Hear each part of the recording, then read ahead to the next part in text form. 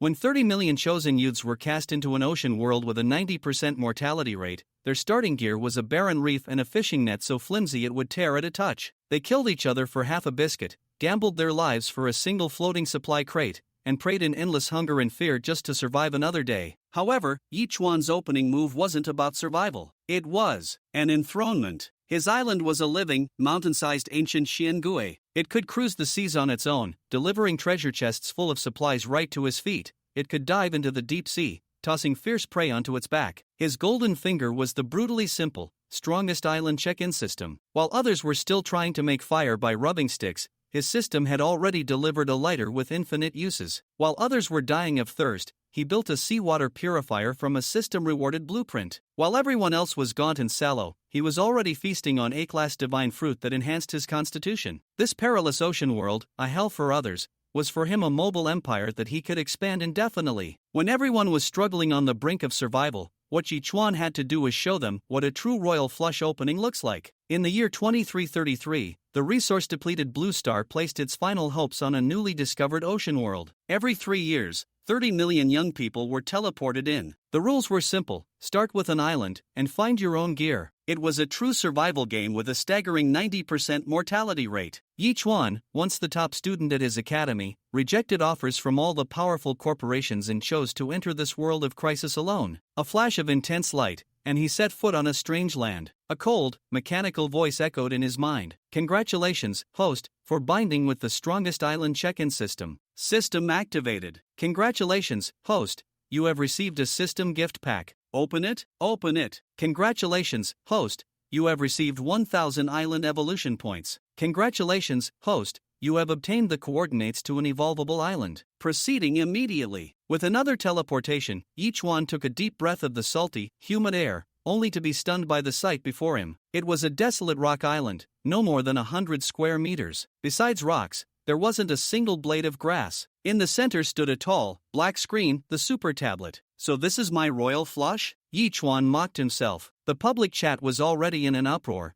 filled with cries of despair. Help! My island only has a broken fishing net and nothing else. I'm so hungry I'm seeing stars. Does anyone have food? I'll trade my net for it. Just stop. This isn't a game. If you die here, you're really dead. Yichuan muted the noisy chat room and focused on his own island panel. Island level, 0, 1000, 1000. Without hesitation, he invested all 1000 system-gifted evolution points. Instantly, the rock island beneath his feet began to expand at a visible rate. In just a few minutes, it grew from the size of a basketball court to a massive 1000 square meter island. Just then, the system prompt sounded again. The host can form a contract with the island. After the contract is signed, the island's loyalty will be 100%, and the island will channel 50% of all its abilities back to the host. Form the contract. As he spoke, a white light enveloped him. Yichuan felt a gentle yet powerful energy surge into his body. He looked at the panel again, and the information had refreshed. Island owner, Yichuan, type, sea turtle, level 10/2000, talent, longevity. Yichuan's heart pounded wildly. A sea turtle? His island was actually the back of a living, mountain-sized giant turtle? He finally understood the true meaning of an evolvable island. Host has not checked in today. Check in now? Check in. Check in successful. Congratulations, host.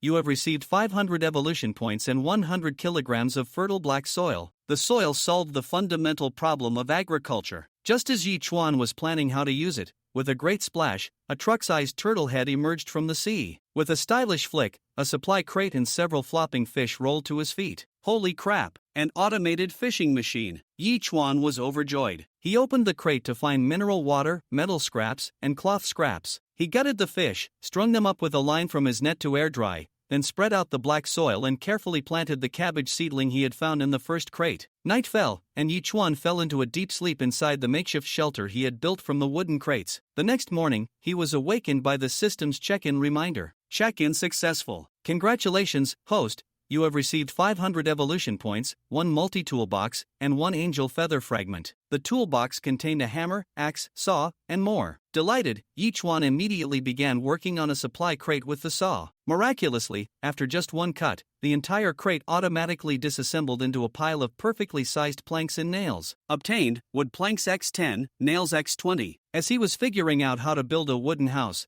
the giant turtle head once again delivered a new supply crate. Obtained, metal scraps X5, compressed biscuits X1, seawater purifier blueprint X1. Awesome! Yi Chuan looked at the blueprint. This device could turn seawater into fresh water. It was priceless. Crafting it required 10 cloth scraps, and he was 5 short. However, trouble followed. A large shadow suddenly appeared in the water, viciously attacking the turtle's head. Shark, D-class creature, ferocious, bloodthirsty. Yi Chuan instantly realized his mistake. The fish guts he had carelessly thrown into the sea had attracted this unwelcome guest. He made a split-second decision. In the trading channel, he instantly traded 100 milliliters of fresh water for a spear blueprint, then quickly crafted a 2-meter-long spear using a plank and metal scraps. Taking a deep breath, Yi Chuan waited for a gap in the shark's attack, let out a roar, and leaped into the sea. Thwump! The sharp spearhead plunged deep into the shark's head. The pain drove the shark into a frenzy, dragging Yi Chuan wildly through the water. He clung desperately to the spear shaft,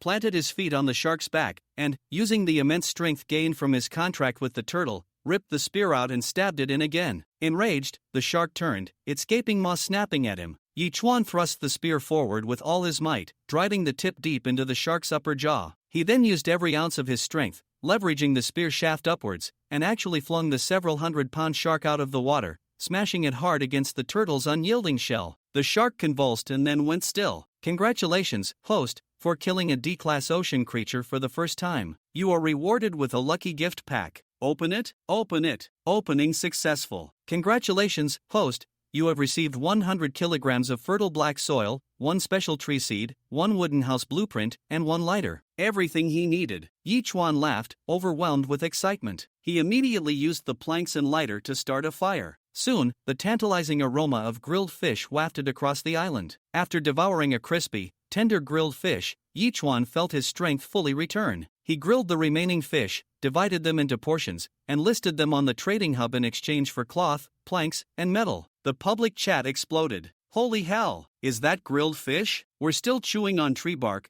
and this pro is having a barbecue? How did he get fire? Did he rub sticks together? Trading precious food for this junk, is he showing off? I'll take it. It smells amazing. The notifications for successful trades chimed continuously, and his private messages flooded in. Among them, one caught his eye. Hello, I have a metal utensil blueprint. Can I trade it for 100 G of your grilled fish? The ID was white tea, clear joy, and the avatar was a pure-looking girl with long hair. Yi Chuan's heart skipped a beat. Wasn't that Louis, the second-ranked beauty from his academy? He immediately accepted the trade. The blueprint was far more valuable than 100 G of fish. It could create 3 different metal utensils on demand. I want a large pot and a 10L stainless steel thermos, Yi Chuan thought to himself. Soon, Louis sent a private message. How did you know I was a girl? An ID like white tea, clear joy, nothing else matters. I'm waiting for the wind and for you. No way that's a dude, right? Yi Chuan replied jokingly. You're sharp, Louis said. I can't just take your food for free. I just pushed a supply crate ashore, and it has a flower bed blueprint inside. I'll trade you for it. A flower bed blueprint? Yi Chuan had just been worrying about how to prevent his fertile soil from being washed away by rain. This was a godsend. He not only agreed to the trade but also threw in the brand new and used fishing net. This is too valuable. Louis was stunned. I don't know how to use it, and you need it. That's all. Just give me half of what you catch in the future. Deal. I owe you a huge favor. Louis replied solemnly. The flower bed required stone to build, but there wasn't a single rock on Yi Chuan's Turtle Shell Island. He asked in the public channel, and someone immediately messaged him. Bro, I have stones. 3 stones for 1 L of fresh water. Deal? Are you trying to rob me? Yi Chuan replied coldly. Heh, I'm the only one who has them. You'll need them. Take it or leave it. Yi Chuan blocked him instantly. He would not be extorted. Just then, he saw an ID named Cold Front selling a pair labeled A-Class in the trading hub. He traded 10 wood planks for it. A-Class pair, consumption enhances physique, prevents minor illnesses, and eliminates fatigue.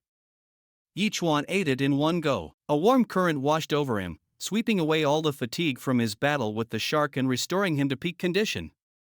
Inside the core were 2 A-Class seeds, 2 birds with 1 stone. Yi Chuan planted the precious pear seeds in a corner of the black soil and watered them. Though he still lacked stone, he looked at his vibrant, mobile island with eyes full of confidence. This ocean was about to witness the rise of an empire. At that moment, Yi Chuan roasted another fish and put it on the shelf. Grilled fish *100 G equals stone *3. The current requirement for stones wasn't much, so exchanging for 100g of grilled fish should be no problem, right? The grilled fish that had just been listed for trade had only been exchanged by one person who received 10 nails, but there were still 20 nails needed to reach the goal. As night fell, Yichuan estimated that the sea turtle probably wouldn't be able to find any supply boxes today, so he lay on the turtle's back and gazed at the scattered stars in the sky. He wondered if the stars in this world were part of the same sky as those on Blue Star. The darkness gradually deepened and the sea breeze rustled. Yichuan couldn't help but crawl into the supply box and slowly fell asleep. Detected that the host has not yet signed in. Would you like to sign in? On the morning of the third day, just like last time, it was the mechanical voice of the system that woke Yichuan. Time flies so fast, it's already the third day. Yichuan crawled out of the supply box, doing some morning exercises as he spoke. Sign in. Sign in successful. Congratulations host for obtaining 500 evolution points, double amplification for 1 day, to be used, and 1 feather fragment. Note, 3 feather fragments can be exchanged for 1 angel feather. Using it may lead to unexpected events. Double amplification? Yichuan's expression changed. So, everything he got today would be doubled? Thinking this, Yichuan immediately said, use double amplification. As soon as he finished speaking, he noticed that the feather fragment turned into 2, and the evolution points became 1000. Wow, it really is double amplification. This is awesome. Adding the evolution points obtained from the previous sign-in, the sea turtle now accumulated 2000 evolution points and could upgrade again. Yichuan didn't hesitate and directly clicked to upgrade. In an instant, the island began to grow again. Yichuan also opened the island panel. Island Master, Yichuan type, Sea Turtle level, 2-0/3000, skill, Water Bomb, beginner, talent, longevity Water Bomb? Yichuan's expression shifted, and he immediately commanded, my turtle, show me a water bomb. Whoosh! The sea turtle flicked its head, tossing a supply box onto the island, and after 2 sea fish, it spat out a water ball the size of a basketball towards the front. Bang! A few seconds later, the water ball exploded on the sea surface dozens of meters away, creating a splash. Wow, that's amazing. Yichuan excitedly slapped his thigh, then thought, it can also give me half of its abilities, so doesn't that mean I've also obtained the water bomb skill? Thinking this, Yichuan immediately began to study it, and after more than half an hour, he finally produced a water ball that was neither too big nor too small, which exploded into a small splash a few meters away. Although it wasn't perfect, it was still a significant improvement. Awesome. By the way, I still have feather fragments. Yichuan snapped his fingers and took out 3 feather fragments. After studying them for a moment, he said, exchange for angel feather. Angel feather exchange in progress. Please wait, angel feather exchange successful. Before him appeared a pure white feather in the item bar. Angel feather, luck bonus 60%. Using it will likely bring good fortune, within 24 hours. Use. Yichuan immediately used the angel feather, not knowing if he would get an angel, hoping for it. Of course, if it were a beautiful angel, that would be even better, hee. By the way, my turtle also tossed up a supply box. Let's see what good stuff is inside. Early in the morning, Yichuan's smile had been growing, and now he opened the supply box. Cloth *5, metal sheet *5, stone *2. Thanks to the double amplification, these 3 items instantly doubled. This is so satisfying. The system's rewards are really generous. Stretching his neck and yawning, Yichuan chuckled as he glanced at the trading bar on the tablet. Only one person had traded for stones, and Yichuan received 3 stones. However, after the double amplification, he ended up with exactly 6 stones. Adding the 4 stones obtained from opening the supply box, he had just enough, 10 stones in total. He was feeling great. He dismantled all the supply boxes, and with the boost from the double amplification, Yichuan received 140 nails, 156 wooden planks, and 123 metal sheets. Suppressing his excitement, Yichuan approached the tablet and said, with this as the northwest corner, let's start building the wooden house. With this statement, a rustling sound began, and the wooden house was rapidly constructed. In just a few seconds, a wooden house 3 meters high and 5 meters wide was established. To Yichuan's delight, the wooden house also came with a 2-meter long, 1.5 meter wide wooden bed right next to the tablet. This system is really considerate. Now he wouldn't have to worry about wind and rain. Next, Yichuan immediately crafted a large pot and a stainless steel thermos, then started a fire, putting the remaining bottled water and purified fresh water into the pot to boil. Now I just need a cup or something. Yichuan muttered, then said, let's make a cup from the metal vessel manufacturing blueprint one last time. A cup, iron bowl, and other small items can be manufactured without a blueprint. Yichuan quickly received a response. Is there such a good thing? Yichuan's expression changed, and he immediately spent 10 metal sheets to make a drinking cup, a stainless steel bowl for meals, and a pair of stainless steel chopsticks. Once that was done, the water in the pot was boiling, and Yichuan used 500 milliliters of water to soak some instant noodles, pouring the remaining hot water into the thermos. Once, experts classified instant noodles as junk food, but out here on the sea, instant noodles are probably equivalent to delicacies, right? Taking a deep sniff of the fragrant noodles, Yichuan said as he slurped a bite, "Delicious, really delicious." Before long, Yichuan finished every last drop of the noodles and broth, patted his belly, and stepped out of the wooden house. After surveying the area, he decided to set up a flower bed 3 meters away from the wooden house in the 8 o'clock direction, planting the soil, 2 cabbages, and a pear tree seed there. It's worth mentioning that the first cabbage he planted has already started to form a heart, and he estimates that in a few days, he'll be able to enjoy some delicious cabbage. After a busy morning, Yichuan felt a deep sense of satisfaction. Well, at the moment, it doesn't feel like ocean survival, it feels more like a vacation at sea. If those island owners, who are struggling to find food, saw this state, they would probably be furious. Seeing that the grilled fish he had listed for trade hadn't sold, Yichuan simply took down 2 portions for himself. Having eaten well in the morning, 200 grams of sea fish for lunch was more than enough, and he started refreshing the real-time chat in the public chat room. Just then, Louis sent a message, "I have good news for you." "What good news?" Yi Chuan replied immediately, adding a smiley face. "I just fished out a supply box that contained a bag of 500 grams of edible salt." Louis said happily, "Now that you can grill fish, it should taste even better with some salt, right? Well done." Yichuan's expression brightened, and he praised Louis. This was edible salt, much better than untreated sea salt. Just as she said, while these sea fish have a bit of natural saltiness, it's not enough to replace the role of salt. Having edible salt was indeed a good thing, at least it could improve his quality of life. "By the way, give me everything you have right now." Yichuan suddenly thought of the double amplification and spoke up. "Hold on." The other party hesitated for almost no time at all. A few minutes later, everything was placed in the trading bar: metal pieces *13, wooden planks *30, cloth pieces *10, salt *500g, half a bottle of mineral water, and compressed biscuits *2. Seeing these items, Yichuan couldn't help but click his tongue, estimating that Louis had traded all her belongings. This girl really has a big heart, isn't she? Afraid of being deceived? Yichuan didn't say anything more. Everything was traded over, and all items immediately doubled. Yichuan quickly traded back metal pieces *13, wooden planks *30, cloth pieces *10, mineral water *1 bottle, and compressed biscuits *4. "Hey, how did the mineral water become a whole bottle, and why are there 2 more compressed biscuits?" Louis asked in surprise. "This is to thank you for your trust in me, and also because you gave me salt which I exchanged for you," Yichuan replied. "That's not good. Earlier, when you gave me the fishing net, we agreed that whatever I catch with it, I would share half with you." Louis responded, "If you do this, wouldn't it mean I'm taking advantage of you?" "Ahem, really, you don't need to. I have instant noodles and fish here. Do you think I need compressed biscuits?" Yichuan said, feeling a bit helpless. "Besides, I have a seawater purifier, so I have plenty of fresh water. I don't need mineral water."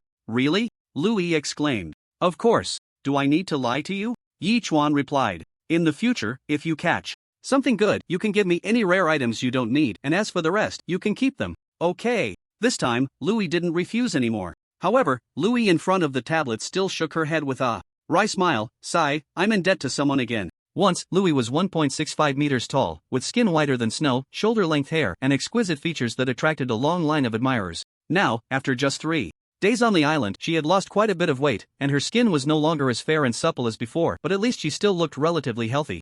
"I need to go catch a few more supply boxes. I hope I can find something good." Soon, Louis clenched her small fist and got up to drag the fishing net in search of supply boxes. Meanwhile, Yichuan looked at a dark cloud drifting in the distance and couldn't help but sigh. Slightly, "It seems like it's going to rain." Time passed second by second, and the chat room became lively again. "Oh my, a sea breeze has picked up here, and the clouds are thick. It's so scary. What should we do? Is it going to rain? Don't mention it. Just a moment ago, it was clear skies here, and now it's already starting to rain. It's cold. It's about to get dark, and I'm cold and hungry. I don't know if I can last through the night. Don't catch a cold, otherwise, it will be a terrible death. I hope I can see tomorrow's sun. I really want a sip of hot water, even if it's just a little. Better to drink rainwater, honestly. It's better than dying of thirst." Whoosh, whoosh, whoosh. Looking at the messages in the chat room, the sound of rain began, and it was quite heavy. Yichuan couldn't help but sit in front of the wooden house, listening to the pouring rain outside. If he didn't consider the others, it was truly a beautiful enjoyment. Island upgrade completed. Congratulations, host. The island has been upgraded to level 2, and you have received an upgrade gift pack. Would you like to open it? What the hell? Yichuan straightened up, feeling excited. The island upgrade also comes with rewards. This is so thoughtful. He immediately replied, "Open it." Opening upgrade gift pack. Please wait. Congratulations, host. You have received 500 growth points, a pan peach *1, and a self-heating hot pot *1 self-heating hot pot? Yichuan was taken aback. This seems like a good item, right? It's not much different from having a hot pot. Is the system really this considerate? Amazing. With the double amplification effect, all items turned into double portions. As night fell and the time turned to evening, Yi Chuan quickly opened the trading panel. After all, there were only a few hours left, so he wanted to see if there were any good items to trade. The trading panel was still mostly filled with food and water, but Yi Chuan actually found something good. Someone was offering a bow and arrow crafting blueprint in exchange for 500 milliliters of mineral water. For others, 500 milliliters of mineral water might be precious, but for Yi Chuan, it was just the amount of work done by a seawater purifier in one night. Moreover, it was pouring rain outside. How could this fool still want to trade for mineral water? Didn't he realize that rainwater was free? Anyway, Yi Chuan wasn't going to indulge him. He immediately clicked to trade, and after receiving the bow and arrow crafting blueprint, he quickly turned it into 2 copies. What a huge profit! The bow and arrow crafting blueprint consisted of a bow and arrows. Bow and arrow crafting blueprint, wooden planks *5, metal sheets *2, cloth pieces *10. Arrows, wooden planks *1, metal sheets *1. The materials for the bow were quite simple, but you needed the crafting blueprint to make it. The arrows were even simpler, but you had to have a bow first to craft the arrows. Right then, each one immediately crafted 2 bows and 50 arrows. After all, they were out in the open sea. Although it was peaceful now, there was no telling what dangers might come in the future. If another shark attack happened like last time, he would be better prepared. Bows and arrows were definitely powerful weapons. What a fruitful day it had been. He had made a huge profit and felt great. Seeing that there was nothing else worth trading, Yi Chuan returned to the public chat room. The rain is so heavy. Even though I'm full from drinking, I'm feeling really cold now. It hasn't rained at all here. I'm about to die of thirst. Can someone trade me some rainwater? I swear my life will be yours. Drinking too much rainwater can give you diarrhea. Be careful. I'm the internet celebrity Blueberry Jam with 10 million fans. I haven't had a drop of water in almost 3 days. Who can give me some water? I'll recognize you as my sugar daddy. I'm burning up all over. I feel like I might die soon. Yi Chuan shook his head slightly. He couldn't believe that Blueberry Jam had been thirsty for 3 days without a single drop of water since arriving. After thinking for a moment, he decided to collect some rainwater and privately traded it to her, then went to sleep. Listening to the sound of the rain as he fell asleep was truly a unique experience. He didn't know how long it had been, but a sharp, piercing cry, along with the sound of splashing water, woke Yi Chuan up. Looking outside, he saw that it was just getting light, and the rain had stopped. Yi Chuan rubbed his eyes and stepped out of the wooden house with his bow and arrows.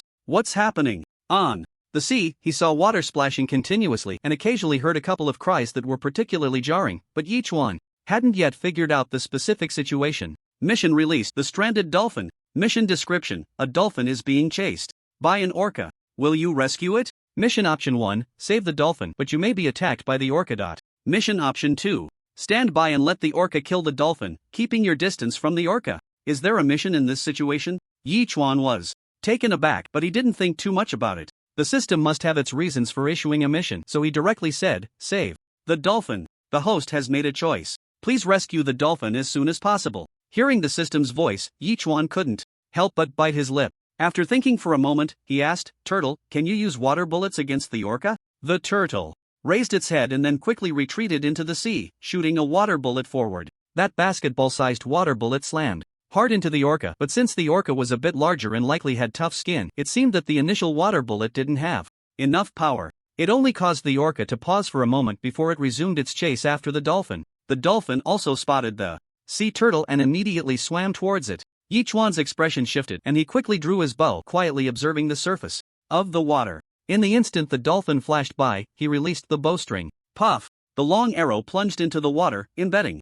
itself deep into the back of the orca. Splash! In that moment, the orca suddenly lifted its head and charged angrily towards Yi Chuan on the shore, its head as large as a truck, especially its massive teeth. Yi Chuan was certain that if it bit him, he would be torn in half. Fortunately, Yi Chuan was on the shore, and his reflexes and speed were sharp. He quickly retreated nearly 5 meters, narrowly avoiding the giant head while simultaneously knocking another arrow and shooting it at the orca's head. The 100-pound longbow, with arrows weighing about an ounce, had a diamond-shaped tip comparable to a harpoon, penetrating the orca's head by at least 10 centimeters. The orca immediately felt the pain, twisting its body and diving into the water. Just as it submerged, it whipped its tail, the massive appendage sweeping onto the shore and striking at Yi Chuan with great force. Damn! Yi Chuan shouted, retreating rapidly. Although he wasn't hit, the gust from the tail sent him flying back 5 or 6 meters, and he rolled on the ground before regaining his balance. It was then that he noticed this orca was about 7 meters long, not just an adult whale, but also a skilled hunter. That was reckless. Yi Chuan slapped his forehead, suddenly regretting his choice of task 1. If he had just ignored it, he wouldn't have gotten into this mess. However, since he had chosen the task, Yi Chuan had no choice but to kill the orca and save the dolphin. One must know that the intelligence of an adult orca is nearly equivalent to that of a 14 or 15-year-old teenager. He had provoked it, and if he couldn't deal with it, the orca might call its companions for revenge, which would be disastrous. Therefore, the orca had to die. Damn that system, what a talent it is to assign such a dangerous task. If tasks had levels, this one would definitely be SS level. Yi Chuan muttered in frustration. Yet, the system offered no response. Only the half-risen red sun in the east accompanied Yi Chuan as he continued to fight. Yi Chuan took a deep breath, put away his bow and arrows, and temporarily crafted a spear. Although the bow and arrow were the most convenient means of attack and quite powerful, in this situation, Yi Chuan had to choose the spear, so that if the orca got too close, he wouldn't be completely defenseless. The orca had half its head above water, staring intently at Yi Chuan. He could even see the murderous intent in the orca's eyes. Just a few seconds later, the orca slowly sank beneath the surface, disappearing. Has it left? Yi Chuan immediately searched around, finding no trace of the orca. Could it be planning to flip me over with its body? Does it really have the confidence to overturn a turtle weighing nearly 10,000 tons? Splash! After waiting for 6 or 7 minutes, Yi Chuan felt that the orca had given up on him and was secretly lamenting when he suddenly heard a splash. The orca leaped out of the water, charging towards him with lightning speed. Damn! Yi Chuan couldn't help but shout. He was still 5 or 6 meters away from the shore, and this guy was willing to risk stranding itself just to get to him? Just as he thought, Yi Chuan quickly crouched down, gripping the spear tightly. In the instant the orca flew towards him, he thrust the spear fiercely at the orca while rolling to the side. This series of movements flowed seamlessly, all completed within 5 seconds. Yi Chuan couldn't believe he could perform so many actions in such a short time. Indeed, when pushed to the limit, a person can do anything. If the orca could talk, it would surely curse. Damn it!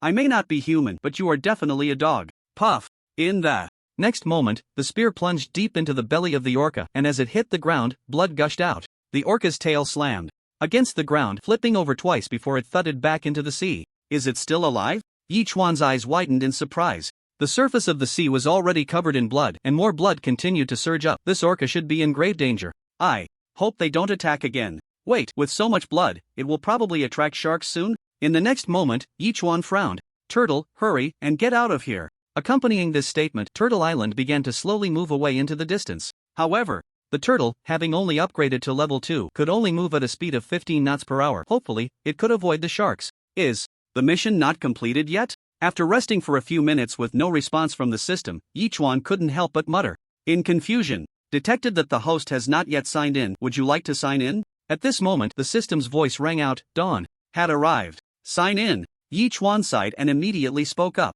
Sign in successful. Congratulations to the host for obtaining 500 evolution points, 100 kilograms of fertile black soil, and a lucky blind box *1. Note, there is a chance to obtain manufacturing blueprints, seeds, fruits, etc. Lucky blind box? Yi Chuan's expression changed. Open the blind box. Opening blind box. Congratulations. To the host, you have obtained an A-grade apple *1. An apple? Yi Chuan's expression shifted, and it's an effective A grade. Awesome. Not bad, I actually got an A grade apple. The key is that after eating it, I can get seeds. Yi Chuan said with a smile. 1 apple can yield 1 to 2 seeds, allowing me to harvest fruit trees. This time, Yi Chuan didn't rush to use the fertile black soil. He left it in the inventory because having this soil was already enough. It seems that for the time being, there shouldn't be any danger. After observing the surroundings and finding no trace of the orca or sharks, Yi Chuan finally breathed a sigh of relief. He opened a self-heating hot pot and, while resting, opened the public chat room. Blueberry Jam had sent 3 friend requests and had sent over a dozen messages. Brother, thank you for the water you gave me. I feel much better.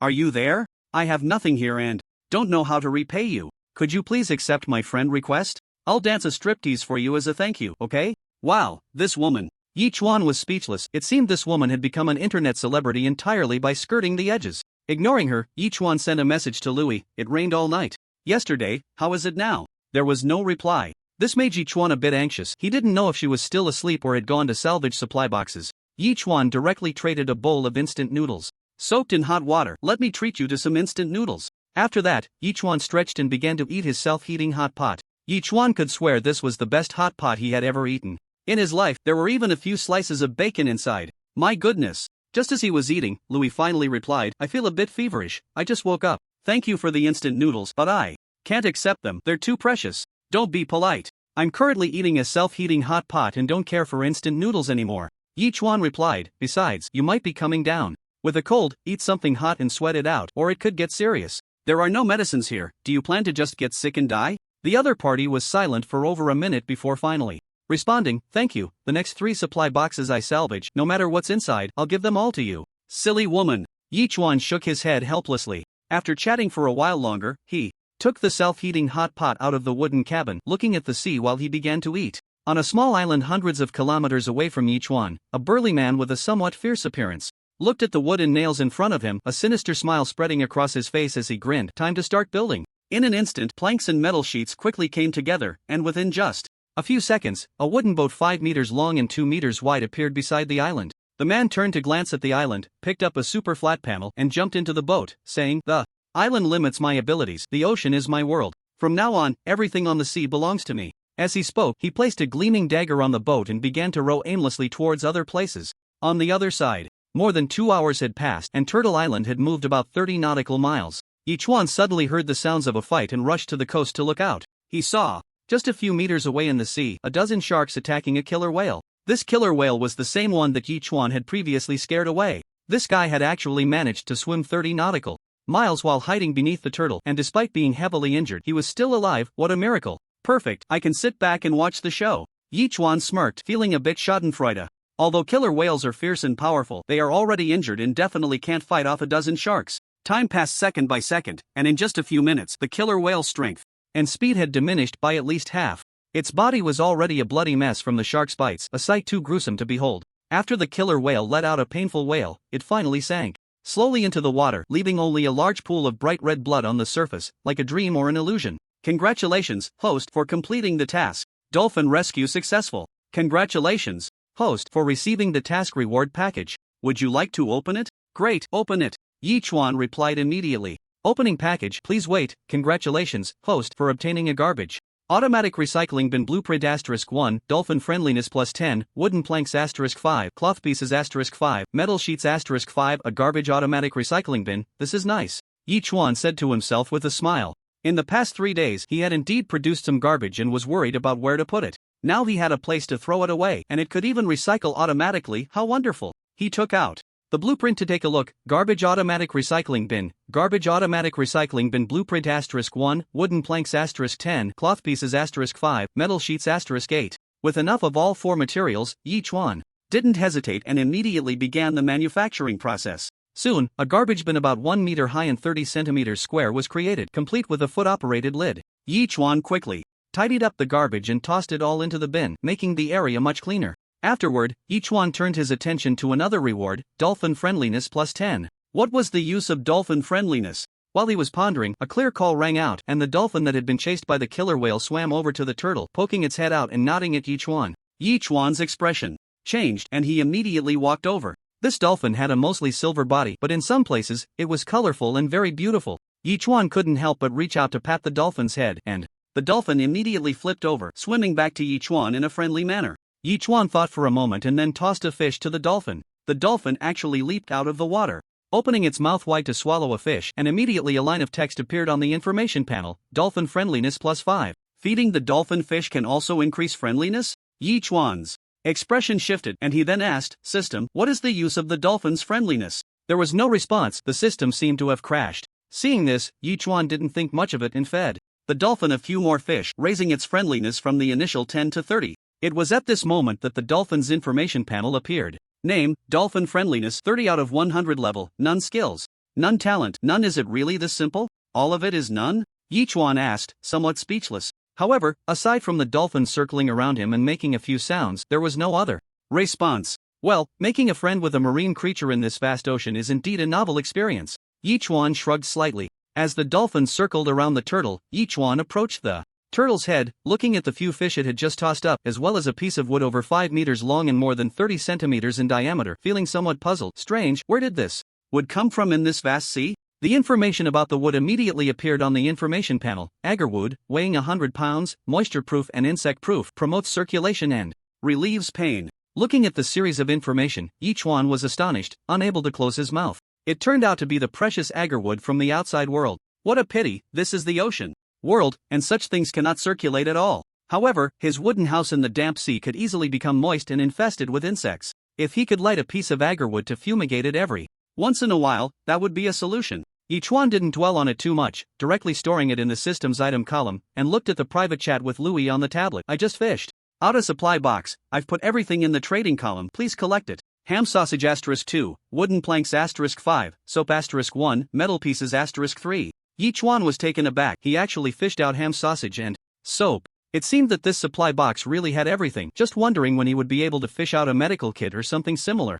Yichuan collected everything and then split the soap in half, placing soap *1/2 and ham sausage *1 in the trading column. Why are you trading back to me again? Didn't you say you would give it all to me? Louis was somewhat angry. Yes, I received everything. But I want to share these with you. Yichuan replied, in this vast ocean, having someone to chat with and encourage each other is such a happy thing. You alleviated my loneliness, and I'm giving you a little something. It's fair, right? Louis only replied with a row of ellipses. Alright, just accept it, Yichuan said, sending a laughing emoji. This time, Louis didn't refuse again and directly accepted it. Consider it a loan from you. When I fish out more, I'll return it. No problem. Yichuan agreed cheerfully.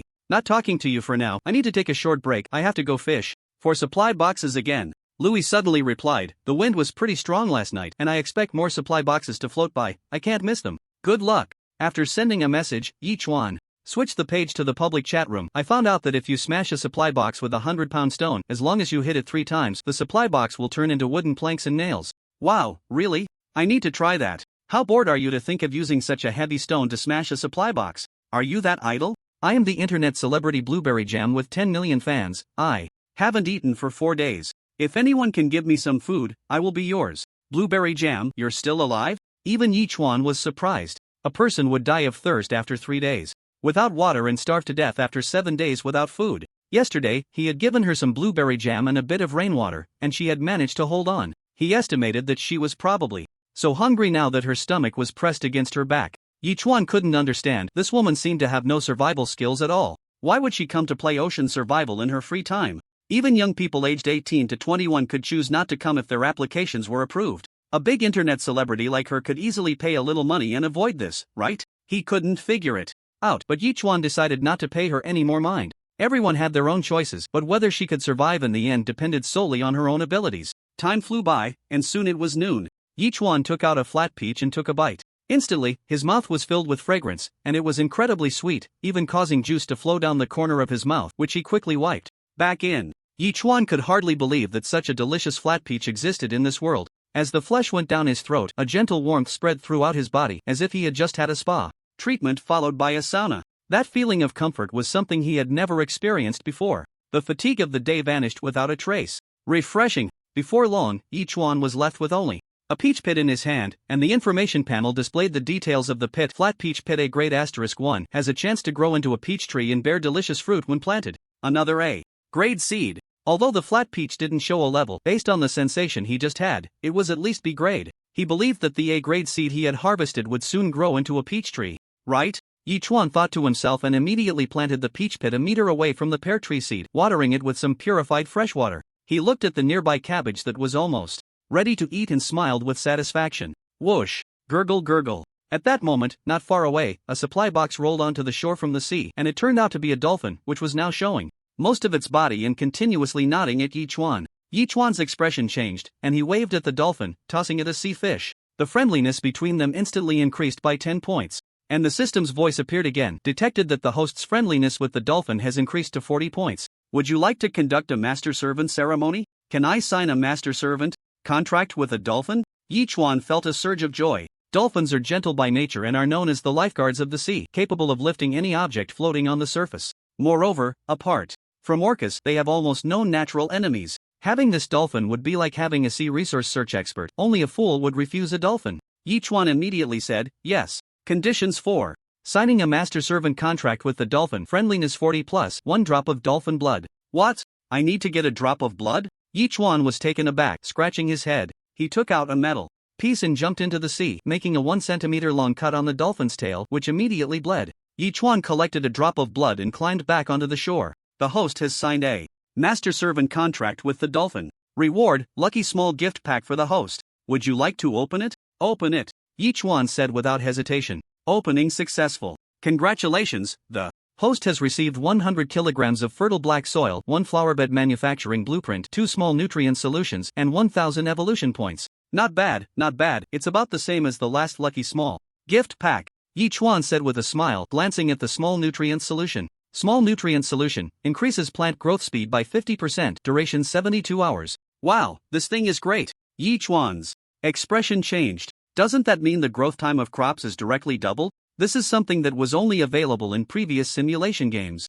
The system actually achieved it. Indeed, the system loves me the most, wahaha. At that moment, Yi Chuan poured a small bottle of nutrient solution onto the 2 cabbages and then looked at the dolphin. Name, Dolphin Friendliness, 40 out of 100 level 0. Evolution value, 0/500 skills, none talent, none. I just got 1000 evolution points, so let's add 500 points to the dolphin first, Yi Chuan decisively said. The dolphin's size seemed to grow a little in an instant, and Yi Chuan looked at the dolphin's panel again. Name, Dolphin Friendliness, 40/100 level 1 evolution value, 0/1000 skills, sonic interference, beginner, talent, none. Dolphin upgrade complete. Congratulations to the host for upgrading the contracted beast to level 1, you have received an upgrade gift pack. Would you like to open it? The system's voice followed. Yi Chuan was delighted, remembering that when Turtle Island upgraded to level 2, he received some good items. He didn't expect the dolphin's upgrade would also come with good things, so Yi Chuan immediately replied, open it. Opening upgrade gift pack. Please wait. Congratulations, host, you have received 500 growth points, 3 stones, 3 wooden planks, 3 metal sheets. Perhaps the dolphin's weight was too low and its influence was insufficient, so Yi Chuan didn't receive anything particularly good. However, the evolution value had already accumulated to 1500 points, and with 3 more sign-ins, he could upgrade again. At that moment, Yi Chuan shifted his focus to the dolphin's skills and couldn't help but ask, what is sonic interference? Sonic interference can perform sonic attacks on all entities within a 20-meter range, disrupting their actions. That's quite a good thing. Yi Chuan nodded with a smile, but he didn't know why he didn't receive any feedback from this skill. Was it because the friendliness wasn't high enough? Watching the dolphin swim in the sea, Yi Chuan immediately instructed, Dolphin, learn from your turtle brother and try to salvage more supply boxes. He didn't know if that little guy understood, but the dolphin quickly swam far away. Now, he had the construction blueprint for a flower bed, so it was time to consider planting that special tree species. After all, it had been sitting in his inventory since he got it last time. Who knows what kind of surprise might appear if he didn't plant it? At that moment, Yi Chuan immediately grilled 2 sea fish, of course, without salt. Since he wasn't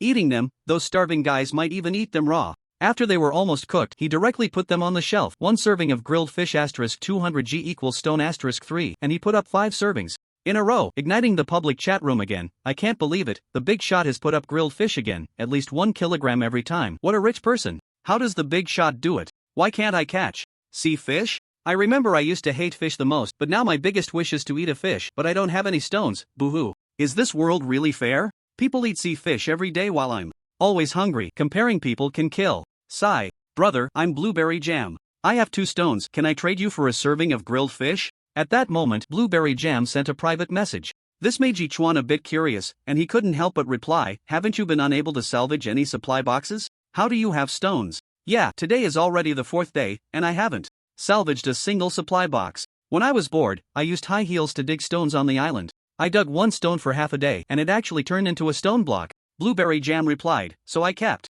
digging, but after finishing the second one, I was too tired to continue. Alright, for 2 stone blocks, I'll give you 2 servings of grilled fish. For some reason, Yi Chuan actually felt a twinge of sympathy for the Blueberry Jam. Since he had plenty of sea fish, giving her an extra portion could be considered saving a life. Really? Thank you so much, brother. Blueberry Jam replied instantly, placing the stones into the trading slot and immediately trading with Yi Chuan. Yi Chuan did not notice that on an island about 1 square kilometer in size, a girl dressed in a full Lolita outfit with fair skin and delicate features was devouring grilled fish ravenously. Whether it was excitement or something else, she was making woo-woo sounds, much like a little kitten guarding its food. About half an hour later, Yi Chuan had obtained 6 more stones, bringing his total to 11. He immediately built a flower bed 3 meters behind the house, and after putting in the 100 kilograms of fertile black soil, he finally planted that special tree species. After watering it with 500 milliliters of fresh water, he also poured a bottle of nutrient solution on it. He believed it would soon take root and sprout, right?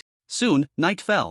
Yi Chuan lay on the turtle's back, gazing at the twinkling stars in the sky, feeling quite content. Meanwhile, 300 nautical miles away, a wooden boat silently approached a shore. After tying the boat to a rock, a man on board, holding a knife, slowly made his way ashore. On the island, a woman with a haggard complexion lay weakly on a stone, staring blankly at the stars. Her expression almost one of world weariness. Suddenly, a stern and indifferent face appeared before her, making her think she was hallucinating. I didn't expect the first person I found to be a beauty. What a big win, the man said, a slight smirk on his lips. Only then did the woman realize that everything was real. She jolted up, ready to run, but was pinned down by the man. Then, a few minutes later, Li Bo, satisfied, pulled up his pants and said with a smile, "Beautiful lady, just follow me from now on, and I guarantee you'll eat well and live well." Then, "Can you give me something to eat?" the stranger asked weakly. "I haven't eaten or drunk anything for almost 2 days. I'm about to die." "Damn, so troublesome," Li Bo cursed, tossing a fish to the woman. "It's raw, make do with it. It's better than starving to death."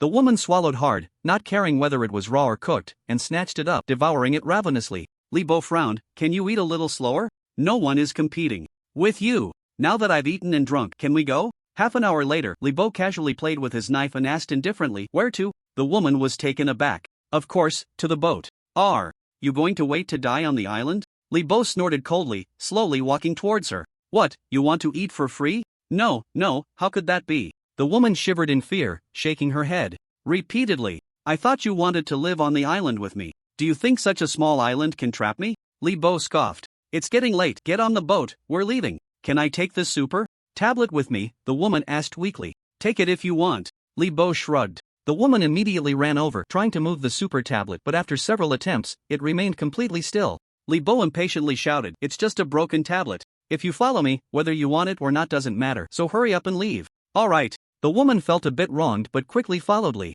Bo onto the boat. "Row in one direction, start paddling." Li Bo handed the oar to the woman, saying casually, "I'm rowing?" The woman was taken aback. "Then what are you doing?" "Damn it, I took you in. And now you eat my food, drink my water, and you still have a problem with helping to row the boat." Li Bo's eyes widened. "Even a dog knows to bring me a bone, and you want to eat and live for free? I never said I wouldn't help. I'm just rowing," the woman said, looking aggrieved as she took the oar and began to row in one direction. As time flew by, Yichuan suddenly shivered and opened his eyes. He had been stargazing all night and had unknowingly fallen asleep, sleeping until dawn. It was truly remarkable. Fortunately, he had benefited from the sea turtle physique and had eaten some pear and peach. If his physique hadn't improved significantly, he probably would have caught a cold. "Detected that the host has not signed in yet, would you like to sign in?" At that moment, the system's voice rang. "Out. Sign in." Yichuan replied with a smile. "Sign in successful, congratulations to the host for obtaining 500 evolution points, 2 cans of pork and a feather fragment. Note, 3 feather fragments can be exchanged for an angel feather, which will lead to unexpected events when used." Canned pork. Yichuan exclaimed excitedly. What he needed most right now was meat, and he didn't expect to get 2 cans of pork at once. He could finally have a hearty meal. Oh, and there was also the angel feather. It seemed that 24 hours had already passed and no lucky events had occurred. He couldn't exactly say that signing a master-servant contract with a dolphin was a stroke of luck, could he? The problem was that this dolphin was something he had risked his life to obtain by killing an orca. Damn, this damn system is a scam? Thinking of this, Yichuan couldn't help but curse angrily. However, the system offered no response, as if it had crashed again. Damn! Yichuan cursed again. This system seemed too casual. It selectively answered his questions, leaving him utterly speechless. Then, Yichuan turned his attention back to the canned pork, considering making stir-fried pork with cabbage since he had a cabbage that was already ripe. After some thought, he decided to pull out a large cabbage, then used a blade to make a temporary knife, chopped the cabbage, opened the canned pork, and poured it all into the pot, along with the collected 2,000 milliliters of fresh water, starting to cook.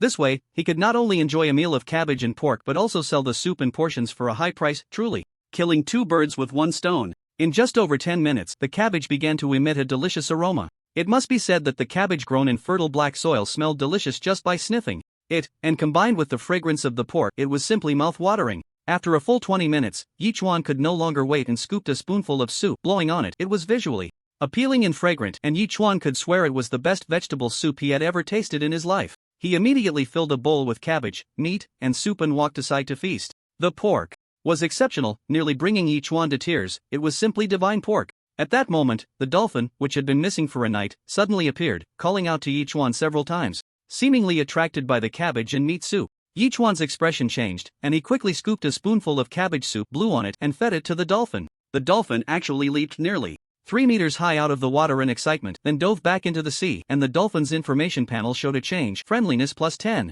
Oh, Yichuan was delighted. Feeding it a sea fish only gave plus 5 friendliness, but a spoonful of soup gave plus 10. It seemed this cabbage meat soup was truly remarkable. Immediately, Yichuan divided the cabbage meat soup into 15 portions, each with 4 or 5 cabbage leaves and a few pieces of pork, then listed it. Cabbage pork soup 100 ml *1 equals rare item. Because there is water in the cabbage, even though Yichuan had a hearty meal, he could still divide it into 15 portions. However, Yichuan only put 10 portions on the shelf, saving the rest in the system's item bar for later. The cabbage and pork soup was on the shelf for just a minute when the public chat room exploded. Damn, am I blind? Cabbage and pork soup? How did this big shot get cabbage and pork? The big shot is planning to trade for rare items. What are rare items? Does anyone have rare items to trade? Let's see if this is really cabbage and pork soup. This dish must be filled with the taste of mom. I miss my mom. People are so competitive. I haven't had water for a day, and they're already drinking cabbage and pork soup. Is the other party some outdoor survival expert? Damn, can even the best outdoor survivalist get cabbage and pork? This is definitely a tough guy. At this moment, Yichuan's private chat page also lit up with dozens of messages. Hello, big shot. I have a freshly caught piece of kelp. Can I trade it for a portion of cabbage and pork soup? I'm a beauty. I'll trade you a photo of me without clothes. I'm a rare treasure. I'll trade you 30 wooden planks. I have a solar water heater manufacturing blueprint. Can we trade? Wait, a solar water heater manufacturing blueprint? With that, wouldn't he be able to take a hot shower? Just thinking about it made Yichuan feel a bit sticky, and he immediately agreed to the trade, then began researching how to build the solar water heater. Solar water heater manufacturing blueprint *1, metal sheets *30, cloth pieces *10, wooden planks *5, nails *5. However, to take a shower, he also needed a shower connected to the solar water heater. Although he had the solar water heater manufacturing blueprint, he still couldn't realize it. It seemed he could only rely on luck and wait to find the shower manufacturing blueprint to fulfill this dream. As noon approached, Louis also sent a private message. I saw the pork and cabbage soup on the trading panel. It wouldn't be yours, would it? When did you get so smart? You guessed it right. Yichuan replied with a smile upon seeing the message. I feel like in this ocean survival game, you're the one enjoying the good life. Now, no matter what you put on the shelf, I think it's normal. Louis quickly replied. Did you know me before? I've actually always been quite smart, except in front of that person. What do you mean? Is there someone smarter than you? Yichuan joked. He's the top student in our school, the one I've always looked up to and tried to catch up with. Louis's reply suddenly turned a bit sad. I heard he rejected our teacher's suggestion to join a conglomerate and walked into the transporter alone. I wonder how he's doing now. You care about him that much? Yichuan was taken aback and couldn't help but reply. If he's that impressive, he must be doing well, right? I'm not sure. Since he's the top ranked, he can't be doing too badly. It's just that I've been looking for his ID, but I haven't found it in either the public chat room or the trading interface. Do you know his online name? Yichuan was stunned again. In the ocean world, everyone could change their ID to their name or an online name. Yichuan had chosen a new online name, 13, which was simply his surname with the character 4 mouth removed and Chuan reversed. Very few people like Louis used their original online names. The reason Yichuan guessed this was Louis was that not only did they share the same online name, but there was also a small black dot behind the 4 characters by Cha Chang Huan, which could be considered a unique mark. After all, what are the odds of such a coincidence in the world? A classmate once told me his number, and I mustered the courage several times to add him as a friend, but in the end, I never did. Louis sent a helpless expression, then quickly changed the subject. By the way, I fished out a supply box this morning. Want to trade for it? Don't, just hold off on opening the supply box for now. Open it when I tell you to. Yichuan quickly stopped him. Since there was a chance to trigger a double amplification, there would definitely be more opportunities. Yichuan was basically lacking nothing at the moment, so he planned to wait until he could trigger double amplification again before opening it. Wouldn't that be more efficient? Sorry, I already opened it. 3 wooden planks, a sausage, and a bottle of mineral water. Louis replied after a few seconds. Well, it's open now. Just remember not to open any more for the time being. Yichuan felt a bit regretful, but didn't say anything further. He then placed a bowl of cabbage and pork soup in the trading slot. What are you doing? Louis immediately became displeased. Brother, you've already helped me too much. Are you really planning to make me owe you a favor I can't repay? You can choose to repay me in the future when you find resources, a drop of kindness for a fountain of gratitude. Yichuan replied, or wait until I form a fleet and join me. A sailing fleet? Ha, then I'll graciously accept for now. This time, Louis didn't decline, and immediately clicked to trade. In the ocean world, after the global trading page opened 6 months later, family supplies and people could freely enter the island master's island, and forming a fleet would be no problem at all. Louis had long planned to join Yichuan's ranks. In fact, ever since Louis learned that Yichuan had rejected the professor's recruitment, she had also turned down outside help. Although her practical simulation course was at the bottom, she was determined to compete with Yichuan. Even now, it was the same. Of course, Yichuan was unaware of this. He was currently using the leftover instant noodle seasoning to grill 2 fish, sharing one with a dolphin, and then piled up the 3 supply boxes just caught by the dolphin and the sea turtle in one place before starting to check private messages. Toilet manufacturing blueprint, do you want to trade, big shot? After looking through a dozen private messages, each one noticed this one. A toilet was also one of the essential tools on the island. After all, everyone has their urgent needs. Yi Chuan didn't know about others, but he had meals every day. Yesterday afternoon, he couldn't hold it anymore and solved it on a wooden plank, then tossed it into the sea. Although Yi Chuan knew it was extremely unsanitary, it was still better than dealing with it on the island, where the smell lingered for a long time, right? Immediately, Yi Chuan clicked to trade and obtain the toilet manufacturing blueprint. Toilet manufacturing blueprint, essential for creating a fully automatic intelligent flushing toilet. The manufacturing of the toilet required, toilet manufacturing blueprint *1, wooden planks *20, metal sheets *5, cloth pieces *5. Currently, he had enough wooden planks and metal sheets, but he was out of cloth pieces. After considering it, each one immediately grilled another fish, dividing it into 5 portions to put on the market. Grilled fish *200g equals cloth pieces *3. Then, Yi Chuan resumed checking private messages. After filtering through a dozen private messages, a new one caught Yi Chuan's attention. Big shot, I have an experience pack here. I don't know what it's for, can I trade it for a bowl of cabbage and pork soup? Damn, this experience pack, others might not know, but didn't he know? My turtle and my dolphin, what we need the most is the damn experience pack. After thinking for a moment, Yi Chuan replied, I don't know what this experience pack does either. I can't say it's a rare item, but I can trade for it to study it. Is 200g of grilled fish acceptable? Big shot, this is something I worked hard to get for a long time. Isn't 200g of grilled fish too little? The other party replied instantly. Alright, my biggest concession is 400g of grilled fish. If you agree, we'll make the trade, if not, then forget it. Yi Chuan replied again.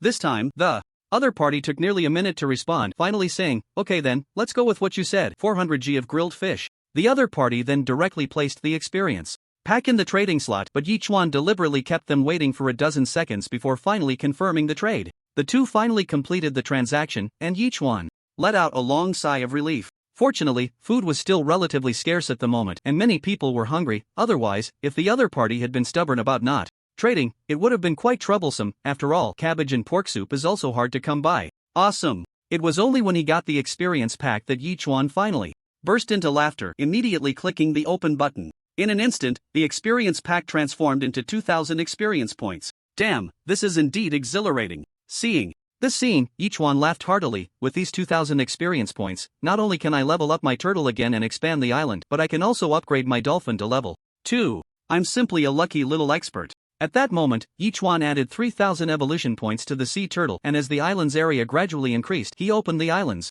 information panel. Island Master, Yi Chuan type, Sea Turtle level 3, 0/4000, skill, Water Bullet, beginner, talent, longevity. This upgrade would increase the island's area by another 1,000 square meters, but neither the skill nor the talent had increased for now. It seemed he would need to reach level 4 for any changes. Taking advantage of the island's growth, Yi Chuan added the remaining 1,000 evolution points to the dolphin, which increased its size a little more, and he immediately opened the dolphin panel. Name, Dolphin Friendliness.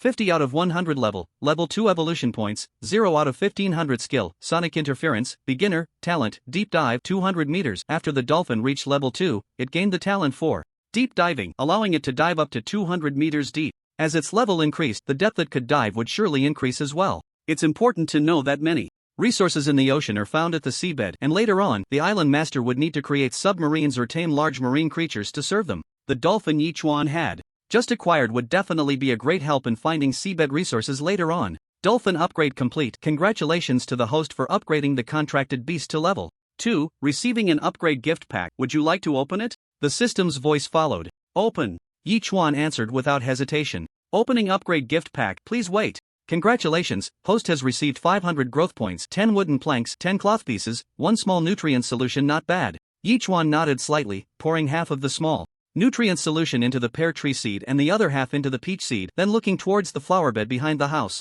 After being nourished by the small nutrient solution, the special tree species had sprouted a tender shoot in just one night. He believed it would grow taller soon. Awesome! Yi Chuan was very much looking forward to this special tree species. He wondered what it would ultimately produce, perhaps the legendary tree of life? After admiring the island for a while, Yi Chuan finally approached the super tablet. Noticing that he had received a dozen private messages, but there were currently no rare items. The best offer was 2 strawberry seeds sent by a girl. After considering it, Yi Chuan decided to trade with her and planted the strawberry seeds as well. The remaining 3 grilled fish had successfully been traded for 9 cloth pieces. Yi Chuan immediately manufactured a fully automatic smart toilet, specifically creating a 2-meter square compartment in the wooden house to place the toilet. At this moment, he had quite a bit of stock piled up. After studying the toilet's user manual, Yi Chuan sat down and let out a loud splash, and after finishing, it even had a spray function, saving him from using toilet paper. How refreshing. As for where the waste was flushed away, Yi Chuan didn't bother to investigate too much. As long as his home didn't smell, it was up to anyone else. Before long, evening arrived, and the sea turtles and dolphins teamed up to haul in 5 more supply boxes. Now Yi Chuan had a total of 8 supply boxes, all stacked together, and he began to cook fish soup. The evening sea breeze was still a bit chilly, and sipping on fish soup to warm himself up was simply delightful. Accompanied by the rich aroma of fish, the super panel notification sound rang out again. It was a friend request from Blueberry Jam, along with a message: "Hello, brother, I found another stone. Can I trade it for 100 milliliters of fresh water? My period just started and my stomach hurts a bit." Although he didn't really want to deal with this woman, out of humanitarianism, Yi Chuan accepted her friend request. Blueberry Jam immediately placed the stone in the trading slot. Yi Chuan initially planned to give her 100 milliliters of mineral water, but after thinking it over, he scooped a bowl of fish soup and traded half a fish instead. Several minutes passed before Blueberry Jam sent a shocked expression. "Oh my god, you actually have fish soup? What, don't want to drink it?" Yi Chuan quickly replied, "If you're unwilling to trade, then just cancel the transaction." No, I just can't believe it." Blueberry Jam quickly responded, "I haven't had fish soup in a long time. Just smelling it makes me so emotional. You're really too good to me. I don't know how to repay you." "It doesn't matter about repayment, you traded for it with a stone," Yi Chuan replied, "but I've always been curious, how does a million-follower female internet celebrity who can't carry or lift anything end up in ocean survival?" The other party suddenly hesitated. "It's nothing, just curious." "You don't have to answer," Yi Chuan said, noticing her hesitation, and he didn't say anything more, choosing to ignore her. At the same time, Louis also sent a private message: "I just spotted a ship drifting in the distance. I wonder if there's anyone on it." "What? A ship?" Yi Chuan was startled. What time was it now? Someone had actually made a ship and was drifting around. This seemed a bit impressive. "Indeed, it's definitely a ship," Louis replied confidently. "I don't know if they've spotted my little island or if they'll come looking for trouble." Not good. Since this guy intends to drift at sea, it must be to rob other islands or even to try to conquer a large island. Yi Chuan felt something was off and quickly replied, "If they can make a ship this early, they're probably a tough character. You need to be careful." After replying, Yi Chuan immediately placed a bow in the trading slot. "Here's a bow for you. Make some arrows and keep an eye out." "You actually have a bow?" Seeing the bow in the trading slot, Louis's jaw nearly dropped. "Oh my god, you're too strong." "Hey, just got lucky and traded for the bow and arrow crafting blueprint," Yi Chuan replied. "I made 2, one is enough for me, so take this one for self-defense." "But it's a matter of life and death. What else can it be?" Yi Chuan quickly replied, "Take it and just accept it honestly. Don't forget, you're the first soldier in my fleet. If anything happens, you must tell me." "Alright, then I won't be polite with you." As it reached this point, Louis had nothing more to say, so he immediately put everything away and started making arrows by himself. Meanwhile, more than 10 nautical miles away from Louis's island, Li Bo had already noticed Louis's island but did not approach. This left the woman quite puzzled. "Brother, why aren't we going over? Do you know what kind of people are on that island? Are they strong?" Li Bo replied irritably, "Let's wait until night." The woman nodded repeatedly. "It's almost dark, how about we?" Seeing the sun already at the horizon, Li Bo smirked and turned to pounce on the woman. Night gradually descended, and soon it was dark. Louis had made 10 arrows and spent quite a while figuring out how to shoot them. The bow was just too heavy for him to draw. At this moment, Louis reached the highest point on the island, quietly surveying his surroundings and vigilantly watching the sea surface. After more than 2 hours had passed, Louis was nearly frozen by the sea breeze when he finally spotted a small dot on the water, silently approaching. Louis immediately tensed up, crouched down to the shore, then lay back on the ground, bracing his feet against the bow, placing the arrow carefully, and pulling the bowstring back with great effort. Estimating that the boat was still over 100 meters away, he released the bowstring, aimed at the small boat. Whoosh! The woman was rowing the boat, and Li Bo, holding a knife, was slowly approaching the island when suddenly a crisp sound rang out, and a shadow zipped past Li Bo in the blink of an eye. The woman was startled and couldn't help but ask quietly, "Brother Bo, what was that just now? It looked like a big black rat?" Li Bo shook his head, squinting at the distant island. "No, could it be that the people on the island have discovered us?" "That's impossible." "Should we continue then?" the woman asked uncertainly. "Of course." Li Bo snorted coldly. "There must be food on the island. Aren't you hungry?" "Hungry." Upon hearing there was food, the woman immediately regained her strength and began to row quickly. "Oh no, I missed." Louis muttered suspiciously to himself, extending his thumb to aim at the small boat, then knocked another arrow and shot it out. Bang! A crisp sound followed, and the long arrow instantly pierced through the boat's hull. This shot embedded itself 3 centimeters into the woman's thigh. Ah! The woman screamed in pain.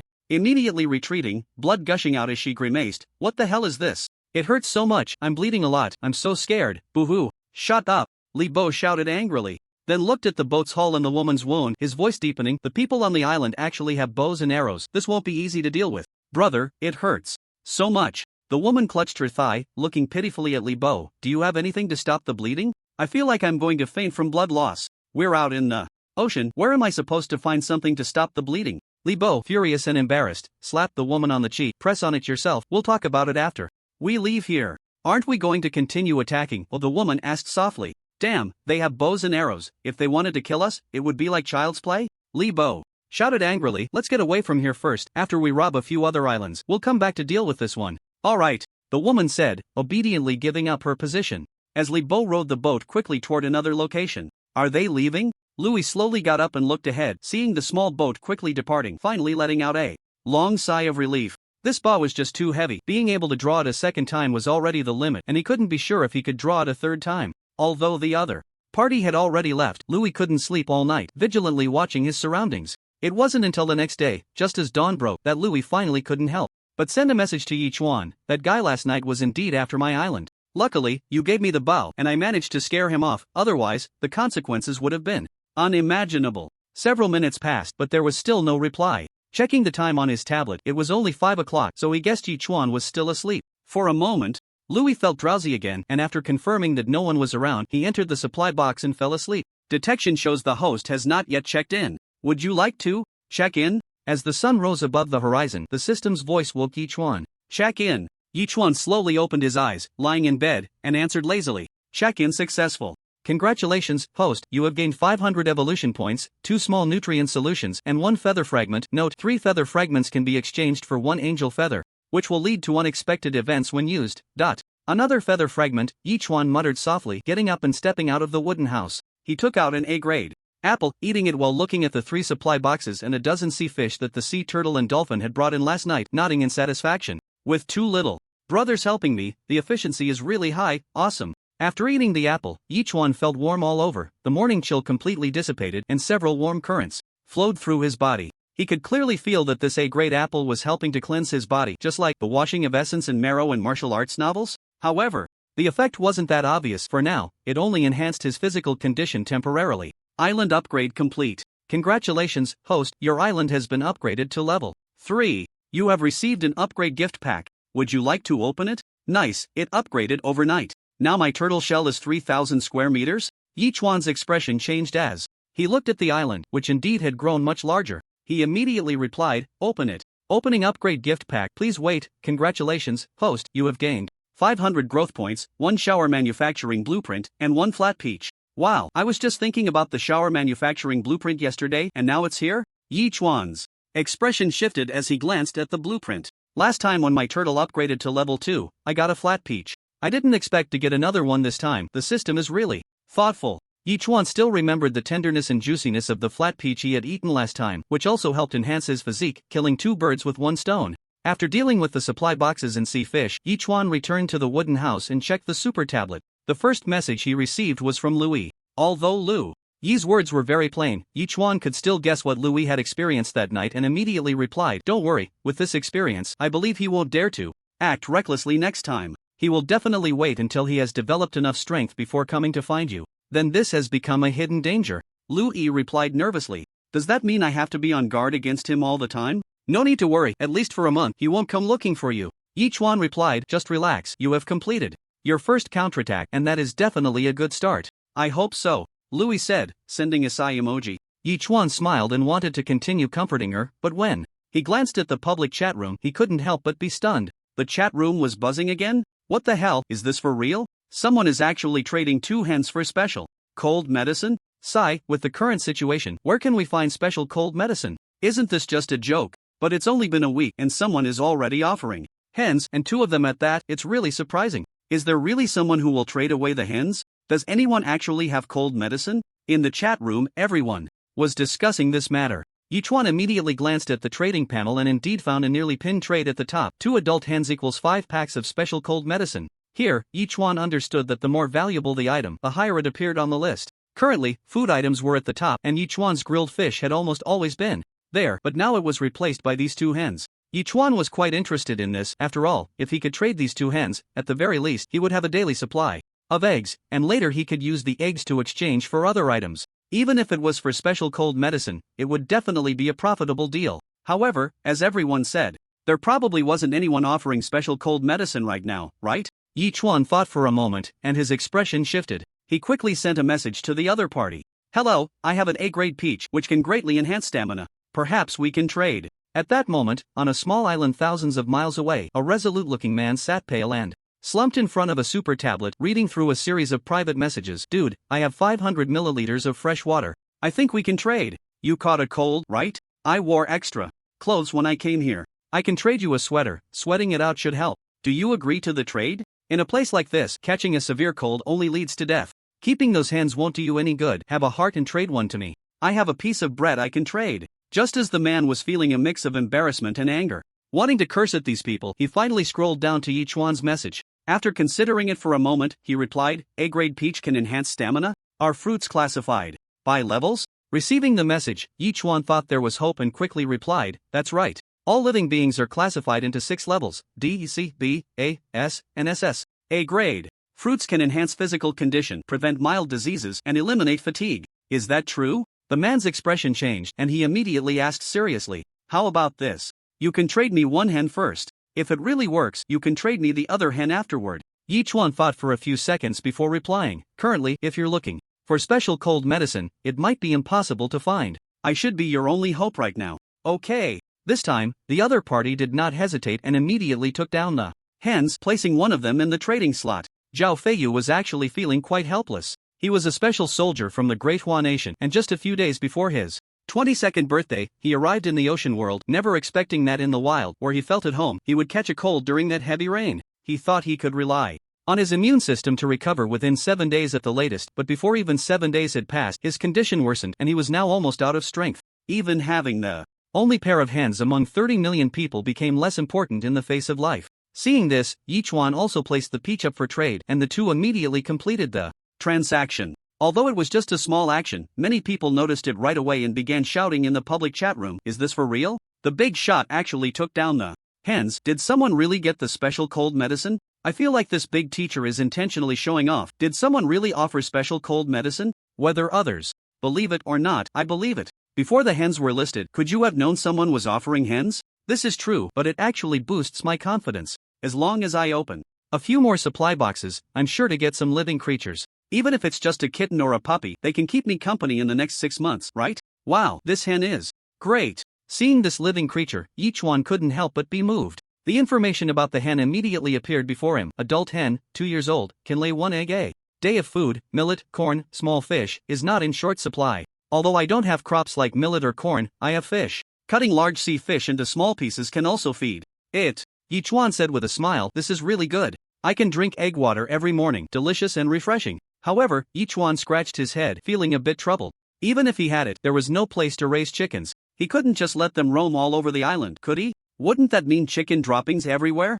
That's another problem. For now, he can only let this hen run around, hoping for a stroke of luck to quickly open a chicken coop. At this moment, Lui's message came through. Did you know? Someone just traded for living creatures, and it was taken down right after it was posted. I wonder if the trade was successful. It must have been successful, Yichuan replied with a smile. How do you know? Lui asked, puzzled. Because it was traded with me, Yichuan replied, but for now, I only traded for one, using a peach. If it's useful, the other hen will probably be traded over too. Oh my god, you're amazing. Lui exclaimed, these 2 hens are probably unique right now, and you managed to get them. I'm really starting to admire you more and more.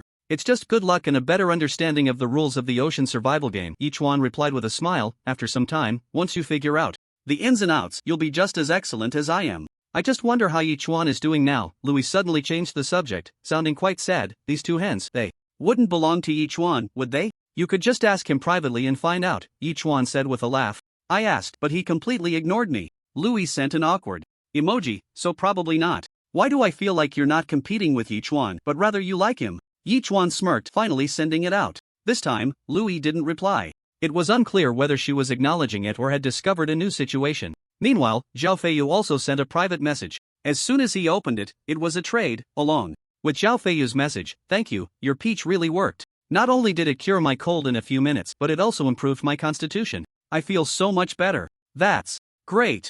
Yichuan immediately replied with a smile, and without being polite, he directly traded the hen over to Zhao Feiyu. However, he also became friends with Zhao Feiyu, so if anything came up, they could look out for each other. Seeing that Louis still hadn't replied, Yichuan didn't ask again. After temporarily letting the other hen roam, he started walking around the island and happened to see a dolphin pushing another supply box ashore, suddenly feeling a stir of excitement. After signing in today, plus the 1,000 reward points he got yesterday, he could level up the dolphin again. Yichuan didn't hesitate and immediately said, "Level up." In an instant, the dolphin had grown by almost a few centimeters, and the information panel had also been updated. Name, Dolphin Friendliness, 60 out of 100 level, 3 evolution value, 0/2000 skill, Sonic Interference, Beginner, Talent, Deep Dive, 300 meters. It seemed that aside from the increase in friendliness and deep dive, nothing else had changed. Dolphin upgrade complete. Congratulations to the host for upgrading the contract beast to level 3. You have received an upgrade gift pack. Would you like to open it? At the same time, the system's voice came through. Yichuan smiled slightly and replied, "Open it."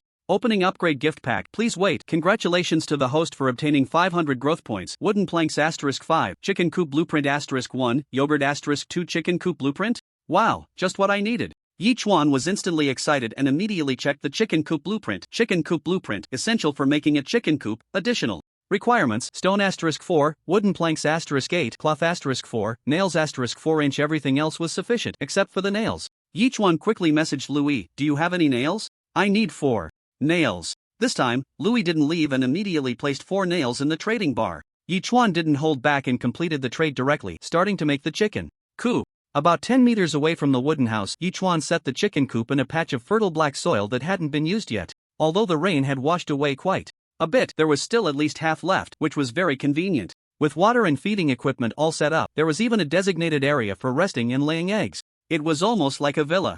Yichuan quickly caught 2 hens and placed them in the coop, then poured in 300 milliliters of mineral water, cutting a fish into a dozen small pieces and tossing them into the feeder. Watching the hens start to eat, a satisfied smile finally appeared on Yichuan's face, though he couldn't help but feel a bit emotional, wondering when he would be able to live in a villa. However, Yichuan didn't think too much about it. After all, he was all alone. What more could he want? After finishing his tasks, it was already noon. Yichuan grilled a fish and drank a pack of yogurt, feeling utterly satisfied, and this yogurt was high in calcium, which greatly alleviated his longing for home. Yichuan was an orphan, having lived in an orphanage until he was 16, after which he worked while attending school. His concept of family wasn't particularly deep. If he had to say what he missed the most, it would probably be the monthly gatherings at the orphanage. After eating, he lay on the turtle's back soaking up the sun, and Yichuan unexpectedly fell asleep without realizing it. Startled awake, he found it was already night. Looking at the starry sky, Yichuan couldn't help but slap his forehead. What a joke. Is this what they call being well-fed and thinking of lust? I actually fell asleep, damn it. Fortunately, the ocean survival had just begun. Otherwise, if everyone started competing for territory later on, it would be easy to be ambushed if he let his guard down. He had to be more careful in the future. Yichuan muttered to himself, got up, and checked the super tablet, where the chat room was buzzing. I'm not kidding, a ship really passed by my island. Luckily it didn't land, or I might have been eliminated. Sigh, just thinking about it is scary. We're like lambs to the slaughter right now. If someone really invades us, it would be a dead end. This ocean world has not only the 30 million new island owners like us but also the old island owners, who are only allowed to interact with our world after 6 months. It's unlikely that the old island owners sent ships to scout us, right? Hey, anyway, we should improve our defenses. I found out that wooden planks and iron sheets can be made into long spears. Everyone should make some for self-defense to avoid any more problems. That ship, I don't know if it's the one Louis encountered, actually drifted to another island. It seems that everyone's islands aren't particularly far apart. If a real fight breaks out, the number of eliminated island owners will definitely be countless. Opening the last box of self-heating hot pot, Yichuan ate while watching everyone chat. Suddenly, Blueberry Jam sent a private message. Brother, I'm lucky. A supply box drifted to my island. I finally got something. Inside, there are 5 wooden boards, an A-level seawater purifier blueprint, and 2 stones. Can I trade some food for it? A-level seawater purifier blueprint? Yichuan's expression changed, and he immediately replied, sure, why didn't you trade with anyone else? I haven't traded with anyone else because I'm afraid of being scammed, Blueberry Jam said pitifully, and I think you're a good person. This made Yichuan's mouth twitch slightly, and he replied, "Alright, give it all to me. I'll give you 10 grilled fish, one each day, for 10 days. Really? Thank you." Blueberry Jam's expression brightened and she immediately placed the 3 items in the trading slot. After Yichuan completed the trade, he looked at the seawater purifier blueprint. A-level seawater purifier blueprint, required materials, A-level. Seawater purifier blueprint *1, cloth *50, metal sheet *20. Note, A-level seawater purifier can purify 100 milliliters of seawater into 5 milliliters of A-level freshwater per hour. A-level freshwater enhances physical fitness, prevents mild diseases, and eliminates fatigue. Maximum capacity 1000 milliliters, can be upgraded. Damn! Yichuan's eyes widened. Initially, he thought Blueberry Jam was just a pretty face, but it turns out she's a lucky charm. The first supply box yielded such a good item, it seems she can become a super internet celebrity, and it's not just because of her looks. Currently, if A-level freshwater can be mass-produced, it would be a miraculous remedy. Immediately, Yichuan replied, "Wait a moment, I'll go make you a grilled fish. Also, from now on, I'll provide you with 100 milliliters of freshwater every day." He quickly grilled a sea fish, traded 100 milliliters of freshwater to Blueberry Jam, and then ran off to study the A-level seawater purifier blueprint. What Yichuan didn't know was that on a certain island, a Lolita girl was holding a grilled fish in one hand and freshwater in the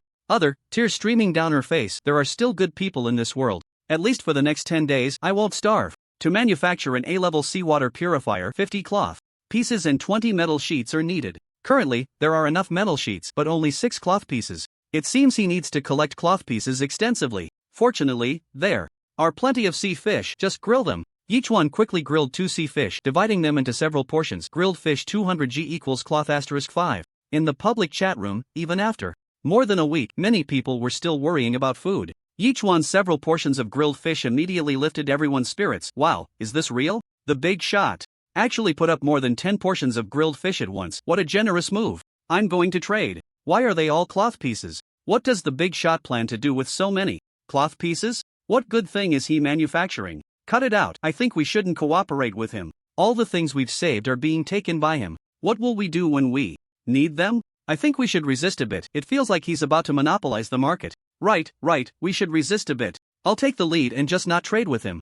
Let's see what he can do. For this, Yichuan did not pay attention. Glancing at the time, realizing it was getting late, he lay down on the bed and soon fell into a deep sleep. At this moment, Li Bo had taken the woman out over 200 nautical miles. The boat was covered in blood, some dried, some freshly spilled. The woman lay weakly on the boat, looking at Li Bo with feeble eyes, asking, "Brother, I can't hold on much longer, can you save me?" "Save you?" Li Bo snorted coldly, replying irritably, "I haven't eaten for a day and a night. Why don't you say something nice and give me some food? But I've been with you for so long, I've staked my life on this. Are you really going to abandon me at this critical moment?" The woman said weakly. "Do you see the small island ahead? I'll give you a chance." Li Bo said coldly, "Go up and attract some attention. I'll circle around and attack from behind. If it works, not only will you be saved, but I'll also have food." "Okay." The woman had no other choice but to nod. Li Bo immediately paddled silently forward, and just as they were about to reach the island, he quietly slipped into the water. The woman weakly called out, "Is anyone there? Can you help me? Is anyone there? Can you? A boat?" At this moment, a man arrived at the edge of the island, somewhat surprised. "How is there still someone here? Who are you?" "I've been seriously injured. Can you help me?" the woman asked. Weakly, "I feel like I'm dying. If you save me, I'll be yours." "Okay, wait a moment." The man didn't think much and immediately jumped into the water, swimming towards the boat. However, just as he reached the side of the boat, a figure suddenly sprang out of the water and slashed at his neck. The man hadn't even realized what was happening when a huge wound appeared on his neck, blood spraying everywhere, and he collapsed onto the water's surface without a chance to react. "You killed him?" the woman asked in terror. "This kind of fool. If I don't kill him, he won't survive." Li Bo snorted coldly, "Hurry up to the shore, or we'll probably attract sharks soon." Sigh. The woman merely sighed at this, no longer intervening. She was already struggling to survive. As long as she could live, she would do anything, let alone witnessing a murder. What difference would it make if she had to kill someone? Herself? There really is food. This is the grilled fish from the recent trade, and 2 bottles of mineral water. Once on shore, Li Bo's expression changed, and he immediately tossed the woman a grilled fish head and a bottle of mineral water. "Hurry up and eat. After you're done, use the remaining mineral water to clean your wounds, but whether you can recover depends on your luck." As he spoke, Li Bo slowly turned his head to one side, muttering coldly to himself, "Just wait, soon I will return to take revenge for this arrow." Detected that the host has not yet signed in. "Would you like to sign in?" The system's prompt sounded like an alarm clock, waking Yichuan up promptly at 6 in the morning. Yichuan rubbed his eyes and said directly, "Sign in." Sign-in successful. Congratulations to the host for obtaining 500 evolution points, 100 kilograms of fertile black soil, and 1 feather fragment. Note, 3 feather fragments can be exchanged for 1 angel feather. Using it will lead to unexpected events. I've gathered 3 feather fragments, it's time to exchange for an angel feather. Yi Chuan's expression changed, and he immediately exchanged the 3 feather fragments for 1 angel feather, then pressed to use it. The angel feather disappeared in an instant, but after just a few seconds, Yi Chuan suddenly heard a crisp ding, followed by the system's voice. Congratulations to the host for obtaining a double amplification. For 1 day, to be used. Wow, it's only been a few seconds, and something good has happened. Yi Chuan's expression changed, and he immediately said, use double amplification. Awesome, he had already accumulated 11 supply boxes, just waiting to open them when the double amplification came, and he didn't expect that day to arrive so quickly. Saying this, Yi Chuan immediately ran to open the supply boxes. Wooden planks *3, stones *1, instant noodles *1, wooden planks *5, cloth pieces *2, nails *4. After opening 11 supply boxes, he obtained a total of 86 wooden planks, 30 cloth pieces, 10 stones, 66 metal sheets, 46 nails, 6 instant noodles, and 8 bottles of mineral water after the double amplification. This greatly increased Yi Chuan's resource reserves. Oh right. Yi Chuan snapped his fingers and immediately looked at the trading panel. Although everyone in the public chat room was calling for not trading with each other, after a night, Yi Chuan still managed to get 65 cloth pieces, which became 130 after the double amplification. Simply delightful. He turned around and pulled up the remaining cabbage, which didn't even need washing. Yi Chuan directly cut a small portion and placed the rest in the system's item slot. Without oil, Yi Chuan used a bottle of mineral water to pour over the cabbage and instant noodles, making a bowl of boiled instant noodles that was a real treat. If only I could have vegetables all the time. Just like salt, vegetables are also essential in a person's life, otherwise, it could lead to severe nutritional imbalances and even scurvy. After eating and drinking to his fill, Yi Chuan took out the A-level seawater purifier manufacturing blueprint and said, start manufacturing. Immediately, all the materials began to quickly combine in front of Yi Chuan. A few seconds later, a seawater purifier appeared in front of him. Though it was half the size of the previous purifier, it looked much more sophisticated, and suddenly, 2 of them appeared. This was also due to the double amplification effect, allowing Yi Chuan to obtain 2 A-level seawater purifiers at once. What a huge profit. It's like the heavens are helping me. Yi Chuan laughed heartily, placing both A-level seawater purifiers in a corner of the wooden house, then poured seawater into them, making them start working immediately. Now, I can drink A-level freshwater every day. Just think about what kind of experience that is? Yi Chuan muttered with a smile, glancing at the public chat room. Damn, weren't people resisting the big shots buying cloth pieces? How come all the trades are done? I've gone 2 days without food just to respond to your boycott. You guys are really cunning. In the ocean world, you really can't trust anyone, otherwise, you won't even know how you died. Today, I finally understand. TCH, why not trade when there's food?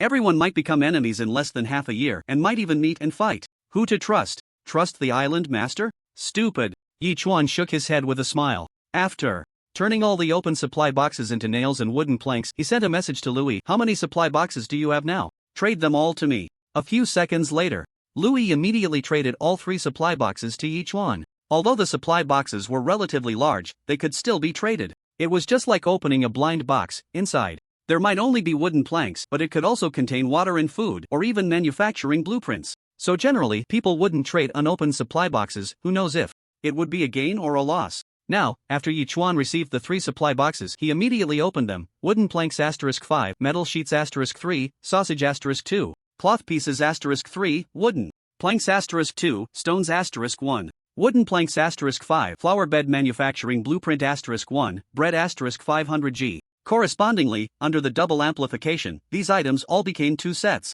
Yi Chuan immediately traded all these items back. So many items, and there's sausage and a flower bed manufacturing blueprint? Louis quickly replied, just keep these. Why trade them back? I've taken what I needed, so you can just accept it. Yi Chuan replied with a smile. Now I can say I'm a bit wealthy. Just take care of yourself. Alright. Louis nodded and immediately accepted everything. Yi Chuan didn't forget to grill a sea fish and took out 100 milliliters of fresh water to trade for blueberry jam. Blueberry jam had probably been waiting in front of the super tablet, almost instantly accepting the trade, then replied, brother, I'm almost constantly observing the entire island, hoping to get lucky and find another supply box. With someone like you, who can't carry or lift anything, it's not that easy to find a supply box, Yi Chuan replied without hesitation. Just surviving this long is already a miracle.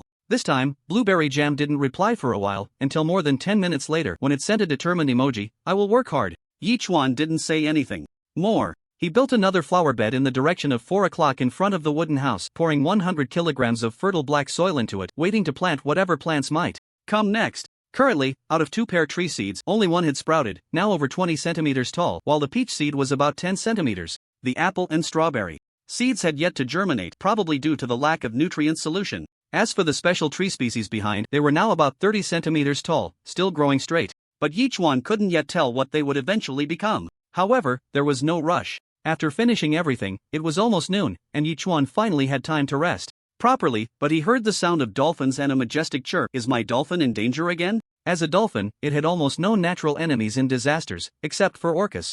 And this mischievous dolphin had actually provoked an orca again, causing the orca to madly chase the dolphin, seemingly determined to kill it.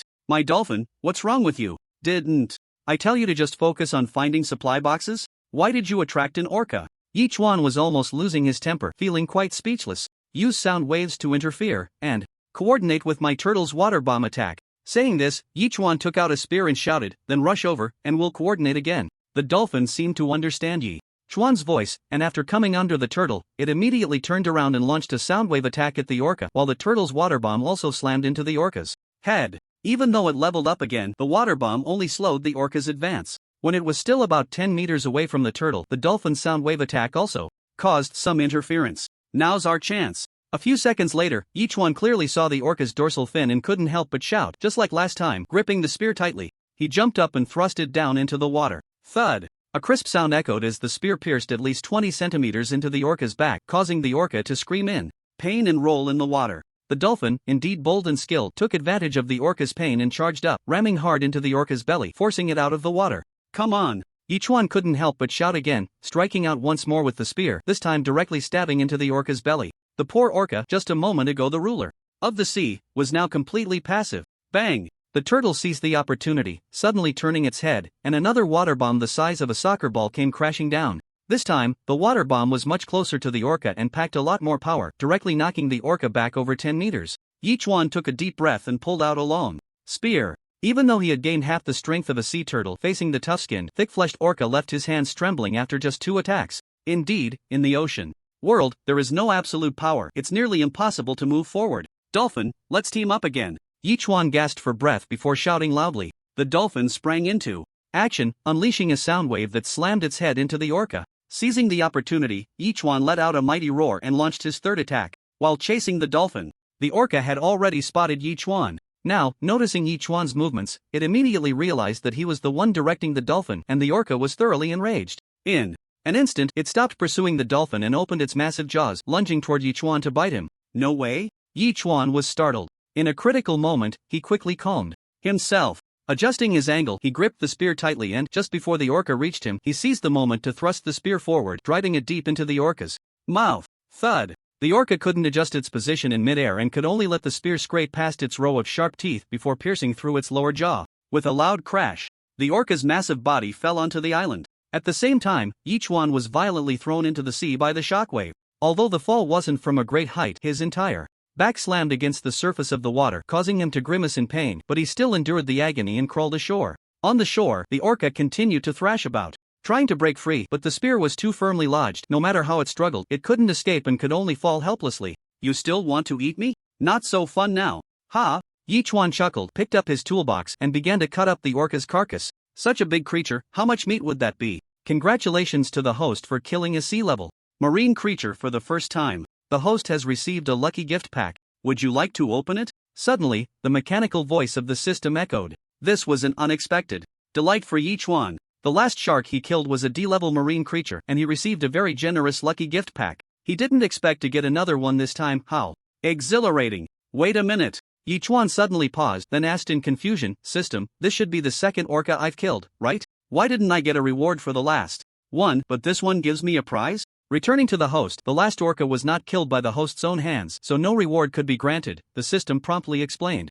Alright, this explanation seems a bit forced, but it's reasonable enough. Yichuan smiled slightly and said, Open it. Opening successful. Congratulations to the host for receiving fertile black soil *100 kg, spinach seeds *20, chili seeds, Yirjing Tiao *5, multifunctional barbecue grill manufacturing blueprint *1 vegetable seeds. Seeing these rewards, Yichuan couldn't help but laugh out loud. Not only were there spinach seeds but also chili seeds. For someone like Yichuan, who couldn't live without spice, this was the greatest blessing. Moreover, with the double amplification, everything turned into double, bringing him double the joy. This is a huge profit. Using the angel feather not only gave me double amplification, but also the chance to fight the orca and get so many good things. Luck doubled, happiness doubled. Yichuan laughed heartily, his gaze sweeping back to the orca. Orca, this is all meat. Yichuan couldn't help but feel a surge of excitement. This orca was a whopping 8 meters long and weighed 7 tons. He didn't even need to cook it, he could just cut the fish meat and sell it. How much could that be worth?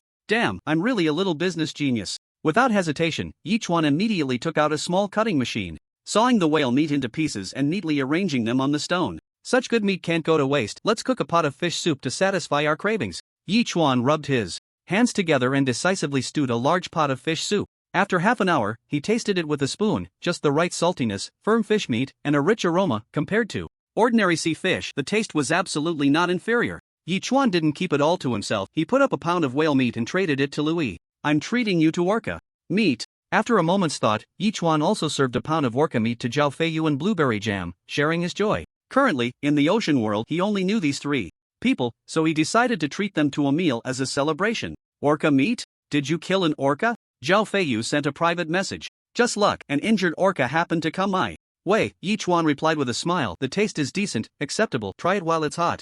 Alright, if you need anything from me in the future, just ask. Zhao Feiyu didn't hold back and immediately started to feast. Brother, you're so fierce, you can even kill such a big fish? Soon, Blueberry Jam also messaged, when we meet, I will definitely take good care of you to repay your kindness. Just eat your meat.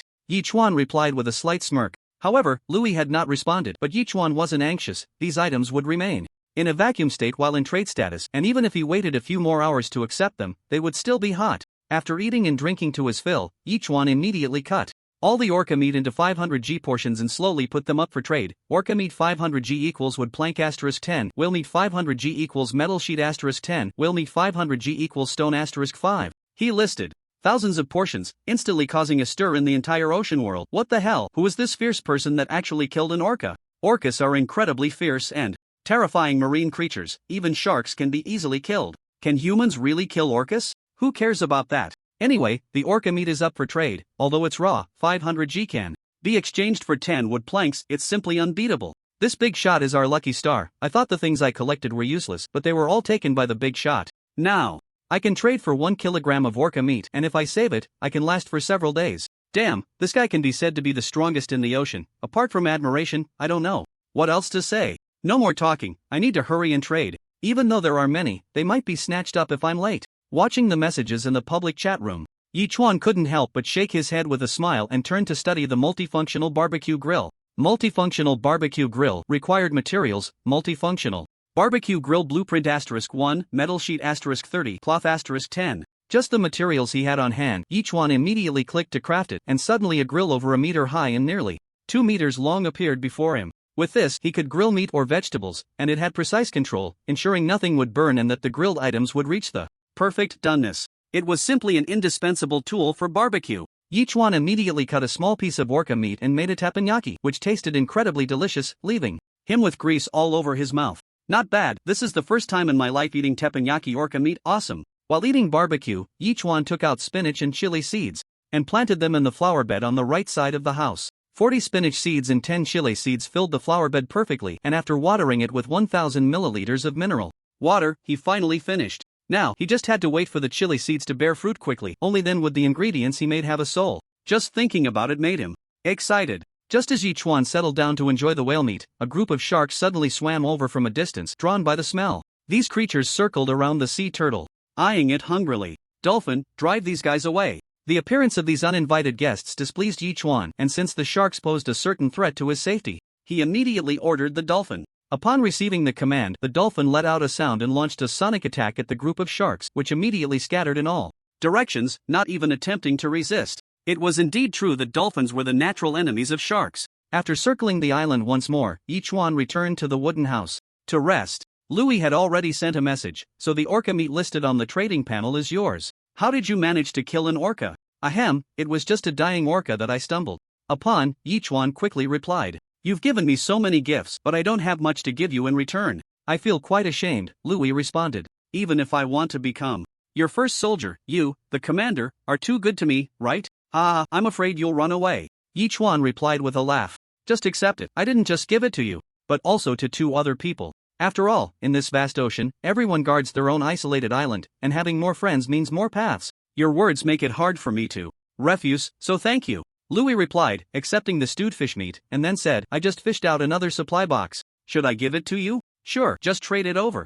Yi Chuan's expression changed, and he immediately responded. A few seconds later, the supply box was listed, and Yi Chuan quickly accepted it, then opened it. 5 wooden planks, 1 stone. 1 oil tank manufacturing blueprint. An oil tank manufacturing blueprint? Glancing at the instructions, Yi Chuan suddenly realized that this oil tank was specifically for storing animal and plant oils. It's important to know that in this ocean world, oil is actually a vital resource for long-term survival. But the problem arose, where the hell could he find oil in this vast ocean? He couldn't possibly open a supply box and find a fat pig to render lard?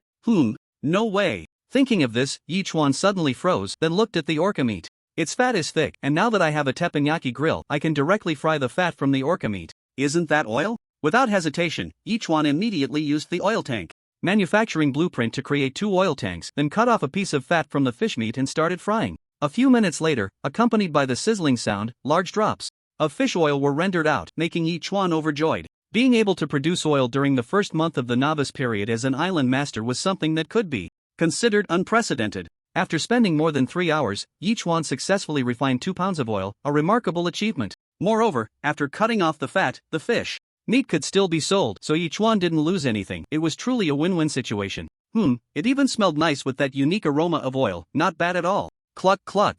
Cluck cluck. Just as Yi Chuan was admiring his hard work, the chickens in the coop suddenly began to squawk loudly. Yi Chuan's expression changed. Could it be? He immediately ran to the chicken coop, and sure enough, 2 fresh eggs had appeared in the egg basket. Exaggeratedly, each egg is as big as 2 ping pong balls, and I estimate that 2 eggs would be enough to fill me up. Now, with eggs and oil on hand, and it just happens to be evening, why not fry an egg for dinner? Without hesitation, Yi Chuan immediately poured oil onto the iron plate. Once the oil was hot enough, he cracked the eggs onto the plate, instantly producing a sizzling sound, and a delightful aroma wafted up.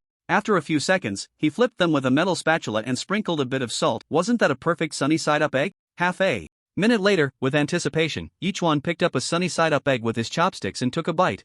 So soft and sticky. So delicious it makes me bite my tongue. My goodness, how did I make such a tasty sunny-side-up egg? When did my cooking skills become this good? Although Yi Chuan had always lived alone, his cooking could only be described as decent. He never expected that the sunny-side-up egg he made would be so extraordinarily delicious, but in the end, he attributed it to the quality of the ingredients. It must be the top-notch fish oil and eggs that made such a delicious sunny-side-up egg. Yes, it must be. He devoured 2 sunny-side-up eggs in one go, then took a sip of the purified A-grade freshwater, and a warm sensation swept over him, washing away the fatigue of the day, as if he had just treated himself to a spa. This A-grade freshwater was truly not just ordinary water. Thinking about how he could drink this level of water every day in the future, Yi Chuan felt a surge of excitement. He was indeed starting off on the right foot. He believed that when he began searching for mineral resources later, he would surely reap great rewards. Yi Chuan could hardly wait for that day. This day was truly fulfilling and satisfying. I hope tomorrow my luck will be as great as today.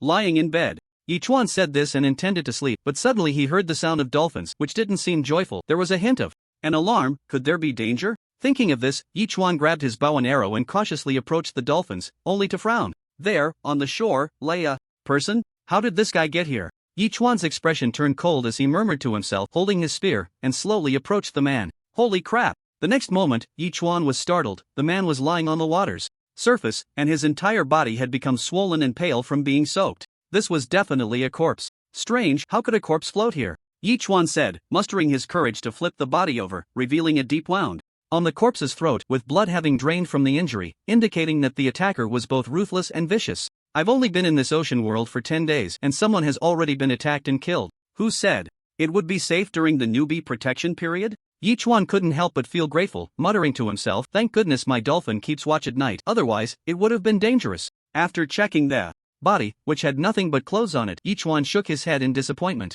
He then took out some wooden planks to make a simple raft, placed the body on it, and used a lighter to set it ablaze, commanding the dolphin to push the raft as far away as possible. It wasn't until the raft became a small dot in Yi Chuan's line of sight that he stretched and went back to sleep. He could only do his part in humanitarianism by cremating him. After all, the body had floated to his island, and if left unaddressed, it would not only pollute the environment but also be quite unsettling. However, in the future, there would be fewer such issues as competition would become increasingly fierce. And with the rising death toll, professional corpse retrieval workers would naturally emerge to fish bodies from the sea. It's hard to believe that even they wouldn't guess that someone would be attacked and killed in just 10 days. Detected that the host has not yet checked in. Would you like to check in? At 6 in the morning, the system's voice rang out as expected, waking Yichuan. Now, Yichuan had come to treat it like an alarm clock, and combined with his own biological clock, he would basically wake up at 6 every morning. Check in. Yichuan opened his eyes and said, check-in successful, congratulations. Host for obtaining 500 evolution points, lucky blind box *1. Note, there is a chance to obtain manufacturing blueprints, seeds,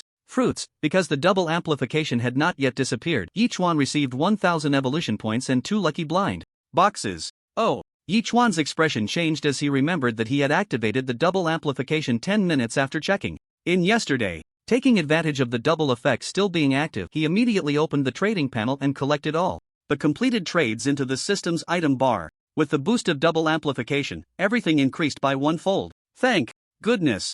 Yichuan patted his head and said with some lingering fear, I actually forgot about the double amplification. If it weren't for the check-in reminder, I would have suffered a huge loss. What could he get from the 2 lucky blind boxes? Yichuan thought, and immediately opened one of them. Open the blind box. Blind box opening. Congratulations host, you have obtained a carrot. *1. Since the double amplification was still in effect, Yichuan received 2 carrots. He wasn't too excited about this reward, and immediately opened the other blind box, and this time he actually got 2 8-inch ham pizzas. What incredible luck. Resisting the urge to feast, Yichuan first allocated all 2000 evolution points to the dolphin, which immediately grew a little larger, and the dolphin's panel changed instantly. Name, Dolphin Friendliness, 70 out of 100 level 4 evolution points, 0/2500 skills, Sonic Interference, Beginner, Absolute Impact, Beginner, Talent, Deep Dive 300 meters, Note, Absolute Impact, the dolphin attacks with its head, and the beginner impact is equivalent to a collision strength of 300 pounds. Not bad, I actually got another skill.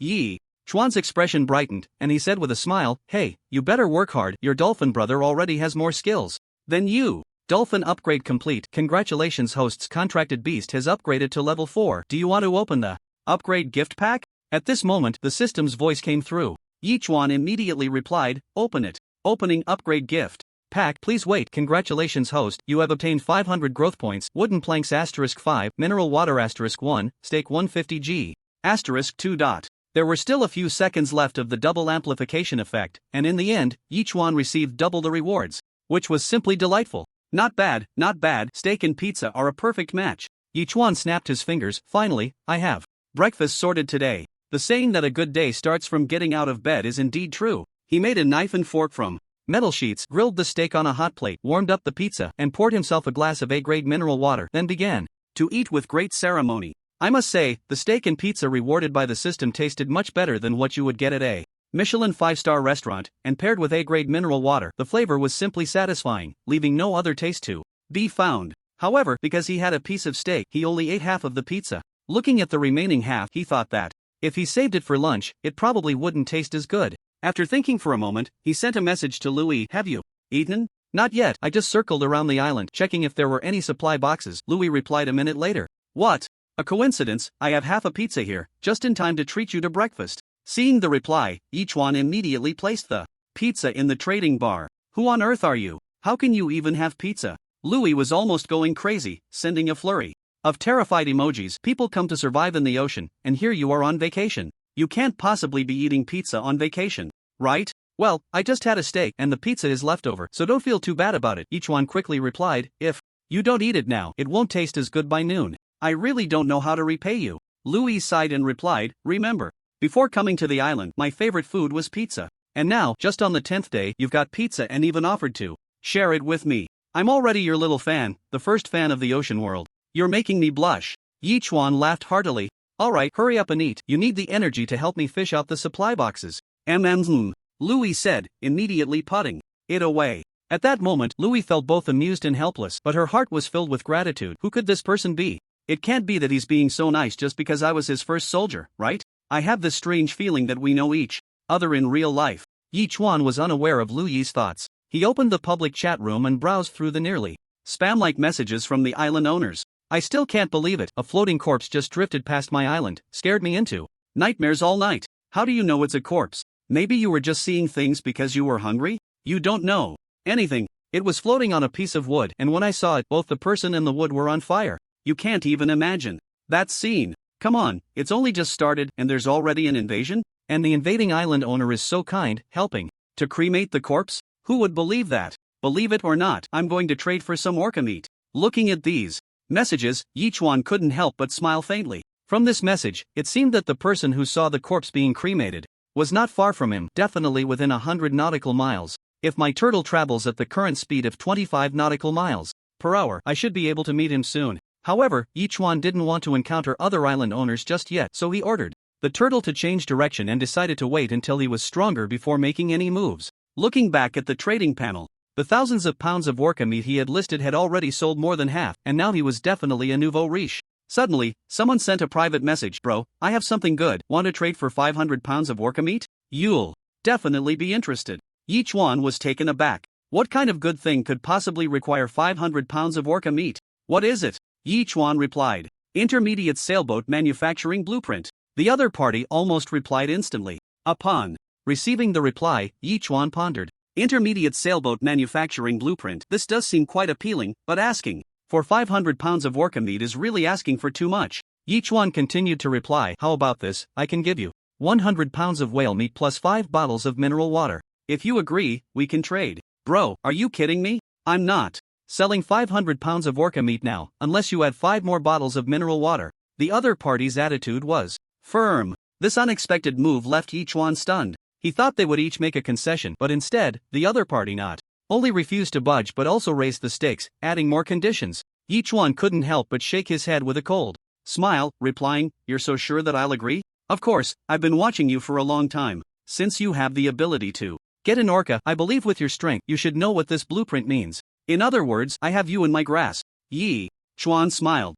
Indeed, the sailboat design was crucial for ordinary people. Whoever built the sailboat first could seize every opportunity. But the other party had miscalculated because Yichuan was not an ordinary person, he had a system. You can keep it. At least for now, I'm not very interested, Yichuan said, dropping this line and ignoring the other person completely. However, Yichuan's expression shifted as he glanced at the public chat room and smiled. This guy was actually the one who claimed to have seen a body being cremated in the public chat room, which meant he could reach his island in at least 4 hours. The intermediate sailboat manufacturing blueprint was important, yet not so important, but in the later stages, especially for those ordinary island owners, it was the most powerful tool for storing supplies and seeking resources. Since you dare to ask so much from me and even claim to have me in your grasp, then I'm sorry, but I can only go get it myself.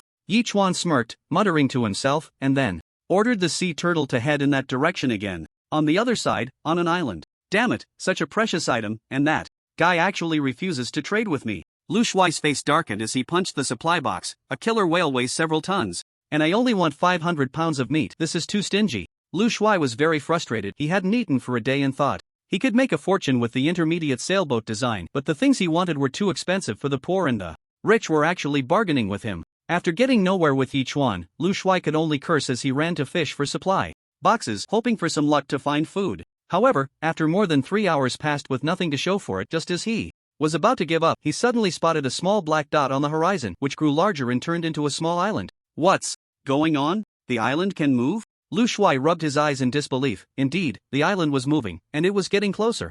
He felt like he was seeing ghosts. First, he saw a body being cremated, and now he was witnessing a moving island. Was he about to hit the jackpot? Excited for nearly 10 minutes, he saw the small island had arrived right in front of his island, and there was actually a delicate wooden house on it, along with a flower bed growing various vegetables, and nearby fish were drying in the sun. I can't be dreaming, can I? Lu Shuai widened his eyes, murmuring to himself. The luxury of the island had completely overturned his worldview. Just as he was drooling over the food on the island, a man suddenly emerged from the house with a bow and arrow, unknowingly stepping onto his island. Lu Shuai snapped back to reality, feeling a bit dazed, and couldn't help but swallow hard. I mean, friend, you hand over the intermediate sailboat manufacturing blueprint. The newcomer was Yichuan, who was now staring directly at him, cutting straight to the chase. What intermediate? Lu Shuai was about to argue when he suddenly remembered something, his expression changing as he incredulously stared at Yichuan and shouted, You are the big shot selling killer. Whale meat? Not bad, you're not stupid. Yichuan rolled his eyes at him and said, I've already made the biggest concession. offering you 100 pounds of killer whale meat along with 5 bottles of mineral water, and you dare to claim you have me in your grasp? TSK, who was really in control here, you or me? Lu Shuai panicked and quickly shouted, "Brother, I'm just trying to survive. You have no idea how much I suffered to get this manufacturing blueprint. I almost died." Seeing he couldn't escape, Lu Shuai immediately put on a tragic act. Whoosh! Before he finished speaking, a long arrow shot right in front of Lu Shuai, missing his foot by mere centimeters, scaring him to retreat 5 or 6 meters, and he even wet his pants. Yi Chuan once again drew his bow and said in a low voice, "Don't give me this nonsense. Are you going to hand it over or not? Don't make a move." "I'll hand it over." Lu Shuai was so scared he nearly wet himself. How could he dare to refuse? He immediately handed over the manufacturing blueprint, obediently placing it in Yi Chuan's hands. "That's more like it. If you had cooperated earlier, I wouldn't have had to come all this way to find you." Yi Chuan grinned, satisfied as he tucked the blueprint away, then said, "That was just a lesson for you. Don't worry, I will trade you 100 pounds of orca meat and 5 bottles of mineral water. We'll both get what we need. I'll do whatever you say." Lu Shuai was overjoyed, suppressing his excitement as he nodded repeatedly. He had thought he was being robbed and would end up with nothing, but unexpectedly, the other party was willing to give him food and water. Suddenly, he recalled the body that was cremated in the sea last night. It was likely that this big shot had killed someone and destroyed the evidence, and he had stumbled upon it, even mentioning it in the public chat room, which led to him being found. "You're smart enough. We'll trade after I leave." Yi Chuan had intended to leave directly, but then thought that this guy might say something bad about him in the public chat room. So he stopped again, a simple action that made Lu Shuai shiver, as if he feared Yi Chuan would change his mind. Yi Chuan merely glanced at him and warned, "After I leave, you know what to say and what not to say, right?" I understand. Lu Shuai dared not refuse, nodding vigorously. "If you had done this earlier, we wouldn't have had any issues. Why did you have to force me?" Before leaving, Yi Chuan sighed helplessly. Ignoring Lu Shuai, Yi Chuan headed back to the island, going in the opposite direction. In the wooden house, Yi Chuan began to study the intermediate sailboat manufacturing blueprint. To manufacture an intermediate sailboat, you need a basic sailboat, an intermediate sailboat manufacturing blueprint, 2,000 wooden planks, 1,000 nails, 500 metal sheets, and 100 pieces of cloth. What? I need a basic sailboat too? Yi Chuan was taken aback, but then quickly calmed down. After all, it was an intermediate sailboat, so it was reasonable that it needed to be upgraded from a basic sailboat, and of course, the materials required were quite substantial, not something an average person could afford. Congratulations, host. You have communicated face-to-face with other island owners for the first time, earning a lucky gift pack. Would you like to open it? Suddenly, the system's voice rang out. This is possible? Yi Chuan was overjoyed. Open it. Successfully opened. Congratulations, host, you have received 100 kilograms of fertile black soil, 2 small nutrient solutions, and 1,000 evolution points.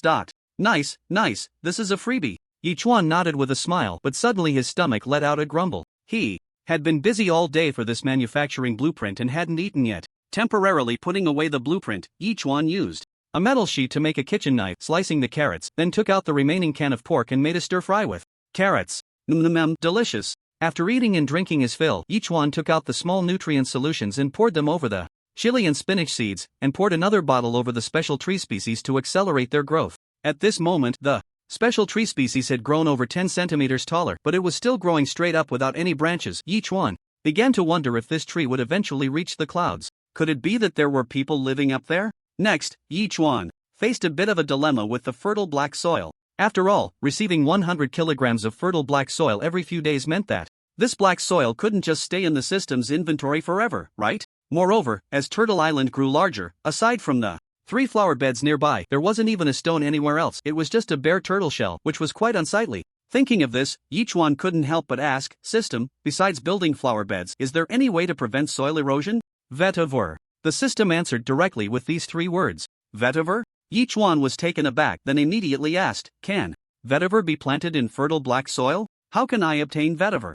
It seems like I can't get this thing from opening boxes, right?" The host can accept a mission, and upon completion, you will receive vetiver as a reward, the system replied again. Damn, can you be more specific? Yi Chuan said, feeling frustrated. By binding an auxiliary super tablet, you can receive vetiver as a reward. The system finally answered. This system of yours is great at everything except for actively issuing tasks. Yi Chuan complained weakly, but what do you mean by binding an auxiliary super tablet? The host must conquer an island, making the super tablet of the opposing island master your auxiliary tablet. Note, the host's island must be within 1 meter of the opposing island master's super tablet, the system explained. I see. Yi Chuan suddenly realized, and then an idea struck him. Wasn't there a ready-made island behind him? I'm going back. Yi Chuan chuckled and immediately gave orders to the sea turtle. In an instant, the sea turtle turned around and slowly swam towards the island they had just visited. That was close. Finally got rid of that plague god. On a nearby small island, Lu Shuai patted his chest, feeling a sense of relief after surviving the ordeal.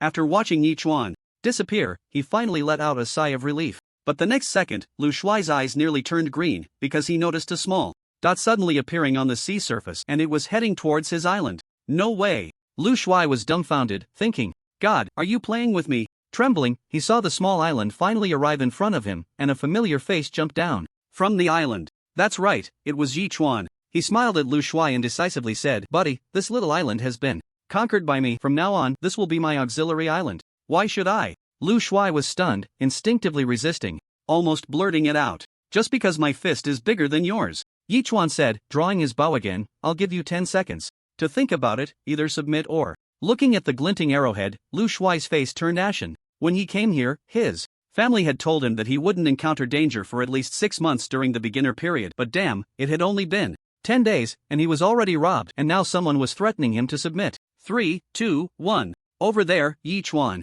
had already counted down, drawing his bow fully, ready to take action. Lu Shuai panicked and immediately shouted, I submit. I submit. Why didn't you say so earlier? You had to create this tense atmosphere. You just went through it once. You should have the awareness of being conquered. Yi Chuan's expression changed, and he said with a smile, Take me to your super tablet, let's bind it. Bind? Lu Shuai looked doubtful but didn't dare to ask more, leading Yi Chuan to his super tablet. This guy could be said to be extremely shabby, but his island was about 1 square kilometer, with grass, trees, and stones. He had specially built a tent with wooden boards and grass which could shield him from the wind and rain, and the super tablet was right next to the tent, still in a bright screen state. Yi Chuan directly said to the system, Start binding. Binding, please wait. Binding successful. Congratulations to the host for obtaining the first auxiliary island. From now on, any items obtained by the island master will be forcibly submitted to the host at a rate of 30%. Hey, this is good. Yi Chuan's expression changed, and he immediately nodded with a smile. This, is it done? Lu Shuai was taken aback, still in a daze, completely unaware of what had just happened, only knowing that his tablet had been bound by someone. Congratulations to the host for conquering the first island lord and obtaining the first affiliated island. The host has received a medium luck gift pack. Would you like to open it? At the same time, a system prompt echoed in Yi Chuan's ear. The reward was already in place. Wow, it's actually a medium luck gift pack? This is way too lucky, right? After all, the previous 2 luck gift packs he received were small. This time he actually got a medium one. What could be inside? Yi Chuan was indeed very much looking forward to it. Big brother, you seem so happy to have my loyalty. Have you seen my potential? Seeing Yi Chuan's lips constantly curling up, Lu Shuai couldn't help but ask, my friend, becoming my affiliated island lord is definitely your luck. Yi Chuan patted Lu Shuai on the shoulder. Work hard. I hope you can really show me your potential. Lu Shuai slightly pouted but still nodded. He wasn't clear on what becoming Yi Chuan's affiliated island lord would entail, but he felt it shouldn't be too bad. Yi Chuan encouraged him a few more times before leaving his island. Only then did Lu Shuai vaguely feel that this moving island seemed like a marine creature, but he couldn't quite recall what it resembled. After moving a mile away from the affiliated island, Yi Chuan finally spoke. Open the medium luck gift pack. Opening successful.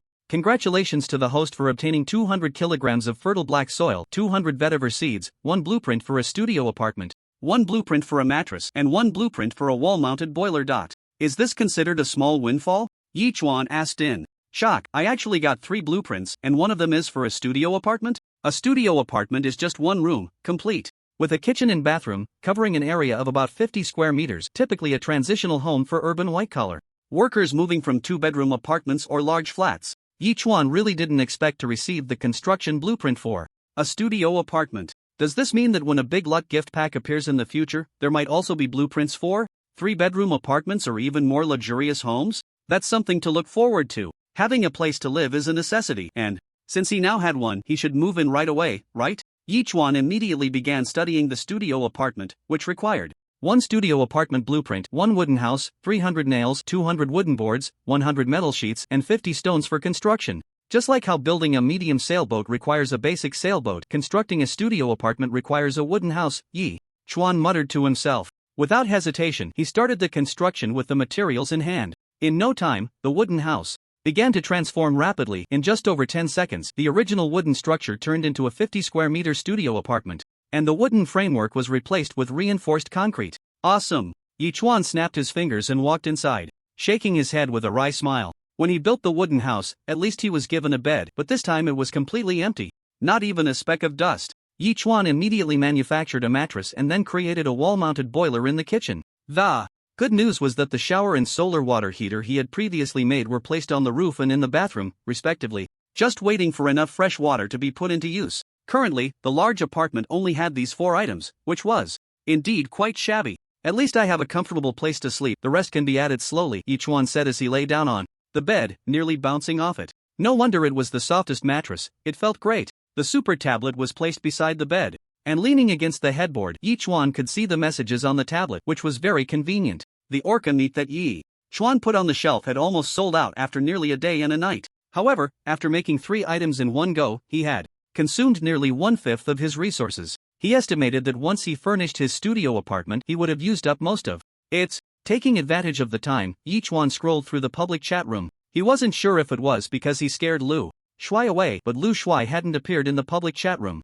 Instead, everyone was discussing something else. Brothers, I don't know if you've noticed, but in the last 2 days, there have always been sharks appearing near my island, sometimes 1 or 2, sometimes 7 or 8. I noticed too. When I was fishing for supply boxes, I saw a dorsal fin heading straight for a supply box, and it almost knocked me into the sea. It scared me quite a bit. Weren't we told that the chances of encountering sea beasts during the novice period are very low? What's going on now? Are sharks considered sea beasts? There probably aren't any fish schools nearby, so they attack people. Everyone, be careful. This news puzzled Yichuan. There had been shark schools circling around sea turtles before, but he wasn't sure if it was the orca meat attracting them or some other reason. After thinking for a moment, Yichuan immediately sent a message to Louis. Did you see the message in the public chat room? Have you encountered any shark schools over there? I saw it, Louis replied immediately. I did see a shark, but I haven't seen a shark school. Now that everyone is seeing sharks, it can't be a coincidence. Could something be about to happen? Anyway, as long as we stay on the island, sharks can't possibly come ashore to attack people. We just need to be a bit careful when fishing for supply boxes. Yichuan responded right away. Stay alert at night too, don't sleep too soundly. I got it, thanks for the reminder. Louis quickly replied, you be careful too. After chatting with Louis, Yichuan immediately started his greening project, using his studio apartment as the center. He marked out a piece of land with a 30-meter diameter, then surrounded the circle with fertile black soil, laying it out to a thickness of 20 centimeters and a length of 1 meter. Although several hundred kilograms of fertile black soil looked like a lot, it barely covered half of the circle when laid out. However, Yichuan remained optimistic. After all, he could almost get 100 kilograms of fertile black soil every day, and in the near future, the entire island could be piled high with black soil, filled with vetiver grass, turning into a green ocean. After resting for a while, Yichuan scattered a dozen seeds into the black soil. According to the system's explanation, the seeds of vetiver grass could quickly take root and sprout even without water when sown in fertile black soil, and they reproduced very quickly. Only 3 or 4 seeds were needed per square meter, and soon the entire area would be covered. Besides, he only had 200 seeds for now, so he needed to cherish them. Once he finished all the work, night had already fallen. Looking at the moon gradually rising in the distance, Yichuan couldn't help but stretch. He poured himself a cup of hot water from the thermos, took out some bread and ham to eat, and while sitting on the bed, he scrolled through the public chat room again, only to find that there had been new developments regarding the sharks. That was so freaking scary. I dropped a supply box into the sea today, and a shark came straight for me. Keep talking. If it was really coming for you, how could you still be chatting here? You'd be fish food by now. Don't doubt me. That shark really bit me, but it had no biting force at all. I managed to escape from its mouth, but I was shaking for the whole afternoon. I haven't read much, so don't lie to me. Instead of making up stories here, you might as well think about what to eat tomorrow. Are you just full and bored? In the public chat room, messages were scrolling by at a rate of dozens per second, but Yichuan was somewhat interested in that guy's words. After thinking for a moment, he immediately sent a private message to that person. Dude, are you serious? Absolutely true. I wouldn't lie to you, the other party replied earnestly. I've been hungry all day, I can't just be idly spreading rumors, right? That makes sense. Yichuan replied thoughtfully, suddenly thinking of a possibility. He had learned about sharks in school, but whether it was true or not still needed to be verified by himself. He could only wait until tomorrow to find out. With that thought, Yichuan began to read the chat again. Perhaps it was because the mattress was too comfortable, he felt waves of drowsiness wash over him, and he just leaned against the soft headboard and fell asleep. detected that the host has not yet checked in. Would you like to check in? At 6 in the morning, the system prompt sounded as expected. Yichuan jolted awake, rubbing his sleepy eyes and looking around. Wow, I actually fell asleep sitting up. Am I too tired, or is this mattress just too comfortable? As the saying goes, a full stomach leads to lustful thoughts. Yichuan had just been dreaming. In his dream, Louis was smiling at him, and then Blueberry Jam was dancing in front of him, stripping off its clothes. Although he couldn't see the face of the Blueberry Jam, it seemed to be getting closer to him. Just as he was about to see the other person's face clearly, the system prompt sounded. Alright, check in. Yichuan stretched lazily, getting up to do some stretching exercises while casually saying, check-in successful. Congratulations to the host for receiving 500 evolution points, 100 kilograms of fertile black soil, and 1 feather fragment. Note: 3 feather fragments can be exchanged for 1 angel feather. Using it may lead to unexpected events. Another feather fragment. I wonder what kind of good luck the next angel feather will bring me. Yichuan muttered to himself as he walked out of the room. Grilled a sea fish, and while eating, he took a stroll around the beach, only spotting 5 supply boxes that the sea turtles and dolphins had found yesterday. Yichuan directly called for the dolphin, smiling as he said, My dolphin, if a shark comes by today, don't drive it away, I need to verify something. The dolphin's head popped out of the water, nodding several times at Yichuan, before diving back down. After finishing his meal, Yichuan went to pile up some soil, working hard for over an hour when suddenly, the dolphin sent a warning signal. Yichuan immediately ran to the shore and saw a shark circling around a sea turtle. My dolphin. I will jump into the sea shortly, keep an eye on the shark. If there's any danger, save me immediately. Yichuan took a deep breath, and after saying this, he gripped his spear and jumped straight into the water. The huge splash immediately caught the shark's attention, and it swam rapidly towards Yichuan with its gaping jaws. Seeing the shark's sharp teeth was indeed startling, but Yichuan noticed that the shark's mouth was wide open and showed no sign of closing. Even when his spear was thrust into its mouth, it still didn't shut its jaws. The creature charged at him, not biting, but instead, it rammed its head into Yichuan. Fortunately, the dolphin was nearby, providing protection, and at a critical moment, it crashed into the shark's belly, flipping it over. The shark stabilized itself and turned to flee, still with its mouth wide open. That guy. Yichuan turned around and returned to the shore, his expression somewhat serious, yet with a hint of joy. It seems like I'm not far off from my guess. Among the shark's natural enemies, there is a type of fish called the flounder. As the shark swims past the threatened flounder secretes a milky white liquid toxin. When the shark's mouth comes into contact with the venom, its jaw muscles are immediately paralyzed, rendering its mouth unable to close, resulting in such a state. If it were just one flounder, it might affect a single shark. But with so many people in the public chat room claiming to have encountered sharks, it's likely that there is a massive school of flounders in the ocean, forcing all the sharks to the surface. The most critical issue, however, is that while flounders are a formidable threat to sharks, they are a delicious delicacy for humans. But the only difficulty now is how to catch these flounders. That is indeed a problem. With no good methods available, Yichuan decided not to dwell on it any longer. He returned to his single apartment, drank some water, and planned to open the 5 supply boxes first, hoping for some luck. Perhaps he would find some tools. Wood plank *3, instant noodles *1, mineral water *1. Wood plank *3, semi-automatic fishing net blueprint *1, stone *2.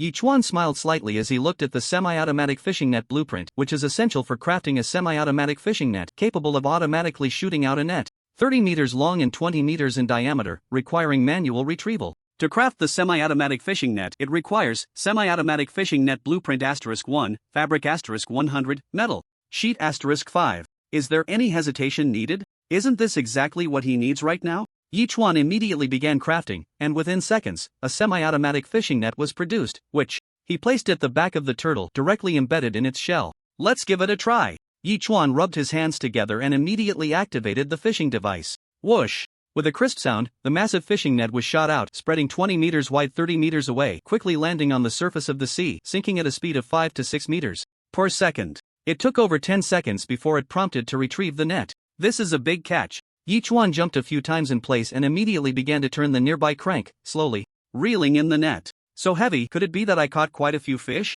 Yichuan murmured, increasing his speed a bit more. The net became heavier as it neared the end, and by the last 20 meters, it was exhausting Yichuan, but often the effort put in is proportional to the rewards reaped. When the fishing net returned to the island, Yichuan was genuinely excited. A large fishing net, bulging, landed on the ground and spread out into a heap. At this moment, the system also kindly provided the numbers. Flounder *347, A-class golden pomfret *2, squid *1, common sole *1, king crab *2. The common sole is a type of large flounder, with the smallest weighing over 10 pounds, and the one Yichuan caught is estimated to weigh nearly 100 pounds. Just one would last several days of meals. Doesn't this mean that with just one fishing net he has achieved seafood freedom? I can't believe I actually caught A-class fish. Yichuan quickly found the two A-class golden pomfrets, which were still struggling vigorously, full of life. At first, Yichuan thought that the classification of marine life was based on their ferocity, but he now realized he was wrong. After all, 100 A-class golden pomfrets wouldn't stand a chance against a D-class shark, right? Perhaps, similar to fruits and plants, they are classified by their utility level. A-class golden pomfrets must be like A-class apples, enhancing physical strength when consumed. Yichuan planned to keep the other fish and, before the other island owners knew about the flounder school, make another profit. At that moment, Yichuan placed the golden pomfrets, squid, common sole, and king crab into the system's item bar and nearly put all the remaining flounders up for sale. Flounder *1 equals wooden plank *10. Flounder *1 equals cloth piece *10. Flounder *1 equals metal sheet *10. Yichuan listed 300 sets in one breath, once again shocking the island lords. Have you all noticed? Just a couple of days ago, a big shot sold whale meat, and today another big shot is selling flounder. Flounder is definitely much tastier than whale meat. To me, it's not about whether it's good or bad to eat, it's about whether it can fill my stomach. Anyway, I've already traded all my wooden planks for 3 flounders, so I won't go hungry for at least 5 days. How did that big shot manage to list so many flounders? He must have encountered a school of flounder. Don't even talk about our lousy fishing nets, even good nets can't catch that many at once. Damn, instead of chatting with you guys, I might as well hurry and trade for a few sets of flounder, or I might get cleaned out. Right, I'm going too. Yichuan watched as the number of flounders listed gradually decreased, and couldn't help but smile slightly. He immediately sent 10 flounders each to Louis, Zhao Feiyu, and Blueberry Jam. Louis was shocked at that moment. Oh my, the flounders listed on the trading panel were actually your doing? I got lucky and encountered a school of flounder, caught them all in one net. Yichuan replied. This time, I'm definitely going to stick with you. Louis sent an excited emoji and then replied, by the way, I caught 3 supply boxes in the past couple of days and I haven't opened them yet, just like you suggested. Alright, no need to open them for now, Yichuan replied, but the fish is raw, cooking it will be up to you. Louis immediately sent an okay emoji. Brother, you're too good to me? Blueberry Jam followed up, I haven't even finished the grilled fish you gave me, and you just gave me 10 flounders. I have to perform a striptease dance for you. I caught quite a few. Yichuan tossed out that line and didn't engage with her further. The reason he gave her the flounders might be due to that dream he had, or perhaps he felt it was unfair to her regarding the A-grade manufacturing blueprint for the seawater purifier she had promised him. Who knows? Only Zhao Feiyu didn't accept, simply replying, sorry, I don't have that many resources to trade with you. This is a gift for you, Yichuan replied. No free lunch. Zhao Feiyu shot back with those 5 words, and didn't reply again. This made Yichuan look at Zhao Feiyu in a new light. Currently, the most scarce resources in the entire ocean world are water and food, and this guy can actually resist the temptation of food. He truly is a good man. This also stirred Yichuan's compassion, and he felt he must befriend Zhao Feiyu. Once the 6-month beginner period is over, Zhao Feiyu will definitely not be an ordinary person. Damn, I finally understand the downsides of being your subordinate island lord. Just as Yichuan was about to try the flounder, Lu Shuai messaged him, I just pulled up a supply box, and as soon as I opened it, the contents were down by 30%. There's only 2/3 of a bottle of mineral water left. Did you take it? That's the rule. Subordinate island lords are required to pay 30% of their resources to the superior island lord. Is that my fault? Yichuan replied with a smile, besides, this is just for now. Later, you'll see the benefits of following me. What benefits? Lu Shuai replied with those 3 words and then started shouting angrily. How could he, a young master of a small family, be taken advantage of before he even got to show his talents? Damn, idiot. Yichuan just scoffed at Lu Shuai's reaction. Seeing that it was already noon, he quickly processed 2 flounders, sprinkled the leftover seasoning from the last instant noodles, and started the teppanyaki. As he had guessed, the flounder was incredibly delicious, far more so than any sea fish, and even without salt, it was absolutely tasty. Now that he had a semi-automatic fishing net, he could casually catch a few whenever he wanted, enough to last him for months. After all, anything placed in the system's inventory would enter a vacuum state, ensuring absolute freshness. How delightful was that? After eating his fill, Yichuan checked the trading status of the flounder and scrolled through private messages. After filtering out most of the beggars asking for food and drink, Yichuan noticed a message. Big boss, I have a wash basin manufacturing blueprint. Can I trade it for 2 flounders? A wash basin? Just what he needed. Yichuan's bathroom indeed required a wash basin. Although there was no running water yet, he still needed to prepare for other essentials, right? This time, Yichuan didn't haggle, he directly placed 2 flounders in the trading slot and completed the trade for the wash basin blueprint. The wash basin manufacturing required wash basin blueprint *1 stone *5 metal sheet *5 plastic *5. Still need plastic? Yi Chuan was taken aback. It seemed he had never obtained a single piece of plastic so far. He immediately posted a message in the public chat room. Does anyone have plastic? Come trade with me. I have 2 plastics, but I need water. Soon, someone sent him a private message. Alright, how many milliliters? Yi Chuan replied readily. 500 milliliters. The other party responded just as quickly. Damn, why don't you go rob someone? Yi Chuan was stunned and immediately got angry. I would if there were any islands nearby. The other party was quite honest, directly voicing their thoughts.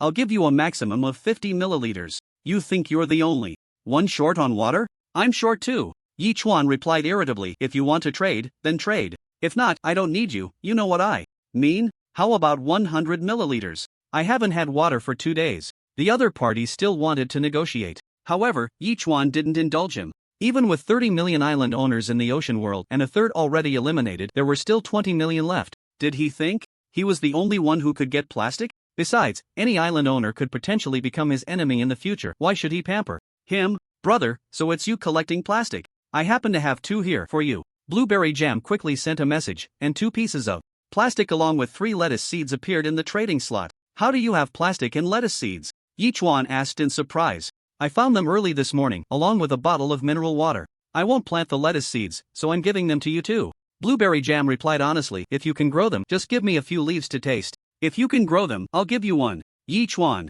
acted very generously and immediately accepted both items. Thank you, brother. He. Blueberry Jam replied cheerfully. Yi Chuan couldn't help but marvel again at how incredibly lucky Blueberry Jam was. He had opened so many supply boxes without getting any plastic, while she got it on her second try, along with 3 lettuce seeds. Although this girl was useless in many ways, at least her luck was extraordinary. Soon, someone else came to trade with Yi Chuan. In the end, he exchanged 1 flounder and 100 milliliters of mineral water for 10 pieces of plastic, and he directly manufactured the wash basin. The wash basin was placed right at the entrance of the bathroom. As soon as one entered, it was there. The reason for using plastic was that there was a drainage pipe underneath, extending directly into the ground. In the future, when washing up, dirty water would flow directly down the drainage pipe, just like a fully automatic smart toilet. As for where the water went, it was almost like a bug in the system, but Yi Chuan didn't have the extra energy to think about it. However, what delighted Yi Chuan was that this time, when he made the wash basin, he unexpectedly received a 1-meter-tall, 50-centimeter-wide mirror as a bonus.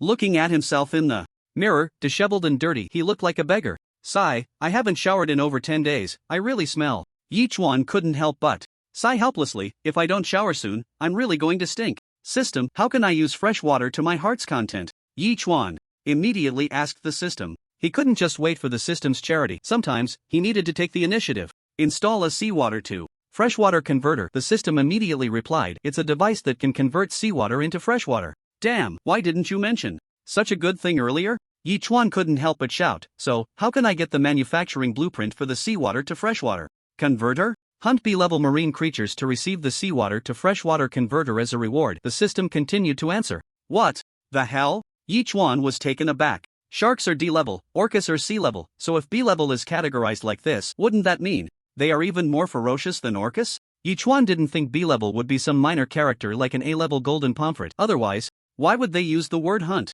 So, what kind of B-level marine creature is it? After calming down a bit, Yi Chuan finally asked. Giant hammerhead shark. The system replied again. Yi Chuan was stunned once more. The hammerhead shark is a marine creature that is less than a meter long, usually having a mouth that opens wide and a highly calcified skull with soft cartilage in the lips, with a total of 50 teeth in the upper and lower jaws. When it bites its prey, it charges in and grabs hold, then twists its body like a drill boring through an air conditioning hole, directly making a hole in its prey. Orcas are considered fearless creatures in the ocean, yet they would avoid hammerhead sharks. And the giant hammerhead shark can grow up to 2 meters long. Once it selects a target, even attacking an orca can cost the orca half its life. It's an absolute killing machine. Yi Chuan never expected that the system would actually want him to kill a giant hammerhead shark. Wasn't that essentially asking for his life? However, in order to use freshwater as soon as possible, Yi Chuan decided to take the risk.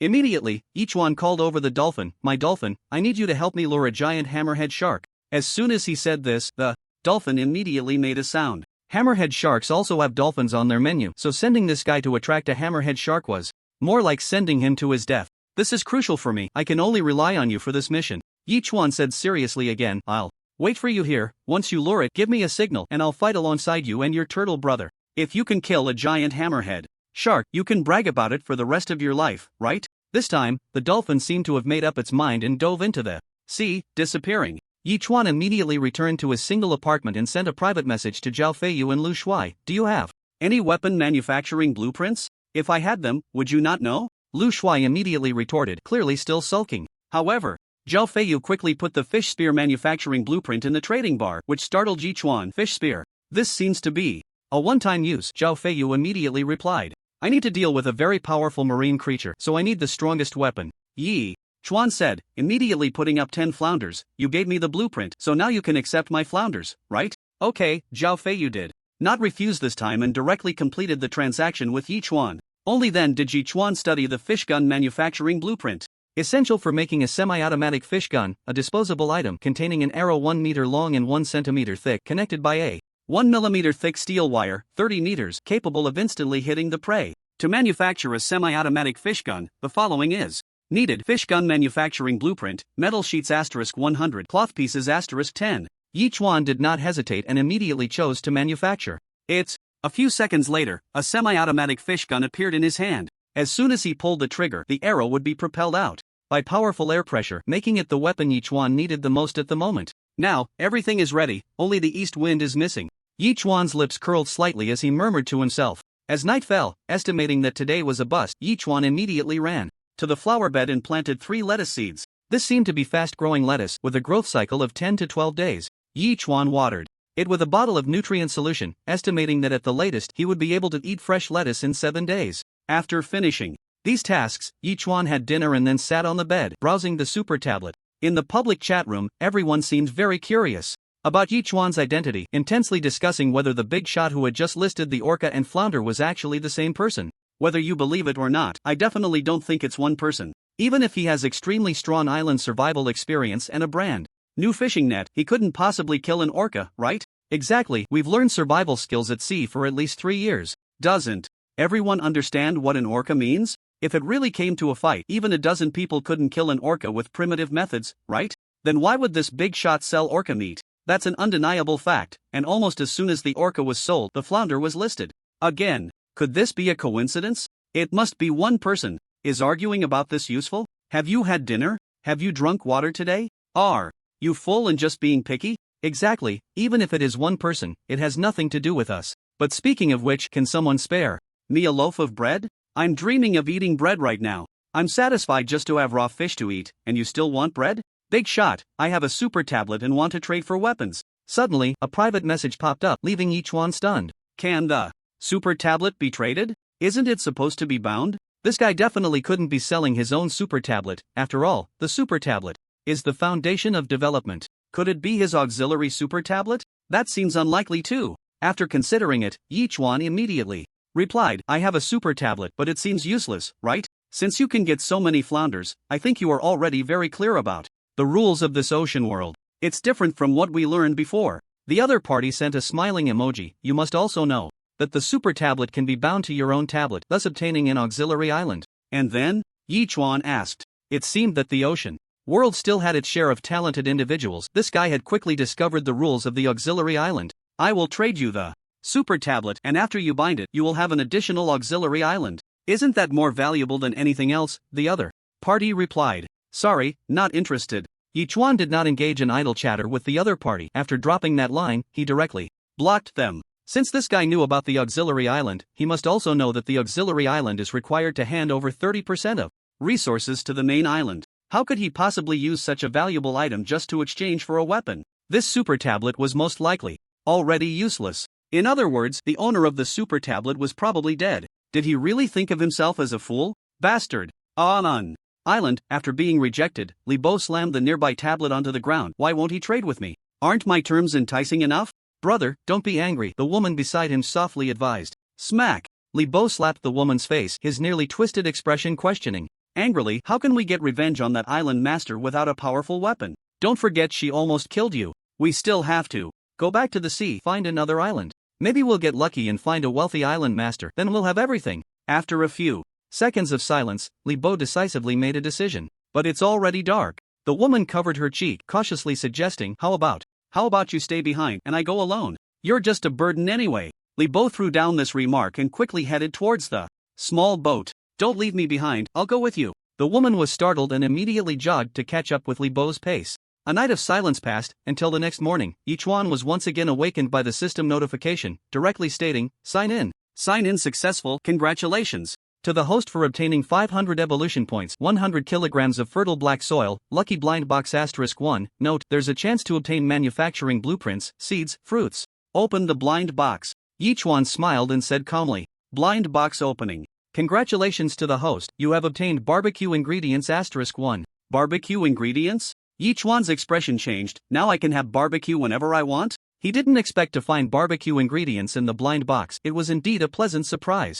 After all, the most delicious seasoning these days was instant noodle seasoning. Could it even compare to barbecue ingredients? Immediately, Yichuan ran to grill a flounder, sprinkled on the barbecue ingredients, and even before eating, saliva was already dripping down. Of course, this couldn't be blamed on Yichuan. After all, someone used to small BBQs after eating tasteless food for a long time, suddenly being given a small barbecue, how would they feel? Refreshing. After indulging, Yichuan piled up the 100 kilograms of fertile black soil, sprinkled a few seeds of vetiver grass, and then began to circle around the island. The dolphins hadn't returned yet. Last night, 3 supply boxes were fished up by the sea turtle, all piled together by Yichuan before he returned to the apartment and sat in front of the super tablet. After filtering out those private messages asking for food and drink, he glanced at the trading panel. More than half of the flounder had already been traded, but compared to the previous whale meat, the trading speed was noticeably slower. It seemed everyone had realized the importance of resources, either they were saving them or they were truly out of options. In the public chat room, everyone also discovered the secret of the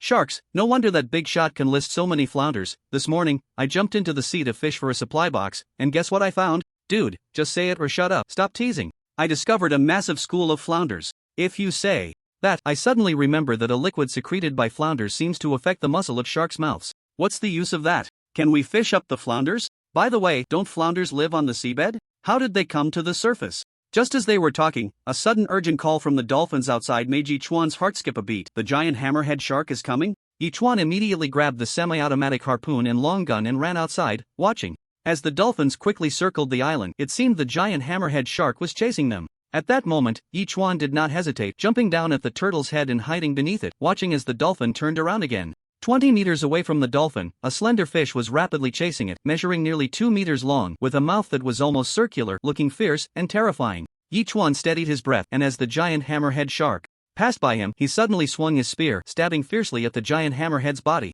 However, the giant hammerhead's speed was beyond Yichuan's imagination. With just a twist, it dodged Yichuan's attack, suddenly turning around and biting the spear's tip, then spinning rapidly like a drill. Yichuan immediately let go, subtly aiming the spear at it. The giant hammerhead spun several times in just a few seconds, and the once invincible spear was bitten in half by it.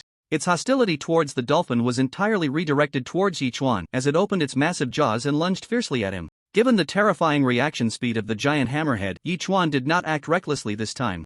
Watching as the giant hammerhead rushed towards him. 10 meters, 7 meters, 5 meters, 3 meters. Now, when the giant hammerhead was just 3 meters away from Yichuan, he decisively pulled the trigger. This time, although the giant hammerhead reacted, the speed of the spear was no joke, piercing directly into its neck, causing it to open its mouth wide in pain, turning to flee. The giant turtle's massive head suddenly lunged out from its shell, biting down on the spear, and after all 30 meters of fishing line were out, the giant hammerhead was abruptly halted, blood gushing everywhere. With a shell measuring 3,000 square meters, one could only imagine the strength of the turtle. In any case, no matter how the giant hammerhead struggled, it could not break free, but the arrow seemed to loosen slightly. This creature was incredibly strong, and if it continued to struggle, it might indeed escape the arrow. To be safe, Yichuan took out a chainsaw, resurfaced to catch his breath, and quickly swam towards the giant hammerhead. Huff! A few minutes later, Yichuan stumbled back onto the shore, collapsing and gasping for air. Although he had gained half the strength of the turtle and consumed an A-grade fruit to enhance his physique, he still could not maneuver as easily underwater as he could on land, and even though the giant hammerhead was in a desperate situation, it almost turned the tables on Yichuan.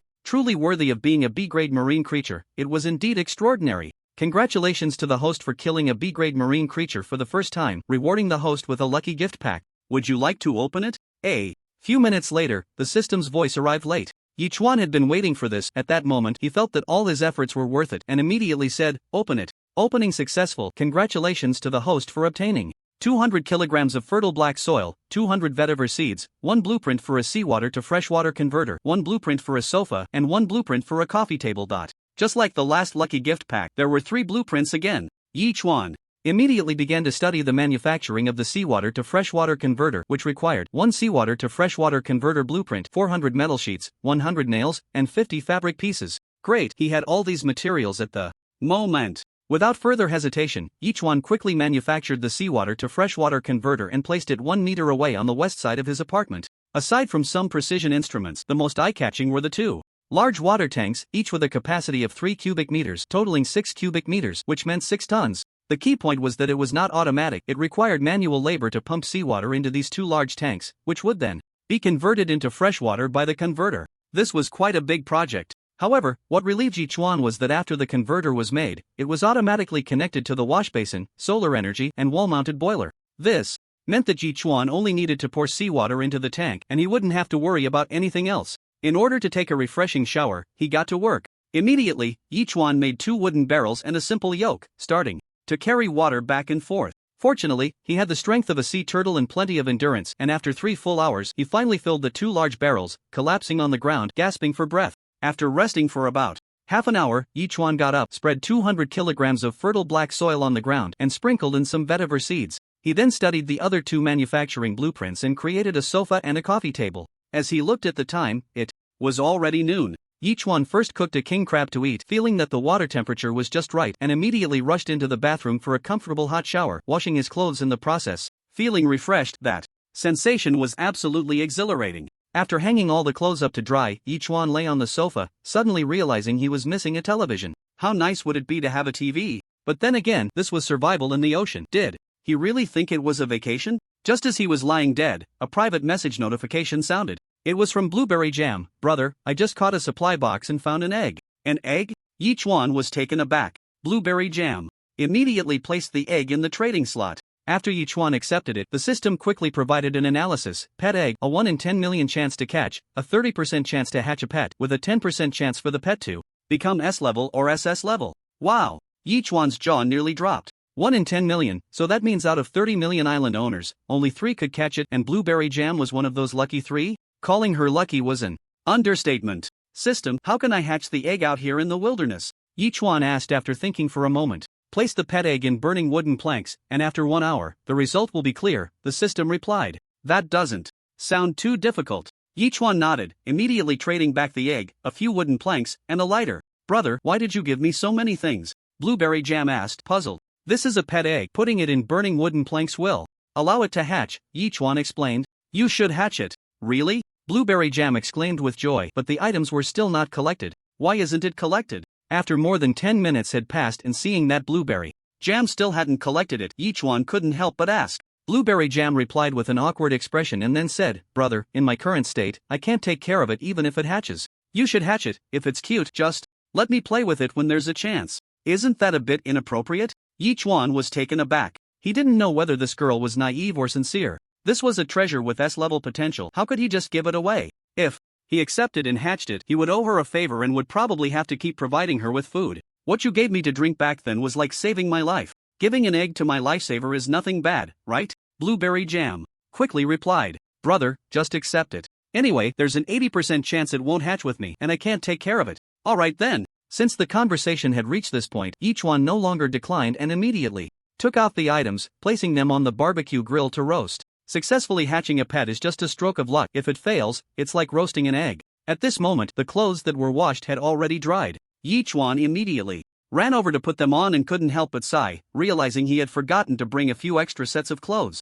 Although ocean survival doesn't allow bringing items in, some clever people had layered on several pieces of clothing. He wondered if opening supply boxes or signing in with the system could yield clothes. Otherwise, every time he washed clothes, he would have to take them off. It was fine now when no one was around, but what if in the future? Wouldn't that be awkward? My dolphin and my turtle had fished up 2 more supply boxes, and Yi Chuan directly pushed them next to the other 3 supply boxes. After adding a few more wooden planks under the barbecue grill, he returned to the apartment to check the public chat room. An hour passed, but he didn't find any useful information. Estimating that the pet egg was about ready, Yi Chuan hurried back to the barbecue grill. He noticed the fire was almost out, yet the pet egg showed no signs of movement. After considering it for a moment, he placed another wooden plank on top. It's already been over an hour, and there's still no movement. It's probably a failure, right? Yichuan frowned slightly and couldn't help but mutter to himself, planning to treat the egg as barbecue to eat. But then he heard a crack and a fissure appeared on the egg. Soon, more cracks formed, and with a pop, the pet egg shattered into pieces, revealing a bird covered in fluff with bright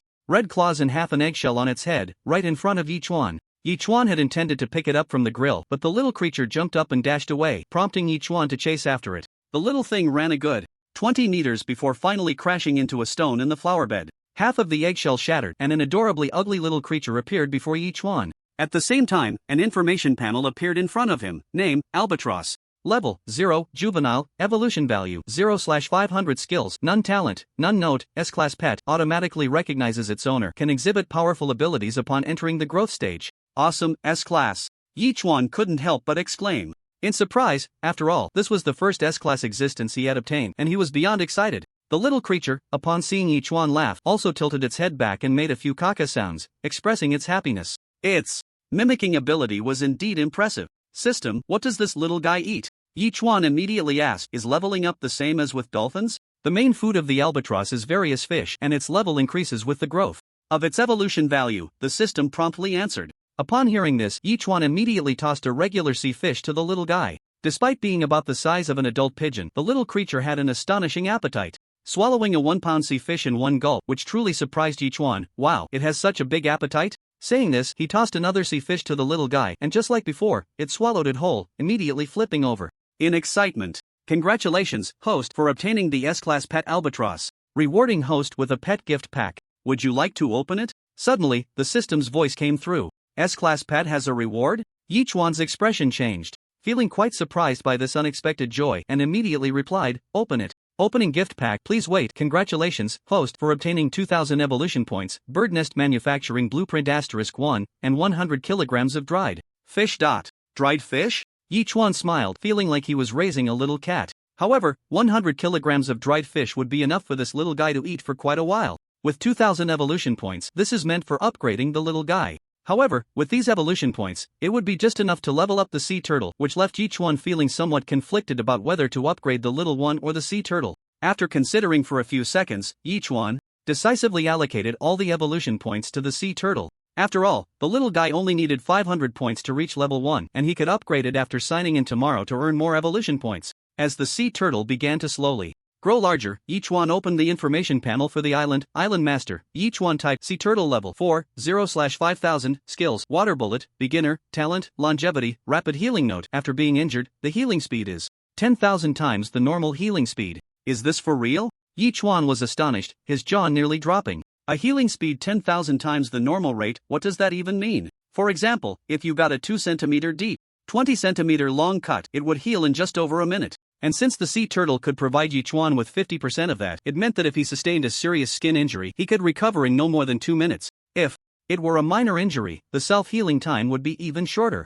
This was an incredible talent. This made Yichuan develop a fondness for blueberry jam, and he felt fortunate that he had initially shown her some compassion by giving her some rainwater, thus establishing a connection. Of course, this was also a reward for his kindness. However, no matter how great the gifts he offered now, he could never repay blueberry jam's favor. It seemed he would have to provide her with food indefinitely. Shaking his head slightly, Yichuan turned to the barbecue grill, took out the 2 A-grade golden pomfret, and began to grill them. After sprinkling on the barbecue seasoning and receiving a prompt that they were done, Yichuan immediately poured 100 milliliters of A-grade purified water and traded it to blueberry jam. Brother, is that barbecue? Blueberry jam sent a shocked expression, incredulously saying, this smells amazing? Just grilled, eat it while it's hot.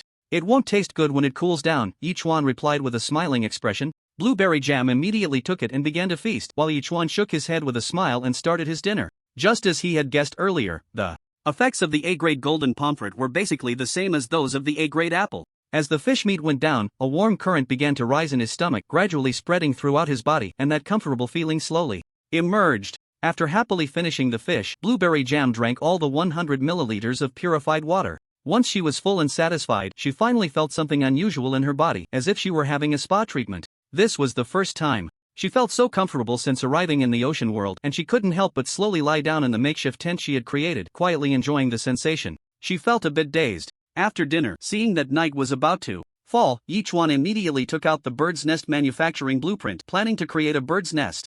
The materials needed for the bird's nest were bird's nest blueprint *1, wooden planks *10, cloth pieces *10, metal sheets *4. This was quite simple, and Yichuan quickly made it and placed it outside the door. He had initially thought of putting it inside, but birds are straightforward creatures. They would just go wherever they pleased, and the whole house would end up smelling like droppings. Just thinking about it made him cringe. However, the little guy didn't mind where it was, and upon seeing that it was made for it, it immediately jumped in, stomped its little tender feet a few times, squinted its eyes, and called out to Yichuan. Yichuan fed it 2 more sea fish, smiling as he said, "From now on, you can stay here." With that, he returned to his room and started browsing the super tablet. After a whole day, there were only a little over 20 halibut left for trade, but aside from Yichuan, another person had also listed sea fish for trade, and it was also halibut, likely caught after jumping into the sea. In the public chat room, everyone was discussing this matter. I guess a big shot jumped into the sea to catch the halibut? The number of halibut this big shot listed isn't much. It must have been caught by himself. Sigh, mainly because there are just too many halibut in the sea. Those familiar with the water can definitely catch 1 or 2 just by jumping in and scooping with their hands. At least they can solve their hunger.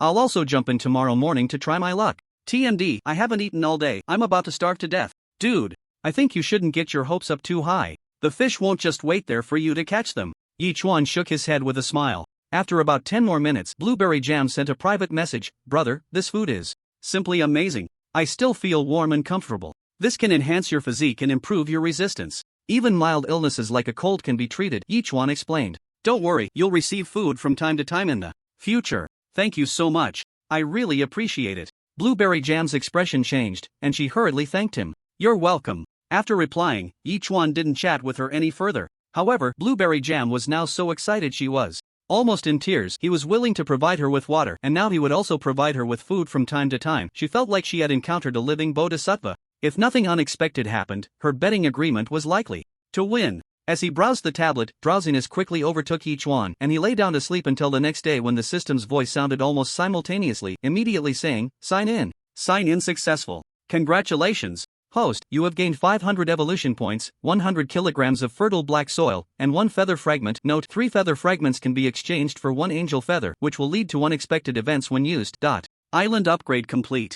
Congratulations, host, your island has been upgraded to level 4. You have received an upgrade gift pack. Would you like to open it?" "Open!" Yichuan exclaimed with joy. After upgrading for more than 10 hours, it finally succeeded. The area of the island increased from 3,000 square meters to 4,000 square meters, which should be considered large among those new island owners, right? Opening upgrade gift pack. Please wait. Congratulations, host, you have gained 1,000 growth points, A-grade apples *2, small nutrient solution *2, and a weaving machine manufacturing blueprint *1. He remembered that the last time at level 3, the growth points rewarded were 500, but unexpectedly, at level 4, the growth points reward had actually increased to 1,000. However, what on earth was a weaving machine manufacturing blueprint? Who would know such a primitive skill as weaving? Not wanting to dwell on this question for now, Yichuan immediately allocated all 1,500 growth points to the albatross. Visibly, the little guy seemed to have grown nearly 10 centimeters, and the system's voice followed. "Albatross upgrade complete. Congratulations, host, your pet has been upgraded to level 1. You have received an upgrade gift pack. Would you like to open it?" "Albatross upgrade complete. Congratulations, host, your pet has been upgraded to level 2. You have received an upgrade gift pack. Would you like to open it?" Just like when he upgraded the dolphin before, but with all 1,500 evolution points allocated, the little guy jumped 2 levels directly to level 2. "Open all." Yichuan immediately replied. "The upgrade gift pack is opening. Please wait." "Congratulations, host, you have obtained 500 growth points, stone *1, wooden plank *2, plastic *2. Congratulations, host, you have obtained 500 growth points, stone *2, metal sheet *3, spicy strips *1. There are spicy strips? Yichuan's expression changed, and he immediately took out the spicy strips to take a look. It turned out to be the Xiao Wuzi spicy strips, which was simply the best gift for Yichuan, who couldn't live without spice. Breakfast was sorted. After putting away the spicy strips, Yichuan glanced at the information panel of the albatross. Name, albatross level 2, juvenile, evolution points, 0/1500 skills, none talent, none. How is it already level 2, with neither skills nor talents? Chuan scratched his head in suspicion. At least it should be able to fly, right? The little guy tilted its head back, staring at Yichuan with a pair of innocent big eyes, calling out twice, looking adorably silly. Yichuan couldn't help but take out 2 handfuls of dried fish and place them in front of the little guy. It was as if it had discovered the most delicious thing in the world. Its eyes sparkled as it began to feast on the dried fish. "Take your time, Yichuan." chuckled and shook his head. Next, Yichuan planned to level up the little guy to level 4 in one go to see if it would awaken any skills or talents. However, it was also time for Yichuan to have breakfast, spicy strips. He boiled 500 milliliters of fresh water, added instant noodles, and grabbed 2 eggs. Soon, the aroma of the noodles wafted across the entire island. Opening the xiao wuzi, he took a bite of instant noodles and a bite of spicy strips, and he immediately started sweating. It was simply delightful. Yichuan was now considering that if there was internet on the island, and if he had a phone, doing a food broadcast would surely make the other island owners envious. Probably in the entire ocean world he was the only one who could enjoy eggs and xiao wuzi, right? After breakfast, Yichuan stacked the 3 supply boxes collected by the Sea Turtle brothers and immediately poured some nutrient solution on the lettuce. He diluted another bottle with 1,000 milliliters of fresh water and poured it on the spinach and chili peppers. Thanks to the nutrient solution over the past 2 days, the spinach and chili peppers had already grown to 3 or 4 centimeters tall, and the lettuce had sprouted tender shoots. In a few more days, it would likely grow into a head of lettuce. The special tree species had also reached half a meter tall, and the originally bare tips finally sprouted 2 green tender leaves, which was indeed good news for Yichuan. As for the vetiver grass, the first to be planted had also sprouted little shoots. Even without the nutrient solution, its growth speed was not slow. After checking around, Yichuan stood by the edge of the island for a while before doing 2 rounds of the 8th set of radio calisthenics and then returned to his room. However, Yichuan suddenly noticed a broken manufacturing blueprint appeared in the system's item bar, with only a character for electricity visible. This made Yichuan's expression change. Could something related to electricity appear on this island? But since it was a broken manufacturing blueprint, it should be related to Lu Shuai. This kid must have opened something good, right? Thinking of this, he immediately sent Lu Shuai a private message. What kind of manufacturing blueprint did you get? I don't know. Lu Shuai replied in 3 seconds. Dude, we're in the same boat now. Yichuan quickly replied with a smiley face, I think you'd better tell me. After all, your manufacturing blueprint is also broken.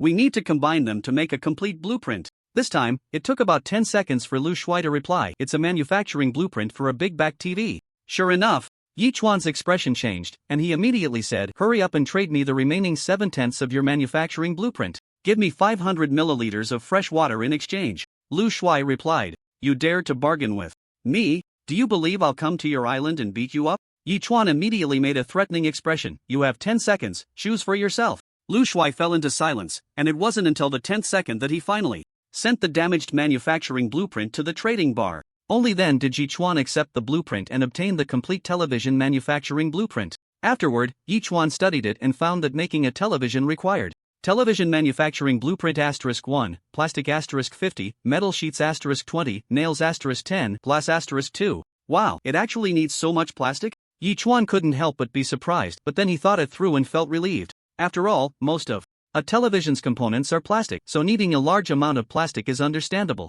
The key issue is the glass. He still hadn't obtained a single piece of it, and he wondered if anyone else had managed to get any. Currently, he had plenty of wooden boards, cloth pieces, metal sheets, stones, and nails, but no plastic or glass at all. It seemed that in the later stages there would definitely be a lot of places where these 2 items would be needed. Thinking this, Yichuan immediately went out and cast the fishing net, then began to pull it up with force. Flounder *278, grouper *10, ribbonfish *3, king crab *1. Although it was much less than the first time he cast the net, it was still quite good. After collecting the other fish, Yichuan immediately put all the flounders on the shelf. Flounder *1 equals plastic *2, flounder *1 equals glass *2. In an instant, the public chat room erupted in excitement. Did you see it? Did you see it? Another big shot has put flounders on the shelf, this time collecting plastic and glass. Have you gotten any glass? No, the most I've gotten is wooden boards and metal sheets. I've hardly gotten any plastic, let alone glass. What on earth does the big shot want to manufacture that requires glass? It's really puzzling. The world of the big shot is something we can't understand. I'm so envious, I feel like I'm about to die. At the same time, a private message popped up. Big shot, I have 5 pieces of glass. I need 500 milliliters of water. Don't you know that water resources are currently the most scarce in the entire ocean world? You just ask for 500 milliliters, why don't you go rob someone? Yichuan replied irritably, that's really asking for too much. I know, that's why I haven't seen fresh water for 3 days. If it weren't for self-supply, I might have already died, the other party replied, so I'm really desperate for water right now. This statement genuinely disgusted Yichuan. Self-supply? What kind of thirst for water must one have to do something like that? At that moment, Yichuan didn't haggle and immediately placed a bottle of mineral water in the trading bar. The other party quickly put up 5 pieces of glass, and they completed the transaction. By the way, how did you get your glass? Yichuan asked after thinking for a moment. I got it from opening supply boxes and I just got it this morning. The other party replied after a few seconds. I opened 5 supply boxes before and didn't get any glass. I only got it today. Oh. Yichuan nodded. It seemed that glass was a newly emerged resource and he believed that in a few days everyone would be able to obtain glass, and the same would go for plastic. While he was thinking, Zhao Feiyu suddenly placed a faucet manufacturing blueprint in the trading bar of their private chat. I opened a faucet manufacturing blueprint. I don't need it, but I think it should be useful to you? Yes, I really need a faucet here. Yichuan replied immediately. Although he had a seawater to freshwater converter, several water pipes were directly installed in places like solar panels, leaving no extra faucets or even pipes. Although the wash basin faucet could barely be used, it was still inconvenient. Yichuan originally thought of a way to make money, but due to the inconvenience of connecting to the tap water, it was temporarily shelved. As a result, Zhao Feiyu came up with a faucet manufacturing blueprint, instantly helping him solve a big problem. At that moment, Yichuan immediately accepted the faucet manufacturing blueprint and traded 5 flounders in exchange. Zhao Feiyu didn't say much and directly accepted the deal. Yichuan quickly went out to take a look around and then asked, "System, now that I have the faucet manufacturing blueprint, can I connect this faucet to the seawater to freshwater converter?" System? Yes, the system replied immediately. Then install it outside the house, right on the wall next to the converter. Yichuan decisively ordered and immediately manufactured the faucet, which extended a 30-centimeter pipe from the wall, leading to a faucet. The reason Yichuan was so eager to have a faucet was mainly for the convenience of fetching water. From the recent transactions with many people, it was clear that what everyone needed most was still water. The demand for water among the island owners was at least 3 times or more than that for food. Yichuan had tasted the converted tap water before, and it had a chlorine smell just like the ordinary tap water at home. Although it wasn't very palatable, in this ocean world where every drop of water is precious, did it really matter? Next, he could directly exchange 100 milliliters of tap water for resources, which would definitely be faster and more than exchanging for fish. However, this was just Yichuan's guess. The specifics still needed to be tested. At that moment, Yichuan quickly filled 2 bottles of tap water with a mineral water bottle, divided it into 10 portions, each 100 milliliters, and traded all for plastic, with each 100 milliliters trading for 5 pieces of plastic. In just a few seconds, 5 portions of tap water were actually traded, and it immediately spread in the public chat room. Did everyone see? A big shot actually traded plastic for tap water. Tap water.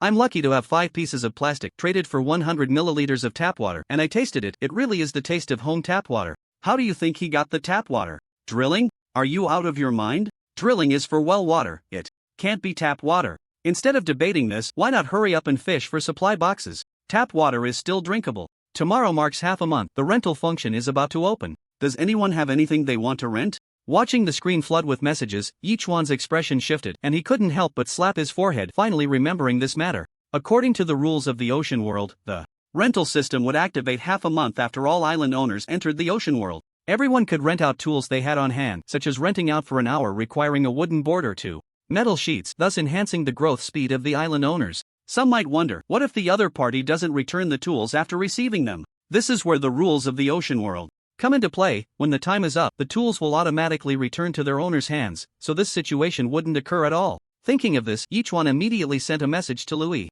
Did you see what they said in the public chat room? The rental system is about to open tomorrow. Your fishing net can be rented out when not in use. I saw it, Louis replied immediately. After replying, Louis fell silent. This made Yichuan furrow his brows. Logically speaking, Louis should be out fishing for supply boxes or searching for them, not just lingering by the super flat panel, and only replying with 3 words didn't seem like Louis's character. What's going on with you? The more he thought about it, the more something felt off, and Yichuan immediately asked. This time, nearly half a minute passed before Louis replied. This morning there was a supply box, but I couldn't get the fishing net to catch it. It was right by the shore, so I planned to go into the water and push it up. As a result, I was bitten on the calf by a fish that was over a meter long and completely green. What? Yichuan was taken aback. Now I feel weak all over, sweating profusely, and the wound is still bleeding. Louis continued to reply. Could it be an eel? This type of fish usually likes to hide in the crevices of rocks. Under normal circumstances, they are not much of a threat, but once they feel threatened, they can become extremely ferocious, even attacking humans, and a significant number of eels are venomous.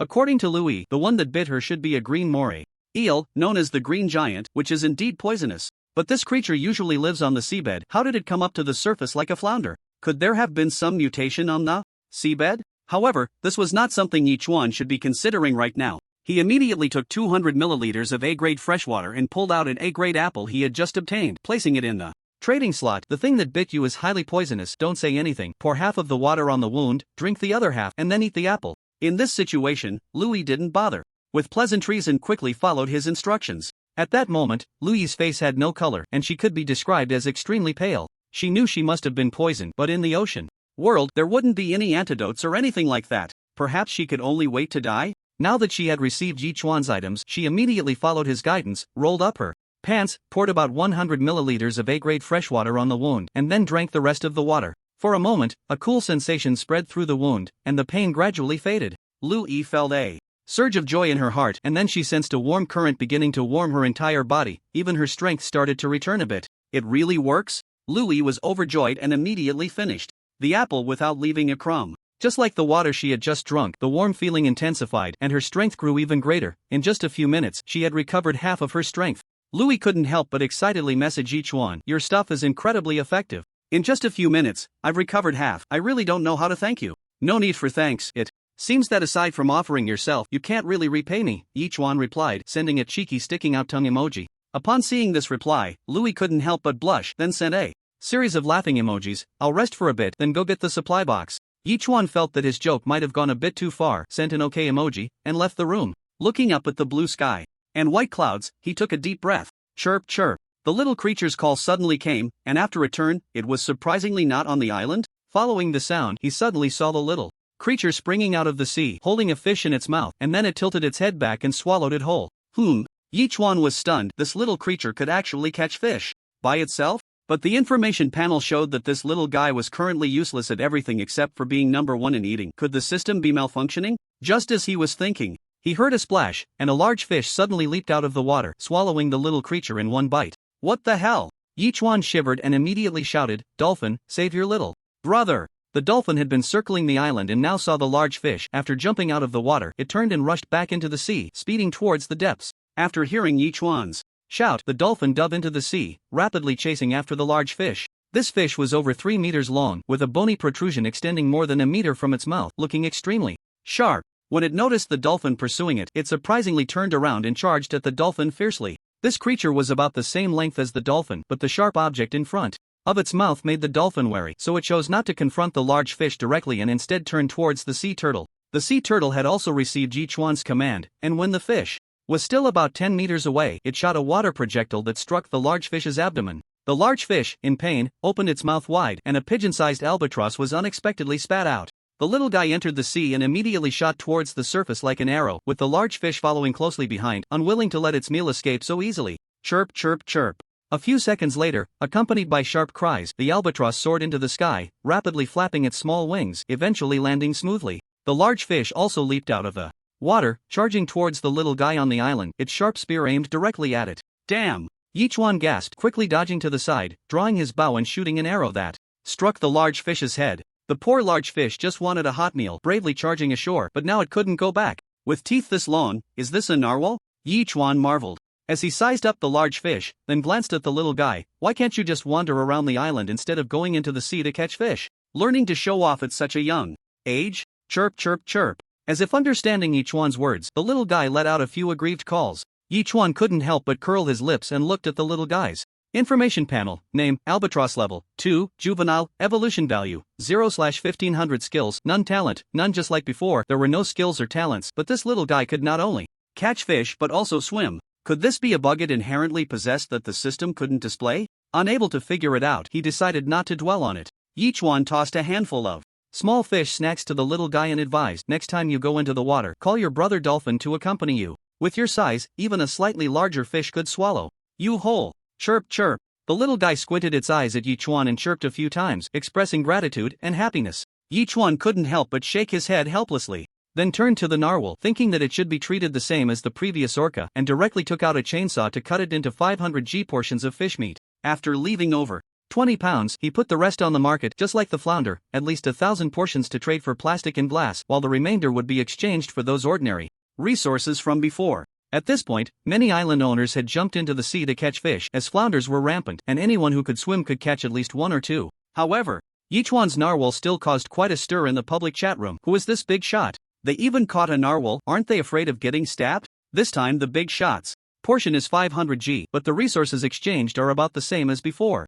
Does this mean our demand for food has decreased significantly? Compared to the previous orca, the narwhal is Quite docile, but how did such a massive creature get ashore? It must weigh at least 2,000 pounds. Does anyone have antibiotics or anti-inflammatory medicine? I got bitten by a fish while diving, and I can't stop the bleeding. I feel like I'm about to die. Yeah, I got bitten too, but it's not serious. If I don't get tetanus, I wonder if it will get infected. Looking at the chat among these people, each one couldn't help but frown. First, the flounder and other fish from the seabed had come to the surface, and recently fish had started attacking humans. All of this seemed to indicate that something was about to happen. Moreover, each one had been experiencing occasional heart palpitations these past few days, which was not a good sign. Boss, I have a manufacturing blueprint. Can I trade it for a few pounds of whale meat? At that moment, a private message popped up. What manufacturing blueprint? Each one's expression changed, and he immediately replied, vacuum pump manufacturing blueprint. The other party responded, I don't know what this thing is useful for.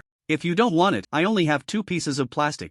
I wonder if I can trade for a pound. If it's a vacuum pump manufacturing blueprint, I'll give you 1,000 g of fish meat. Each one replied, immediately placing 2 pounds of fish meat in the trading slot. While others might not need it, each one found it extremely necessary. Ever since the single apartment was built, the fully automatic smart toilet had been moved to the bathroom. It was clean, but the smell was the key issue. Although there was a window in the bathroom, it still took a while to disperse the odor. If he had a vacuum pump, this problem would be easily solved. After the trade was successful, each one immediately manufactured the vacuum pump and successfully installed it in the bathroom. Just as he was about to test it, he suddenly felt confused. No power.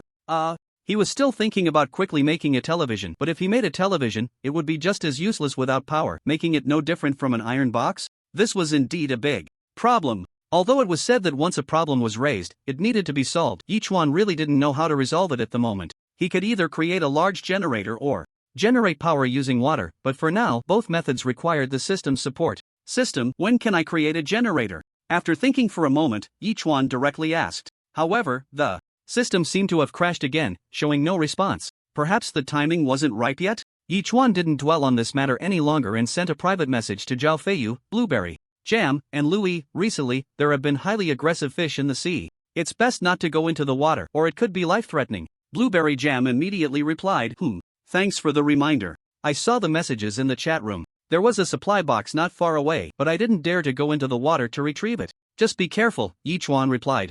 Again. After about half an hour, Zhao Feiyu finally replied, I've already gone into the water and even killed an electric eel. Tonight, we can have boiled electric eel. Really fierce. Yi Chuan was taken aback and immediately replied, by the way, I found another manufacturing blueprint. See if it's useful, Zhao Feiyu said, placing a manufacturing blueprint in the trading slot. Gas stove manufacturing blueprint? Yi Chuan was stunned. Currently, he was cooking outside using a barbecue grill and a large pot. This gas stove would be perfect for the kitchen. After all, the single apartment had come with cabinets, so he could just place the gas stove on the cabinet. At that moment, Yi Chuan immediately accepted the gas stove manufacturing blueprint and gave Zhao Feiyu a portion of the narwhal meat. Zhao Feiyu immediately sent a shocked expression.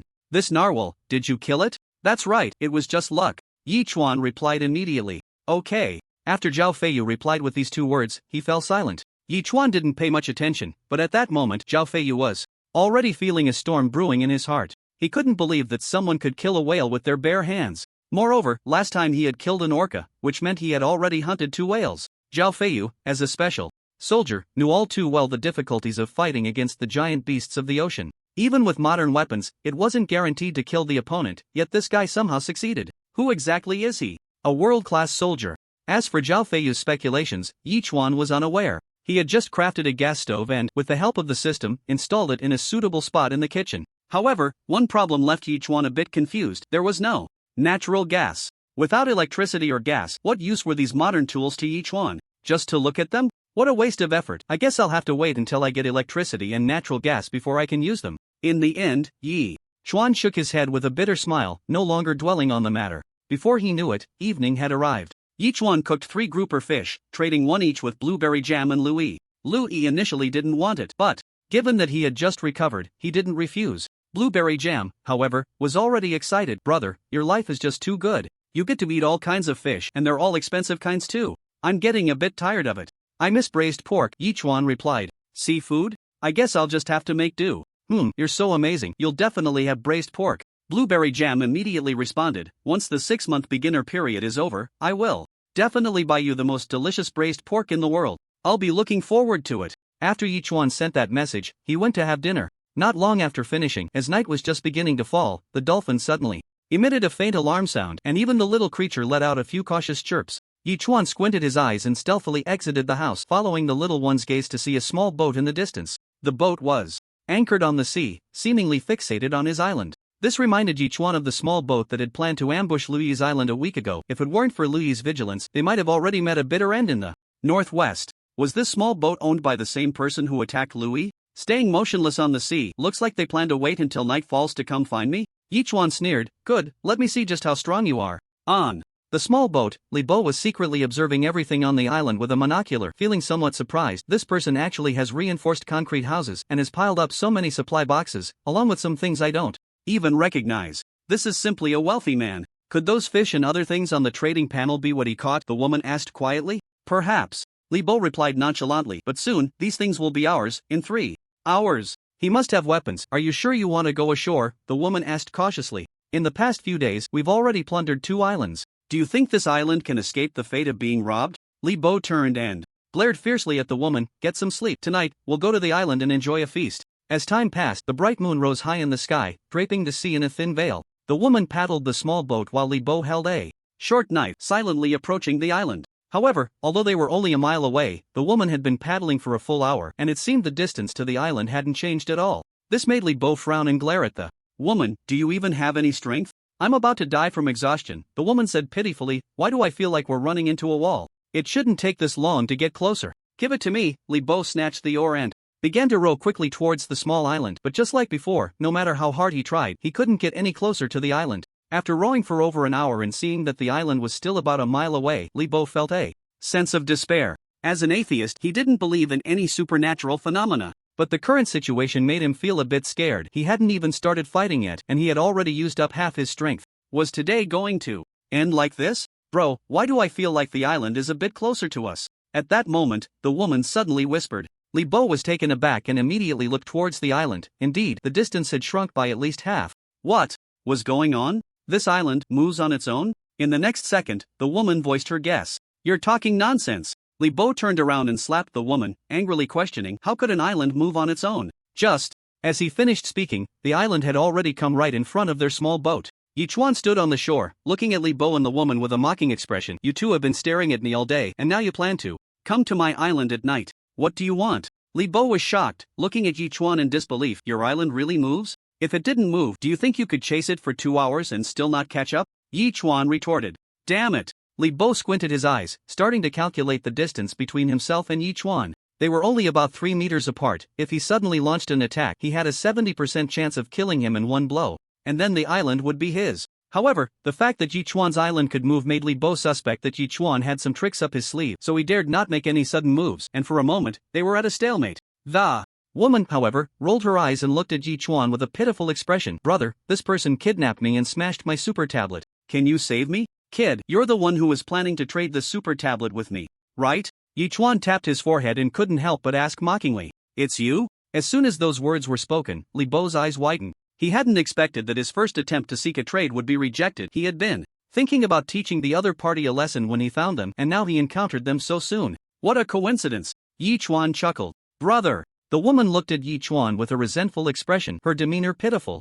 Whoosh! Just as Yichuan's gaze turned to the woman, Li Bo moved. His speed was astonishingly fast, so much so that even Yichuan couldn't fully catch it, but he instinctively threw a punch. Bang! This punch was as heavy as 1,000 pounds, and Li Bo was sent flying 7 or 8 meters away, lying on the ground, unable to get up, yet he laughed heartily and shouted, Kid, you're finished. Oh? Yichuan was taken aback and slowly looked down, only to discover a deep wound on his chest, bleeding profusely. However, Yichuan didn't care about the wound. Instead, he walked slowly towards Li Bo. Li Bo struggled to stand up, his smile still intact. The wound was at least a centimeter deep, nearly hitting the bone, and even bleeding could make him go into shock. All he needed to do now was buy some time. But in the next second, Li Bo's smile finally froze on his face. He couldn't believe that the man's wound was actually healing. Slowly, in just a few seconds, it had stopped bleeding. How was this possible? You are. Li Bo swallowed hard, unconsciously taking a few steps back. First, the island could move, then this guy could automatically heal from a serious injury, and now it was night. Could it really be as that woman said, that this man was a ghost? Thinking of this, Li Bo dared not make a move and quickly ran to the small boat, grabbing the oars and paddling desperately. Suddenly, there was a loud bang as a dolphin crashed violently into the small boat, which predictably split in two. Li Bo's face changed repeatedly and he turned to scramble back to the shore. Now that you're on my island, do you think you can still run away? Yichuan asked mockingly. Big brother, I still have plenty of stones, planks, and other resources. I have 5 bottles of mineral water left. Please don't kill me, I'll give you all my resources. Li Bo shouted immediately. I can also be your subordinate island. And your island? Yichuan teased. I thought the island was useless, so I moved everything onto the boat, Li Bo hurriedly explained. It's much faster to fish for supply boxes in the sea than on the island. Give me a chance, and I won't let you down. Yichuan shook his head, took out his longbow, and drew it fully, aiming at Li Bo. Li Bo's pupils constricted, and he shouted, Big brother, as long as you don't kill me, you can make me do anything. At this point, Yichuan's arrow had already pierced Li Bo's body, causing the woman to scream in terror. A stream of liquid flowed down from his thigh as he pitifully cried out, Don't kill me, I'm a captive. I won't kill you, you can go. Yichuan said indifferently. Let me stay and serve you. I can do anything, the woman pleaded. If you throw me into the sea, I will die. You have 2 choices, either die or leave. On my island, I don't want a second person besides myself. Yichuan said coldly. But, get lost. The woman bit her lip, about to speak, but Yichuan's furious roar startled her into silence, and she turned and jumped into the sea. Yichuan stepped forward and tossed Li Bo's body into the water, then directed the sea turtle to a certain location. He didn't need to care about this corpse, the creatures in the sea would naturally help dispose of it. As for that woman, Yichuan wouldn't bother. With her, there must be something detestable about a pitiful person, and besides, he didn't need another mouth to feed on the island. After alerting Brother Dolphin to be on guard, Yichuan turned around and went back to sleep. He slept until dawn, stretching lazily and directly saying, Sign in. Sign in successful. Congratulations, host, you have received 500 evolution points, a clothing selection pack *1, and a feather fragment. Note 3 feather fragments can be exchanged for an angel feather, which will lead to unexpected events. Note, the clothing selection pack allows you to choose a set of seasonal clothing, 1 out of 12. What? Yichuan's expression changed. His clothes had just been torn last night, and the system had already sent him a benefit this morning. The system knows me well. Immediately, Yichuan opened the clothing selection pack and a panel appeared before him, displaying 12 sets of clothing. Designs, all brand name and a combination of comfort and style. Yichuan chose a white shirt and black pants, with a purple leather jacket for colder weather. In short, one word, cool. However, before putting on the new clothes, Yichuan took a hot shower first and then wore them. They fit perfectly and were comfortable. Looking through the bathroom mirror, he saw a handsome figure. Unfortunately, there were no hair styling options available for now, and his beard had grown a bit long. If only he could get a razor and a hair clipper, that would be great. After breakfast, Yichuan opened his tablet. Currently, people in the public chat room were discussing the rental interface. This system is really convenient. I just rented a fishing net for an hour with 10 wooden planks and managed to fish up a supply box not far from me, and I actually got a bottle of water and 2 sausages. What is this? I rented a fishing gun and caught a big ribbonfish over 2 meters long. At least I won't have to worry about food for 3 days. This rental system is convenient, but right now, income and expenses aren't exactly proportional. I suggest that before the novice period ends, we form an alliance where we can share resources and eat from the same pot, ensuring everyone survives until the novice period is over. What do you all think? I don't think it's a good idea. It's beneficial for those fools, but not for the resource-rich veterans. Why should they provide resources to support you? Seeing that guy's proposal, Yichuan was momentarily stunned. What he said was indeed a good idea. If implemented, those who banded together could survive until the end. However, the feasibility was low. After all, people are inherently selfish. Next, Yichuan tentatively listed the igniter on the rental interface. Igniter usage 1 time equals 10 plastics. Although it was a bit expensive, the chances of someone outside having an igniter were slim to none. Even if it was 10 plastics, someone would definitely pay for it. However, less than 10 seconds after Yichuan listed it, the public chat room exploded. Oh my god, someone is renting out the usage rights of an igniter for 10 plastics. I saw it too. 10 plastics is a bit pricey, but once used, we can have cooked food. Too bad I don't have 10 plastics. Does anyone have plastics? You can lend me some, and once I light a piece of wood, I'll light another for you. How about we cooperate to get fire? Who would believe you? What if you get the fire and don't give it to us? Then we'd be left in the lurch. I believe in honesty and integrity. I've never been that kind of person. While the chat room was buzzing, Yichuan's igniter was already rented out. After a few seconds, it returned to Yichuan's item list, truly convenient. Yichuan nodded and then browsed through the rental items, finding almost everything he could think of. He even saw the manual razor he had just been considering, which required 200 milliliters of fresh water to rent for half an hour. Although it had been listed for several hours, it hadn't been rented out yet. This suited Yichuan's intentions. After all, the fewer people used it, the cleaner it would be. Without hesitation, he rented it and boiled it in hot water for nearly 10 minutes before letting it cool down and starting to shave in front of the mirror.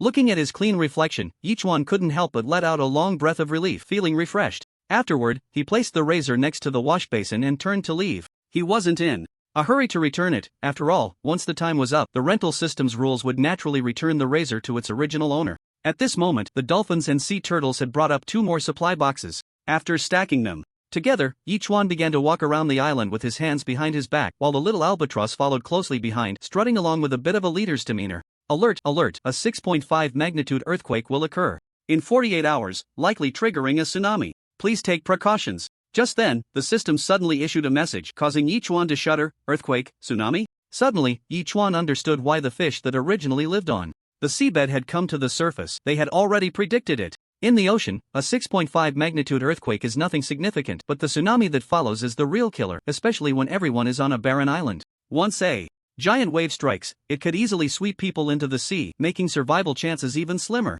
Damn it, this is supposed to be the newbie protection period. Logically, there shouldn't be a strong earthquake and tsunami. What on earth is going on? Yichuan asked seriously. There was no reply. It was unclear whether the system didn't know the answer or if there was another reason. Yichuan then changed the question. What should I do? Since Turtle Island is based on sea turtles, it can drift with the waves like a small boat and can withstand the tsunami's attack, the system replied. This answer gave Yichuan some comfort. At least he wouldn't be too affected by the tsunami.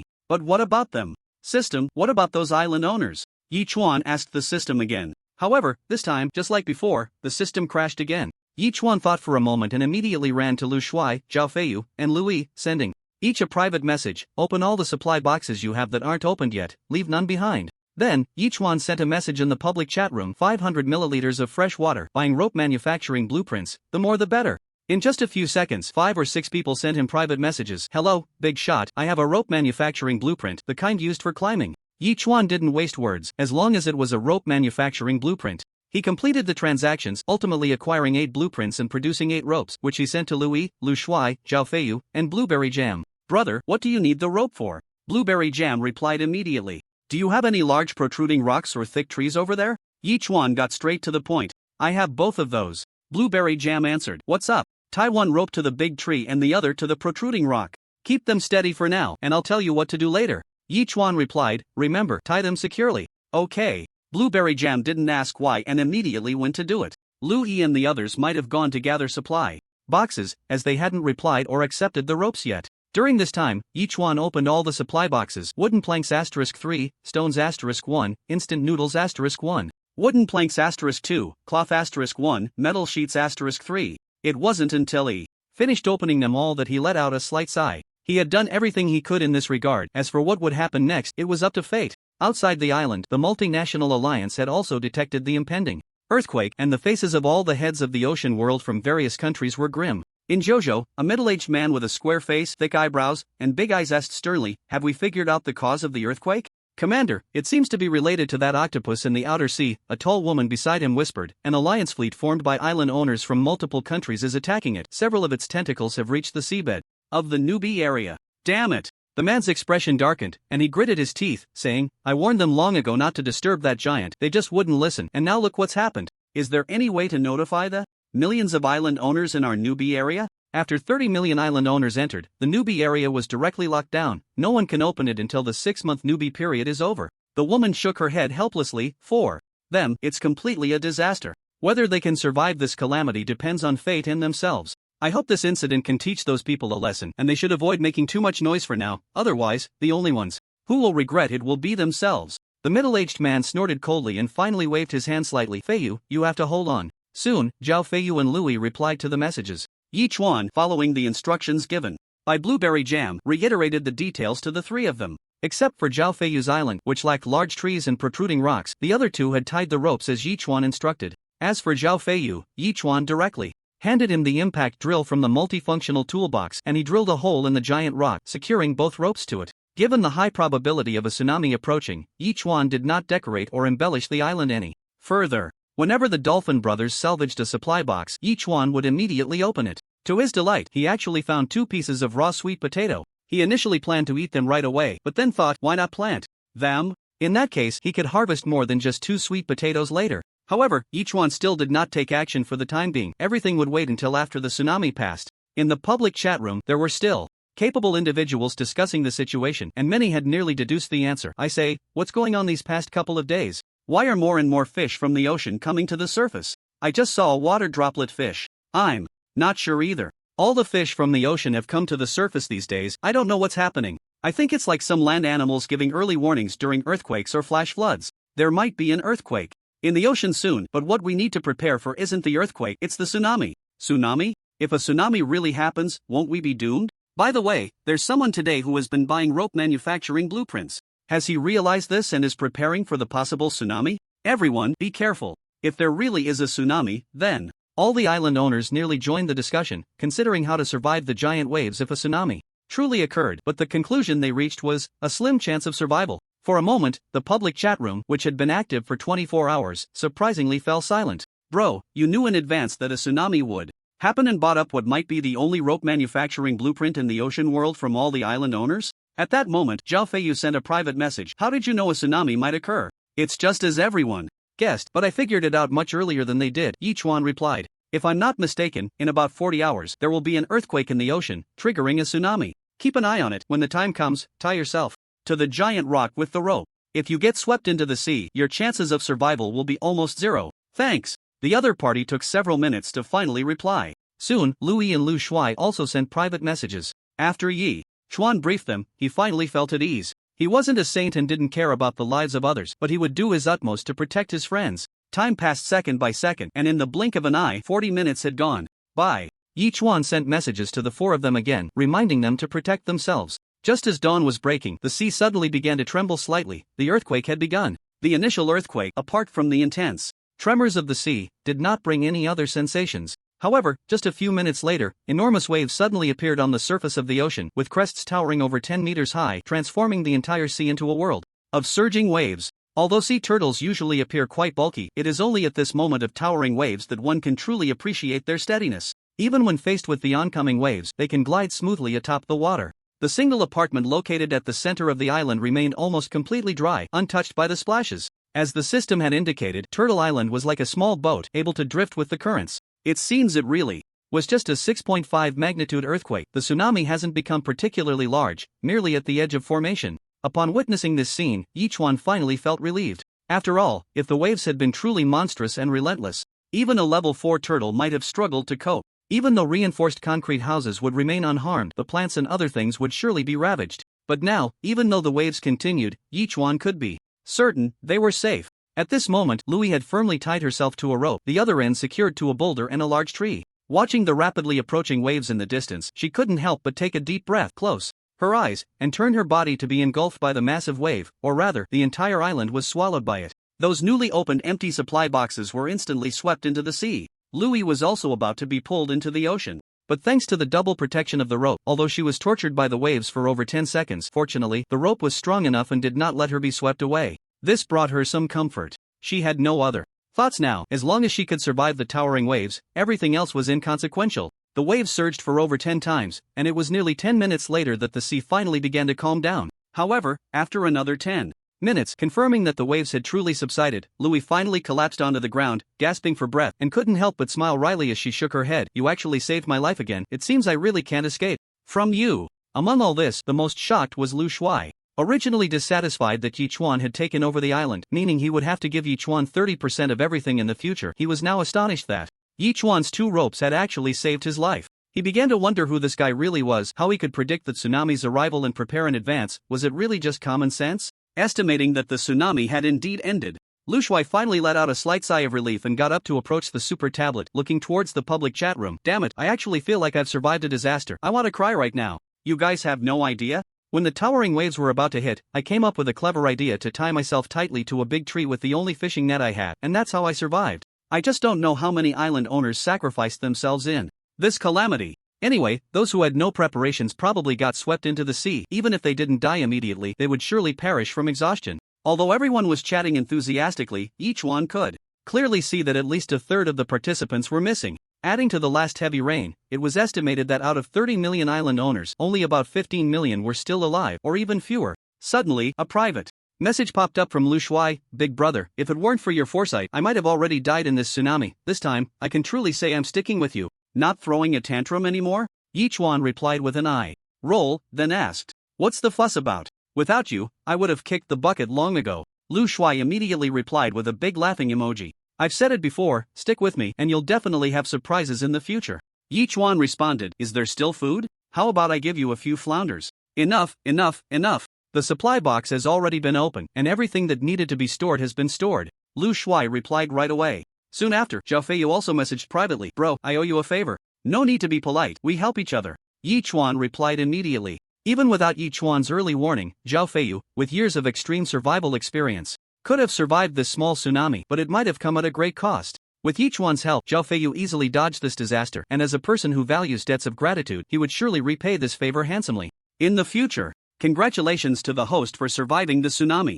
Reward, Survival Gift Pack. Would you like to open it? Just after chatting with Zhao Feiyu, Yichuan was about to go out and take a look when the system's voice suddenly came through. Another survival gift pack? Yichuan's expression changed. This was quite a pleasant surprise. Immediately, Yichuan said, open it. Opening, please wait. Congratulations to the host for receiving Island Maintenance *1. Haircut Package *1, KFC Meal *1, Small Nutritional Liquid *5, Double Amplification *24 hours. Damn! Yichuan was genuinely surprised. He knew the gift pack from the system would be good, but he didn't expect it to be this good, especially the haircut package, which piqued his interest. He immediately said, use the haircut package. Haircut package in use, please wait, the system replied promptly. Then, Yichuan felt a ding-ding sound on his head, as if a hair clipper was trimming his hair. He immediately ran to the bathroom, only to find that his hair was already done, and it was a very trendy shortcut, looking sharp. What the hell, this seems to be beyond reason. Yichuan scratched his head. But then he quickly let it go. After all, the system's existence was inherently unreasonable, so why should he care about so much? Use Island Maintenance. Yichuan touched his head and then said, also activate Double Amplification. Island Maintenance in progress. The sea turtle will not take any action within 24 hours. The system's voice immediately came through. Yichuan rushed out of the room but found nothing, which puzzled him. He didn't know how the so-called island maintenance was being carried out. Not wanting to think about it anymore, Yichuan took out the KFC meal and started eating. To his surprise, there was even a 1L bottle of Happy Fatty drink in the meal. He quickly took out a few empty mineral water bottles, filled them with 100 milliliters each, and traded them to Louis, Zhao Feiyu, and the other two, while he himself gulped down the remaining 600 milliliters. What a refreshing experience. It's actually cola. I haven't had cola in over half a month. I was about to forget the taste of it. Blueberry Jam sent a series of crying emojis, but Yichuan didn't reply. He had already heard the warnings from the dolphins and albatrosses and immediately headed in the direction of the dolphins. Just over 100 meters away, there was actually a small island. It was likely that during the tsunami, the sea turtle was swept along with the current and ended up here. However, looking around, this was the only island on the vast sea surface. At a rough estimate, this island was about 2 square kilometers, with a wooden house that looked exactly like the one he had before, and it seemed to be growing something on it. Wow, this guy is impressive. Yichuan couldn't help but exclaim to himself. After all, he had come this far thanks to the system, while the other person had relied on their own efforts. They had already moved into a wooden house and even managed to grow something. This guy not only had incredible luck but also possessed very professional survival skills. Otherwise, it would have been impossible to reach this point. However, the sea turtle was currently in a state similar to hibernation, unable to move for 24 hours, so he could only wait until tomorrow morning to investigate further. Of course, Yichuan wasn't worried that the other person would come to his island. After all, he had dolphins helping him keep watch. Even if he slept too soundly at night, the dolphins alone could handle the situation. Even if the other person had strong wilderness survival skills, for Yichuan, it could be summed up in 4 words, not a problem. After circling the island and finding no other issues, Yichuan checked the plants he had grown, found a spot to plant the 2 sweet potatoes, and sprinkled all 5 bottles of nutrient solution on the various plants before returning to his room to check the public chat room. Hey everyone, do you have any food? I've been restless these past few days because of the tsunami, and I haven't eaten for 2 days. Can anyone spare me some food? Don't mention it. When the first huge wave hit, all my food and water were gone. After 15 days of hard work, I'm back to square one. It's so tough. A few supply boxes didn't arrive in time, and this wave sent everything back into the sea. I feel like I'm going to die. I said before that we should temporarily form an alliance, sharing resources within our small groups so that everyone can survive, but you all didn't believe me. Now look where we are. What can we do? It's already like this. You can become my affiliated island. I have plenty of food and water here, enough to support you until you find food and water again. Really? How can I become your affiliated island? I'm willing. Now, anyone who wants to become my affiliated island master should temporarily trade their super tablet to me. I'll bind it and return it immediately. Yichuan frowned slightly and glanced at the guy's ID, which was Wang Sanrui. Did this guy really have food and water, or was he just trying to trick these people into becoming his affiliated island masters? After all, these island masters probably didn't know the rules after becoming affiliated, right? There was no such knowledge in the ocean survival course he had taken. While he was thinking, another private message popped up. Bro, do you have weapon blueprints or weapons? I have something you'll definitely be interested in trading. Lung Feng? Seeing the other person's ID, Yichuan was momentarily taken aback. It seemed that a few days ago, this guy had suddenly started hoarding planks, nails, and even went so far as to trade fruits. Now he wanted to trade weapons with him? Yichuan couldn't help but chuckle and replied, I'm curious about what you can offer that would interest me. Upon seeing this message, Lung Feng immediately placed an egg in the trading bar. I have a pet egg. In the novice area of the ocean world, there are only 3 of these eggs. Wow! Yi Chuan was genuinely shocked. This guy actually got a pet egg? Did he also have a system? However, Yichuan quickly dismissed that thought. If this guy had a system, he wouldn't need to trade weapons with him. The pet egg would have already hatched, so it was probably just a stroke of luck. Thinking of this, Yichuan looked around and finally placed the short knife he had previously taken from Li Bo in the trading bar. Sorry, this is the only short knife I have right now. If you agree, we can trade. If not, then forget it. After sending it, the other party fell silent. It had been 2 or 3 minutes before Ling Feng replied again. I remember you once acquired some ropes, so you must have gotten them. Give me this short knife and another rope. Sure. Upon hearing this, Yichuan immediately placed another rope in the trading bar, and only then did the two complete the transaction. Then, under the double amplification, the pet egg turned into 2. What great luck! A total of 3 pet eggs, and I ended up with 2 of them. Yichuan laughed heartily and immediately ran to place the pet eggs on the barbecue rack. Just like the first one, it would either hatch a pet or turn into barbecue, 2 options. The little creature seemed to have caught a whiff of something and ran over, staring at the pet eggs with wide eyes, occasionally chirping a couple of times, seemingly lost in thought. About an hour later, just like when the little creature was born, cracks began to appear on the pet eggs, and as the cracks multiplied, 2 little beings almost simultaneously jumped out of the eggs, darting away with a whoosh, with the little albatross following closely behind, already running nearly 100 meters away in the blink of an eye. Why do they look exactly like the little creature? Could it be another albatross? Yichuan muttered suspiciously, immediately chasing after them. Just as Yichuan thought, it was indeed another albatross, smaller than the little creature. At this moment, the 3 little birds seemed to have already become familiar with each other, chirping back and forth in a language Yichuan couldn't understand. At that moment, an information panel appeared before Yichuan. Name, Albatross level 0, juvenile, evolution value 0 out of 500 skills, none talent, none note, S-class pet, automatically recognizes its owner, can exhibit powerful abilities during the growth phase. Like the little creature, these 2 were also S-class pets. Yichuan couldn't help but feel a surge of excitement, grinning widely. With just a knife and a rope he had exchanged for such a potentially powerful pet, what a delightful surprise. However, Yichuan still insisted on his initial plan to level up the little creature to level 4 before considering anything else. With the little creature leading the 2 little ones, the 3 albatrosses began to roam around the small island. Yichuan paid them no further mind, activating the semi-automatic fishing machine and casting a huge net over the sea ahead. After more than 20 seconds, Yichuan began to pull up the fishing net with force. It didn't seem as heavy as before, likely because the underwater earthquake had ended and the original sea creatures had returned to the seabed.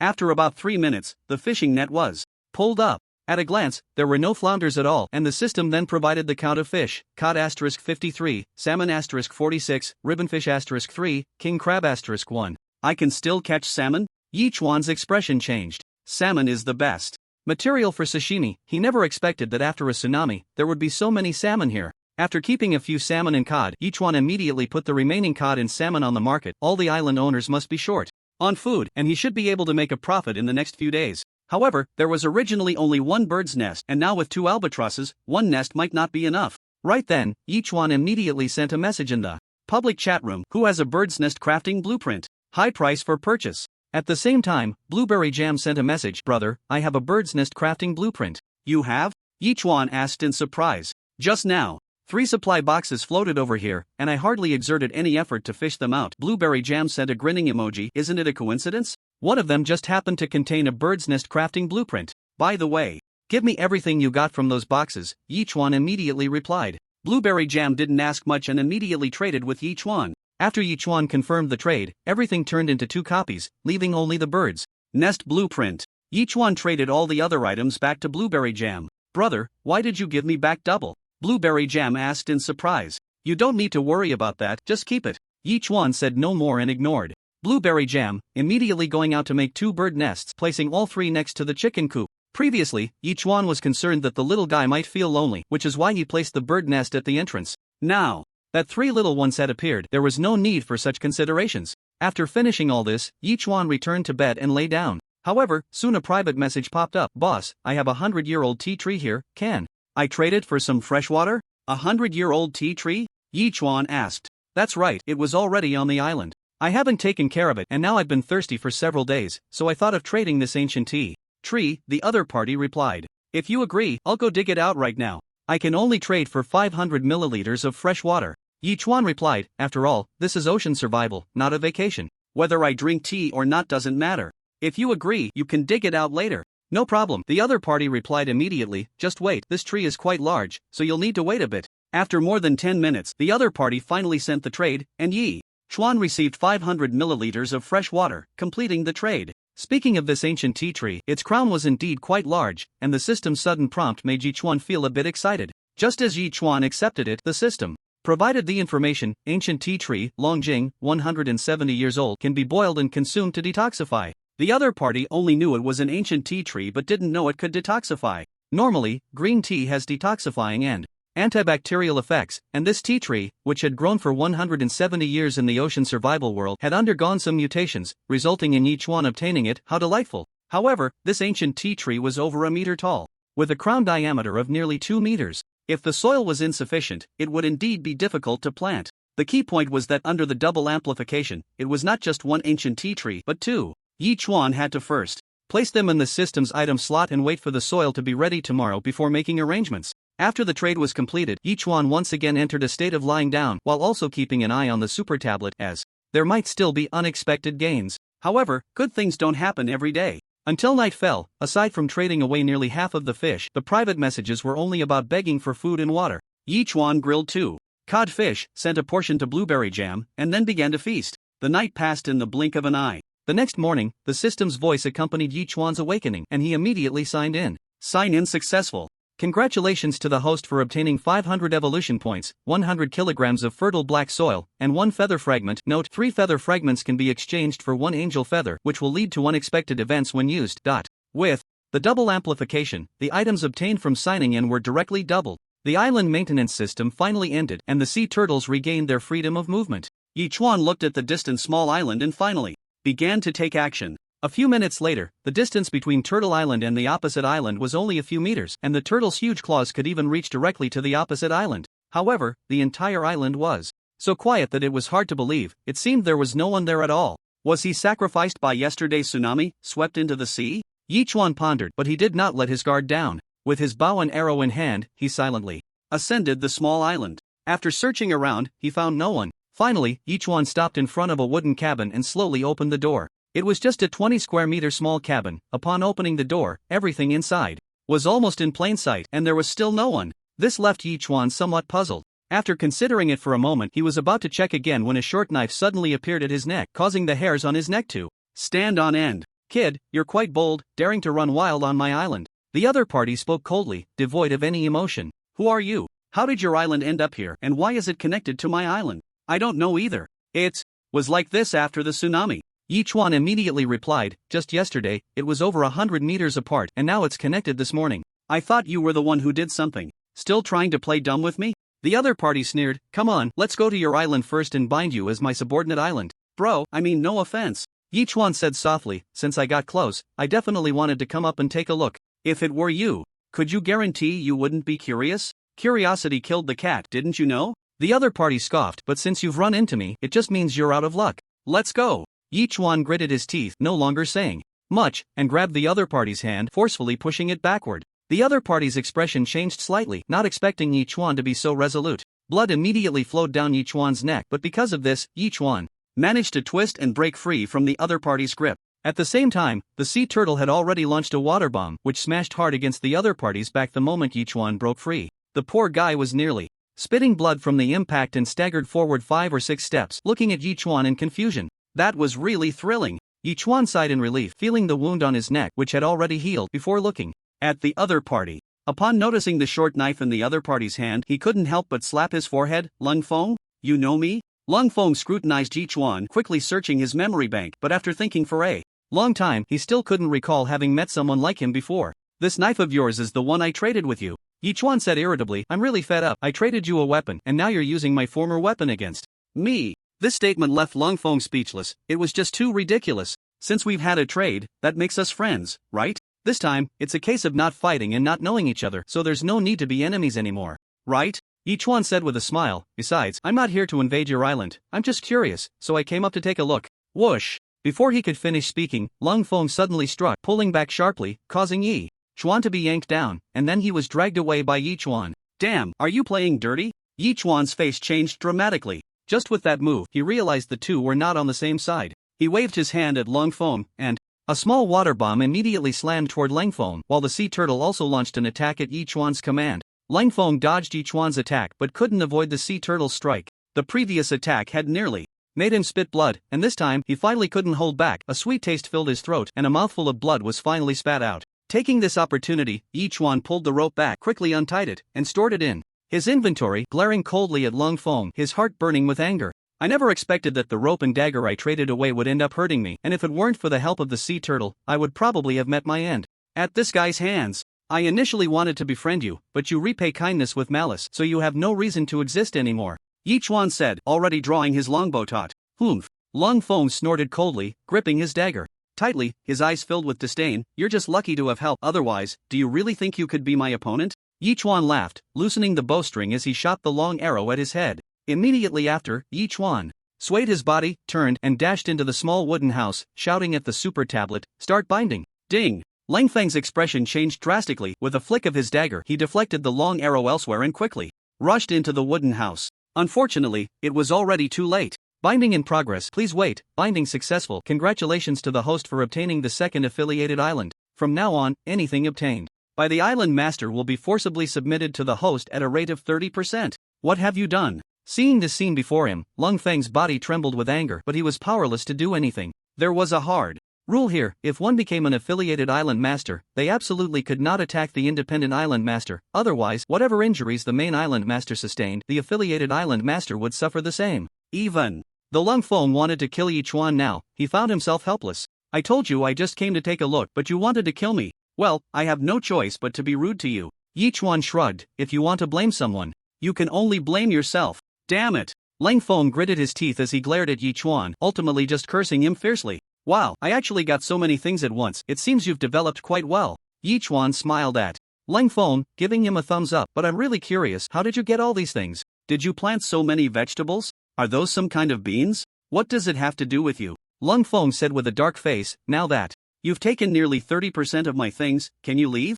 I'm already your main island master. Can you not be so rude? Yichuan rolled his eyes. From now on, we're in the same boat. Get lost. Lung Feng glared at Yichuan through gritted teeth. Otherwise, even if I get hurt, I'll make you taste the pain of serious injury. Alright, then I'll leave first. If I need anything in the future, I'll come find you. Yichuan shrugged and turned to leave. Stepping onto Turtle Island, the sea turtle received the command and immediately swam towards a certain direction. This bastard, his island can actually float? Lung Feng finally noticed the island, a look of astonishment flashing across his face. Earlier, he had been wondering what was going on, and now he understood. He then dove into the water, looking at everything ahead, and couldn't help but gasp, nearly choking on the seawater. How is this possible?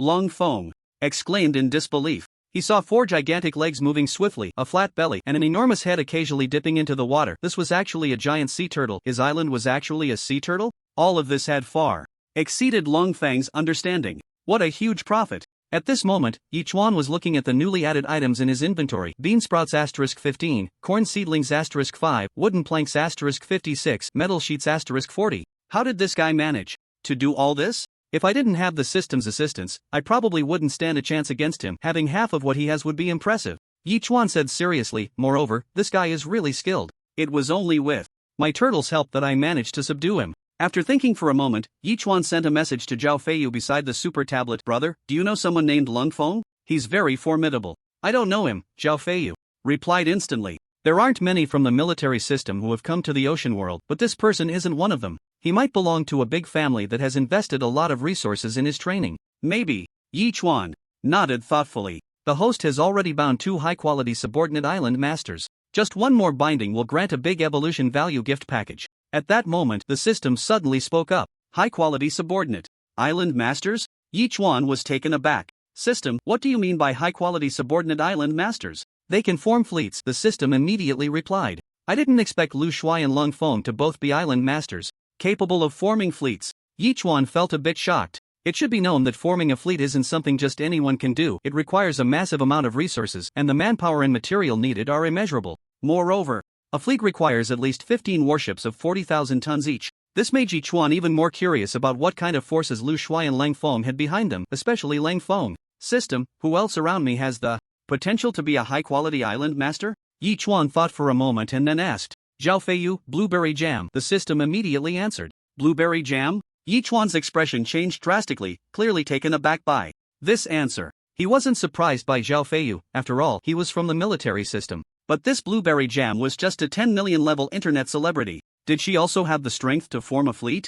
Yichuan was even more puzzled about blueberry jam's identity. The last time he asked her, she had stammered and didn't answer. At that time, Yichuan hadn't paid much attention, but now it seemed that this girl's identity was not simple. After considering for a while, Yichuan ultimately set his sights on blueberry jam, but he still sent a message to ask, I need to bind an island master as my subordinate island master. If I want to bind you, I wonder if you would agree. No problem. A few minutes later, blueberry jam replied. Don't rush to answer. Yichuan immediately responded, if you are bound as my subordinate island master, all your resources will passively give me 30% whether you like it or not. The rules of this world will automatically transfer 30% of the resources into my hands. Brother, are you joking with me? Blueberry jam replied, you saved my life, and you also need to supply me with fresh water and food indefinitely. What's wrong with being bound as your subordinate island master? You can bind me anytime. Alright, just give me your super tablet. Yichuan said immediately upon hearing this. At once, Blueberry Jam traded the super tablet to Yichuan, who promptly began the binding process.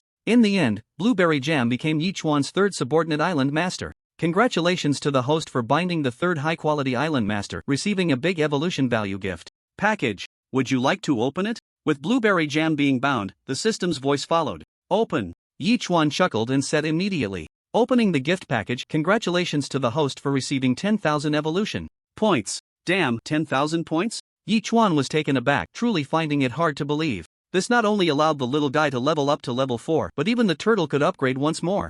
At that moment, Yichuan immediately called the little creature over and directly leveled it up twice, jumping to level 4. The little creature grew nearly twice its size, and the system panel finally changed. Name, Albatross level 4, growth stage, evolution value 0/2500. Skills, the diving claw can grasp objects weighing 30 kilograms, talents, diving, fishing, flying. After leveling up twice, the little creature's skills and talents finally appeared. Not only could it fly, but it also gained a skill called diving claw. Little guy, what does diving claw mean? Yichuan immediately asked. Chirp chirp. The little creature chirped at Yichuan twice, then took a running start and flew into the sky, soaring directly to over 30 meters high. It then dove towards a turtle shell, its sharp claws glinting with a chilling light under the sun, leaving a scratch on the ground that was a full centimeter deep. It's important to note that this was the back of a sea turtle, whose shell is incredibly hard. The fact that the little creature's claws could leave such a deep mark speaks volumes about its power. This is quite a nice skill. If it can handle 30 kilograms, won't it be able to help me retrieve supply boxes from afar in the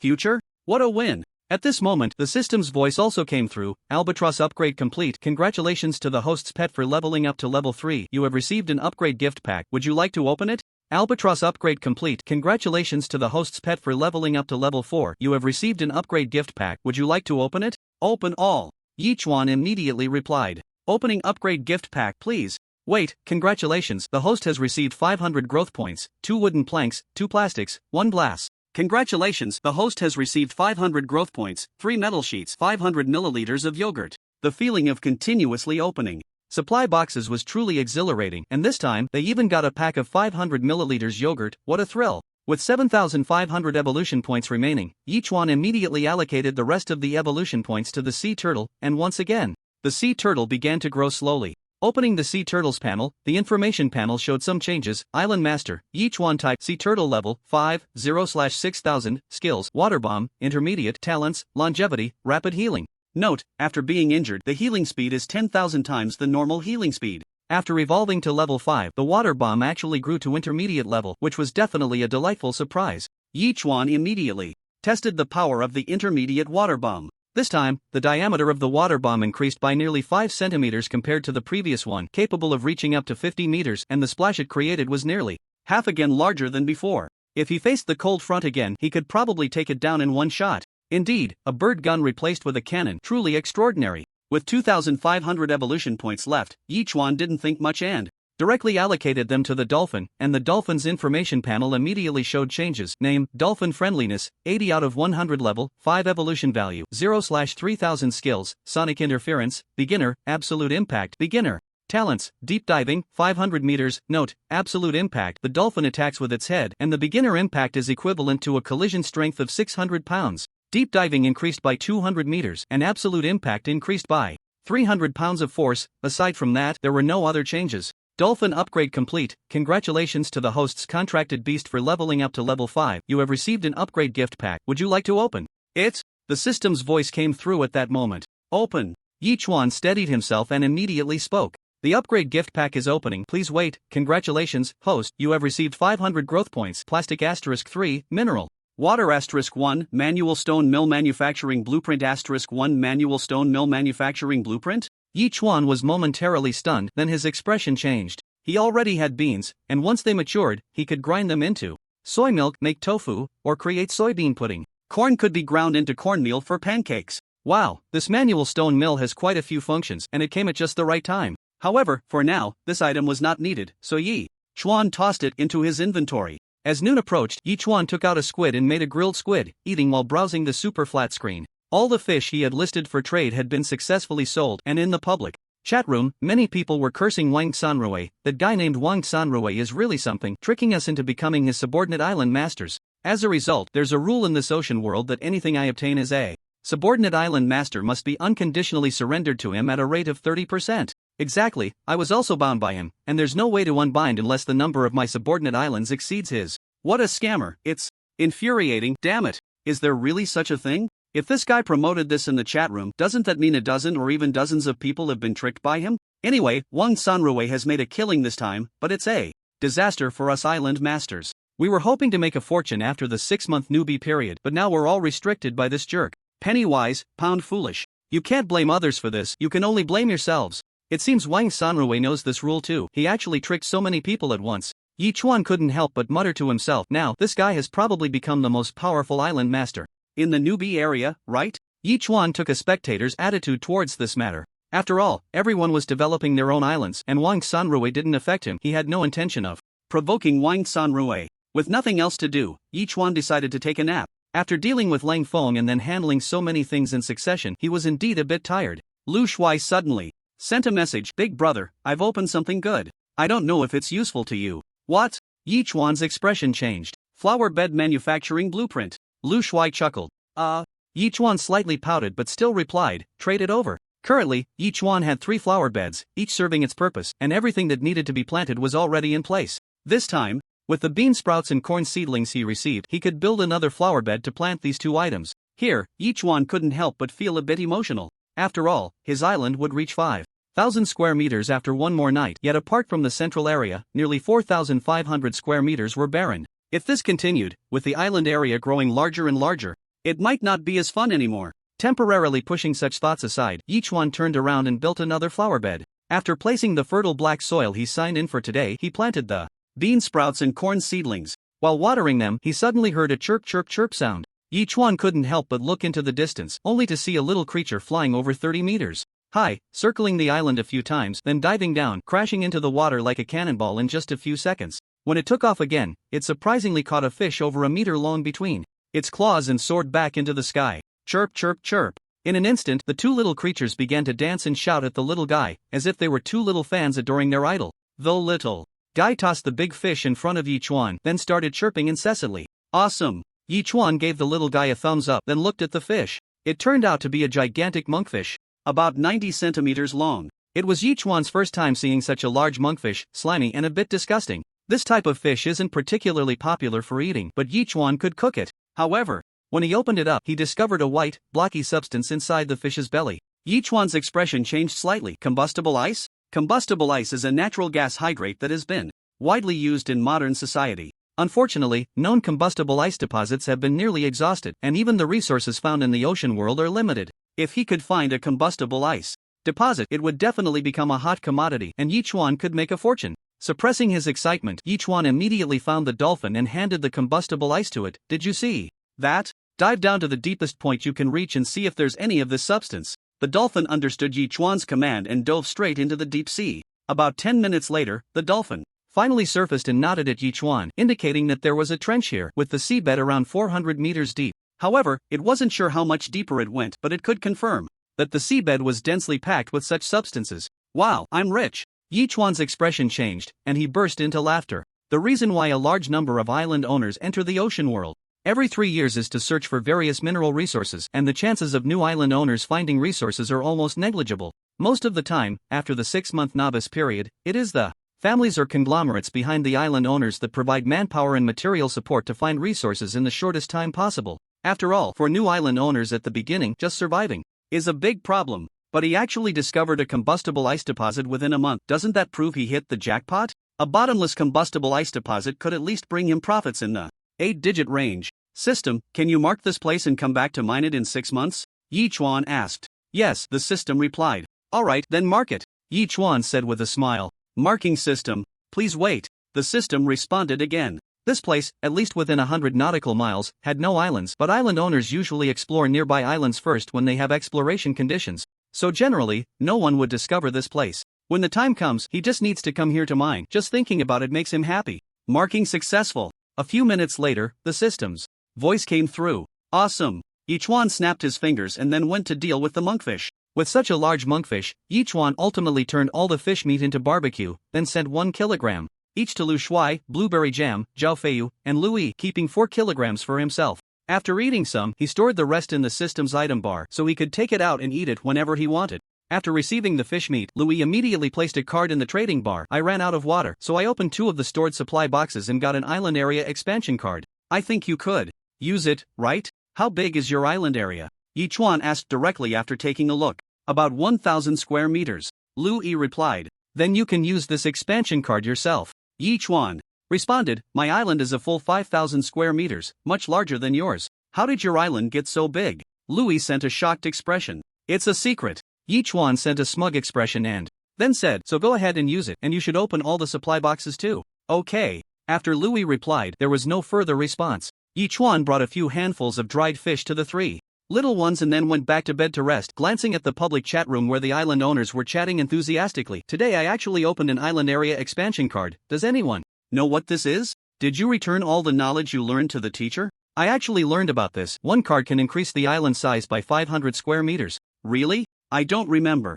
This knowledge point, you must be making it up. Dude, who do you think you are? Do you think I would make something up to trick you? Do you think your face is that big? But the teacher said this thing has pros and cons, and what the specific downsides are, we don't know yet. We need to explore that ourselves. High-priced purchase of island area expansion cards. 1 can be exchanged for 500 milliliters of fresh water. Hurry if you want to buy. Here comes Wang Sanrui again. He tricked us so badly last time, and today he actually has the face to buy. If I had it, I definitely wouldn't give it to him. Regarding this issue, Yichuan didn't dwell on it. He had learned before that even the teacher wasn't very clear about the pros and cons, and each island owner's situation was different. As night fell, Yichuan stretched and planned to sleep. Suddenly, the system's voice came again. Host's island is about to successfully upgrade to level 5. After the upgrade, the island will randomly refresh various resources. Without intervention, a qualitative change will occur. Please be aware.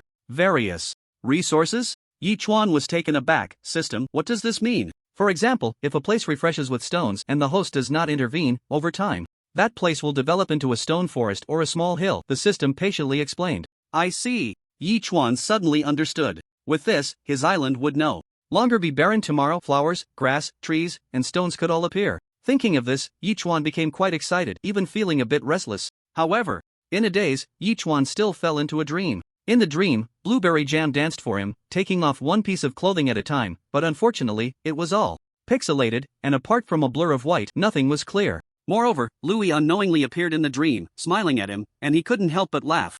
Foolishly. Detected that the host has not yet checked in. Would you like to check in? Just as he was laughing, the system's voice suddenly came out, pulling Yichuan back to reality. He then realized he had drooled a bit, which was somewhat check in. Wiping the drool from the corner of his mouth, Yichuan finally spoke. Check-in successful. Congratulations to the host for obtaining 1000 evolution points, 200 kilograms of fertile black soil, and 1 can of herring. Canned herring? Yi Chuan was shocked. This was supposedly one of the smelliest foods in the world. Was the system playing a prank by giving such a check-in reward? However, Yi Chuan quickly noticed the evolution points. Previously, he received 500 points every morning for checking in, but now it had become 1000 points. Could it be because the sea turtle had upgraded to level 5? And the fertile black soil had also increased to 200 kilograms. Right. Yi Chuan's expression changed, and he immediately ran out of the room. Suddenly, some trees 3 to 4 meters high sprouted around the island. Soil appeared on the ground, along with stones and small grasses. Although not particularly abundant, the few that were there made the situation infinitely better than before. Upon inspection, the soil was about 30 centimeters thick, and in the areas with trees, the soil thickness reached 50 centimeters. System, since there is now soil, why is there still fertile black soil? Yi Chuan asked a question. The soil resources refreshed on the island are ordinary soil, while fertile black soil is a special type of soil, the system explained immediately. Ordinary soil provides only 1/3 of the growth speed and nutrient supply for plants compared to fertile black soil. I see. Yi Chuan suddenly understood. Then, will the next change occur after the island upgrades to level 6? Yi Chuan asked again. Yes, the system replied, and along with the qualitative change, unknown creatures may appear. Creatures can still appear? Yi Chuan was taken aback but soon felt relieved. After all, this was on an island, and given the island's size, various insects, snakes, and birds would definitely show up. However, everything could still be intervened by humans, which was quite good. Island upgrade complete. Congratulations to the host. For upgrading the island to level 5, you have received an upgrade gift pack. Would you like to open it? At this moment, the system's voice came again. Open it. Yi Chuan said excitedly. Opening upgrade gift pack. Please wait. Congratulations to the host for obtaining 2000 growth points. A grade citrus *4, small nutrient. Solution *5, automatic water pump manufacturing blueprint *1. Incredible, he actually received the blueprint for the automatic water pump. Does this mean he won't have to struggle to fetch water into the big barrel anymore? Yi Chuan immediately manufactured the automatic water pump. It consisted of a water suction device, a 5 cm diameter, 100 meter long plastic water pipe, and a small generator. This small generator had a 3-blade propeller. When placed in water, it would use the forward motion to turn the propeller, generating electricity to power the water suction device, continuously drawing seawater up. Although the plastic pipe wasn't large, it was more than sufficient for daily water needs. Yi Chuan promptly placed the water suction device on the side of Turtle Island. The plastic pipe was just enough to connect to the seawater to freshwater converter's water tank. Currently, 1/3 of the water in the tank had been used, and the automatic water pump was efficiently drawing seawater into the tank, which was very convenient. The harvest this morning is quite good. Yi Chuan nodded in satisfaction and turned to look at the flower bed. The lettuce had matured, totaling 3 heads, looking like 3 giant round balls. This fast-growing lettuce was indeed different from ordinary lettuce, growing quickly and large. Yi Chuan immediately pulled up all 3 heads of lettuce, extracted the seeds, cleaned them, and then prepared some cod, grilling it into cod fillets, which he layered with lettuce, delicious and nutritious. Since the last time he had the cabbage and pork soup, this was only the second time Yi Chuan had eaten vegetables, and it had been over a week in between. After finishing quickly, Yi Chuan grilled several more cod fillets, layered them with lettuce, and sent them to Louis in blueberry jam. Freshly made cod fillets with lettuce. Give it a try. Wow, the lettuce matured so quickly? Blueberry jam asked excitedly. It seems like I just gave you the seeds yesterday. This is fast-growing lettuce, and in such a special place as the ocean, it indeed grows much faster. Yi Chuan explained. You actually have lettuce. On such a deserted island, it's practically a treasure. Louis sent several surprised emojis. No, I can't. Except this, you've already given me too much. Good things are meant to be shared. Yi Chuan replied directly. Besides, I can't eat it all. How about this? Why don't you bind me as an affiliated island master? Louis suggested. Otherwise, I always feel a bit undeserving. It's not that complicated, don't overthink it. Yi Chuan said lightly. Alright, I'll go get busy now. After replying, Yi Chuan returned to the flower bed. He had just noticed that not only the lettuce but also the strawberries were ripe. Originally, there were only 2 strawberry seeds, but after sprouting and growing, the 2 strawberry plants had now become 7, producing more than 20 plump, bright red strawberries that emitted an enticing strawberry fragrance, practically tempting one to commit a crime. Of course, Yi Chuan didn't indulge them. He immediately picked all the strawberries. After all, there were still many small buds, and with the growth of the strawberry plants, there would be even more. He wouldn't have to worry about strawberries in the future. There was no need to wash them. Yi Chuan directly tasted one. With a bite, the strawberry juice burst in his mouth, sweet with a hint of tartness. That deliciousness, Yi Chuan could swear, was the most delicious strawberry he had ever eaten. Immediately, Yi Chuan took out 16 strawberries and gave 4 each to Lan Mei, Zhao Feiyu, Lu Shuai, and Louis. Freshly picked strawberries, give them a try. It was only at this moment that Yi Chuan noticed the message Louis had just sent, and he couldn't help but pause.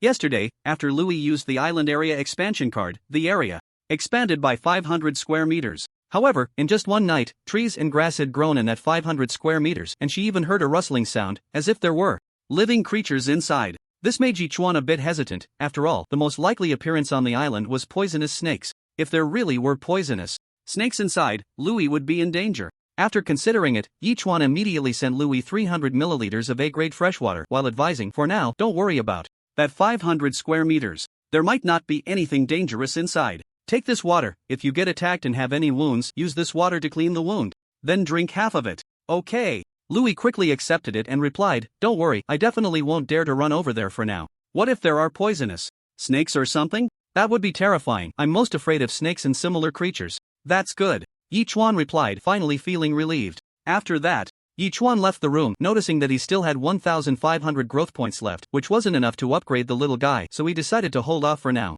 He inspected the various plants he had grown. The pear trees, apple trees, peach trees, etc., had all grown to over 30 centimeters, and the special tree species had reached over a meter, sprouting 2 tender green leaves that surprisingly emitted a faint fragrance. However, this fragrance was very subtle. If one didn't sniff carefully, it was hard to detect. The vetiver had already grown over a finger's length, tender and green, looking very much like freshly sprouted wheat seedlings, quite adorable. Yi Chuan then widened the fertile black soil he had accumulated over the past 2 days along the previous soil trajectory by a few meters, and then sprinkled vetiver seeds. Although the island had begun to be covered in green with the upgrade, Yi Chuan still planned to spread a circle of fertile black soil around the house, like a fence outside his yard, creating 2 separate worlds inside and outside the yard. After working for several hours, it was already noon. Yi Chuan finally finished his tasks, took out some roasted oncon fish to eat, and then returned to bed to rest. At this moment, Zhao Feiyu was staring at a supply box more than 20 meters away. Over 2 hours had passed, and Zhao Feiyu initially thought the supply box would slowly drift closer to the island, but now it seemed to be drifting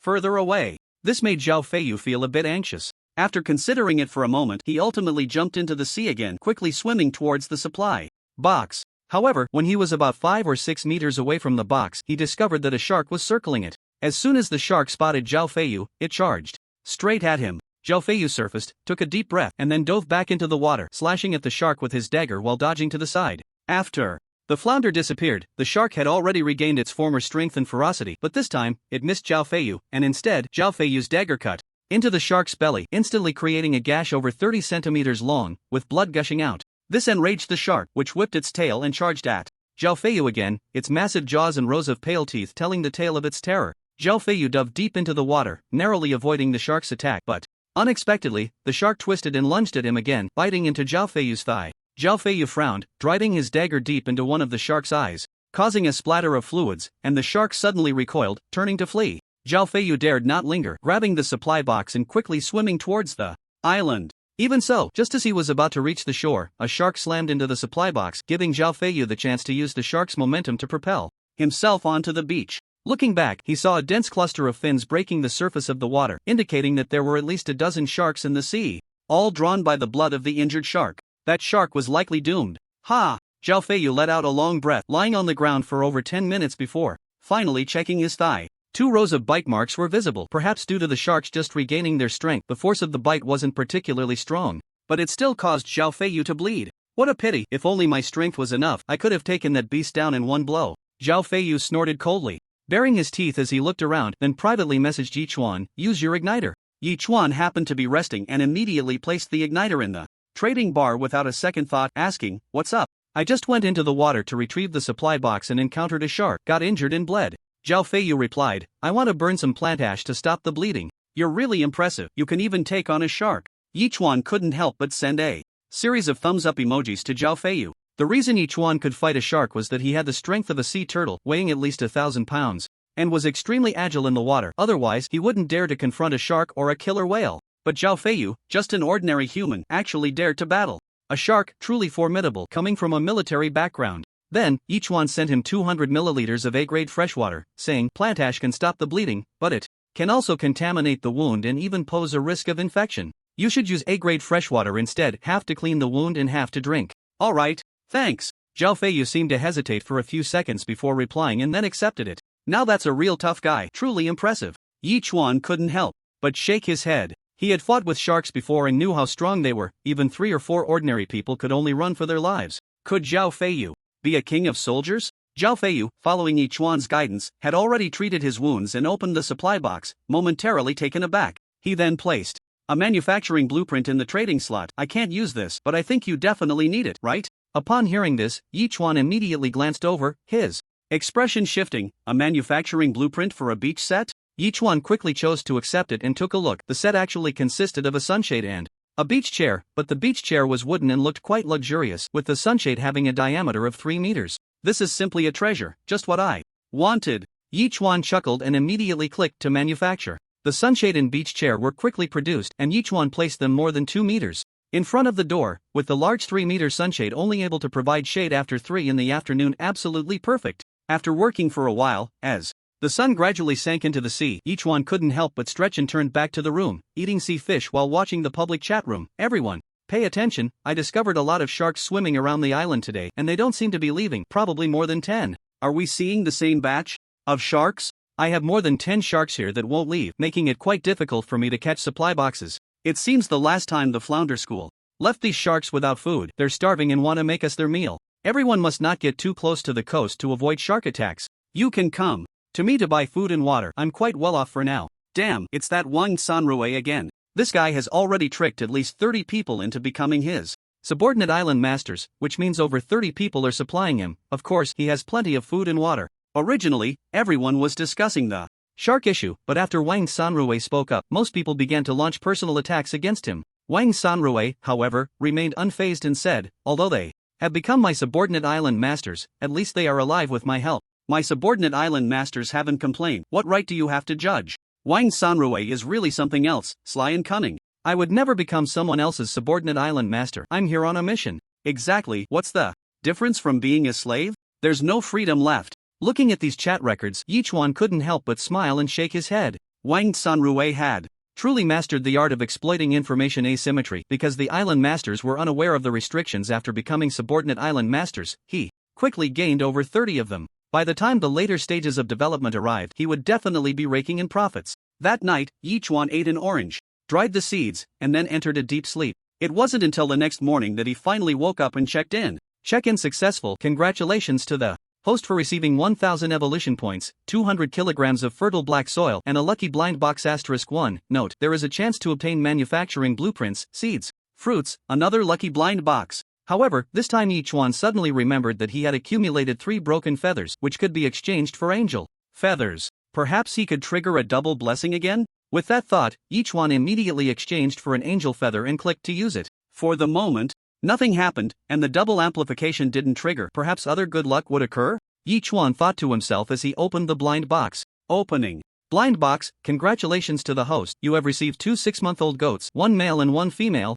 Holy crap! Yi Chuan gasped in surprise. He had actually signed in a living creature, and it was a pair of goats, 1 male and 1 female. How lucky could one be to sign in a male and female? Did this not mean that he could not only drink goat's milk in the future but also possibly eat goat meat after the kids were born? He was going to get rich. At that moment, the 2 snow white goats were in Yi Chuan's system inventory. He chose not to release them. After all, letting them out meant they would need to graze, and the fragrant grass had not fully grown yet. He had neither pasture nor a pen, so if he let them out, they would just run all over the island, leaving goat droppings everywhere. How troublesome would that be? He could only wait until he had a pen and pasture before considering anything else. After calming himself down, Yi Chuan grilled a few cod fillets and sliced some salmon to make sashimi. He divided an orange into 4 parts and then served each of Louis, Zhao Feiyu, and the others a portion of cod, sashimi, and orange before he started eating while glancing at the public chat room. I can hardly believe it. I was attacked by a shark. I was still over 5 meters from the shore, yet I got bitten by a shark and almost dragged into the sea.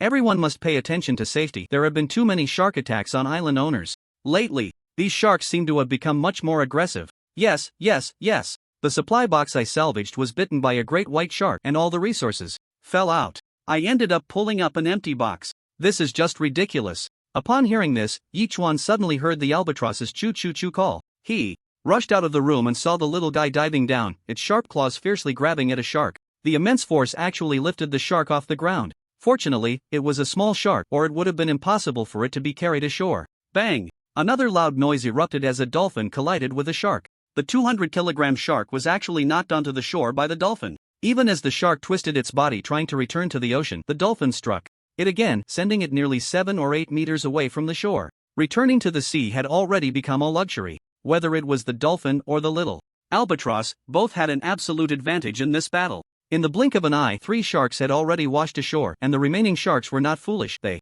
knew this island was not to be trifled with and quickly scattered like birds and beasts. Shark meat seems particularly unappetizing, Yi Chuan mused, rubbing his chin. However, if those island owners are surrounded by sharks and run out of food, they probably won't be able to catch any for a while. Just because I don't want to eat it doesn't mean they don't love it. With this thought, Yi Chuan cut off the shark fins and divided the shark meat, packaging it into portions of about 500 g each, totaling over 1,500 portions, and then listed them all. Shark * 500 g equals wooden plank * 10, shark * 500 g equals metal sheet * 1, shark * 500 g equals cloth piece * 10. In an instant, the public chat room was once again in shock. Oh my, a big shot actually listed shark meat. This is terrifying. How did he catch the shark? Unbelievable. Even if 5 or 6 people teamed up, they probably wouldn't be a match for a single shark. How did this big shot manage to list so many portions at once? Over 1,000 portions. I wonder if this was listed by one big shot or several big shots. Needless to say, there wasn't a single portion just now, and suddenly so many are listed. It must be one big shot. Do you think anyone can fight a shark? Big shot, please take care of me. Just as Yi Chuan had guessed, over 1,000 portions of shark meat were put on the shelf, and within 10 minutes, more than 300 portions had already been sold. Although the pace of sales slowed down. Afterward, Yi Chuan believed that by this time tomorrow, the shark meat would most likely be sold out. Just as Yi Chuan was about to go out, a private message popped up. Boss, can I exchange your shark meat for a crafting blueprint? That depends on what kind of crafting blueprint it is, Yi Chuan replied. I feel a bit embarrassed to say this, the other party responded, but I know the sheep pen crafting blueprint is basically useless, but I'm just so hungry. If you give me 200 g of shark meat, I'll be satisfied. Yi Chuan's expression changed. He thought about it, and what he wished for came true. Just as he was wondering when he could get the sheep pen crafting blueprint, it appeared right on cue. However, Yi Chuan still waited a few minutes before replying. Forget it, I'll give you 500 g instead. Everyone has it tough, and I still have plenty of shark meat. Thank you so much. The other party probably didn't expect Yi Chuan to offer 500 g of shark meat and then put up a manual juicer crafting blueprint. I'll give you a manual juicer crafting blueprint as well. Although it's not very useful, if you ever get fruits in the future and want to drink juice, you can use it to make juice. Yi Chuan was speechless. Strictly speaking, a manual juicer was something he needed too, since he could get fruits every few days. With a juicer, he could make juice anytime. After hesitating for a dozen seconds, Yi Chuan finally agreed to the trade, excitedly snapping his fingers. Yes, awesome. Meanwhile, on a small island thousands of miles away, a thin man with a dirty face looked at a piece of shark meat in his hand, tears streaming down his face. There are still good people in this world. 2 useless crafting blueprints actually exchanged for such a large piece of shark meat.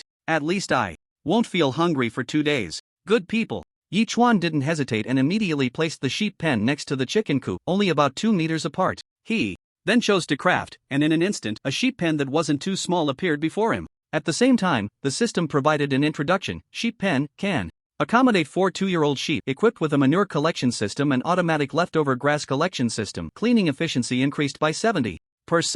Love it, love it. Yi Chuan clapped his hands, practically dancing with joy. If Yi Chuan had to honestly collect sheep manure and clean the sheep pen, it would probably drive him crazy. Now it was great, automation was basically achieved. However, while the sheep pen was ready, pasture remained a problem. Although lemongrass could also serve as pasture, it took too long to mature. This batch of lemongrass would take at least 7 or 8 days to grow. Yi Chuan couldn't help but ask the system, is there any fast-growing pasture? You gave me sheep, but I can't just watch them, right? The host can accept a hidden task. Completing the hidden task has a chance to obtain magical pasture seeds, the system replied. Hidden task? Yi Chuan was taken aback but didn't think too much about it and directly asked, what hidden tasks are available now? Hidden task: the host needs to find a mineral resource within a week. A generous reward will be given upon completion. Do you accept? Accept. Yi Chuan chose to accept without hesitation. Detected that the host has found a mineral resource. Hidden task completed. You have received a surprise gift pack. Do you want to open it? The next second, the system immediately asked. Damn. Yi Chuan's mouth twitched. This could also be considered a hidden task, and he had already completed it. Luckily, he asked, otherwise he would have missed out on this reward. Open it.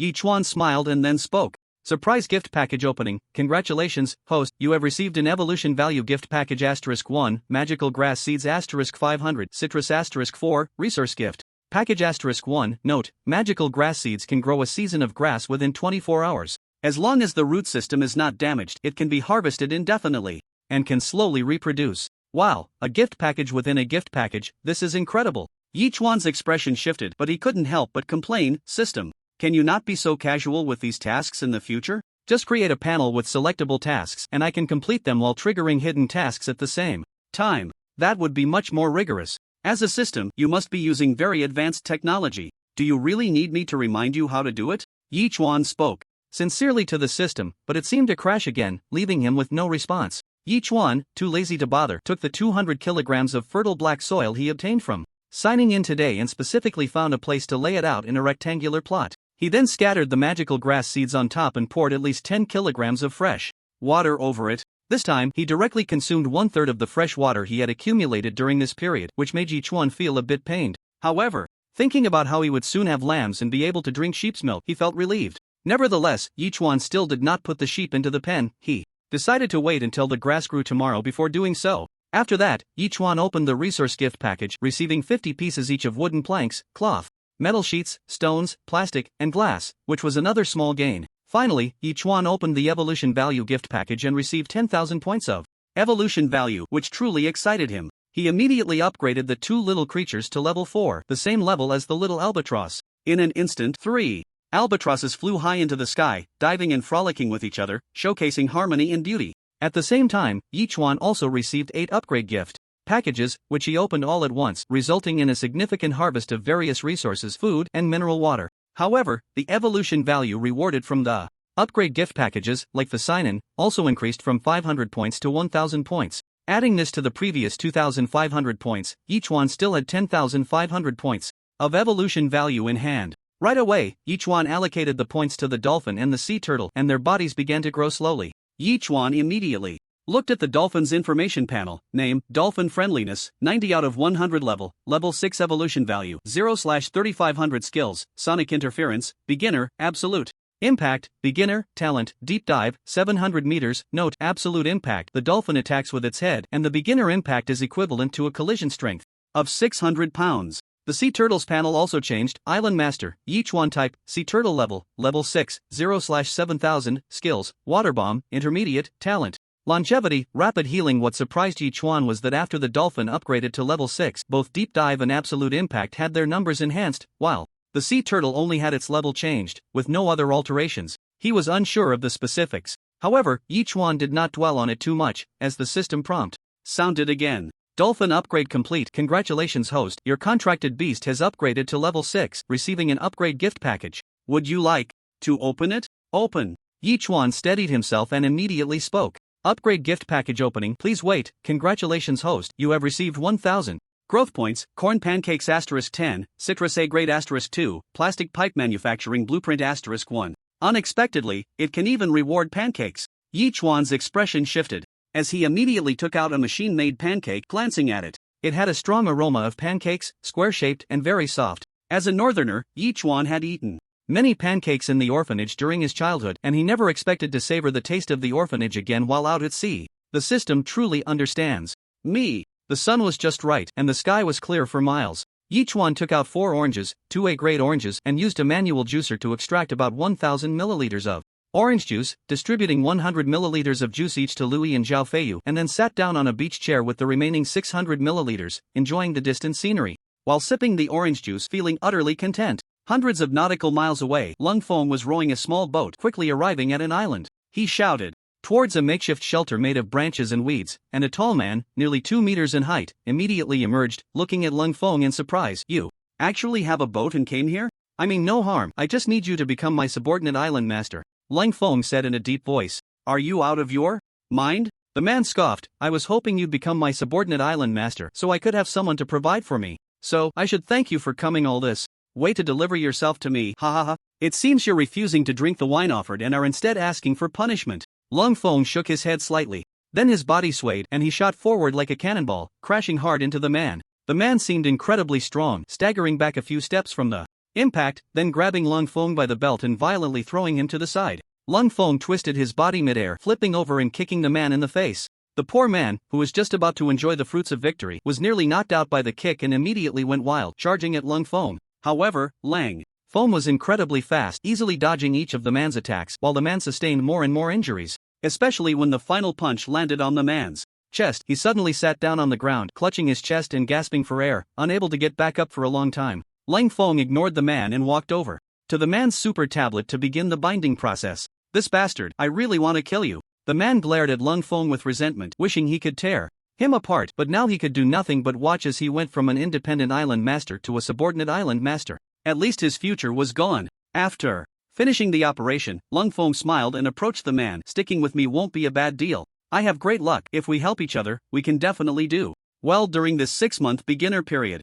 I can do just fine on my own." The man gritted his teeth. Two people developing together is faster. Lung Feng shook his head. "Besides, you are just my first subordinate island master. Others will join our team soon. In the near future, we will definitely be a formidable force among the beginner island masters." "Well, it is what it is, say whatever you want." The man seemed to have given up, sitting on the ground without getting up. "Work hard.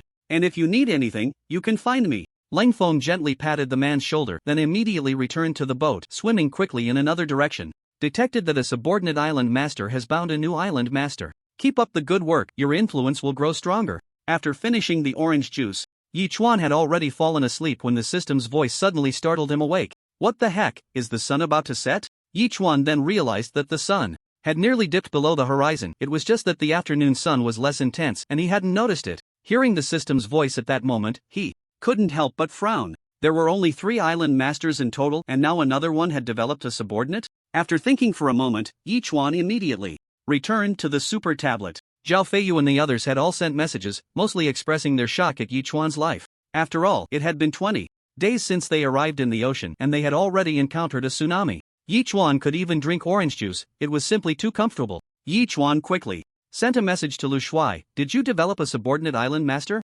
"No, I don't have a boat. Even if I had one, I wouldn't dare to act rashly." Lu Shuai replied almost immediately. Since it wasn't Lu Shuai, it shouldn't be Blueberry Jam either. It must be Cold Front. That guy was originally forced into it and should know that as long as his subordinate island surpasses mine, he can automatically unbind, so he planned to bind more islands and break free from my control. Damn it. That guy is quite cunning. He probably doesn't realize that I've already guessed his intentions, right? Fine, since you're going to develop subordinate island masters, don't blame me for pulling the rug out from under you. Yi Chuan immediately went to the turtle's head and shouted loudly, "Turtle, do you still remember Cold Front's island? Did you memorize the route map?" The turtle's huge head immediately lifted, turning to nod at Yi Chuan. "Good, then let's head back to Cold Front's island," Yi Chuan said with a smirk. "Full speed ahead, the faster the better." The turtle nodded again and then changed direction, swimming towards a certain spot. Yi Chuan snorted coldly, turned around, and returned to the super tablet, replying to messages from Blueberry Jam, Louis, and Zhao Feiyu before looking at the public chat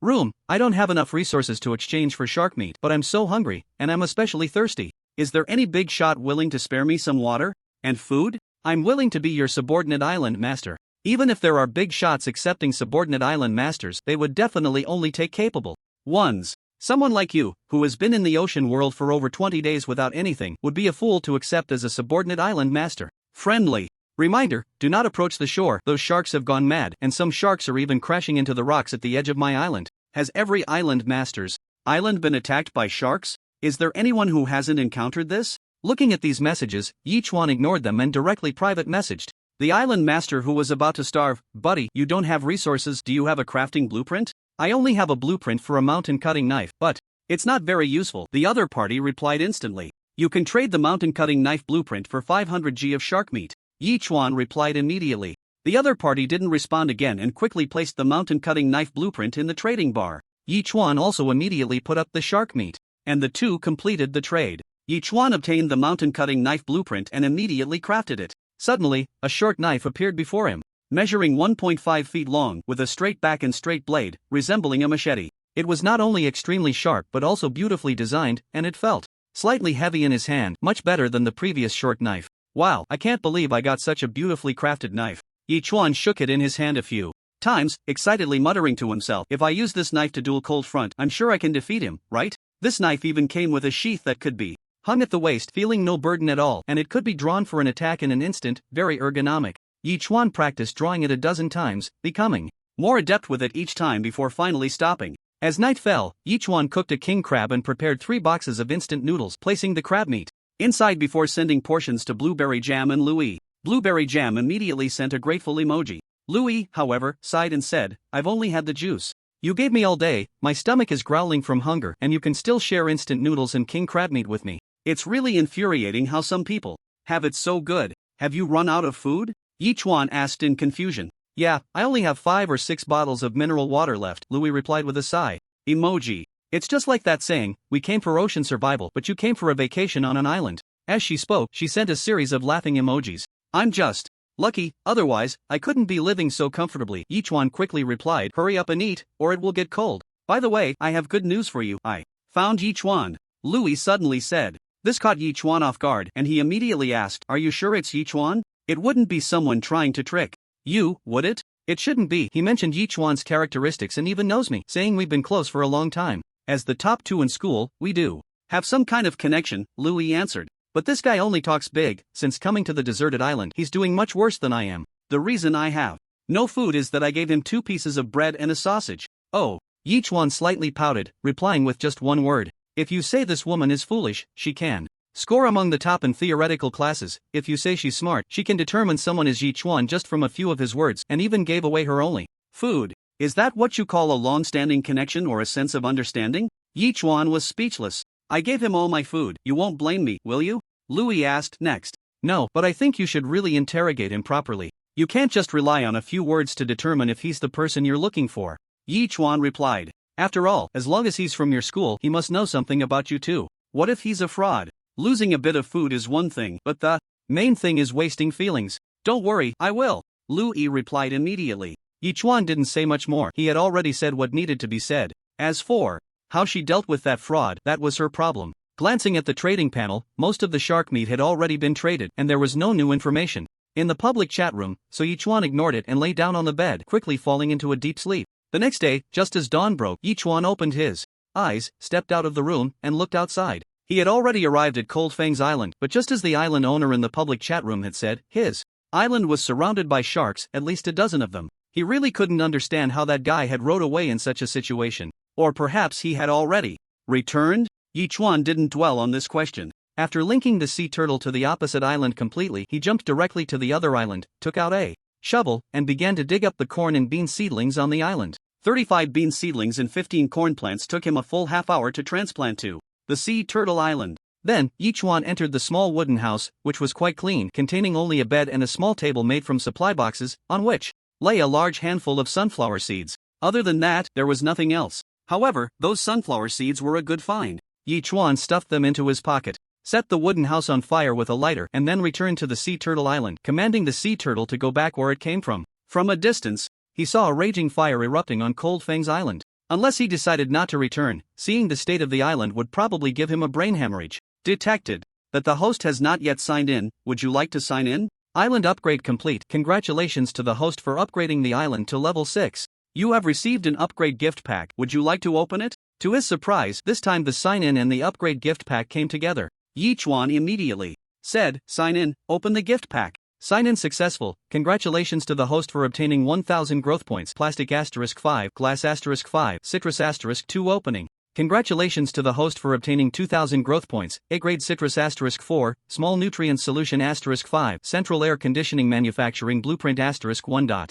The items obtained from the level 5 and level 6 upgrade gift packs were the same, only the manufacturing blueprint was different. Now it was for central air conditioning. Unfortunately, it still required electricity, but Yi Chuan went ahead and manufactured it. The system directly hung it in a suitable position, and it didn't look too out of place. The island area was now 5,000 square meters, and the outer areas where trees, soil, and flowers had appeared had doubled since he hadn't intervened before. It truly looked like an island now, especially the dozen or so trees clustered together, almost 4 to 5 meters high. If they grew several times more, they would definitely become a forest, which made Yi Chuan very excited. Turning around, Yi Chuan was delighted to find that the magical pasture had grown to over 30 centimeters tall, incredibly green, with a rich scent of grass. It truly was magical pasture. Immediately, Yi Chuan put 2 goats into the pen, cut a handful of pasture with a blade, and placed it in the feed trough. The two goats immediately began to feast, happily bleating ba ba ba at Yichuan. Yichuan couldn't help but smile slightly, cutting the remaining magical pasture and placing it in the feed trough for the two goats to eat. Currently, this magical pasture was just enough for the goats. 24-hour food intake. By the next day, Yichuan would harvest again for another day's worth. At that moment, Yichuan fetched a bucket of fresh water from the faucet and put it in the water trough. Seeing that the two goats had no issues drinking, he felt relieved. He then took 2 eggs laid by the hens from the chicken coop and made 2 sunny side-up eggs for breakfast. It seems a bit cold. Today, according to the time, it should still be summer. After drinking a cup of boiled A-grade fresh water, Yichuan looked outside, which felt a bit chilly, with not a hint of sea breeze. Even the 3 little ones were unusually quiet, lying obediently in their nest. Glancing at the chat room, it seemed everyone was discussing this issue. Damn, I almost froze to death this morning. How does it feel like we jumped straight into winter overnight? It must be only 4 or 5 degrees, right? What's going on lately? First a tsunami, then a shark swarm, and now it's so cold. The sun has risen, but why is it still so cold? Is someone messing with us? Since we all entered the ocean world, it has been completely sealed off. Who could possibly be messing with us? Just wild guesses. But this situation is really absurd. It feels like something is about to happen. Let's take it one step at a time. If we've already entered the dead of winter, then at least half of US will freeze to death. So it's not just me who's cold, everyone is cold. Yichuan suddenly realized. Since everyone was cold, it must be an issue with this ocean world. Yichuan didn't dwell on it anymore and ran out to open the supply boxes. After hoarding supplies for the past 2 days, 5 more supply boxes appeared near the turtle's head, and Yichuan opened them all. Wooden planks *2, plastic *2, cotton *5, metal sheets *3, cotton *2, mineral water *1. To Yichuan's surprise, he actually opened 17 cottons. What could cotton be used for? Blankets? Regarding the rules of this world, Yichuan felt a bit lost again. After all, it seemed that both the theoretical and practical knowledge he had learned were quite different from what he was experiencing. Yichuan had heard many times from the previous island masters about the beginner phase when they first entered the ocean world, which was mostly a step-by-step development. But now, with tsunamis, shark swarms, and such abnormal weather, it was almost non-existent. Could it be that because he was bound to a system, the entire ocean world had changed? Yichuan glanced at the introduction about cotton. Cotton, consumable, 10 pieces of cotton can be woven into a piece of cloth. Isn't this tailor-made for me? Yichuan's expression shifted. He had once crafted a loom, thinking it was just a useless item, but now it was coming in handy. Immediately, Yichuan placed the loom in a corner of the living room, then took out 10 pieces of cotton and wove a batch of fluffy cloth that looked quite thick. This piece of cloth can at least make 3 garments, right? He murmured to himself while stroking the fabric. After placing the cloth in his inventory, Yichuan returned to his room and glanced at the public chat room. Wow, did you see that? I actually got cotton from the resource box I fished out. Does this mean winter is coming? No matter what you all think, I feel this is a test from the ocean world for us. Just like the tsunami and shark swarms, we are practically going through a hell-level beginner phase. Exactly, listening to the experiences of those predecessors, no one has really gone through so much hardship. This ocean world is really trying to push us to our limits. Everyone can take the lines off the fishing nets, connect the cotton pieces together, and wear them to keep warm. Wow, how much cotton would that require? Don't joke around. Yichuan rolled his eyes, feeling that the cotton would be very useful soon. He immediately ran to boil a large pot of tap water, then traded 200 milliliters of boiling water for 3 pieces of cotton. Yichuan listed 50 portions at once, causing an uproar. In the public chat room, holy crap, did you see that? Someone is trading cotton for boiled water. This is hot water, exactly what we need right now. Truly blessed by the heavens. I just got 5 pieces of cotton, just enough to exchange for a portion of boiled water, quenching my thirst and keeping me warm. Awesome. I only have 3 pieces of cotton. I wonder if I can trade 3 pieces for a portion of boiled water. My personal suggestion is that everyone should not easily part with their cotton. Since the weather suddenly turned cold and cotton has suddenly appeared in the resource boxes, doesn't anyone else find that strange? Anyway, I'm both thirsty and cold right now. I don't care. I need to trade for a portion quickly. As the conversations continued in the public chat room, Yichuan's trading was slowly progressing, while he immediately went back to boil more water. At this moment, Blueberry Jam sent him a private message. Brother, I saw someone trading boiled water. I have 5 pieces of cotton now. Do you want to trade? Silly girl, that's me trading. Yichuan replied, feeling speechless. No matter how he looked at it, he felt this girl was not cut out for quality. Could she really form a fleet in the future? Oh my god, you actually have so much boiled water. Blueberry Jam exclaimed in surprise. Then I'll give you all my cotton, and you give me some boiled water. I'm freezing to death. Alright, give me the cotton. I feel it should be useful. If needed, I'll return it to you. Yichuan said, immediately trading 500 milliliters of boiled water to Blueberry Jam. Island Master, do we need to trade for boiled water? At this moment, an affiliated Island Master suddenly contacted Wang Sanrui. He had already seen the news in the public chat room, and of course, he was also paying attention to the plain water that was listed. The sudden appearance of cotton must be useful, but for a moment, he wasn't quite sure what it was for. After considering it, Wang Sanrui directly asked, "How much cotton do we have in total?" "I just contacted our affiliated island masters. Today, everyone has produced cotton, and if we gather it all together, there should be about 500. "So much?" Wang Sanrui was also taken aback and quickly replied, "Consolidate all the cotton and hand it over to me." "Okay," the affiliated island master said and immediately went to take care of it. Half an hour later, Wang Sanrui had 546 pieces of cotton in his hands. He kept 100 pieces of cotton and directly used the rest to trade for plain water. Yi Chuan suddenly noticed that more than 20 portions of plain water were suddenly traded away. The sudden disappearance of more than 20 portions definitely wasn't a group trading at the same time. There was only one possibility: one person bought all these portions at once. Yi Chuan smiled and immediately listed another 50 portions, but just like before, the other party bought all the plain water in one go. Wang Sanrui? Yi Chuan thought for a moment and couldn't help but mutter to himself. 50 portions meant 150 pieces of cotton. Unless a larger independent island master like Wang Sanrui collected all the cotton from the affiliated island masters, it would be impossible to clear so much plain water instantly. "Let's see how much you can consume." Yi Chuan sneered coldly and listed another 50 portions, which were again instantly bought. "Damn, I don't believe it." Yi Chuan was stunned and listed another 50 portions. This time, the other party only bought a few portions, and then the plain water stopped moving. After a few minutes of stagnation, it slowly started trading again. "Looks like this kid has more than 400 pieces of cotton," Yi Chuan muttered to himself. "He really is something. In just a short morning, he collected over 400 pieces of cotton, and he definitely has more than just this.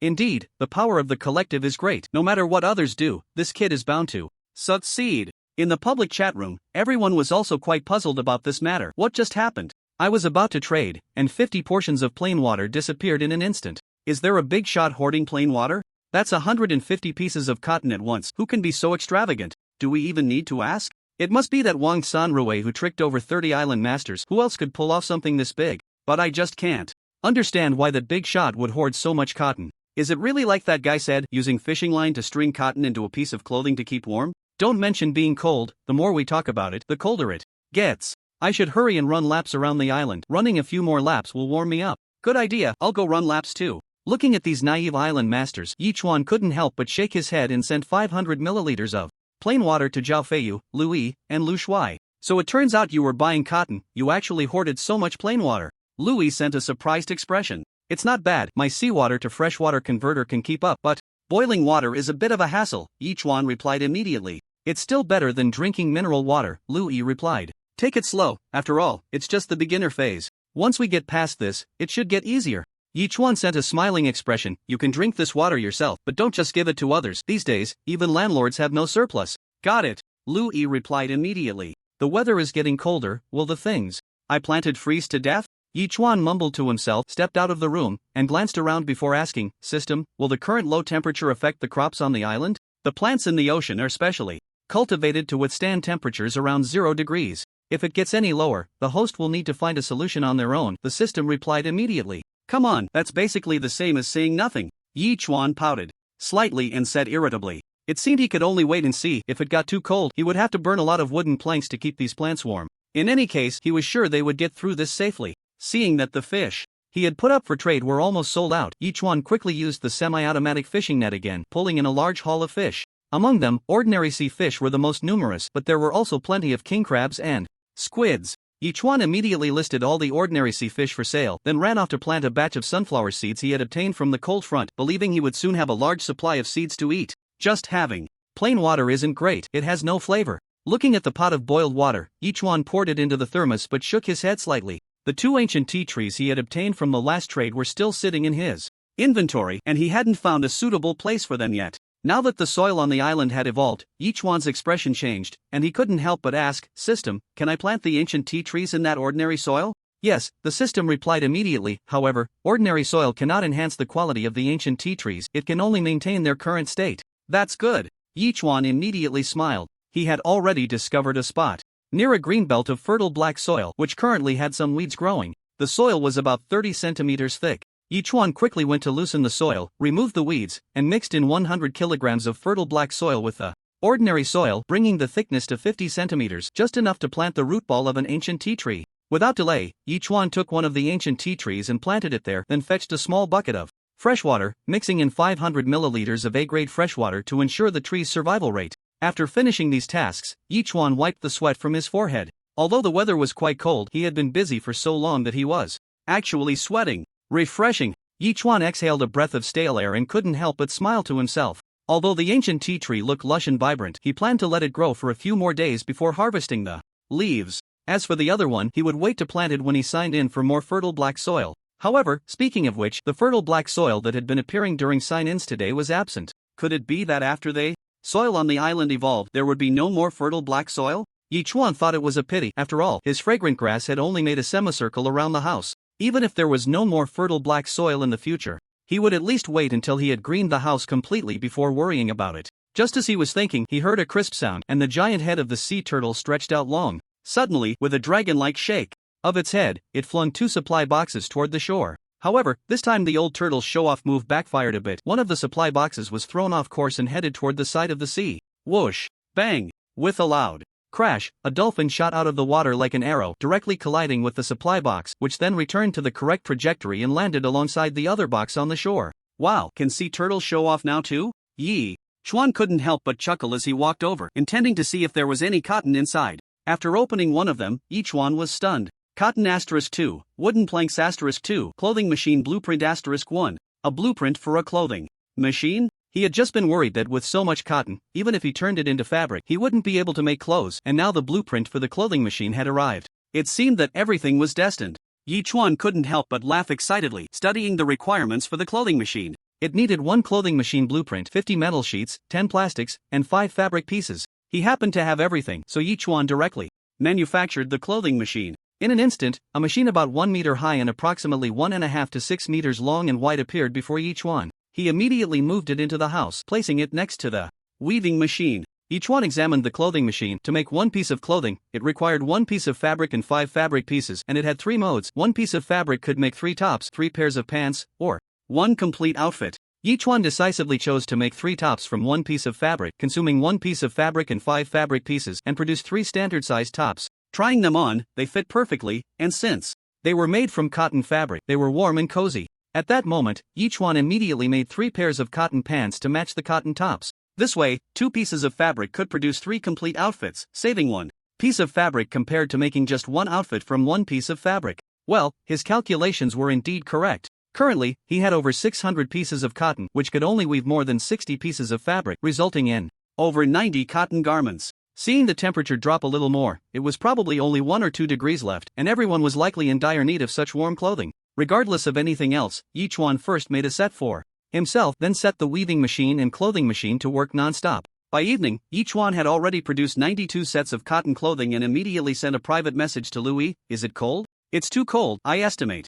The temperature here is already close to 0 degrees. Louis quickly replied, I just ran around the island once to warm up, but now my hands are about to freeze. Looking at Louis's message, Yichuan's lips curled into a smile, and he quickly placed a set of cotton clothing in the trading bar. Hurry and put it on, don't freeze. Wow! Seeing the cotton clothing, Louis exclaimed, how do you even have cotton clothing? I opened a clothing machine, and coincidentally, I also have a weaving machine, so I can use cotton to make clothes. Yichuan sent a smug emoji. Louis didn't say anything else and directly accepted the trade. After a few seconds, he replied, I've noticed that whatever everyone needs, you have it. I'm really starting to admire you more and more. Of course. Yichuan sent several laughing emojis and gave 1 set each to Blueberry Jam and Zhao Feiyu. Brother, you even have cotton clothing? Blueberry Jam replied instantly, no way, when I see you, I must perform a striptease dance for you. I want to dedicate myself to you, otherwise, I can't repay your great kindness. Is it really that serious? Yichuan replied, rolling his eyes. Absolutely. Blueberry Jam sent a shy emoji. I'm saving myself for the first time, hee hee. Yichuan was startled by this and sent her 500 milliliters of boiled water, and after the last time he made fish meat, he didn't dare to respond to her again. Zhao Feiyu accepted the cotton clothing and simply replied with a thank you. On the other hand, Lu Shuai said a bunch of flattering nonsense, but Yichuan ignored him and directly looked at the public chat room. Can someone tell me what the situation is? Is it because of the cold air passing through? Will it be better tomorrow? Brother, what you need to consider now is whether you can hold on until tonight. My bottle of mineral water has already frozen, and the temperature is probably around 0 to 1 degrees. I don't know if it will get even colder tonight. My goodness, this isn't the beginner phase of ocean survival. This is going to kill us. What about that big shot who traded boiled water for cotton? I want to trade boiled water. Hurry up and list some more. Yichuan smiled slightly. He indeed needed to get more water and buy up cotton in bulk to make more cotton clothes for trading good items. At that moment, Yichuan picked up a bucket intending to fetch another bucket of tap water, but when he turned on the faucet, no water came out. This left Yichuan stunned as he looked at the water tank. There was actually no water? Could it be that a shark damaged the water extraction device? Thinking this, Yichuan immediately walked along the pipeline and couldn't help but slap his forehead. The island had upgraded, the area had expanded, and the plastic pipes were not long enough. The water extraction device and the small generator had both come ashore, leaving nearly 10 meters to the shore. Yichuan's first thought was to extend the plastic pipes, but then he reconsidered. If he extended them this time, would he have to keep extending them next time the area expanded? Wouldn't this just go in circles, ultimately extending 100 meters or even 1,000 meters? Clearly, this was not the optimal solution. As the sky was about to turn completely dark, Yichuan decided to worry about this tomorrow. He immediately picked up the wooden bucket and started filling the large barrel with water. By the time it was completely dark, he finally filled the water tank, then immediately connected the tap water to boil it. He also listed 150 portions, but the boiled water had changed to 100 milliliters for trading 3 pieces of cotton. In an instant, the public chat room nearly exploded. Damn, the big shot has listed boiled water again, but this time it's 100 milliliters for 3 pieces of cotton. This is too outrageous. It's simply a heartless merchant. Trade it. If we don't trade, how can we keep warm? It's still nearly 9 hours until dawn. If we don't drink some hot water, we might freeze to death. This guy is really too ruthless. I suggest everyone resist and not trade with him. He will definitely increase the amount in the end. Damn, you resist. I'm about to freeze to death. I need to trade and get a few sips. Hang in there, friend. Looking at the chat records, Yichuan smiled faintly and listed 5 sets of cotton clothes, but he didn't specify what he was trading for. The public chat room exploded again. Did you see that? A big shot is selling cotton clothes, and it's 5 sets at once. How did he get them? The question now isn't how he got the cotton clothes, but what he plans to trade them for. I think he definitely can't be just trading for resources. Forget it, I'm going to ask. I want to exchange my most precious item. My life is at stake. The most precious thing I have right now is 2 loaves of bread and 3 sausages. I wonder if I can trade for something. What good is asking me? Go ask the big shot. Amid the discussions of the island masters, Yichuan received many private messages. Big shot, I have 10 bottles of mineral water. Can I trade them for a set of cotton clothes? Big shot, I am willing to become your subordinate island master. I only ask for a set of cotton clothes. Please give me a set of cotton clothes. I'm a beauty, and I'm willing to dedicate myself to you. Looking at these private messages, Yichuan didn't find any quality island masters, but he became interested in one person's message and couldn't help but reply. Are you sure you want to trade the tent blueprint with me? I already have a tent. This tent blueprint is just extra. The other party replied without hesitation. Right now, I just want a set of cotton clothes. Even staying in the tent, I'm still very cold. Okay. Yichuan replied without hesitation. In an instant, the two immediately completed the trade. Yichuan certainly wasn't planning to use this tent himself. He intended to leave it for Louis. However, not at this moment. Louis had a cotton coat now, so he could manage for at least one night. Just as he was about to put it into the system's inventory, a system prompt appeared. Warning, your inventory is full and cannot accommodate more items. This caught Yichuan off guard, and he realized that the system's inventory only had 18 slots for now. Simple resources like wooden planks occupied a third of the space, and with other miscellaneous items, there was indeed no room left. Damn, it looks like storing items is going to be a big deal from now on. Yichuan couldn't help but smirk slightly. After considering it, he decided to place the manufacturing blueprint on the table and then checked his private messages. After filtering out some useless private messages, one caught Yichuan's attention, and looking at the ID, it was actually Wang Sanrui. Friend, I have some items here and would like to exchange for a few sets of cotton coats. Let's see what you have, Yichuan replied. S-level coconut tree seedling *1, warehouse manufacturing blueprint *1, wooden boat manufacturing blueprint *1, 2L of boiled water. Wang Sanrui responded. This left Yichuan stunned. This guy actually had an S-level coconut tree seedling. Up until now, the highest grade of plants he had obtained was A-level, and here was someone who already had an S-level. He couldn't help but feel a bit envious. Moreover, since he was willing to trade an S-level coconut tree seedling, he must have more than just this one. Immediately, Yichuan replied, for the first 3 items, I can give you 3 sets of cotton coats. I have boiled water, it's not worth much. Wang Sanrui was considering Yichuan's thoughts and, seeing that Yichuan replied in just a few seconds, quickly responded, 5 sets, these 3 items for 5 sets of cotton coats.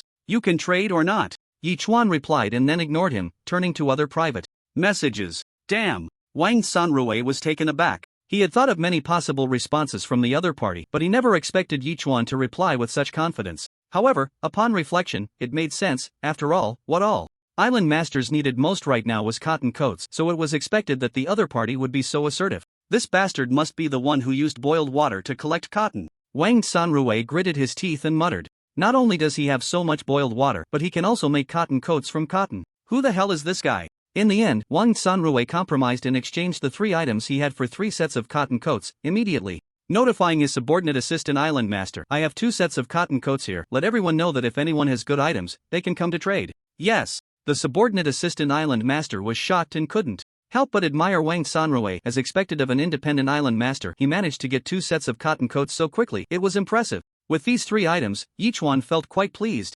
Just as he was thinking about setting up a warehouse, someone immediately sent him a warehouse manufacturing blueprint. It seemed that everyone had plenty of good items on hand. It looked like he would still be able to receive some good things tonight, so he decided to wait until midnight to sleep. With that thought, Yichuan quickly hid his ID and sent a message in the public chat room. Cotton coats will be sold until midnight at the latest. Everyone hurry to buy. Although the message was soon drowned out, it still caused a stir in the public chat room. Damn, who was that big shot speaking just now? Can I ask how you got your cotton coats? Were you the one buying cotton this morning? My god, the big shot is only selling until midnight, and there are only 3 hours left. I need to hurry back to the sea to fish out a supply box. If I can get some good stuff, then I'll be set. I just had a private chat with the big boss and he's not interested in my stuff at all. Sigh, I've already lost hope. Luckily, I managed to get a lighter that can be used 30 times. I lit the wooden board and it feels warm around the campfire. The board should last through tonight. Boss, can I rent your lighter for a moment? I want to light my board too, my limbs are almost frozen. Looks like everyone has a lot of wooden boards. Alright, I'll hang out on the rental interface now, let's all get through this together. Looking at the chat records, Yichuan couldn't help but purse his lips. It seems he's not the only one who got a lighter. Since this guy got one, others must have gotten lighters or matches too. Well, even though he has the system backing him, he shouldn't be complacent. Time passed second by second, and soon it was already past 11. After more than 2 hours of private trading, Yichuan had managed to exchange for some good items. Someone even traded 5 sausages, 10 bottles of mineral water, and a bottle of Lao Gan Ma for a set of cotton clothes.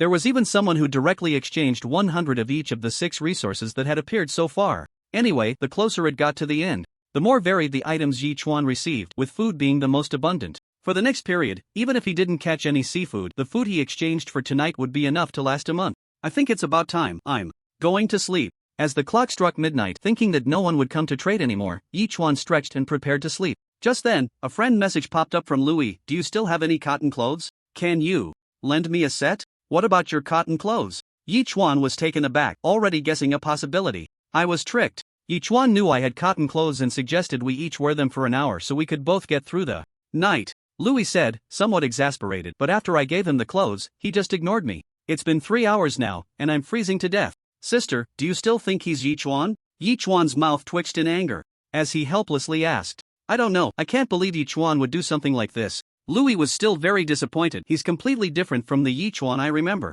Yichuan felt like flying over to give her a couple of punches. This woman, who was the second best student in the school after him, should have a decent IQ, but how could her intelligence be so lacking at this moment? The guy tricked her out of her cotton clothes and ignored her. Yet she still thought he was Yichuan. It was utterly speechless. However, Yichuan couldn't bear to let her freeze all night, so he immediately gave her a set of cotton clothes. I still want to say, I believe Yichuan could never be that kind of person. I hope this will be a lesson for you. I understand, thank you. Louis sent a crying emoji. Yichuan was speechless. After a sigh, he directly muted the messages and went to sleep. The next day, feeling like the sun was already high in the sky, Yichuan finally woke up. He looked at the super tablet and was shocked to find it was already past 9 in the morning, with unread private messages numbering in the hundreds of thousands. It truly startled him. After all, even if heavy rain and tsunamis had taken away half the people, there were still 15 million in the novice area, so hundreds of thousands of messages weren't too many, considering the base number. Yichuan directly marked all messages as read, then stretched, walked out of the room, and shouted, check-in. Check-in successful. Congratulations to the host for obtaining 1,000 evolution points, 200 kilograms of fertile black soil, and a furnace. Manufacturing blueprint *1 more fertile black soil, and a furnace manufacturing blueprint has arrived. Yichuan felt a stir in his heart and couldn't help but mutter to himself, the temperature seems to be around 0 to -1 degrees, probably stabilized for now. This temperature was just the lowest that plants and crops could endure. They might grow a bit slower, but that was all. He took out a pancake, rolled it up with Lao Gan Ma and 2 sausages, took a bite, and exclaimed, wow, this is heavenly delicious, I wouldn't trade it for a donkey. He finished it all in one go, then drank 300 milliliters of grade of fresh water. After that, he rolled up 4 more pancakes with sausages and lao gan ma, giving one to each of the 4 people with blueberry jam, which truly excited them all. After all, many people love spicy food, but after being here for so long, eating these things every day had made their mouths feel bland. Having lao gan ma was like a warm stove in winter, so comforting. Yichuan temporarily ignored the information and ran out to the water pump, pondering for a while with his chin in hand. He originally planned to dig a water channel to divert water here. Even if he couldn't form a flow for now, at least he could use a wooden bucket to fetch water. But then he thought better of it. After all, this was the back of a sea turtle. Although the curve wasn't obvious, the overall shape was low on both sides and high in the middle, making it impossible to divert water. After considering for several minutes, Yichuan suddenly had a bright idea, turned around, and returned to the room, directly asking in the public chat room, "Who has a pond construction blueprint? I can trade for a set of cotton clothes." In an instant, many people rushed to private chat with Yichuan, and he finally noticed a message from one person, "Big brother, I have a channel construction blueprint here, can I trade for it?" Channel construction blueprint? Yichuan was taken aback. A channel could have a construction blueprint? That was a bit surprising. Could one really create a ditch out of thin air? Alright, I'll trade a set. Yichuan ultimately agreed, trading his last piece of cotton clothing for the blueprint, and immediately ran out of the room to a spot about 10 meters in front of the seawater conversion device. He studied the channel construction, which required 1 channel construction blueprint and 50 stones. This surprised Yichuan. Was a channel just a riverbed made of stones on flat ground? But Yichuan felt that it couldn't be that simple. After adjusting the flow direction, he chose to construct it, and in an instant, a channel about 25 meters long and 50 centimeters wide was created. It was only then that Yichuan realized that the key to channel construction wasn't the stone riverbed but the curvature at the bottom of the channel. Although the turtle's back sloped from the middle to the sides, after the channel was created, it flipped the curvature over. The 25-meter length had a curvature of about 5 degrees, and the bottom was smooth, allowing seawater to flow through. Thus, Yichuan returned the water pump and small generator to the sea, connected the plastic pipe to the channel, and created another plastic pipe that led to the water tank at the end of the channel. Even if the sea turtle upgraded twice more, it would definitely not affect this. Detected that the host is artificially intervening in the island's evolution. The island may be evolving in an unknown direction. Not long after the channel was created, the system's voice made Yichuan pause. I intervened in the island's evolution? Thinking about it, Yichuan couldn't help but ask, is intervening in the island's evolution good or bad? I created a channel here, could it really turn into a river? Both good and bad outcomes are possible. Everything can only be known after the island evolves again, the system replied. Wow, that's really shocking. Yichuan couldn't help but grin. He had inadvertently intervened in the island's evolution. But if this channel could really evolve into a river, wouldn't he strike it rich? A river on the island would definitely be a freshwater river. Exciting! After finishing all this, Yichuan returned to his room and glanced at the super tablet. The public chat room was still bustling. I almost froze to death last night. I burned over 50 wooden planks just to barely hold on. I didn't sleep at all. I ran a lap every hour, totaling nearly 10 laps. I'm exhausted, but it's still freezing. Just eat something. If you're full, you won't feel cold. Dude, what are you joking about? The premise of eating is having something to eat. I finished all the shark meat I swapped for a few days ago, and now I'm both cold and hungry. I don't think I can make it through today. Everyone is suffering. I hope this cold weather passes quickly. Looking at the trading bar, all the plain water I listed had been traded, and I now had 450 pieces of cotton. I immediately made 45 pieces of cotton cloth, then used the sewing machine to create 67 sets of cotton clothing, and listed them right away, cotton clothing in exchange for rare materials and manufacturing blueprints. In just a few seconds, many private messages popped up, overwhelming Yichuan. However, he quickly noticed a problem. Many people were planning to exchange cotton clothing for furnace blueprints. Were these furnace blueprints obtained from opening supply boxes? Yichuan immediately asked one person, "Bro, where did you get that furnace blueprint?" "I got it from opening a supply box." The other party replied immediately, "Big shot, can I trade for a set of cotton clothing? I'm freezing to death. You don't know what I went through last night." Without even reading the rest of the message, Yichuan deleted the person and muttered to himself, "Since furnace blueprints have appeared, will charcoal be next? If I buy furnace blueprints now, when charcoal comes out, can I use the furnace blueprints to acquire other materials and make a profit?" Although theoretically, that's the case, Yichuan wasn't particularly reassured and immediately asked, "System, since furnace blueprints are being released in large quantities, will charcoal appear next?" "In the ocean world, charcoal will be released in 6 hours," the system replied immediately. Hearing this, Yichuan's expression changed, and he rushed to boil plain water. After boiling a large pot, he listed it right away, and the exchange rate was quite high. 300 milliliters of plain water equals 1 furnace blueprint, totaling 50 exchanges, and then he went to boil more. The public chat room erupted into heated discussions again. Did everyone see that? A big shot actually exchanged 300 milliliters of plain water for a furnace blueprint. I wonder what the furnace blueprint is for. It must be for making charcoal, but we haven't even opened a single piece of charcoal so far. Isn't it just staring blankly at the furnace blueprint? Even if we have the blueprint, it's useless. We might as well trade for plain water. I think it can't be completely useless. It's better to keep it. I'll wait 3 more hours. If charcoal comes out, I'll hit the jackpot. If not, I'll immediately exchange for plain water. You fool, do you think plain water will wait for you for 3 hours? By then, it'll be too late. Although the island owners held fantasies about the furnace blueprints, the reality was that plain water could solve the immediate problem better. Regardless of how most island owners thought, each one was slowly making transactions. After more than 2 hours, each one boiled 5 large pots of water, directly exchanging for 250 furnace blueprints. Although the transactions were slow, each one was confident he would complete them. At this moment, Wang Sanrui furrowed his brows tightly. Someone was trading water for furnace manufacturing blueprints on the trading interface, which definitely wasn't just idling around. Wang Sanrui almost suspected that the person selling cotton clothes was the same as the one buying the furnace manufacturing blueprints. This guy always seemed to know what would happen next before the island masters. Could this be an opportunity for him? With a plan in mind, Wang Sanrui immediately asked his assistant island master, "How much boiled water do we have left?" 20 L. The assistant island master replied instantly. "Take out 10 L, divide it into 40 portions, and trade 250 milliliters for 1 furnace manufacturing blueprint." Wang Sanrui decisively commanded. "Big brother, the other party is trading 300 milliliters, and if we use 250 milliliters, I doubt anyone will trade with us." The assistant island master couldn't help but ask, "Don't forget how large the population base is in the ocean world." Wang Sanrui snorted coldly. "Hurry up and do it, there's no time to waste." "All right," the assistant island master said. No more, and immediately went to carry out the task. Meanwhile, the public chat room stirred up again. Another big shot is listing boiled water to buy furnace manufacturing blueprints? I noticed that too. Why are all the big shots buying furnace manufacturing blueprints? What are they even useful for? Regardless of their use, since those big shots are buying, it must have its purpose. I'm planning to hold on to my boiled water. Yeah, I'm keeping mine too. You never know when it might come in handy. Is someone actually competing with me? After boiling the last pot of boiled water, each one saw the trading information as he listed his own and couldn't help but laugh.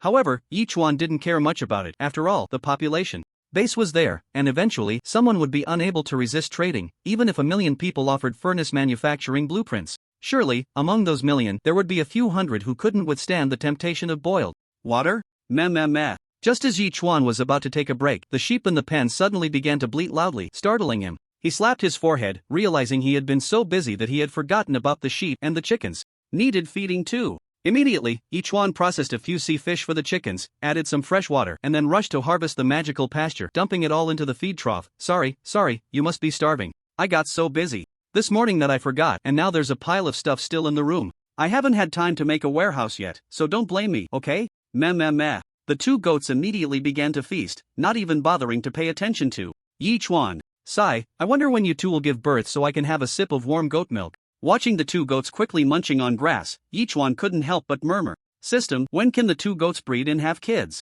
Each one almost asked on a whim. Anytime, the system replied. What? Each one was taken aback and couldn't help but ask, System, you're not joking with me, are you? They haven't even had kids yet and they can produce milk? The system didn't respond, leaving each one to wonder if it couldn't answer or simply didn't want to. He could only attribute this to the dual rules of the ocean world and the system, and he immediately ran to grab a bucket to take to the sheep pen.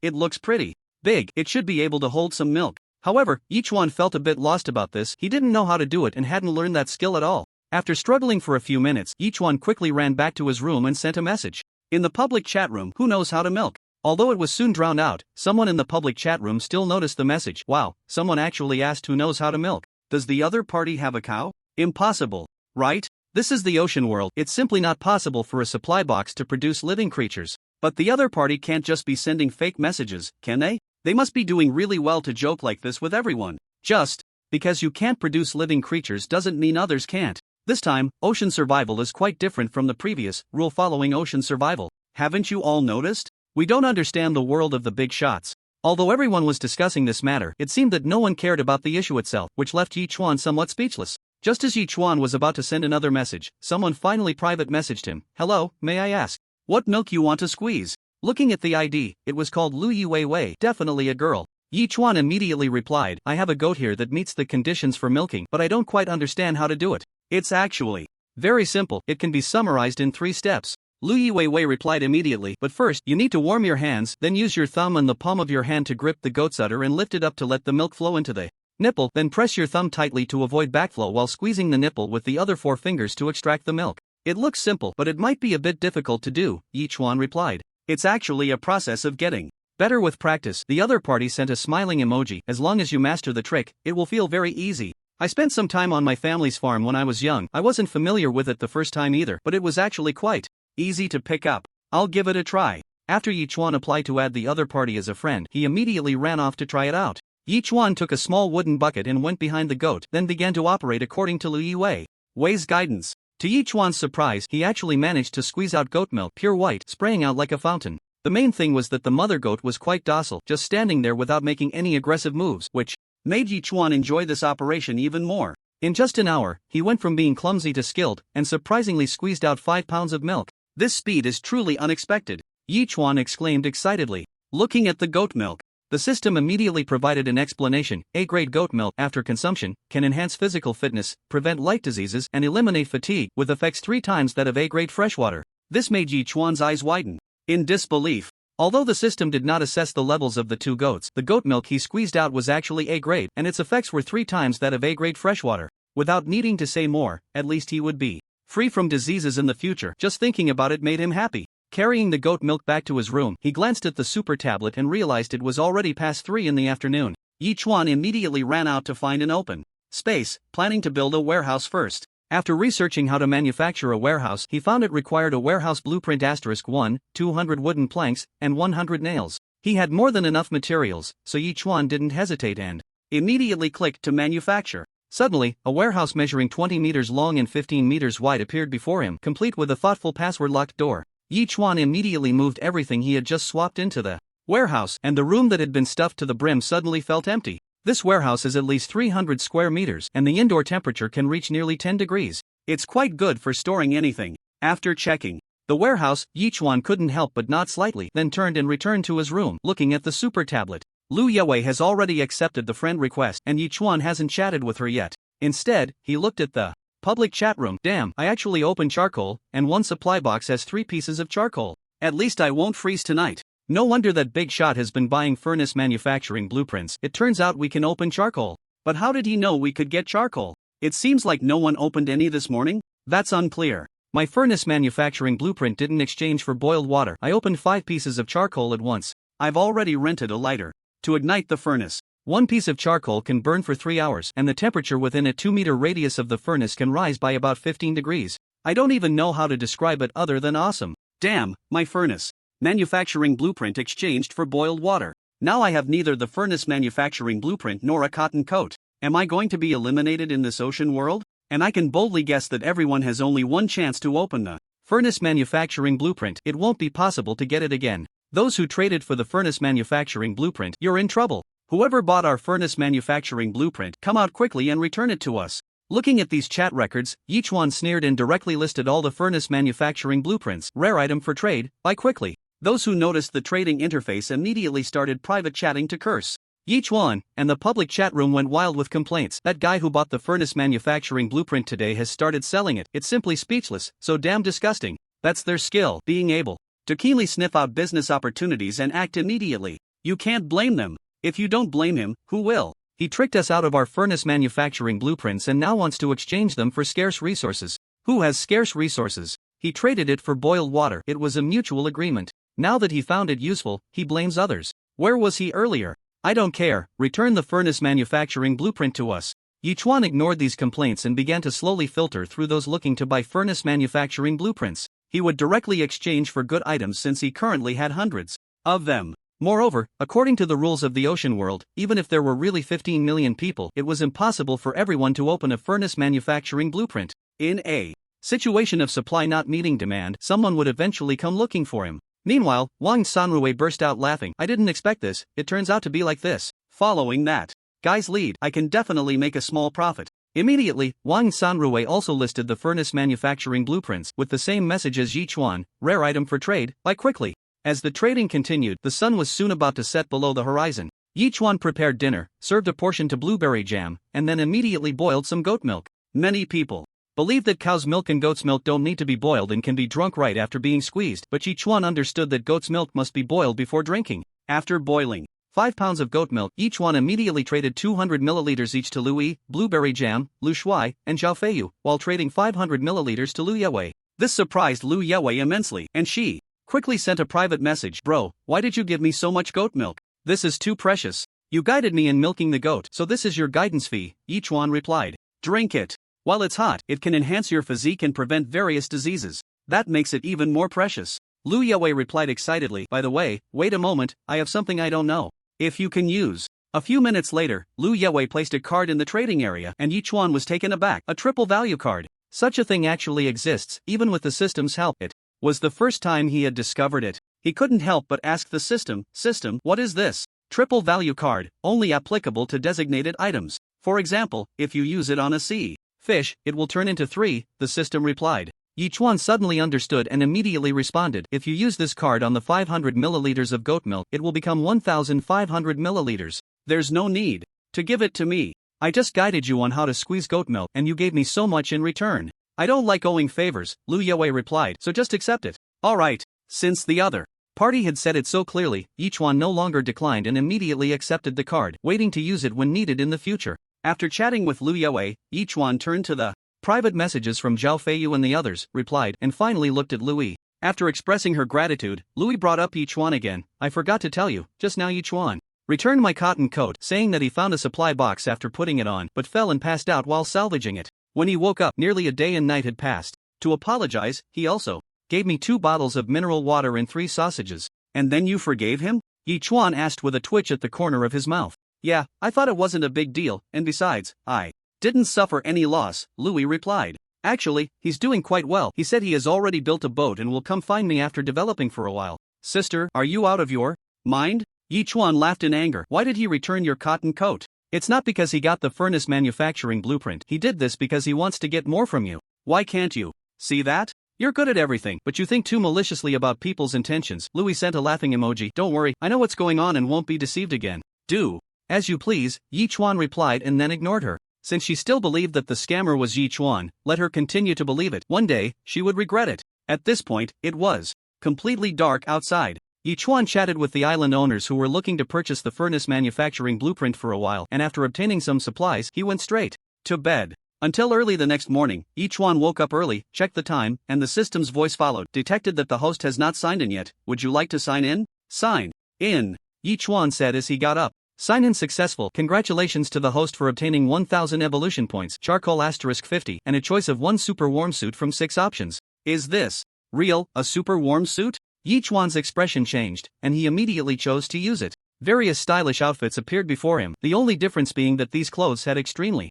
thin thermal linings inside, looking almost like summer clothes at first glance. Yichuan immediately chose a black suit with stripes and changed out of the cotton coat. To be honest, although the cotton coat had great warmth, it was bulky and never as comfortable as lighter clothing. Nice. Yichuan stretched and said with a smile. Detected that one of the host's affiliated island owners has left the host, reducing the number of affiliated island owners from 3 to 2. Please recruit affiliated island owners as soon as possible, or the rewards already issued will be revoked. Just as Yichuan was about to have breakfast, the system's voice suddenly came through. Yichuan was stunned. He had completely forgotten about the cold front. He didn't expect that in such cold weather, he had actually bound 3 island owners who had now left his control. Truly a ruthless person. At that moment, Yichuan immediately ran to the public chat room and sent a message. A furnace manufacturing blueprint, a set of cotton clothing, 2 sea fish, 500 milliliters of freshwater, recruiting a subordinate island master. Perhaps it was morning and the messages weren't scrolling particularly fast. It took a full 2 seconds for the message to be pushed away.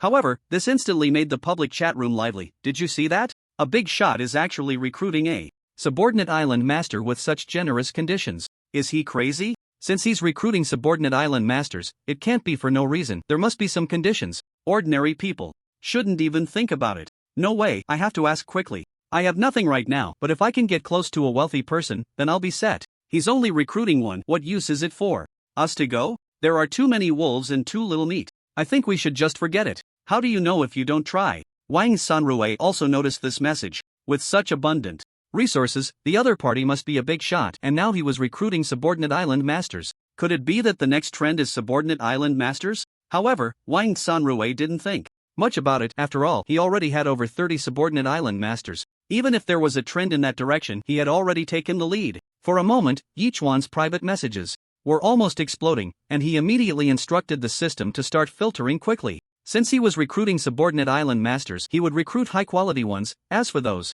ordinary island masters, Yichuan had no intention of considering them at all. However, after quickly filtering through more than 200 people, he surprisingly found not a single high-quality island master. But Yichuan did discover someone with the ID Yichuan who sent him more than 10 private messages, seemingly determined to become his subordinate island master, even saying that he would supply him with good things. Yichuan squinted his eyes, feeling that this guy was likely the one who deceived Louis. Just as he was about to inquire, the system suddenly prompted that it had found a high-quality island master. Yichuan couldn't help but be intrigued and immediately looked at that high-quality island master, and it turned out to be Lu Weiwei. Yichuan asked in confusion, "Are you also planning to become a subordinate island master? I feel like your future should be quite promising, right?" Lu Weiwei immediately replied with an awkward expression. "To be honest, my family is currently besieged on all sides. Our domestic industry is about to collapse, and we have also provoked a relatively large force abroad. I am the only hope for my family. With my own abilities, it is impossible to obtain very high-quality resources.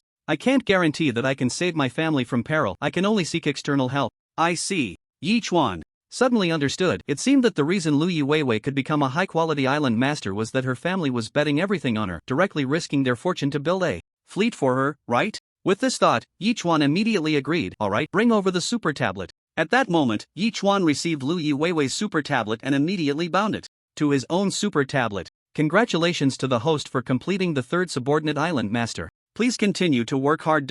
With the binding of the super tablet, the system's voice rang out, finally allowing Yichuan to breathe a sigh of relief. At least the reward was secured, not to mention anything else. After all, the rewards had already been used. If they were taken back, now, everything would revert to the way it was, and that would be troublesome. Yichuan also kept his promise and gave Lu Weiwei what he had promised. Lu Weiwei was not polite either, sending a playful expression. "Since I'm your soldier, I won't be polite with you, hee. Being polite would be too distant." Yichuan laughed heartily. After resolving this matter, Yichuan finally felt at ease to have breakfast, directly pouring egg water over 2 eggs, sipping while replying to Yichuan, "Friend, I don't just accept anyone. I'll take the subordinate island master, although they'll offer up 30%, they'll gain much more from me. Big brother, I can give you a woman." The other party immediately replied. "A woman?" Yichuan squinted his eyes. "I used to be a student at Dongshan Ocean Survival University. I've already contacted our school's beauty, Louis. I can send her to you." The other party quickly responded. "I know that university, and I've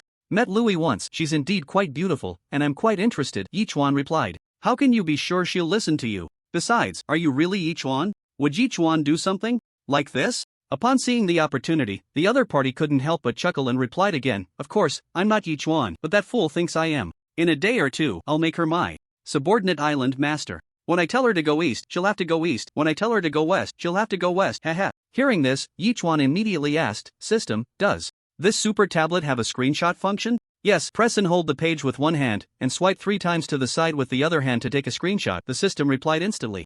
Yichuan quickly took a screenshot of the chat log and sent it to Louis. Louis did not reply. It was unclear whether she couldn't handle the truth or was off to salvage supply boxes. Yichuan then directly blacklisted the imposter Yichuan. On a small island of only a few hundred square meters, a short man with a face full of pockmarks, standing at just 1.60 meters, was waiting for Yichuan's reply while roasting a fire. After waiting for several minutes without a response, he couldn't help but send another message, only to see a red exclamation mark appear next to it. After being confused for a few seconds, the short man realized he had been blacklisted and couldn't help but curse, "Bastard, I thought I found a sucker, but I got blacklisted instead. Not even a top-notch beauty, just glass?" After venting, the short man sent another message to Louis, "Baby, are you awake? I still have a sausage here, should I trade it to you?" Another red exclamation mark. What's going on? This time, the short man was really hit hard. How could that bitch Louis blacklist me? Didn't she think I was definitely Yichuan? Damn it, bad people, all bad people.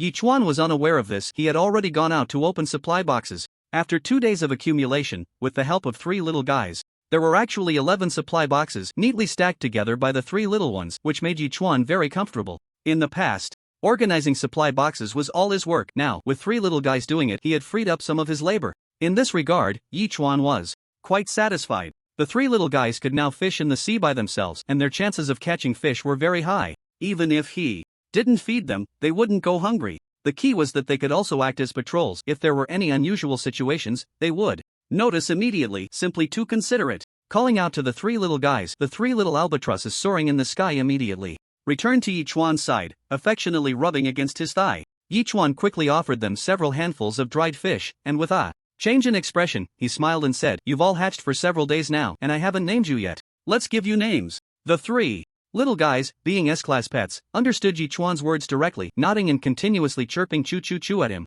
Yi Chuan stroked his chin for a few seconds and immediately said, "You'll be called Wang Kai, you'll be called Wang Fu, and you'll be called Wang Yun. Choo, choo choo." The three little guys seemed to really like their names, immediately calling out to Yi Chuan non-stop, "Alright, finish the dried fish, and then go play." Yi Chuan laughed heartily, quite pleased with the names he had chosen, and then began to open the supply boxes. Charcoal *3, planks *2, instant noodles *1, planks *4, metal sheets *2, charcoal *1. 11 supply boxes yielded quite a few items, but what delighted Yi Chuan the most was a blueprint for a refrigeration room, and this refrigeration room didn't require electricity, it used ice blocks. Instead, maintaining a stable temperature of -10 degrees. The temperature in the storage room was too high for items like fish to be stored. For long periods, those seafood items were still sitting in the system's inventory, and the refrigeration room blueprint would definitely solve Yi Chuan's problem. Yi Chuan immediately studied the manufacturing requirements for the refrigeration room. 1 refrigeration room blueprint,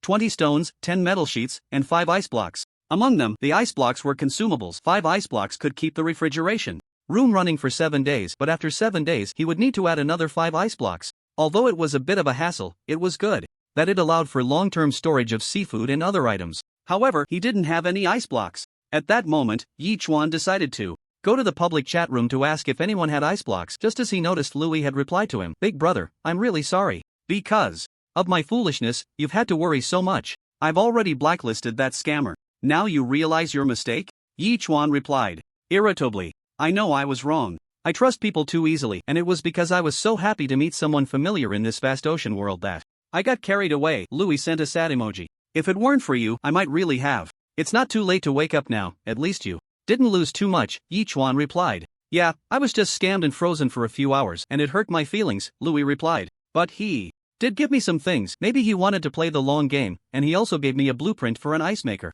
I find it funny now, he just gave me something useless, and I actually believed him unconditionally. How about this, you give me the ice maker blueprint," Yi Chuan decisively said. "I might find it useful." "Okay," Louis said, immediately placing the ice maker blueprint in the trading slot while Yi Chuan put up the tent. Louis's expression changed, surprised as he asked, "You actually have a tent?" "I traded for it a couple of days ago," Yi Chuan replied. "I was afraid you'd give it to the scammer, so I didn't give it to you until now. At least you can sleep well at night."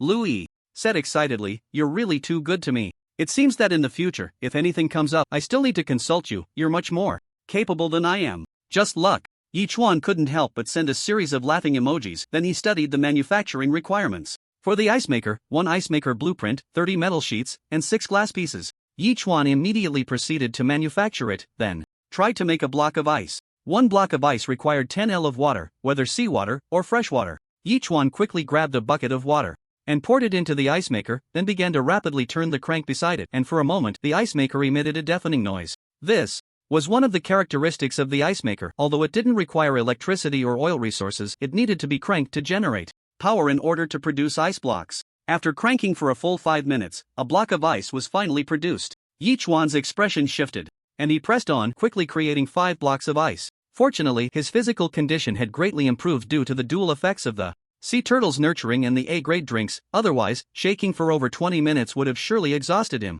With the ice blocks ready, Yi Chuan immediately set about constructing a cold storage room. Soon, a cold storage room of nearly 20 square meters was completed. He stepped inside to experience it, and indeed, even while wearing super warm clothing, he could still feel a chill. Yi Chuan promptly took out all the seafood products from his system inventory. The system inventory was almost completely emptied, and he felt a significant sense of relief in his heart. After finishing his busy work, Yi Chuan finally had breakfast while checking on various crops and resources. The bean sprouts had now grown over 30 centimeters tall and had even bloomed small flowers. He estimated that in another 2 or 3 days, he would be able to harvest beans, while the corn had grown to over a person's height, with small ears appearing. He believed that soon he would be able to enjoy boiled edamame and corn. The pear tree, peach tree, apple tree, and chili plants had also grown considerably, but it would still take some time before they bore fruit. The only thing that shocked Yichuan was the special tree species which had grown to 3 meters tall, standing perfectly straight with at least 2 meters of bare trunk before a few leaves appeared at the top, roughly the size of a coin.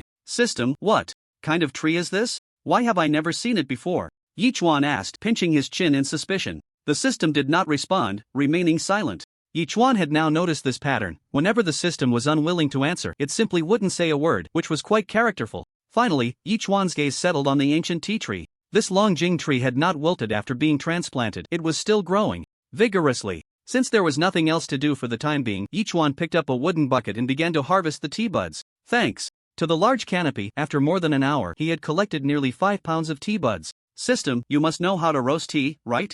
Yichuan asked again. Use a large pot for roasting. During the process, you must continuously stir with your hands to prevent the tea leaves from burning, while also kneading them to help the leaves curl better. This should take at least an hour. Once they turn brown, let them dry for about 10 hours, and then they can be consumed, the system replied. This left Yichuan momentarily stunned. It sounded simple, but the process seemed a bit troublesome. However, he then thought about the sheep milk squeezing and realized he should have just asked the system directly. Of course, if he had done that, he might have missed out on the high-quality subsidiary island master, Liu Yue. With a large pot and time on his hands, he got to work immediately on the roasting. After more than an hour, just before noon, he finally finished roasting and laid the tea out on a stone to cool. Seeing that it was already noon, Yichuan quickly cooked a few sea fish, giving each of Liu Yi's 5 companions a portion, keeping one for himself along with a bowl of fish soup. While eating, he glanced at the public chat room. Today, while fishing for resource boxes, I discovered a ship that was heading straight for me. What the hell? Someone has actually built a ship. Why are they coming to you? They can't be trying to steal resources, can they? Everyone comes to the ocean world to grow stronger quickly to fight against sea beasts and find resources. There are certainly those who use this method to become powerful quickly. After all, accumulating resources takes longer than invading. Fortunately, I drove them away with my crossbow. That guy even got hit by an arrow in his arm. If he doesn't get it treated in time, he'll probably be doomed. Wow, big boss, you actually managed to create a repeating crossbow. That's a great item. Did you get it from a supply box? Everyone, be careful. The big boss has been invaded, which means we might also be at risk of invasion, especially at night. Stay alert. Looking at these messages, Yichuan raised his eyebrows. It seemed that not only Li Bo but also Lang Feng had a ship, and many people had already crafted their own vessels, even starting to think about invading others. And some even had automated weapons like repeating crossbows, which were much stronger than his own bow and arrow. It seemed he needed to find a way to get a more powerful weapon too. Previously, when he saw the shares from those senior island masters, everyone had been focused on developing their own resources for the first half of the year.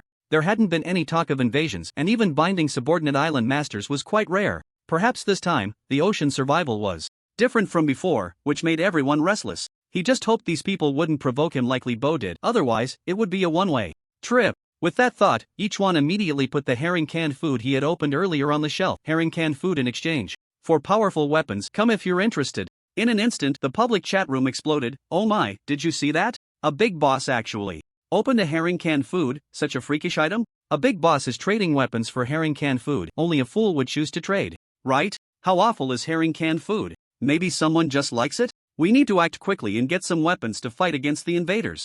As the excitement in the public chat room gradually faded, many people still sent private messages to Yichuan, but most were asking how he obtained the herring canned food. After all, many people found it hard to accept such dark cuisine. Yichuan ignored these people until after more than half an hour, when he was about to go out, a message caught his attention. Big boss, I have the blueprint for the rotating crossbow. Do you want to trade for herring canned food? Yichuan replied immediately. I want the herring canned food, but I also want a set of cotton clothes and 1 ell of boiled water, the other party replied. Aren't you asking for a bit much? Yichuan frowned. Although these items were indeed trivial compared to the crossbow, he had only mentioned trading for herring canned food, and now the other party was asking for 2 more items, which made Yichuan reluctant to accept. I'm not short on food right now, just cold, the other party replied. Think about it. If you want to trade, we can. If not, that's fine too. Alright. In the end, Yichuan compromised and successfully exchanged for the rotating crossbow blueprint. This type of crossbow was somewhat similar to a Gatling gun, with a cylinder that could hold 12 crossbow bolts. Pulling the trigger would rotate the cylinder, firing the 12 bolts in succession within 3 seconds, with a range of about 120 to 30 meters, and with 3 layers of sights, its accuracy was quite impressive.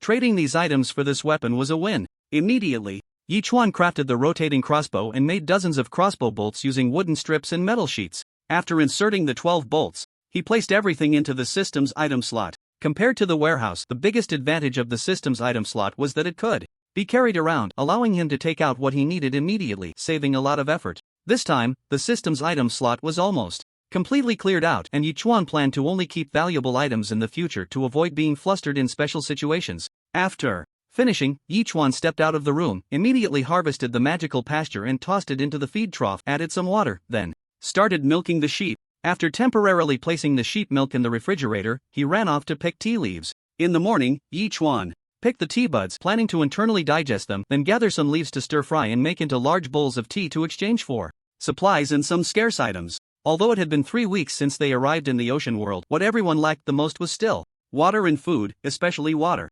Now, not only was there water but also tea, and he believed a large number of people would rush to buy it. After processing the tea leaves as he did in the morning, Yichuan laid them all out on the stones, finally letting out a slight sigh of relief. Looking at the gradually setting sun, he couldn't help but feel a bit emotional. Without realizing it, he had been busy all day. Indeed, when one gets busy, even time seems to fly by. Yichuan immediately steamed 2 large crabs, distributed some to the 5 people, and then made a dipping sauce with lao gan ma before indulging in a feast. After eating and drinking to his fill, Yichuan went to bed early and checked the public chat room. Today I opened the blueprint for a wooden boat and made it directly. I plan to temporarily leave the island and try my luck at sea. You're really something. Thinking of trying your luck at sea? If you run into a hungry shark pack, won't they just flip your little boat and swallow you whole? I only operate within 30 nautical miles of the island, so the chances of catching supply boxes will be higher. Once I can craft a medium or even large sailboat, I'll completely leave the island to search for supplies at sea. That's one way to go about it, but a medium sailboat might not be possible for at least 3 months.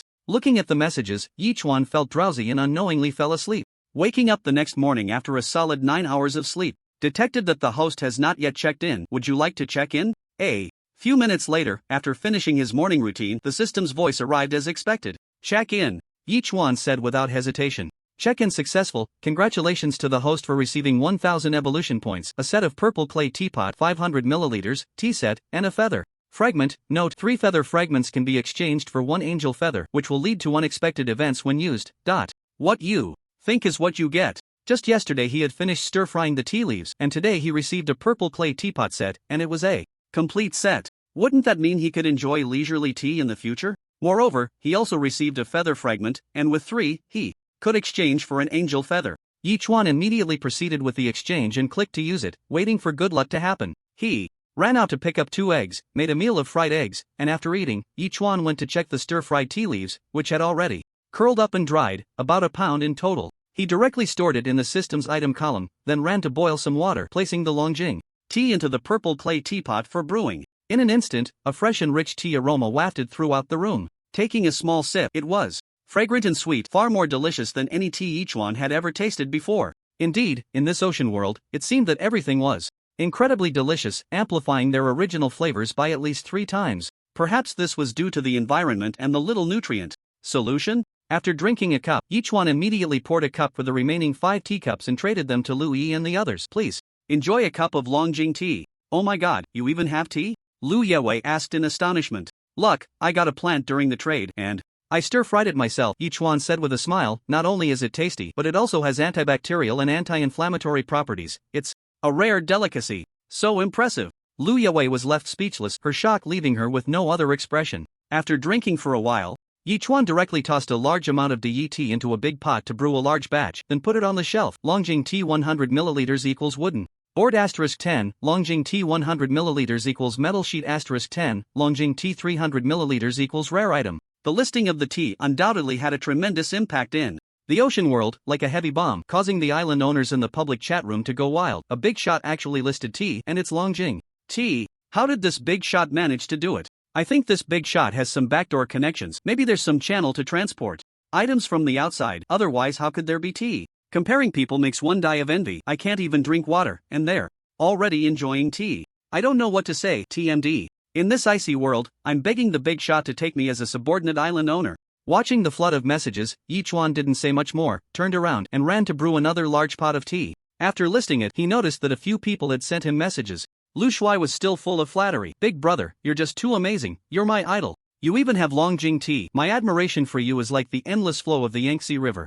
Ignoring Lu Shuai, Yichuan glanced at the messages from the others, mostly expressions of gratitude, but as before, it was still Blueberry Jam who had the most to say, even suggesting something about devotion. Yichuan just smiled slightly and didn't respond, turning to leave the room. Chirp, chirp, chirp.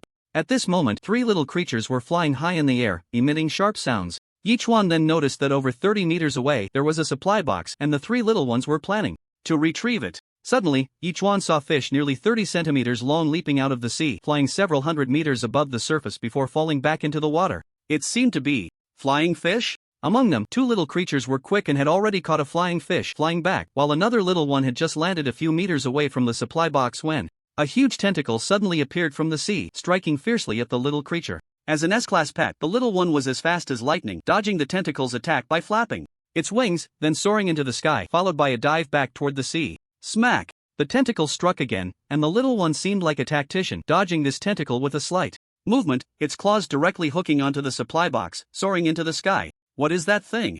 Yichuan frowned. It looked like the tentacle was at least 10 meters long, dark red in color, clearly targeting the little ones. Perhaps it was used to hunting, but today it had failed twice. Several tentacles emerged from the water, striking fiercely at the flying fish, seemingly venting its frustration. An octopus? The next second, a term appeared in Yichuan's mind, but this octopus was just too big. Each tentacle was 10 meters long, making it hard to imagine how large its body must be. After all, even during the tsunami, the sea turtles remained very stable. Unless there was a special situation, it was impossible for them to be shaken. Chuan immediately entered the water from the side, looking ahead, and indeed saw a large octopus battling with a sea turtle near its head, 8 tentacles attacking the turtle simultaneously. Even though the turtle had an air cannon and rapid healing abilities, it was still somewhat flustered. Yichuan also gasped in surprise. This was the first time he had seen such a large octopus in his life, especially those huge eyes, which he could see clearly even from over 100 meters away. I'm going in, let's do this. Yichuan returned to the island, running towards the sea turtle while shouting at the dolphin. He took out the rotating crossbow, recalling the position from just moments ago, and pulled the trigger at a specific spot. In an instant, 12 crossbow bolts shot out. The giant octopus, despite its immense strength, found itself at a disadvantage when battling such a large sea turtle. At that moment, the 12 bolts pierced its body without reservation, causing it pain that nearly drove it mad. Just as it was about to charge towards the shore, the dolphin slammed into it from the side. The force of 600 pounds concentrated in the dolphin's head, sending the giant octopus reeling to the side. In that instant, its tentacles released the sea turtle.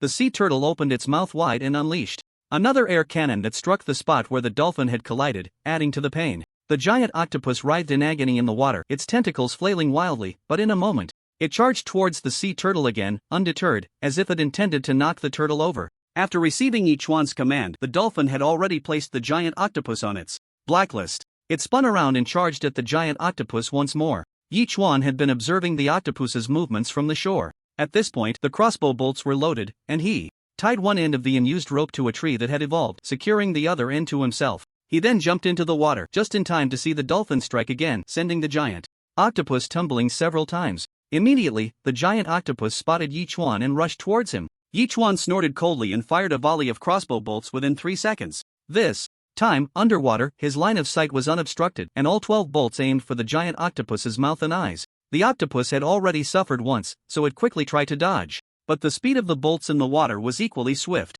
Despite its own speed, its larger size meant that all 12 bolts still embedded themselves in its body, and the dolphin charged in again, striking the same spot once more. What the hell? Even underwater, Yichuan couldn't help but curse. The dolphin usually seemed quite clever, but now it was not only colliding but also pushing the giant octopus towards him. Although the octopus was in pain, its hatred for Yichuan drove it to lash out with a tentacle. Yichuan's pupils constricted, and in a split second, the mountain-cutting knife appeared in his hand, slashing fiercely at the massive tentacle. In an instant, the tentacle was severed, blue blood spraying out, which only fueled the giant octopus's rage, as it seemed ready to fight Yichuan to the death. Yichuan grabbed the rope and quickly turned to dash towards the shore. However, in the water, he was still a step too slow. A tentacle wrapped around his legs, and just as he took a deep breath, he was pulled back into the sea. This caused Yichuan's expression to change drastically, feeling the tightening grip grow stronger. Fortunately, his physique was much better than before, otherwise, just this would have suffocated him. No way, I haven't achieved anything yet, nor have I brought glory to my ancestors. How can I die? With that thought, Yichuan's eyes widened, and he struck down fiercely at the tentacle below. The massive tentacle was cleaved in half, causing the giant octopus to release its grip in pain. However, he was now far too close to the giant octopus's mouth. He could even see its long tongue and the dense rows of beak plates inside. I'm all in. Yi Chuan gritted his teeth, gripping the mountain-cutting knife tightly, and charged towards the giant octopus's mouth, using all his strength to strike. A wound at least 30 centimeters long was cleaved between its two eyes, and just as Yi Chuan thought he was about to fall into the giant octopus's mouth, his body suddenly stopped. Yi Chuan's expression changed, the rope tied around his waist had reached its limit, and this was what saved his life. Then, a tremendous force pulled him backward, as a dolphin had bitten onto the rope. Just as the remaining 6 tentacles of the giant octopus were about to slam down on Yi Chuan, he finally escaped the reach of the giant octopus's tentacles, bursting through the surface of the sea and being pushed onto the shore by the dolphin. Ha! For a moment, Yi Chuan couldn't help but gasp for air. He had just held his breath underwater for nearly 3 minutes, reaching his limit. If he had waited any longer, he would have suffocated even if the giant octopus hadn't killed him. That was close. Yi Chuan let out a long sigh of relief and immediately began to reassemble the rotating crossbow. Below, the giant octopus, realizing it couldn't gain the upper hand, planned to leave, but the dolphin had already arrived behind the giant octopus, still aiming for the spot where it had just been struck, and charged upward with great force. The giant octopus turned pale. As a deep-sea creature, it was the first time it had come to the surface, and now it couldn't go back? Bang! A loud noise erupted as the sea turtle, having held back for so long, finally unleashed an air cannon that struck the giant octopus hard, coincidentally hitting the wound on its head. The giant octopus could no longer withstand the assault and slowly sank toward the seabed. The dolphin immediately swam beneath the giant octopus, dragging it slowly toward the shore. Chirp, chirp, chirp. The 3 little creatures also sensed something was wrong and jumped into the water, helping the dolphin pull upward, but just as they were about to reach the shore, they still couldn't get it up. Damn! Yi Chuan was taken aback and immediately jumped in, grabbing a tentacle. With the combined effort of the dolphin and the 3 little ones, they finally managed to drag the giant octopus onto the shore. Ha! At this point, Yi Chuan finally relaxed completely, went back to drink a large cup of A-grade freshwater, and regained his composure. He hung his clothes by a stove, temporarily changed back into his cotton clothes, and returned to the shore to examine the giant octopus, which was even larger than the last whale he encountered, especially its long tentacles, each of which probably weighed over 100 pounds. Isn't this going to make me rich? Yi Chuan muttered to himself, not hesitating at all, and immediately used a cutting machine to slice the giant octopus into thousands of pieces, each weighing 500 grams, and put them up for sale. Just like tea, it could be exchanged for various resources, and if he had rare items, he could trade for even more. In the public chat room, it immediately exploded. What the hell? Someone is actually selling octopus meat in the trading interface, and it seems like there are thousands of portions. How big could that octopus be? I saw it too. I estimate this should be a giant octopus. It's strange that it should live in the deep sea. How did that big shot capture it and sell it in slices? We're not interested in that. My mind is filled with the taste of grilled squid. I haven't had grilled squid in over a month. That must be delicious, right? Sigh, I'm still worried about water and food. Some big shots are already drinking tea, and others are eating octopus meat. Why am I the only one struggling so much? At this moment, Zhao Feiyu sent Yi Chuan a private message. Did you see that someone actually killed a giant octopus and is selling it? Yi Chuan slightly curled his lips and replied, I sold it. That octopus caused me trouble, and I accidentally killed it. What? Zhao Feiyu sent a series of shocked emojis. The deep-sea giant octopus had always been referred to as a deep-sea monster, a truly terrifying creature. Not to mention humans, even a medium-sized sailboat would likely be pulled into the sea if it encountered one. How did this guy manage to kill it and drag it to shore? After all, it weighed thousands of pounds. I'm used to it. Yi Chuan replied, I've dealt with sharks and orcas before, and suddenly a giant octopus doesn't seem like much. Awesome. Zhao Feiyu seemed to be hit hard, only replying with these 2 words, and then fell silent. Even among the dozens of island masters before, there had never been such a case. Humans could actually take on orcas and giant octopuses alone. Is this still human? Zhao Feiyu could hardly imagine. Bro, I have something here that you will definitely be interested in. At this moment, Yi Chuan noticed a private message. Was it Wang Sanrui again? Let's see. Yi Chuan replied immediately. But I want to know how your tea leaves came about and how you got this giant octopus. Wang Sanrui replied. Now, Wang Sanrui lacked for nothing. He just needed to develop steadily, and he felt that even among the millions of new island masters, he was quite outstanding, until he discovered that the IDs selling tea and octopus meat were the same person, which finally made his mindset crumble a bit. It has nothing to do with you. Yi Chuan replied without hesitation. I have an island area expansion card that can expand by 500 square meters. Wang Sanrui replied immediately. You have such a good thing, and you probably just want to exchange it for these 2 pieces of information? Yi Chuan replied, I know who you are, but I just feel like you can't be this generous. My island area is over 2,000 square meters, so I'm not in a hurry to expand. Wang Sanrui replied, however, I'm quite interested in these two things in your hands. Alright, deal, I'll tell you. Yi Chuan replied without hesitation. The two directly made the trade, and Yi Chuan immediately replied, the tea leaves are because there is an ancient tea tree on my island. I just need to create a cast iron pot recipe to process the tea leaves. As for this octopus, it was already dead. A dolphin dragged it and pushed it onto my shore.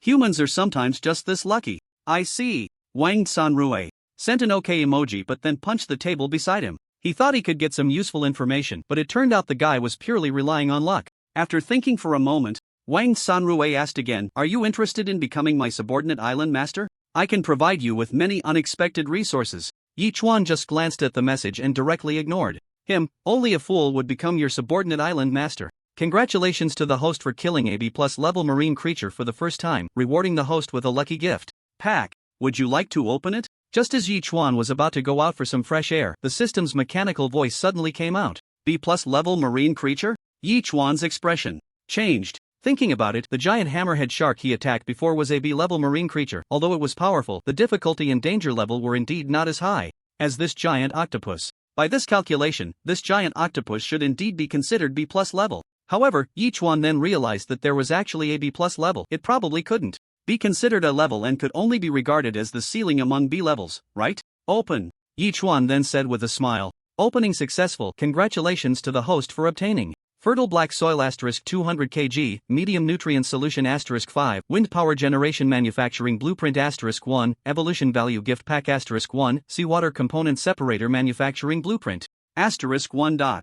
Compared to the last lucky gift pack, this one seemed to be much richer, and the small nutrient solution had become a medium nutrient solution, plus a wind power generation manufacturing blueprint. It's worth noting that what Yi Chuan's current single apartment lacked the most was electricity and natural gas, and electricity was much more precious than natural gas. Now, not only would he not be immediately swallowed by darkness at night, but he could also watch TV. Wow, he could watch TV now. At that moment, Yi Chuan immediately researched the manufacturing of wind turbines, which required a wind turbine manufacturing blueprint * 1, 300 metal sheets, 30 plastics, and 10 stones. Since he had everything he needed, Yi Chuan didn't think much more about it and went straight to the shore to choose to manufacture. In no time, a wind turbine about 20 meters tall, with blades nearly 10 meters long, appeared before Yi Chuan, complete with an automatic wiring device. Yi Chuan quickly spent another 50 plastics and 30 metal sheets to connect all the electrical appliances in his home to the automatic wiring device. Watching the wind turbine slowly begin to turn after everything was ready, Yi Chuan couldn't help but laugh heartily and immediately ran back to his room to turn on the energy-saving light in the living room.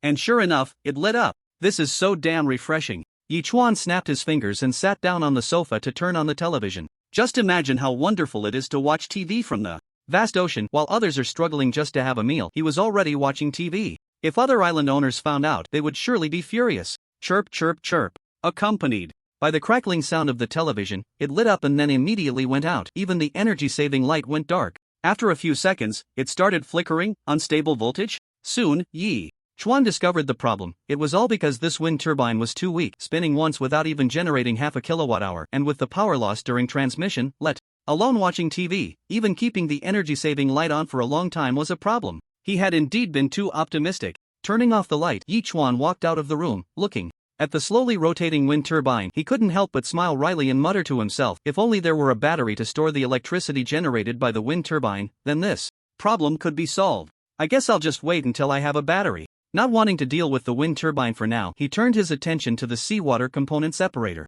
After some time of use, the 2 pounds of salt he had opened last time were almost gone, and Yi Chuan had been worrying about this for the past couple of days, but unexpectedly, this thing had just opened up. Yi Chuan didn't hesitate and chose to manufacture it directly. Now, the seawater to freshwater converter had a long tube that expelled salt, magnesium, and other substances back into the sea. Yi Chuan directly connected the seawater component separator to this tube, then adjusted it to the sea salt setting and connected the outlet to a plastic bottle. This way, sea salt would continuously drop into the mineral water bottle, and he could collect a bottle of sea salt in about 4 to 5 days. By then, not only could he meet his own needs, but he could also exchange the excess sea salt for other resources, unknowingly adding another source of income. How delightful! After finishing all this, Yi Chuan noticed it was already noon. He quickly took out a few pieces of octopus and started making grilled octopus on an iron plate. Soon, the aroma wafted across the entire island, even attracting the 3 little guys who were studying the wind turbine, who came running over, chirping at Yi Chuan non-stop. Don't rush, I'll share some with you in a bit.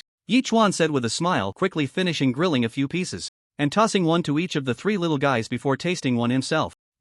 As expected of a B+ level marine creature, the meat was firm and incredibly delicious, far better than the grilled octopus from the roadside. As the saying goes, sharing joy is better than enjoying it alone. Yi Chuan grilled 5 more pieces and gave them to Louis and the others. Try it, although it can't be considered authentic teppanyaki. I think my skills are still pretty good. Bro, this is not just good, you're practically a culinary god reborn. Blueberry Jam sent a series of thumbs up emojis. I'm almost worshipping you, you will be my idol for life, hehe. With all this time spent chatting, you might as well hurry up and eat the teppanyaki, it won't taste good once it cools down. Yi Chuan rolled his eyes. I'm going to boil some goat milk now, and I'll bring you a cup later. Thanks, big brother. Blueberry Jam replied instantly. The others also expressed their gratitude, and Yi Chuan happily ate the teppanyaki octopus while heading to boil fresh goat milk. When he returned, he checked the public chat room. The temperature seems to have stabilized between 0 and -1 degree, but I don't know if it will drop further. Also, the shark school has disappeared. I wonder if anyone noticed. But I think everyone should still be cautious. After all, if a big shot is putting up such a large octopus, it means there are large marine creatures moving around on the surface. Be careful while sleeping. Don't get dragged into the sea by a sea python or something. Damn, dude, can you not say such scary things? I've already unconsciously imagined that happening, thinking about being swallowed whole by a sea python and then slowly digested, and then, are you sick? It's bad enough to imagine such disgusting scenes, but to actually say it out loud? That's just gross, like opening the door to disgust. I can imagine whatever I want, it's none of your business. Just be careful you don't get swallowed by a sea python tonight. It seemed there was no useful information, so each one stopped paying attention and sent each of the 5 people 500 milliliters of boiled goat milk. Just boiled, everyone drink it while it's hot. Big brother, ever since I became your subordinate island master, I haven't exactly contributed much and I've just been mooching off your food and drink. Lu Shuai actually felt a bit embarrassed. Don't worry, once the 6-month beginner period is over, I will definitely have my family provide you with a lot of support. Even if you don't give me anything, your resources still have my share of 30%. Yi Chuan sent a laughing emoji, so, it's a bit early for you to pledge your loyalty now. Lu Shuai smirked, feeling a bit awkward. Zhao Feiyu, however, said nothing and directly placed an item in the trading bar, which genuinely surprised Yi Chuan. Zhao Feiyu was giving him an island area expansion card? Yi Chuan couldn't help but ask, do you know what this card means? It can expand the island area by about 500 square meters and you're actually giving it to me? I've been benefiting from your kindness and I feel you should be more useful than I am, Zhao Feiyu replied. Besides, this came from opening a supply box and I will definitely get more in the future. At least for now, I don't need it. I think you should use it. I have another one that I haven't used yet. Yi Chuan continued to refuse. To be honest, the island area opened up has evolutionary functions and it might attract animals. With your skills, you could definitely hunt, so you wouldn't let your abilities rust away, right? Alright then, I'll use it for now. At this point, Zhao Feiyu finally relented. Next time you catch something, you can't refuse it again. No problem. Yi Chuan sent an OK emoji, ending the conversation with Zhao Feiyu, then drank 500 milliliters of goat milk and turned to leave the room. Opening the evolution value gift pack, he received 1,000 evolution points, and with the points accumulated from signing in over the past few days, he had a total of 13,000 evolution points. Yi Chuan considered for a moment, and first added 3,500 evolution points to the dolphin. The dolphin's body began to slowly grow larger, and Yi Chuan couldn't help but look at the dolphin's information panel. Name, Dolphin. Friendliness, 100 out of 100 level 7 evolution points, 0 out of 4,000 skills, sonic interference, beginner, absolute impact, beginner, talent, deep dive, 800 meters, note, absolute impact. The dolphin attacks with its head, and a beginner impact is equivalent to a collision strength of 900 pounds. Just like last time, both the deep dive and absolute impact numbers have been enhanced. However, these 2 points alone are already sufficient. After all, the deeper the dolphin dives, the greater the chance of finding resources. Back then, 600 pounds of force could affect a giant octopus. Now with 900 pounds of force, it's likely that a few hits would make it flee, right? Dolphin upgrade complete. Congratulations, host. The contracted beast has upgraded to level 7 and received an upgrade gift pack. Would you like to open it? Just as he was thinking this, the system's voice came through. Open it. Yi Chuan replied. Opening upgrade gift pack. Please wait. Congratulations, host. You have received 1,000 growth points, 10 steamed buns for A-grade citrus fruits, and 1 island area expansion card. Nice. I got an island area expansion card. Yi Chuan's expression changed as he directly took the expansion card in hand to admire it. Currently, he had this one card which could expand the island area by 500 square meters. However, since his island area was already huge and he could also level up the sea turtle next, he didn't feel much excitement about this card. Next, Yi Chuan calculated that if he leveled up all three little guys at once, he wouldn't have enough left to upgrade the sea turtle. Last time, he prioritized the little guys, but this time Yichuan decided to give the opportunity to the sea turtle first. He added 7,000 evolution points to the sea turtle, and in an instant, the sea turtle's area began to slowly expand. Yichuan immediately looked at the sea turtle's information. Panel, Island Master, Yichuan Type, Sea Turtle Level, 7/0/8000, Skills, Water Bomb, Intermediate, Talent, Longevity, Rapid Healing Level 6 to Level 7 only resulted in an increase. In area, nothing else changed. The Water Bomb remained at the intermediate level. However, Yichuan speculated that perhaps once the Sea Turtle reached level 10, both its skills and talents would undergo a qualitative change, right? Yichuan didn't dwell on this for long and suddenly thought of a question, so he asked, System, what if I use the Island Area Expansion card? Warning, please use the Island Area Expansion card cautiously, as it may cause unknown changes to the island. Before he could finish, the system interrupted Yichuan's question and issued a warning. This left Yichuan momentarily stunned. He had just thought of this plan, and the system issued a warning. This was the first time since binding the system that this had happened. It seemed that he wouldn't be able to use this Island Area Expansion card, considering that Lu Yi's situation regarding the island expansion was still unclear, and blueberry jam was relatively useless. Only Lu Shuai was suitable for it. He immediately handed the Island Area Expansion card to Lu Shuai. Lu Shuai immediately asked in confusion, Bro, what is this? It's used to expand the island area. It can expand by 500 square meters, Yichuan replied. Wow! Lu Shuai was shocked and immediately responded, Bro, you're really my real brother. This is like giving me 500 square meters of island area for free. How should I thank you? By offering myself? Are you crazy? You're a guy, and you want to offer yourself? Yichuan replied speechlessly. Right. I was so excited that I forgot my own gender. Lu Shuai slapped his forehead. With you protecting me, my future will definitely be smooth sailing. Don't worry, once the 6-month beginner period is over, I won't let you down. Let's go. Be careful. After you use it, tomorrow the new island area might have forests or small hills, and there could also be wild animals, Yichuan reminded him. Before you use the Island Area Expansion card, it's best to equip yourself with weapons. If there are poisonous snakes or something, you might end up retreating early. Okay.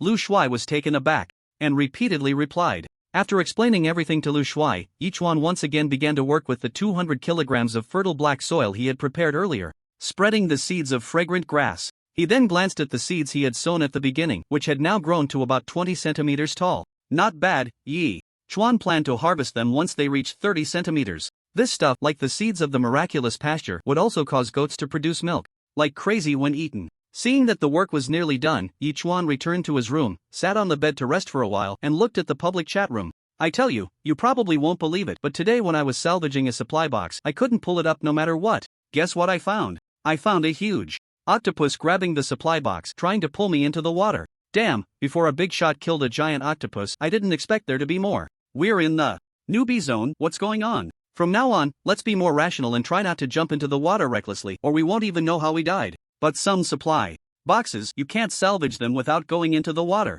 Yichuan couldn't help but frown, suddenly thinking of Zhao Feiyu, who often went into the water to salvage supply boxes. If he encountered a sea-level or B-level marine creature, that could be quite dangerous. Yichuan shook his head slightly and immediately took out the bow he had from before, along with the wooden boat manufacturing blueprint, and initiated a trade with him. Zhao Feiyu replied with a shocked expression, Why did you give me both the boat and the weapon? What will you do? I just saw in the public chat room that I wasn't the only one who encountered the attack of a giant octopus. I suddenly thought it was quite dangerous for you to swim off and to salvage supply boxes, Yichuan replied, so I'm giving you a wooden boat manufacturing blueprint. You can make it yourself and keep the bow and arrow on the boat. If you really encounter danger, you'll have some fighting power. What about you? Zhao Feiyu replied. I don't need a wooden boat and I have a medium-sized sailboat that I've never used, Yichuan boasted. As for weapons, I have a crossbow, which is much more convenient than this bow. You have such advanced weapons? Zhao Feiyu asked in surprise. So, just use it without worry, Yichuan sent a laughing emoji and then walked out of the room to the flower bed.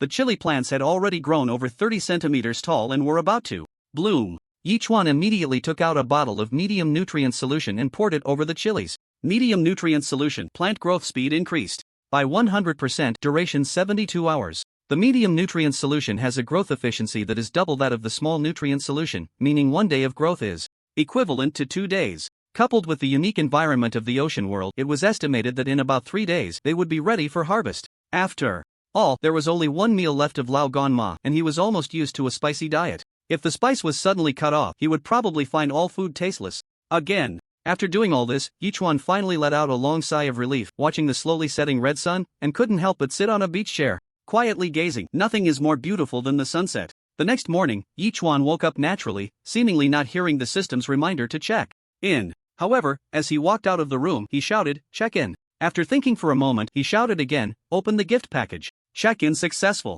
Congratulations to the host for obtaining 1000 growth points. Charcoal *5, glass *5, citrus *2 opening. Congratulations to the host for obtaining 2000 growth points. A-level citrus *4, small nutrient solution *5, bicycle manufacturing blueprint *1. Bicycle manufacturing blueprint? Yichuan was taken aback. It felt like the island was getting bigger and bigger. Was the system planning to have him ride a bicycle to patrol the island in the future? Thinking about it, Yichuan finally noticed that the small grove he had seen before had transformed into a forest of nearly 2,000 square meters, occupying one side of the island. Inside, there were trees over 20 meters tall, thick enough for two people to embrace, and the ground was covered with low shrubs and some grass. In short, the scale of this forest was quite large, even twice the area of some main islands. Behind Yichuan's apartment, what used to be a dozen stones had now become a small hill over 30 meters long and 5 to 6 meters high. Although it could only be considered a rudimentary hill, Yichuan had reason to believe that after a few more upgrades, this small hill would definitely grow taller and larger by at least 5 times.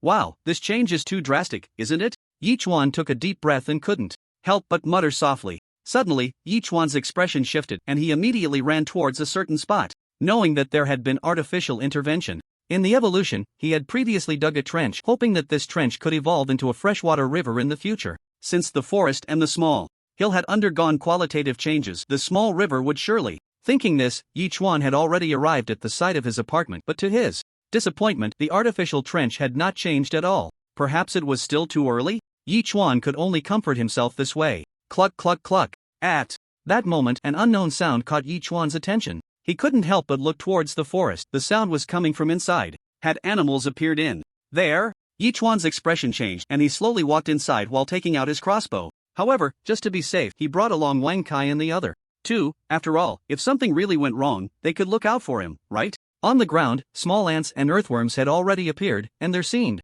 to be very faint rustling sounds coming from some bushes, but it was unclear what exactly it was, which made Yichuan a bit anxious. If it were just small rabbits, that would be fine, but what if it were wild boars or wolves? Even with his crossbow, he probably wouldn't stand a chance against them, right? Crash! Just as he was lost in thought, a sudden loud noise erupted, as if something was soaring into the sky. In an instant, Yichuan instinctively grabbed his crossbow and pulled the trigger. In a flash, 12 bolts were fired simultaneously within 3 seconds, the sound of ding ding ding ringing in his ears. After a good 7 or 8 seconds, a wild chicken fell to the ground, having been struck by an arrow in its back, dead before it hit the ground. I didn't expect there to be wild chickens around. Yichuan's expression brightened, and he rushed over to pick up the wild chicken. Not bad, not bad. Finally I can improve my meal for lunch today. Wow. How long has it been since I had a proper meat meal? Just thinking about it makes me happy. With that, Yichuan stepped out of the forest, quickly processed the wild chicken, and then soaked it in fresh water, waiting to grill it for lunch. After finishing breakfast, Yichuan observed that with the 3,000 evolution points he had gained today, he currently had exactly 7,500 evolution points, enough to upgrade all 3 little guys to level 5 at the same time. Immediately, Yichuan upgraded the 3 albatrosses, and in an instant, their bodies grew by half, looking somewhat dashing. The information panel also showed changes. Name, Albatross. Level 5, growth stage, evolution points, 0/3000 skills, diving claws, can grasp objects weighing 50 kilograms, talents, diving, fishing, flying, long distance, sailing. After upgrading to level 5, the little guy's ability to carry heavy objects increased by 20 kilograms, and he also gained a new talent. This suddenly sparked an idea in Yichuan's mind. If he knew the coordinates of Louis and the others, could he send an albatross to protect them? It was a fleeting thought, but the more he considered it, the more feasible it seemed. However, everyone was currently unaware of their coordinates, so this matter would have to wait for later. Albatross upgrade complete. Congratulations to the host for upgrading the pet to level 5. You have received an upgrade gift pack. Would you like to open it? Open all. Yichuan immediately replied. Opening upgrade gift pack. Please wait. Congratulations. The host has received 1000 growth points. Glass *5, charcoal *3, ergo to 42 degrees *2. Ergo 2? Yichuan's expression changed. He never expected to receive alcohol. Although Yichuan was only 21 years old, he had already been drinking for 2 years, especially ergo 2, which was cheap and delicious. He had a particular fondness for it. And this time, he had just received Ergwotu, so he could enjoy it properly at noon. Awesome! Chirp chirp chirp. After upgrading to level 5, the wings of the 3 little guys extended to over a meter long. After a running start, they immediately soared into the sky, then dove down, playing a game of free fall. Just as they were about to hit the sea, they turned and shot back up into the sky, free and carefree. Yi Chuan watched with a smile, then turned to harvest the magical grass and tossed it into the feed trough for the sheep. He then created a bicycle, although it had rubber tires and was not afraid of nails or stones. It was fast to ride, and it took only a few minutes to circle the 7,000 square meter island, allowing Yi Chuan to experience the thrill of speed. Seeing that it was about time, Yi Chuan immediately started roasting a wild chicken while tossing a few small dried fish to the 3 little guys who were tired from flying. When the time was right, he sent a message to Zhao Feiyu. "Can you drink? I'm in the army, so I generally don't drink," Zhao Feiyu replied. "What about outside of principles?" Yi Chuan asked again. "I love drinking," Zhao Feiyu replied once more. "Great." Yi Chuan then asked Lu Shuai the same question, and he received the same answer as Zhao Feiyu, who even retorted, "Big brother, tell me, if you don't drink, are you still a man?" At that moment, Yi Chuan immediately divided half a gene of alcohol in a gene of wild chicken meat between the two, and the excited duo jumped up. Zhao Feiyu was even more ecstatic. "Brother, I really don't know what to say. You actually managed to get alcohol and are willing to share it with me. This stuff is a treasure at sea. No matter how good something is, drinking alone doesn't feel the same," Yi Chuan replied. "Even though the 3 of us aren't together, being able to drink at the same time is still a wonderful thing." "Well said, I'll drink first as a toast," Zhao Feiyu immediately replied. "Bro, you're my real brother, I really." Looking at the food and drink, Lu Shuai almost cried. He was about to express some heartfelt words when Yi Chuan interrupted him. "I say, can you stop repeating these words every day? I'm getting tired of hearing them." He, just a moment of sentiment. Lu Shuai couldn't help but chuckle. "Isn't your island area expanded too? In a few days, you can go in and take a look. Maybe there will be surprises," Yi Chuan said, leaving one chicken leg behind and giving the other to Lu.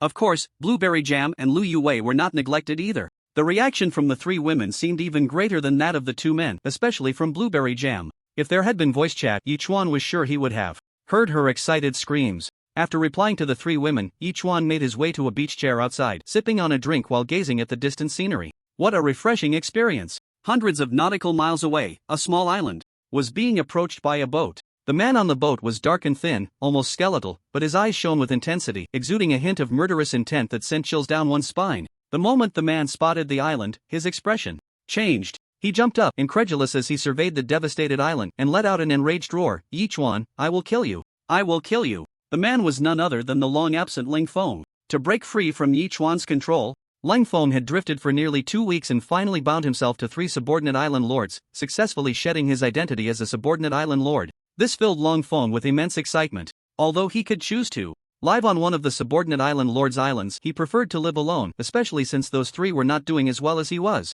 But now, not only had his house been burned down, but even the corn and beans had been completely looted. He had been cast down from the heights of paradise to the depths of hell in an instant. Ling Feng didn't need to think twice to know that this was all Yi Chuan's doing. It was clear that after realizing he had successfully untied himself from Yi Chuan had sent his sea turtle here to take revenge. At that moment, Ling Feng silently vowed to find Yi Chuan and make him understand the cost of opposing him. Hidden mission detected. Does the host accept? The system's voice suddenly appeared, startling Yi Chuan awake. He opened his eyes to find that it had already grown dark outside. Having not drunk for a long time, and being out at sea, he had downed half a gene of liquor in one go, leaving him feeling heavy-headed. He went straight to bed, not realizing that he would sleep for over 5 hours. If it weren't for the system's voice waking him, he probably would have slept until late at night. What hidden mission? Yi Chuan lightly tapped his head and asked. It seemed that the last hidden mission had been to find a mining resource which he had discovered ahead of time, earning a generous reward. He had then made a suggestion to the system. Could it be that the system had adopted his suggestion and was now alerting him to a hidden mission? Hidden mission: the host needs to bind 2 more subordinate island lords within a week and promise that throughout the ocean survival career there will only be these 5 island lords bound. A generous reward will be granted upon completion. Do you accept? Upon hearing this, Yi Chuan was momentarily stunned. What was the system planning? If he were to act without restraint, he could bind hundreds or even thousands of subordinate island lords. Yet, this hidden mission intended for him to bind only 5? Was it about quality over quantity? System, what's the situation with this mission? Yi Chuan asked in confusion. Can I choose not to accept it? You can, the system immediately replied, but be aware that hidden missions only refresh after completing one. If you refuse this one, you will remain stuck with this task and no new missions will refresh. That's a coercive clause. This is a coercive clause. Upon hearing this, Yi Chuan exploded with anger. There was no need to think further. The system was determined to make him complete this mission. The host can choose to accept or refuse. Just as Yi Chuan was fuming over this matter, the system spoke again. Damn it, not only is there such a perverse mission, but it's also forcing me to make an immediate choice? Yi Chuan was taken aback, left speechless. Initially, he had planned to give up, but then he thought, if he didn't accept this hidden mission, he would be losing out big time. Moreover, collecting hundreds or thousands of ordinary island masters is not as practical as recruiting one high-quality island master. Currently, I already have 3 high-quality island masters in hand, and as long as I recruit 2 more, it would definitely be equivalent to 1,000 troops. According to the system's judgment, high-quality island masters can form fleets, which means there must be powerful families behind them. Therefore, there is not just one island master, there are definitely many veteran island masters. Thus, although I have only bound 5 high-quality island masters, no one can be sure how many powerful island masters are behind them. Of course, excluding Blueberry Jam. With this in mind, Yi Chuan immediately replied, accepted. Detected that the host has accepted the hidden mission, please complete it as soon as possible. The system immediately responded. Note, Zhao Feiyu is a high-quality island master. Complete, of course, I will complete it as soon as possible, Yi Chuan said irritably. However, Yi Chuan did not admit that this meant he was being led by the system. He could only say it was for maximizing benefits in order to obtain the upcoming hidden mission. As for Zhao Feiyu, whom the system recommended, Yi Chuan did not intend to inquire further. After all, the other party was a person from the state, and everything they did in the future would not represent him, so it was better not to provoke them. Stretching lazily, Yi Chuan immediately went to prepare a meal, still teppanyaki, but this time with steamed buns, giving each of the 5 people 1 teppanyaki octopus and 1 bun. Today we have steamed buns, everyone try the taste. Big brother, in this vast ocean world, I actually feel like I'm relying on a rich person. I'm going to get fat. Louis sent a shy expression. Meeting you has completely exhausted my luck for this lifetime. Why does what you say sound so much like a confession to me? Yi Chuan replied, sending a playful expression. Is it? Louis, who was over 1,000 nautical miles away, blushed instantly and quickly replied, isn't this just friends joking with each other? Ha ha ha. Yi Chuan replied with a series of laughing expressions. Alright, eat up, this stuff won't taste good if it gets cold. Saying this, he replied to the other few people and then began to eat while looking at the public chat room. I don't know if you guys have noticed, but the temperature seems to have dropped at least 2 degrees in the past couple of days. Besides winter clothes, I think we should also get a tent or something like that. I have a tent. As for a house, that's something only the big shots can manage. We shouldn't think too much about it. I just wonder if the crops we planted will die. The temperature is really too low. No one knows about that. It's probably another test from the ocean world for us. As for how low the temperature will eventually drop, that's unclear. Damn it, wouldn't it be better if we just died directly? I have the blueprint for the thermostat. Does anyone want it? Yi Chuan frowned slightly. He really hadn't noticed this matter. The temperature had actually dropped again. Seeing the person who posted the thermostat blueprint, Yi Chuan immediately sent a private message. Friend, I'm quite interested in your thermostat blueprint. What do you want in exchange? Winter clothes, food, water. The other party almost replied instantly. How about I give you a set of winter clothes, 5 kilograms of octopus, and 1 L of fresh water in exchange? After 4 or 5 seconds, Yi Chuan replied, if you agree, we can trade. Okay. The other party still replied instantly. Yi Chuan immediately placed the winter clothes he had worn, along with the octopus meat and fresh water, into the trading bar and completed the transaction with the other party. Yi Chuan immediately studied the manufacturing of the thermostat, which required 1 thermostat blueprint, 30 metal sheets, 20 glass pieces, and 10 plastic pieces. To Yi Chuan's surprise, this thermostat did not require electricity. Instead, it was a spring-type device that could generate heat for 10 hours with every 1,000 turns, maintaining a temperature of around 1 degree in a space of 100 square meters. To prevent the temperature from dropping further tonight, Yi Chuan did not hesitate and immediately began to turn the spring. Fortunately, the resistance was not particularly great, and with his modified body, turning it was almost easier than urinating. In just over half an hour, he had already turned it 1,000 times. After the sky had completely darkened, he finally placed it in the middle of a few flower beds, and the surrounding temperature began to slowly rise. Yi Chuan looked up at the distance and couldn't help but squint his eyes. There were no stars tonight? However, he did not dwell on this situation too much, as it was impossible for the sky to be clear all day. After checking around, he went back to sleep. Detected that the host has not yet checked in. Would you like to check in? In a daze, Yi Chuan heard the system's prompt sound, opened his sleepy eyes, and directly said, check in. Check-in successful. Congratulations to the host for obtaining 1,000 evolution points. Greenhouse manufacturing blueprint *1 and 1 feather fragment. Note: 3 feather fragments can be exchanged for 1 angel feather. Using it may lead to unexpected events. System, are you sure that using the angel feather will really lead to unexpected events? Yi Chuan stretched lazily, speaking as he walked outside. I've used it many times, but I hardly ever encounter good luck. It feels like a waste of time. As Yichuan expected, the system crashed again. Yichuan rolled his eyes and then ran to the chicken coop to take out 2 eggs, poured boiling hot water over them, and continued to drink the egg water. Holding the egg water, he came to the super tablet and looked at the chat records. Did anyone notice that the sky was overcast last night and today it seems even gloomier? Does this mean it's going to rain? You can't be serious. The temperature has already dropped to -4 or 5 degrees. If it snows, how could it possibly rain? Given our current situation, even with a stove and warm clothes, if it snows, our situation will become very difficult. I hope the clouds will clear soon. Sigh, I'd better hurry and set up a tent with branches or something. I don't want to get soaked by the snow. Yichuan frowned slightly. He also noticed the dark clouds in the sky. Thinking about the upcoming situation, he didn't dwell on it any longer, quickly drank the egg water, and immediately ran outside, looking up again as he began to shake the thermostat.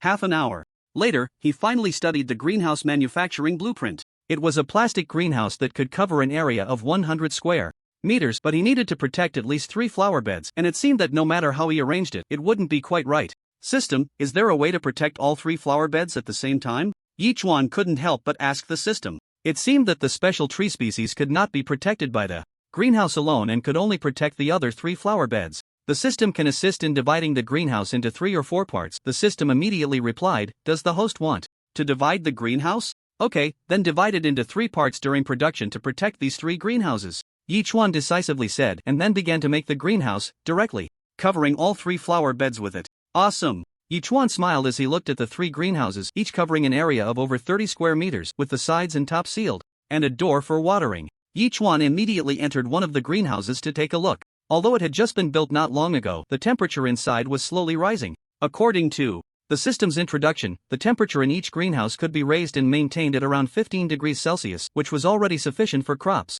However, the coconut tree had already grown to over 50 centimeters, and Yichuan had not yet figured out how to manage it once it grew taller, considering the greenhouse was only about 5 meters high. The coconut tree could probably grow to at least 15 meters, right? In that case, the thermostat wouldn't be very useful here, so Yichuan directly moved it to the magical pasture. Other things didn't matter, but the magical pasture had to be kept growing. Otherwise, if the food for the 2 goats was cut off, it would be a serious problem. After harvesting the newly grown batch of pasture and throwing it into the goat pen, he added some fresh water and divided up a dozen sea fish to toss into the chicken coop. Only then did Yichuan let out a long sigh of relief. He turned to look at the 3 little ones and began to open the 13 or 14 supply boxes that had been salvaged from the dolphin and sea turtle. Cotton *3, charcoal *4, mineral water *1, charcoal *2, glass *2, instant noodles *1. He opened all 14 supply boxes in one go. Besides resources, food, and water, Yichuan surprisingly found a card inside, which only had 3 words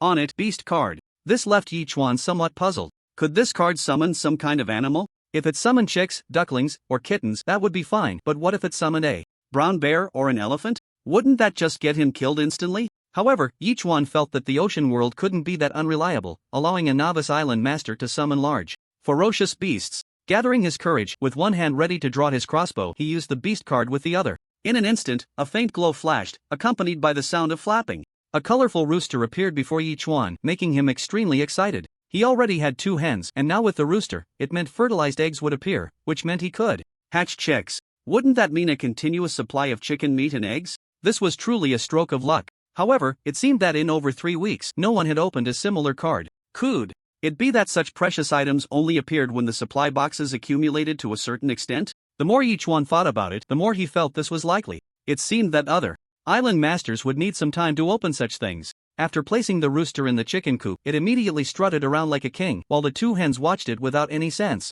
of territorial infringement, even following behind the rooster. This was a natural dominance of the rooster over the hens, which reassured Yichuan. He had feared that adding a new member to the coop would cause chaos, but it turned out to be more harmonious than he had imagined, which was indeed unexpected. After finishing all this, Yichuan finally returned to his room, took a sip of water, and checked the messages in the public chat room. The weather has indeed gotten colder. Last night, even wrapped in a cotton coat, I almost caught a cold. I really don't know what the heavens are trying to do. If they want to kill us, there's no need to use such a dull knife. I don't even know what to say. Based on my guess, the temperature will drop further, and by then, the strawberries I planted will freeze to death before they even bear fruit. Damn, big shot, you actually have strawberries? That's shocking. I can't even afford a meal. How did you get your strawberries? Big shot, could you give me a strawberry seedling? In the future, when I see you, I'll plant strawberries on you, okay? Just planting strawberries? I must eat my bananas. Looking at the nearly chaotic chat log, Yichuan shook his head slightly and immediately posted a message, recruiting subordinate island masters, offering 1L of plain water and 10 kilograms of giant octopus meat, with more benefits to come. Just like last time, many island masters quickly private messaged Yichuan. He let the system help filter them, but after screening over 100, he found not a single quality island master. As expected, quality island masters are hard to come by. Has everyone noticed? It's snowing, and the snowflakes are quite large. I see it too. There's not a bit of wind on the sea, and the sky is so thick and overcast. With it snowing now, it probably won't stop anytime soon. Our situation is likely to get worse. I hope it just snows a little and then stops. Otherwise, not only will we struggle to move, but we won't even be able to salvage the supply boxes. We might only have the option of waiting to die. This is hell-level ocean survival. This new player period isn't even a new player period. The ocean world just wants to kill us. Damn it, where did things go wrong? While the snow isn't heavy, let's quickly salvage the supply boxes. If it really starts to snow heavily, everything will become difficult. In the public chat room, the discussion suddenly turned to the snow. Chuan immediately ran out of the room and indeed saw large snowflakes falling from the sky. In the distance, everything was a vast expanse of white. The whole world seemed to have turned into a white ocean. This snow doesn't seem small, Yichuan murmured, checking his surroundings. Aside from helping the three little ones cover their nest with a few wooden boards, he hadn't interfered. Otherwise, he patted the thin layer of snow off his body and quickly ran back to his room. Louis sent a message at that moment. It's snowing here too, and the public chat room is discussing this snowfall event. Has it snowed where you are? I guess the entire novice area is covered, Yichuan replied. You have a tent, so you should be fine, at least you won't get wet. I just don't know how long this snow will last. It feels like this ocean survival is not only full of variables but also getting increasingly difficult. Louis replied with a bitter smile. Don't worry. With me around, we'll laugh until the end. Yichuan comforted. I believe in you. Louis immediately replied with a series of thumbs-up emojis. By the way, I went into that 500 square meter forest this morning. Guess what I found? What did you find? Yichuan asked in surprise. In his eyes, although Louis was not as useless as Blueberry Jam, she could only be considered an ordinary island master. Yet, she had the courage to enter the forest, which made Yichuan look at her with new respect. Louis didn't answer directly but placed some mushrooms in the trading bar. There were more than 30 of them. Mushrooms? Yichuan's expression changed. After I entered the forest, I saw small animals like wild rabbits, but even with a bow and arrow, I couldn't catch them. However, I did manage to kill a snake with an arrow, and later I found these mushrooms behind a relatively thick tree, Louis replied. But I'm not sure if these mushrooms are poisonous. Yichuan was also puzzled and couldn't help but ask the system. The system immediately replied, lychee mushrooms, known as the king of mushrooms in Lingnan, require no seasoning, just oil and salt, and you can enjoy the most delicious mushroom soup of your life. Yichuan had indeed heard of this type of mushroom. In 2333, wild ones were nearly impossible to find, and even cultivated ones had skyrocketed to over 1,000 yuan per pound, making them inaccessible to most people. Of course, Yichuan belonged to the category of people who couldn't afford them. These are called lychee mushrooms, the delicacy of delicacies. Yichuan quickly collected them. Let's make a pot of soup tonight so we can enjoy some deliciousness and warmth amidst the heavy snow. Didn't expect you to understand this too. Louis sent a shocked expression. I know a little, just a little. Yichuan grinned, unable to help but send a toothy smile. I'm about to drown. At that moment, Blueberry Jam also sent a message. Only now do I realize the importance of shelter. Poor me, I don't even have a tent. Sigh. Don't worry, I'll help you find one. Yichuan was taken aback. Last time he was so focused on giving the tent to Louis that he forgot Blueberry Jam didn't have one either. He immediately sent a message in the public chat room. 5L boiled water, looking to buy a tent. Did you see that? Did you see that? Even a big shot with 5L boiled water can't stand it without shelter, right? Fortunately, I didn't trade away the tent back then. Now I'm in the tent, drinking boiled water, enjoying the snow, chatting and joking in the public chat room. It's simply amazing. Haha, in this situation, I feel like composing a poem. 1,000 miles of yellow clouds, the white sun sets, the north wind blows the geese, snow falls thick. Aren't you guys just gloating? In the chat room, a small commotion broke out, and an ID named Little Flying Dragon sent a message to Yichuan. Bro, I have 2 tents, can I trade them for 10L boiled water? I only have 10L boiled water. If I give it all to you, what will I drink? Yichuan replied immediately, but I do have 5 kilograms of octopus meat. If you agree, I can trade with you. In this heavy snow, tents are the most scarce item. Little Flying Dragon replied gloomily, how about 10 kilograms of octopus meat? Deal. Yichuan didn't think twice this time and directly put the water and food up for trade. The two immediately completed the transaction. At that moment, the system suddenly issued a prompt, Little Flying Dragon, Quality Island Master. Ha! Yi Chuan was taken aback and immediately asked, "System, can you analyze little flying dragon's current supplies and situation? Hollow inside, lacking water and food." The system quickly provided the analysis. "A paper tiger?" Yi Chuan's expression changed, and he immediately replied, "Let's add each other as friends. We might still have contact in the future." "Sure." Little Flying Dragon quickly added Yi Chuan as a friend. Yi Chuan then traded the tent to Blueberry Jam, who immediately sent a crying emoji. "Brother, you are so good to me. I just saw your message about collecting tents and I really don't know what to say. I'm just a web celebrity hiding behind a computer. Boo-hoo. Don't say that, you actually have your own value." Yi Chuan replied with a smile, and he also gave Lu Yiwei a tent. "How did you know I was getting soaked?" Lu Yiwei asked in astonishment. "Just a guess, after all, tents seem to be quite rare." Yi Chuan replied with a laugh. "Hurry up and set it up, we don't know how long this snow will last. Don't catch a cold." "Okay, thank you." Lu Yiwei nodded repeatedly, happily replying. Yi Chuan couldn't help but smile, looked at the public chat room messages for a while, then turned to go outside. He saw the snow getting heavier, the whole world was a white blur, visibility barely reaching 10 meters. Yi Chuan immediately instructed the turtle to stop moving forward for now and to reconsider after the heavy snow stopped. Splash! Feeling like he couldn't accomplish anything, Yi Chuan turned back to the room but suddenly heard a splash and ran over, only to find that a dolphin had brought up a supply box. "Wow, you really are something." Yi Chuan couldn't help but grin. "My dolphin, let's take a break during this heavy snow. We'll talk about everything after the snow stops." The dolphin understood Yi Chuan's words, nodded at him, and then dove back into the ocean.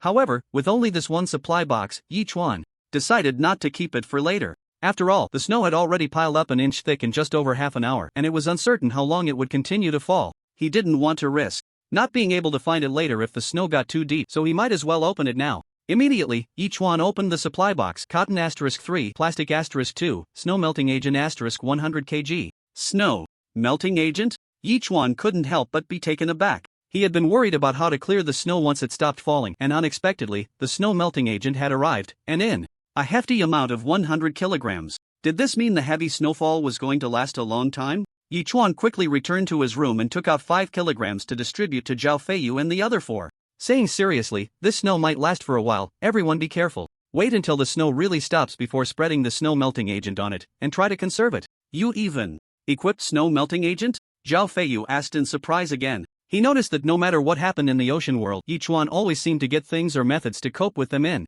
advance. Could this guy be using some kind of cheat? "I just opened a supply box and happened to get some snow melting agent." Yi Chuan sent a laughing emoji. "I can only say that the heavens are quite favoring me. Other than admiration, I don't know what else to say." In the end, Zhao Feiyu could only send Yi Chuan a thumbs up emoji. Suddenly, outside came the urgent sounds of 3 little creatures chirping, as if they were confronting something. Yi Chuan's heart tightened. Could it be that some large animal in the woods couldn't stand the heavy snow and had come out? Without hesitation, Yi Chuan grabbed his crossbow and rushed outside, only to be startled. It was a bird over a meter long, with a black body and wings, and a white head and tail, confronting the little creatures. Although the 3 little ones had surrounded this big guy in a triangular formation, its piercing gaze and powerful aura made even Yi Chuan feel a bit intimidated. "System, what is this?" Yi Chuan asked in a deep voice. Bald eagle, body length of 1 meter, wingspan of 2 meters, a fierce bird of prey in the air, extremely strong in combat. The system immediately provided the introduction. Yi Chuan furrowed his brows, watching the bald eagle warily.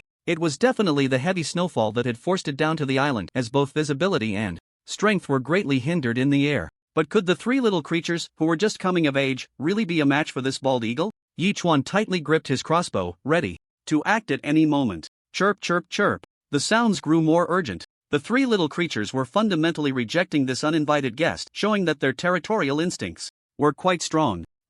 Soon, the bald eagle became displeased, coldly staring at the 3 little ones, letting out a loud cry and pouncing fiercely at one of them. The other 2 immediately sprang into action. Yi Chuan intended to shoot, but the 3 little creatures were locked in a fierce struggle with the bald eagle, making it difficult to injure the bald eagle without harming them. However, even though the bald eagle was very strong, the 3 S-class little creatures were still quite formidable. When one was bullied, the other 2 immediately launched a fierce counterattack, and the bald eagle couldn't focus on all 3 at once. No matter what, it would be attacked. Soon, feathers filled the air, and all 4 birds showed varying degrees of injury, with the bald eagle's original aura becoming disordered.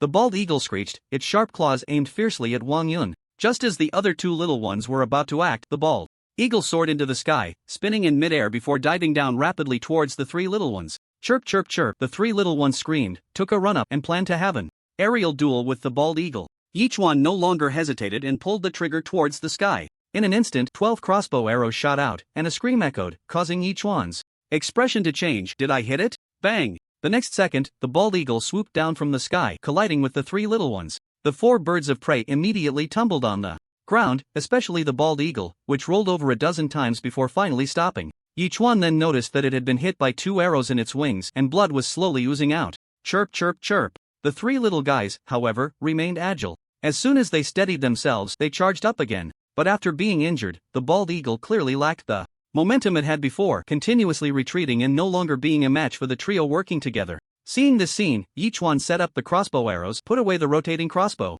and quietly watched the battle unfold. As S-rank pets, the three little ones would surely play a significant role in many situations in the future. This was their first fierce battle since their birth, and Yichuan had no intention of stopping them. A good bit of training was essential for better growth. As time passed, the battle among the four birds of prey reached a fever pitch. The bald eagle was already exhausted, still struggling like a cornered beast, making its final attempts. Ultimately, Wang Kai's sharp claws suddenly slashed fiercely, landing right on the bald eagle's neck. The once mighty ruler of the seas finally fell beneath the three little ones, closing its eyes slowly in resignation. How was that? Yichuan said with a smile, this is your first battle, worth commemorating. I reward each of you with 50 milliliters of A-grade freshwater. Chirp, chirp, chirp. The three little ones immediately surrounded Yichuan, affectionately rubbing against his legs, though their heads were stained with blood, dirtying Yichuan's clothes. I say, you should rest for a bit, Yichuan said, quickly using snow to wipe off the blood from their bodies, and then took them back to the nest, giving each of them 50 milliliters of A-grade fresh water.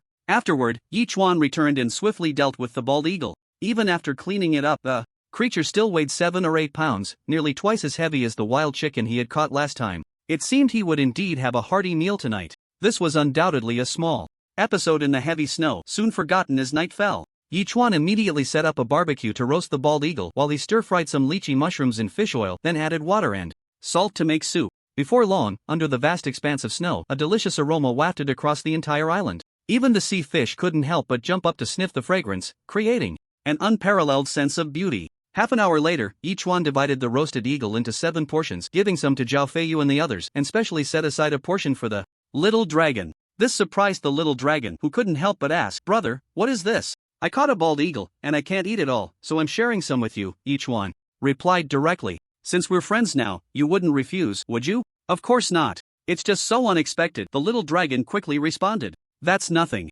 My subordinate island.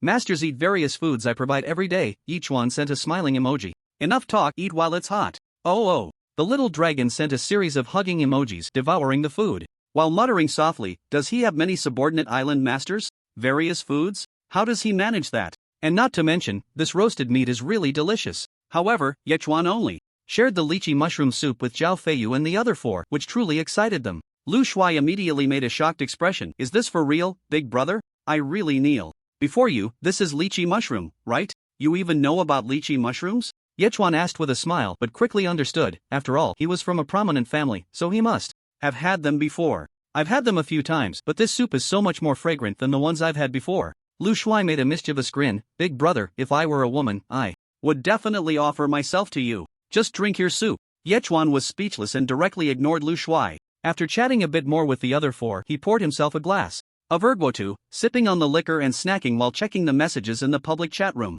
The snow outside has been falling for several hours. I'm so afraid that when I wake up tomorrow, I'll be buried. Then don't sleep tonight, just keep running, that way you won't get buried, right? I'm in the tent. Even if I do get buried, it would just be the tent getting buried. If I'm hiding inside the tent, how could I get buried? Don't think about anything, just cherish this night. After tomorrow, the temperature will drop at least 4 or 5 degrees, and then we might freeze to death. I feel like the cotton clothes and the stove won't help much. I hope things don't get too bad. Looking at these chat records, Yichuan couldn't help but smile. After finishing his drink, he felt a bit dizzy and went straight to bed. Detected that the host has not signed in yet. Would you like to sign in? Early the next morning, the system's voice woke Yichuan from his sleep. He took a deep breath and said, sign in. Sign in successful. Congratulations to the host for obtaining 1,000 evolution points, 30 kilograms of snow melting agent, and 2 cans of pork. Another snow melting agent? How heavy is this snow? Yichuan muttered as he immediately left the room. The snow had stopped, but the accumulation was over 50 centimeters thick. Fortunately, there was a platform in front of Yichuan's door. Otherwise, when he opened the door, the snow would probably have rolled right into the house. It doesn't seem much different from my imagination. Yechuan shrugged and immediately took out the snow melting agent to start spreading it. This snow melting agent was similar to large sea salt as long as it was sprinkled. In a certain area, the snow there would quickly melt and he could see the ground in just 3 or 4 minutes. Yechuan worked for over 3 hours, during which he also had a bowl of egg soup, and finally melted all the snow on the entire island. However, the air had become a bit colder, estimating that the temperature had dropped at least 3 degrees. Fortunately, Yechuan's super warm pants were quite warm, so he didn't feel too cold. After finishing harvesting the magical pasture and tossing it into the feed trough, Yechuan couldn't help but stretch before returning to his room to check the public chat room. Damn it, 50 to 60 centimeters of snow. How long am I going to have to clear this? I've only cleared a small space of 5 square meters. I'm exhausted. But you can think of it another way, this snow represents fresh water. If we collect it all, we could at least drink for a month, right? At least we won't have to worry about fresh water for the next month. Let me warn you, I was just attacked by an eagle. If I hadn't run fast, it probably would have lifted me up. My cotton clothes got torn, it scared me to death. We not only have to guard against monsters like giant octopuses in the water, but also against birds of prey flying in the sky. It seems we are not hunters, but food, right? Damn this ocean survival. It's too cold now, my rhinitis is acting up, my nose is running and I'm crying, it's so uncomfortable. Yechuan smiled slightly, looking at the remaining 50 kilograms of snow melting agent, and immediately listed it on the trading interface, 1 kilogram snow melting agent for trade, rare item. In an instant, private messages flooded in, and even Xiao Feilong, seeing that the seller of the snow melting agent was Yechuan, couldn't help but send a surprised expression. Wow, brother, you actually have snow melting agent too, aren't you too strong? It's just a so I spent 3 hours cleaning up my island, Yechuan said with a smile. You need snow melting agent? I'll give you 5 kilograms. That would be too embarrassing. Xiao Feilong felt a bit awkward but still accepted it, then muttered, what exactly does this guy do? He's the only one in the entire ocean world with snow melting agent, that's just too impressive. The snow melting agent was quickly sold out, and Yechuan gained a lot of resources while the public chat room heatedly discussed the topic. Thank heavens, I traded 4 tomatoes for 2 kilograms of snow melting agent. Once I collect enough snow, I'll just melt the rest away. It's simply delightful. How could anyone have snow melting agent? Must be cheating. Big shots have their own ways, us little guys can only look up in awe. If only I could become his subordinate island master. Sigh. Does he even look at you? Stop dreaming. For big shots like him, there are a bunch of people crying to be his subordinate island masters. We won't even get a turn in our next life. At this moment, Wang Sanrui was also watching the public chat room. His method was rather clumsy. After opening a passage, he lit a furnace and directly used the furnace's heat to melt the snow. Although he used 10 furnaces, he managed to clear the entire island. If he had been a bit lazier and had seen the message about the snow melting agent for sale while clearing the snow, he wouldn't have had to expend so much effort. However, he was also considering this issue and was speculating whether the person selling the snow melting agent was the same as the one who sold cotton clothes and Longjing tea before. If not, that would be fine, but if it was, then how terrifying must this guy be? Outside the ocean, the multinational alliance had been closely and nervously monitoring the recent events in the novice area of the ocean world while analyzing the reasons behind these occurrences. According to their analysis, it was found that among the 30 million novice island masters in the entire ocean world, over 13 million had already died, nearly 3 times the number of deaths in previous batches of novice island masters. This made the situation very grim, and through future analysis, it was feared that after the 6-month novice period, the 30 million novice island masters would likely be reduced to just 1 million. In Jojo, at the command center of the ocean world, a man with a square face had not relaxed his tightly furrowed brows. At this moment, he took the coffee handed to him by a woman beside him and asked in a deep voice, have the reasons for the various special situations in the novice area of the ocean world been investigated? Through various analyses, it seems to be related to that octopus, the tall woman said weakly. The intelligence was wrong. It's not an SS level C beast, but an SSS level C beast. What? The man's face changed dramatically. The Alliance fleet escaped from that forbidden sea area, and out of more than 300 warships, only over 20 made it back. The tall woman continued, that octopus seems to have triggered some kind of restriction which led to the anomalies in the novice area.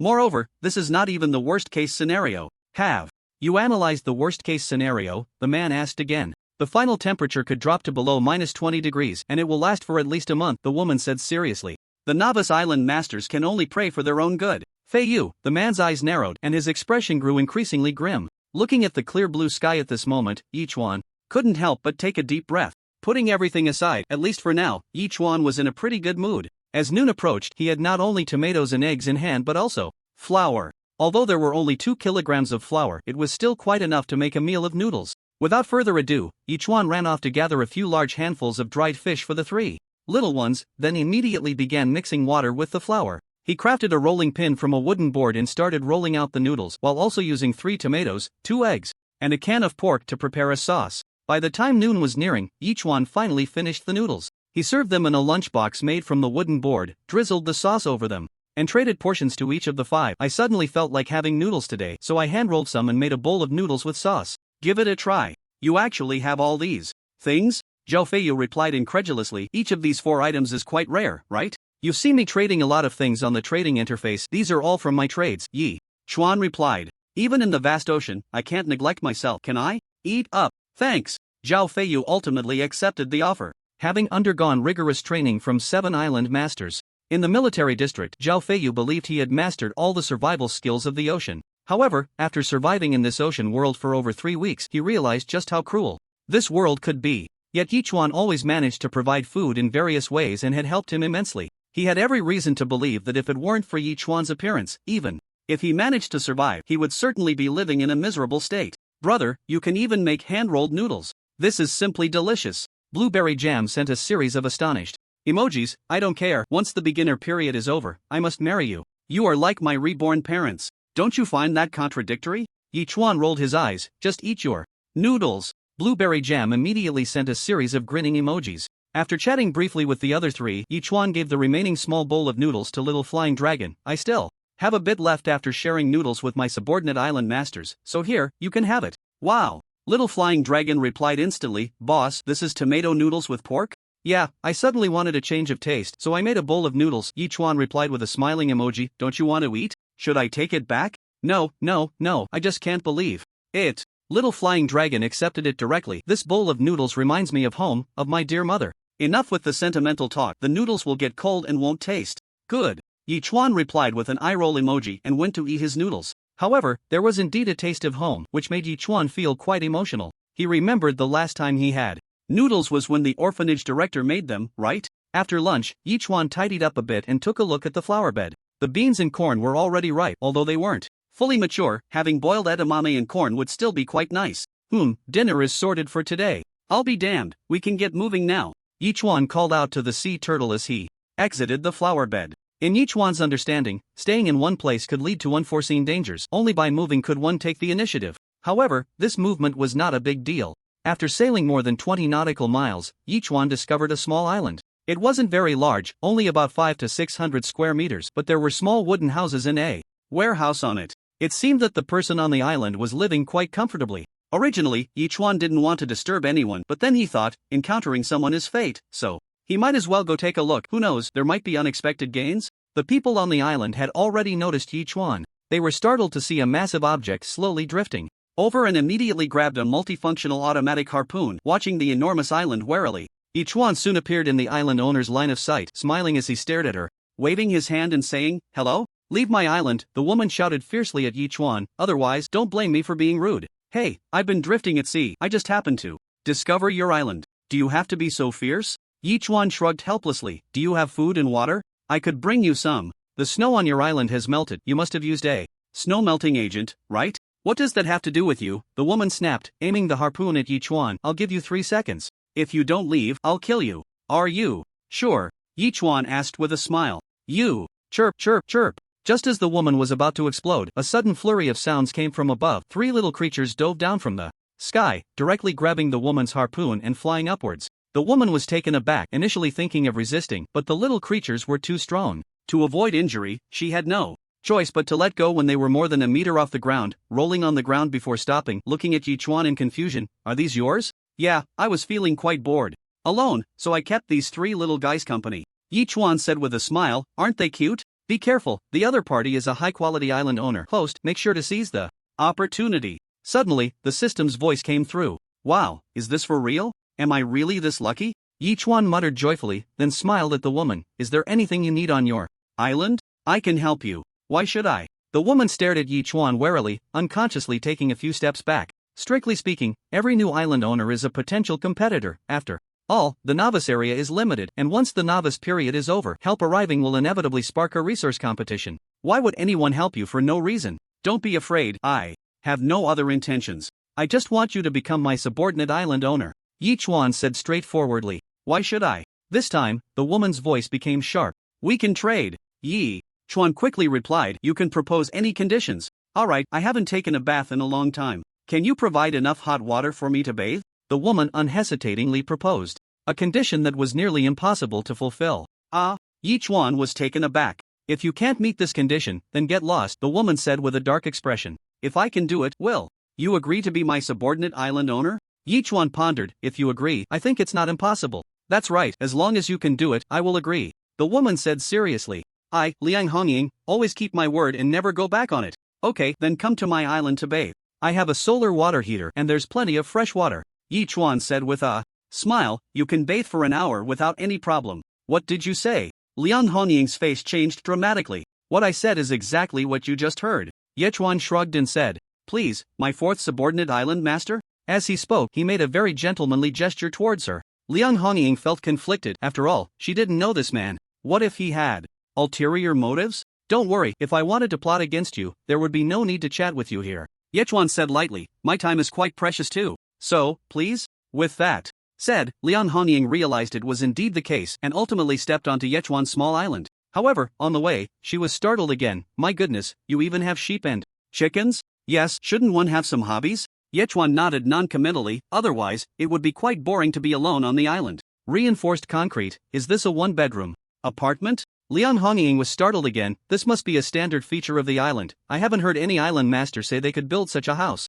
I'm just lucky it happened to come out. Ye Chuan said calmly, there's even a greenhouse and trees, and indeed a solar water heater. Liang Hongying swallowed hard. She felt like she was dreaming. After more than 3 weeks, this was the first time she had seen such a luxurious island. Is this survival at sea? This is clearly a vacation. Alright, you can go in and take a shower now. Leading Liang Hongying into the small room, Ye Chuan said, the hot water inside will last you 40 to 50 minutes, but there's no soap.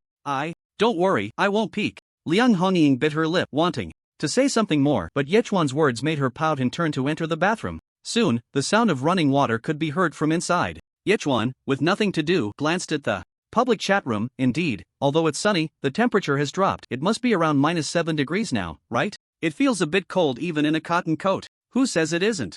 I'm afraid of getting my cotton coat wet while salvaging supply boxes. It's already cold. If I get soaked, won't it be even colder? Everyone is currently facing a problem, which is that the seawater is freezing. If it gets any colder, the seawater will really freeze, and then we probably won't be able to salvage supply boxes, right? Damn, the big guy is right. Seawater freezing is indeed a problem. What should we do? I'm dizzy. It's a blessing, not a curse. If it's a curse, you can't avoid it. No matter what, we can only take it one step at a time. To be honest, for Liang Hongying, this was truly an exciting thing. Which girl doesn't love cleanliness? After more than 20 days of roughing it on the vast sea, suddenly being able to take a hot shower was simply the happiest thing. More than half an hour later, Liang Hongying, with a flushed face, walked out of the room and smiled. Thank you, I feel much lighter. A bet is a bet, I agree. To become your subordinate island master. Okay. Ye Chuan snapped his fingers and immediately bound her super tablet. The binding was successful in no time, and Ye Chuan finally succeeded in acquiring his fourth subordinate island master. He just needed to deal with the little flying dragon, and his hidden task would be considered complete. In the vast sea, being able to live in a wooden house and having a warehouse is quite nice. Ye Chuan said with a smile, in the future, I will provide you with some necessary items. If you encounter difficulties, you can tell me, and I will help you as much as possible. But I want to know, why do you want me to become your subordinate island master? Liang Hongying asked in confusion. Logically, shouldn't subordinate island masters supply things to independent island masters? People are different from one another. I won't bind too many subordinate island masters, at most 5. Yi Chuan laughed heartily and waved his hand. Alright, if there's nothing else, I'll be on my way. Wait. Liang Hongying thought for a moment and then called out softly. Is there something else? Yi Chuan turned around. With a smile. I have something here that I think will definitely be useful for you, given how fast you're developing. Liang Hongying said with a serious face, as for me, I might have to wait until the beginner period is over to use it. Now I'm quite interested. Upon hearing this, Yi Chuan immediately smiled. Just wait a moment, Liang Hongying said, turning to walk into the warehouse. A few minutes later, she emerged with great difficulty, carrying a black cube over 30 centimeters in size, and slowly placed it in front of Yi Chuan. Here, it's this thing. System, what is this? Yi Chuan asked, looking somewhat familiar but still puzzled. A super battery that can store 10 million volts of electricity. Currently, it has 1/1000th of its charge left and can be recharged. The system immediately provided an introduction. With this introduction, Yi Chuan was so excited that he almost popped his eyes out. Wasn't this exactly what he needed the most right now? Moreover, it still contained 10,000 volts of electricity. Even if he used it to the fullest, it should last him a few years, right? Unexpectedly, the surprise came so suddenly. What a thrill. Is there a problem? Seeing Yichuan's expression was a bit off, Liang Hongying couldn't help but ask softly. No problem at all, thanks. Yichuan smiled and shook his head, then took the super battery back to the island. As the island slowly drifted away, Yichuan immediately made a groove with stones to place the super battery inside, then fully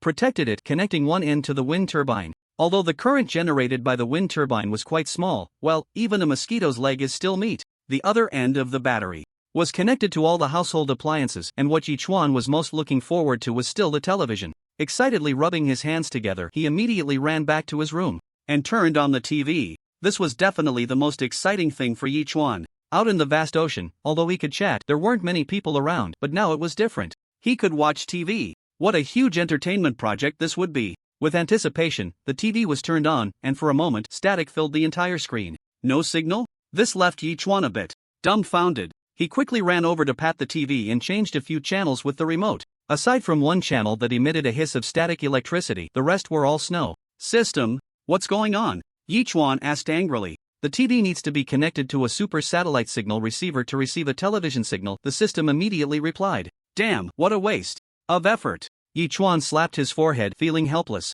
However, it couldn't be said to be a complete waste. After all, with this super battery, at least the energy-saving lights in the room could be used, and he wouldn't be shrouded in darkness at night anymore. Moreover, the central air conditioning could also be used, so even if the temperature continued to drop, it wouldn't have a particularly big impact on him. The dream of watching TV was extinguished. He would have to wait until he could get a super satellite signal receiver. Exhaling a deep breath, Yichuan adjusted his mindset and went to check on the sea salt collection. The mineral water bottles had collected half, and he estimated that in 2 more days he would be able to fill one completely. Seeing that it was getting late, Yichuan entered the greenhouse, picked a dozen ears of corn, and harvested the beans from 5 bean plants, which yielded over 50 pods. Whether it was corn or beans, Yichuan planned to leave 1 or 2 plants to produce seeds. If both the corn and beans could reach mass production, he would have an endless supply of food. Half an hour later, everything was cooked. Yichuan distributed 2 ears of corn and 5 bean pods to each of the 7 people, including Zhao Feiyu. Liang Hongying was pondering what to have for dinner when she suddenly received food from Yichuan, momentarily taken aback. Is this for me? Of course. Yichuan replied without hesitation. Since you've become my soldier, I certainly won't treat you poorly. Follow me, and I'll make sure you eat well. Thanks. Liang Hongying replied with just 2 words before accepting the food and starting to eat. She still held a skeptical attitude towards Yichuan's words. After all, in this vast ocean, as the environment grew harsher, people tended to become more selfish. Although she had become a subordinate island master after losing, she didn't believe Yichuan would continuously provide her with food. Wouldn't it run out in just a few days? As for Lu Yi and the others, they had become somewhat numb to Yichuan frequently bringing out good things. However, on this desolate island, being able to enjoy a fresh boiled corn and boiled edamame was still quite delightful. Of course, there was also a portion for Little Flying Dragon. Little Flying Dragon's eyes were moist. What a wonderful friend he had, treating him so well. In this vast ocean, suddenly having someone care for him like this made him feel a long-lost warmth. Meanwhile, Yichuan was munching on corn while reading the public chatroom content. It's so cold. I have a cotton coat but no stove. Can someone send me a stove? I'm willing to become their subordinate island master. Now, it's not just you who's cold, everyone is cold. I've run several laps outside. If only I could have a cup of coffee. Sigh, this damn weather. It's probably going to get colder. Everyone, be careful. Let's hope we see the sun tomorrow. It's completely dark now. I hope there won't be any sea beasts attacking tonight. Just praying silently that when I wake up, everything will be better. Amen. Sleep now, there's everything in dreams. Almost everyone's mood was not particularly high. In just over 20 days, these island masters had experienced things they had never faced before, and their once ambitious spirits were gradually wearing down. Yichuan, however, stretched lazily, saw that the solar water heater was still at 50 degrees, and immediately ran into the bathroom for a hot shower before going to bed, turning on the central air conditioning. The whole room was warm and cozy, allowing Yichuan to quickly drift off to sleep. The next morning, Yichuan slowly woke up and immediately checked the time. It was just 6 o'clock. He couldn't help but say, sign in. Sign in. Successful. Congratulations, host, you have gained 1,000 evolution points and a super radio. Super radio? Yichuan's expression changed. Since the TV had no signal, the super radio must have a signal, right? Yichuan quickly took out the super radio and began tuning into channels one by one. However, out of the dozen channels, all he heard was static, except for one channel where he could vaguely hear a storyteller's voice. Yichuan had no choice but to leave the radio on that channel, at least it provided some sound, right? Just as he was about to prepare breakfast, a notification sound suddenly came from the super tablet. It was a message from Little Flying Dragon. Brother, I've thought it over. I plan to become your subordinate island master. Yichuan's expression changed, but he still replied with a puzzled look. Friend, what are you thinking? On this vast ocean, having a confidant is as difficult as ascending to the heavens. Besides, many hands make light work. I feel that it's indeed not easy for one person to develop, which is why I plan to become your subordinate island master. Little Flying Dragon said earnestly. Of course, there was another issue, mainly that Little Flying Dragon had received too many favors from Yichuan in the past few days, and he was a bit afraid of losing it. After all, this was what was left after the allocation to subordinate island masters. What if there was nothing left in the future? After much contemplation, Little Flying Dragon still decided to ally with Yichuan. The current environment was becoming increasingly harsh, and who knew what might happen in the future? It was better to cling to a strong ally early on. As for after the novice period, that could only be discussed later. Are you sure you want to become my subordinate island master? Yichuan wanted to confirm once more. I've made up my mind, Little Flying Dragon said, immediately trading over the super tablet. Since Little Flying Dragon had made his intentions clear, Yichuan didn't say much more, directly accepting the tablet, binding it, and then returning the super tablet. At the same time, the system's voice echoed again, detected that the host has bound 5 subordinate island masters, hidden task completed, surprise gift package obtained. Would you like to open it? So sudden? Yichuan chuckled, genuinely surprised that the system's reward would come so quickly, and immediately said, open it. Surprise gift package opening. Congratulations, host, you have obtained Evolution Value Package *1, Paper Machine Manufacturing Blueprint *1, Rice *100, Resource Package *1, a paper machine? Did he really need a paper machine? Even for big needs, having an automatic spray system was better than anything else, right? After thinking for a moment, Yichuan still took a look at the paper machine, and couldn't help but be moved. As expected of a system reward, the paper machine could produce various types of paper according to his needs: rice paper, cardboard, toilet paper, and so on. All he had to do was select the type of paper he wanted to make, add a wooden board, and it could be produced. The operation was incredibly simple. Yichuan smiled slightly and immediately manufactured the paper machine. Then he took a wooden board, selected toilet paper, and in less than 3 seconds, a roll of toilet paper was produced. It was pure white, had excellent toughness, and most importantly, it was soft and smooth, definitely a premium toilet paper. Not to mention anything else, at least this toilet paper can be used as a substitute for towels, Yichuan muttered to himself, and then produced a dozen more rolls, distributing 2 rolls to each of Louis and the others. Louis was shocked at the time. Big brother, how did you come up with this? This is simply too useful. I got a paper machine that can produce toilet paper, Yichuan said with a smile, and the quality of this paper is particularly good. This is like a timely help for me, Louis said excitedly, especially these past few days. Yichuan slightly pursed his lips. With Louis saying that, he understood what she meant. She was definitely referring to those few days that came every month, right? Yichuan immediately sent Louis 200 milliliters of A-grade fresh water. Make sure not to eat anything cold these days. This is A-grade fresh water, which is also helpful for recovery. Drink it first, and feel free to reach out to me if you have any issues. Thank you. Louis's face turned red as she accepted it, replying, this is the first time I've met such an understanding guy. I just mentioned it casually, and you guessed my current predicament. But this toilet paper is indeed too precious for me right now. The 3 big men were fine, but the other 3 women also showed varying degrees of excitement, especially Blueberry Jam, who, while excited, traded the dozen or so stones she had mined during this time to Yichuan. Brother, these are the stones I've smashed out recently. Although it's not much, it's my heartfelt intention. Great. Yichuan accepted it without hesitation. Blueberry Jam already felt quite useless, and if he didn't accept it, it might hurt her confidence. Anyway, she thought she would keep it for now, and if he needed it, she would return it to him. Next, Yichuan hung a roll of toilet paper on the trading interface. Toilet paper *1, trading rare item. Suddenly, the entire public chat room erupted. What the heck? Toilet paper? Someone is actually selling toilet paper?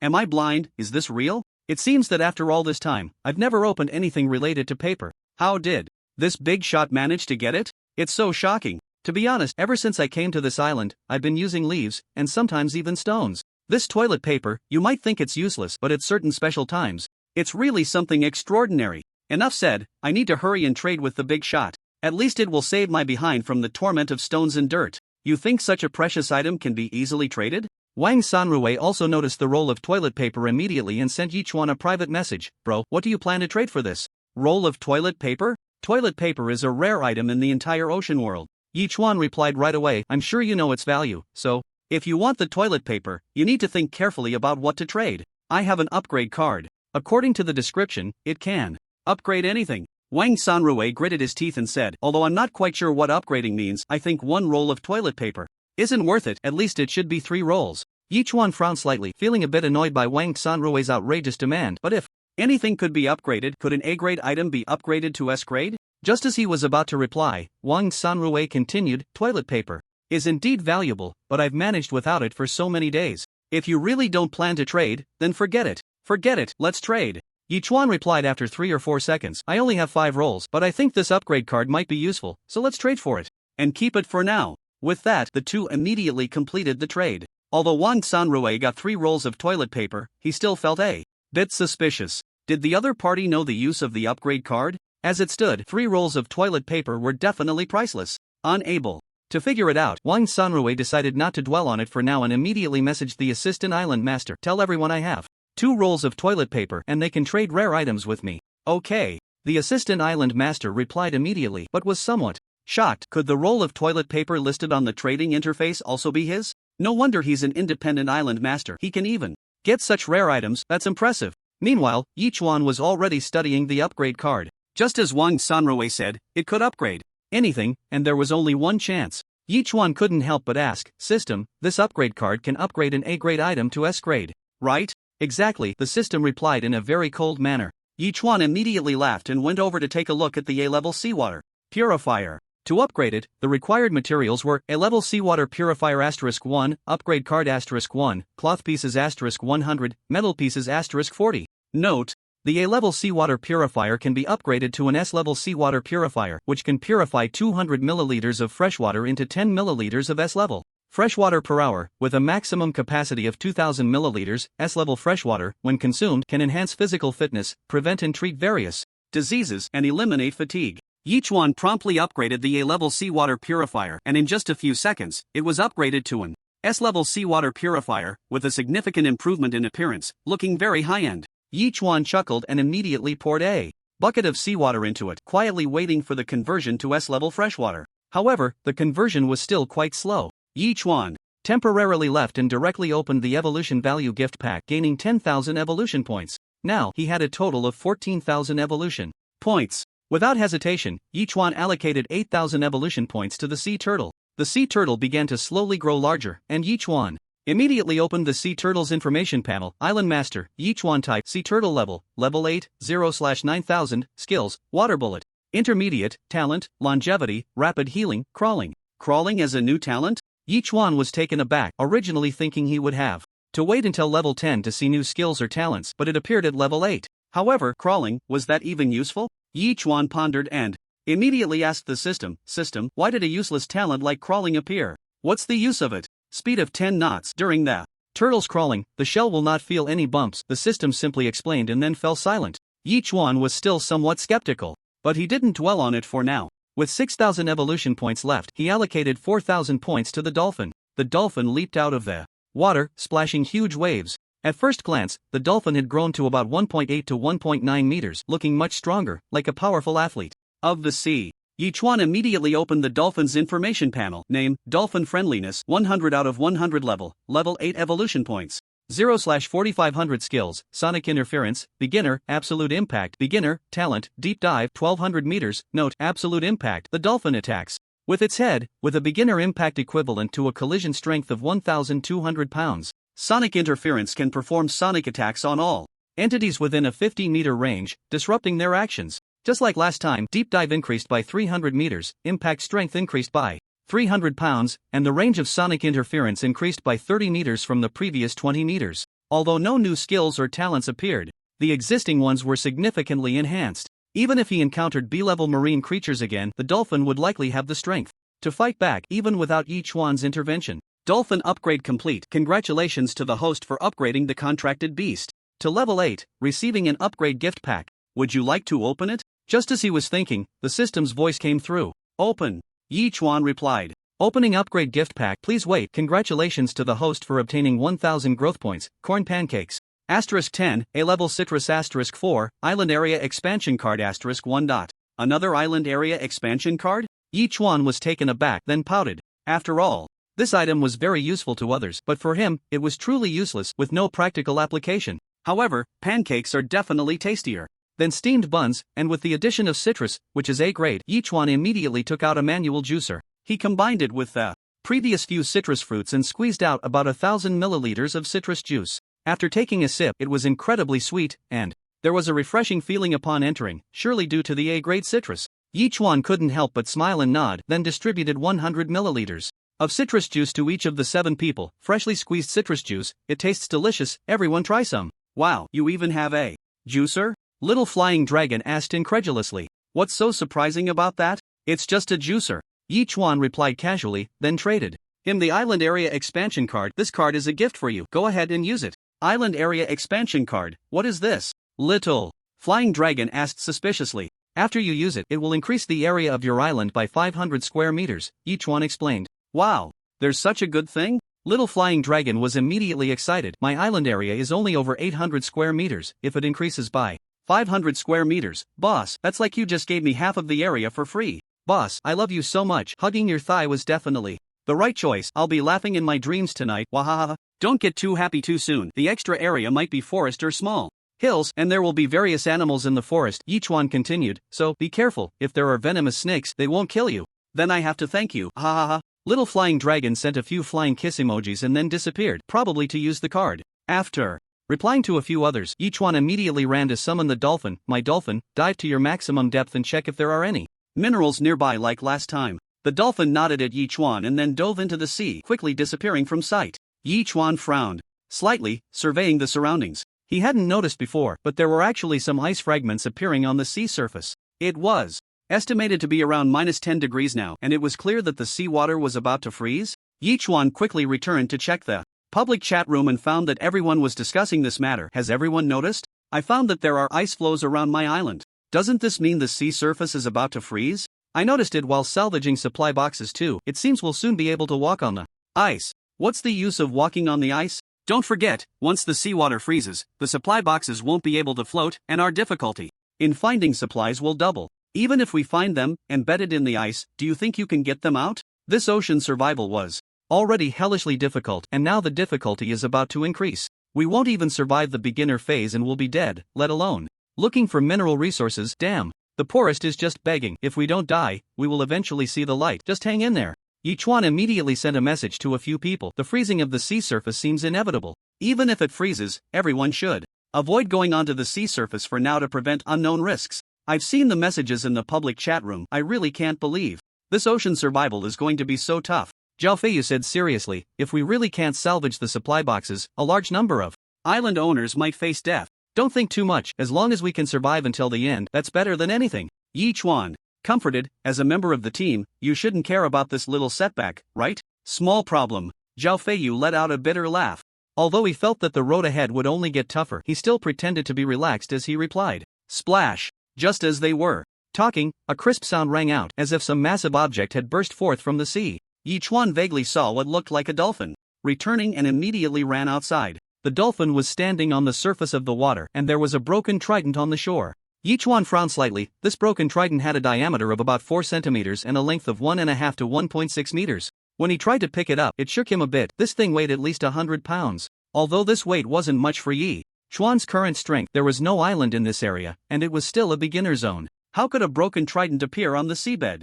Or perhaps, due to the unknown changes in this ocean survival scenario, everything was developing in an unpredictable direction, and some creature capable of using weapons had appeared on the seabed? Yichuan couldn't help but feel a tightness in his chest and immediately asked in a deep voice, System, who used this weapon? Trident, complete weight 170 pounds, immense power, user unknown. The system provided a direct answer. However, Yichuan didn't think this was a coincidence and immediately asked the dolphin, Dolphin, is this the only broken trident on the seabed, or are there other things? Upon hearing this, the dolphin dove back into the sea with a splash and disappeared in an instant. Yichuan quickly returned to his room and sent a message in the public chat room. Guys, have you ever seen anyone or anything suspicious on the surface of the sea? Is this guy okay? What kind of question is that? Is there someone on the surface of the sea? A dead person? To be honest, a few nights ago when I was peeing by the shore, I saw a head, just 7 or 8 meters away from me, staring straight at me. It scared me so much that I jumped, and when I tried to take a closer look, I found nothing. Was it just my imagination? Can we not tell such a scary story? I'm a girl, I'm scared. Come on, we're not kids anymore. What are you afraid of? We're all atheists here. I don't know if it's a boy's head or a girl's head. If it's a girl's head, that's great. I can fish it out with a net, and from then on, we can love each other, no shame, haha. Damn, brother, your speed is too fast. This is definitely not a kindergarten bus. Watching the chat room spiral off topic again, Yichuan shook his head helplessly. However, he also saw a useful piece of information. Someone had seen a head surface from the sea, which indicated that humans might also live in the ocean, or a species close to humans. Analyzing this, Yichuan couldn't help but break out in a cold sweat. Judging by the weapons used by these species, they could be described as immensely powerful. If one or two appeared, it would be fine, but if they came in droves, what difference would there be between the islanders and lambs waiting to be slaughtered? But thinking about it, the ice forming on the sea was somewhat good news. Yichuan pondered for a moment and immediately traded the broken trident to Zhao Feiyu, which genuinely startled Zhao Feiyu. What is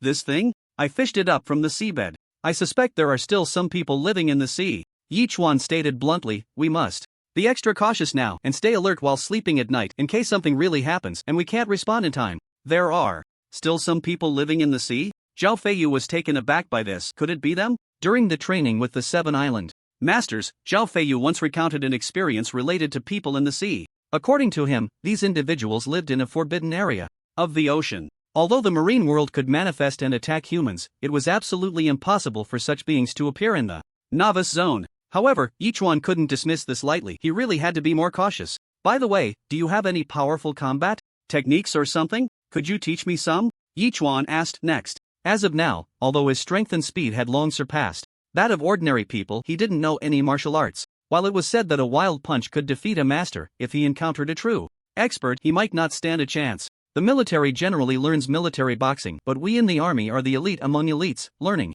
combat skills. Zhao Feiyu immediately replied. The set consists of 18 movements, which can be combined in various ways, allowing for both offense and defense. I'll draw this set of skills for you on paper over the next couple of days, so you can practice in your spare time. No problem, I'll go find some paper and pens. Upon hearing this, Yichuan immediately used the paper making machine to create a thick stack of A4 paper. Moreover, during a previous trade for rare items, he had received 2 pencils, which came in handy now, and he directly traded them to Zhao Feiyu. Regarding the matter of marine species, Yichuan did not intend to inform Louis and the other 6. Their combat abilities were quite lacking, and if they encountered danger, they would only be waiting for death. If he told them, they might spend their days in fear and anxiety, so it was better for them not to know. At that moment, a dolphin burst out of the sea, spitting out a massive tail fin. This tail fin was about a meter long, with a fork in the middle measuring around 30 centimeters, covered in well-developed muscles. It was Yichuan's first time seeing such a tail fin. It seemed less like a fish's tail and more like a mermaid's tail. An idea suddenly formed in Yichuan's mind. A mermaid, for some reason, had a conflict with another mermaid, and they fought in the sea. As a result, one mermaid was overpowered and pierced through the body, even splitting the trident in half. Of course, this was just a hypothesis. No one probably knew the actual story. Approaching noon, Yichuan immediately entered the greenhouse and picked over 30 plump, red strawberries. After these few days, 5 or 6 more strawberry plants had sprouted, so it seemed that next time, he would be able to collect even more strawberries. Unfortunately, these strawberries had no levels. They were just a bit sweeter than those on Earth. Yichuan also grilled a few sea fish on the barbecue rack, distributing 1 fish and 3 strawberries to each person. As they ate, they began to check the messages in the public chat room. I can't believe it. I opened a supply box today and got 3 red dates, which surprisingly showed as B grade. Why do you think these dates have a grade? Maybe they're classified by quality, just like tea, which is also divided into upper, middle, and lower grades? I just ate one, and this B grade red date is both sweet and sticky, plus after eating it, there's a very slight warm sensation. Overall, it feels really good. Could it be that fruits have grades, and eating them brings some benefits? I once ate an A grade apple. Just as everyone was chatting enthusiastically, one person's comment became the focus of the entire room, and Yichuan couldn't help but glance at the speaker. It was Wang Sanrui. This guy had also eaten an A grade apple? Surprised, Yichuan became serious. It seemed that despite having the system by his side, he couldn't claim to be the luckiest one. In the vast ocean world, there are surely others as lucky as myself or even luckier. It seems I still can't be proud or complacent.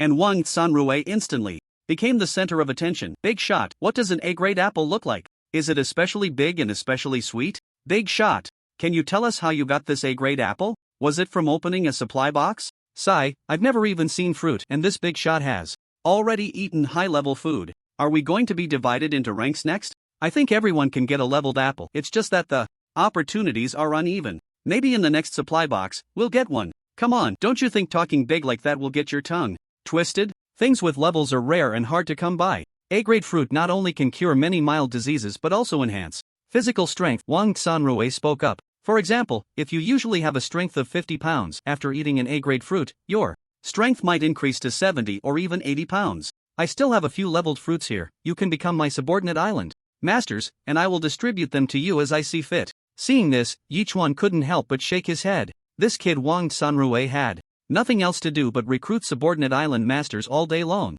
Isn't he aware that being too high profile isn't a good thing? After lunch, Yichuan stepped out of the room, taking a deep breath of the moist and cool fresh air, and couldn't help but look towards the woods. Tomorrow morning, the woods would evolve again, and large animals might appear. Should he go in and explore first? Last time he didn't finish exploring and was interrupted by that wild chicken. Today, let's explore the small woods again. With a plan in mind, Yichuan called the three little ones and headed towards the woods. Passing by the flower bed that wasn't covered, he was surprised to see an unknown tree species that had grown about 13 or 14 meters tall. This tree, standing straight at 13 or 14 meters, had a diameter of about 3 centimeters and was incredibly smooth, with only about 5 or 6 leaves at the top. There were no other features. What kind of tree are you? How much taller do you need to grow? Yichuan sighed helplessly, gently touching the trunk before striding into the woods. Compared to the outside, the woods seemed a bit warmer, with the constant sound of birds chirping and occasional rustling noises around, giving a faint sense of oppression. With a crossbow in hand, the three little ones formed a protective triangle around Yichuan, who was also vigilant, observing all around. After a few minutes, suddenly, with a swish, a gray shadow shot out from a bush, darting away like an arrow. A wild rabbit? Yichuan's expression changed, and he immediately raised his hand, releasing 12 crossbow bolts. However, the wild rabbit was exceptionally cunning. Despite Yichuan's speed, all 12 bolts missed as the rabbit dodged. Wang Kai, Wang Fu, Wang Yun, get it! Yichuan chuckled and shouted loudly. Although the three little ones were aerial dominators, they still ran quickly. In the forest, as S-class pets, their intelligence was not only higher than that of ordinary animals, but their teamwork was also very coordinated. They chased the wild rabbit, weaving through the woods, and soon cornered it towards Yichuan. As the three little ones continued to shrink the encirclement, the wild rabbit got closer and closer to Yichuan, and just as it was about to collide with him, the rabbit suddenly changed direction and jumped up. Bang! Then, the wild rabbit crashed hard into a tree, rolled its eyes, and died. Damn! Yichuan looked at the rabbit in disbelief. Is this the legendary spirit of never giving up? However, this saved Yichuan some effort. He directly picked up the rabbit. For some reason, this rabbit weighed nearly 10 pounds, enough for 8 people to eat. Well, dinner is sorted for today. Immediately, Yichuan did a simple processing of the rabbit. Even after processing, it still weighed around 8 pounds. He glanced around the woods. There should be more rabbits like this, but this one was enough. Yichuan decided not to linger any longer. After temporarily placing the rabbit on the multifunctional barbecue rack, he went to the turtle shell area to open the accumulated dozen or so supply boxes. To Yichuan's surprise, he also opened 3 B-grade hawthorns from the supply boxes. It seems that from now on, there should be more of these graded items in the supply boxes, but there should be more B and C grade items. As for a grade, maybe one could be found in 10,000 boxes? He directly ate the 3 B-grade hawthorns and then ran to the S-grade water purifier. By this time, about 50 milliliters had been converted. Yichuan rubbed his hands and immediately took it out to drink. In an instant, a warm current flowed from his throat into his stomach, and then this warmth quickly spread throughout his body, as if it had diffused into his limbs and bones. That indescribable feeling of comfort made Yichuan's eyes glaze over, and he unconsciously sat down beside him, taking a full 7 or 8 minutes to recover. No wonder it's S-grade freshwater. Its effect is more than 3 times that of A-grade freshwater. It's hard to imagine how strong his body would become if he drank this S-grade freshwater every day. Just thinking about it made him happy. As night fell and the temperature dropped again, Yichuan's body still felt like a furnace. He started grilling the rabbit meat on the barbecue rack while running to the sheep pen to squeeze out a few pounds of sheep milk, boiling it in a large pot, and distributing portions of both the rabbit meat and sheep milk to the 7 people. He kept a small 2 pounds of rabbit meat and 500 milliliters of sheep milk for himself, eating while listening to the radio and checking the public chat room. After an afternoon, everyone was still discussing the matter of graded food. Liang Hongying also sent Yichuan a private message. I see they are talking about graded food. Have you opened any? I not only opened some, but I also got an A-grade one, and you drank it. Yichuan replied irritably, can't you feel it? What? Upon hearing this, Liang Hongying's expression changed, somewhat incredulous. Thinking about it, she did feel a warm current in her stomach after drinking the orange juice, and she felt much more comfortable. All this time, that was A-grade orange juice? Yi Chuan actually gave her A-grade fruit. Was he trying to win people's hearts? Yes, definitely. Having lost the bet and becoming his subordinate island master, he must be trying to win her over, so he spared no expense. She figured that in just a couple of days he would reveal his true colors. Thinking this way, Liang Hongying felt much more justified and stopped paying attention to Yi Chuan. Yi Chuan also didn't bother explaining to Liang Hongying. Looking at the public chat room records, he thought about gathering some useful information. Indeed, I was right. I opened a supply box today and got a C-grade apple.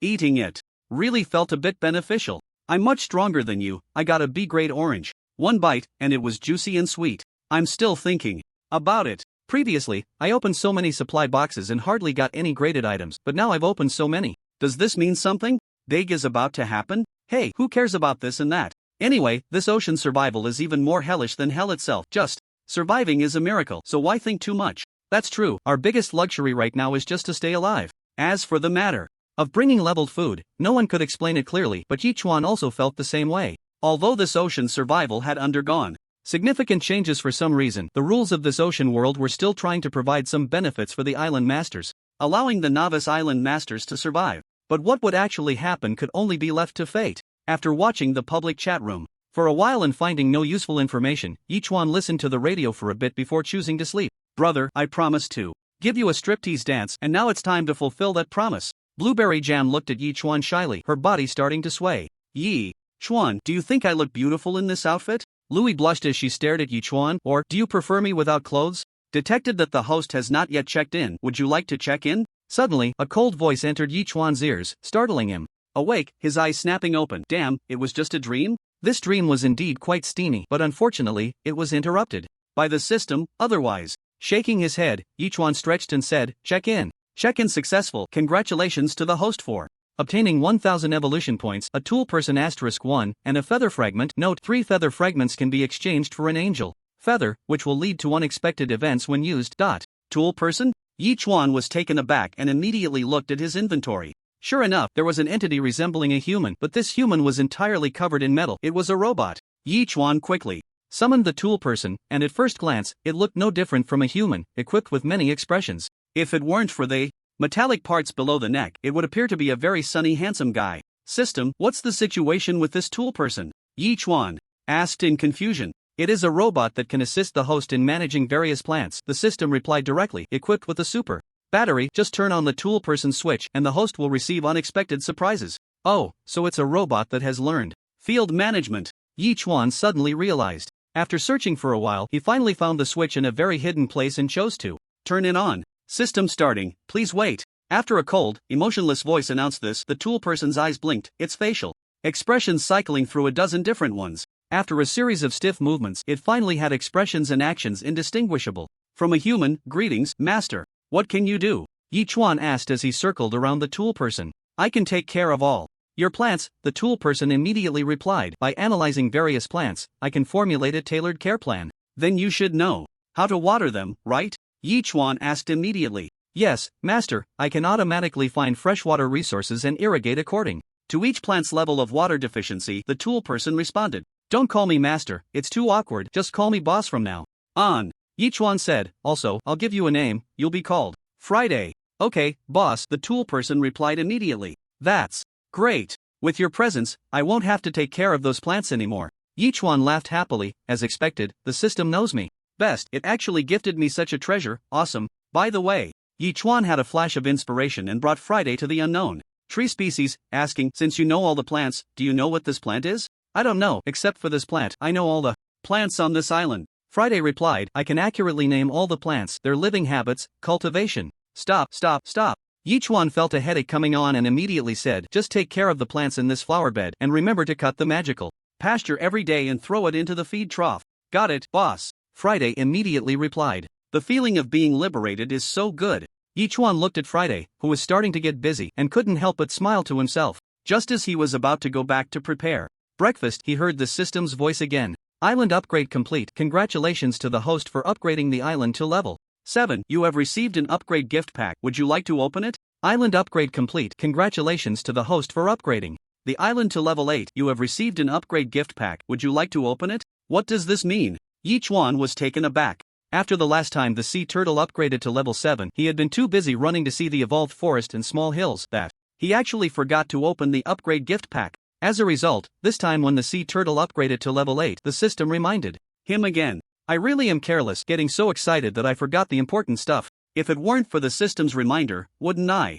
have missed the level 7 upgrade gift pack? Yi Chuan slapped his forehead and said, Opening, congratulations to the host. For obtaining 2000 growth points, A grade apples *4, small nutrients solution *5, trendy clothing manufacturing blueprint *1. Congratulations to the host for obtaining 2000 growth points, A grade bananas *4, small nutrients solution *5, diving suit manufacturing blueprint *1. Trendy clothing? Diving suit? In such cold weather, the last time he got a super warm outfit, this time it was just a trendy outfit? However, Yi Chuan quickly realized that this was probably not for him, but for Friday? After all, this guy had always been in a naked state, and was even larger than him. He couldn't just face a naked man all day, could he? So, Yi Chuan immediately crafted the trendy outfit and put it on Friday. Although Friday was just a robot, once dressed, with the metallic surface covered and combined with its rich facial expressions, it actually looked quite handsome. He tossed all 10 small nutrient solutions to Friday, and for the moment, Yi Chuan ignored the diving suit manufacturing blueprint and ran to the small forest. He hadn't noticed earlier, but now seeing the forest, he was truly shocked. The forest, which used to be about 1,000 square meters, had expanded to about 2,000 square meters as the island area reached 8,000 square meters, with the tallest trees reaching over 30 meters high, estimated to require 4 people to wrap around. Since it was morning, the chirping of birds was incessant, and even from 100 meters away, he could see the birds flitting about, appearing carefree. Yi Chuan whistled, and the 3 little ones immediately rushed over. Yi Chuan smiled at the 3 little ones and whispered, "Let's go back into the forest and see how it is now." Chirp, chirp, chirp. The 3 little ones kept calling to Yi Chuan, running ahead into the forest. The ground of the forest was partly covered with grass, with patches of soil and uneven stones, and in the shade of some large trees, green moss had even grown. It's hard to imagine how this forest managed to be so lush in an environment close to -10 degrees. The entire forest was relatively quiet, with a few small animals occasionally appearing. However, after delving about 30 meters in, the 3 little ones suddenly began to call out anxiously, retreating while forming a protective triangle around Yi Chuan. Yi Chuan's heart tightened as he took out his crossbow, his expression serious as he stared ahead. A few seconds later, a large, pitch-black creature charged out from within, causing Yi Chuan to frown. It was a wild boar, and a fully grown one at that. Yi Chuan was stunned. It was hard to imagine that there would be wild boars in a forest that had just evolved. This animal was known for being extremely aggressive, and the boar in front of him probably weighed 600 or 700 pounds, with long tusks measuring over 10 centimeters. Its small eyes had already spotted Yi Chuan, and it was making a continuous grunting sound. Perfect. Even if you don't come looking for trouble, I have to deal with you. Yi Chuan chuckled, beckoning the wild boar with his finger. During this time, he had been cooking with fish oil, which not only lacked flavor but was also unsuitable for cooking. This creature looked quite fat. It must have a lot of meat, and he estimated he could extract at least 10 pounds of fat from it. Grunt. Yi Chuan's provocation was nothing short of an insult to the wild boar. After letting out a loud grunt, the boar charged directly at Yi Chuan. "Get ready!" Yi Chuan shouted, and 12 crossbow bolts shot out. However, upon hitting the wild boar, they simply bounced off. This guy was indeed tough-skinned and thick-fleshed. The 3 little ones had already taken to the air, their sharp claws digging into the boar's hide, trying to hold it down. Unfortunately, the wild boar was just too heavy. Even together, the 3 little ones could only manage to lift over 300 pounds, which was still insufficient against the boar. Grunt. In its fury, the wild boar completely ignored the 3 little ones' efforts, only slowing down slightly as it charged forward. The distance between them was just over 10 meters, and in no time, it was right in front of Yi Chuan. "Come on," Yi Chuan whispered, the mountain-cutting knife appearing in his hand as he jumped up and swung it down hard at the boar's head. Thud. With a dull thud, the mountain-cutting knife sank nearly 3 centimeters into the boar's skull. However, the tremendous impact still knocked Yi Chuan off balance, causing him to stagger back a few steps and sit down on the ground. He quickly stood up and retreated 5 or 6 meters, leaning against a tree. The wild boar, injured, had its eyes nearly turned blood-red, letting out a loud grunt as it charged at Yi Chuan again, determined to tear him apart. Yi Chuan snorted coldly, leaping high to avoid the boar's savage charge, while the unfortunate boar crashed into a tree, knocking down a trunk with a diameter of over 20 centimeters. "Come!" Yi Chuan shouted, clenching his fist, and as he descended, he delivered a powerful punch to the boar's head. The blow made the boar grunt in pain, and it began to retreat, staggering back 5 or 6 meters before collapsing to the ground with a thud, dead. Did I really just kill a wild boar with one punch? Yi Chuan stared at his fist in shock, feeling a mix of surprise and disbelief. After all, he currently possessed half the strength of a sea turtle and had been drinking A-grade freshwater and A-grade goat milk, which had significantly enhanced his physical condition. Perhaps he could even take down a bison. What a great harvest! Looking at the wild boar, Yichuan couldn't help but laugh heartily. Then he grabbed one of the boar's legs and strode out of the forest. Without hesitation, Yichuan immediately gutted the boar, removing all the fat before separating the remaining meat from the bones. Once everything was processed, he placed it all in the cold storage. No matter what, he was definitely having ribs for dinner today. At that moment, Yichuan cleaned the large pot, added 100 milliliters of fresh water, and tossed in thick slices of fatty meat to start rendering lard. This was the most primitive method of refining lard in the Great Hua country. It only required slow cooking over low heat, and with the passage of time, all the lard from the fatty meat could be extracted. This process absolutely could not be rushed. If the fatty meat was fried too hard, the oil would turn bitter accordingly. After about half an hour, Yichuan obtained a large pot of lard and immediately made a container for the oil out of stone, pouring all the oil into it, which amounted to about 7 liters. At this temperature, once the lard cooled, it would solidify into a white substance. He planned to temporarily store 2/3 in the refrigerator and used the remaining third for cooking, which he estimated would last over a month. Looking at the clock, which showed just around 10 o'clock, Yichuan couldn't help but chuckle. He quickly took out 2 pig bones and a pork chop, chopped them up with a cleaver, and tossed them into the large pot to start stewing the ribs. While waiting, Yichuan began to study the manufacturing of a diving suit. The materials needed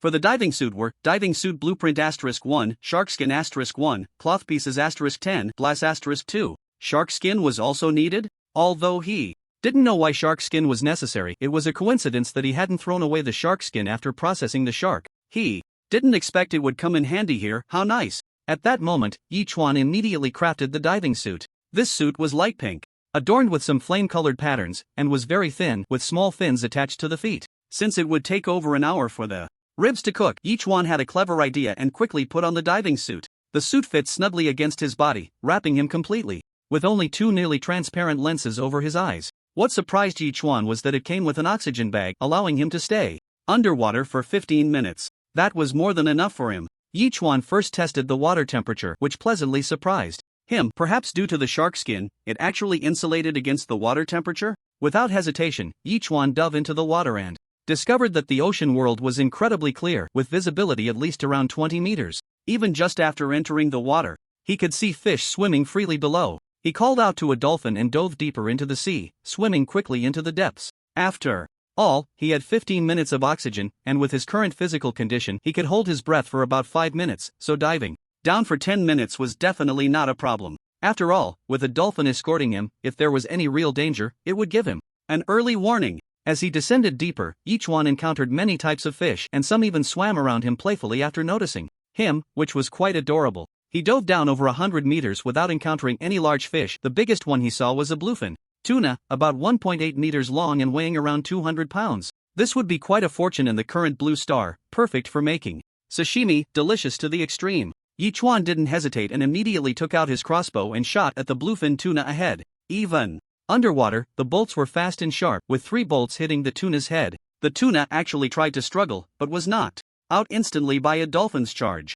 Thus, Yichuan kicked his legs and the dolphin pushed the tuna as they both burst out of the water and returned to the shore. This is indeed a good catch. In the future, I can enjoy some sashimi whenever I want, which is quite nice for cultivating one's taste. As Yichuan took off his diving suit, he muttered to himself and immediately began processing the bluefin tuna. Fortunately, he had seen a report about bluefin tuna before, so he knew how to handle it. Even so, he estimated that he still wasted quite a bit, ultimately getting around 100 pounds of fish meat, which he directly placed into the system's inventory. This thing originally needed to be flash frozen, but the conditions on the island were not sufficient for that, so he can only vacuum seal it. However, this diving experience was still quite rare for Yichuan. Even after leaving the island, he could survive in the ocean for a while, as the oxygen in the diving suit did not require manual replenishment. Just placing it in the air would automatically refill it. It was truly the king of diving suits. After resting for a while and checking on Friday's work situation, it was already noon. The ribs had been stewing for an hour and a half, and although the seasonings were limited, sprinkling some salt still allowed the rich aroma of the ribs to waft through the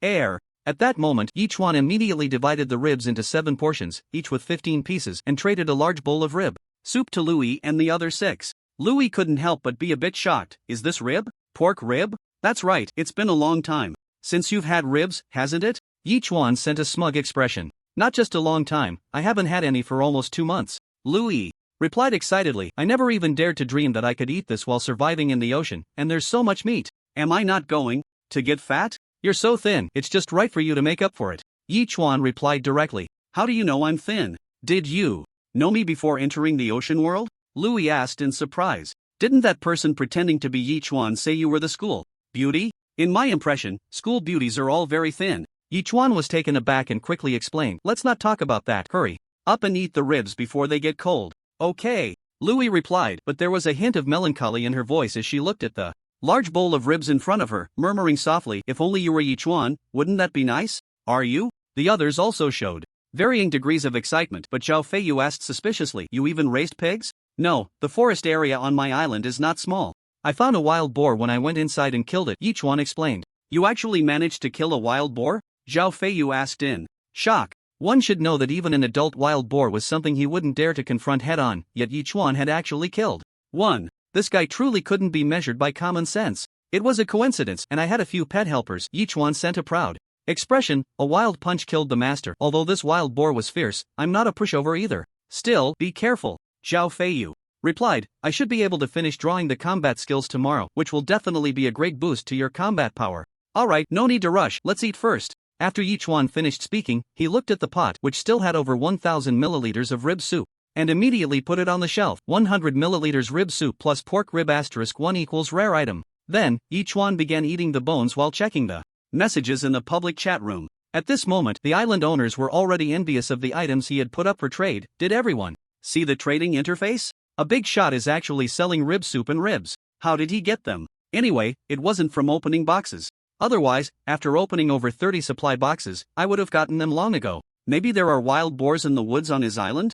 You're also a big shot. You actually opened over 30 supply boxes. Impressive. The impressive one is him. He's even eating ribs, and I'm still worrying about my next meal, TMD. I still have a manufacturing blueprint. I'm going to trade it for some pork rib soup. The island masters were still chatting enthusiastically, and private messages started ringing in. Upon seeing one of the messages, Yi Chuan immediately became interested. Bro, I have a USB drive, can it be used for trading? For this private message, Yi Chuan's first thought was of his big back TV, which seemed to have a USB port, but he didn't know what was on the USB drive. Thinking of this, Yi Chuan quickly replied, what's on the USB drive? I'm not sure either. I stumbled upon it when I opened a supply box. The other party sent a helpless expression. I mean, on the vast ocean, no one uses a computer. What's the point of having a USB drive? Forget it, after all, it's still a good item. I'll keep it. Yi Chuan replied directly, but this thing isn't very useful. I'll only give you 100 milliliters of pork rib soup. No ribs for you. Sure, thanks, bro. The other party immediately listed the USB drive for trade, and Yi Chuan calmly completed the transaction. Then Yi Chuan immediately plugged the USB drive into the TV, turned it on, and sure enough, it worked. Using the remote control, he accessed the USB drive, and excited Yi Chuan nearly fainted. Movies. There were actually over 1,000 domestic and international action blockbusters and comedies, and even a dozen of Guo Xiaojiang's crosstalk performances. Wow, this is really a treasure. Yi Chuan couldn't help but excitedly mutter, not expecting that someone would actually open up something like this. Although the TV had no signal now, watching these blockbuster movies would definitely help pass the time, so he wouldn't feel bored anymore. At that moment, Yi Chuan opened Guo Xiaojiang's crosstalk, listening while eating the remaining pieces of ribs and the pork rib soup, and simultaneously traded for some items he thought might be useful. After lunch, Yi Chuan suddenly remembered that he hadn't gone to collect eggs for several days. Estimating that he must have accumulated quite a few by now, he immediately ran to the chicken coop and saw a hen sitting in the nest. Even when Yi Chuan approached, it didn't move and even tried to flap its wings at him, which made Yi Chuan frown. You old hen, now that you have a husband, you dare to hit your master?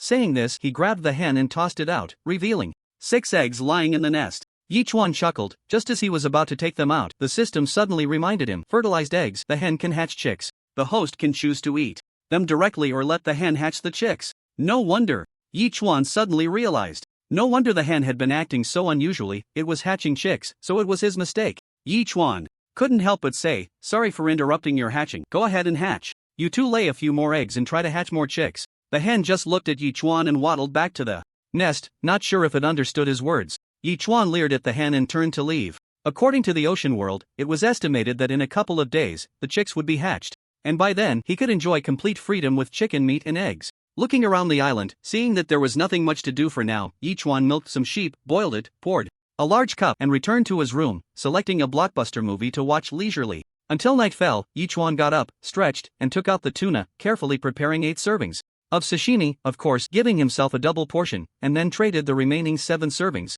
Sashimi? Blueberry Jam sent a surprised expression. This is bluefin tuna, the pinnacle of sashimi. Yichuan sent a proud expression. Have you ever had it? I've had raw fish once, sweet and tender. I've never tried bluefin tuna, but I've heard a lot about it. Blueberry Jam said excitedly, brother, you're so nice. You are my subordinate island masters, so I'm essentially investing. Yichuan replied, when I start looking for mining resources and making big money, I'll just wait at home to collect the cash. Sure thing. Blueberry Jam replied without hesitation, my minerals will at least have half for you, this is my promise to you. Blueberry Jam. Good. Yichuan couldn't help but respond, a smile appearing on his face. However, he was still quite puzzled about this woman's identity. She couldn't just be a multi-million follower internet celebrity. What secrets did she hold? But Yichuan wasn't in a hurry. He believed that when the time was right, Blueberry Jam would naturally tell him. At that moment, Yichuan divided each banana into thirds and distributed one to each of the 7 people. Remember to have dessert after your meal, then get a good night's sleep. Are you bribing me? Liang Hongying couldn't hold back anymore. She couldn't believe that this man had different meals every time, and without exception, each meal was more lavish than the last. It was simply unbelievable. I'm just investing, and every one of my subordinate island masters will have a share. Yichuan immediately replied, although I'm not a good person, I'm quite generous to my own. Let's hope so. Liang Hongying replied, and then fell silent. Yichuan didn't mind. He savored the delicious and tender raw fish while switching the interface to the public chat room. Another day has passed, another day of hunger. I've almost finished the snowmelt water from a few days ago, sigh. The key is that the temperature is too low. The seawater is around -6 or 7 degrees. Even the best swimmers would freeze in the water after a while. However, has anyone noticed that there are a lot more supply boxes these days and the items are stranger than before? For example, I opened a stick today. Are you an idiot? That's not just a stick, it's a weapon, meant for self-defense. Come on, what do I need to defend against? I'm the only one on this island, there's not even a bird around. This is a total misallocation. Just trade it to me. I haven't opened any weapons or even weapon blueprints, but I need weapons, so we complement each other perfectly. Looking at the chat records, Yichuan frowned. Many people had opened weapons, which didn't seem like good news. Could this indicate that soon, people from the sea would come ashore? System, who exactly are the people in the sea, and when will they take action against the island? After thinking for a while, Yichuan immediately asked. There was no response. Clearly, the system didn't intend to answer this question, or it was still too early for the people from the sea to come ashore. Brother, I found someone. At that moment, a private message from Blueberry Jam left Yichuan stunned. Someone has gone to your island? Yichuan replied immediately. No, it's a dead person. Blueberry Jam replied, I can only call him a person, I just feel like he's not human. What do you mean? A person is a person, how can he not be human? Yichuan asked in confusion. You could say he's a merman, but he's a man. Aren't mermaids all female? Blueberry Jam said, he must be over 1.8 meters tall, very muscular. His upper body is human, but below the waist is a huge fishtail, and the tail fin is particularly forked. This is a merman? Yichuan furrowed his brows, suddenly realizing who the owner of the broken harpoon was. In this ocean world, there were actually mermaids. Wasn't that something out of Legends? But then he thought he already had a system, and there was an endless ocean world. What couldn't be found in the sea? It seemed that the island masters who saw a mermaid in the water were indeed mermaids. Yichuan pondered for a moment and immediately asked, can you trade this thing to me? I'm afraid not. Blueberry Jam made an awkward expression. This guy is just too heavy, I can't move him at all. I just went out to the bathroom and happened to find him. I almost fainted from the shock. Alright, since he's already dead, there's no threat anymore. You should take a break and get some sleep. Yichuan quickly reassured her. Okay, with your words, I suddenly feel a surge of security. After replying, Blueberry Jam went to rest. Yichuan then turned to Zhao Feiyu and asked, did your teachers ever mention mermaids? They have, Zhao Feiyu replied immediately. These mermaids live in the open sea and are part of a huge tribe. We usually call them the Sea Clan. They are very powerful and have clashed with our fleet several times, with casualties on both sides. Why do you suddenly ask about this? I have an affiliated island master who discovered a dead mermaid, Yichuan replied. That's impossible. Zhao Feiyu's expression changed immediately. These mermaids are very powerful, and the rules of this ocean world don't allow them to enter the novice area. So our teachers didn't explain the issue of mermaids to us. Yichuan chuckled bitterly. It's probably for some reason that mermaids appeared in the novice area. Right now, I just don't know how many there are and whether they will attack us. Whether it's a blessing or a curse, you can't avoid it. Zhao Feiyu snorted coldly. We can only take it one step at a time. Yeah, Yichuan replied and lay down on the bed, Things were starting to get more and more complicated. Everything was changing towards the unknown. Whether it was the giant octopus at the beginning or the mermaids now, they should all belong to the open sea. If that's the case, does it mean that the novice area and the open sea will soon be connected? The so-called 6-month novice period no longer applies to this world? Forget it, since I'm here, I might as well make the best of it. Since ocean survival is becoming increasingly different from the norm, I can only respond to changes with consistency. In the end, Yi Chuan no longer dwelled on the matter. After getting up and drinking a glass of water, he went straight to sleep. Until the next morning, Yi Chuan woke up naturally. Looking at the time on the super tablet, it was already close to 8 o'clock. He couldn't help but stretch and said, "Sign in." Sign in successful. Congratulations, host, you have received 1000 evolution points, 200 kilograms of fertile black soil, and 1 feather fragment. Note: 3 feather fragments can be exchanged for 1 angel feather. Using it may lead to unexpected events. He actually got fertile black soil again. It seemed like it had been a long time since he last received it. But he didn't need to worry about that, he could just hand it over to Friday. Then, Yi Chuan looked at the feather fragment and combined it with the other 2 to create an angel feather. He clicked to use it while mumbling softly, System, I've always felt that using the angel feather is no different from not using it. It hasn't brought me any luck. This time, you better put in some effort and let me have some good fortune." Then, Yi Chuan directly took out a bucket of instant noodles and added 2 marinated eggs, sipping while watching the public chat room. To his surprise, Blueberry Jam sent a trade request. Yi Chuan was taken aback and then astonished. This girl actually traded over that dead mermaid? This made Yi Chuan realize one thing: it seemed that everything except for humans themselves could be traded. "I thought you couldn't move him. How did you manage that?" Yi Chuan asked suspiciously. "I can't move him, but I moved the super tablet next to this guy." Blueberry Jam replied with a grin, "I was just trying it out, and it actually worked." "You're quite the clever one." Yi Chuan immediately gave Blueberry Jam a thumbs up.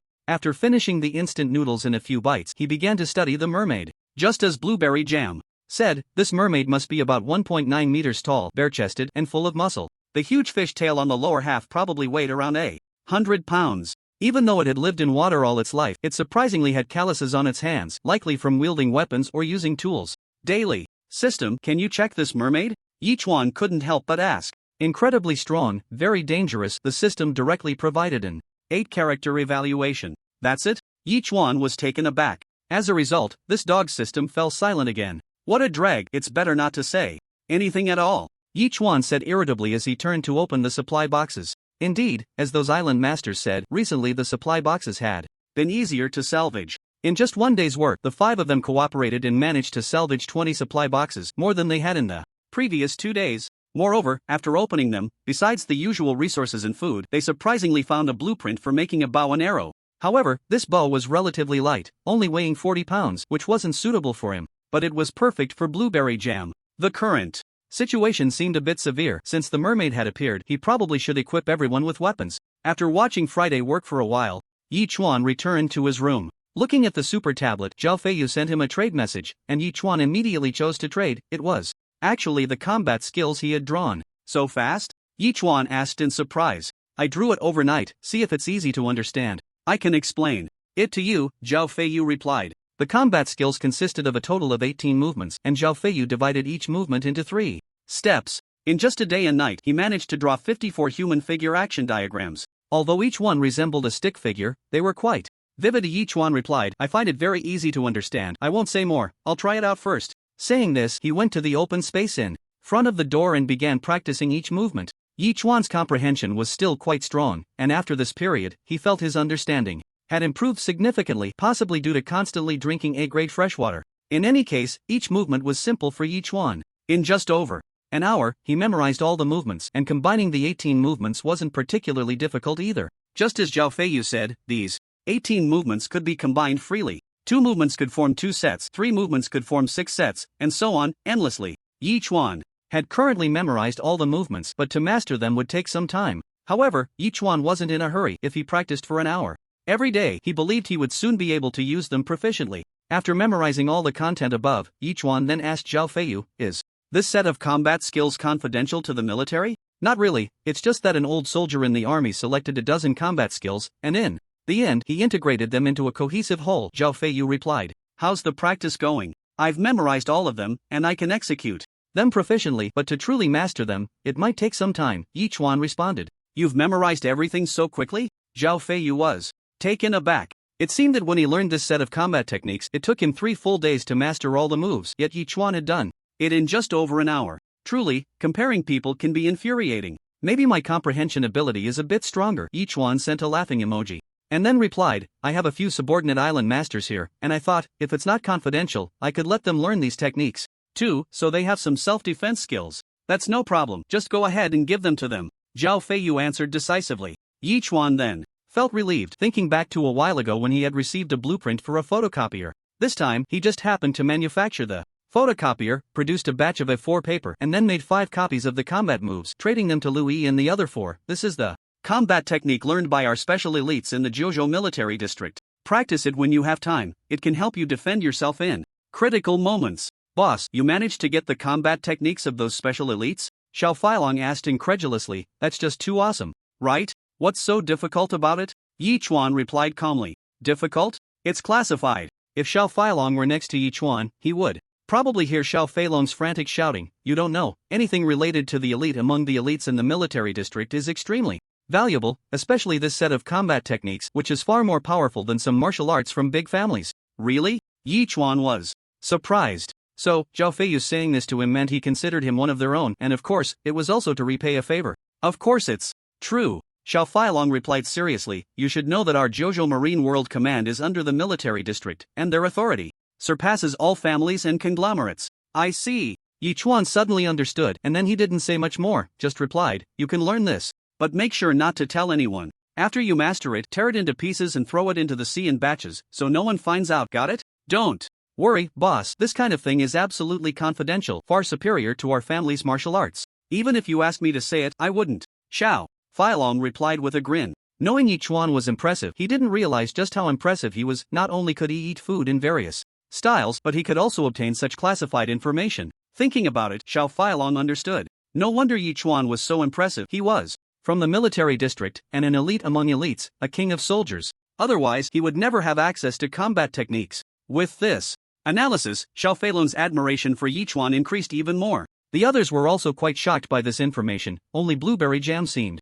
not to understand the value of this combat technique, but he vowed to learn it well and strive to have self-defense skills in the shortest time possible. Thinking of this, Yi Chuan immediately crafted a 40-pound bow and then made over 100 arrows, which he traded to Blueberry Jam. This made Blueberry Jam excited. Brother, is this for me? What's wrong? Do you have weapons over there? Yi Chuan countered. Of course not, I can't catch any supply boxes. The only resources I have are the stones, and I've given them all to you. Blueberry Jam replied with a grin, you're so good to me. If you were by my side, I'd probably have already planted strawberry marks all over you. Just thinking about that scene made Yi Chuan grimace, and he quickly replied, you should first see if this bow suits you. It does, I just tried it, and I can pull it back just fine, but the arrows can only shoot about 10 meters. Maybe it's because I don't know how. Blueberry Jam sent an awkward expression, but I will work hard.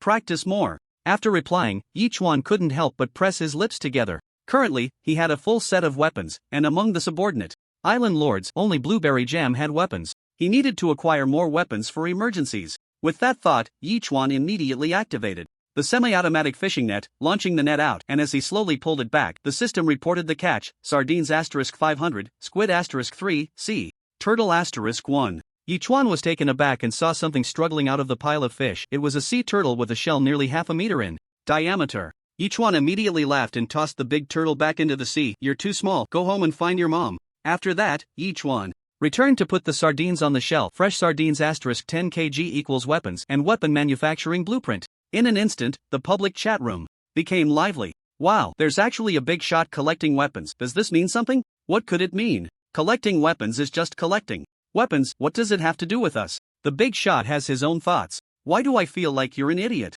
If the big shot is collecting weapons, it must mean he's encountered some danger. Otherwise, why would he be collecting weapons for no reason? You're the idiot. You're a big idiot, and your whole family are idiots. I must be sick to be chatting with idiots. I need to wash my eyes. Damn it, I need to wash my eyes too. Seeing the chat content so foolish, Yi Chuan couldn't help but sigh. Then he looked at his private messages. Big shot, I have 3 long spears. Can I trade them for 10 kilograms of sardines? Damn, am I encountering an idiot too? Yi Chuan frowned and directly blocked that guy. After all, long spears could easily be crafted without a blueprint, but their attack power wasn't strong. Otherwise, Yi Chuan wouldn't be planning to acquire more weapons. At this moment, Wang Sanrui was looking at the trading interface, lost in thought. He was considering whether the person collecting weapons was the same one who had previously bought a large amount of cotton, sold cotton clothes, and sold fish and water in bulk. That person must be using hacks, knowing some insider information that other island lords didn't. Since he was suddenly collecting weapons on a large scale, it probably meant that the ocean world was about to face danger again?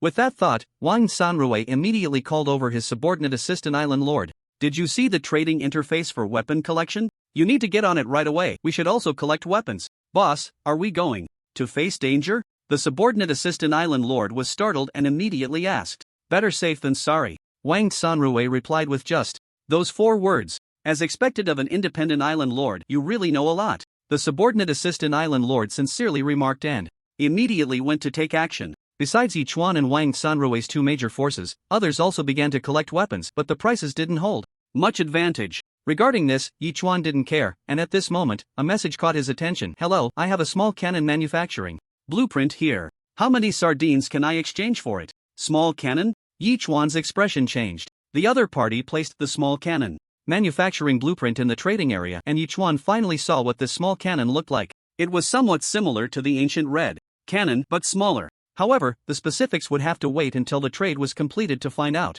Yichuan immediately replied, 20 kilograms of sardines. Can you give me 15 kilograms of sardines and 5 L of boiled water? The other party replied, I get diarrhea from snow water, and boiling it still gives me diarrhea. I want boiled water made from fresh water. Alright. Yichuan didn't mind and quickly completed the trade, then began to study the manufacturing of this small cannon, which required 1 small cannon manufacturing blueprint, 100 metal sheets, 10 cloth pieces, and 2 stones. System, is this small cannon feasible? Yichuan pondered for a moment and then asked. Range of 500 meters, great power, explosion radius of 30 meters.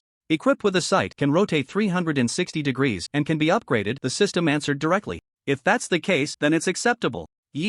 Chuan's expression changed. The key point was that it could be upgraded, and combined with his air cannon from the sea turtle, it could definitely sink even medium to large sailing ships. With this in mind, Yichuan looked around and chose to place the small cannon on the small hill behind his house. After the second evolution, the small hill was now over 50 meters long and nearly 15 or 16 meters high. Standing on it, he could just see over the trees to the ocean on the other side. The key was that as the area of the turtle's back increased, the hill would also rise, making it the best choice to place it here. With this thought, Yichuan immediately chose to manufacture it and placed it on the flat ground at the top of the hill. Although it was a small cannon, it weighed about a ton, and with a barrel nearly 2 meters long, it looked very imposing. System, now that I have a small cannon, how do I make cannonballs? Yichuan scratched his head and then asked. Cannonball manufacturing requires 1 small cannon, 1 saltpeter, 1 sulfur, 1 charcoal, and 1 stone, the system immediately replied. Where do I find saltpeter and sulfur? Aren't those materials for making gunpowder in ancient times? Yichuan couldn't help but be dumbfounded and shouted loudly. There was no way around it. Yichuan ran to the public chat room and shouted, who has sulfur and saltpeter? I'm buying at a high price. Oh my, there's a big shot buying sulfur and saltpeter. Is he trying to make gunpowder? Not to mention, some big shots are quite clever, but some are just idiots. We're in an ocean world. Where are we supposed to get sulfur and saltpeter? Do you think everyone has it? Just because you can't get it doesn't mean others can't. With so many people, the total number of supply boxes must be in the millions every day. Is it possible that there isn't any saltpeter or sulfur? Come on, these things combined are gunpowder. I bet no one can get them. How about we make a bet? If someone does, I'll livestream eating shit. Are you disgusting? The public chat room erupted, but Yichuan was truly speechless. No matter where he went, internet trolls were always around. However, there was one thing Yichuan had to admit: in this ocean world, there probably really was no sulfur or saltpeter, since he couldn't obtain these 2 items for now. Yichuan decided not to think about it for the time being. After all, since he had the small cannon, cannonballs could surely be manufactured quickly. Good luck always seemed to follow him, right? Hidden mission discovered. Does the host accept? At that moment, the system suddenly spoke up. What hidden mission? Yichuan's expression shifted. Perhaps completing the hidden task would yield saltpeter and sulfur? Hidden task: the host needs to kill a mermaid within a week to receive a generous reward. Do you accept? The system responded. Ha! Yichuan was taken aback. Big brother, are you kidding me? Didn't you just tell me that mermaids are incredibly powerful? Now you want me to kill one? Isn't that just asking for death? The host can choose to accept or refuse. The system spoke again. Accept. Yichuan's mouth twitched, and he had no choice but to shout. If he refused, there would be no more hidden tasks in the future. Detected that the host has accepted the hidden task. Please complete it as soon as possible. The system immediately replied. You say my life thinking about how to temporarily avoid mermaids, but the system insists I go after one. Is today my lucky day, or is this just bad luck? Yi Chuan rubbed his hair, looking utterly disheartened.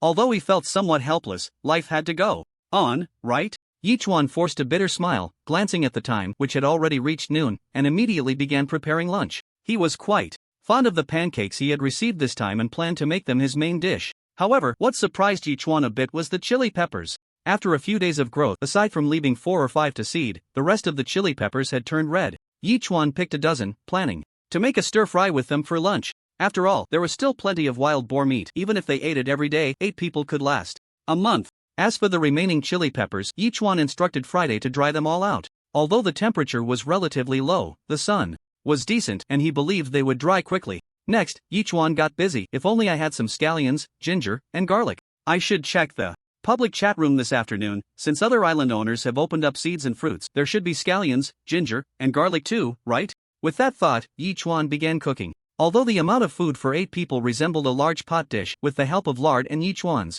previous experience as a cook in an orphanage, he managed quite well. 5 minutes later, the stir-fried chili and meat was ready. Taking a bite, even without soy sauce, both the wild boar meat and the chili were delicious due to the environmental factors, giving the dish a soul. Yi Chuan could only describe it with one word: fragrant. He. Yi Chuan laughed excitedly. With one pancake and a small plate of stir-fried chili and meat, he directly traded it over. For lunch today, we're having stir-fried chili and meat wrapped in pancakes. That's the soulful way to eat. Oh my god. There are chili peppers? Louis sent a flirty emoji. Chili peppers are my favorite. Did you forget you can't eat too spicy these days? Yi Chuan was taken aback and quickly replied. Upon seeing this, Louis's little face turned beet red and she hurriedly said, I used to be someone who couldn't live without spice. I've even tried extremely spicy dishes, so I'm definitely willing to accept regular stir-fried chili and meat. That's good. Hearing Louis say this, Yi Chuan finally felt relieved. Through the replies from a few people, Yi Chuan was reassured. Everyone liked spicy food, except for Blueberry Jam, who usually didn't eat spicy, but not because she disliked it. She was just afraid of getting acne that would affect her looks during live streams. However, now she wasn't afraid anymore. After all, on the island, no one would see her for at least half a year, so what? Did it matter if she ate chili? After finishing lunch in a few bites, Yi Chuan drank a large cup of Longjing tea, feeling satisfied as he let out a contented sigh, then sent a message in the public chat room. Who has scallions, ginger, and garlic, or seeds for them? I'll buy them at a high price. Which big shot is this? How good are their living conditions? Just having something to eat is already great, and they still want scallions, ginger, and garlic? Some people might currently be in a state where they can't even cover themselves, but others might already have an abundance of various things. Humans are greedy. Once they have a good life, of course, they will pursue an even better one. Sigh. Anyway, comparing people can be infuriating. To be honest, I'm still eating raw fish. I don't even have the right to cook it. Well, congratulations, you're eating sushi now. That's impressive. Damn, get lost. The public chat room started to get excited again, with a dozen private messages coming in, all asking for food and drink, which Yi Chuan completely ignored. After waiting a few minutes and seeing that there was really no substance, Yi Chuan was about to go out for some fresh air when a sudden message caught his attention. Big shot, I have scallions, ginger, and garlic. You have them all? Yi Chuan replied with a surprised expression. I opened a small resource pack and it only had 5 pounds each of scallions, ginger, and garlic. You can't say that's not intentional, the other person complained. Later, I was so hungry that I ate 2 pounds of ginger and now I have blisters all over my mouth. It hurts like hell. So, you still have 3 pounds of ginger and 5 pounds each of scallions and garlic? Yi Chuan asked excitedly. But he was quite impressed with this guy. Eating 2 pounds of ginger raw is definitely something. That's right, the other person replied. Alright, I'll give you 10 kilograms of sea fish and 5 L of freshwater. Yi Chuan answered straightforwardly. After all, these things were practically endless for him, but for others, they were the most precious items. Big shot, if you could give me a bit more, that would be great. The other person replied. With a grinning emoji. After all, my scallions, ginger, and garlic are one of a kind. That's true, but the key is that these things are somewhat dispensable. Even without them, I wouldn't mind, would I? Yi Chuan immediately replied. Think it over. If you want to trade, we can, but if not, I won't force you. I'm going out for a bit of fresh air. Take your time to consider. Big shot, don't. The other person didn't hesitate at all. Trade. I can trade. Yi Chuan quickly placed the items in the trading slot and the two completed the transaction. 5 pounds each of scallions and garlic, about 20 stalks of scallions, 40 heads of garlic, and 2 large pieces of ginger. Yi Chuan thought for a moment, kept 15 stalks of scallions, 20 heads of garlic, and 1 piece of ginger, then handed the rest to Friday. Plant the garlic and ginger directly and keep the scallions for seeds, then plant them again. Brother Chuan, there's no land left Friday spread his hands. No rush, we can plant tomorrow. Yichuan immediately said, then went back into the room and posted a trading message on the trading interface. Spicy stir-fried pork *1 equals flower bed manufacturing. Blueprint *1. Wow, impressive. Have you guys noticed that a big shot actually has spicy stir-fried pork? I wonder if he made it himself or cooked. Is your little head filled with nonsense? Can you get chile or pork from opening a supply box? It must be something he cooked himself, I bet. It's that big shot who sold the pork rib soup yesterday. I don't think you need to insult me. If you're foolish, you can't stop people from saying, it's a guy like you, the island master, probably won't make it past the newbie phase. Screw you. The public chat room was buzzing with excitement, while the trading interface had already completed the transaction, and the other person sent a message, friend, I have another flower bed manufacturing blueprint here. Interested in another trade? I don't have any spicy stir-fried pork left. Yichuan replied, how about I give you 1 L of fresh water? 1 L of fresh water for 5 kilograms of sea fish. The other person said directly, I know you have sea fish. I also know that you have more than one flower bed manufacturing blueprint. If I need it, I can easily go back to the trading interface. Yichuan took a few seconds before replying, I have one more item, and I think you might be interested. It took a full minute for the other party to reply. Then I want to see what you're talking about, Yichuan replied with a smiling emoji. Greenhouse manufacturing blueprint. The other party responded, in this kind of weather, it's difficult to grow anything, but if there's a greenhouse, it would be different. Think about it? You do have a point. Alright, I'll give you 1 L of fresh water and 10 kilograms of sea fish. If you agree, let's trade. Yichuan said, directly placing the items in the trading slot. Okay. The other party considered for 2 or 3 minutes before finally placing both manufacturing blueprints in the trading slot, and the two completed the transaction. After that, Yichuan immediately constructed the flower beds. Fortunately, the 200 kg of fertile black soil he had for Friday hadn't been used yet, so he directly spread the black soil into the flower beds and divided the greenhouse in half, covering both flower beds. He only needed 1 flower bed for scallions, ginger, and garlic. As for the remaining flower bed, he would deal with it later. The freshly caught sea fish is already running low so quickly, it seems I need to catch some more. Rubbing his hands together, Yichuan said, and immediately went to the semi-automatic fishing machine, pressing the button in front of him. As the fishing net fell into the sea, he waited a few minutes before quickly pulling it up.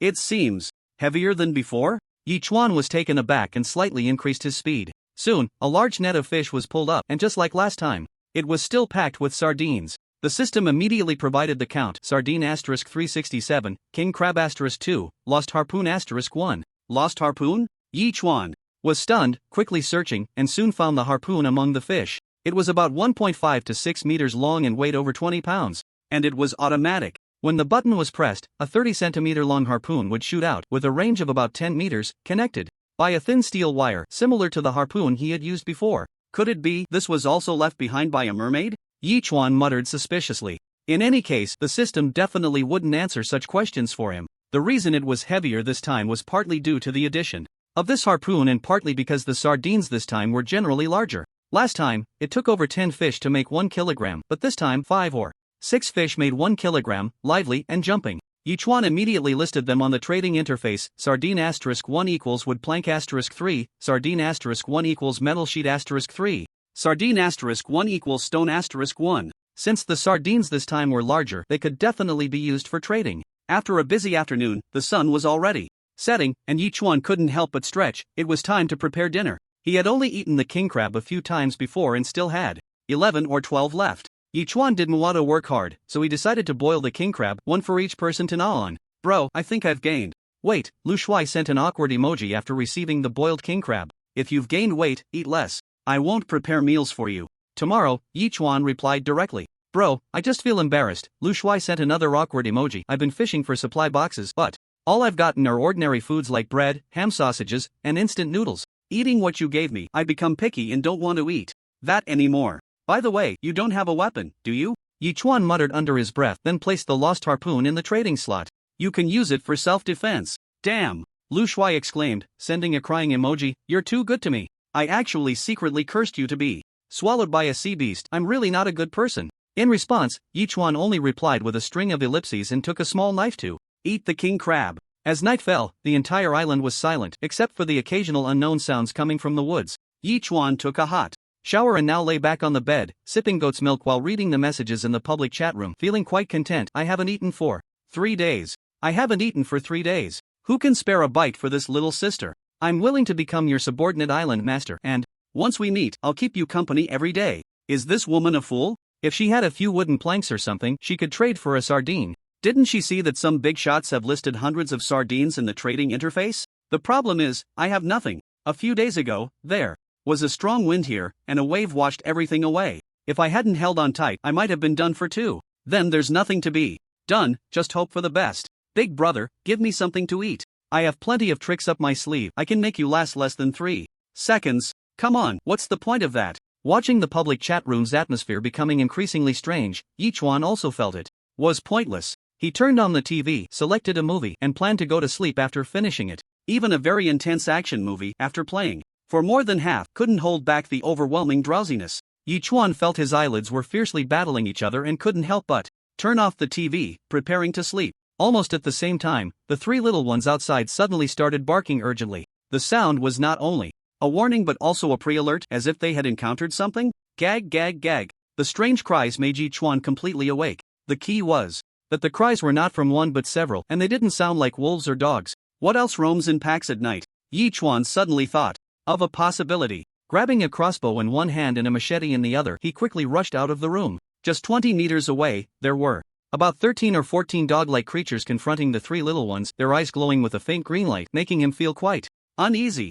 Yichuan's heart tightened. These were none other than the most notorious African hyenas. Damn it, how did a pack of hyenas end up in the woods? Yichuan gritted his teeth and muttered, "System, with my current strength combined with the combat power of the 3 little ones, can we take on this pack of hyenas?" However, the system didn't respond at all, making Yichuan almost spit blood in anger. "System, are you not working at night, or are you just scared? If I die, then all your efforts will be in vain?" The system remained silent, seemingly malfunctioning. Wang Kai, Wang Fu, Wang Yun, now that we're in this situation, we can only go head to head. Yichuan cursed inwardly, took a deep breath, and after giving a brief instruction to the 3 little ones, he slightly bent his body, ready to take action. The pack of hyenas was also extremely clever. It seemed they had noticed Yichuan's small movements. With the howl of one hyena, they began to move. Chirp chirp chirp. The 3 little ones shouted, flapping their wings as they charged forward. Their sharp claws directly grabbed 3 hyenas and quickly soared into the sky. Only the screams of the hyenas could be heard. Yichuan shouted lowly, swinging the crossbow while pulling the trigger in a fan shape. 12 crossbow bolts shot out, instantly hitting the 2 hyenas at the front. In less than 3 seconds, 5 out of the 13 hyenas were gone. But there were simply too many hyenas. The others had already charged forward, opening their bloody mouths to bite down hard on Yichuan. Bang! Yichuan worked with both hands, one hand using an air cannon while the other wielded the machete. As the air cannon struck one hyena, the machete also cleaved down on another hyena's head. Whoa! The hyena was blasted away by the air cannon, flying over 10 meters before crashing into a large rock, immediately collapsing on the ground and howling in pain. Although the air cannon of the sea turtle had reached the intermediate level, Yichuan had only received half of the feedback, so it was still at the beginner level. While it could knock the hyena away, killing it was still quite difficult. However, the other hyena was in worse shape. Its head was split open, and its eyes, staring at the mountain knife, turned cross-eyed. With its mouth wide open, it screamed in agony as Yichuan suddenly swung, sending that creature flying away. Yet, despite Yichuan's speed, 2 fists could not match 4 hands, especially with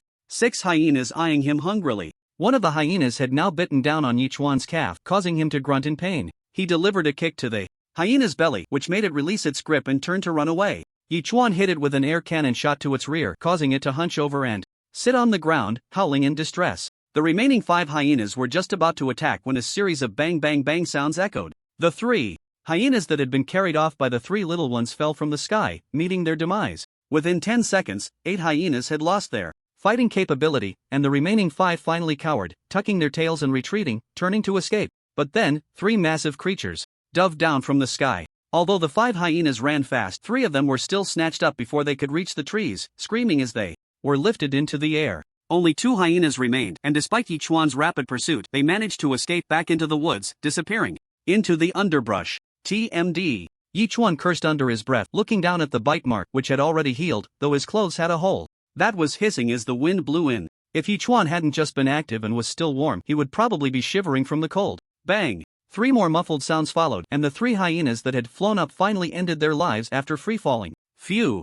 Yichuan let out a long sigh of relief, turned around, and sat on a nearby rock, catching his breath. He said to the 3 little ones, "You 3 did great. If it weren't for your help in the fight, I probably wouldn't have been able to kill them on my own." Chirp chirp chirp. The three little ones immediately came to Yichuan's side, rubbing against his legs, their eyes even squinting in delight, seemingly enjoying Yichuan's praise. They had killed the hyenas, but he needed to deal with them immediately. If he waited until tomorrow, the bodies might stiffen, making it difficult to skin them. Without hesitation, Yichuan gathered a dozen wooden planks, stacked them together, and lit them on fire. Using the light from the flames, he began processing the hyenas. As scavengers, hyenas had very foul-smelling meat that was inedible. But on this deserted island, there were those who were starving. Selling the meat to them could at least yield some resources, or even rare items, right? Of course. Yichuan was also interested in the hyena skins. He had a sewing machine, and making a few hyena fur coats would be excellent. With the three little ones keeping him company, Yichuan worked until 1 in the morning, finally finishing with all the hyenas. He temporarily stored the meat and skins in the cold storage, stretched his back, and looked at himself, saying, "Damn, I took a bath for nothing." After gulping down 100 milliliters of S-grade fresh water, Yichuan went for a hot shower, and by the time he went to bed, it was around 2 in the morning. Sigh, finally at ease. Exhaling a breath of stale air, Yichuan drooped his eyelids and slowly drifted into slumber. In his dreams, he was battling the hyenas. This time it wasn't just a dozen hyenas, but 40 or 50 of them. Although there were 3 small ones on the periphery, I was still bitten to the point of being unrecognizable. Just as a hyena with a scar on its face lunged at my throat, I jolted awake. Damn it! I sat up abruptly, gasping for air, still a bit dazed. It wasn't until several seconds later that I finally managed a bitter smile. It was just a dream. I glanced at the time and was surprised to see it was already past 10 in the morning. I had slept for over 8 hours straight. Indeed, engaging in such high-intensity battles was quite exhausting. I mumbled to myself, slowly got up, and drank nearly 500 milliliters of boiled water. After stretching a bit, I walked outside while calling out, "Sign in! Sign in successful, congratulations!" To the host for obtaining 1000 evolution points, super warm clothing selection 6 out of 1, rabies super serum *1, huh? I was taken aback. System, you knew. I fought with hyenas last night, didn't you? You didn't help me, but you chose to play dead? As expected, the system remained silent. Fine, one day when I get killed. Let's see how you play. I snorted coldly, then looked towards the direction of the forest. 2 hyenas had escaped, and I needed to find them quickly, otherwise, they would become a threat sooner or later. If the 2 were of the same sex, it might be manageable, but if one was male and the other female, they would eventually breed a large pack of hyenas, and that would be troublesome. For now, I decided not to dwell on it. This matter was definitely urgent. I went to the sheep pen, milked some sheep, boiled it, and stored it away. Then I divided the hyena meat into 5 kilograms portions, cutting it into 70 pieces, and listed all the hyena meat. Hyena meat *5 kg equals wooden planks *10, hyena meat *5 kg equals metal sheets *10, hyena meat *5 kg equals stones *5. After all, the smell of hyena meat was quite strong, and being raw, the resources exchanged for 5 kilograms were not large portions, but definitely worth it. As I listed the hyena meat, the previously quiet public chat room suddenly became lively. Hyena meat, and it's being exchanged for resources at 5 kilograms, which kind-hearted big shot is spreading the wealth. You don't know anything. Hyena meat is smelly and disgusting. Can you even eat it? Oh, so you do know something. What does it matter? It's better than nothing at all. I wouldn't even care if you gave me a pile of dung. Stop grossing people out. It's like a toad crawling on your foot, doesn't bite, but it's disgusting. What I'm more concerned about is how we are all on the newbie island, and how he encountered a pack of hyenas and single-handedly took them down? The notorious African's second brother wouldn't even dare provoke a lion. Looking at these chat records, I couldn't help but shake my head slightly. It seemed there were indeed some who understood, but I didn't care. As time passed, the hyena meat began to sell slowly. I immediately took out the rabies super serum, injected myself according to the instructions, and then selected a set of black super warm clothing, replacing the damaged ones, which made me feel much warmer. Looking at the replaced warm clothing, I directly used the needle and thread I had traded for earlier to sew up the holes, then shouted in the public chat room, "Super warm clothing, slightly damaged, has been repaired, looking to exchange for rare items. Friend, I'm quite interested in your super warm clothing. What do you want to exchange for?" Yichuan had barely sent the message when someone immediately came to chat privately, and it was actually Wang Sanrue. This guy isn't thinking about developing himself. Is he just staring at the super tablet every day? Let's see what you've got. Yichuan replied, "This thermal suit is just a bit thicker than ordinary clothing, but it's much warmer than a cotton jacket. Very practical. Island area expansion card," Wang Sanrue said directly. "It seems I've traded with you once before, and you also used an island area expansion card to trade with me." Yichuan said softly, "I want to know where you got all these island area expansion cards. How do you have so many? I want to know why you have so many good things." Wang Sanrue replied irritably, "You're the one who was buying cotton like crazy and selling cotton jackets at high prices, right? I opened this up. Yichuan didn't answer directly, but I've never opened an island area expansion card. Whatever, if you want to trade, let's trade, if not, forget it. Wang Sanrui said, placing the island area expansion card in the trading slot. Yichuan didn't hesitate any longer and immediately chose to trade. Wang Sanrui instantly received the super thermal suit. Looking at the stitched area around the calf, the stitching technique was decent, and while it might affect warmth when worn, as Yichuan said, it was much more advanced than a cotton jacket. This is a win, Wang Sanrui said. With a smile, not only did I get such a good super thermal suit, but I also got a piece of information. It seems that the good items opened from each resource box in different areas are different. It looks like I can ask those subordinate island owners for good stuff more often in the future. Before long, it was noon, and Yichuan immediately prepared lunch, along with 300 milliliters of hot goat milk for each person, trading it over directly. I overslept this morning, let's just have lunch. Did you see the trading interface for hyena meat? Zhao Feiyu replied, that's too strong. It must have been at least 10 hyenas. I really don't know who is that fierce. Stop guessing, it's me. Yichuan sent a grinning emoji. My forest is quite large, and last night, a dozen hyenas suddenly charged out. My pet and I managed to take down 11 of them, but 2 got away. Wow. Zhao Feiyu sent a series of shocked emojis. You're too fierce. You actually fought with a dozen hyenas. What kind of pet do you have? Just as fierce as you. Just 3 albatrosses, Yichuan laughed. The 3 of them killed 6, and I took care of 5, but it was really thrilling. I was so exhausted that I overslept today. I see, so you weren't injured, right? Zhao Feiyu asked again with concern. I'm fine, just a small issue, it's already been handled. Yichuan replied. That's good, Zhao Feiyu said before immediately going to eat. Half an hour later, Zhao Feiyu sent a trade request, 100 wooden planks, 30 stones, 70 metal sheets. What is this? Yichuan asked in confusion. This is what I've opened up in the past month. After keeping the essentials, I gave everything to you, Zhao Feiyu replied. After all, I don't need these things, and I find it troublesome to keep them scattered, so I've been saving them up. Alright. Yichuan didn't decline, but gave Zhao Feiyu the island area expansion card. Bro, this thing is too valuable, right? Zhao Feiyu couldn't help but say quietly. Come on, there's no need to be polite between us. Yichuan immediately replied with a laughing emoji. I don't need this, otherwise I would have used it long ago. If you agree to trade, then I agree to trade, if not, just return the items. Okay then. Zhao Feiyu hesitated for a moment before finally choosing to trade. As an elite sent by the military district, Zhao Feiyu actually didn't want to rely on Yichuan's favors, but the problem was that if he didn't accept Yichuan's help, his own life would be quite difficult. He could only return the favor appropriately, wait until the beginner period was over, and when the military district's support arrived, he would repay the favor. After completing the transaction and moving everything into the warehouse, Yichuan finally turned his attention to the 3 little ones playing in the air. Currently, he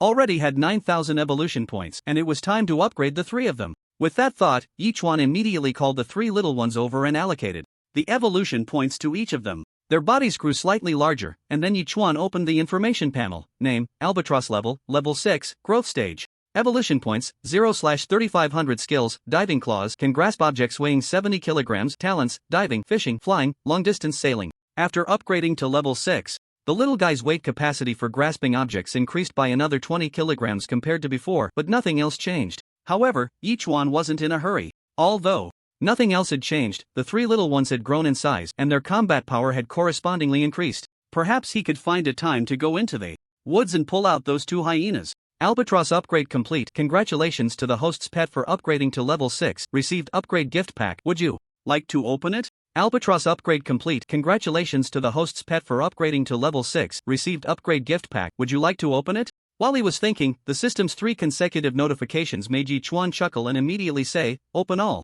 Congratulations to the host for receiving 1000 growth points. Sulfur *2, charcoal *3, 67 degree Lao bygone. *3. Congratulations to the host for receiving 1000 growth points. Wooden planks *5, plastic *3, self-heating hot pot *10. Congratulations to the host for receiving 1000 growth points. Niter *2, stones *3, seasoning sets *100. Wow, today's gift pack is quite generous. Yichuan's expression changed. This Lao bygone was actually the classic 67 degree one, and he got 3 bottles at once. Isn't this just a youth dedicated to the small drinking table, getting drunk and dreaming away? And the self-heating hot pot, he actually received 10 of them at once. Has the system become generous? As for the 5 sets of seasoning, they included Sichuan pepper, star anise, white atractalodes, bay leaves, and cinnamon, with 100 of each. It seems he wouldn't have to worry about stewing meat in the future. However, what surprised Yichuan the most were the sulfur and niter. He actually got 2 of each. This was definitely A benefit from the system, and it should also be the system secretly giving him a break during the mermaid killing mission, right?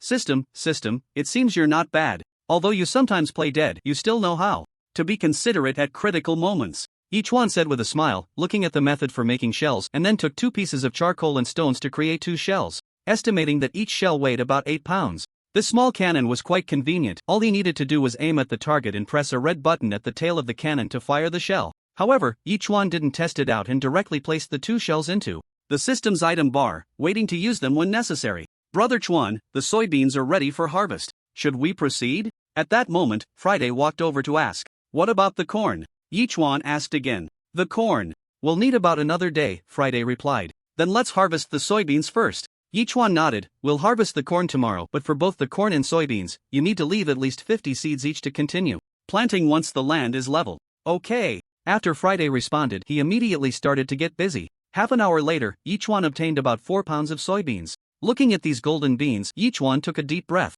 He had originally thought about making tofu or bean curd right away, but after some consideration, he decided to put that plan on hold for now. After all, both tofu and bean curd require gypsum, and he currently had none on hand, so he had to shelve that idea. With this in mind, Ichuan immediately returned to his room and sent a message in the public chat room. "High price for gypsum, who has it? Please DM. Gypsum? What's it used for? Seems like it's not really useful, right? It's not like a big shot is building a house and needs gypsum to plaster the walls? Wow, your imagination is really wild. In a place like this, who would be so particular? Who needs wall plaster to build a house? That's hilarious. I think maybe it's for making tofu. Making tofu also requires gypsum slurry, but where would the big shot get soybeans? Don't try to guess what the big shot is thinking, you'll never figure it out. Anyway, we don't have it, so let's talk about the temperature dropping again. The seawater here is about to freeze. How about you guys? If the seawater completely freezes, we're all done for. Are you really excited?" Seeing the chat drift in another direction, Ichuan felt a bit speechless. It seemed he could only wait patiently.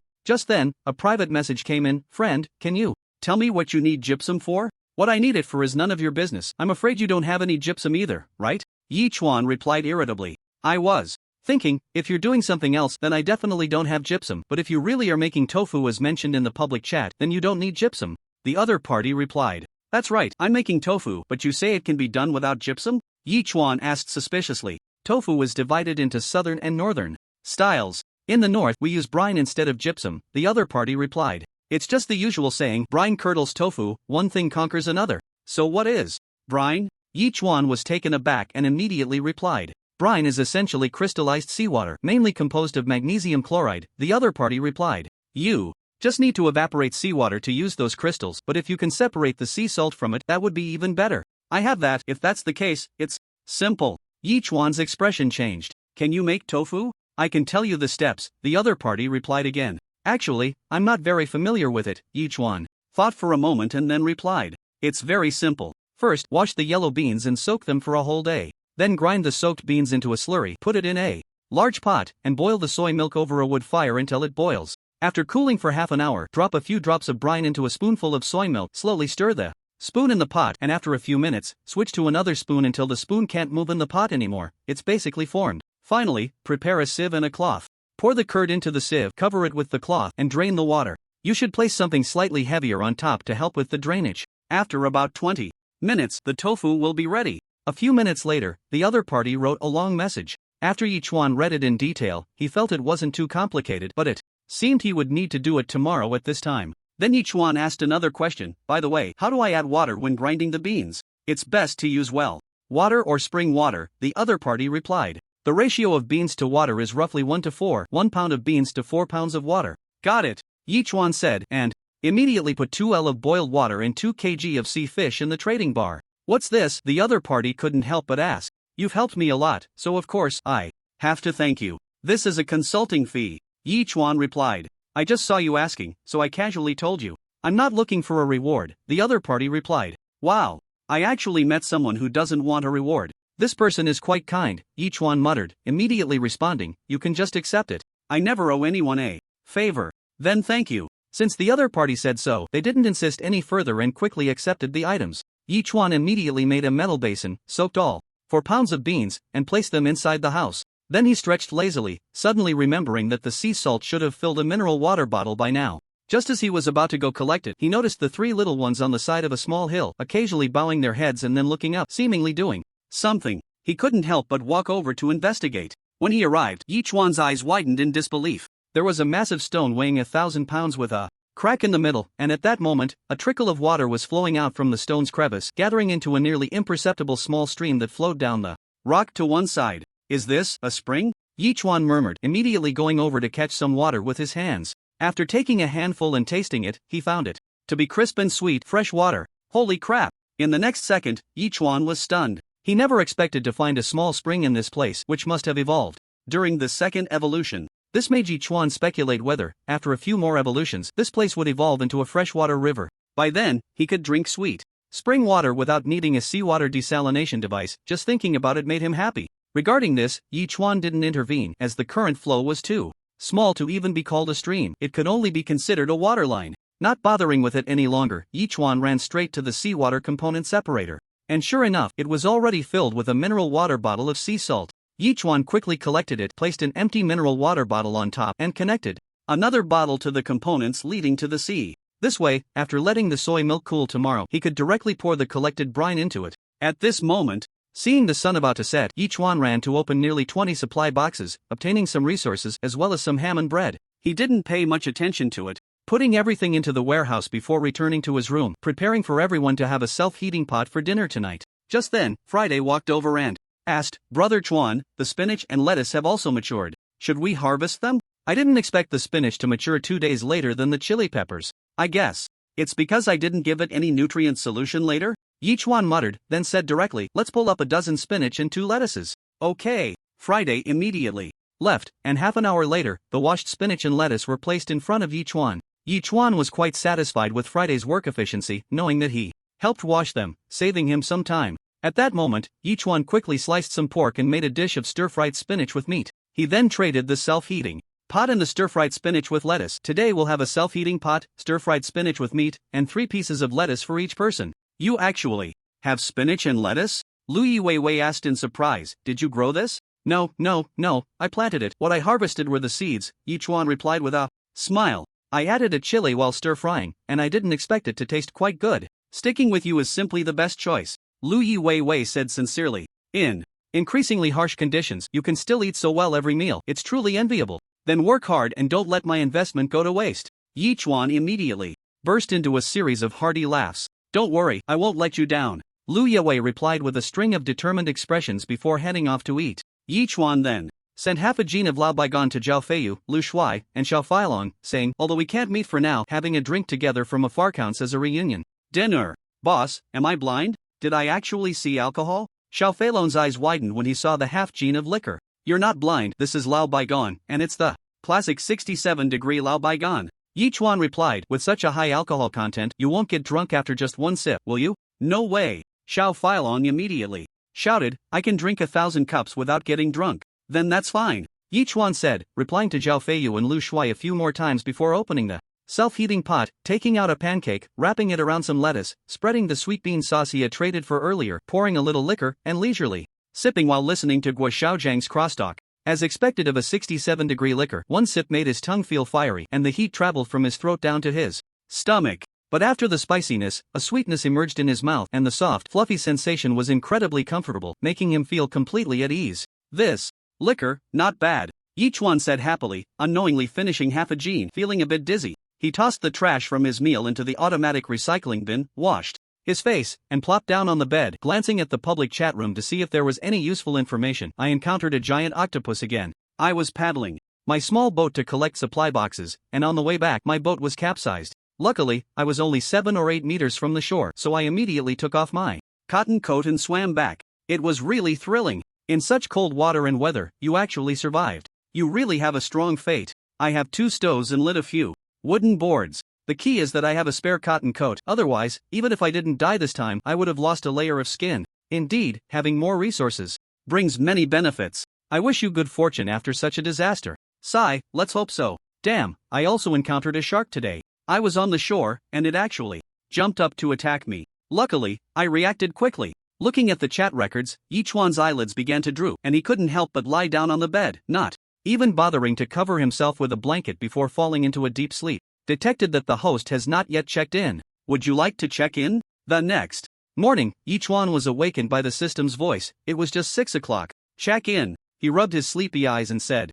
check-in successful. Congratulations, host, you have gained 1000 evolution points, charcoal *10, lucky blind box *1. Note, there is a chance to obtain manufacturing blueprints, seeds, fruits. Wow, it's been a long time since I got a lucky blind box, and I actually got one? Yichuan's expression changed, and he immediately said, open the blind box. Blind box opening, congratulations. Host, you have received a double amplification for 1 day, to be used, holy crap. Yichuan exclaimed in surprise, not expecting that after nearly 2 weeks, double amplification would appear again. Without hesitation, he said, use double amplification. Then, Yichuan glanced at the super tablet, wanting to open the trading interface to see if there were any good items, but found that Liang Hongying had sent him wooden boards *124, stones *211. It seemed this woman had given him all her belongings, which made Yichuan feel a bit uneasy, and he couldn't help but ask, what's going on? You don't need to worry about it, just accept it. Liang Hongying replied firmly, you are my subordinate island master. Now that you have a problem, you don't want me to intervene?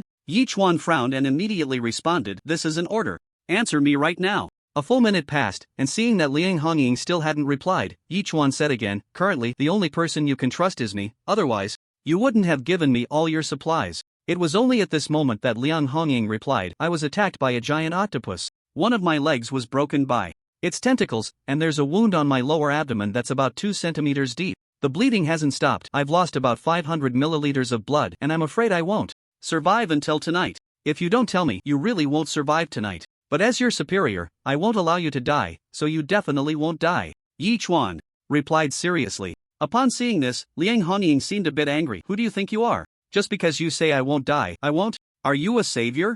Yichuan didn't answer and immediately ran to the S-Class seawater purifier. Seeing that it had produced 150 milliliters of S-Class freshwater, he quickly took it all and first traded 1 L of cool boiled water and a roll of toilet paper to Liang Hongying. Now do as I say. First, wash the wound with the cool boiled water, then wipe it with the toilet paper. Liang Hongying frowned, feeling that this person was rather childish, and disdainfully retorted, I already said the bleeding won't stop. Are you blind? Do as I say. Yi Chuan tightened his brow and replied again in a commanding tone. Although Liang Hongying knew her time was short, no one willingly accepts death. She was just helpless. Seeing Yichuan say this, she had no choice but to comply and began to follow his instructions. A few minutes later, Liang Hongying replied, I've finished, but it's still bleeding. Yichuan immediately traded another 150 milliliters of S-Class freshwater, use 30 milliliters to wash the wound, don't wipe it with the toilet paper, apply 20 milliliters to the broken leg, and drink the remaining 100 milliliters all at once. It's all water, what's the difference? Liang Hongying muttered impatiently, pouring out about 30 milliliters of S-Class freshwater to wash the wound. She felt a chill at the wound, and surprisingly, the bleeding that had persisted stopped, and Liang Hongying could clearly feel that the wound was healing very slowly. What kind of water is this? Liang Hongying looked at the water in disbelief, touched the broken area, and felt a surge of strength. She immediately found a crevice in a rock and forcibly repositioned the dislocated bone. The indescribable pain made Liang Hongying break out in a cold sweat. After taking a few deep breaths, she quickly applied 20 milliliters of S-Class freshwater to the wound. A cool sensation washed over her, and the pain rapidly diminished. This left Liang Hongying even more shocked. She gulped down the remaining 100 milliliters of S-Class freshwater in one go. After the cold, a warm current spread through her limbs, and nearly all her sweat pores opened up. This time, she could clearly feel that the wound on her lower abdomen was indeed healing very slowly, and it was likely to be completely healed by the afternoon. As for the broken leg, it would probably take some time, but at least she could survive. The feeling of having survived a disaster made Liang Hongying, this stubborn and strong woman, finally shed tears. She never expected that the man she had silently hated would actually save her life. Now that she thought about it, after all, it was her own fault for losing the bet that made her the subordinate island master, and during this time he had been providing her with food in various ways. In fact, this person wasn't so bad. Thinking this, Liang Hongying couldn't help but reply, the bleeding has stopped, and it's slowly healing. The fracture should heal in some time. Thank you. We're all on the same side, no need to be polite. Yichuan finally breathed a sigh of relief. What kind of water did you give me? It's practically a miracle cure. Liang Hongying asked curiously. S-grade freshwater. Yichuan replied, it can greatly enhance physical fitness, prevent various diseases, and eliminate fatigue. I see. Liang Hongying suddenly understood. No wonder it has such powerful effects. This is definitely a priceless treasure. She had already learned about it in the public chat room, and she herself had once offered a C-grade apple According to the grading system, above C grade is B grade, above B grade is A grade, and only above A grade is S grade. One can imagine how precious S grade freshwater is. Yet he unhesitatingly gave her 150 milliliters, which might be all the S grade freshwater he had. In that moment, Liang Honying's attitude towards Yi Chuan was beyond her own ability to describe. By the way, send me all the resources again, Yi Chuan replied immediately. Liang Honying didn't hesitate and quickly placed everything in the trading bar. Yi Chuan accepted everything directly, and after a dozen seconds, he traded it all back, but everything had doubled. This left Liang Honying puzzled as she asked, "Why did you return it all doubled?" "Just helping you replenish your stock. I still have plenty of resources on my side. If you need more, I'll come to you again," Yi Chuan replied. "Just accept it." "Alright then." Liang Honying didn't bother to be polite with Yi Chuan anymore and accepted it right away. Yi Chuan pressed his lips together, and his expression turned serious. He saw in the chat room that many people had been attacked, and he didn't expect that his subordinate island master had also been attacked by a giant octopus. This was probably not a coincidence. Or perhaps it was because the seawater was about to freeze, and these large fish wanted to have a hearty meal before the ice set in? If that were the case, then he needed to prioritize the hidden task of killing the mermaid. Otherwise, once the sea froze, it would be even more difficult. With that thought, Yi Chuan immediately asked, "System, help me locate a mermaid." There was no response. It crashed again. This made Yi Chuan frown, and he immediately whispered, "System, this hidden task was issued by you. I want to complete it now. You should at least tell me the location of a mermaid, right? Otherwise, in this vast sea, where the hell am I supposed to look?" Location marking completed. Finally, the system spoke up, "Sent to the sea turtle, which is currently traveling at a speed of 45 nautical miles per hour.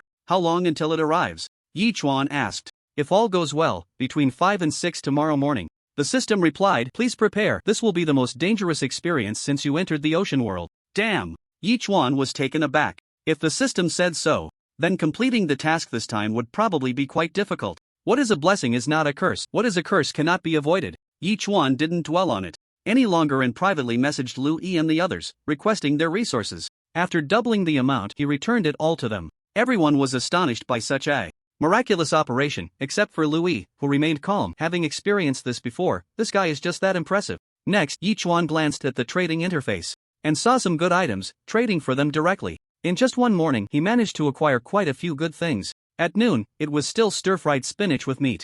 After all, the spinach was now ripe and it had to be eaten quickly or else it would spoil and become inedible after this period. Additionally, Yi Chuan made a bowl of instant noodles and traded the stir-fried spinach with meat to the 7 of them. "Today, let's have instant noodles with stir-fried spinach and meat. It's been a long time since we've had instant noodles. Let's change things up a bit." After lunch, Yi Chuan took out the 11 hyena skins he had previously placed in the cold storage. It was rare to encounter a double amplification. Wouldn't it be great to make these hyena skins into coats? Each dog skin coat required 2 hyena skins. Yi Chuan didn't hesitate and immediately began the crafting process. Soon, 10 dog skin coats appeared before him, each with very smooth fur and incredibly sturdy, even with a strong tug. They wouldn't come off, and wearing them was exceptionally warm, even surpassing the super thermal clothing. Moreover, the unique stench of the hyena skin had been eliminated. As expected, a coat made from animal fur is just warm. Yi Chuan chuckled, storing all 10 dog skin coats in the system's storage compartment. Looking at the remaining hyena skin, Yi Chuan directly chose to make sofa cushions, thus obtaining 2 warm cushions. "Brother Chuan, can we harvest the corn now?" At that moment, Friday walked over to ask. "Yes," Yi Chuan replied immediately. Watching Friday run into the flower bed, Yi Chuan took out the soaked beans and prepared 16 pounds of cool boiled water, then began grinding the beans. Following the steps explained by that person yesterday, Yi Chuan executed each step meticulously. However, when it came time to pour the soy milk into the large pot, he couldn't help but be taken aback. There was still so much bean dregs left at the bottom. Logically, the dregs should be useless, right? After considering it, Yi Chuan found yesterday's chat record and asked that person. The other party sent an awkward expression and immediately said, "Sorry, besides using the sieve. When pressing the tofu at the end, you also need to filter the soy milk before cooking. The dregs need to be filtered out." Damn! Yi Chuan was speechless. He almost ruined his pot of tofu. "Sorry, I've only seen my family make tofu a few times when I was young, and I didn't remember everything," the other party replied. "However, you can stir-fry the dregs with green onions to make pancakes. It's especially delicious if you have pancakes." "Okay, I got it." After replying, Yi Chuan added the filtering step and then started cooking. By the time the soy milk was boiling and cooling down, Friday returned. "Brother Chuan, the corn has all been processed. We got a total of 30 pounds of corn." "So much?" Yi Chuan asked in surprise. "Yes," Friday replied. "It was originally only 15 pounds, but because of your double amplification effect, it turned into 30 pounds. I see. Yi Chuan suddenly understood, looking at the already processed and bagged corn kernels, which were sufficiently dry, and directly placed them in the warehouse. At this point, the soy milk had also cooled down, so Yi Chuan began pouring the prepared brine into it using a spoon, following the steps taught by that person yesterday. Once it took shape, he immediately poured it into a very fine sieve, covered it with a makeshift cloth pouch, and finally pressed it down with 2 wooden boards, placing a 50-pound stone on top. Only then did he consider it complete. As for the dregs, he temporarily placed them in the cold storage. Phew. After finishing all this, Yi Chuan let out a long sigh, waiting for the tofu to be made. It's rare to have a double amplification. Let's go catch fish to sell.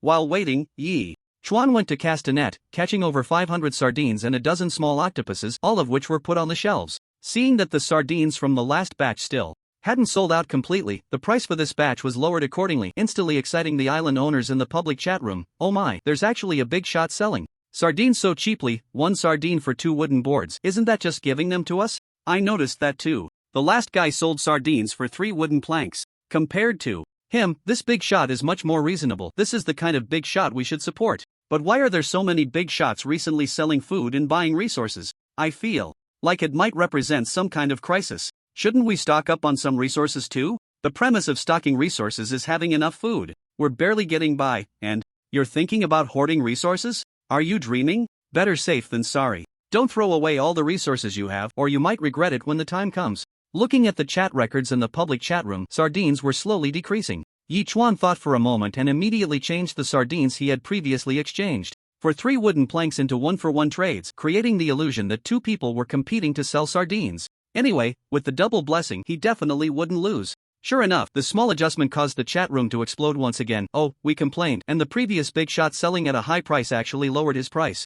It's obvious that there are 2 big shots competing. If that's the case, if we don't buy from the expensive side, will he lower it even more? How much lower can it go? All resources are now at 1. If it goes any lower, he'll have to give it away for free. Do you think he's an idiot? What if he suddenly decides to give it away for free? Yi Chuan couldn't help but feel speechless at these comments and didn't bother to respond. Anyway, he would just collect all the materials he earned by tomorrow morning. After about 20 minutes, Yi Chuan immediately went outside, took down all the stones and wooden planks, and saw that the white, tender tofu was already ready. Wow, perfect. Yi Chuan's expression changed as he quickly cut a piece with a knife, holding it in his hand. It trembled slightly, filled with the rich aroma of tofu, the kind of old tofu from the north, very elastic.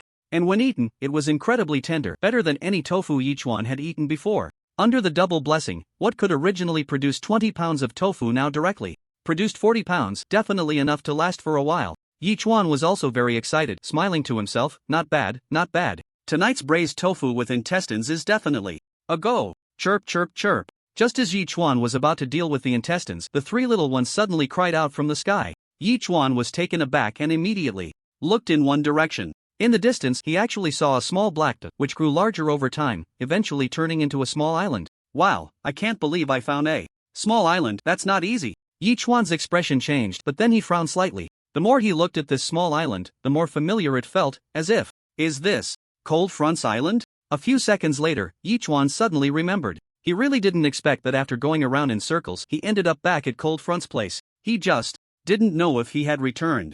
After practicing his fighting skills for the past 2 days, he was just curious about how well he had improved. With Cold Front's strong skills, wouldn't he be the perfect sparring partner? Thinking this, Yi Chuan directly said, "Turtle, let's take a detour and visit Cold Front's island." Following Yi Chuan's command, the turtle slightly adjusted its direction and headed straight for Cold Front's island. As they got closer, Yi Chuan noticed that there was actually a large greenhouse on the island, probably filled with plants. Although the previous small wooden house had been burned down, a stone house made of rocks had appeared. It seemed Cold Front had indeed returned. Yi Chuan chuckled and immediately jumped onto the island, shouting loudly, "Cold Front, come out." There was no response. It seemed Cold Front had already left. "I know you're on the island. Why are you hiding?" Yi Chuan said irritably, "I burned your house, moved your beans and corn. Don't you hate me? If you hate me, come out and kill me." Before he finished speaking, Yi Chuan suddenly sensed a very subtle cold wind rushing towards him from a certain direction. Instinctively, he drew his machete and, without turning around, swung it behind him while jumping to the side.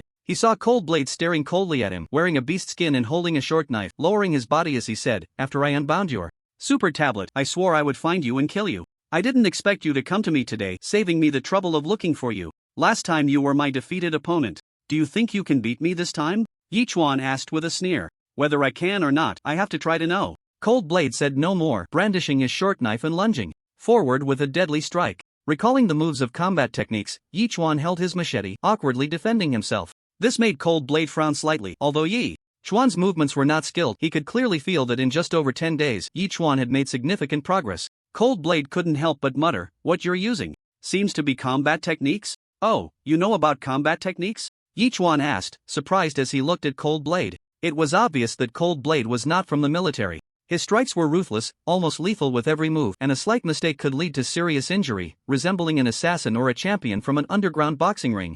No wonder, turns out you're from the military district. Cold Blade suddenly realized, what a pity, the military district will lose a talent today. Saying this, he attacked. Again, his methods becoming even more cunning. With previous experience, Yi Chuan had become somewhat more adept at using combat techniques. Although he couldn't counter Cold Blade with ease, he could at least defend against his attacks calmly. Cold Blade clearly understood this, which made him feel that Yi Chuan was not from the military district. Otherwise, he wouldn't be so unfamiliar with combat techniques. But no matter who he was, he seemed to have taken on the role of a sparring partner, and his grasp of combat techniques was gradually becoming more proficient. This thought made Cold Blade feel a bit uneasy. He had indeed encountered special forces who used combat techniques and knew their power. Power meant complexity and difficulty to understand. Yet this guy had managed to go from being clumsy to composed in such a short time. Whether it was talent or learning ability, it was terrifying. If he couldn't kill him today, he would definitely be a formidable opponent in the future. Thinking this, Cold Blade gritted his teeth, holding his breath as his speed surged again, the short knife stabbing fiercely at Yi Chuan's left rib at an extremely tricky angle. The angle and movement were something Yi Chuan had never seen before, combined with Cold Blade's astonishing speed and explosive power, he was instantly caught off guard. However, at the moment the short knife cut through his left rib, Yi Chuan suddenly recalled a move from the combat techniques and delivered a knee strike to Cold Blade's chest. Having inherited half the strength of the sea turtle, Yi Chuan was immensely powerful and incredibly fast. Cold Blade had barely prepared to retreat when his body was heavily thrown back, flying out for over 10 meters before finally stopping, feeling his chest boiling with blood, a sweetness in his throat as he forcefully swallowed the fresh blood that had just surged up. But at that moment, Cold Blade knew he couldn't kill Yi Chuan anymore. "So, how's my skill?" Yi Chuan chuckled, looking at the injury that had already healed halfway, and couldn't help but walk slowly towards Cold Blade. "That's right, you're strong." Cold Blade took a few deep breaths, charging forward again to strike at Yi Chuan. However, he had barely advanced 3 meters when he suddenly turned around and dashed towards the sea, actually trying to escape.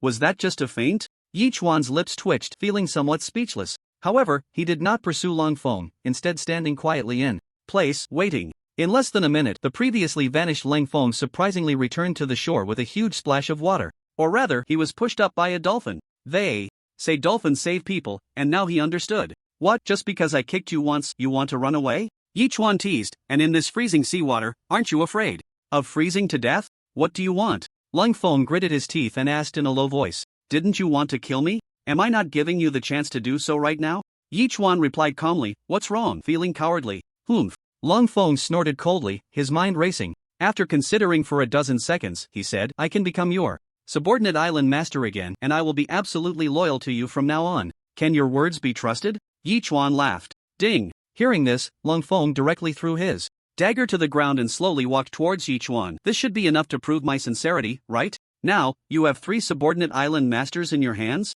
Yi Chuan sneered inwardly but still asked. "That's right. If I become your subordinate island master, they will naturally turn to you as well." Lang Feng nodded. "In this way, you will have 7 or 8 island masters. Even if I really want to break away from you, I would be powerless." "What you said does have some merit," Yi Chuan nodded thoughtfully. "To be honest, I am a killer, and behind me, there is a large organization," Lang Feng continued. "After the 6-month novice period, what you will gain is not just 1 subordinate island master, but a huge fortune. If that's the case, I am quite interested." Yi Chuan's expression shifted, and Lang Feng, a hint of a subtle smile flashed across his lips, suddenly produced a small dagger about 20 centimeters long and fiercely stabbed it towards Yi Chuan's abdomen. Everything happened in the blink of an eye. It was not only sudden, but the key was that Lang Feng's speed was incredibly fast. He felt that his speed had even surpassed his peak, and Yi Chuan was undoubtedly doomed. Ding! Just 1/100th of a second later, Lang Feng suddenly heard a crisp sound, and the scene he imagined of the dagger piercing Yi Chuan's body did not occur. Yi Chuan stood firm as a rock, unmoving, with a hint of mockery on his face. Lang Feng's expression changed drastically, realizing that his astonishing strike had actually been blocked by Yi Chuan's mountain-splitting knife. Moreover, his powerful force not only failed to move the opponent an inch, but instead, his own hand was injured. TSK. Yi Chuan shook his head disdainfully, then threw a punch at Long Feng's chest. As soon as Lang Feng started walking towards him, Yi Chuan had already begun to be on guard, not expecting this guy to harbor ill intentions. Long Feng's chest had just taken a heavy blow, and now he was struck again, his entire body flying backward once more. He couldn't help but spit out a mouthful of blood before even hitting the ground, and after landing, he felt unbearable pain in his chest, unable to stand up for a moment. Damn it! Long Feng gritted his teeth. He had gone through layers of selection to get here, just to be able to join the seniors after the novice period and start the organization's plan scheme. But now, knowing you are not my opponent, why bother? Yi Chuan slowly walked towards Long Feng, asking helplessly, I have a treasure map here, hoping to use it to exchange for my life. Lang Feng gritted his teeth and said solemnly, a treasure map? Yi Chuan laughed, you have a treasure map in the novice area, are you joking? It's in the outer sea. Cold Front said, pulling out the treasure map he carried with him. This was given to me by our vice president when I entered the novice area.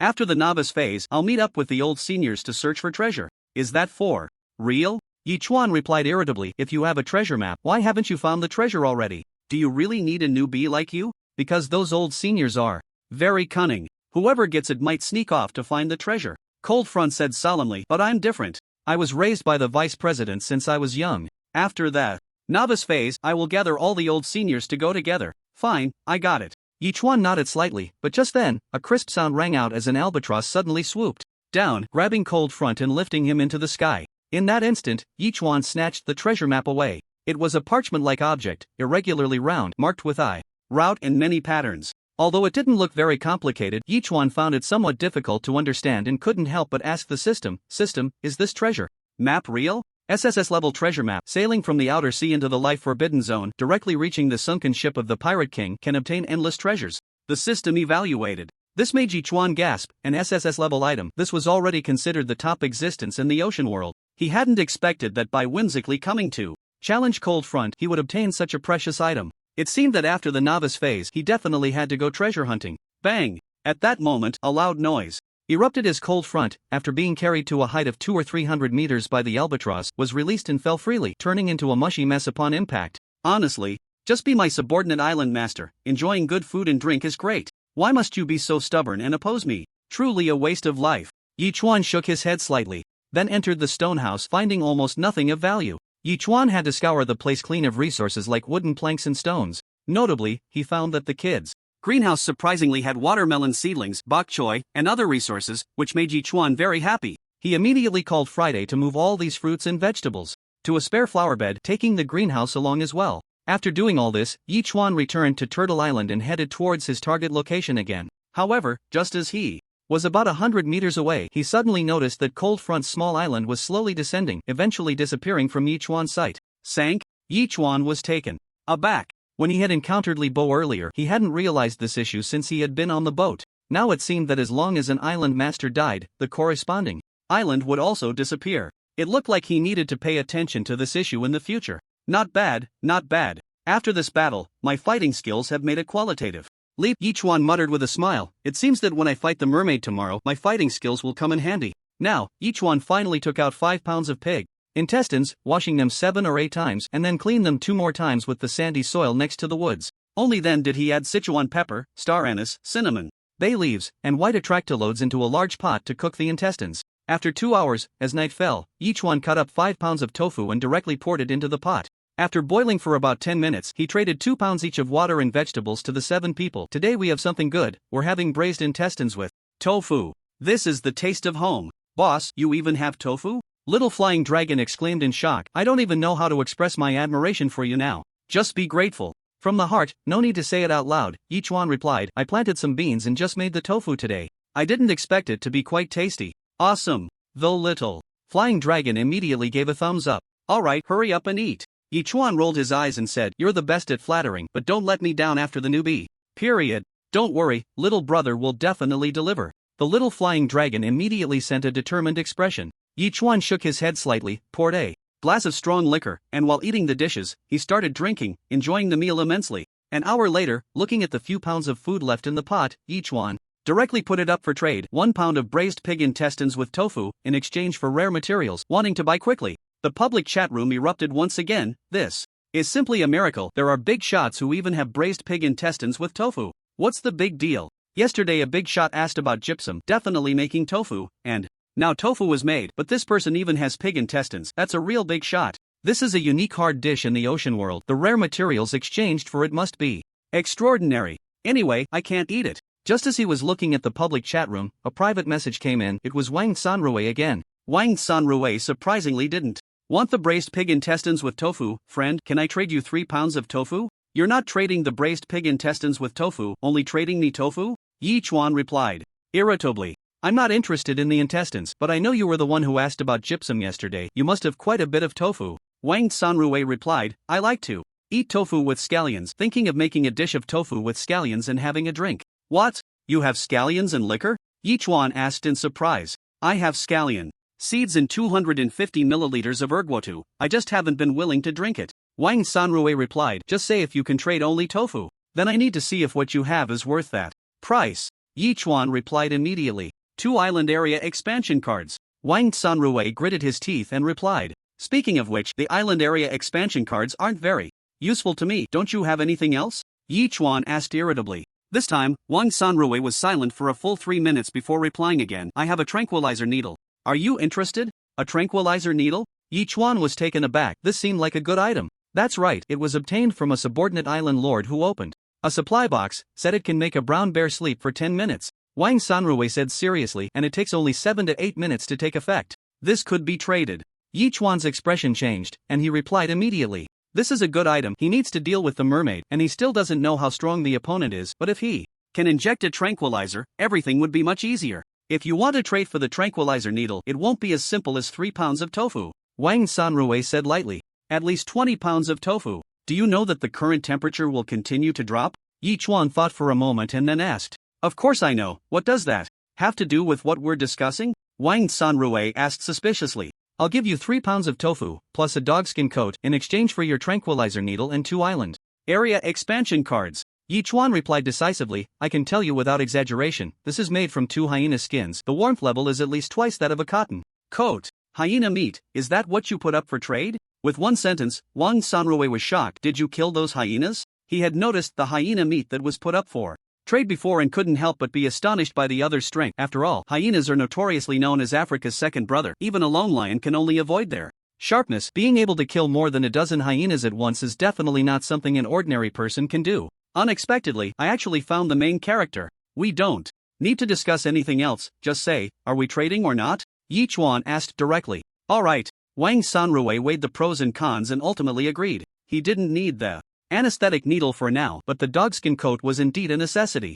As for the 2 island area expansion cards, he still had a few in hand. Using 2 to gain 1 experience was quite good. Soon, Yi Chuan completed the trade with Wang Sanrui, who initially thought about adding him as a friend but was directly rejected by Yi Chuan. He always felt that this kid wasn't a good person, so it was better to have less interaction. This thing is really not bad. Yi Chuan examined the anesthetic needle, smiling to himself. With this, my chances of winning are much greater. Awesome. Moreover, the key was that the double amplification turned the anesthetic needle into 2, and the island area expansion cards became 4. This way, he had an extra anesthetic needle, which might be even more useful in the future. In an hour, several portions of braised tofu with intestines were quickly traded, and Yi Chuan obtained several rare items. Although they were temporarily useless, it was better to be prepared. You never know when they might come in handy. At this moment, Yi Chuan listened to Gua Xiaojiang's crosstalk while looking at the chat records on the super tablet. I feel like it's already minus 13 or 14 degrees. The seawater is finally about to freeze. Our good days are coming to an end. Have we ever had good days? This 18-layer hellish beginner phase has almost tortured me into a non-human form. But, speaking of which, the salinity of the seawater in this beginner area is too high. It only starts to freeze after minus 13 degrees. I don't even know what to say. No matter how high the salinity, we can't extract it. What's the use? What time is it? Time to sleep. It's cold, I can't sleep, longing to find a little beauty to warm the bed. Yeah, it only starts to freeze after minus 13 degrees. The salinity is indeed quite high. Yi Chuan nodded slightly, noticing it was getting late, turned off the TV, and immediately fell into a deep sleep. Detected that the host has not yet signed in. Would you like to sign in? In a daze, the system's voice rang out, causing Yi Chuan's expression to change, and he sat up with a start. Yesterday, it was said to arrive at the mermaid's location between 5 and 6 in the morning, and now it was already 6. However, Yi Chuan quickly realized that he had stayed on Cold Front's island for at least an hour yesterday, so it would probably take at least another half hour to reach the mermaid's location. With this thought, Yi Chuan finally breathed a sigh of relief and immediately said, "Sign in." Sign in successful. Congratulations to the host for obtaining 1000 evolution points. Charcoal *50, super. Thermal clothing 6 choices 1. Under the double amplification, everything became double. Now, Yi Chuan felt that the system indeed favored him. Yesterday, one side of this super thermal clothing was cut open, and unexpectedly, today the system sent him another thermal clothing, making Yi Chuan recall a famous saying, "There is a kind of cold that makes grandma feel. You're cold." Of course, it was indeed quite cold now. Yi Chuan immediately chose a black and a purple super thermal clothing, but he didn't change into them for now, as he still didn't know what the situation would be in the battle with the mermaid. Everything would wait until after the battle. System, how much longer until we reach the mermaid's location? Yi Chuan asked while eating a self-heating hot pot. About 10 minutes, 7.5 nautical miles, the system replied. So accurate? This mermaid isn't in the sea? Yi Chuan couldn't help but ask. Suspiciously, after all, if she were in the sea, she couldn't possibly stay in one place without moving. The other party has occupied an island belonging to a sea island master and seems to be carrying out some kind of plan, the system answered. Damn, stop. Yi Chuan thought for a moment and immediately spoke up. The sea turtle came to a sudden stop, its massive head slowly surfacing, looking at Yi Chuan with confusion. Just stay here and don't move, I'll handle the rest myself. Yi Chuan chuckled, thought for a moment, and then snapped his fingers. The 3 little ones that had been circling high above immediately flew over. Yi Chuan said, "Now, we need to move forward 7.5 nautical miles. Wang Kai, I need you to take me there." Chirp chirp chirp. Wang Kai immediately chirped happily. "Wang Yun, if I ask you to shoot a hidden weapon at someone, can you do it?" Yi Chuan then looked at Wang Yun. After thinking for a moment, Yi Chuan felt that this glorious yet arduous task should be entrusted to the albatross, directly projecting the tranquilizer from the sky to catch them off guard. Chirp, chirp, chirp. Although Wang Yun couldn't speak, it nodded vigorously at that moment. Alright, the mermaid we're targeting is on an island 7.5 nautical miles ahead. It's a creature with a human upper body and a fish tail. You must complete this task. As Yi Chuan spoke, he placed the tranquilizer needle in Wang Yun's mouth. I'm a dolphin, Yi Chuan shouted again. The dolphin immediately soared into the sky, leaping nearly 2 meters out of the water before diving back in, finally revealing its head above the surface. The mermaid 7.5 nautical miles ahead is our enemy. Your task is to attract its attention and assist Wang Yun in injecting the tranquilizer. The dolphin nodded vigorously and then dove back into the sea. Let's go.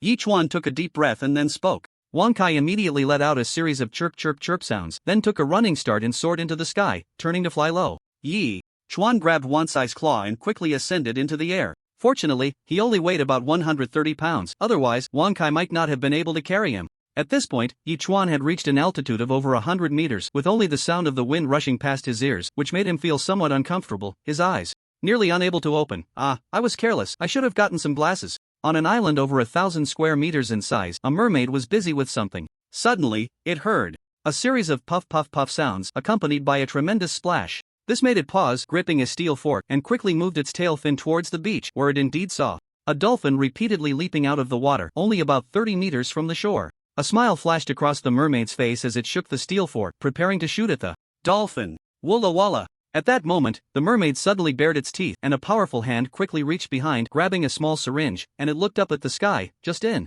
time to see an albatross flying by. Walla walla. The mermaid gritted its teeth in anger, and with a forceful squeeze, the syringe was crushed to pieces. It was certain that this syringe was the one shot into its back by the albatross, but it had no way to counter it. Meanwhile, another albatross called out, flying low to deliver Yi Chuan to the beach before soaring back into the blue sky. Walla walla? The mermaid eyed Yi Chuan suspiciously and spoke. What walla walla? Yi Chuan was also sizing up the mermaid, looking bewildered as he asked. This mermaid stood nearly 1.9 meters tall, with a muscular upper body and a fishtail nearly 1.2 meters long, wielding a steel fork and looking fierce. A mermaid is supposed to be beautiful, right? Why are the two I've seen so ugly? Yi Chuan muttered with some suspicion. They have nothing to do with beauty at all. Walla walla. Not knowing if she understood Yi Chuan's words, the mermaid angrily spoke a few more sentences before quickly charging at Yi Chuan. Yi Chuan calculated the time and fired 12 explosive bolts from the crossbow. Although this mermaid had only 2 split tail fins for legs, her speed was astonishing, and she immediately dodged the crossbow attack, the trident smashing down fiercely towards Yi Chuan. Yi Chuan was already aware of the trident's weight and did not engage the mermaid head-on. Instead, he nimbly evaded the attack and swung the mountain-cutting knife fiercely towards the mermaid's chest. The mermaid's reaction speed was also astonishing. The trident, which was about to strike forward, instantly retracted, and the tail of the spear came crashing back towards Yi Chuan's back. Damn! Yi Chuan's heart tightened, and he immediately turned around, the mountain-cutting knife held horizontally in front of him to block the trident. Clang! A crisp sound rang out as the trident struck heavily against the mountain-cutting knife. The immense force caused Yichuan, who possessed half the strength of a sea turtle, to involuntarily step back 3 or 4 paces in a hurry. Just as the mermaid had barely completed this set of attacks, the next assault followed immediately, not only immensely powerful but also incredibly fast. No wonder the system said this was the most dangerous experience since entering the ocean world. It was not just dangerous, it was downright perilous. With no choice, Yi Chuan dodged again while considering strategies to counter the enemy. 3 minutes had already passed and he needed to hold on for at least another 5 minutes, but it seemed he could barely last a minute. Wah wah wah! The mermaid's face was filled with rage as she suddenly said something to Yi Chuan. In that brief moment of distraction, Yi Chuan turned and struck the mermaid with a palm, the air cannon unexpectedly hitting her face, causing her to instinctively close her eyes. Come on! Seizing the opportunity, Yi Chuan shouted and charged forward, swinging the mountain-cutting knife down hard at the mermaid's belly. Bang! A loud sound erupted, and the blow actually made Yi Chuan's hands go numb, forcing him to retreat several steps, incredulously staring at the spot where he struck the mermaid. Did he actually hit flesh? Was this not steel? Wah wah wah! The mermaid cried out, looking down to see blood seeping from her lower abdomen. Although Yi Chuan was pushed back by the recoil, he still managed to leave a wound on the mermaid's belly, albeit not very deep. System, what the hell is this creature? It's way too strong. Yi Chuan gritted his teeth and couldn't help but ask. The system did not respond, it had crashed again. Every time it gets critical, it plays dead. Just help me translate what this creature is saying. Yi Chuan's mouth twitched, feeling almost hopeless towards the system. Wah wah wah, wah wah wah. The mermaid gritted her teeth, her eyes wide with fury. 8 minutes, is it not over yet? Finally, the 8th minute arrived, but the mermaid, who should have already passed out, was still full of energy. Ah! Immediately after, the mermaid let out a furious roar, hurling the trident fiercely at Yi Chuan. Holy crap! Yi Chuan gasped, genuinely not expecting this creature to throw her own weapon in a fit of rage. He instinctively sidestepped and caught the trident in his hand. Holy crap! Yi Chuan was shocked again. The creature's strength was indeed formidable, as he was pulled back 3 or 4 meters before he could dissipate the force of the trident. He shook the trident and shrugged, saying, "This is too sudden, throwing away your own weapon is just asking for trouble, isn't it?" Wah wah wah! The mermaid shouted angrily, quickly moving her tail fin towards Yi Chuan, already holding 2 stones in her hands, which she hurled at him one after another. Here you go! Yi Chuan turned, dodging the stones while also throwing the trident back into the sea. Wah wah wah! The mermaid roared, turning and charging into the sea. Bang! A distinct muffled sound echoed as the dolphin, which had been lying in wait for a long time, used all its strength to slam into the mermaid, sending him crashing back out of the water. The mermaid looked utterly bewildered. As a mermaid, the ocean was his main battlefield. In the water, his combat power could soar by nearly 30%. But as the king of the sea, what kind of creature dared to attack him? He had just leaped with a force that weighed at least 1,000 pounds. What kind of small thing could possibly send him flying back? Poof! A faint sound accompanied the mermaid's return, as Yi Chuan also jumped up. This time, he didn't use the mountain-splitting knife but a regular spear, thrusting it fiercely into the mermaid's waist. This strike nearly exhausted all of Yi Chuan's strength, and the mermaid let out a terrible scream as more than half of the spearhead pierced into his side. The mermaid reacted quickly, suddenly turning around and throwing a punch at Yi Chuan. At that moment, Yi Chuan was still recovering from his previous exertion, and he was ultimately struck in the chest by the mermaid's punch. He was propelled backward by the force, feeling his chest churn as he gasped for breath before finally exhaling deeply. Why is this beast so hard to fight? Yi Chuan gritted his teeth, feeling the internal injuries in his chest healing rapidly. He immediately called for Wang Kai. He had no idea how long the tranquilizer would take to take effect. It seemed he could only buy time and look for an opportunity to kill it. Wu li wala! The mermaid, gritting his teeth, shouted at Yi Chuan as he forcefully pulled the spearhead from his waist. Yi Chuan simply gave the mermaid the middle finger, reached out and grabbed Wang Kai's claw as it dove down, then soared into the sky, saying, "Let's head back to the island." Seeing the albatross already flying nearly 20 meters away, the mermaid gathered all his strength, gripping the spear, and hurled it at the albatross. The distance was so great that it almost struck the albatross, but fortunately, Wang Fu caught it just in time and tossed it back to the mermaid. Wu li wa la! The mermaid gritted his teeth, then suddenly dove into the sea, quickly pursuing Yi Chuan at nearly 80 knots. Just as Yi Chuan landed next to the small cannon on Turtle Island, the mermaid also came ashore, spotting Yi Chuan immediately and charging toward him. However, the mermaid suddenly felt a wave of dizziness wash over him, a strong sense of drowsiness overtaking him, causing him to sway and nearly fall. Yet, he managed to steady himself, bit his tongue, and moved again, albeit at a slower pace than before. Is the tranquilizer finally taking effect? Yi Chuan's expression shifted as he watched the mermaid sway again. He finally confirmed that after nearly 15 or 16 minutes, the tranquilizer had indeed worked. However, just to be safe, Yichuan decided to act cautiously, aiming the small cannon at the mermaid. When they were about 12 or 13 meters apart, he pressed the button. Boom! A loud explosion rang out, startling the mermaid awake, who immediately jumped to the side. Unfortunately, he underestimated the speed and power of the shell. It ultimately struck him on the side of his chest, blowing off one arm along with part of his torso. Steady! At this moment, Yichuan finally let out a long sigh of relief, smiling as he approached the mermaid. How do you feel? Wu li wala! The mermaid glared fiercely at Yichuan, coldly muttering, "Sorry, but I'm afraid we're in an adversarial relationship, so if you don't die, that I will," Yichuan said calmly. "I think it's better for you to die." Wu li wala! The mermaid suddenly gritted his teeth, sitting up abruptly and throwing a punch at Yichuan. Yichuan was taken aback, swinging the mountain-cutting knife forcefully towards the mermaid's neck, only to lose his precious life just as the punch was about to hit him. My God, this hidden mission is really deadly. Letting out a long breath, Yichuan couldn't help but sit down on the ground. Under the dual effects of S-level freshwater and the sea turtles nurturing, Yichuan didn't feel tired. It was just that the tense and thrilling battle had truly put his nerves on edge. The pressure was simply too great. Detected that the host has killed a mermaid within a week. Hidden mission completed. Surprise gift package obtained. Would you like to open it? After a dozen seconds, the system's voice came through. Awesome! Yichuan's expression changed, and he immediately laughed heartily, saying, "Open it." Opening surprise gift package. Congratulations to the host for obtaining evolution value. Package *1, A-level coconuts *4, magical pills, resource package *1 with the double amplification effect. All 3 items turned into double portions. I didn't expect the double time to still be active. This is really exciting. Yichuan's expression shifted, and he quickly opened the 2 evolution value packages, instantly gaining 20,000 evolution points. Not easy, but with 20,000 evolution points, I can level them up by 1. Yichuan said with a smile, slowly getting up and tossing the mermaid's corpse into the sea. Only then did he noticed the magical pills. What were those? However, Yichuan didn't think too much about it for now. Watching the dolphin retrieve the mermaid's spear, he couldn't help but nod slightly. He now had another weapon, albeit a rather large one. The system said this mermaid was carrying out some kind of plan on the island. It seems I need to go see what this guy is up to. After considering it, Yichuan couldn't help but mutter to himself. Thinking this, Yichuan immediately commanded the sea turtle to head towards the island while he ran to open the dozen or so resource boxes he had accumulated. The ice on the sea was getting thicker, already reaching the edge of freezing, and the number of resource boxes retrieved had indeed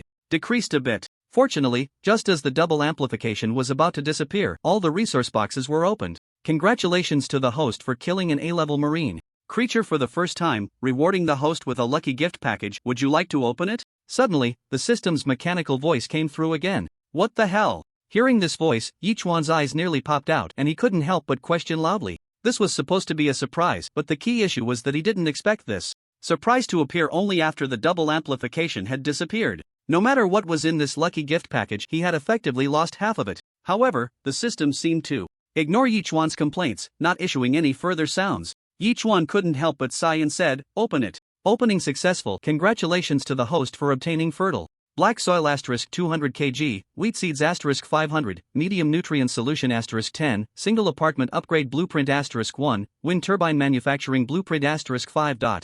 This is great. Yichuan's expression shifted. Getting wheat seeds was unexpected, but he didn't expect to also receive a single apartment upgrade blueprint. What did this upgrade blueprint entail? Thinking about it, Yichuan immediately asked. The system quickly responded, the single apartment will be upgraded to a 100 square meter 2-bedroom apartment, and it comes with exquisite decoration. The host can choose to keep or discard the existing furniture and appliances. Note, if one item is kept, the corresponding item given during the upgrade will no longer exist. Awesome!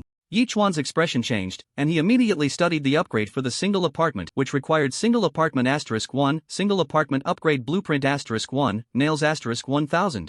Wooden boards *500, metal sheets *300, stones *150, plastic *100, glass *50. I didn't expect to need so many things. Fortunately, I have plenty of resources, otherwise, it would really be a hassle. Yichuan muttered, choosing to keep the fully automatic smart toilet, the trash can, and the pipes connected to the seawater desalination device while replacing everything else. He immediately began the construction of a 2-bedroom apartment. In just a minute or two, a brand new bungalow appeared before Yichuan. Just from the outside, it looked nearly twice as luxurious as before, and even the entrance door had become a password and fingerprint-protected security door. Wow, I'm really excited, Yichuan whispered joyfully. After setting the password and fingerprint, he slowly stepped into the room. Genuine leather sofa, coffee table, TV cabinet, dining chairs, almost all the soft furnishings needed for a family were present in this two-bedroom apartment. Even the previous bulky television had been replaced with a curved smart TV mounted on the wall.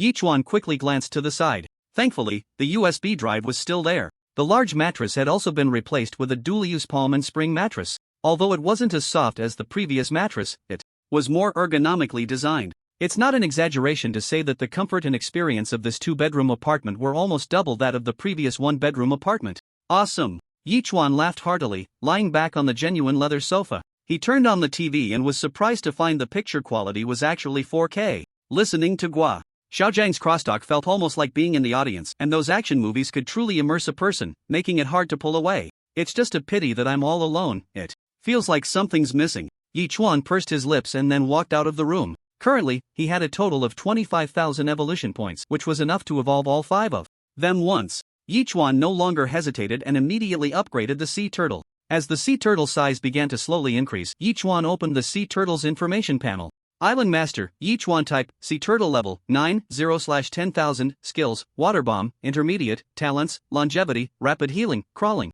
It seemed that aside from the size increase, there were no other changes. Next, Yichuan upgraded the dolphin and then opened the dolphin's information panel. Name, Dolphin Friendliness, 100 out of 100 level, 9 evolution points, 0 out of 5,000. Skills, Sonic Interference, Intermediate, Absolute Impact, Intermediate, Talents, Deep Diving 1500 meters. Note, Absolute Impact allows the dolphin to attack with its head, with a primary impact equivalent to a force of 1,500 pounds. Sonic Interference can perform sonic attacks on all entities within an 80-meter range, disrupting their actions. To his delight, the dolphin's Sonic Interference and Absolute Impact had finally reached the intermediate level, and its diving depth had also reached 1,500 meters. An increase in diving depth meant a higher success rate for detecting mineral resources. However, Yichuan didn't let the dolphin act just yet. After all, there was still a mermaid present. Depending on how strong the mermaid he was battling was, he could guess how powerful this race was. However, such a powerful mermaid, which should belong to a race, was only classified as an A-level marine creature.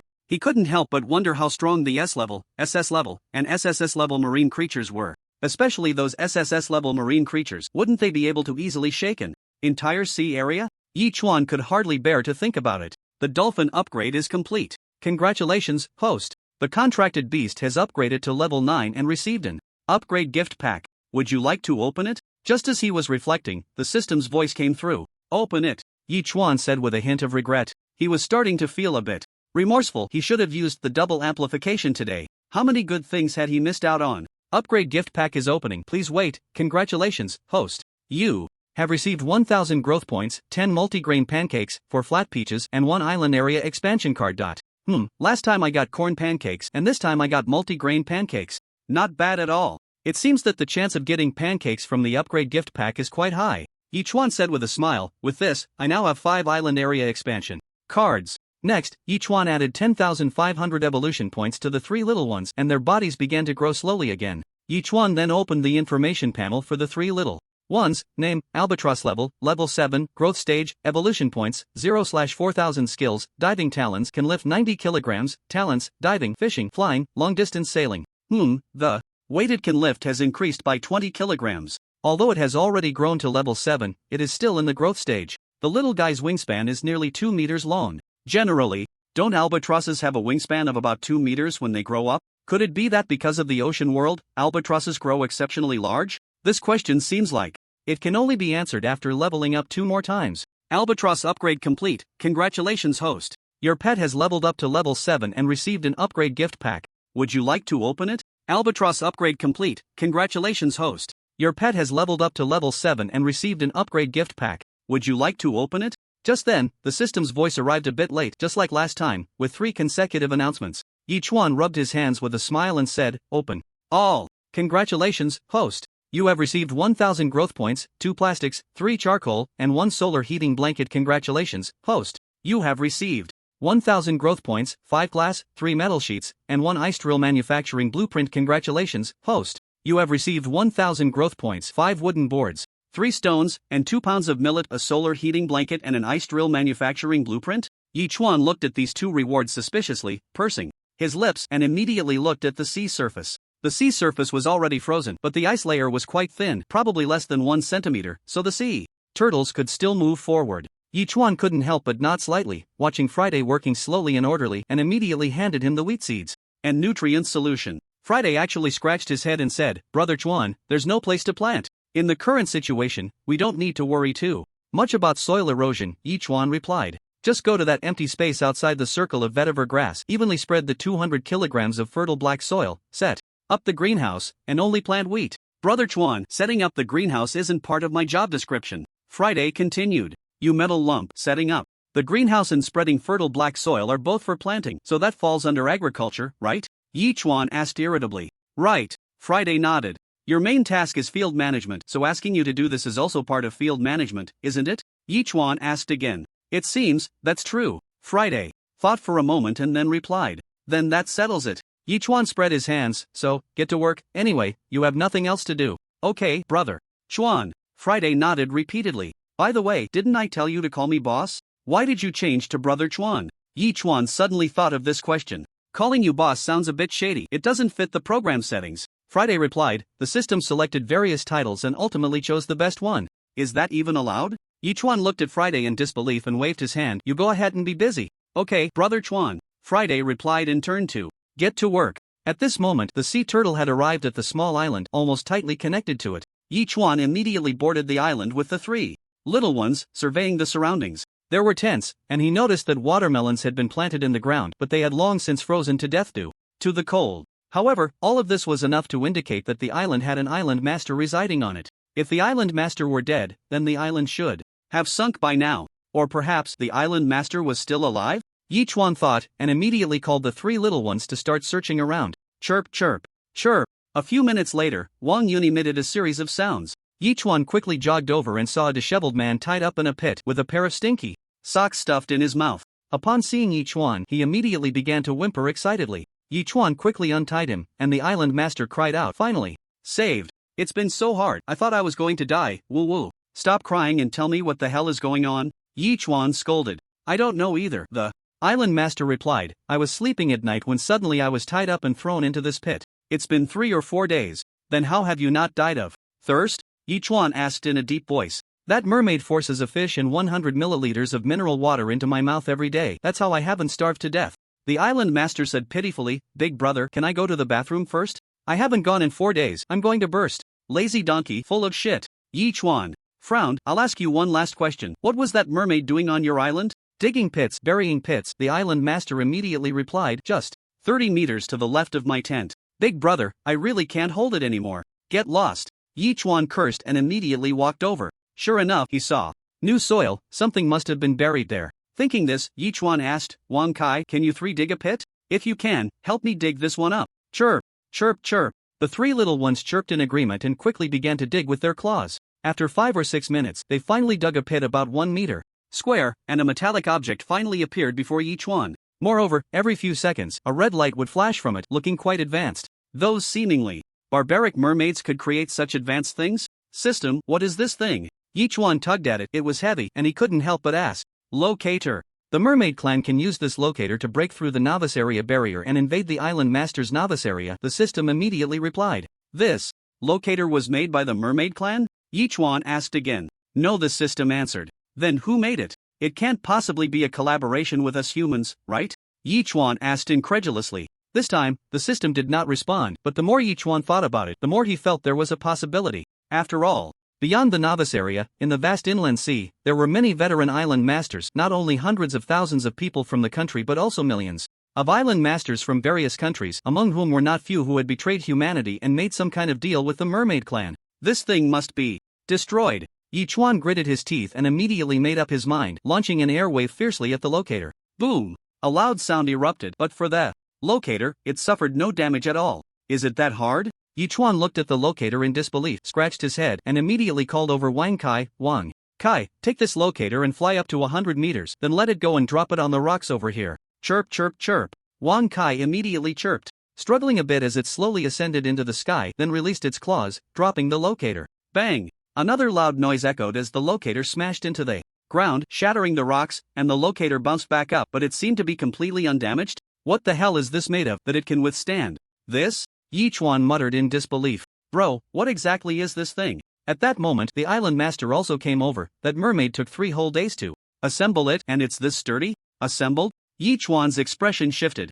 Yeah, and I vaguely saw that there was a very rough instruction manual, the island master replied, but then it was swallowed by him. When did he swallow it? Yichuan immediately asked. It's been about a day, the island master thought for a moment before saying, then suddenly froze. I just remembered, you're the big shot who fought with the mermaid, you didn't kill him, did you? Yichuan frowned. If it had been a day, it probably turned into waste long ago. Looking for the instruction manual seemed unrealistic. Yichuan circled the locator a few times, finding no flaws, and couldn't help but look at Friday on Turtle Island, rolling his eyes, and immediately shouted, Friday? Friday? Isn't today Thursday? The island master interjected. Did I remember wrong? Brother Chuan, do you have any orders? At this moment, Friday ran over to Yichuan. Friday, as someone exceptionally knowledgeable in field management, have you studied the disassembly of precision instruments? Yichuan asked seriously. I've written part of the code for precision instruments, I can only say I have a basic understanding, Friday replied. Then take a look, can you handle this thing? Yichuan tapped the locator and then asked.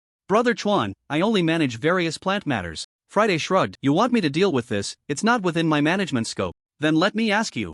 The reason you can manage various plants is because of my existence, right? Yichuan immediately questioned. Yes. So if I were gone, you wouldn't be able to manage anymore, and you might even be reclaimed because of my disappearance, thus losing your freedom? Yes. If this locator isn't disassembled, and we are attacked by the merfolk, I could very well disappear, which means if you don't dismantle it, you will be reclaimed, lose your freedom, or even be disposed of. Shouldn't you dismantle it? It seems I should. Let's get started. Yichuan nodded and then gestured to Friday to begin. Friday scratched his head, squatted down, and started examining the instrument. Big shot, we're all lonely individuals, but you not only have such a large island, but you also have a companion, the island master asked in confusion, then seemed to think of something, his body shuddered, and he stared wide-eyed. How did this island move over here? From now on, if you dare to say another word, I'll kill you. Yichuan gritted his teeth. Three little ones, if he says another word, give him a good scratch. Chirp chirp chirp. The three little ones immediately chirped joyfully. The island master looked at the three little ones, his eyes sparkled again, but then dimmed instantly, not daring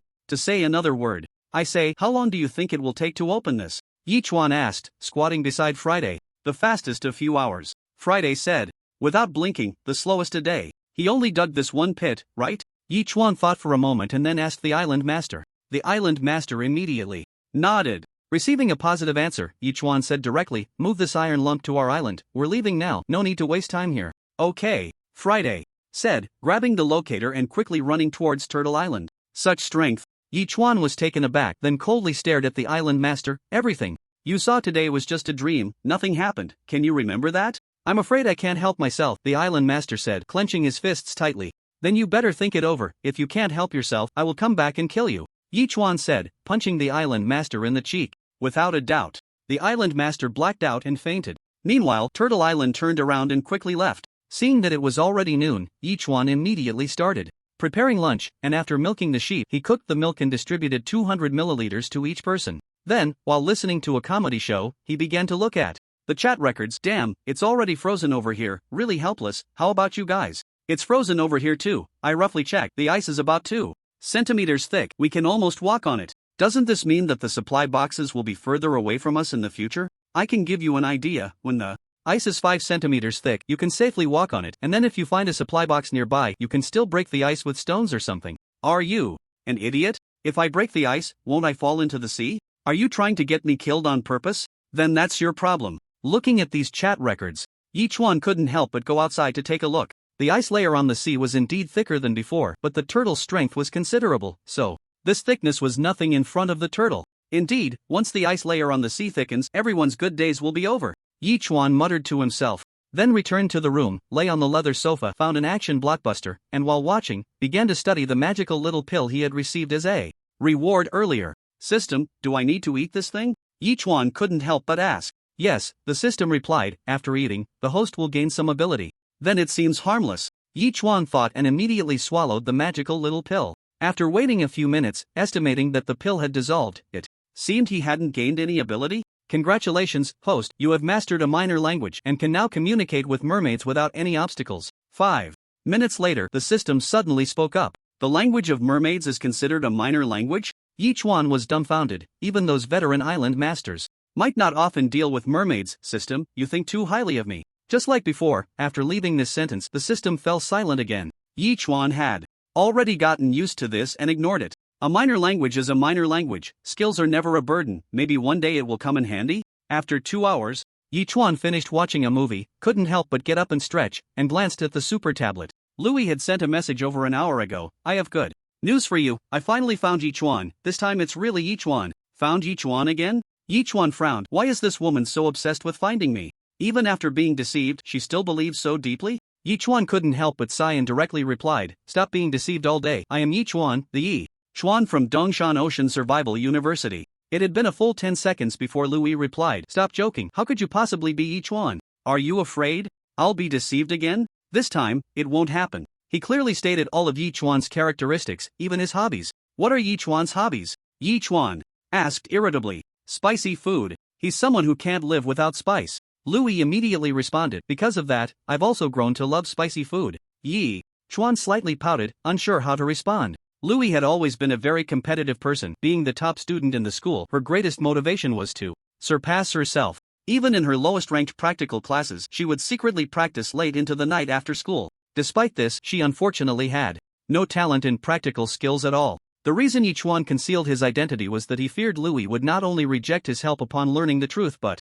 might also fall into a deep depression. After all, her goal was to surpass herself, and instead of achieving that, she was saved by him and had relied on him for nearly a month, which would be a devastating blow to her. The fact that she had been deceived twice in a row was likely because those impersonating Yichuan were living miserable lives. When Louis helped them, it greatly inflated her vanity. Look, what does being the top student matter? Once you enter the ocean world, aren't you just as miserable, living worse than I am? However, now, to prevent Louis from being deceived any further, he had to reveal his identity. He only mentioned one of Yichuan's hobbies, but actually, Yichuan has another hobby, which is studying. Yichuan replied directly, because Yichuan is an orphan, even after leaving the orphanage, he had to work part-time after school to pay for tuition and support himself. So, he knows that studying is the only way out, which is why he has always ranked first. After sending these messages, Louis fell silent again. Several minutes passed before Louis replied, stop joking, we're competitors at school, how could you have been helping me for nearly a month? Because you're the first alumni I've met and I've always admired you, Yichuan replied, a girl who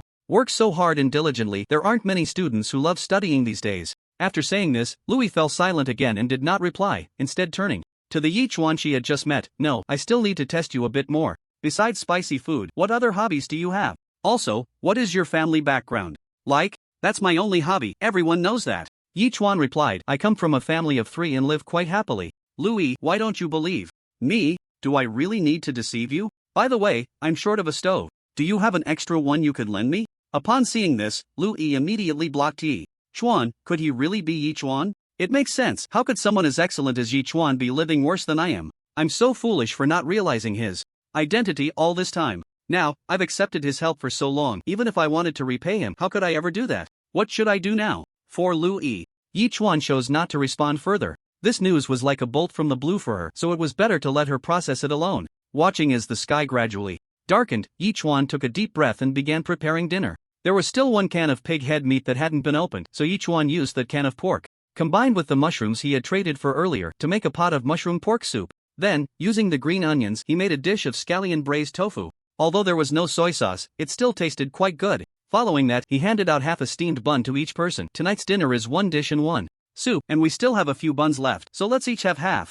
Although Louis still didn't respond, Yichuan sent her a portion as well. Since the conversation had already opened up, many things no longer needed to be avoided. We have mushroom soup to drink again. I love mushroom soup the most. Blueberry jam immediately replied, right now, I still haven't forgotten the delicious lychee mushroom soup I had a few days ago, hee. I'll take a stroll in the woods another day. There should be mushrooms there too. Yichuan sent a smiling emoji. How's it going on your side? Not too cold, right?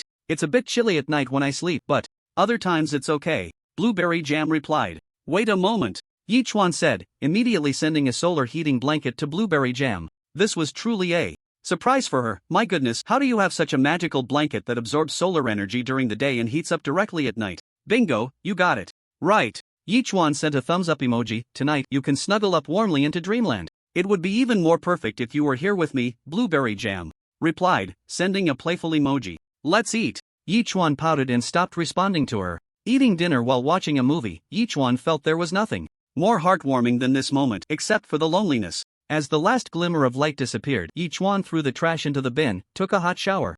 in the bathroom and tossed away the super thermal suit that had been damaged during the battle with the cold front and the mermaid before returning to bed. He saw that Louis had already accepted the food and traded over the super tablet. Although Yichuan understood Louis's intention, he still asked, "What is this?" "I plan to become your subordinate island master." Louis replied without hesitation, "I've always been a very strong-willed girl, but after learning about your identity, the little bit of pride I had left seems to have vanished. I think it's better for me to become your subordinate island master, otherwise, always accepting your aid makes me feel a bit uncomfortable. Can I consider you a friend? Besides, didn't we agree that you would find rare resources for me?" Yichuan replied, "We are each other's first friends in this ocean world, regardless of whether I am Yichuan or not, our friendship won't change, right? Do you really think so?" Louis bit her lip and, after a few seconds, finally replied, "Clang." Just as Yichuan was about to respond, he suddenly heard a crisp sound coming from not far from the house. Yichuan couldn't help but frown and rushed out of the room. He saw Friday squatting there. The original iron lump had surprisingly revealed a fist-sized red plastic lamp inside after layers of decomposition. The flickering red light was emitted from it. "Friday, you haven't been unlocking this iron lump the whole time, have you?" Yichuan asked in shock. "You managed to unlock it in less than 10 hours. That's impressive." "Brother Chuan, this isn't difficult," Friday replied. "Really impressive." Yichuan cooperatively gave him a thumbs up. "Alright, you should go rest now." Yichuan nodded. "Do we need to destroy it?" Friday then asked. "This thing might be hard to destroy, after all." Smash! Before Yichuan could finish his sentence, Friday had already punched the locator, smashing the red plastic along with the small lamp inside into pieces, and the red light no longer lit up. Yichuan looked at the scene in disbelief and couldn't help but give Friday a thumbs up again. "Awesome. Brother Chuan, I'm going to take a break now," Friday said, turning to leave. "This guy's combat power seems pretty strong, too. It looks like I need to train it for future battles," Yichuan muttered softly, immediately tossing everything into the furnace before returning to his room. At this moment, in the vast inner sea, a group of dozens of mermaids was swiftly swimming in a certain direction. The mermaid beauty at the front held a panel but suddenly stopped. "The location has disappeared. What's going on? Could it be that Yu Chang has been discovered?" a tall mermaid behind her said in a deep voice.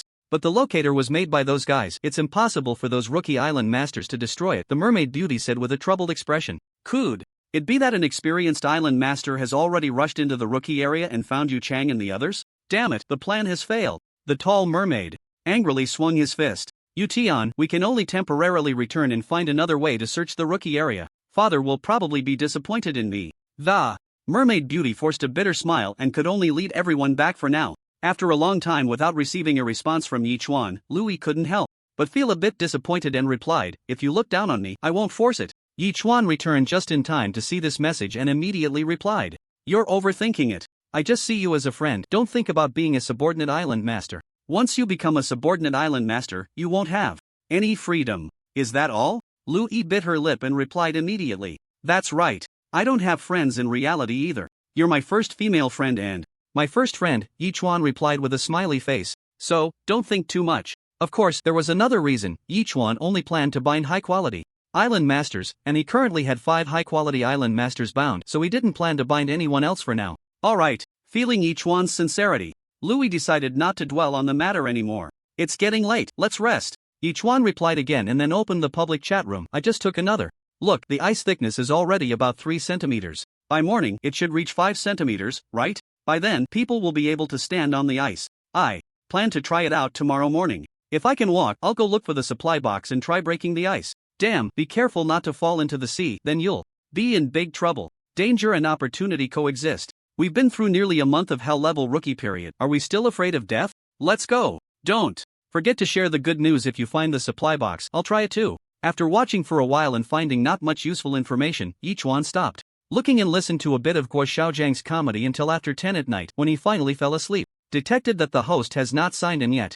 "Would you like to sign in?" Early in the morning, Yichuan had just woken up for less than 10 seconds when the system's voice rang out. "So punctual," Yichuan muttered softly and directly said, "Sign in." "Sign in successful. Congratulations, host, you have received 1,000 evolution points, 200 kilograms of fertile black soil, and 1 feather fragment. Note, 3 feather fragments can be exchanged for 1 angel feather, which will lead to unexpected events when used. System, don't give me feather fragments in the future. Using the angel feather hasn't brought me any luck. It feels like a waste," Yichuan immediately said. Just like before, the system remained silent. Yichuan didn't mind and then stretched lazily, walking outside to hand the fertile black soil to Friday. "Chirp, chirp, chirp, chirp." At that, moment, Yichuan heard a very faint sound, paused for a moment, and then his expression changed. Is that the sound of chicks? Thinking this, Yichuan immediately ran to the chicken coop and indeed saw a group of yellow chicks running around behind a hen, looking very healthy. However, the weather was too cold and they were all shivering. Yichuan quickly ran to get 2 stoves and placed them in the corners of the chicken coop, which gradually raised the temperature. These chicks can't eat sea fish, they should eat millet? Watching the 2 hens pecking at the ground, seemingly looking for food for the chicks, Yichuan couldn't help but mutter softly. Currently, he only had 2 pounds of millet and was thinking of making some millet porridge for himself, but it seemed that the chicks were more important right now. Weighing his options, Yichuan immediately took a large handful of millet and scattered it in the chicken coop, causing the chicks to chirp excitedly. The rooster nearby also wanted to eat but was firmly pushed into a corner by the hen spreading her wings. Hens usually wouldn't attack roosters, but in the face of maternal love, all rules would change. Watching the chicks happily eating millet, Yichuan didn't feel too optimistic. After all, he only had 2 pounds of millet, and it seemed he would run out in a couple of days. It looked like he needed to find some substitutes. However, he still had to think carefully about this problem. Island upgrade complete. Congratulations to the host for upgrading the island to level 9. You have received an upgrade gift pack. Would you like to open it? Just then, the system's voice came through. Just in time. I hope I can get some millet. Yichuan's expression changed and he immediately said, open it. Opening. Congratulations to the host for obtaining 2000 growth points. A-grade peaches *4, small nutrient solution *7, rotating crossbow arrow manufacturing blueprint *1. Why? Is there another rotating crossbow arrow? Didn't I already have one? Yichuan couldn't help but ask. The host can manufacture another rotating crossbow arrow, or use the rotating crossbow arrow manufacturing blueprint to upgrade the existing rotating crossbow arrow, the system explained. It can be upgraded? Yichuan's expression changed. After all, the current rotating crossbow arrow couldn't even penetrate the skin of a wild chicken if he encountered a thick-skinned animal. Like a wild boar, the rotating crossbow arrow would become useless. With this in mind, Yichuan immediately decided to upgrade the rotating crossbow arrow. Upgrading. The rotating crossbow arrow required rotating crossbow arrow *1, rotating crossbow arrow manufacturing blueprint *1, wooden planks *10, and metal sheets *5. Right away, Yichuan manufactured the upgraded version of the rotating crossbow arrow, which was about a pound heavier than before, increasing from 12 arrows to 16. Moreover, after making the arrows, Yichuan found that each arrow was also about 5 coins heavier than before. Although the increase was very slight, it was still noticeable. After loading the 16 arrows, Yichuan immediately went outside the woods and pulled the trigger at a sturdy tree. Within 5 seconds, all 16 arrows shot out with a very faint whooshing sound, embedding themselves into the trunk, each one buried nearly halfway in, requiring a strong pull to remove. It seems that the power has more than doubled compared to the previous arrows. If I encounter that wild boar again, these 16 arrows could seriously injure it. Yichuan examined the arrows and nodded in satisfaction. Additionally, the upgraded rotating crossbow arrow was more user-friendly, unlike before, where arrows had to be loaded in a rotating manner. Now they only needed to be loaded in one position, thanks to an automatic rotating mechanism. If a battle were to occur, it could save time to the maximum extent. Furthermore, he could choose to shoot all or half of the arrows simply by pressing the adjustment button, making it incredibly convenient. Awesome. In response, Yichuan grinned and gave a thumbs up. Until this moment, Yichuan had noticed that this grove had increased by another 500 square meters, bringing the total area of the grove to about 2,500 square meters, which was more than twice the size of most island owners' islands. It has suddenly grown by 500 square meters. There must be many other things inside, right? Yichuan muttered while pinching his chin. After all, with over 2,000 square meters, there are wild boars and hyenas. With an additional 500 square meters, wouldn't there be wild buffaloes or something similar? Although he couldn't figure out the situation inside, Yichuan still planned to take a stroll in there after breakfast. After all, this was his territory and he should at least grasp the specific situation inside, right? At this moment, Yichuan's expression changed and he immediately went to the small hill of evolution. The current small hill was over 60 meters long and about 22 to 23 meters high. The place where the spring had previously appeared had now widened the cracks in the rocks, and the spring water flowing out was thicker than before, estimating that it could fill a mineral water bottle in about an hour. However, Yichuan did not plan to intervene with this spring water just yet. He would wait until it formed a river before diverting the spring water for daily use. After all, tap water converted from seawater could not compare to naturally formed spring water in taste. Subsequently, Yichuan returned to his room, cooked the steak he had traded for earlier, and then traded each person an A-grade peach and 200 milliliters of goat milk. It's getting late. Everyone hasn't had breakfast yet, so this time we are having steak and A-grade peaches. A-grade peaches? Lu Yiwei couldn't help but ask in surprise. Brother, this is too precious, isn't it? Oh no, it seems that anything taken out is quite valuable. After replying, Lu Yuwei couldn't help but send a playful sticking out tongue emoji. I can't eat it all myself, so I'm sharing it with everyone. Yi Chuan replied, by the way, I remember you said you stayed on a ranch for a while? Yes, why? Lu Yuwei asked, puzzled. So, do you know what else can be fed to chicks besides millet? Yi Chuan immediately asked. For chicks, there are quite a few options. They can also eat insects, vegetables, corn kernels, etc. However, I think I've offered bread twice before, so maybe you have more bread there and you can feed them breadcrumbs. I do have quite a bit of bread here. Yi Chuan's expression changed, then I'll feed them breadcrumbs. Lu Yuwei immediately traded over 500 g of bread *2 and then said, breadcrumbs are best a little dry. I have 2 more packs here, you can take them. By the way, the chicks just hatched are quite weak, you should find a way to make them stronger, or they can easily get sick or be infected by some kind of bacteria, which would be a loss. I understand, Yi Chuan replied, pondering for a moment. If he wanted them a bit dry, he could just slightly air dry all the bread. As for making them stronger, drinking S-grade freshwater? That seemed too extravagant, he hadn't even dared to drink much himself, right? By the way, Yi Chuan's expression changed. He had a total of 2 A-grade seawater purifiers, and after upgrading one, the other had been left and used. Now it seemed necessary to reactivate it, as it could not only provide for the chicks but also for several subordinate island owners, killing 2 birds with 1 stone. With this thought, Yi Chuan immediately took out the unused A-grade seawater purifier, poured in seawater, and began the purification process. Then, while eating breakfast, Yi Chuan started looking at the messages in the public chat room. It really froze to about 5 centimeters. I even stepped on it to try, and it could just hold a person. Did you go look for the supply box? Did you try to see if you could smash through the ice layer to drag out the supply box? Damn. Am I crazy? What if I really fall down? Wouldn't I be left with no place to be buried? Only you could come up with such a ridiculous idea. Sigh, fortune favors the bold. With your cowardice, you'll never get to eat more than 4 dishes in this lifetime. I truly look down on you. Do I need your approval? Who the hell do you think you are? Looking at these chat records, Yi Chuan couldn't help but shake his head slightly. After tidying up the trash, he finally left the room, feeling the damp and cold air, and took a deep breath. He then called the 3 little ones, planning to head into the woods to take a look. The 3 little ones unconditionally agreed, forming a protective circle around Yi Chuan, giving an impression of facing a formidable enemy. Although Yi Chuan didn't notice anything unusual, he still remained on high alert. After all, in such an environment, something threatening could suddenly appear, right?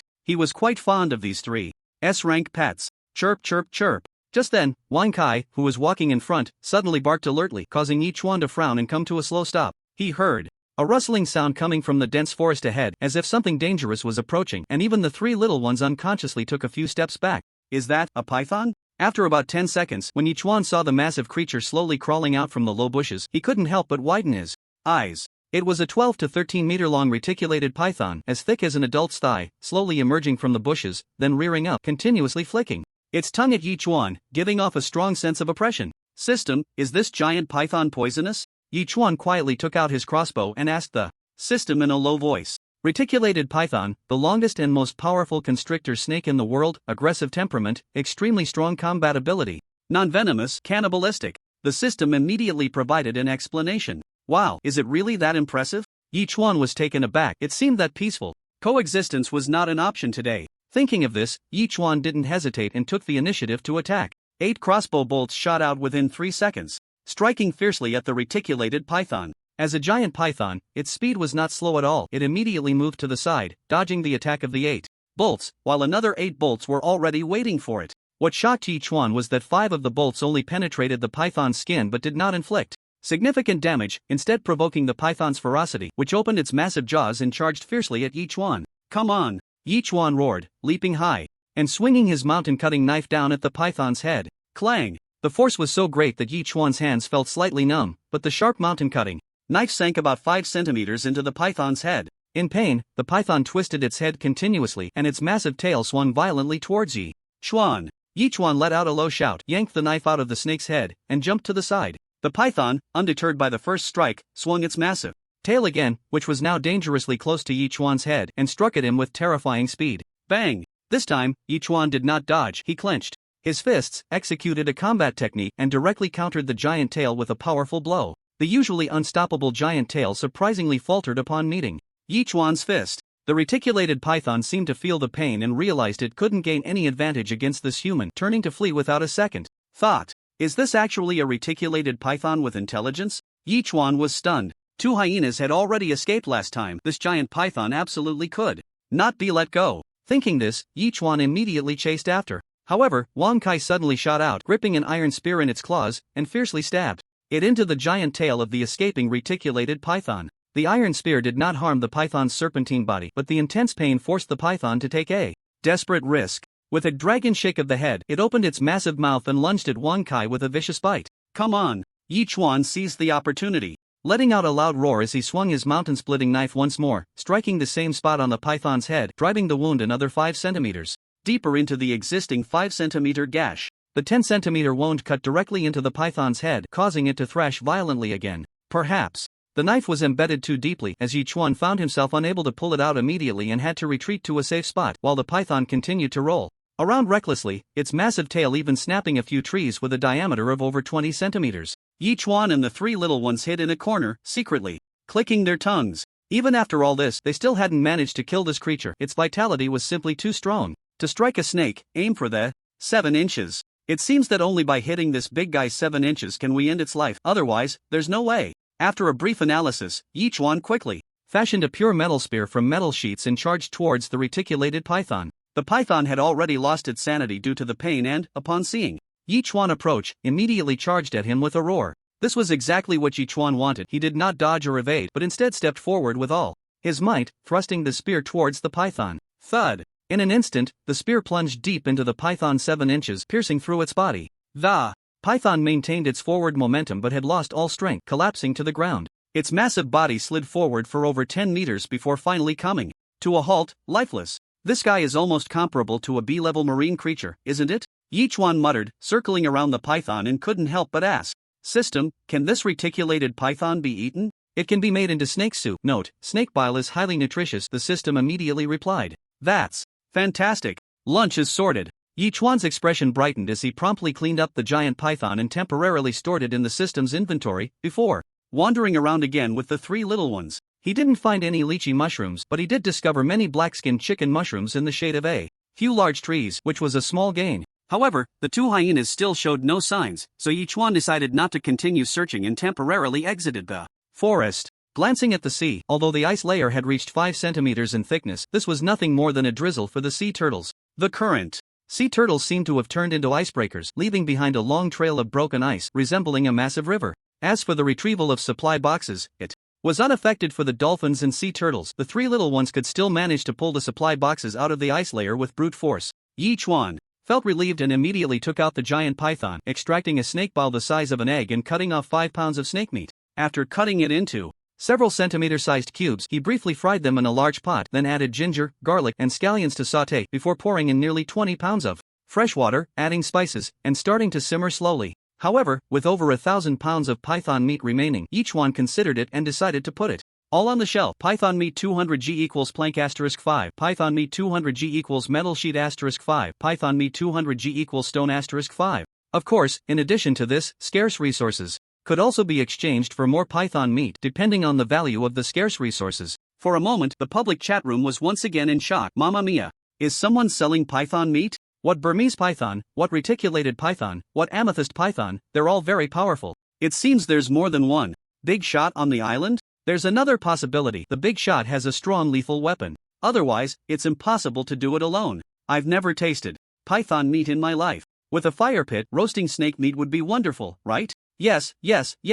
I need to hurry and trade for some, or it'll be gone. Just then, a private message popped up. Big shot, I have something good that I estimate can be exchanged for 50 kilograms of python meat. What? So impressive? This really startled Yi Chuan, and he immediately replied, I'm quite interested. The other party quickly placed a card in the trading area. What do you think? A triple value card? Yi Chuan was taken aback.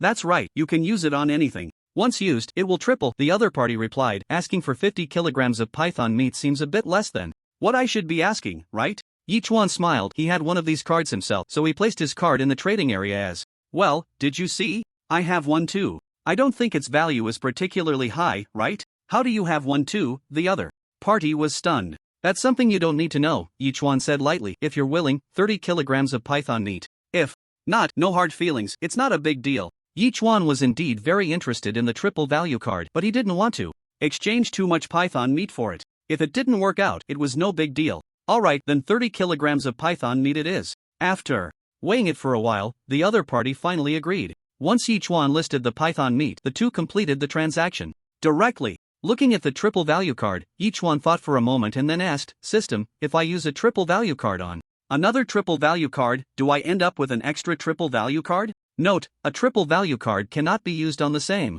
type of item, it can only be used on different items, the system immediately responded. Then if I use one on Friday, wouldn't I end up with 2 Fridays? Yichuan said again. Note, the 2 extra Fridays will function exactly like the original Friday, the system replied again. This meant that the extra Fridays would primarily be for field management and wouldn't really serve other purposes, so whether to use it or not didn't matter much. After trading some items with a few people, Yichuan was just about to leave when he saw Wang Sanrui send another message. "Friend, I have 2 island area expansion cards, a complete set of toiletries, and a crossbow. How much python meat can I trade for?" "What's included in a complete set of toiletries?"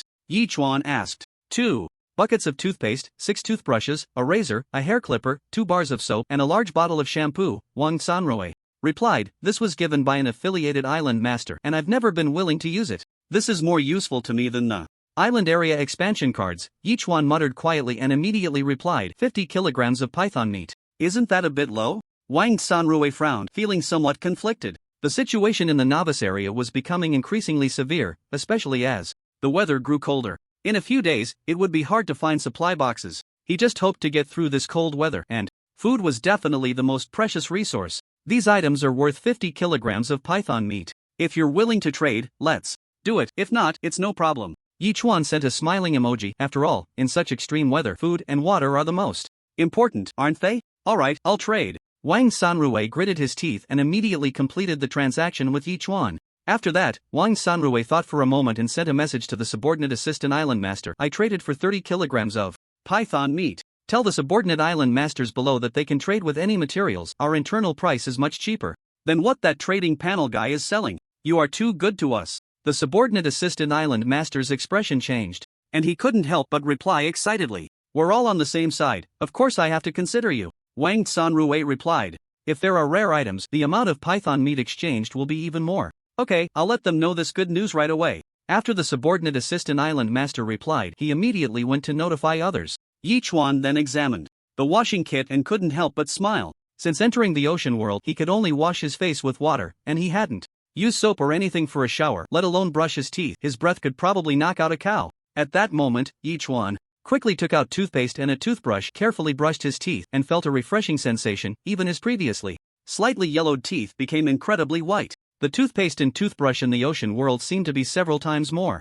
effective than ordinary toothpaste and toothbrushes on Earth, simply miraculous. After considering it, Yichuan divided another tube of toothpaste into 30 portions, split it into 4 parts, and took out 4 toothbrushes to trade with the 4 girls, including blueberry jam. Men might not care, but girls naturally love beauty, and after such a long time without brushing their teeth, they must be suffering terribly. Sure enough, blueberry jam immediately sent a series of terrified emojis. "Wow, toothpaste and toothbrush, what kind of godly brother are you to even get this?" "How about that, surprised?" Yichuan asked with a smile. "Not just surprised, it's downright terrifying." Blueberry jam exclaimed excitedly, "I feel like I'm dreaming. I haven't brushed my teeth in a month, and that feeling is worse than death. I just traded for it, thinking the girls would definitely need this." Yichuan sent a smiling emoji. "I need it so badly, I have to go brush my teeth right away." Blueberry jam sent a grinning emoji and stopped replying. The other 3 girls were equally shocked, and Liang Hongying suspiciously asked, "This thing is a priceless treasure in the vast ocean world. How did you get it?" "I traded it for python meat," Yichuan replied.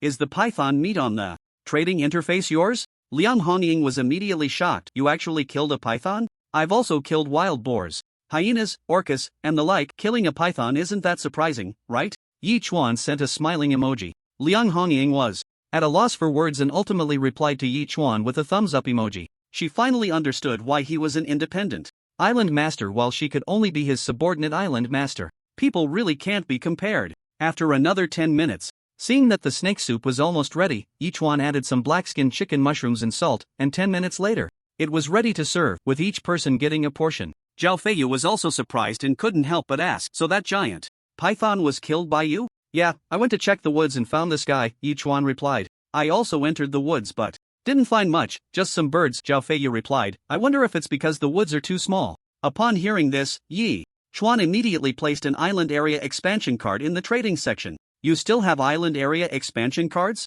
Zhao Feiyu asked in surprise. I only opened one, and I haven't opened another since. This was also exchanged for python meat. Yichuan replied, you can use another one and see the specific situation tomorrow. Okay. Zhao Feiyu replied without hesitation. For Yichuan, Zhao Feiyu had now become immune to his gratitude. Everything could only be repaid with actions in the future. After chatting a bit more with others, Yichuan began to eat snake soup while looking at the messages in the public chat room. Emergency, emergency, I found someone has been observing the situation on my island from the water. Isn't everything frozen? How? Can someone stick their head out of the water to observe? Are you hallucinating from the cold? It's true, this guy dug a hole in the ice and actually poked half his body out. How did he do that? The way you're saying this is making me feel uneasy. You must be joking, right? It's a mermaid, damn, he can actually walk with his tail fin and is swimming towards me. What should I do? He won't kill me, right? Damn, is this for real? I suggest you hide quickly. Where is he? Why isn't he talking anymore?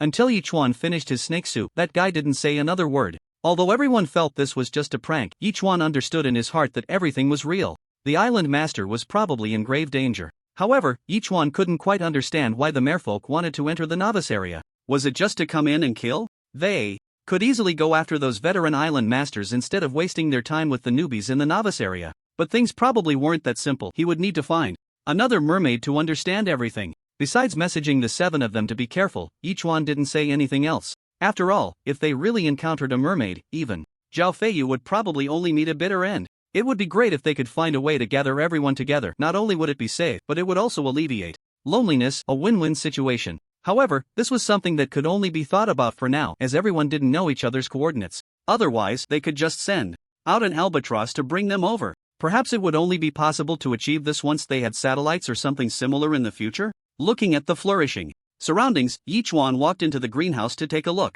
The coconut tree had now grown to about 5 meters tall, just reaching the top of the greenhouse. However, it seemed that this coconut tree had reached its maximum height. It had already bloomed white flowers, and as for pollination, it seemed he would have to ask Friday about that. The peach tree, pear tree, and apple tree had also grown nearly 2 meters tall and were about to bloom, but it appeared they were facing the same issue of pollination. This was a big problem. If not handled properly, all the previous efforts could go up in smoke. Friday, Yichuan called out as he walked out of the flower bed. Brother Chuan, what instructions do you have? Friday immediately ran over to ask. I see these fruits are about to bloom. How do you plan to pollinate the flowers?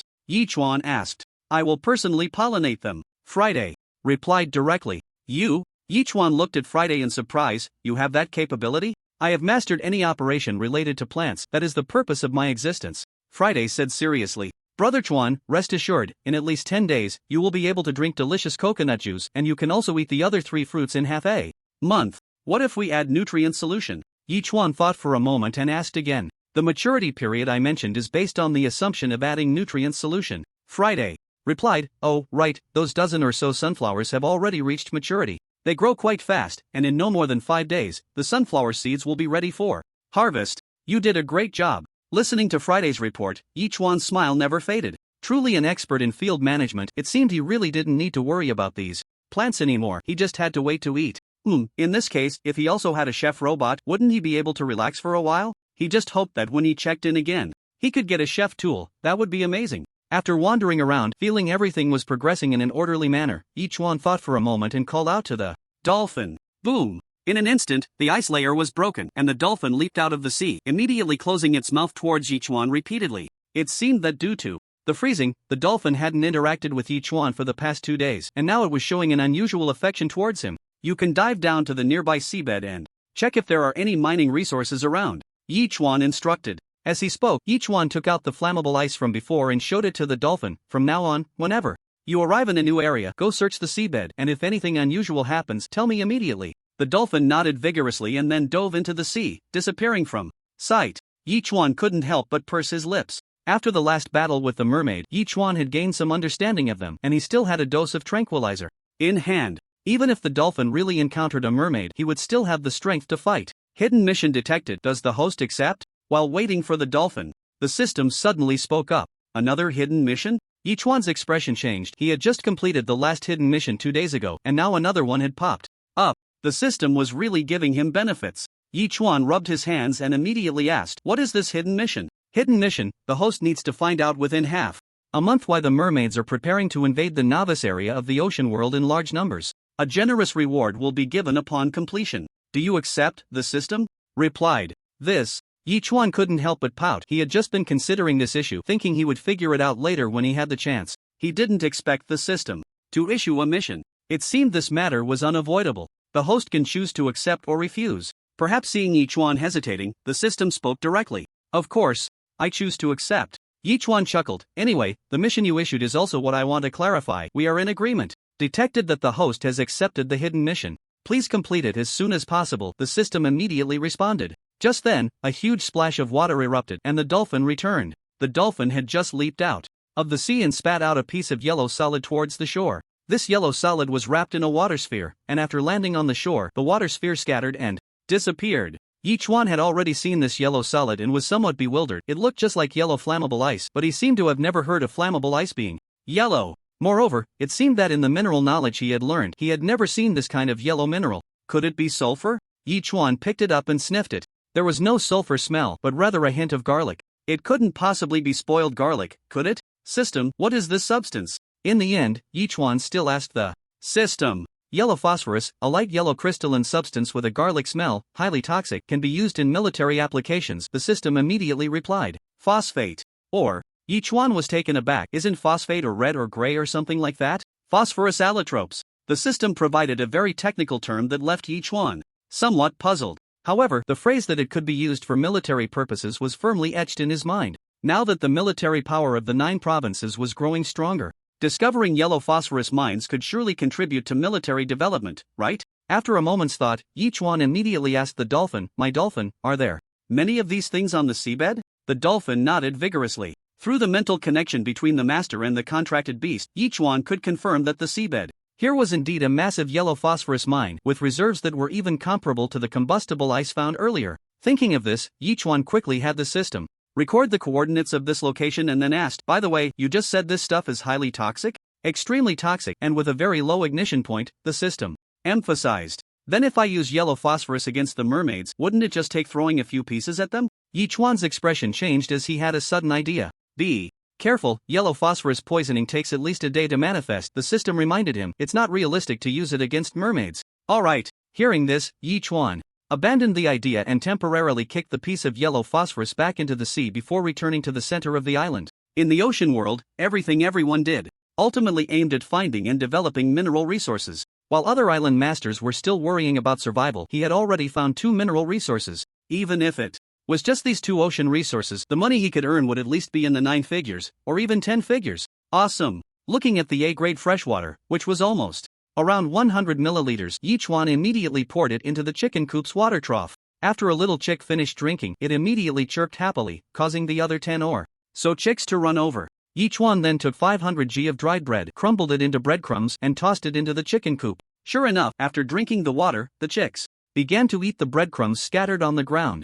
Yichuan then carefully counted. There were a total of 16 chicks, but he couldn't quite distinguish how many were roosters and how many were hens. In any case, he wouldn't have to worry about eggs and chicken meat in the future. With nothing to do, Yichuan ran over to open the dozen or so supply boxes piled near the turtle's head. He couldn't help but find some basic supplies and some food, but there were hardly any rare items. Logically, in such extreme weather, there should be quite a few rare supplies. After resting for a while, seeing that the sun was about to set, Yichuan began preparing food. Stir-fried spinach with meat, scallion mixed with tofu, and half a pound of millet porridge were prepared and traded to Zhao Feiyu and his 7 companions just as night was falling. In cold weather, drinking a bowl of hot millet porridge is definitely the happiest thing. No wonder you're the best in the school, you have everything in your hands, and they're all top-notch. After receiving the millet porridge, Lu Yi immediately replied. This made Yichuan curl his lips. Lu, the campus beauty, why do I feel a hint of sarcasm in what you just said? No, I'm just speaking the truth. Lu Yi replied with a smiling expression. I've even let go of that damned stubbornness from before. What else is there to hold on to?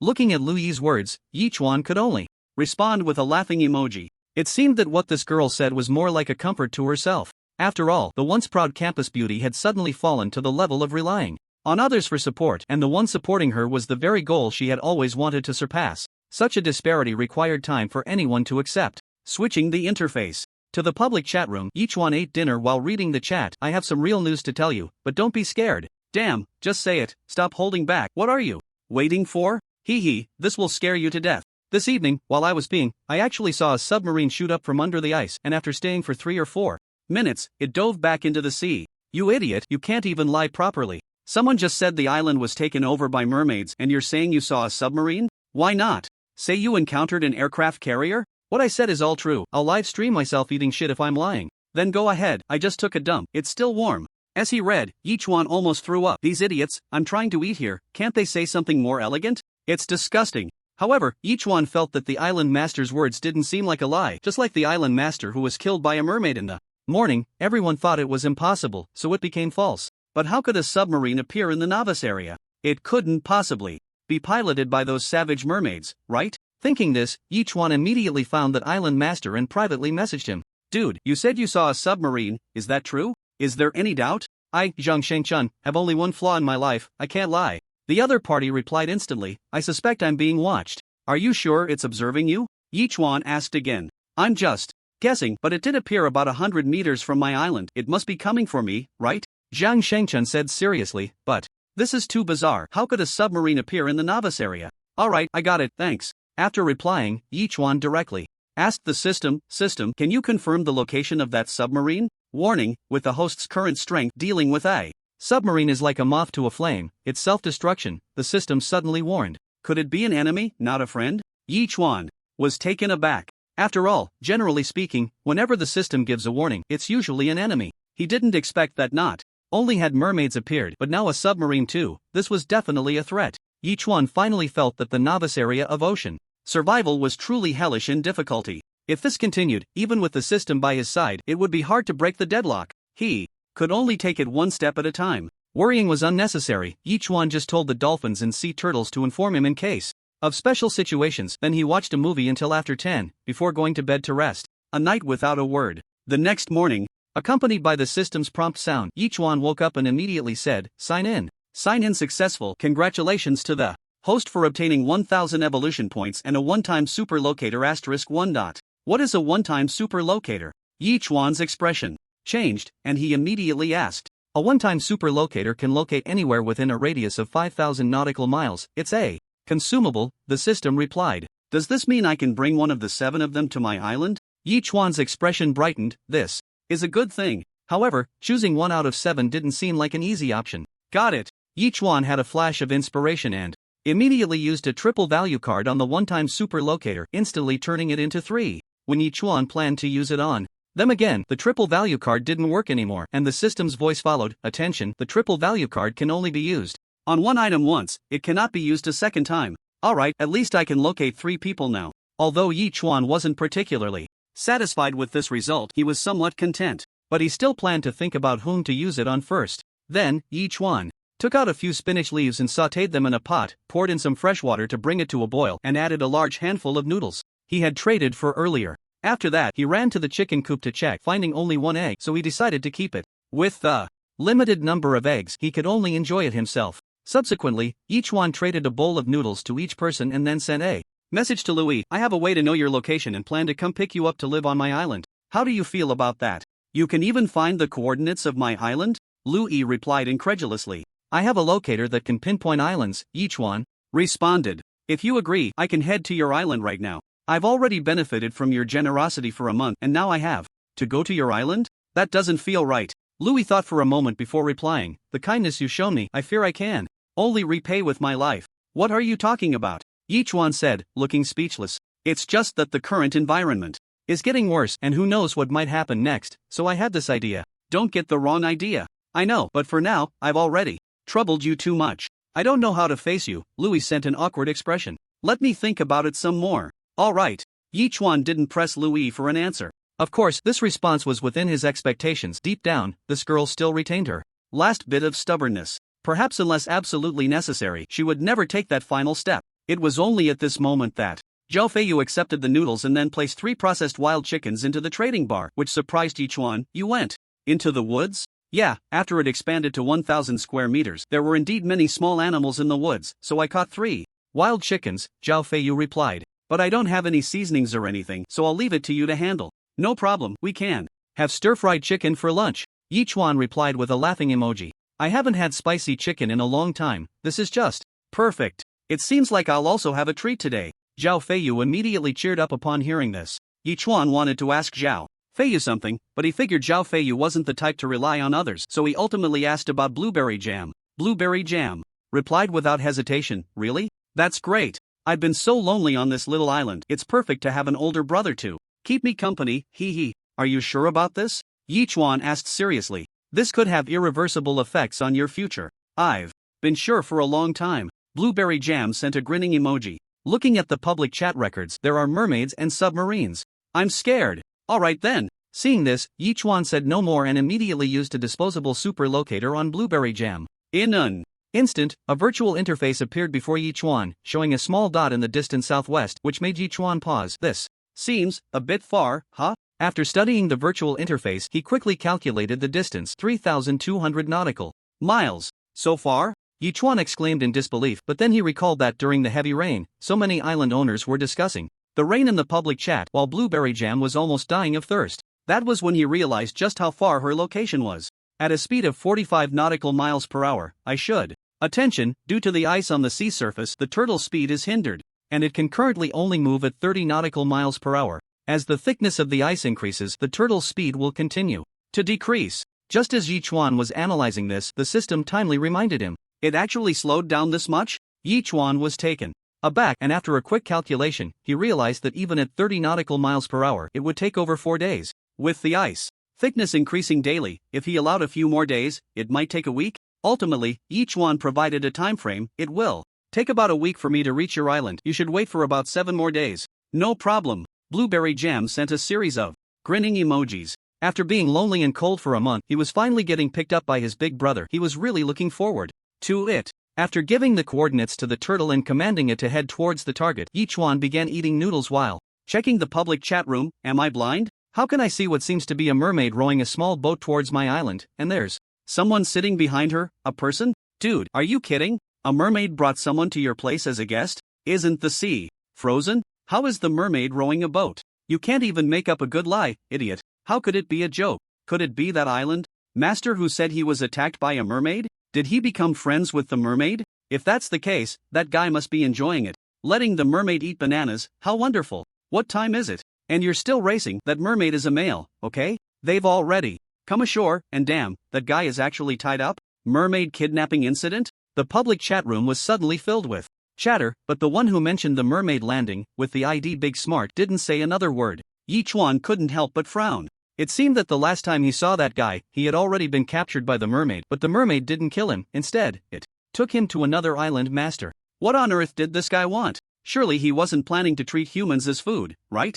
Yichuan didn't dwell on this matter any further. He planned to head towards Blueberry Jam while figuring out the mermaid's intentions to complete the hidden task. All he could say was that the road ahead was long and arduous. With nothing else to do for now, Yichuan immediately went to deal with the wild chicken. While chopping the chicken into pieces and soaking them in a basin of blood, Yichuan picked 5 more chilies, prepared scallions, ginger, garlic, and spices, but unfortunately there was no soy sauce. Otherwise, this spicy chicken would have been perfect. Even so, in the ocean world, this dish was definitely a unique delicacy. Riding his bike, he circled the island, observed the surroundings, fed 3 little ones several handfuls of dried fish, squeezed some goat milk, and added some fresh water for the chickens and goats. By then, over an hour had passed. Around 10 o'clock, Yichuan started adding a spoonful of lard to the pot, along with Sichuan pepper, star anise, cinnamon, bay leaves, and fennel. He added half of the scallions, ginger, and garlic, sautéed until fragrant, then added the dried chicken to stir-fry until the moisture was gone. Only then did he add 3 liters of water, bringing it to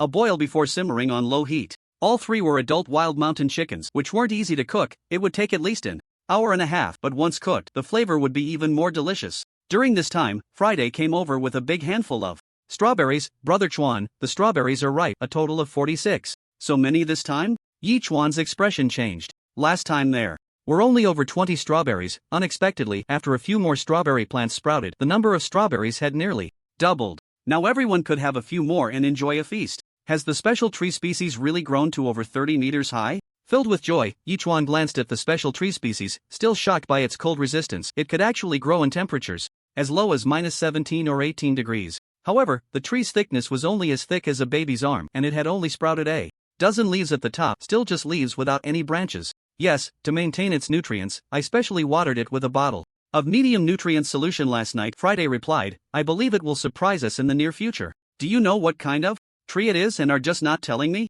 Yi Chuan asked suspiciously, staring at Friday. Brother Chuan, that's unfair. I really don't know. Friday immediately explained, but I vaguely feel it should be related to the Sky City. What the hell is Sky City? Yi Chuan asked, confused. I don't know either. It's just that when I was created, this moment flashed by, and I only remembered a name. I don't know anything else. Friday replied loudly. You better not be lying to me or I'll have you remade. Yi Chuan warned fiercely, then asked. The system, what is Sky City? Warning, the host is involving forbidden topics. Please do not mention it or you will bear the consequences. The system's voice seemed to grow colder in that instant. Yi Chuan couldn't help but curl his lip. It's not like I wanted to ask. It was Friday's words that piqued my interest, as if anyone wanted to know. Saying this, Yi Chuan snorted, placed the strawberries on the dining table in the room, and then glanced at the large pot. Most of the soup had already evaporated. Yi Chuan immediately added chili and salt, then added the remaining half of the scallions, ginger, and garlic, turned up the heat, and prepared to reduce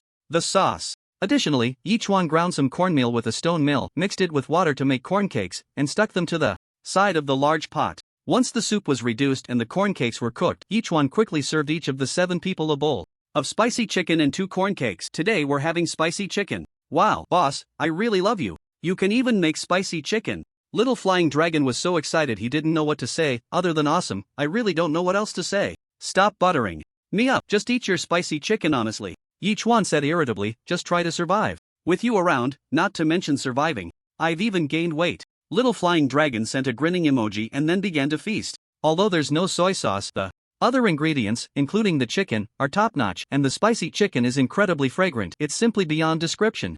Louis said joyfully, this time, I've really had my fill of spicy chicken, thanks to my schoolmate. No need for thanks, we help each other through tough times. Yi Chuan sent a grinning emoji. Come on, I've always been accepting but never giving back. Louis pouted. You're making me feel embarrassed. Then just help me with tea serving, laundry, and cooking when we meet. Yi Chuan replied with a laughing emoji. Sure, I'll be your warm bed maid. Louis replied almost without hesitation. This left Yi Chuan speechless, and he didn't reply further. The other few also expressed their excitement over Yi Chuan's spicy chicken. After replying a bit, Yi Chuan carried the spicy chicken to the super tablet, eating while looking at the chat records, and soon noticed someone was looking to buy something. Hi. Price for medium-sized sailboats, or medium-sized sailboat manufacturing blueprints. Dude, didn't the mermaid land on your island?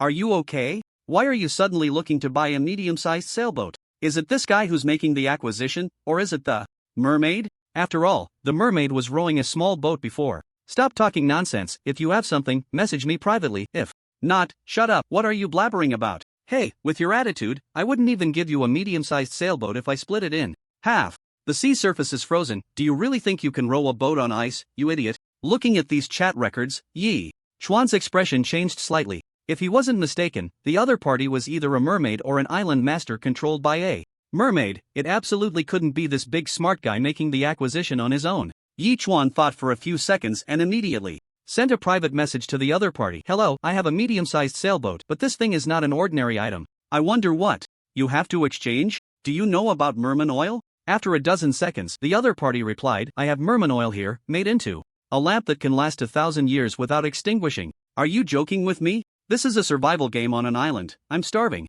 and freezing. What use is merman oil to me? Yi Chuan retorted directly, change it. I have a knife here, weighing 56 pounds, 50 centimeters long, can cut through iron like mud, and can sever a 1,000-pound stone with one stroke. After another dozen seconds, the other party spoke again. Send me a picture. Yi Chuan's expression shifted. Why should I? If I give it to you and you don't give me the sailboat, wouldn't that be giving it away for nothing? Big Smart replied, you're a scammer, aren't you? Yi Chuan immediately placed the medium-sized sailboat in the trading section, and 10 seconds later he took it down again. Did you see? I really have a medium-sized sailboat here, but how good is this knife? I need to try it at least, otherwise, if I get scammed, where do I go to complain?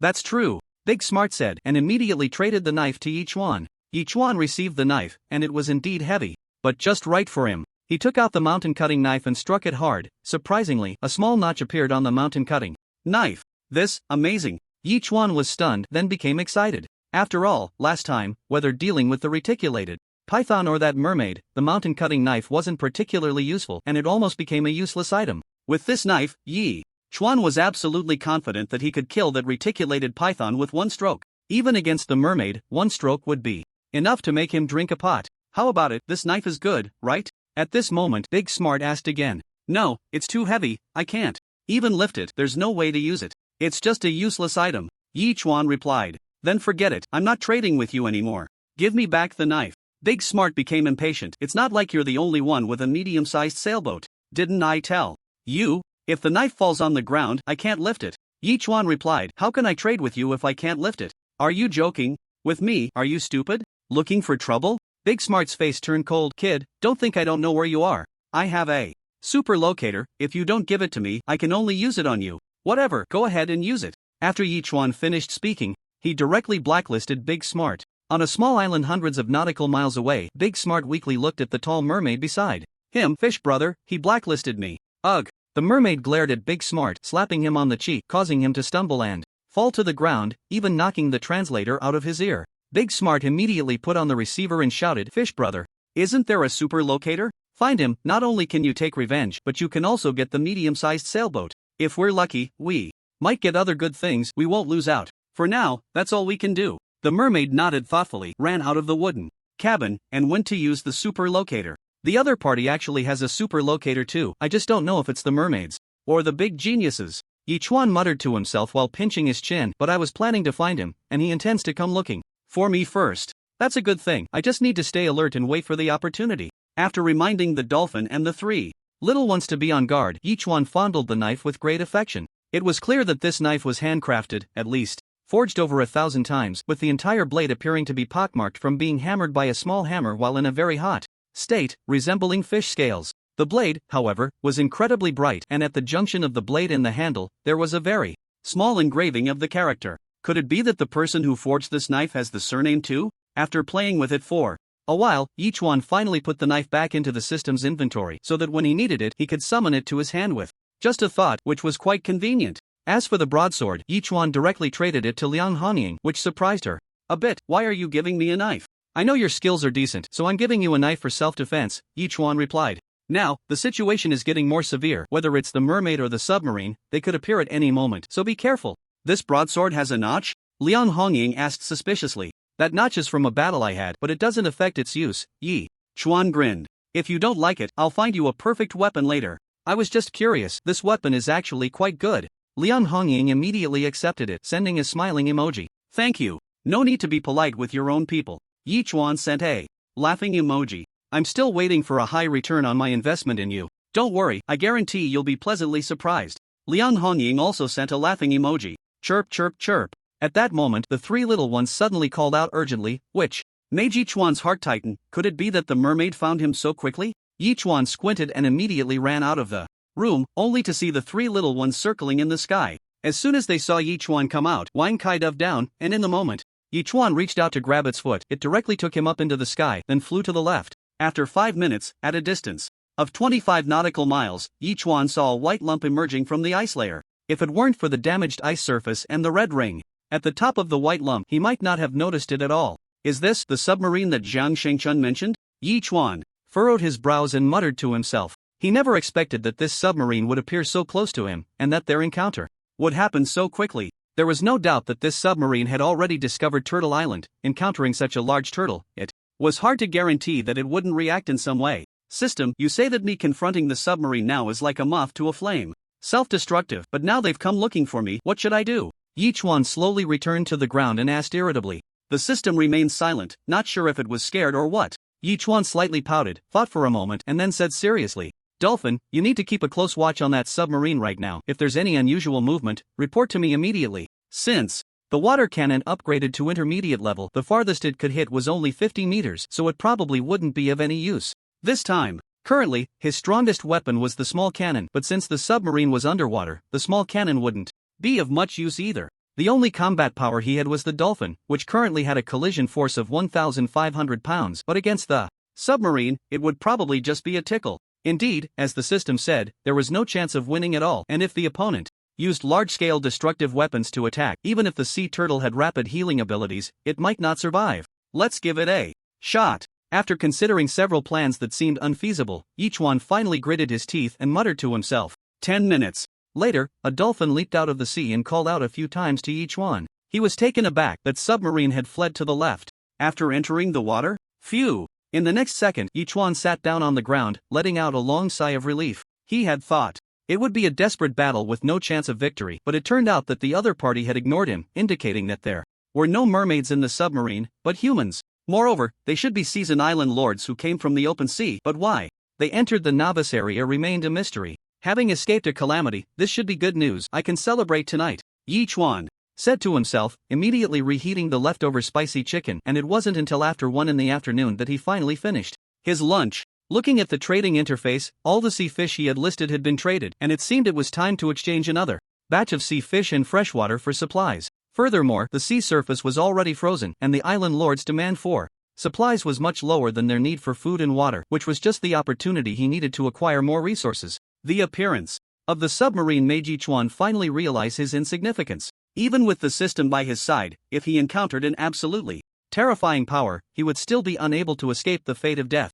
After integrating the supplies, he currently had 9,324 wooden planks, 8,303 metal sheets, 8,512 cloth pieces, 7,922 stones, 6,577 plastics, and 6,213 glass pieces. It looked like quite a lot, but if he really wanted to manufacture even half a submarine, he probably couldn't do it. Collecting resources on a large scale was imperative. At that moment, Yi Chuan moved the semi-automatic fishing machine to the tail of the sea turtle, instructed it to stop temporarily, and had the dolphin help remove the ice chunks before pressing the button towards the sea ahead. Puff! With a crisp sound, the fishing net shot out and quickly sank into the sea. Yi Chuan began to reel in the net, but his expression changed. It was heavy. It must be particularly cold beneath the sea. Will there be a significant catch at this temperature? Yi Chuan said to himself joyfully, speeding up the retrieval of the fishing net, and finally pulled the densely packed big bag onto the island. It was densely packed with shrimp, about 2 to 3 centimeters in size. Shrimp?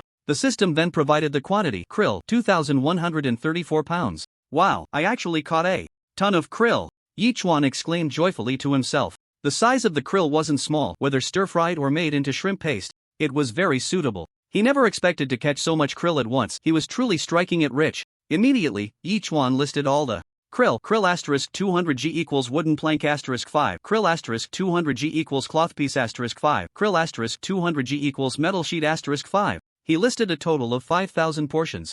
And for a moment, the entire trading interface almost became a paradise for krill. The permanent island lords on the super tablet almost immediately noticed this situation and quickly sent messages in the public chat room. Krill, there's actually a big shot who listed several thousand pounds of krill. The ice layer must be 7 or 8 centimeters thick. How did the big shot get the krill? I thought you were lying. There really is krill. Damn, what kind of fine fishing net would be needed to catch krill? Does the big shot have a special net for krill? How could there be such a large area of krill at this time? This big shot is simply making a fortune. I'm so damn envious. It's already frozen. Resources like these are not as important as food. We should trade for some, or we might really starve to death. Do you even need to say that? I've already traded for 600G. Looking at the transaction records, it was indeed starting to trade slowly. Private messages were flooding in, and Yi Chuan glanced through a dozen of them before finally settling on Wang Sanrui. Friend, how did you catch your krill? Does that concern you? Yi Chuan retorted immediately. I'll trade you 50 kilograms of krill if you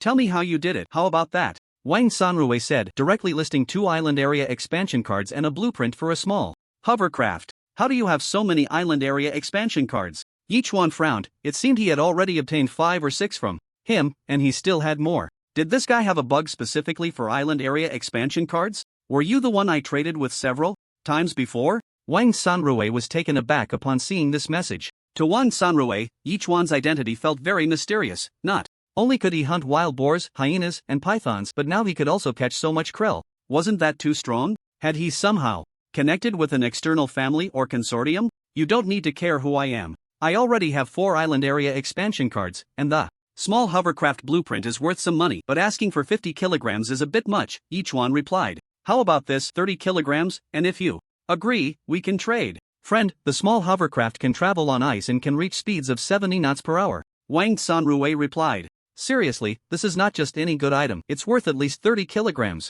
This thing needs fuel. Without fuel, it's useless even if I make it. Yi Chuan argued, you can trade if you want, but if not, it's up to you. Trade. Wang Sanrui gritted his teeth in anger but still placed the 3 items in the trading column and completed the transaction with Yi Chuan. Damn it, when I meet you one day, I will make you regret this. Wang Sanrui kicked a nearby rock, muttering through clenched teeth. At this moment, Yi Chuan looked at the small hovercraft blueprint and, with the system's help, discovered some delightful information. The small hovercraft does not need fuel. It runs on electricity. This small hovercraft is powered by a 20,000 Ah battery with a range of up to 300 nautical miles. In other words, if he drives the small hovercraft, he can at least travel 150 nautical miles. How exhilarating. This is truly a pleasant surprise. I thought it would be a waste to use fuel, but it turns out to be so energy efficient and environmentally friendly. Yi Chuan laughed heartily. After all, owning a super battery with enough charge could allow him to recharge thousands of times without worry. However, this also made Yi Chuan feel a bit of urgency. Although the battery stored a lot of power, the amount of electricity needed in the future would be even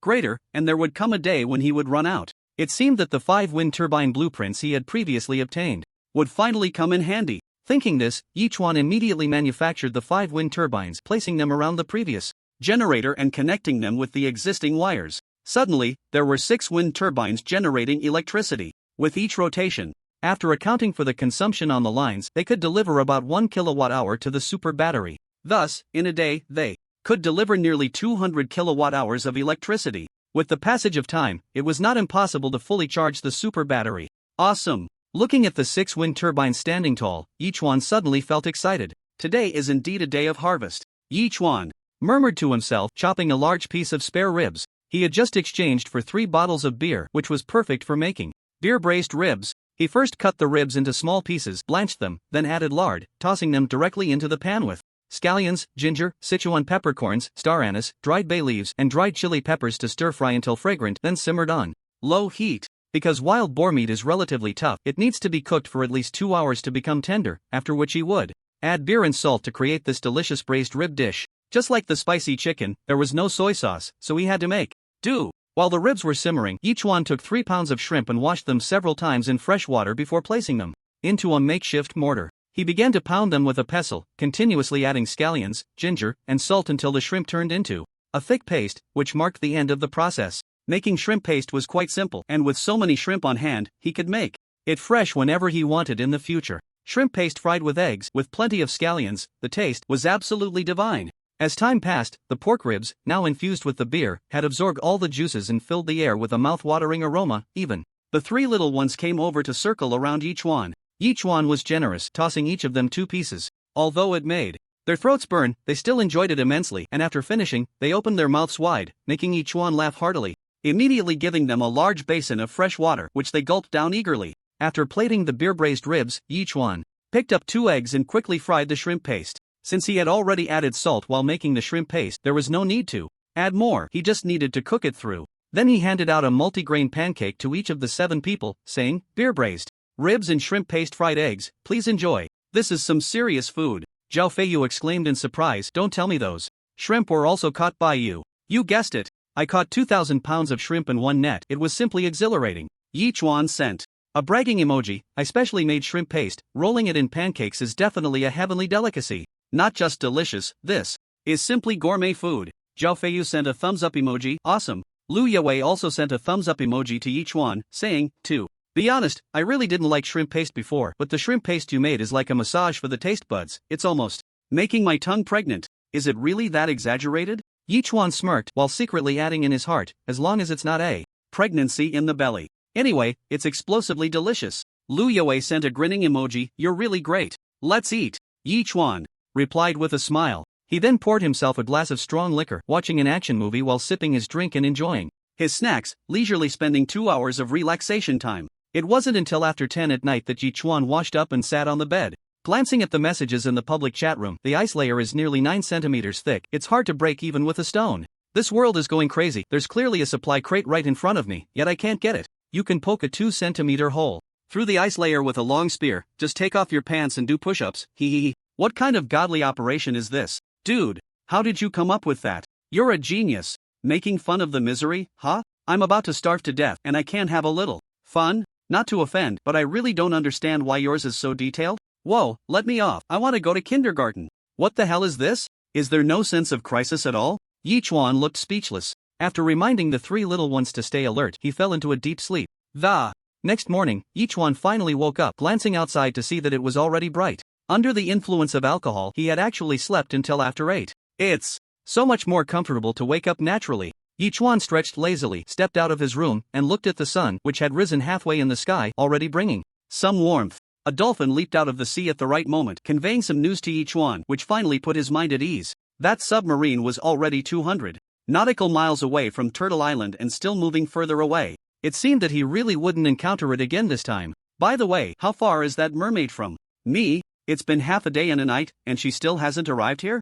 Yichuan couldn't help but mutter softly, it shouldn't be too far, right? Then, Yichuan didn't dwell on it any longer. After all, even if she was still 20 or 30 nautical miles away, the three little ones would alert him. He decided to wait until she was 20 nautical miles away before addressing it. Yichuan then spoke up, sign in. Sign in successful. Congratulations, host, you have received 1,000 evolution points, 200 kilograms of fertile black soil, and a lucky blind box *1. Note, there is a chance to obtain manufacturing blueprints, seeds, fruits, etc. Not bad luck, I got a blind box again. Just don't know how lucky I'll be with it. Yichuan couldn't help but smile and immediately said, open the blind box. Opening blind box, congratulations, host, you have received a super warm cotton skirt, choose one from 6. Warm, cotton skirt? Yichuan was stunned, then bitterly smiled and said, damn it, system, seeing that a girl is about to arrive on my island, you specially made me open a cotton skirt? However, the system fell silent. Yichuan didn't dwell on it any longer and didn't choose 4.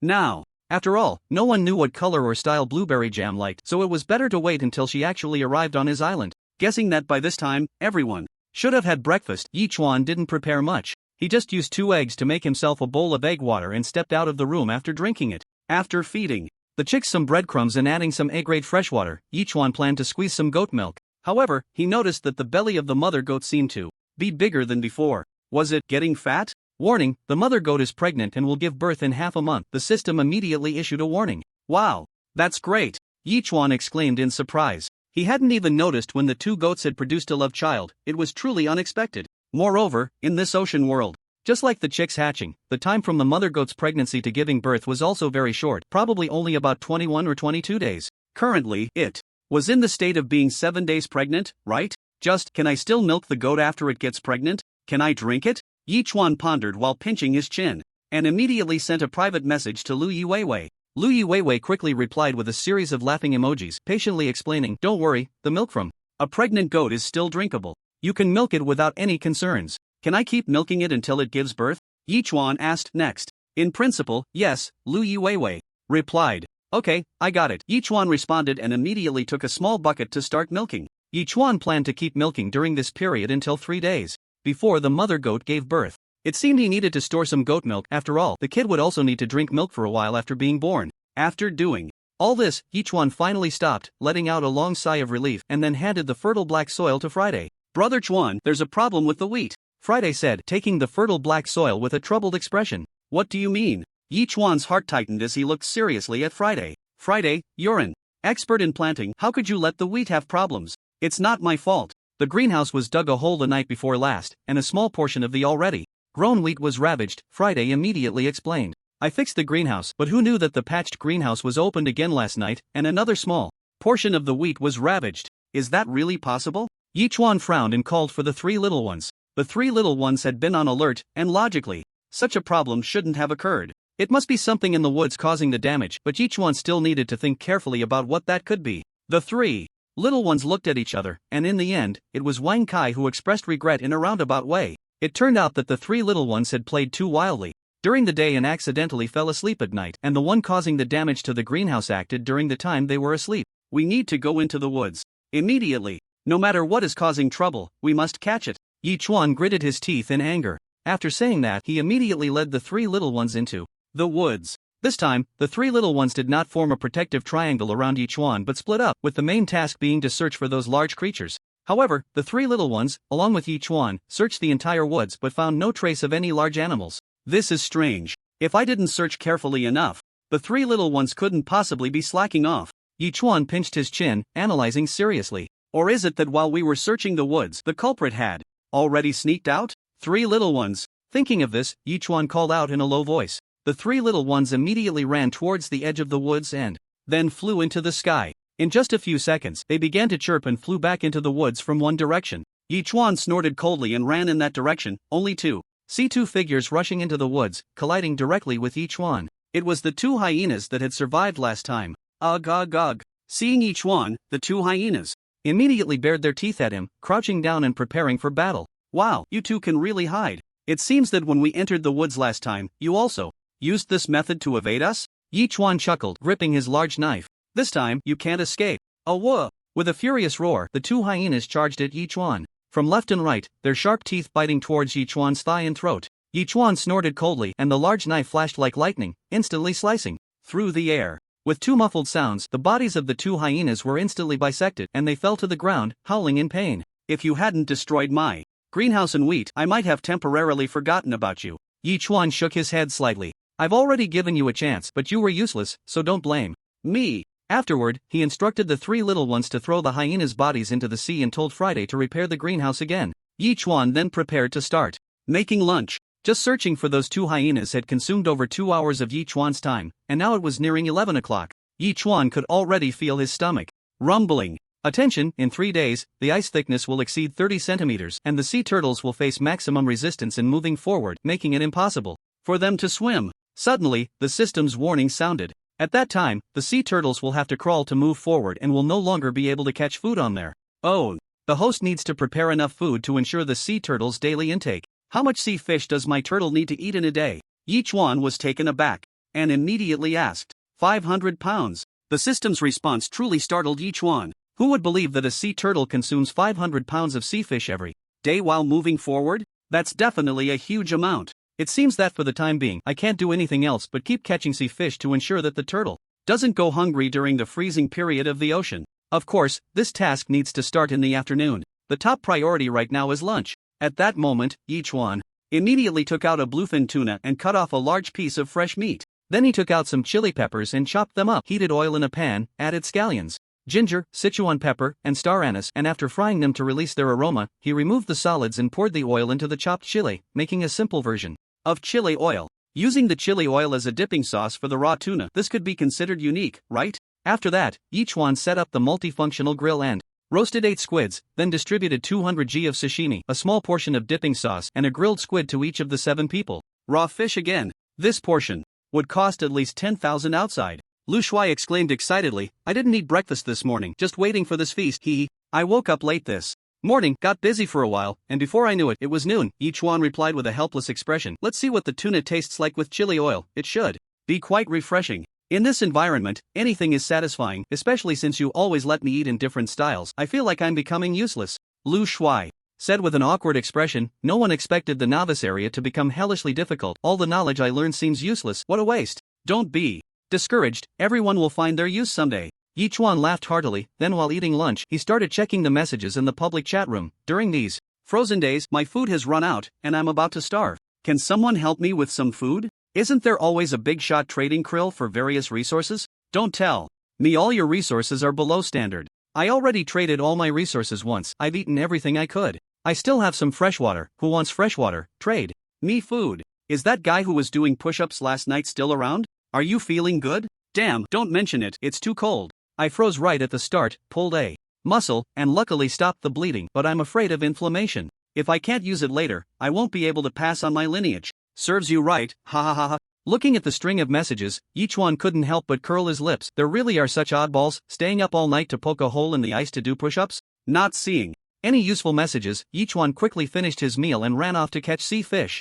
However, it seemed there weren't any sea fish nearby. After 3 nets, he only caught krill, directly harvesting 6,000 pounds of krill. Yi Chuan was somewhat speechless and couldn't help but ask the turtle, Hey turtle, do you eat krill? The turtle's huge head slowly surfaced, turned to Yi Chuan, and nodded, finally putting Yi Chuan's mind at ease. Krill might not be as filling as sea fish, but 500 pounds of sea fish should be equivalent to 600 pounds of krill, right? Thus, the 6,000 pounds of krill could at least keep the turtle from having to search for food for 9 days. While it's still bright, let's keep working hard. Yi Chuan took a deep breath and cast 3 more nets. Besides the 6,000 pounds of krill, he also caught a dozen king crabs. Tonight, they would feast on king crab. And with 12,000 pounds of krill, it was enough food for the turtle for at least 18 days, so Yi Chuan decided to take a break today and continue fishing tomorrow. After all, the 6 nets had already consumed nearly 2 hours. Although Yi Chuan had regained half of his strength from the sea turtle, the 6 pulls of 2,000 pounds each still left him feeling somewhat fatigued. He placed all the krill into an item slot in the system and immediately ran to drink the more than 300 milliliters of S-grade freshwater that had been purified. The fatigue instantly dissipated, replaced by a refreshing feeling akin to that after a workout, and he felt revitalized. This S-grade freshwater is indeed a good thing. Yichuan licked his lips, regretting that the purification speed of this level of freshwater was simply too slow. The daily amount was barely enough for himself, and it seemed that if he wanted the subordinate island lords to drink it too, he would have to wait a while longer. After looking around the island and watching Friday weed the fields for a while, Yichuan returned to his room, planning to lie down until the afternoon. However, less than half an hour after entering, the alarm from the three little ones rang out from above, causing Yichuan's heart to tighten, and he immediately dashed out of the room. He saw Wang Kai descending from the sky, and with a great leap, Yichuan grabbed its foot, instantly being taken to nearly 200 meters in the air, and then quickly headed towards a certain direction. 30 nautical miles away, a small boat was slowly making its way forward, carrying the mermaid and the two island lords. At that moment, the mermaid was lying in the cabin sleeping, while the two island lords were rowing with all their might, not daring to rest for even a moment, as if they would suffer a beating from the mermaid the moment they let their guard down. Yichuan observed for another 10 seconds, and without the mermaid noticing him, he was quickly brought back to Turtle Island by Wang Kai. Now Yichuan finally understood why the boat could move across the sea. It turned out that the bottom of the boat had metal plates resembling ice blades from a roller rink, likely 3 ice blades that lifted the small boat directly. As long as they used the oars to push against the ice surface and row hard, the small boat could move, and its speed was at least 3 times that of a boat on the water. I didn't expect to confront the second mermaid so soon. Yichuan paced back and forth on the island, feeling a bit excited. After all, he had put in a tremendous effort to kill the last mermaid, and if he fought this one using conventional methods, he would probably still be no match for it. With that thought, Yichuan immediately took out the remaining tranquilizer needle and handed it to Wang Kai. He had already noticed that although the mermaid was sleeping, at least half of her lower body was exposed. If he threw it from a height like last time, he could easily inject it into the mermaid's body. What else do I need to pay attention to? What else do I need to pay attention to? Yichuan murmured nervously, glancing around and nodding. Right, we can't fight on the island, otherwise, the hard-built island will be destroyed in an instant. Friday. Suddenly inspired, Yichuan shouted. What's the matter, Brother Chuan? Friday ran over immediately. Come with me to fight, Yichuan said seriously. Brother Chuan, I'm a management-type robot, not a combat-type robot. Friday spread his hands. I can tolerate you asking me to set up a big shed or dismantle the locator, but now you want me to fight? Isn't that a bit too much? Oh, come on. Looking at Friday's righteous condemnation, Yichuan was momentarily at a loss for words. Rubbing his forehead, Yichuan asked seriously, what is your purpose for existing? Of course, it's for field management. Friday answered as if it were obvious. For whose field management? Yichuan continued to ask. For you, Brother Chuan. Friday replied again. I'm about to face a mermaid whose combat power is stronger than mine. I can't defeat her on my own. Yichuan reasoned. Gently, now I need to go fight her, and there's a possibility that I might be killed by her if I can't win. You farm, you're happy, but if I die, your land will be gone, and you won't be happy anymore. You might even be recycled and disappear from this world. Do you want to disappear? I don't want to. Friday shook his head. Then you should help me fight. Yichuan stepped forward and patted Friday's shoulder. Now, I'm going to fight. You think it over. With that, he ignored Friday and, accompanied by Wang Yun, arrived at a spot 20 nautical miles away from Turtle Island. 3 minutes ago, Wang Kai had successfully injected the anesthetic needle into the mermaid's lower body. Although the mermaid was awakened and pulled out the needle, the anesthetic had already entered his system. Looking up at Wang Kai, who had long flown away, the mermaid gritted his teeth in anger. Walla walla. Brother Fish, the person we're looking for has probably discovered us and is coming for us. Island Master A said respectfully, should we? Walla walla. The mermaid glared at Island Master A, scaring him into silence. Brother Fish, look. At that moment, Island Master B shouted, pointing ahead. The mermaid turned around and saw a figure walking on the ice, seemingly the only one in the vast expanse, appearing very lonely and desolate. Walla walla, the mermaid muttered, holding a harpoon, jumped off the small boat, and strode towards Yichuan. Brother Fish, it's a pleasure to meet you. Yichuan greeted the mermaid with a smile. The mermaid was taken aback, looking at Yichuan in disbelief. You can actually talk to me? Coincidentally, I happen to have learned the language of the merfolk. Yichuan chuckled. It's quite a surprise to have traveled all this way to find me. You idiot. You stole my knife. I'm here to kill you and inherit your island for a fortune, the mermaid said in a deep voice, slightly shaking the harpoon. Before that, I want to ask you a question. Yichuan said, how did your merfolk come to the novice area, and what do you plan to do there? Do you think you humble humans are qualified to know? The mermaid sneered, stepping forward to launch an attack. Yichuan frowned slightly, watching the harpoon thrusting towards him. He summoned his large knife and suddenly slashed forward. Clang! With a crisp sound, the mermaid stepped back 2 paces, while Yichuan's body straightened and retreated nearly 5 meters, leaving deep scratches on the ice surface. When he arrived, Chuan had made a pair of simple spiked shoes that could grip the ice strongly, preventing him from falling into a passive position due to the ice. The shock in the mermaid's heart was beyond measure. The strength of a mermaid is more than 20 times that of an ordinary human. Even those seasoned island masters with greatly enhanced physiques find it difficult to win in one-on-one combat against a mermaid. The fact that this novice island master could match him in strength was almost impossible. Unless, are you an experienced island master? Of the mermaid asked, uncertain. I won't answer your questions if you don't answer mine. Yi Chuan replied irritably, beckoning the mermaid with his finger. Come on, continue. Today, you will undoubtedly die. Seeing Yi Chuan so arrogant, the mermaid's expression turned very ugly, and he launched another attack. Yi Chuan focused and calmed himself, wielding his large knife as he fought against the mermaid, using combat techniques from time to time. However, the mermaid's speed began to slowly increase. Although Yi Chuan's strength could match the mermaid's, his speed and agility still fell short. In just 3 minutes, the mermaid found a flaw and struck the harpoon fiercely towards Yi Chuan's back. Yi Chuan held his breath, turned sideways, and swung his large knife backward with great force, just in time to block the harpoon. However, the immense force still pushed Yi Chuan forward. In a critical moment, a rotating crossbow arrow appeared in his hand, aimed at the mermaid with 8 crossbow arrows. Clang, clang, clang. The mermaid was incredibly fast. During the retrieval of the harpoon, it had already blocked 7 of the crossbow arrows, and 1 was caught in the mermaid's hand. The tremendous shooting force still propelled the arrow forward several centimeters, and just as it pierced the mermaid's skin by nearly a centimeter, it was finally grasped firmly by him. You're quite impressive, huh? You actually managed to hurt me. The mermaid tossed the crossbow arrow to the ground, disdainfully saying, I thought you were something special, but you're just another one of my defeated foes. Yeah, I'm not your match. You could probably kill me, Yi Chuan replied helplessly. Before I die, can you tell me why you entered the novice area? No. The mermaid shook his head. Just stay confused. With that, he took a big step forward and attacked Yi Chuan again, intending to kill him in one blow. Whoosh, whoosh, whoosh. In that instant, another 8 crossbow arrows shot out, causing the mermaid to frown. Caught off guard, he hurriedly defended himself while Yi Chuan jumped up, swinging his large knife towards the mermaid's shoulder. Not injured? The mermaid, uncertain, temporarily ignored the 8 crossbow arrows. He crossed the harpoon in front of him, successfully blocking the knife attack, and then reached out with his other hand, striking Yi Chuan in the chest. Yi Chuan had already retreated backward as soon as his attack failed. Although the mermaid's fist hit him, its power was at least halved, yet it still caused a sharp pain in Yi Chuan's chest, as if it had cracked. Damn it! The mermaid gritted his teeth, pulling out the crossbow arrow that had embedded itself nearly 3 centimeters into his body. Blood gushed out, making it look as if he had 4 bloody holes in his body. Looking at Yi Chuan 10 meters away, the mermaid was truly enraged. Kid, you've really pissed me off. I'm going to tear you apart. Yi Chuan sneered, slowly getting up and once again adopting a defensive posture.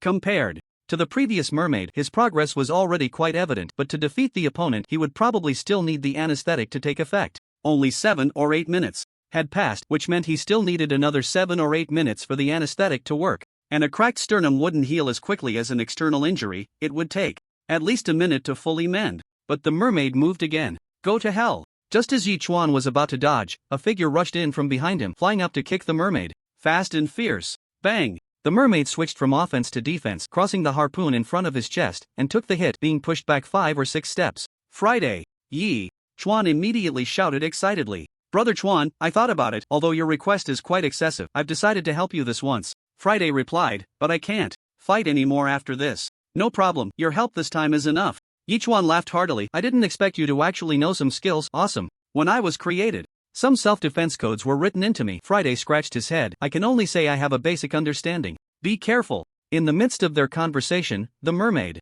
suddenly attacked. Yi Chuan immediately threw the large knife to Friday. I want to live. Clang. In that moment, knife and harpoon clashed, creating a brilliant spark, and both retreated simultaneously. The mermaid was once again shocked. This guy's strength was even greater than that other guy's? Ugh. The mermaid snorted coldly and shouted at Friday. Brother Chuan, what is he saying? Friday asked suspiciously. He's greeting your mother. Ye Chuan replied irritably. He didn't expect that Friday, who seemed to know a bit about everything, actually didn't understand the merfolk language. Ask your mom. Then, Friday cursed angrily and once again fought against the merfolk with his large knife. After some time, his sternum had finally healed, and Ye Chuan secretly crafted a 30-pound iron rod using metal sheets with the help of the system, waiting for the right moment to strike. 15 minutes. Time flew by. Although Friday was retreating step by step, he managed to hold on, and the anesthetics effect was finally kicking in. Sure enough, at the moment a harpoon knocked Friday back, the merfolk suddenly felt a daze, a bit dizzy, and then the world spun around, making him feel quite uncomfortable. Damn it! The merfolk gritted his teeth coldly. watching as Friday charged again, biting his tongue to prepare to fight to the death. You bastard! Friday was now genuinely furious, cursing at the merfolk and charging forward. Bang! Just as the two collided, Yechuan struck the merfolk on the back of the head with a heavy blow. At that moment, the merfolk froze in place, turning to glance at Yechuan. Yechuan clearly saw the merfolk's eyes spinning in different directions a few times, then it politely grinned at Yechuan before collapsing straight to the ground, falling into a deep sleep. Brother Chuan, what kind of creature is this? Friday asked. It's tough to deal with. An A-level marine creature, and this is just one. If they come in groups, we would really be done for. Yechuan said seriously, handing the rope he had traded for to Friday. Tie him up securely, we can't let him break free. Don't worry, Brother Chuan, I know a bit about binding techniques. Friday immediately replied. I didn't expect Friday to be such a treasure. Yechuan was taken aback, muttering to himself as he stepped outside the small boat. The two island leaders, A and B, immediately jumped off the boat and gave Yechuan a thumbs up. Boss, you're amazing. You took down that fish guy. Oh no, that bastard. In just a few moves. You're my idol. Do you two know why the merfolk came to the novice area? Yechuan asked coldly, lowering his eyelids. No idea, he just captured us and didn't kill us. Island leader B spoke up. By the way, he seems to be buying medium-sized sailboats, probably to catch more people? Are you a genius? Yechuan frowned slightly. Boss is truly insightful. My idea is called genius. I turn the boat around and get lost immediately. Just as Island leader B was about to get chummy, Yechuan's words cut him off. Island leader A couldn't help but ask pitifully, bro, can you give us something to eat? We haven't eaten for 2 days and are about to starve. If you don't leave within 10 seconds, I'll have tea. Is there a big shot buying ropes? Are we going to have another tsunami or something? Last time, I was lucky to have tied myself down with a rope, otherwise, it would have been over for me. Are you stupid? With this weather, the seawater is frozen solid. How could there be a tsunami? I'm just making a guess. Do you really need to attack me? Personally, I have ropes, a little whip, and low-temperature candles. It's a complete set. I wonder if the big shot can take the whole set. What about handcuffs? How do you? No, just give me 20 kilograms of sea fish. Unless you throw in a girlfriend as a bonus. These people must be crazy. How did the conversation go off the rails like that? Are they just bored? Yechuan frowned, unable to help but mutter to himself as he started browsing private messages. Soon, a private message from someone caught his attention. Hello, I have a 20-meter rope made from cowhide. Can we trade? Made from cowhide? Yechuan replied, I want to know, where did you find the cowhide? My island is basically a nearly 2,000 square meter forest with wild buffalo. I killed it using traps, the other person replied. Then you must have a lot of food. Why haven't you put it up for trade? Yechuan asked in surprise. With the bones and meat, you must have at least 2,000 pounds. I don't know how things will be in the future, and with the temperature dropping, I don't want to trade supplies. I just want to survive, the other person replied. I currently have plenty of food and water. That's the only guarantee for survival. So what do you want to trade? Yechuan was taken aback and immediately asked. Ideally, an island area expansion card, the other person said without hesitation. I need to expand my island's area to get more food and have a chance to enlarge the spring on my island. You have a spring on your island? Yechuan was surprised. It was the first time he had seen an island owner not worrying about food and water, and knowing that an island area expansion card could intervene in the island's evolution was truly unexpected. I've already used an island area expansion card once, the other person replied. This little spring was evolved from that. I have an island area expansion card, but you think you can trade it for just a cowhide rope? That's not worth it. Yechuan thought for a moment and immediately said, give me another 10 kilograms of cow bones and 10 kilograms of fresh beef, and I'll give you the island area expansion card. The other person hesitated. Think it over, but opportunities don't wait for anyone. If someone else has a better rope, I'll trade with them, Yechuan replied and stopped responding. It wasn't until more than 20 seconds later that the other person finally put the items up for trade. Alright, but I can only give you 5 kilograms of beef, and the other 5 kilograms will be replaced with beef brisket. That works. After Yechuan replied, he immediately put up an island area expansion card, and the two completed the trade. Yechuan then tossed the cowhide rope to Friday, asking him to reinforce the mermaid, and then ran to blanch 3 kilograms of beef brisket with 10 g of old white liquor, followed by adding 15 or 16 pounds of fresh water, a piece of ginger, and spices like Sichuan pepper, star anise, cinnamon, bay leaves, white peony, and dried chili to start cooking. There was 1 tomato left from the last trade of 4, but luckily he had traded for 2 more afterward. Although 3 tomatoes weren't quite enough, they could still barely make a delicious tomato beef brisket stew. The wild buffalo meat from the ocean world was tougher than wild boar meat. It had to be boiled for nearly 3 hours, and after 15 or 16 pounds of water, only 3 pounds remained, finally becoming tender and flavorful. He then added the chopped tomatoes, 3 spoons of salt, green onions, and garlic, and started to simmer on high heat to reduce the sauce a bit. What is that? It smells so good. The mermaid, who was in a coma, moved her nose more than a dozen times within half an hour and finally woke up. Who tied me up? Let me go. Awake? Yichuan asked with a smile. Do whatever you want, but why did you tie me up? The mermaid questioned angrily. This is an insult to me. Then tell me how your mermaid clan came to the novice area and what you plan to do here, Yichuan said calmly. You'll never find out in your lifetime, the mermaid sneered. Then you can stay here for one night, and tell me tomorrow morning. Yichuan waved his hand and turned to leave. The mermaid struggled hard a few times, but Friday's binding technique was too skilled. The mermaid couldn't muster any strength. She then asked, What are you doing? Why does it smell so good?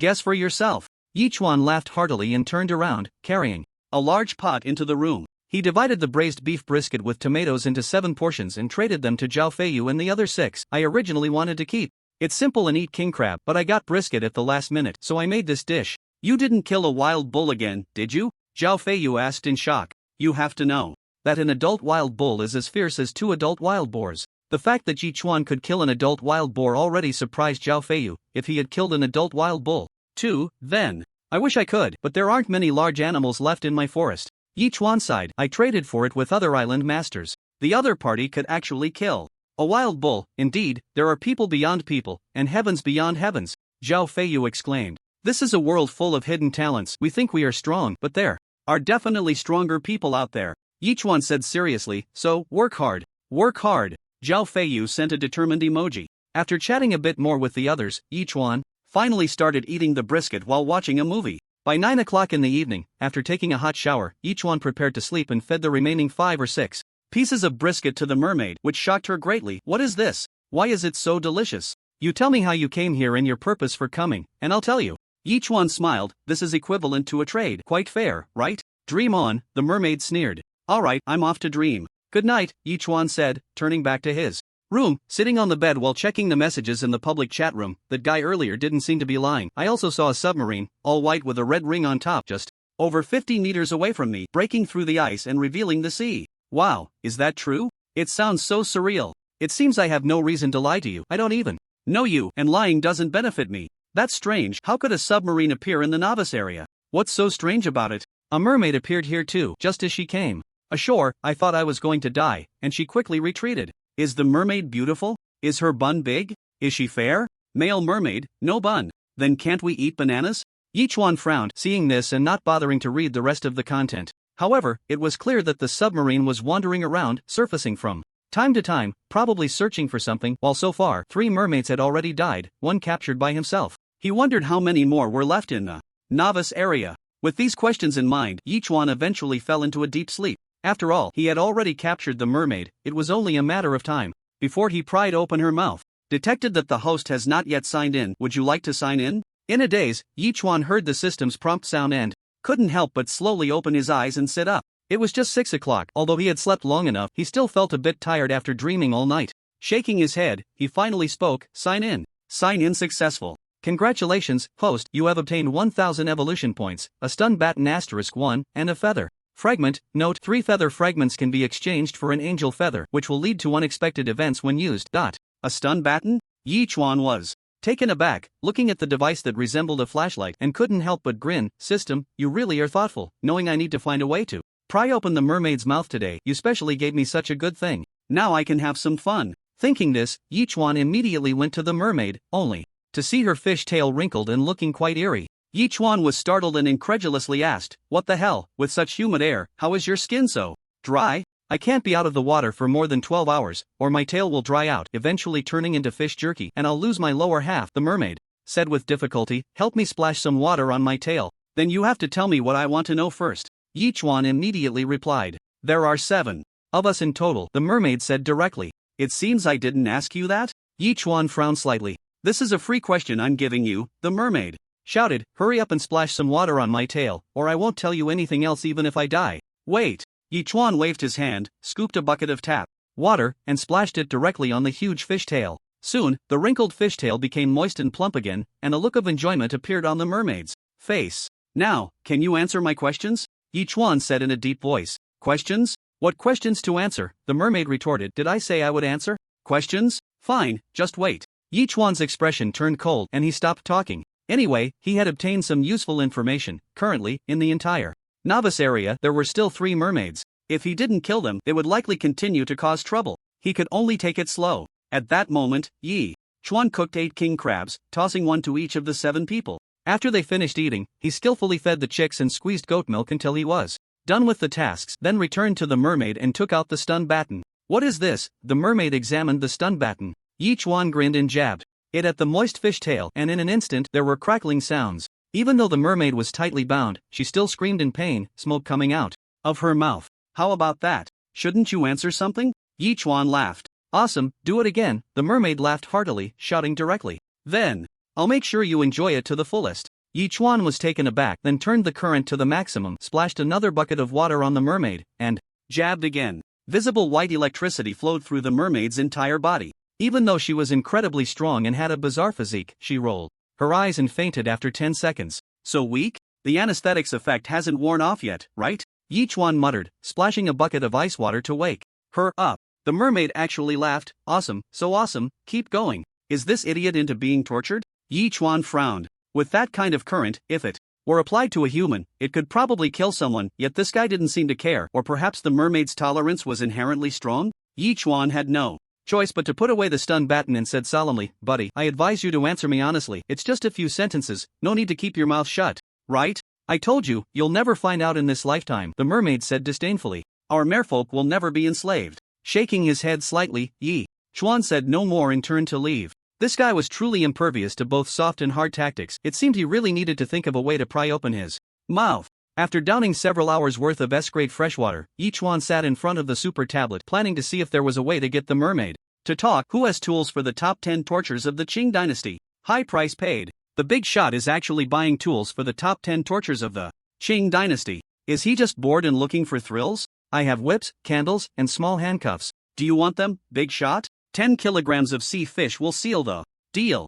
I'm actually quite curious why the big shot wants to buy this. Even if it's for fun, there's no reason to want this. It's really strange. The world is full of wonders. What's so strange about buying this? Don't make a fuss. There were many people discussing, mostly just boasting. Yi Chuan shook his head and opened the trading interface again. His krill trade was almost done. He flipped through just 2 pages before seeing other trading information. There wasn't anything he needed, but Yi Chuan was pleasantly surprised to find soy sauce, vinegar, and rock sugar. Although each was only 1 kilogram, the meals during this time had spoiled his taste buds, and with these he could make the ingredients even more delicious. Looking at it, the 3 items as a set were being traded for 20 kilograms of sea fish, which wasn't unreasonable. Yi Chuan didn't chat privately with the other party and directly took out 20 kilograms of sea fish to complete the transaction. Now, could he make braised pork for lunch? After waiting a while longer in front of the super tablet, still not finding what he was looking for, Yi Chuan had no choice but to shake his head and turn to prepare lunch. Just like the beef brisket, he first blanched 10 g of pork belly and 10 g of old white liquor, then after drying it,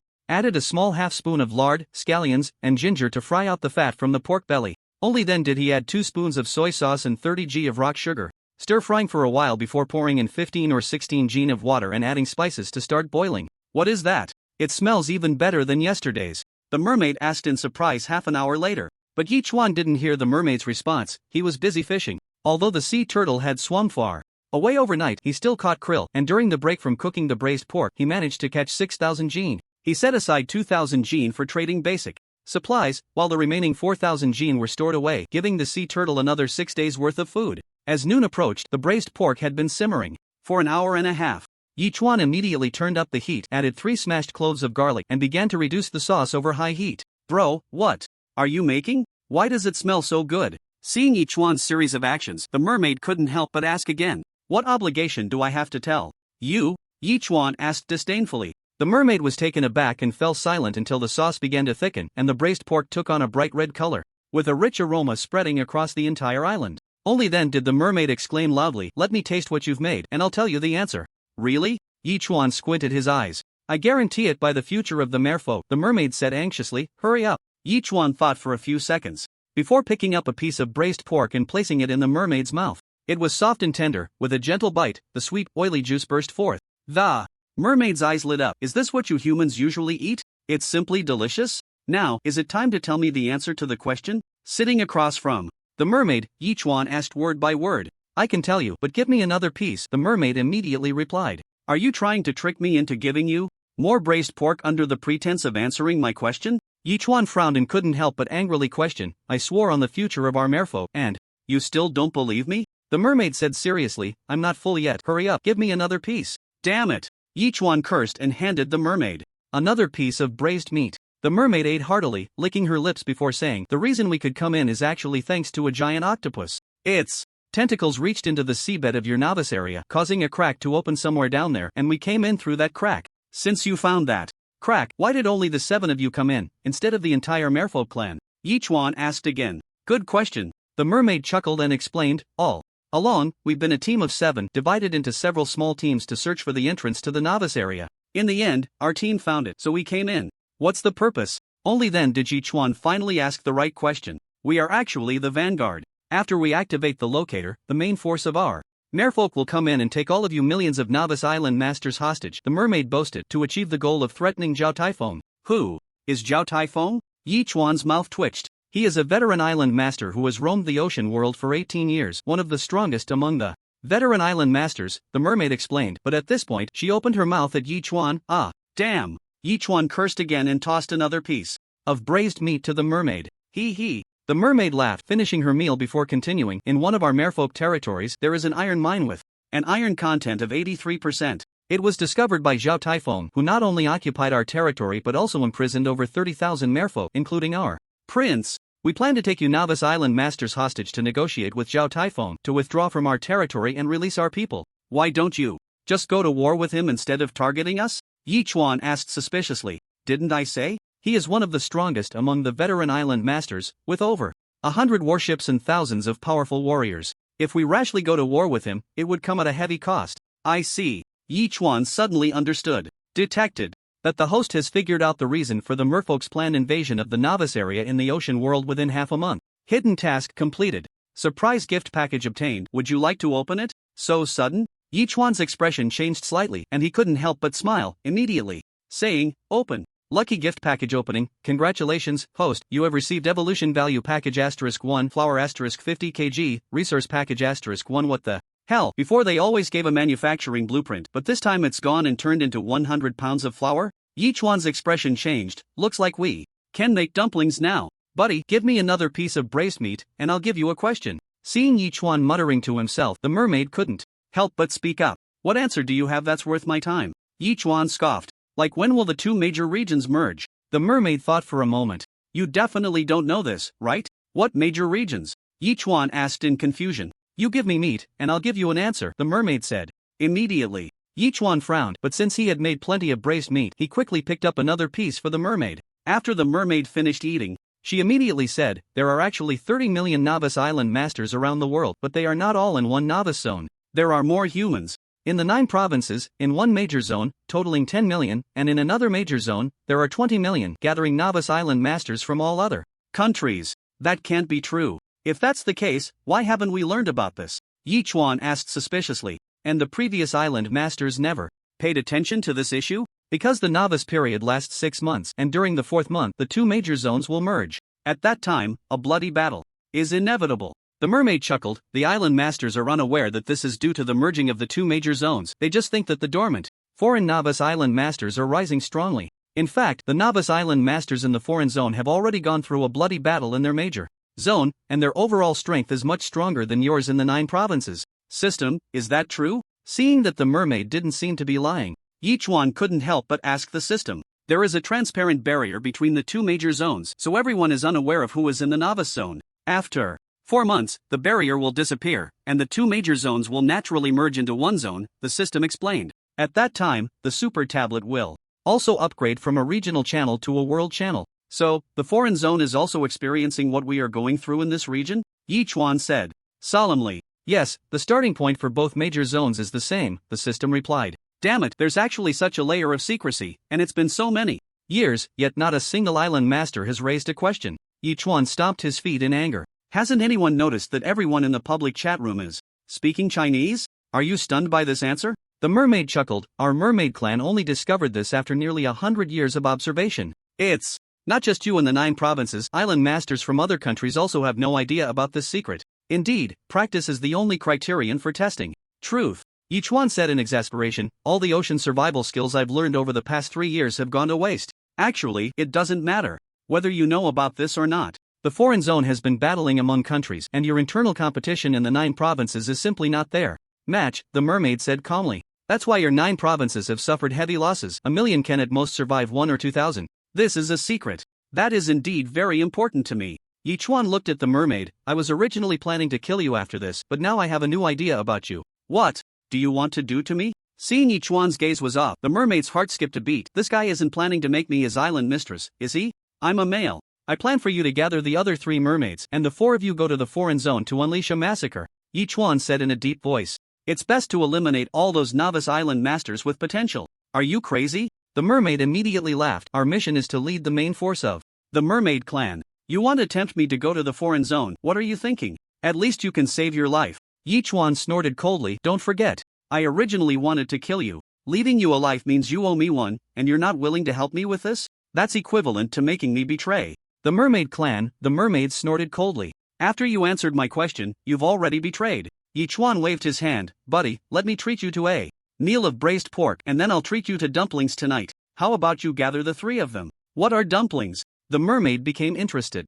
Upon hearing this, are they tastier than this braised pork? Of course, Yi Chuan said seriously. We'll talk about this later. I need to try the dumplings first. The mermaid immediately replied. Then summon the other 3 mermaids over here. This matter is urgent, Yi Chuan said in a deep voice. I've already notified them in our unique mermaid way. If all goes well, they should arrive tonight, the mermaid said solemnly. At that time, your island will be drenched in blood. What? Yi Chuan's heart tightened. He suddenly remembered that a previous island master had mentioned that a mermaid had come ashore but then left. Perhaps it was to relay this news to that guy? Don't worry, you will be safe until you get to eat the dumplings, the mermaid said lightly. However, I think you can let me go now.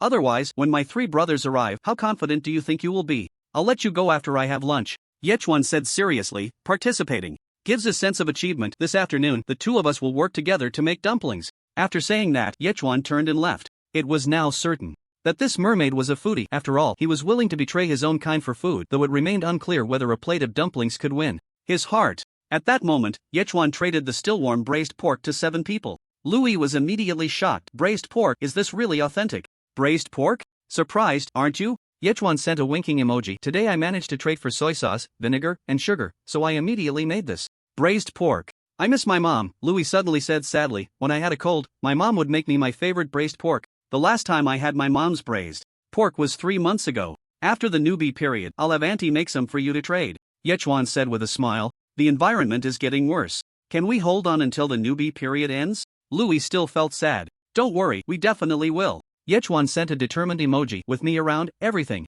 impossible will become possible. Louis replied very seriously. At that moment, far away on an island nearly 1,000 seas away, Louis, dressed in cotton clothes, held the braised pork, tears streaming down her face. This bowl of braised pork had completely broken her defenses. She initially wanted to message Yi Chuan, asking him to come pick her up after locating her, but after thinking it over, she ultimately didn't send the message. While eating the braised pork, Yi Chuan glanced at the public chat room messages. Hey, today I used an iron spear to break a 10-centimeter hole in the ice layer, and I actually caught a sea fish weighing over 2 pounds. It must have jumped up due to lack of oxygen. There's such good luck. I have to try it too. If I can really catch a sea fish, not only will I have food, but I'll also secure resources to trade for krill. Be careful of attacks from other marine creatures. In this situation, it's not just sea fish that need fresh air. Whatever, I'll just give it a try. There wasn't much useful information. Yi Chuan quickly finished a bowl of braised pork, along with a piece of steamed bun, then tossed the remaining dozen pieces of braised pork to the mermaid and loosened his ropes. Yi Chuan was also on guard against him. The 3 little ones were on high alert in the shadows, ready to spring into action at any sign of trouble. Clearly, Yi Chuan had bet right. This guy was indeed a foodie. He completely ignored Yi Chuan and dug into the braised pork. Only after a few minutes did he say with a satisfied expression, your human food is truly irresistible. I'm even more looking forward to the taste of the dumplings tonight. Follow me, Yi Chuan said, leading the mermaid to a flat stone not far away. He then set up a cutting board and placed all 5 kilograms of beef on it, saying, use your harpoon to smash this 5 kilograms of beef into minced meat. My weapon is for killing, and you want me to smash a piece of meat? The mermaid asked angrily. This is a step in making dumplings. If you still want to eat dumplings, then smash it, Yi Chuan said seriously. I hope you're not messing with me. Staring at Yi Chuan for a full minute, the mermaid finally took his weapon and began smashing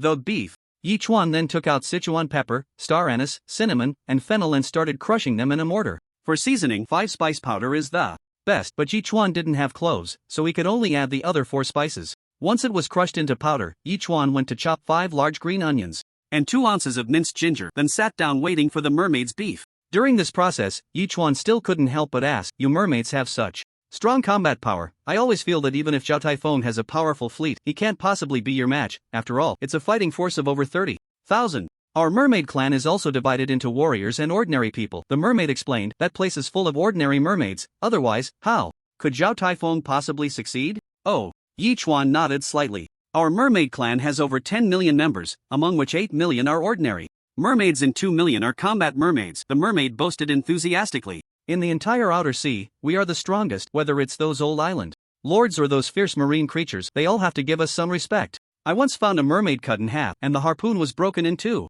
Yichuan immediately said, "You can almost walk sideways in the novice area because of infighting, and 2 died? Who said we can walk sideways in the novice area?" A hint of fear flashed across the mermaid's face as she immediately retorted, "If we encounter that thing, we can only run." "What exactly is that thing that scares you so much?" Yichuan asked curiously. After all, as an A-class marine creature, they should be among the most powerful beings in the sea. The only thing that could easily defeat them in the novice area should be that submarine, right? It's a shark. After saying this, the mermaid actually trembled unconsciously. "I've killed several sharks already," Yichuan said irritably. "Wow, seeing how powerful you are, you actually fear sharks. So, if I just conquer a few sharks, I can take you down. If you can conquer that shark, I'll kneel and call you dad." The mermaid glanced at Yichuan and immediately shouted, "You've really never seen the world, dreaming of conquering that shark. Did a donkey kick your head? Just smash your beef honestly, make sure to smash it well." Yichuan shot the mermaid an annoyed look, then ran to get the 5 kilograms beef bones, broke them, and started boiling them in a large pot. This time, he was not just entertaining this foodie but 3 other mermaids as well. He had to show his best skills to deal with them. However, boiling beef bones actually requires a lot of spices, and Yichuan only had a few on hand. But he felt that these mermaids probably hadn't eaten anything more delicious, so conservatively estimating, it should be enough to get by. Eating dumplings and making beef bones, how delightful. However, as the saying goes, the more you drink, the more you want. Whether it's erguotu or lao baigon, it was all gone. Not drinking would definitely be unsatisfying. Thinking this, Yichuan immediately ran back to his room and sent a message in the public chat room. 10L of freshwater, seeking to buy white wine, not much, want to buy quickly. Wow, is the big shot living so well that he's already pursuing alcohol? Has anyone ever offered alcohol? Why don't I know about it? I've been drinking since I was 15, and I have a big addiction. Who has some alcohol? Could you spare me a few dozen milliliters? Youth is dedicated to the small drinking table. Drunkenness is just about drinking. It seems this big shot is also a person of sentiment. Are you talking about me? Do you have any alcohol? Who do you think you are, just a beggar asking for handouts? I'm talking about the big shot who buys baijiu. Dare to insult me? I see you're looking for trouble. The public chat room suddenly became lively. Wang Sanrui also saw the scene and immediately sent a private message to Yichuan. "Friend, I still have 2 bottles of 1.5 liters, 52 degrees of Mendao. Are you interested? You probably wouldn't be interested in 10L of fresh water, would you?" Yichuan replied immediately. "You're right, 2 bottles are equivalent to 3L. Is a 3-to-1 exchange rate possible?" Wang Sanrui replied calmly. "I want 20L of fresh water and 20 kilograms of krill." "Friend, your appetite is a bit too big, isn't it?" Yichuan frowned and replied, "I don't have much fresh water left either. This is my most sincere offer. I'm also a fan of alcohol, but I haven't been willing to drink it. If I easily give it to you, then am I still me?" Wang Sanrui said calmly. He was confident that Yichuan would definitely accept his offer. He had enough food stored up, he just needed this 20L of fresh water to survive for a long time. As for the 20 kilograms of krill, it could definitely make those subordinate island masters suffer. "Alright, I really need this alcohol, otherwise I wouldn't trade with you." Yichuan waited out. Whether it's freshwater or krill, both are almost inexhaustible at the moment, and trading for 3L of Mendao is a good deal. Immediately, the two completed the transaction. Looking at the 2 items in front of him, Wang Sanrui still had some doubts. Currently, the large portions of food and freshwater listed on the super tablet, as well as the occasional high-priced purchases, all come from this guy. Who exactly is this guy? He must have a lot of good stuff in his hands. As long as I can get him sorted out, I can definitely live worry-free through the beginner phase. Saying this, Wang Sanrui took out the positioning tracker in his hand and couldn't help but squint his eyes. It's about time. After nearly 2 hours, the sound of mermaids came from outside. Each one ran out to take a look. It had indeed turned into a meat paste. Yichuan nodded in satisfaction. Very good, now, let's see what I can do. Saying this, he put all the beef into a large iron basin, added 4 fragrant noodles, green onions, minced ginger, 4 large spoons of soy sauce, and 3 spoons of salt, then quickly stirred for a few minutes before bringing it into the room. What's next? The mermaid asked in confusion. You. Take a break for a bit. Later, I'll teach you how to make dumplings. Yichuan said, immediately taking out nearly 15 pounds of flour and starting to knead the dough until it formed a ball, then set it aside to wait quietly. I say, your island is actually such a huge sea turtle. The mermaid circled the island in disbelief and said, even in the open sea, there are no sea turtles this big. It's not bad. Yichuan said with a smile, lucky for me, my island happens to be a sea turtle. That shouldn't be the case, the mermaid said, pinching her chin. Whether in the open sea or the life-forbidden zone, there isn't a single island master who uses a sea turtle as an island. It would limit their development. That's my business, you don't need to worry about it. Yichuan said irritably, it's about time. Come with me to make dumplings. I bet it will be very interesting. The mermaid's expression changed, and she immediately followed Yichuan into the room. After Yichuan pressed out dozens of dumpling wrappers, she said, just do it my way. With that, she began to wrap the dumplings in slow motion. The mermaid imitated her, and although her wrapping was very slow and quite ugly, she succeeded, which gave her a great sense of accomplishment. Wow, I can actually cook. Now, what do you merfolk usually eat? Yichuan asked suspiciously. After all, this guy had no resistance to food at all. Whatever we can find. Sometimes when we come across kelp or something, we'll give it a try, the mermaid answered honestly. Yichuan couldn't help but curl his lips. No wonder she had no resistance to food, she was living worse than a tiger. At least a tiger could eat meat, but this one? Eating sea fish was one thing, but she was an omnivore. As night fell, the two of them managed to wrap nearly 40 kilograms of dumplings, equivalent to over 1,200 pieces. The mermaid let out a long sigh of relief. Wow, this is really not easy. It feels like we just fought a battle. The beef bones are almost done too. Once we get the buns out, we can eat, Yichuan said. Chirp chirp. Chirp. Coming. Just then, the 3 little ones suddenly called out urgently, and the mermaid's expression changed as she rushed out. Yichuan's heart tightened. His big knife and rotating crossbow were already prepared. Although he had managed to communicate with the food-loving mermaid, he still had no idea what the situation was with the other 3 mermaids. If necessary, he could only defend himself and temporarily let Wang Kai take him to the air, but if it came to that, if the 4 mermaids wreaked havoc on his island, wouldn't all his hard work over the past month be wasted? System, is there any way to take out all 4 mermaids at once? Yichuan couldn't help but ask in a low voice. As expected, the system did not respond. Yichuan took a deep breath and strode out of the room. He saw the 4 mermaids gathered together. The 3 mermaids prepared to attack as soon as they saw Yichuan, but they were stopped by the food-loving mermaid. What are you doing? We're all on the same side. Captain, what are you talking about, same side? One mermaid looked at the food-loving mermaid in disbelief. Have you forgotten our purpose for entering the novice area? Then you should also know that the locator has been destroyed, and the princess and the others can't find us here at all, the food-loving mermaid said seriously, and with that crack healing automatically in the novice area, we probably can't go back. Then, let's capture all the humans in the novice area. After the novice area is over, we can exchange hostages with Zhao Tiexiong, right? Another mermaid spoke again. Capture millions of people? Can we even manage that? The food-loving mermaid snorted coldly. Even if we did, how would you find them food and fresh water? The 3 mermaids exchanged glances, feeling conflicted. This is my new human friend. We just finished cooking, so let's eat first and talk about other things later. The food-loving mermaid waved her hand assertively. I warn you, no one is allowed to act rashly without my permission. All right. Since the captain had said so, the 3 mermaids had no choice but to temporarily suppress their murderous intent. Yichuan also secretly breathed a sigh of relief and smiled.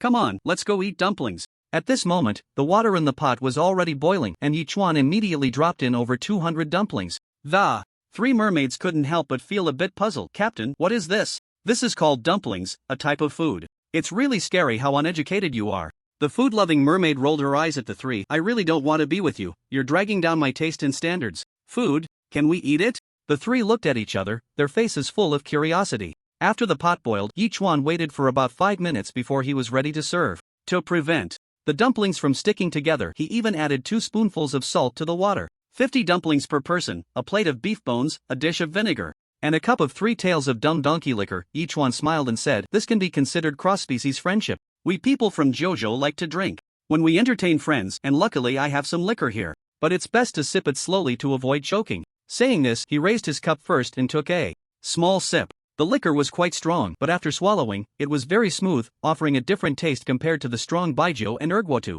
This stuff is actually pretty good? The foodie mermaid's expression changed. Is this called liquor? What the hell is this? Why is it so delicious? At that moment, a mermaid tentatively took a bite of the meat on the beef bone and immediately exclaimed with excitement, "But I still think this thing called dumplings is delicious.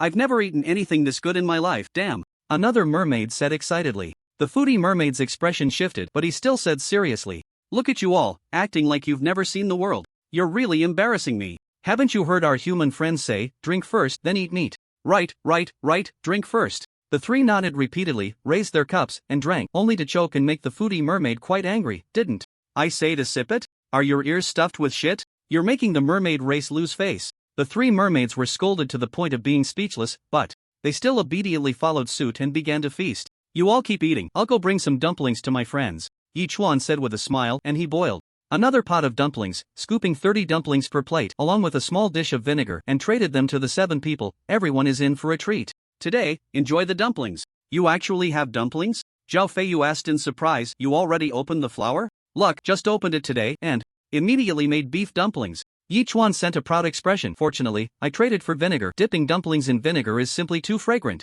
I remember when I was in the army, during festivals everyone would gather to eat dumplings. Suddenly, I miss my comrades." Zhao Feiyu couldn't help but reply, "Once the newbie period is over, you will meet again." Yichuan comforted, "It's already been a month, only 5 months left, right?" "That's true." Zhao Feiyu laughed and replied immediately, "Alright, let's eat dumplings. They won't taste good if they get cold." "Okay," Yichuan replied, chatting a bit more with the others before returning to the mermaids. "Buddy, is there more of this liquor? It's really good." As soon as he sat down, the foodie mermaid asked. "Yes, plenty." Yichuan laughed and immediately poured more liquor for the mermaid. "Big brother, are there any dumplings left? I've eaten them all." A nearby mermaid asked, holding an empty plate. "Yes, plenty," Yichuan said, serving the mermaid another 30 dumplings. "Don't just eat dumplings, eat meat and drink too. Drink, let's drink." The 3 mermaids nodded repeatedly, raising their cups for a big gulp. After 3 rounds of liquor and 5 courses of food, all 4 mermaids had rosy cheeks, and the foodie mermaid, with drooping eyelids, couldn't help but let out a satisfied sigh. "So good,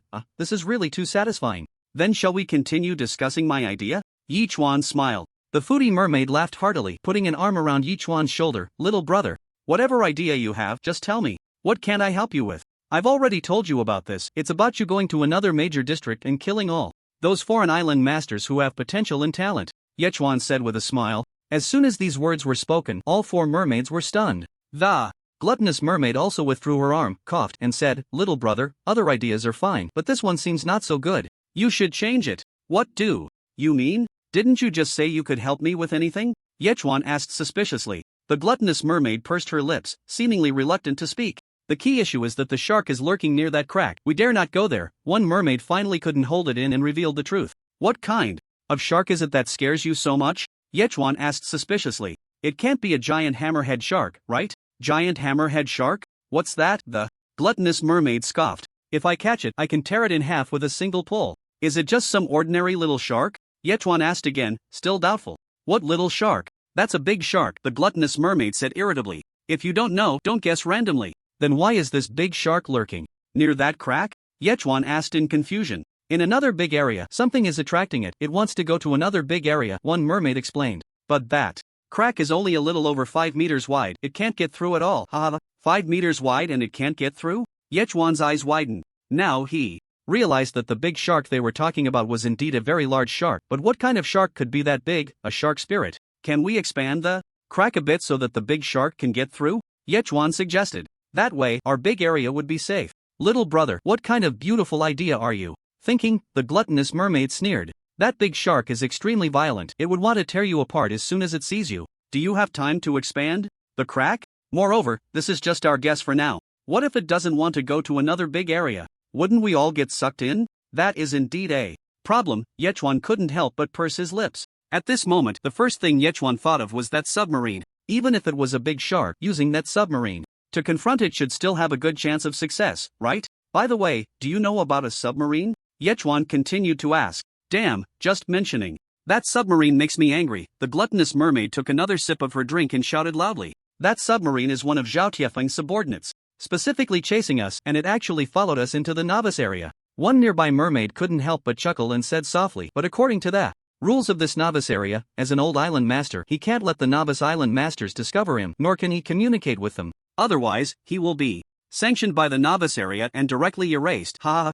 then why does he always appear near the Island Master's islands, attracting their attention? Yechuan asked suspiciously. Probably looking for us, but that idiot just can't find us. Haha, the gluttonous mermaid laughed again. Enough about that. Come on, let's drink. Ha ha ha. Come on, drink. Yechuan calculated in his heart and didn't dwell on the issue any longer, pouring more wine and taking another sip. Until the four mermaids were sprawled on the ground, only bubbling. Yechuan finally tidied up the mess, put the remaining 700 frozen dumplings into the refrigerator, and returned to his room. Zhao Feiyu sent a message. Do you know about that submarine that keeps appearing? What's going on? That submarine has been chasing mermaids from the open sea and finally entered our novice area through a crack, Yechuan replied. It's Zhao Tiafeng's subordinate, Zhao Taifeng? Zhao Feiyu was taken aback. Yeah, do you know him? Yechuan asked. I've heard a little about him, but I don't know him, Zhao Feiyu replied, then asked again, do you know how to contact that submarine? It would be good to ask why the novice area has turned into what it is now. As an established island master, he can't let us newbies discover him, nor can he communicate with newbies, otherwise, he will be sanctioned by the novice area and directly erased, Yechuan replied. So, let's just forget it. I see. Zhao Feiyu's brow tightened and the joy on his face vanished in an instant. I understand now. The long night is upon us, let's just sleep. After replying, Yechuan glanced at the public chat room. Sigh, it's the third day of being frozen, and I can't even fish out a single supply box. Plus, I've basically traded all my supplies for krill, and now I'm left with nothing. Back to square one, damn it. As night was about to fall today, I saw a fish as lone as 20 meters break through the ice, and then it dove back into the ice. Guess what? It blasted out 3 supply boxes, with ham sausages, bread, and mineral water all included. Haha. A 20-meter long fish, could it be a whale shark? A whale shark is only about 13 or 14 meters at most. 20 meters long is hard to imagine what kind of fish it is, but this is the ocean world, it could be any kind of fish. Sleep, what time is it? Who cares? Could the big fish that Guy described be the big shark they mentioned? Yechuan muttered, immediately sending a message to that island master. Friend, what does the big fish you mentioned look like? It looks like a shark, but it's much bigger than a shark. I didn't see it clearly, but what impressed me the most was its teeth. Each tooth is as big as our palm. The other party replied immediately. I'm afraid it might suddenly ambush me at night, then I would just be eaten. Such big teeth? Yechuan muttered in disbelief. System, the fish he described should be a shark. Is there really a shark that big? Yechuan asked seriously. Megalodon. The system immediately provided an answer, the ceiling of A-level marine creatures with terrifying combat power capable of easily destroying submarines. Megalodon? Yechuan exclaimed, isn't the megalodon already extinct? The system did not respond, but Yechuan thought for a moment, since mermaids exist, what's so strange about the existence of megalodon? However, the megalodon is the most terrifying existence in the ocean, even those massive whales are its food. In the system's judgment, it still hasn't escaped the category of A-level marine creatures. How terrifying could S-level and SS-level marine creatures be? What are the chances of me driving the megalodon to another major area? Yechuan waited and asked a question that the system might answer. 0. The system, however, only gave Yechuan one word. True, encountering that submarine, I was like a moth to a flame, seeking my own demise. Encountering a megalodon that could easily destroy that submarine would mean certain death. Yechuan shook his head self-deprecatingly. Hidden mission discovered, does the host accept? At that moment, the system's voice suddenly rang out again. Why is a hidden mission appearing at this time? Yechuan was taken aback. It's all hidden missions. I've never encountered a straightforward mission. What hidden mission is it this time? Hidden mission. The host needs to kill the megalodon or drive the megalodon out of the JoJo area. A generous reward will be given upon completion. Do you accept? The system replied. Yechuan didn't know what to say. It had been over 30 seconds when Yechuan darkly questioned, System, are you trying to get me killed? Just now you said the possibility of driving the great white shark to another region is 0, and now you want me to either drive it away or kill it. This is intentional, right? The host can choose to accept or refuse. The system spoke again. Accept. Yechuan said fiercely. Detected that the host has accepted the hidden mission. Please complete it as soon as possible. The system immediately replied. Don't worry, I will. Yechuan said, with drooping eyelids, not in a good mood. Fortunately, this hidden mission did not have a time limit, it just needed to be completed in the shortest time possible. At that moment, Yechuan decided not to dwell on it any longer, got into bed, and went to sleep. Due to the alcohol, Yechuan opened his eyes the next day, and it was already nearly 9 in the morning. Stepping out of the room and looking at the high-rising sun, Yechuan stretched and said, Sign in. Sign in successful. Congratulations to the host for obtaining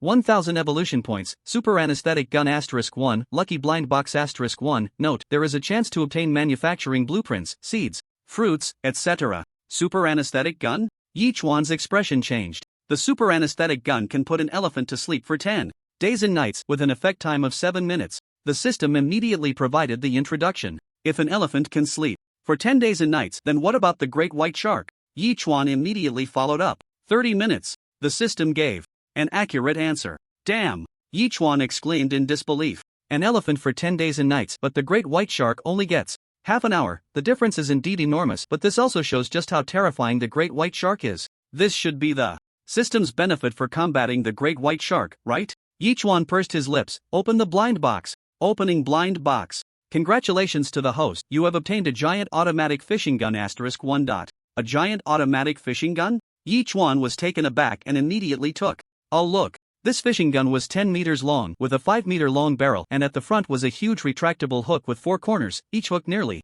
50 centimeters long. Once shot into the body of a giant creature, pressing the button would instantly snag the flesh, making it impossible to escape no matter how hard it struggled. In addition, the tail of the long gun had a 2,000-meter long reinforced steel wire, which was used to reel in the fish. If it were before, Yi Chuan would definitely complain about getting such a thing from a blind box, but this time he was overjoyed. This was the perfect tool to deal with the great white shark in combination with the super anesthetic, right? Plus, with the cooperation of the 4 mermaids, moving that great white shark to another region would be a piece of cake. I say, bro, what are we having for breakfast? At that moment, the voice of the gluttonous mermaid came over. Even though we ate a lot yesterday, I'm already starving. Let's have sashimi. Yi Chuan thought and immediately said, what's sashimi? The gluttonous mermaid asked. Suspiciously. Yi Chuan didn't explain and immediately pulled out 30 pounds of tuna, starting to cut it into slices, and made a spicy oil and soy sauce dipping sauce. Take the fish and dip it in one of these 2 sauces to eat. What's the difference between this and us eating raw fish? One mermaid said suspiciously.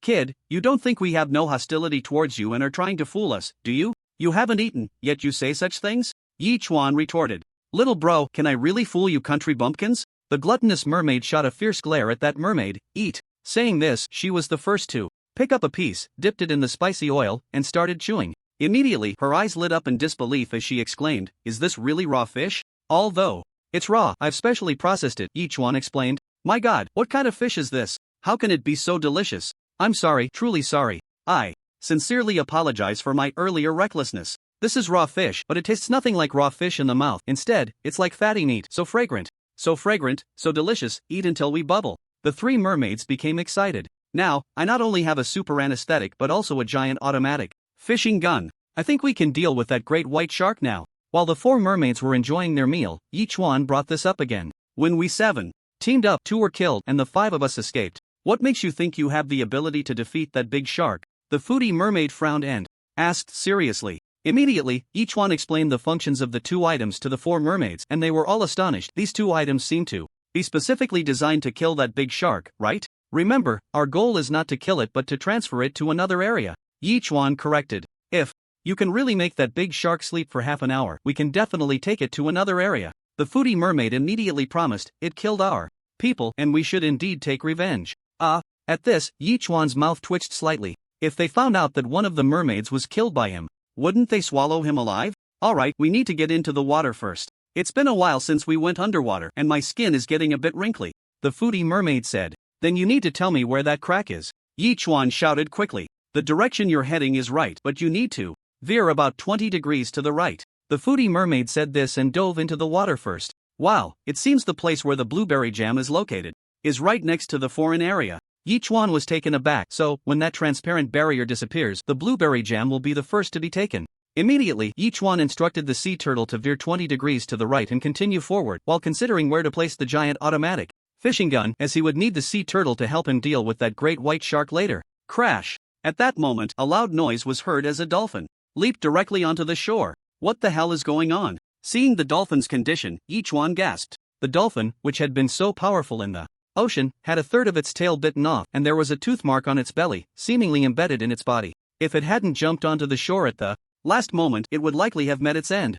What could bite you like this? It shouldn't be those 4 guys, right? Yi Chuan murmured softly. Hearing the dolphin's painful whimpers, he immediately poured half of the S-grade freshwater he had transformed yesterday onto the dolphin's tail and belly, and fed the other half to it. Yi Chuan had previously built a channel which had grown much larger during the evolution of the island. It could still accommodate this dolphin, and it was also seawater. Watching the dolphin gradually recover, Yichuan quickly lifted it and temporarily placed it in the channel. After all, it was still unclear what the situation was in the water. It was better to figure that out first. After more than 10 minutes, seeing the dolphin gradually regain its vitality, Yichuan finally felt relieved and ran to the beach, intending to investigate, when he heard a splash sound as the 4 mermaids returned. My dolphin is seriously injured. It seems to have been attacked by something. Yichuan said seriously. Do you know what the situation is like in the sea? There are some fish so ugly they make you want to commit suicide, about a meter long and extremely aggressive, the gluttonous mermaid replied. The krill are almost gone. All turned into food for these ugly fish. It's just so damn disgusting. Ugly fish, giant clownfish? Yichuan asked suspiciously.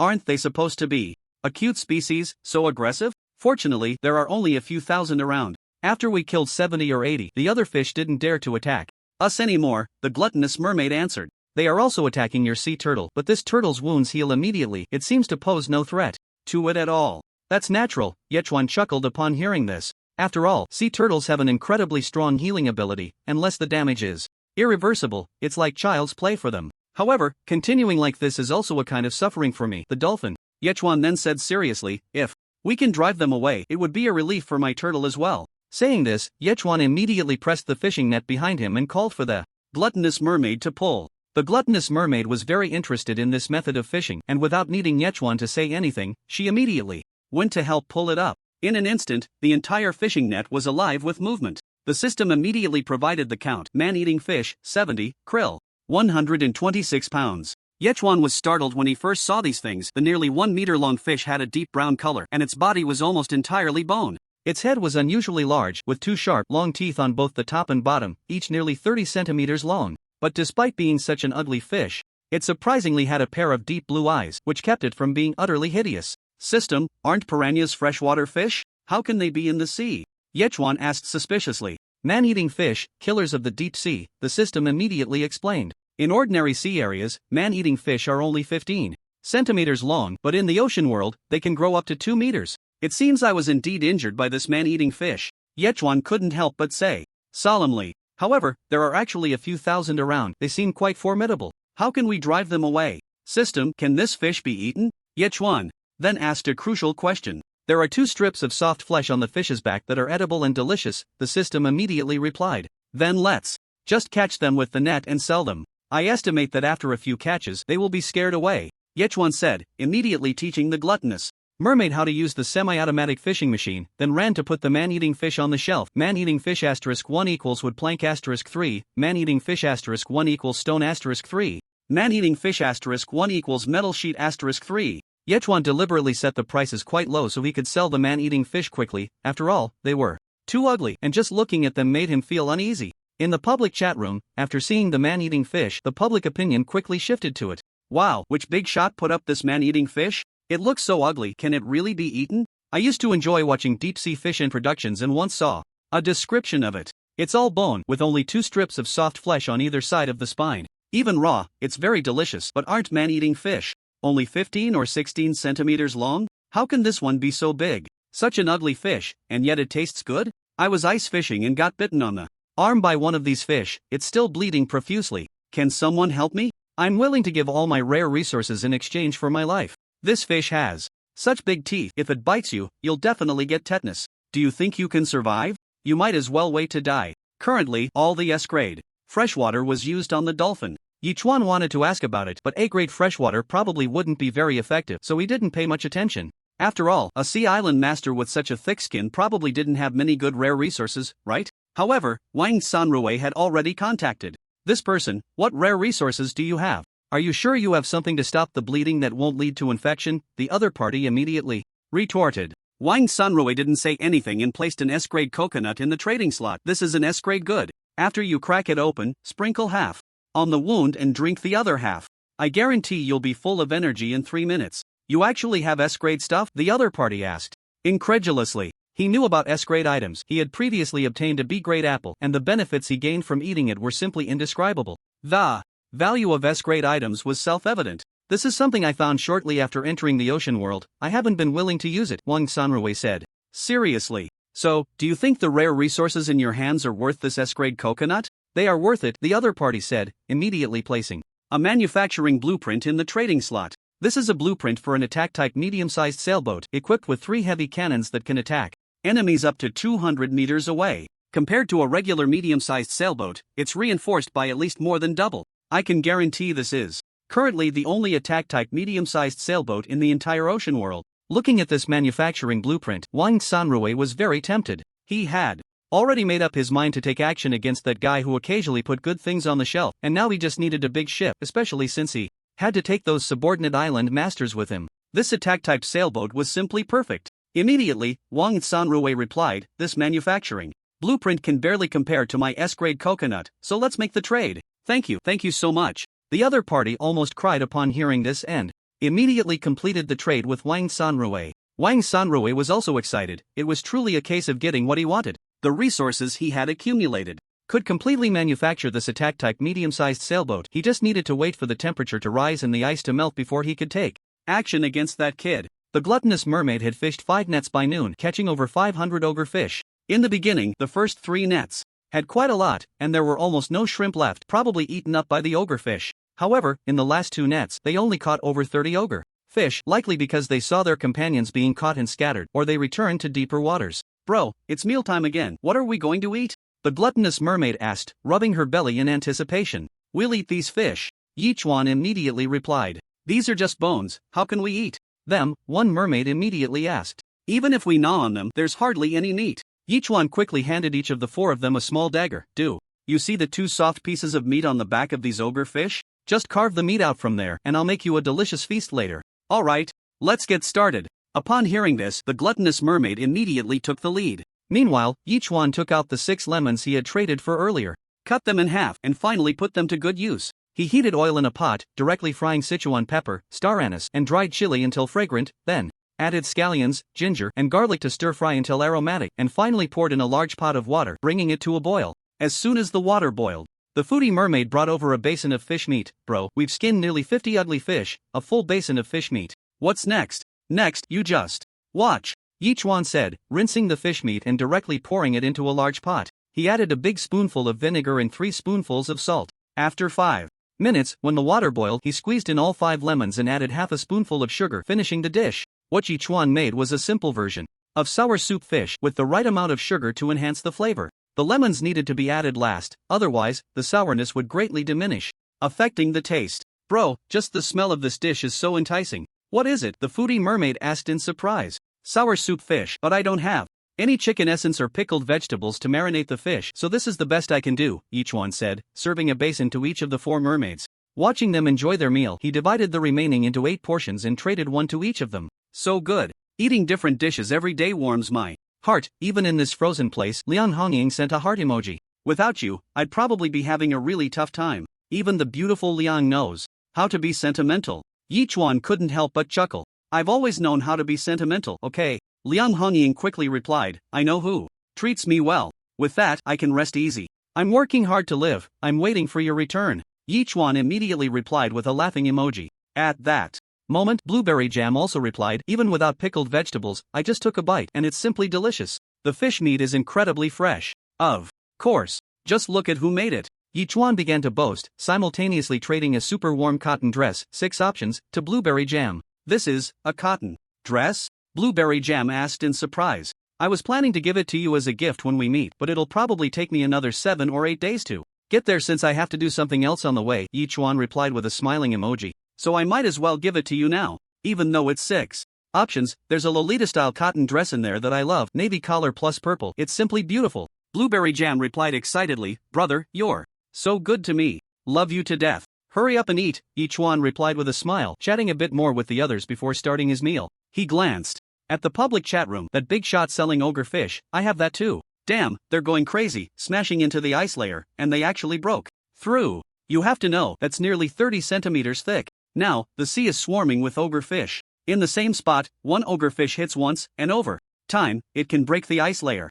Are they trying to breathe fresh air? Damn, these ogre fish can actually walk on the ice with their fins. They're trying to come to my island. Who has a weapon? Can someone lend me one? I'm begging you. Is this for real? Are they amphibious now? Terrifying things keep happening, one after another. Are we going to become food for these ogre fish?" Looking at the chat records, Yichuan frowned slightly. He had studied these Ogre fish, they indeed had two symmetrical fins on their bellies, but they could walk on the ice? That seemed a bit fantastical, right? With such terrifying attack power, if he didn't have a weapon, he might really become their food. However, Yichuan didn't pay too much attention to this matter for now. After all, he had 4 strong bodyguards, he didn't need to lift a finger to deal with them. After eating and drinking their fill, the 4 mermaids basked in the sun on the rocks. Friday approached Yichuan with a dozen sunflower heads in his arms. Brother Chuan, the sunflower seeds are fully matured. Didn't you say it would take another 5 days? Yichuan asked, puzzled. Well, after you gave me the nutrient solution, I diluted it with water and distributed some to the sunflowers.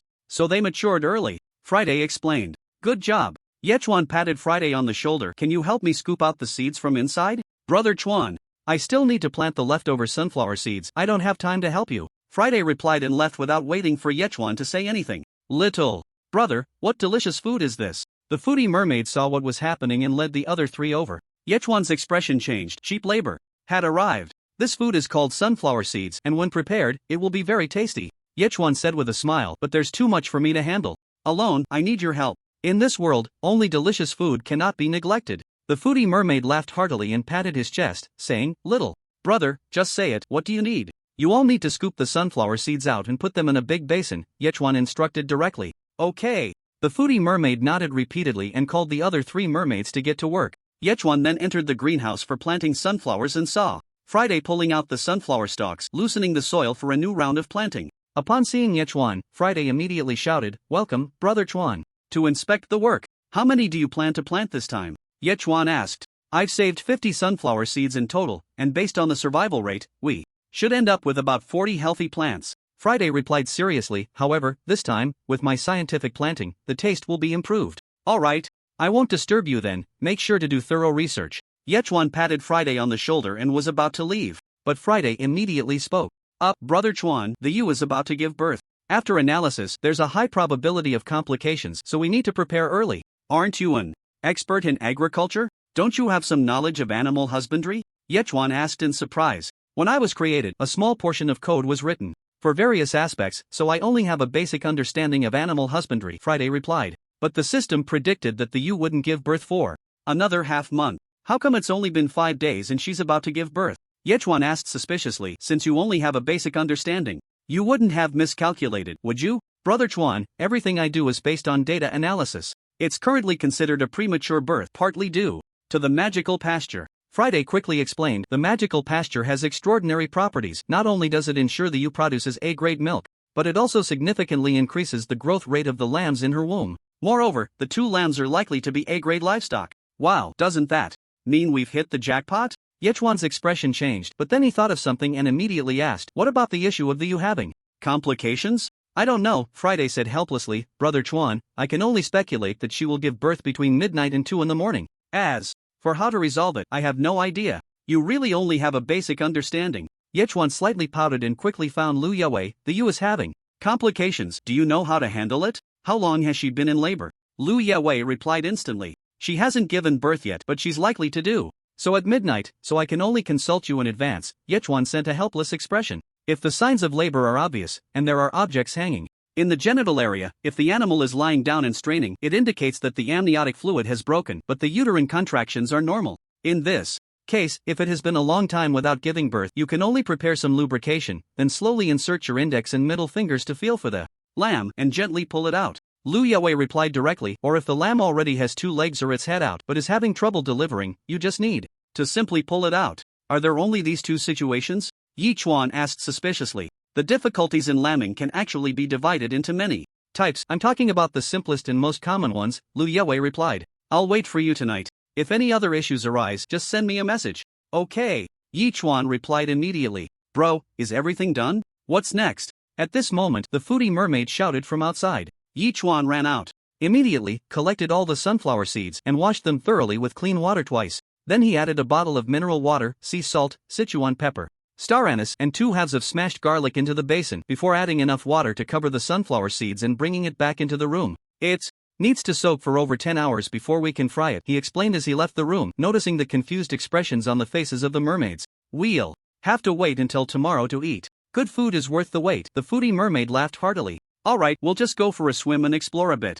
You just prepare dinner and we'll be back in the evening. then help drive away the surrounding man-eating fish. Yi Chuan instructed immediately. No problem. With the foodie mermaid's loud shout, the sound of splashing water began to echo from the back of the sea turtle. Am I becoming a babysitter? Yi Chuan muttered to himself, annoyed. But, in order to make them willingly go to the foreign district, I'll endure. However, for tonight's dinner, Yi Chuan didn't put in much effort. He simply took out all the instant noodles, over 30 buckets in total, and decided they would have instant noodles tonight. To enhance the flavor, he boiled the leftover 2 kilograms of beef brisket to make a delicious beef noodle dish. How wonderful would that be? Then, Yi Chuan took out 10 pounds of shrimp and made a tasty shrimp paste. It seemed that the taste of these 4 mermaids had been spoiled by him, so he needed to prepare something even better. 2 hours later, the 4 mermaids returned and Yi Chuan's beef noodles were ready. The foodie mermaid burst into laughter and said, as soon as we got ashore, we smelled the aroma. Bro, what delicious food did you make this time? A simple beef noodle dish paired with shrimp paste, absolutely delicious.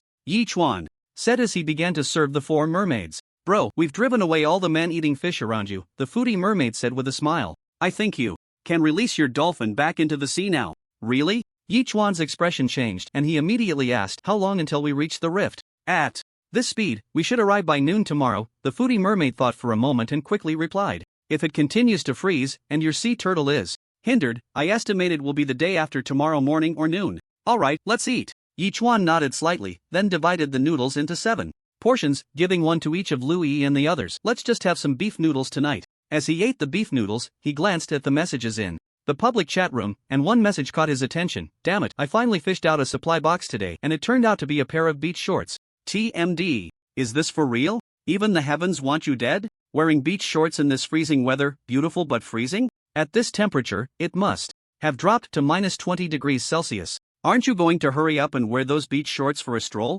I'm so desperate I want to die. Who wants beach shorts? I'll just give them away. Ha, only a fool would want them. Can't you see what the weather is like? Looking at this message, Yi Chuan couldn't help but purse his lips and immediately sent a message back. Did you get those beach shorts from a supply box? Yeah, the other party replied. Instantly, I'm about to go crazy. Even a pair of cotton shoes would be good. What are beach shorts? I'll give you 2 pounds of shrimp if you give me the beach shorts, Yi Chuan said, placing 2 pounds of shrimp in the trading slot. The other party's expression changed, and they quickly set up the trade, fearing Yi Chuan would back out. Yi Chuan stroked the beach shorts and asked seriously, System, does getting beach shorts mean the temperature is about to rise? There was no answer. The system had crashed again. However, Yi Chuan felt there was a possibility. Since a giant octopus had disrupted the novice area's settings, if extremely cold weather could occur now, then extremely hot weather would surely follow. He believed that day was not far off. Hey bro, do you have any more? This is too delicious, I'm still hungry. At that moment, the gluttonous mermaid knocked on the door, shouting loudly. Yi Chuan immediately ran out and divided all the remaining beef noodles among the 4 mermaids, each of whom ate very contentedly. Yi Chuan then urged the 4 mermaids to find a place to sleep while he started watching an action movie. After all, the Yu would soon give birth, and it was better to wait than to sleep and wake up. It wasn't particularly late anyway. Time passed second by second, and after finishing the first part of Die Hard, he was halfway through the second part when he suddenly heard a noise from the sheep pen. Yi Chuan's heart stirred, and he immediately ran to the sheep pen. The Yu was lying on the ground, panting heavily with its tongue out, and after about 10 seconds, it strained once and 2 hooves were vaguely visible at its private parts. However, it seemed the Yu was doing its best, only managing to produce 2 little hooves, and no matter how hard it tried, it was futile. Just as Lu Yiwei described, this is the most common type of dystocia. Yi Chuan muttered to himself, feeling a bit anxious but steeling his heart. He reached out and grabbed the 2 hooves, pulling hard. The Yu sensed Yi Chuan's strength and cooperated, straining in rhythm. With a whoosh, a white little lamb was pulled out. It was likely due to being premature that it was very weak, and even though the temperature in the sheep pen was bearable, it was still a test for the newborn lamb. Yi Chuan immediately ran to fetch 2 stoves, and after the charcoal burned for a while, the temperature finally rose above 0. Watching the Yu licking the liquid off the little lamb, Yi Chuan thought for a moment and quickly ran to get 500 milliliters of grate of fresh water. The lamb seemed to know the water was good for it and started drinking on its own. Puff! Just then, there was another crisp sound that startled Yi Chuan. It was the Yu giving birth to another lamb, 2 in 1 litter? Jackpot! Yi Chuan quickly set aside some grate of fresh water to feed the newly born lamb. At that moment, the system also chimed in, grade A goat, Yu, has a chance to produce grade S fresh milk when grown. Wow! A simple sentence made Yi Chuan jump 3 feet high with joy. Just as predicted by Friday, the 2 newborn lambs were grade A, and just like ordinary ewes producing grade A goat milk, 2 grade A ewes could produce grade S goat milk, which meant the efficacy would be 3 times that of grade S freshwater. It's happening, it's really happening. I'm going to get rich. Yichuan danced with joy. As the situation in the novice area grew increasingly dire, once the S-level goat milk went into mass production, his and his friends' physical abilities would see a significant boost. By then, even when facing mermaids, he would definitely have the confidence to defeat them. Just thinking about it made him happy. At that moment, Yichuan immediately called over the 3 little ones, instructing them to guard the 2 little goats, and only then did he feel at ease returning to his room. After all, the little goats were born knowing how to drink milk, so he didn't need to worry too much. Everything could wait until tomorrow morning. After reporting his safety to Lu Yiwei, Yichuan took a quick hot shower and then fell into a deep sleep. In his dream, Yichuan met Blueberry Jam, a very beautiful and kawaii girl, who was dancing around him. "Brother, I want to dance for you while taking off my clothes." He detected that the host has not yet checked in. "Would you like to check?"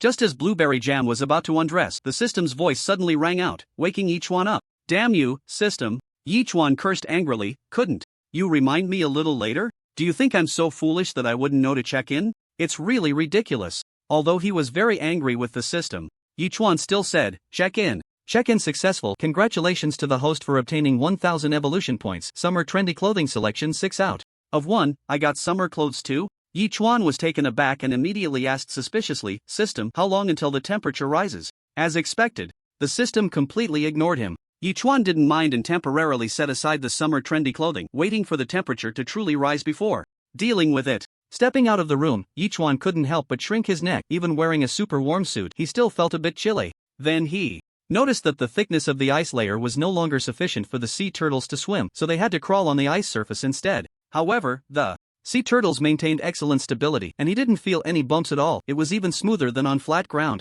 "Good job, my turtle." Yichuan bit his lip and couldn't help but shout. Crawling was certainly not as comfortable as swimming in the sea, and with such a heavy load on his back, it was indeed not easy. At that moment, Yichuan immediately fed the sea turtle 600 pounds of krill and some fresh water.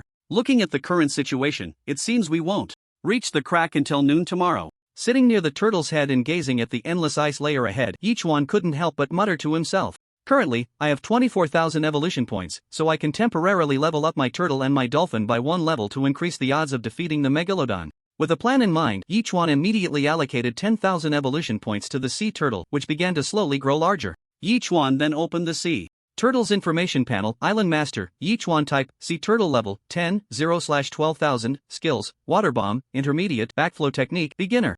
Talents, longevity, rapid healing, crawling. It seemed he had gained a backflow technique. System, what is the backflow technique? Yichuan asked in confusion. The backflow technique creates a forward-moving current in the water, obstructing the enemy's advance. Beginner backflow technique has a cross-section width of 5 meters, a water flow thickness of 2 meters, and a flow speed of 10 meters per second, the system explained immediately. "Wow, that's so detailed?" Yichuan exclaimed in surprise. In simple terms, when the sea turtle fought with an enemy and used the backflow technique, it was equivalent to a massive current trying to wash the enemy away. If the enemy wanted to continue fighting the sea turtle, they would have to overcome the immense resistance of this water flow. This was quite a good skill, and it should complement the dolphin's sonic interference nicely. In addition, the evolution points gained with each level up have increased from the original 1000 points to 2000 points, making leveling up slightly more difficult, but it's not a big deal. Subsequently, Yichuan added 5000 evolution points to the dolphin, and its body slowly began to grow larger. Currently, the dolphin's length has reached 3 meters, and its streamlined body looks very beautiful. At this moment, its injuries have completely healed. Although the channel does not allow it to swim joyfully, the joy of leveling up still makes it happily leap out of the water. Yichuan immediately smiled and opened the dolphin's information panel. Name, Dolphin Friendliness, 100 out of 100 level, 10 evolution points, 0 out of 6000 skills, sonic interference, intermediate, absolute impact, intermediate, talent, deep dive, 1800 meters, note, absolute impact allows the dolphin to attack with its head, with an intermediate impact equivalent to a force of 2000 pounds. Sonic interference can perform sonic attacks on all entities within a 100-meter range, disrupting their actions. Neither skills nor talents have increased, only sonic interference, absolute impact, and deep dive have been enhanced, which is somewhat comforting. Dolphin level up complete. Congratulations to the host for the contract beast leveling up to level 10. Receiving a level up gift pack. Would you like to open it? At this moment, the system's voice came through. Yichuan's expression changed, filled with anticipation. As he said, "Open it." Opening level up gift pack. Please wait. Congratulations to the host for obtaining 1000 growth points, 10 cornbread, 6 A grade. Oranges, 1 weapon enhancement card, only for small weapons, can double the weapon's power. Weapon enhancement card? Yi Chuan's expression shifted. This was exactly what he needed. However, he was somewhat conflicted about which weapon to enhance. His main weapons at the moment were a large knife and a rotating crossbow. The large knife was currently very handy and powerful, while the rotating crossbow was better the stronger it became. In the end, Yi Chuan decided to upgrade the rotating crossbow and immediately used the weapon enhancement card on it. In an instant, the rotating crossbow emitted a faint glow. Although it still looked like the previous rotating crossbow, Yi Chuan could clearly feel that its weight had increased by about 2 pounds, and each bolt's weight had also increased by roughly a pound, making it feel substantial in his hand. He aimed at a boulder 20 meters away and pulled the trigger. With a puff sound, 8 bolts pierced through the more than 1 meter thick stone and shot forward nearly 8 meters before embedding themselves in the ground. On the boulder, 8 holes with a diameter of 1 centimeter appeared, which looked somewhat aesthetically pleasing. Wow, not bad, Yi Chuan exclaimed joyfully to himself. Previously, after upgrading, the rotating crossbow could only embed bolts into tree trunks but could not penetrate them. Now, the rotating crossbow could even pierce through stone, indicating that its power had not just doubled. Awesome! Now, Yi Chuan felt he had a bit more chance of defeating the Megalodon. After all, even if it was a hidden mission, there were 2 options provided. If he really couldn't send it to the foreign district, then he would have to send it on its way. Hey bro, you woke up pretty early, what are you having for breakfast? The gluttonous mermaid appeared by Yi Chuan's side at some point, grinning, as she asked. Let's have barbecue. Yi Chuan replied immediately. What's barbecue? The mermaid beside him immediately leaned in to ask. Are you stupid? Barbecue is obviously both grilled and roasted. Do you even need to ask? The gluttonous mermaid shot a fierce glare at the other mermaid. From now on, don't ask questions, just eat, or you'll look really dumb. The mermaid pouted but ultimately didn't dare to retort. After killing that giant octopus, there were still more than a dozen pieces of octopus meat left in the cold storage that hadn't been eliminated. Yi Chuan directly placed them on the grill, while also taking out some steamed buns to toast. It wasn't until the delicious aroma wafted across the entire island that Yi Chuan distributed 2 large pieces of octopus meat in 2 buns to each person. The 3 mermaids didn't care about the heat at all and immediately stuffed the food into their mouths. Even when they let out sounds from the heat, they didn't stop chewing. The foodie mermaid looked helpless and said, "How did I end up with teammates like you? It's just too embarrassing." Sigh. After saying that, she turned away and pretended to eat with a gentlemanly demeanor. Afterward, Yi Chuan divided the remaining octopus meat and traded it to Zhao Feiyu and the others, saying, "Let's have some barbecue for breakfast. I'm too lazy to prepare anything else." Barbecue for breakfast? Which island master can be happier than us? Lu Shuai sent an awkward expression. Boss, I'm almost embarrassed to tell you, but when I went to pee this morning, I found that I needed to loosen my belt by 1 notch to fasten it. So you're saying you've gained weight? Yi Chuan replied irritably. Among so many new island masters, who could possibly gain weight during the first 2 months of the toughest beginner phase? Let's just say your food is too good, boss. Lu Shuai sent a bragging expression. It's just too blissful. I wonder if my family knows about the strange things happening in the beginner area. They might be worried sick, but they have no idea that I've gained weight. Just keep showing off. Yi Chuan sent a facepalm expression and then looked at the public chat room, starting to eat breakfast. The ice layer is roughly over 40 centimeters thick, and the temperature is about minus 23 degrees. I don't know if it will continue to get colder. I feel like my winter coat and the stove are no longer enough to fend off the severe cold. This morning, I tried to break through the ice layer with a long spear, but it can no longer penetrate. After half an hour of effort, I only managed to break through 20 centimeters. The previous method of chiseling a hole to let the fish jump up probably won't work anymore. Sigh, I'm speechless. I'm running out of supplies. If no one supports me, I might just die. Dying is better. It's better than suffering while alive. In this hellish beginner phase, even experienced veteran island masters would probably die with resentment. I've broken through the ice layer. Guess what I found? Come on, just say it or get lost. Stop dragging it out? A 4-legged snake. A snake is a snake. How can it have 4 legs? Are you talking nonsense this early in the morning? Are you frozen or something? Damn, I'm not lying to you. I've already caught this 4-legged snake. I'm putting it on the trading interface now. You can see for yourselves. Shut up, you liar.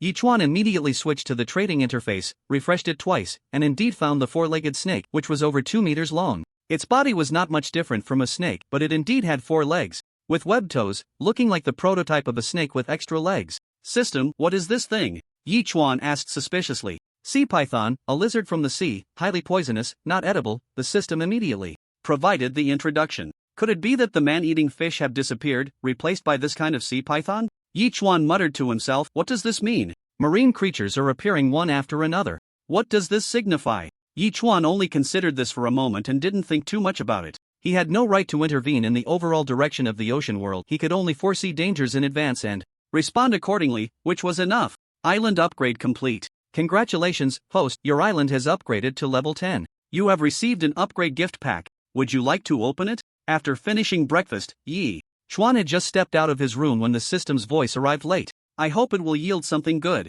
Yi Chuan muttered to himself and immediately said, activate. Activating. Congratulations, host, you have gained 2000 growth points, A grade citrus *6, small nutrient solution *9, super locator *1. Another super locator has been obtained. Currently, besides the one used for blueberry jam, I have 3 more. Once I meet up with the blueberry jam, I'll see who else is willing to come over. Looking ahead, after a new round of expansion, the forest has increased by several hundred square meters. As far as the eye can see, it is lush and green, probably around 3,000 square meters, and the trees in the middle look to be over 30 meters tall. Aside from the small hill that has already grown to over 40 meters, this is the second tallest group on the island. I wonder if there are any large creatures in the forest after the additional 500 square meters. Yi Chuan murmured to himself as he turned and climbed to the top of the small hill. At this moment, the small hill is about 100 meters long and 45 to 56 meters high, astonishingly twice the height of the small hill at level 9, with a growth rate that is simply incredible. Meanwhile, the spring on one side has grown at least twice as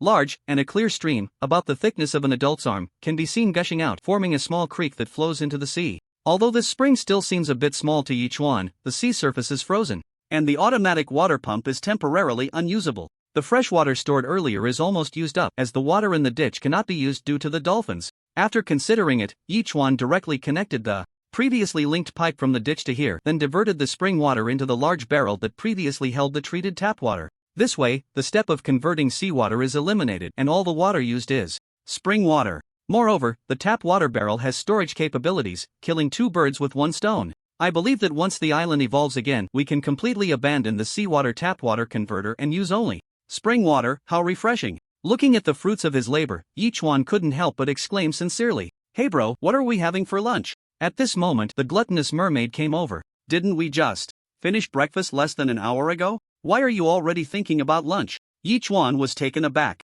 "Who said we haven't eaten such delicious food before? I've already been conquered by you." The gluttonous mermaid chuckled. "Besides, we have to fight the great white shark tomorrow at noon. Shouldn't we eat a few more good meals?" "That's true." Yi Chuan nodded. "Let's make snake soup." Just right, there was still stock of the net-patterned python, along with fatty pork and the lychee mushrooms traded from Louis a few days ago. Absolutely delicious. "Anything is fine, whatever you make is delicious," the gluttonous mermaid said with a grin. "Also, can we eat those sunflower seeds now?" "The sunflower seeds aren't ready yet, but you can definitely eat them before the battle tomorrow at noon," Yi Chuan replied, then immediately instructed, "You 4 hurry ahead a few kilometers and break open a large ice layer.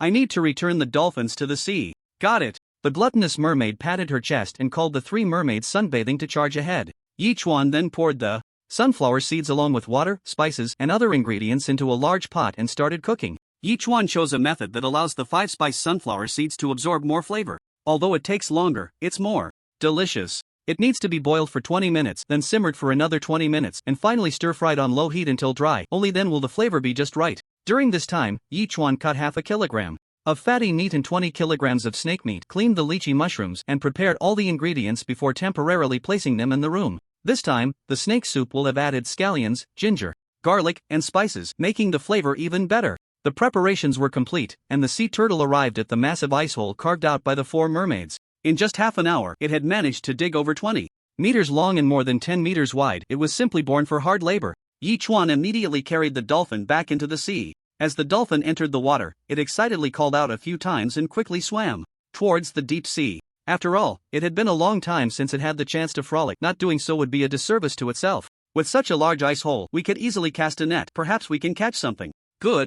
As the sea turtle was about to cross the ice hole, Yi Chuan couldn't help but mutter to himself. He quickly ran to Turtle Island and, just as the turtle crossed the ice hole, pressed the button for the net. In an instant, a massive fishing net shot into the ice hole, and Yi Chuan shouted for the gluttonous mermaids to pull it in quickly. "I hope it's not those 4-legged lizards." Yi Chuan took a deep breath and couldn't help but murmur. A few minutes later, the fishing net was pulled up. What came into view were all deep brown objects about 20 centimeters long, looking almost like aliens, and the system had already provided the answer: 658 lobsters, 32 king crabs, and 11 sea pythons. "Wow, we have dinner sorted. Let's treat you to a delicacy from the sea." Yi Chuan's heart stirred. "But first, you need to help me throw these 11 sea pythons back. They're poisonous and inedible." "Okay." Upon hearing about the delicacy, the four immediately became energized. However, Yichuan suddenly frowned. He vaguely saw something glinting with a metallic sheen among the lobsters. It seemed to be a shell? Measuring 2 meters long and 24 centimeters in diameter, it looked just like a shell. Yichuan immediately went to set the shell aside, only to find it surprisingly heavy, estimating it to weigh over 200 pounds. He carefully placed it down and then asked, "System, what kind of shell is this?" "A trigger-type torpedo, with immense power," the system replied directly. Yi Chuan suddenly realized that this torpedo must have been left behind by a submarine during its battle with a great white shark. For some unknown reason, it hadn't detonated and had ended up being caught by him. "Can this torpedo still be used?" Yi Chuan asked, puzzled. "Yes, it only requires 50 kilograms of triggering force to cause an explosion," the system answered. "At that time, the surrounding sea within 10 nautical miles will be affected." "Wow, is it really that powerful?" Yi Chuan exclaimed in surprise. "Could it be like a compressed grenade, a compressed torpedo?" Regardless, if used at the right moment, this torpedo could definitely send the great white shark on its way. Then, Yi Chuan put the lobsters on the trading platform. This time, he didn't trade resources but specifically traded private items, determining the number of lobsters based on the value of the private items. This move immediately astonished a large number of island owners. "Heavens, there's actually an island owner selling lobsters? These lobsters look like they weigh at least 2 pounds each." Which big shot dug through the ice to catch them? "Aren't lobsters usually found on the seabed? Did they float to the surface because of the ice causing oxygen depletion on the seabed?" In this time of desperation, this bastard still wants to squeeze the last drop of blood from us with lobsters. He's simply a modern-day Joe Baopi. We should unite to resist him. No one should trade with him. At this time, not trading is death. If you don't trade, you can't stop others from trading, right? Can you be so selfish? Is this the servility in your bones? Can you really starve to death from missing one meal? Damn, keyboard warrior. Despite many people calling for everyone not to trade, there were still many who privately messaged Yi Chuan, which made him chuckle. As expected, there were still many island owners hoarding quite a few good items, even including super locators. After chatting for a while, Yi Chuan directly left the room to get some fresh air, pulling out some sunflower seeds to start controlling his water intake. After that, Yi Chuan went to check on the 2 little lambs. Now, the lambs could stand up. One was warming itself by the stove while the other knelt beside its mother to nurse, jumping suddenly every now and then, seemingly startled by the milk. Seeing that the lambs were doing well, Yi Chuan fed the adult sheep some A-grade fresh water. Currently, the lambs couldn't drink water yet and had to rely on the adult sheep to benefit from the A-grade freshwater. However, although lambs could only start gradually eating grass after being over a week old, in the ocean world, they would probably be able to eat grass in about 3 days. By then, the lamb's condition would be completely stable. Leaving the sheep pen, Yi Chuan immediately went to the chicken coop. A dozen chicks had already grown quite a bit since they hatched. Being very lively and active, it felt like the coop could barely contain them. Just in time, among the rare items he had traded for, there was a blueprint for expanding the chicken coop, so Yi Chuan didn't hesitate and immediately used it to enlarge the coop by 1/3. Seeing that there was still some time before noon, Yi Chuan checked on a few greenhouses. Since the spinach and lettuce had already been harvested and placed in the system's item bar, the current spinach and lettuce had just sprouted, and it would take some time for them to grow. Since he pollinated the coconut flowers on Friday, the flowers had already withered, and the coconuts that had grown were only the size of a fist, densely packed. However, it would take a long time for them to fully mature. As for the apricot tree, peach tree, and apple tree, they had also produced very small fruits. Although their pollination was a bit later than the coconuts, it seemed they would mature first. He believed that it wouldn't be long before he could eat the fruits he had grown himself. "Hey bro, it's getting late, hurry up and cook." At this moment, the gluttonous mermaid chimed in loudly. "Don't rush, I'm on it." Seeing that there was still about an hour until noon, Yi Chuan called out and immediately put the fatty meat into the pan to start frying. It wasn't until the pork fat was rendered that Yi Chuan added the spices and scallions, then poured in the snake meat, stir-frying it for a while before adding water to start stewing. "We're about to have a delicious lunch, I can't wait." The gluttonous mermaid rubbed her hands together, choosing not to say more and simply sitting by to watch. Yi Chuan said nothing, just waiting for over 40 minutes. When the snake meat was almost done, he added salt and lychee mushrooms, stewing it for another 20 minutes before finally serving it. After serving each mermaid a large bowl, Yi Chuan then traded a bowl to each of the 7 people. "Wow, this is simply too fragrant. I almost bit my tongue off," one mermaid exclaimed. "Boss, what kind of meat is this? It's so delicious." "It's snake soup," Yi Chuan explained with a smile. "Cooked to perfection, combined with the flavor of lychee mushrooms, it makes the most delicious soup. I really wish I could always live by your side. How wonderful this world would be." The mermaid couldn't help but sigh. "Damn, stop getting all sentimental. Can't the delicious food keep your mouth busy?" The gluttonous mermaid shot a glare at that mermaid. "Don't forget, we have a mission tomorrow at noon." "No doubt about it, just for the boss cooking us delicious food every day, we can't let him down." The mermaids immediately expressed their agreement, and everyone was on board. For dinner, Yichuan made garlic lobster, barbecued lobster, and steamed lobster, preparing over a dozen of each. Considering they would be heading to the battlefield the next day, Yichuan also brought out the unfinished dumb donkey liquor from last time, which made the four mermaids roar with excitement. In short, everyone had a great time drinking that night. By the next day, when Yichuan woke up, it was already past 9 o'clock and the four mermaids had drunk quite a bit and were still lying outside. It must be said that mermaids are quite resistant to the cold. In weather below -20 degrees, they could still snore loudly, truly worthy of being A-class marine creatures. Sign in.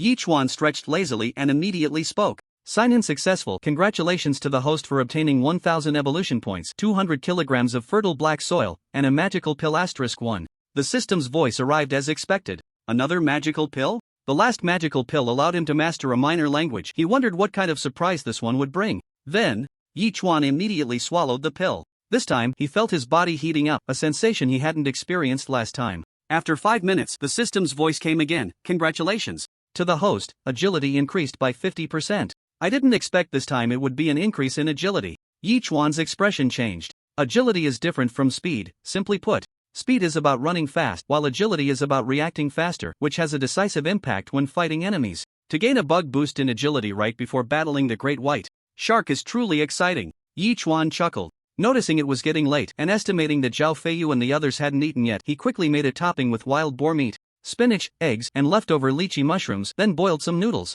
Hey, everyone, get up. It's already past 9, we need to finish eating and get moving. Seeing the noodles were almost ready, Yichuan immediately woke up the foodie mermaids. Wow, I didn't expect to sleep for so long, it feels great. The foodie mermaid stood up and stretched. I just smelled something delicious and thought I was dreaming. Turns out you made food? Having a bowl of noodles in this cold weather, I estimate the battle will start in another 2 hours. Yichuan said seriously. We can't afford to mess up then. Boss, the water is really cold right now. If you go into the sea to fight alongside us, it might not be very realistic, one mermaid said solemnly. Do we need to lure it near the island? That's not necessary. Yichuan quickly replied, and I don't plan to let my turtle get close to the great white shark. I have a boat that can take me 100 nautical miles away. Are you sure? The foodie mermaid said seriously. Your turtle has some combat power. With its help, I think the success rate would be much higher. I wish I could, but the key concern is that if that great white shark goes crazy, it could cause irreversible damage to my turtle. Yichuan pursed his lips, and even if it just bumps into it, it wouldn't be able to handle it, right? That big shark's weight and length can't be compared to your turtle. We are indeed not a match for that big shark, but if it were to deal with your turtle, it would only be left in the dust, the foodie mermaid analyzed, so it's not a big problem. System, what do you think? Yichuan directly asked the system. When necessary, the turtle can retract its head and limbs. Its defense is not something the great white shark can shake. The system immediately provided an analysis. Although the turtle's clumsy body cannot fight, it can assist. This also relieved Yichuan, who abandoned his original plan and began serving noodles to several mermaids, while also trading a portion to Zhao Feiyu and the other 7. I have something important to do at noon, so I won't have time to cook. You all eat first. Big brother, what important thing do you have? Is it dangerous? Xiao Feilong asked with concern. Going to kill a great white shark, Yichuan said. Damn, isn't it better to stay alive? Why provoke that thing? It's terrifying. Xiao Feilong asked in shock. Our family once recorded that a great white shark wiped out one of our fleets, and it took more than a dozen torpedoes fired simultaneously to finally take it down.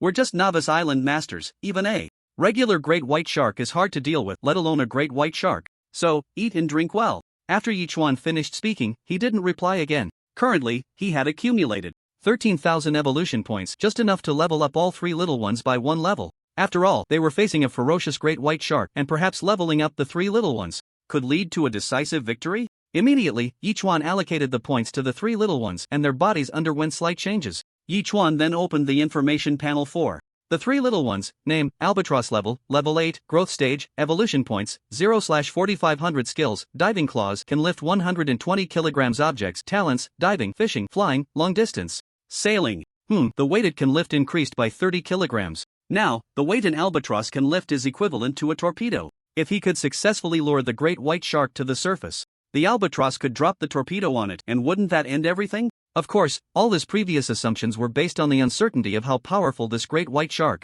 was, but whether it could be executed depended entirely on practice. Albatross upgrade complete. Congratulations to the host's pet for leveling up to level 8. Received upgrade gift pack. Would you like to open it? Albatross upgrade complete. Congratulations to the host's pet for leveling up to level 8. Received upgrade gift pack. Would you like to open it? While Yichuan was contemplating, the system's voice rang out 3 times, and Yichuan immediately said, "Open all." Congratulations to the host for obtaining 1000 growth points. Wooden planks *10, metal sheets *9, solar heating blankets *2. Congratulations to the host for obtaining 1000 growth points. Plastic *5, glass *4, women's cold resistant windbreaker 6 choices 1. Congratulations to the host for obtaining 1000 growth points. Metal sheets *7, stones *3, cornflour 4 pounds *1. The last solar heating blanket was given to blueberry jam, and now 2 more had come, along with a women's cold resistant windbreaker, and it was specifically for women. Yichuan didn't hesitate, giving the solar heating blankets to Lu Yi and Lu Yue, while the women's cold-resistant windbreaker went to Liang Honying.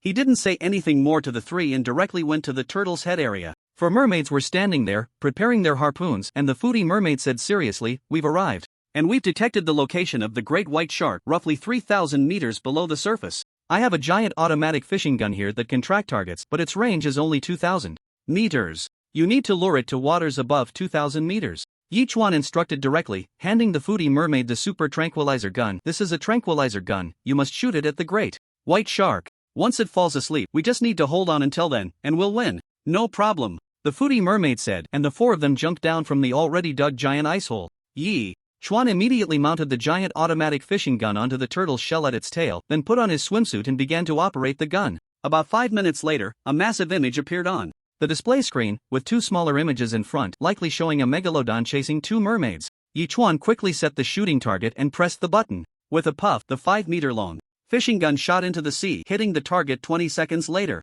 Yichuan pressed the button to activate the barbs on the fishing gun, and the reinforced steel wire tightened instantly. Even the nearly 1,000-ton heavy turtle was suddenly pulled towards the ice hole. "What the hell? How strong is this megalodon to be able to pull me, a turtle weighing nearly 1,000 tons? Yichuan muttered in disbelief, unable to accept this fact. Truly a creature that has existed since prehistoric times, incredibly tough. Splash! At that moment, the gluttonous mermaid jumped out of the water. Looking somewhat unwell. "Bro, do you have any more tranquilizer darts?" "No, the dosage wasn't enough?" Yichuan asked suspiciously. "Sorry, just as I was about to stab the big shark, your fishing gun shot came in and hit its tail," the gluttonous mermaid said awkwardly. "It went crazy at that moment, turned around, and dashed into the deep sea. Its huge tail hit me, and the tranquilizer dart was gone." "Damn!" Yichuan stared at the gluttonous mermaid, speechless. The key to defeating this megalodon lay in that tranquilizer dart, and this idiot managed to ruin it. Even Wang Kai and the others were more reliable. "System, can you give me another tranquilizer dart?" Yichuan said, holding his breath. "Otherwise, we might not be able to take that guy down." The system did not respond, indicating it was hopeless. Yichuan could only say to the mermaid, "Bro, we can only rely on ourselves now. It's either it dies or we do. Let's fight." "Don't worry, even for my 2 comrades, I will make it pay with its life." The gluttonous mermaid snorted coldly and dove back into the water. "Try to lure it to the surface," Yichuan shouted immediately. Crack!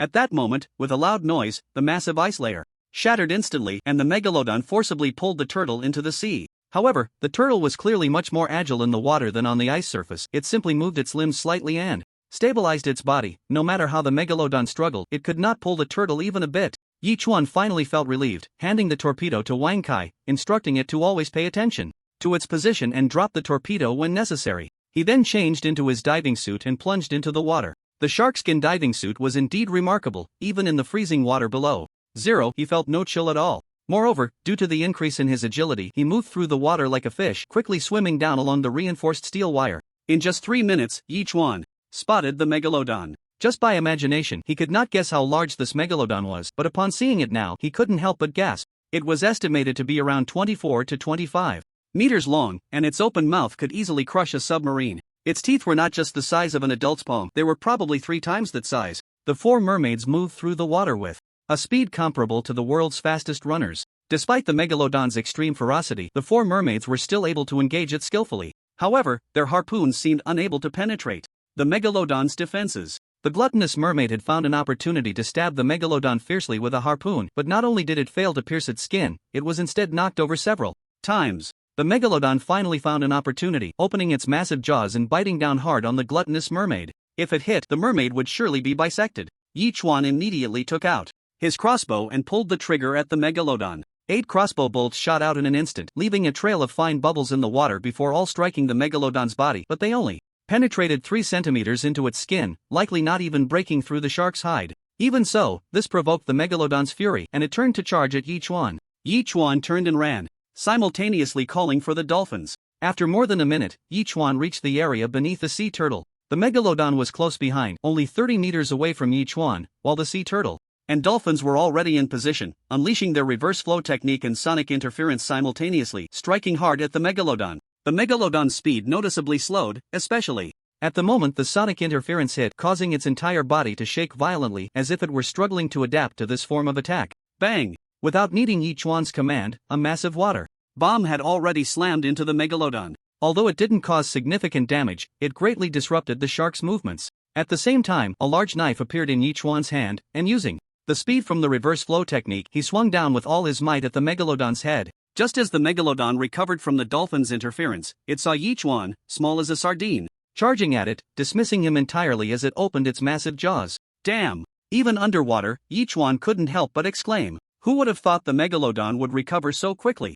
He had intended to strike its head, but as it opened its mouth, the knife came crashing down between its two teeth. Blood gushed forth, and the megalodon thrashed violently. Yichuan dared not hesitate and retreated with his knife before its jaws could close. The megalodon was clearly enraged. Even as the dolphins and sea turtle unleashed their reverse flow technique again, it charged at Yichuan, determined to tear him apart. Meanwhile, the four mermaids had regrouped and charged at the megalodon once more. Their harpoons, though unable to penetrate its defenses, found the megalodon's weak spot, the wound on its tail. Blood was slowly seeping out, and the harpoons easily pierced the wound, causing the megalodon to writhe in pain and quickly turn to bite at the mermaids. Yichuan quickly burst out of the water and ran to the giant automatic fishing gun, pressing the button to retrieve it. The engine whirred to life, pulling on the reinforced steel cable. The megalodon had already bitten down on one mermaid's tail, its powerful jaws tearing her in half. Just as the megalodon was about to strike again, the steel cable pulled it towards the surface, making it even angrier as it thrashed its tail, trying to shake off the fishing gun. Yichuan, as it wished, released the barbs, allowing the megalodon to easily break free from the fishing gun. However, Yichuan pressed the button again, and the fishing gun was shot back into the sea. Although it had just hit the megalodon's tail, it didn't disrupt its movements. Yichuan's plan was to hit the megalodon's belly or head to significantly limit its actions. Meanwhile, the dolphins charged straight at the megalodon, once again using sonic interference to affect it, aiding the fishing gun's attack. Although the megalodon's speed had decreased significantly, it still managed to slam into a dolphin, sending it flying several dozen meters away. With the interference interrupted, the megalodon regained its momentum and lunged like lightning at the nearly flipped dolphin. This bastard, I'll fight it to the end, the gluttonous mermaid gritted her teeth. They arrived with 6 people in grand fashion, but before long, only 2 were left. In an instant, 3 mermaids charged directly at the great white shark. After recovering, the dolphin happened to see that the great white shark was only about 20 meters away, opening its massive jaws, ready to swallow the dolphin whole. In front of this gigantic prehistoric creature, even this evolving dolphin felt a pang of fear, not knowing what to do in that moment. However, when the distance between them shrank to less than 10 meters, the great white shark suddenly sensed something and immediately turned to swim away. It had heard that sound for the second time, the first time its tail was pierced, and it didn't want to be controlled by that thing again. Seeing this, the dolphin regrouped, launching a sonic interference while ramming its head into the shark's belly. Coupled with the interference from the 3 mermaids, the great white shark was overwhelmed, and despite its injured tail, it still swept fiercely at its enemies. Puff! In that moment of distraction, the harpoon arrived late. The great white shark immediately dodged to the side, the harpoon embedding deeply into its side, then opening its barbs. As a result, only one barb pierced its body, while the other 2 remained outside, and with the shark's violent thrashing, it seemed on the verge of breaking free. Unaware of this, Yichuan had already re-entered the water. Seeing this scene, he gasped in shock, truly not expecting that this shot would deviate so far from his intended trajectory. Moreover, judging by the situation, this creature could break free at any moment. It seems I need to do it again, Yichuan muttered, planning to swim back to shore. But unexpectedly, the great white shark once again locked onto him, abandoning the dolphin and mermaids, and swam straight towards Yichuan. Yichuan frowned slightly and immediately used his fastest speed, but the great white shark was even faster than lightning, reaching him in just a few seconds, opening its bloody jaws to bite down. Yichuan held his breath, and at the moment the great white shark was about to bite down, he kicked off hard, directly pushing against the shark's nose, using his incredible agility to evade the attack, then turned to swim in the opposite direction. Although the great white shark was less agile due to its massive size, it quickly adjusted its angle and pursued Yichuan again. Yichuan immediately grabbed the dolphin's tail fin, letting it carry him away into the distance, stopping only after swimming nearly 7 or 8 nautical miles. The great white shark, in its desire to kill Yichuan, had torn apart the giant automatic fishing gun, leaving a trail of blood in the water. Wow, is it really okay after all that? Yichuan murmured in disbelief, pressing his entire body against the bottom of the ice layer, pulling out his rotating crossbow and shooting 8 bolts into the great white shark's head. The great white shark had roamed the oceans for over 40 years, but this was the first time it had suffered so miserably, especially the wound on its belly side, which nearly drove it insane. These 8 bolts became the last straw that broke the camel's back. Then, the great white shark went mad. It opened its bloody jaws and charged wildly at Yichuan. Yichuan had already held his breath, and at the moment the great white shark was about to collide with him, he dodged to the side, grabbing the dolphin's tail fin again and quickly leaving the area. Crack! The more than 40-centimeter thick ice layer was shattered in an instant, with a third of the great white shark's body bursting through the surface just in time to see a slender object falling from the sky, crashing onto its head. Boom! The next second, the explosion echoed across nearly 100 miles of ocean, shattering the ice layer within a 5 to 6 kilometer radius, and a massive shockwave shot up into the sky, while the great white shark was the first to be blasted back into the sea, rapidly sinking towards the ocean floor. Below the surface of the sea, the terrifying shockwaves continued to surge in all directions. Even though Yichuan had been carried over 5 nautical miles away, he still felt the intense impact. Fortunately, with one person and one dolphin hiding far enough away, otherwise they would likely have suffered serious injuries. The 3 mermaids had also swum over and surfaced, and the gluttonous mermaid smiled wryly, saying, "I'm really sorry, I couldn't help much, and instead, we lost a brother." Everyone did their best. Yichuan shook his head. After all, in such a situation, even the slightest assistance is very helpful. Before he could finish speaking, the dolphin suddenly issued a warning. Yichuan frowned and immediately returned to the water, only to see the great white shark swimming up from the seabed. At this moment, the great white shark's skin was nearly gone, one of its small eyes was blind, its body was covered in blood, and its teeth were exposed, resembling a skeleton. Damn, if you can't be killed like this, you're simply a battle shark among great whites. Yichuan was too exhausted to complain and turned to activate the giant automatic fishing gun again. Just then, a dozen sharks swam in from a distance, starting to tear at the flesh of the great white shark. After continuous attacks, the great white shark's combat power had almost diminished by 70 to 80%, but facing the shark pack, it still had the strength to fight back, and in just a few seconds, 3 sharks had already fallen victim to its jaws. Yichuan gritted his teeth and swam towards the great white shark. Again. At the moment of contact, he threw out the ice drill that had been created but never used. Although the ice drill was electric, it still had plenty of power, directly drilling a hole in the great white shark's belly, attracting several sharks to bite at it. The great white shark still wanted to struggle, but more and more sharks came from afar, attacking the great white shark while dragging it down into the deep sea. "This time, let's see if you die." Yichuan snorted coldly, saying no more. With the dolphin's support, he quickly returned to Turtle Island. Splash! A few seconds later, the gluttonous mermaid also burst out of the water, angrily pounding her chest and stomping her feet. "Damn it, there were 7 of us when we came, and now only the 3 of us are left." Fortunately, the big shark was killed, and we avenged our brother, one mermaid immediately comforted. "Yeah, that's some consolation." The gluttonous mermaid seemed to take it well, her eyes noticing the sunflower seeds hanging by the door. "Now, it seems that only sunflower seeds can soothe the scars in my heart." Detected that the host has killed the great white shark. Hidden mission completed. Received surprise gift pack. Would you like to open it? Congratulations to the host for the first kill of an A+ level marine creature, rewarding the host with a lucky gift pack. Would you like to open it? Just as Yichuan was about to respond, the system sent 2 consecutive notifications, instantly exciting him. "Wow, is this called a double whammy?" Yichuan was already laughing in his heart and immediately said, "Open them all." Congratulations to the host for receiving evolution value gift pack *1, rice *100, A-level citrus *6, resource gift pack *1 opening successful. Congratulations to the host for receiving fertile black soil *200 kg, wheat seeds *500, medium nutrient solution *10, attack type intermediate sailboat manufacturing.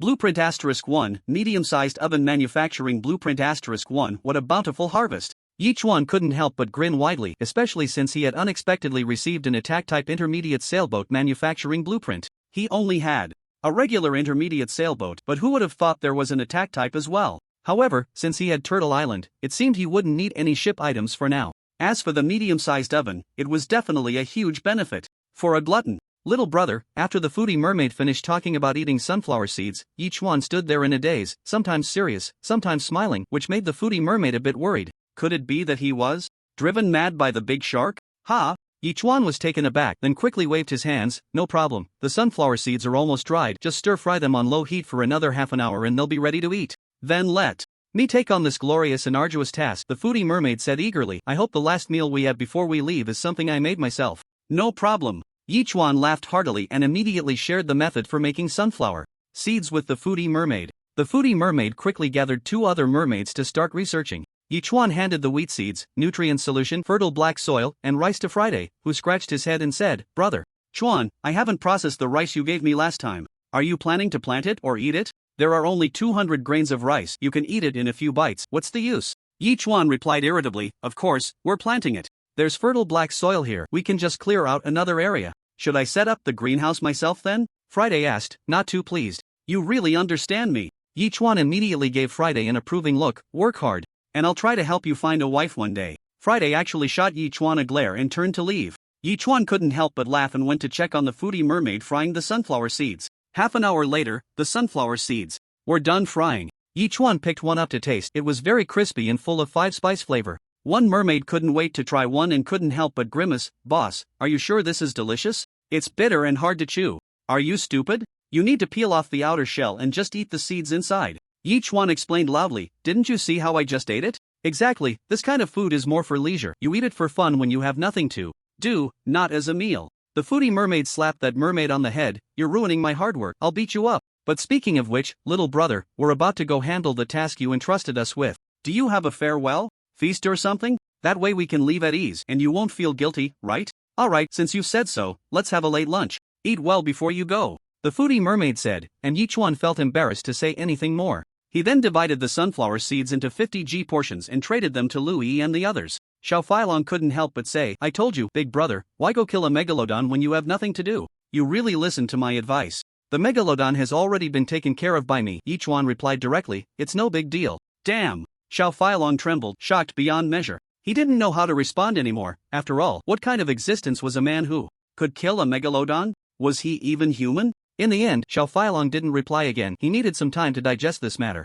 "Brother, how long until you can come pick me up?" Blueberry Jam also sent a message. "My right eyelid has been twitching these past few days and I feel like something bad is about to happen." "Don't be superstitious, that's all nonsense." Yi Chuan replied immediately, "I finished my business and am now rushing over to you, so don't worry. I'm really looking forward to meeting you." Blueberry Jam sent a grinning emoji. "I'm so excited I can't even sleep." "You'd better not think too much or you'll end up with 2 dark circles under your eyes, and that wouldn't be pretty." Yi Chuan curled his lip and immediately replied, "Really? No way." Blueberry Jam was terrified. "Then I need to catch up on my sleep." After chatting with a few people, Yi Chuan ran off to peel 5 or 6 king crabs, extract the meat from the lobsters, and then cut some fatty pork into cubes, along with spinach. He tossed the pork cubes into a hot pan, stir-fried them, and then added ginger, garlic, and scallions to sauté. After that, he stir-fried the spinach, added some fresh water, and tossed in the crab and shrimp meat. Having just finished a battle, Yi Chuan didn't want to expend too much energy on a complicated dish, so he decided to make a big pot of seafood dumpling soup.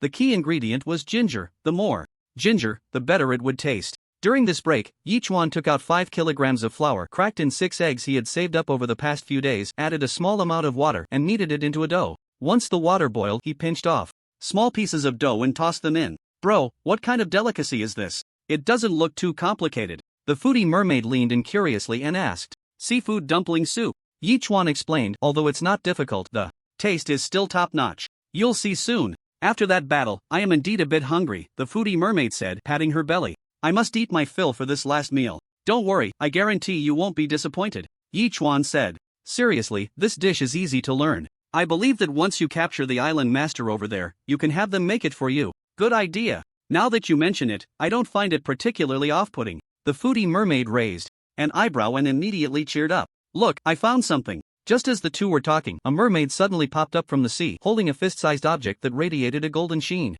Yi Chuan was taken aback, took the stone, glanced at it, and asked in surprise, "Where did you find this?" "Right in the sea," the mermaid said, looking confused. "Boss, is this thing poisonous?" Yi Chuan shook his head. This was gold ore, and when he received it, the system had already given a judgment: gold ore, with a gold content of 0.7%. What does this mean? 1 ton of gold ore can yield at least 7 kilograms of gold. Meanwhile, the richest gold mines on Earth can only extract about 500 G from a ton of ore at most, which is equivalent to 14 times that of Earth's gold mines. Even if he sold the gold ore, he would make a fortune. After all, what was his purpose for coming to the ocean world? It was to make money. "Bro?" Seeing Yi Chuan fall silent again, the foodie mermaid whispered a question and quickly waved at the mermaid. "You idiot, hurry up and throw that stone away." "No, this thing is somewhat useful to me." Yi Chuan smiled and immediately explained. "Where did you find it, and how much do you think is down there?" "Just from the seabed here. I can't really calculate how much there is." The mermaid scratched her head. "If I had to compare, there are probably around 100,000 down there."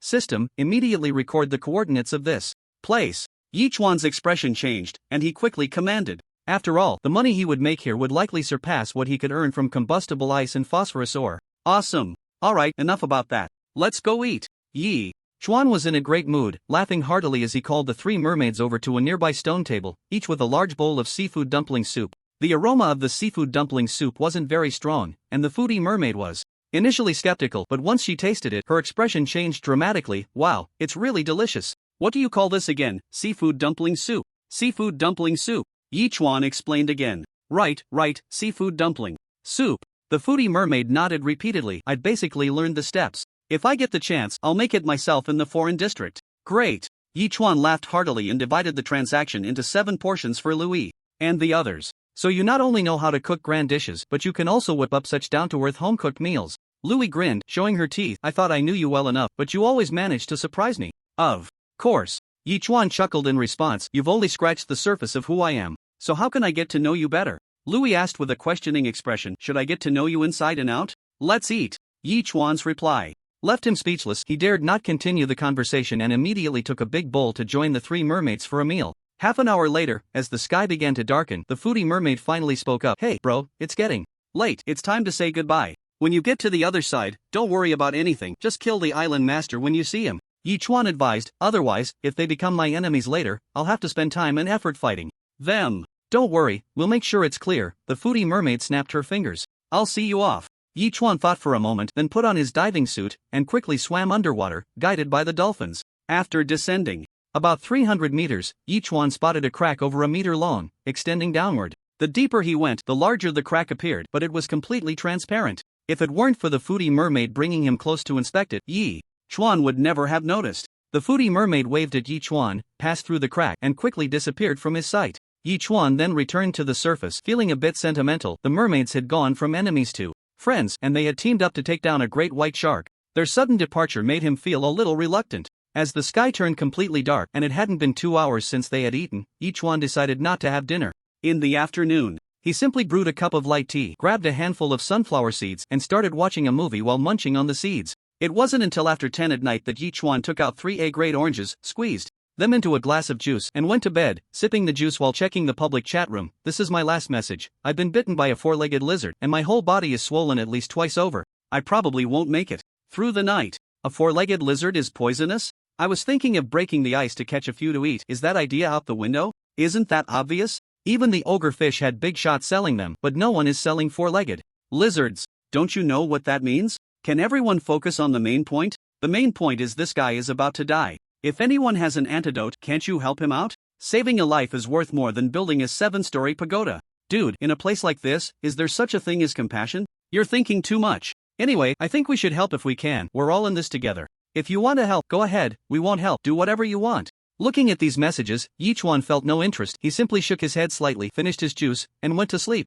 Today could be said to be the closest Yi Chuan had come to death. Although he had recovered some energy by drinking S-grade freshwater, the mental fatigue soon led him into a deep slumber. It wasn't until the sun was high in the sky that Yi Chuan finally woke up, feeling refreshed and invigorated. He stretched lazily and stepped out of the room, only to see a dark cloud in the distance slowly moving toward him. Could it be snowing again? After thinking for a moment, Yi Chuan immediately went to the tablet, glanced at the public chat room, and saw that everyone seemed to still be discussing the life and death of the island master from yesterday, without paying attention to the dark cloud. Or perhaps this dark cloud had just appeared and hadn't caught anyone's attention yet? Yi Chuan didn't dwell on it any longer and directly said, Sign in. Sign in successful. Congratulations to the host for obtaining 1000 evolution points. A-grade citrus *3, lucky blind box *1. Note, there is a chance to obtain manufacturing blueprints, seeds, fruits, another lucky blind box. This is indeed a bit exciting. Yi Chuan smiled and immediately said, Open the blind box.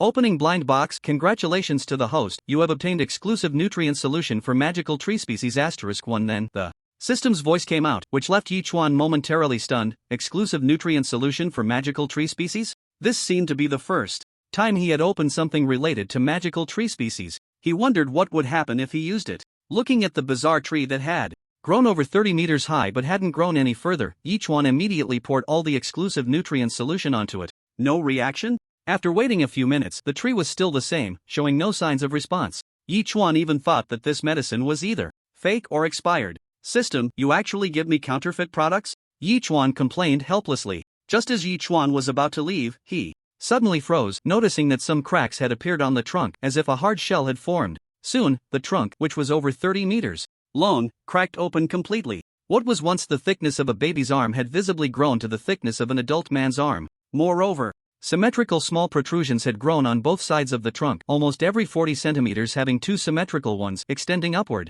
What are these things? Yi Chuan curiously examined the tree, feeling somewhat bewildered. He reached out to touch it. The surface was very hard. Even when he pushed with force, the trunk, which was 11 centimeters in diameter, didn't budge at all. Was it really this hard? However, Yi Chuan didn't think too much about it. After all, that was just the kind of person he was. If he couldn't figure something out, he wouldn't dwell on it. He believed that after some time, the truth would naturally come to light. Then, Yi Chuan opened the resource gift pack in evolution value. Gift pack gaining a small harvest. Noticing that it was already close to 10 o'clock, he decided to skip breakfast. Back in his room, he glanced at the super tablet, and Blueberry Jam sent a message. Brother, have you seen a dark cloud? It's coming my way and looks really scary. I saw it. It looks like it's going to snow heavily. Yi Chuan replied. I'm not sure about that, but the wind coming from the dark cloud feels very warm. Blueberry Jam replied. Doesn't that mean this cold weather is about to end? There were already signs of warming before, but I'm not sure when exactly it will happen. Yi Chuan replied. Don't worry, I'll be able to come over in a few days. Okay. Blueberry Jam immediately sent a cute emoji. Yi Chuan then looked at the public chat room again, and finally, someone had noticed the dark cloud. Damn, I just realized. How can there be such a large dark cloud in the north? It seems to be slowly drifting this way. This is definitely going to be an exceptionally terrifying snowstorm. Are you still half asleep? What nonsense are you talking? There's no dark cloud. On the vast ocean, the strong wind is swirling the dark clouds. Are you a seagull? Are you still Zhao Laohan? I'm talking serious business here. Are you out of your mind? Come on. Anyway, it's clear skies here, no dark clouds, and no seagulls. Even if you want to grab attention, there's no need to make up such a story. Looking at these chat messages, Yi Chuan couldn't help but bite his lip. This would indeed be a massive snowstorm, and the speed at which this dark cloud was moving was simply too slow, which was why some people noticed it while others did not. Perhaps he should retrieve the Blueberry Jam before the snowstorm arrived. Based on the distance, due to the previous deviation from the route, there were still over 400 nautical miles to the Blueberry Jam. The hovercraft could travel a maximum of 150 nautical miles, so if we estimated at 100 nautical miles, there were still 300 nautical miles left. The sea turtle's current crawling speed was 10 nautical miles per hour, which meant it would take another 30 hours, and he could arrive by tomorrow afternoon. He should be able to get the Blueberry Jam before the super snowstorm hit. After feeding the sea turtle 600 pounds of krill, he also provided some fresh water for the sheep and chickens, fed the chicks some breadcrumbs, and added 2 pounds of krill to the feed trough before returning to his room. Under the current circumstances, everything had become difficult. Even Yi Chuan, after accumulating for several days, only had 5 supply boxes, all of which were retrieved by dolphins breaking through the ice.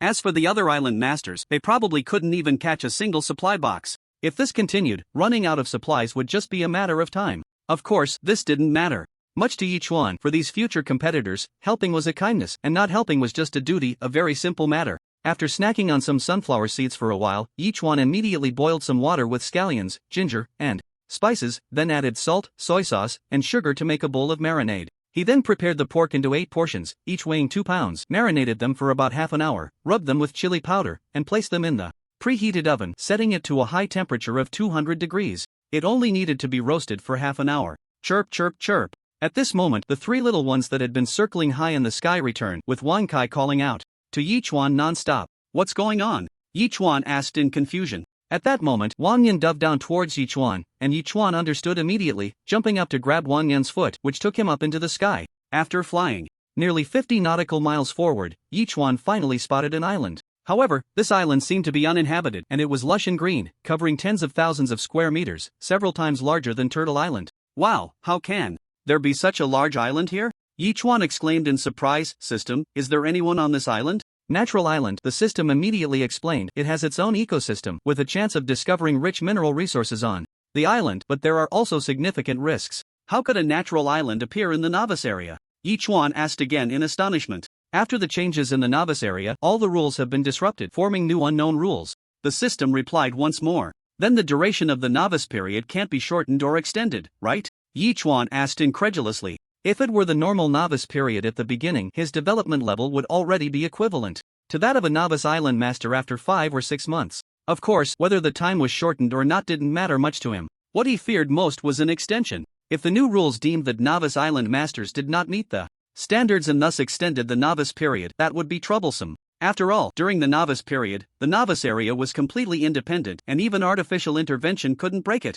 Wouldn't that leave only a few novice island masters alive? If he could contact that submarine, perhaps he could use it to inform the outside world of the situation, thus facilitating a location and working together to break the cage. But the key issue was, if he contacted him, wouldn't he just disappear? Yichuan considered several plans, but it seemed there was no way to break the deadlock. After all, this is the rule of the ocean world, and humanity, relying on the ocean world, simply cannot compete with it. In the end, Yichuan still had Wang Yin take him back to Turtle Island first, and after having lunch, he would make plans. At this moment, the pork chop was already grilled, and Yichuan immediately squeezed juice from the 18A grade citrus fruits he had obtained, trading a piece of pork chop and 100 milliliters of juice to each person. It's already past 9 in the morning, let's just finish our meal directly. It doesn't matter whether we have breakfast or not, and I can completely handle breakfast myself, Zhao Feiyu immediately replied. I still have a lot of food here, and it's been stored for a long time, so it needs to be dealt with quickly. Yichuan immediately replied with a big laughing emoji. Did you add sugar to this juice? It's so sweet. Lu Yewei also replied at this time. Of course, I didn't add sugar. This is juice squeezed from A-grade citrus. Drinking it can enhance your physique. Yichuan quickly replied, it's just a little, so make do with it. Other island masters might not even have food to eat, but I can drink juice. I think you're simply my god. Lu Yewei sent a prayer hands emoji. Without you, I would be stuck. No need for gratitude, just remember to repay me well after the newbie. Period. Yichuan replied with a grinning emoji, so, just accept it with peace of mind. Then I won't be polite. This time, Lu Yewei also sent a grinning emoji back. After finishing the meal in a few bites, estimating that it would take about 4 hours for the turtle to pass the natural island, Yichuan planned to explore that island with the 3 little ones accompanying him. However, to prevent any unknown dangers, Yichuan still found Friday and asked with a smile, Friday, farming all day, aren't you tired? Loving what you do, not tired at all, brother Chuan. Friday answered very honestly. Well, there's an island ahead, I'll give you a 4-hour break, how about we explore that island together? Yichuan was taken aback and directly got to the point. I haven't even planted the rice here, I don't have time. Friday refused without hesitation. Friday, you're really not getting it. Yichuan was stunned again and couldn't help but pat Friday's shoulder. The reason I'm inviting you is to have you protect me, don't you understand that? You need to know that I am the center of it all. Without me, including you, everything would cease to exist. Protecting me is protecting yourself. But Friday scratched his head, wanting to argue further, but Yichuan immediately interrupted him. At worst, I'll find you a wife later, what's the big deal? Alright. At this point, Friday didn't know how to refuse anymore and immediately agreed. After all, who could refuse a beautiful wife? At that moment, Wang Kai and Wang Yin each took Yichuan and Friday to the natural island. Friday led the way, and the 3 little ones formed a protective triangle around Yichuan, slowly advancing deeper into the island. This island, although presenting a gentle upward shape converging towards the center, had a slight slope and was completely covered by forest without the coldness of the outside world. It seemed the temperature was around 12 to 13 degrees, giving a somewhat faintly oppressive feeling. It feels like this is just a forest, with nothing else, right? Yichuan muttered softly. After all, they had advanced several hundred meters in and apart. From the chirping of birds and the occasional scurrying of small animals, there was nothing else. Friday, do you know how to search for mineral resources? After walking a few more minutes, Yichuan couldn't help but ask. A little, Friday said. After finishing this sentence and then stopped. You just found mineral resources after I asked you? Yichuan's expression changed. At that moment, the 3 little ones suddenly chirped urgently, spreading their wings and preparing for battle. When a loud whoosh sounded, and a massive figure shot out from the dense forest, turning its head to pounce on Friday while aiming for its throat. A tiger? Yichuan's face changed dramatically. Bang! Just as he spoke, Friday threw a punch at the tiger, striking it hard in the chest. Unfortunately, the tiger, caught off guard, still managed to swipe its massive paw across Friday's cheek. Friday spun in midair twice, reducing the tiger's force, but a few very light scratches appeared on his cheek. The tiger, also affected by the punch, rolled on the ground, shaking its head and slightly bending its body, pacing back and forth around the 2 men and 3 birds, seemingly searching for a weakness. This tiger was over 3 meters long, with a round head, short ears, and strong, sturdy limbs. Its fur was sparse and light-colored with narrow black stripes that came together, giving it a majestic appearance. Is this a Siberian tiger?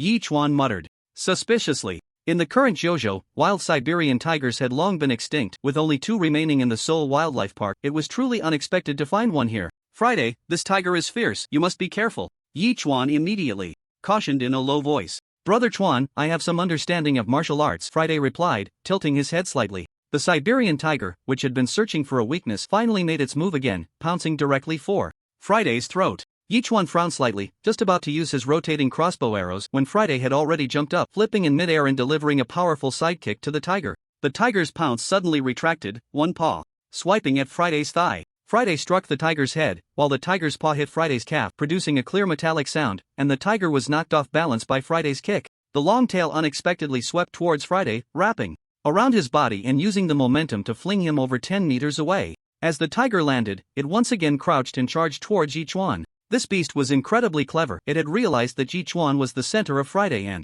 the three little ones. As the saying goes, to catch a thief, one must first capture the king. It actually knew to target Yichuan first. The three little ones screamed and lunged at the tiger, but the tiger's strength was simply too great to be hindered. Even though Friday immediately bounced back as soon as he landed, it was a bit too late. Yichuan's brows furrowed tightly, and as he raised his hand, all 8 crossbow arrows were shot out. He clearly saw the tiger's expression change. Its massive paw actually swiped at the arrows that shot out. What shocked Yichuan even more was that at such a high speed, the tiger really managed to swat the arrows away. Gritting his teeth, Yichuan let out a loud roar, his entire body leaning back as a large knife appeared in his hand, raised and aimed forward. The tiger was momentarily stunned by Yichuan's reaction. It had never expected him to break the rules. Even if you dodged a bit, you could still use your paw to hit me. What was it supposed to mean that you lay down and even raised the knife? The tiger was now in midair, with no point of support and no way to dodge, watching helplessly as the large knife sliced across its belly before falling to the ground. Just as it was about to strike again, its insides spilled out onto the ground from the wound on its belly. How could it continue to move?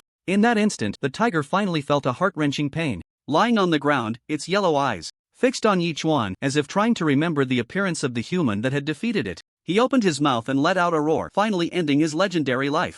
Brother Chuan, that's impressive. Friday gave Yichuan a thumbs up. This old tiger is still quite terrifying, and you managed to kill it so easily. Just luck. Yichuan laughed. At the critical moment, he suddenly recalled an article he had read called Tang hunting. Although they used an axe, he thought using a big knife shouldn't make much difference. As a result, he really did manage to kill the tiger by chance. I only have a slight understanding of martial arts. You, Brother Chuan, are the real expert. Friday continued to flatter him. I truly admire you. Let's keep moving forward. Yichuan slightly curled his lips, immediately shutting Friday up. He simply dealt with the tiger, tossing it into the system's item slot before continuing on. It seemed that the only powerful creature on the entire island was that tiger. Yichuan encountered a few monkeys again, and after killing 3 with his rotating crossbow, the rest all fled in fear. However, Friday said seriously, Brother Chuan, we've struck gold. What do you mean?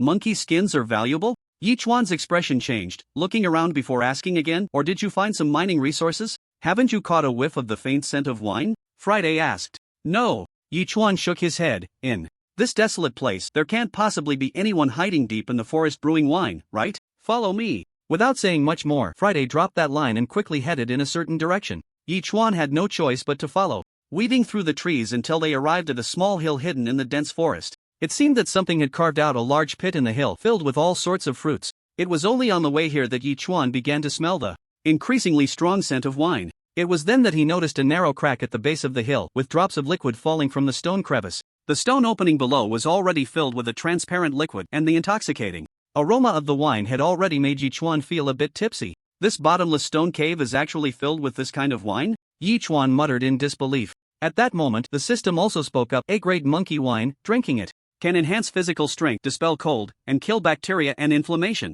No wonder, it's actually monkey wine. Yichuan suddenly realized, and the key was that it was A-grade monkey wine, simply too precious. Friday, you stay here. And don't let that group of monkeys take even a drop. I'm going to get a container. Yichuan instructed Friday and immediately turned to rush out. 5 minutes later, Wang Kai brought Yichuan back to Turtle Island. Yichuan immediately sent a message in the public chat room. High price for containers that can store wine. Those who want to sell, act quickly, serious inquiries only. This message successfully drew public opinion into the chat room. Containers for storing wine? Could it be that some big shot is living comfortably and brewing wine in their spare time? In such a frigid ocean world, where even a bit of food is hard to come by, who has the time to brew wine? How much food would that take to need a container for storing wine? Just because you don't have food doesn't mean others don't. Dude, don't measure others by your own living standards. Not everyone is like you, a complete waste. Who are you calling a waste? Calling you a waste. Meanwhile, private messages flooded in, and Yichuan quickly noticed Wang Sanrui, asking, Dude, do you have any containers for storing wine?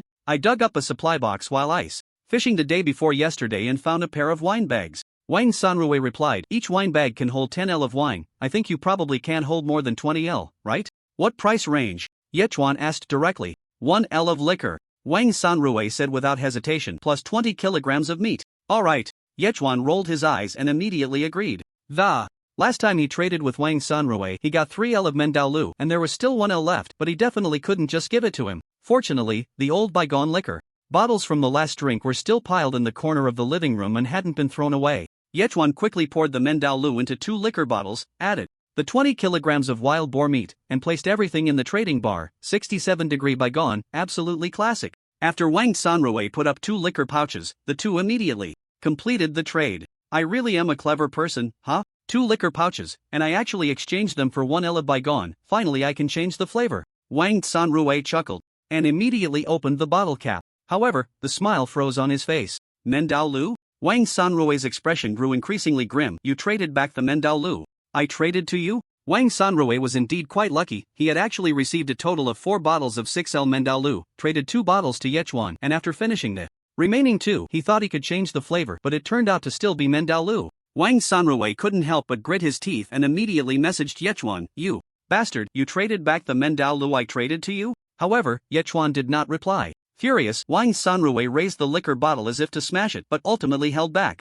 After all, it was still liquor, and it would be a shame to break it. At this moment, Yechuan had already returned to the natural island with 2 liquor pouches and 2 bottles containing Mendaolu. Fortunately, those monkeys had not yet discovered the situation here, and Yechuan immediately began pouring 23L, and it still wasn't empty, which surprised Yechuan. Just how deep was this stone cave? Friday, do you know how much monkey liquor is still in here? Yechuan couldn't help but ask. I don't know, Brother Chuan, but this monkey liquor has been accumulated by the monkeys over the years, so there should be a lot. Friday analyzed. Then I'll go collect a few more containers. Yechuan thought to himself, chuckling. Just then, a monkey with white fur holding a stick had already led over 30 little monkeys to quietly surround the area. Brother Chuan, Friday slightly pouted and couldn't help but call out softly. Yechuan looked at Friday suspiciously and then noticed the white-furred monkey was about to take out a crossbow. He suddenly remembered that he had run out of ammo when attacking the tiger and those 3 monkeys and couldn't help but chuckle. Monkey brother, your liquor is really good. Eek. The white-furred monkey screeched, tightening its grip on the stick and smashing it towards Yechuan, its movements quick and fierce. Yechuan's heart raced, and he immediately crossed his knife in front of him just in time to block the blow. Fortunately, Yechuan had gained a 50% agility boost which allowed him to withstand the strike. But the white-furred monkey, undeterred, struck again with an incredibly fierce stick technique, almost as if Wukong had been reborn. Brother Chuan, I'll help you, Friday shouted.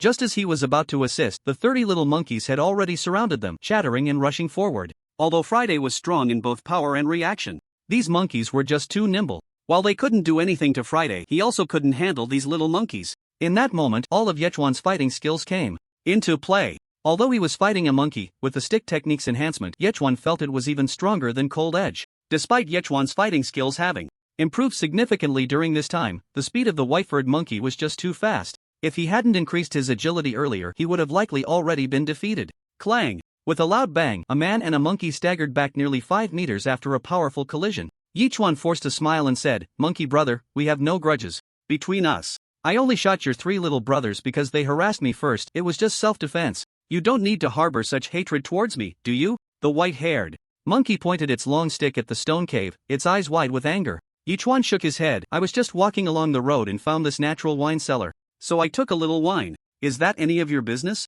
Chirp chirp chirp. The white-haired monkey continued to point at the stone cave, its voice sharpening further. I'm sorry, but since it's already in my hands, it's mine now. If we fight, neither of us will be able to do anything to the other, and over time, you might not be able to outlast me.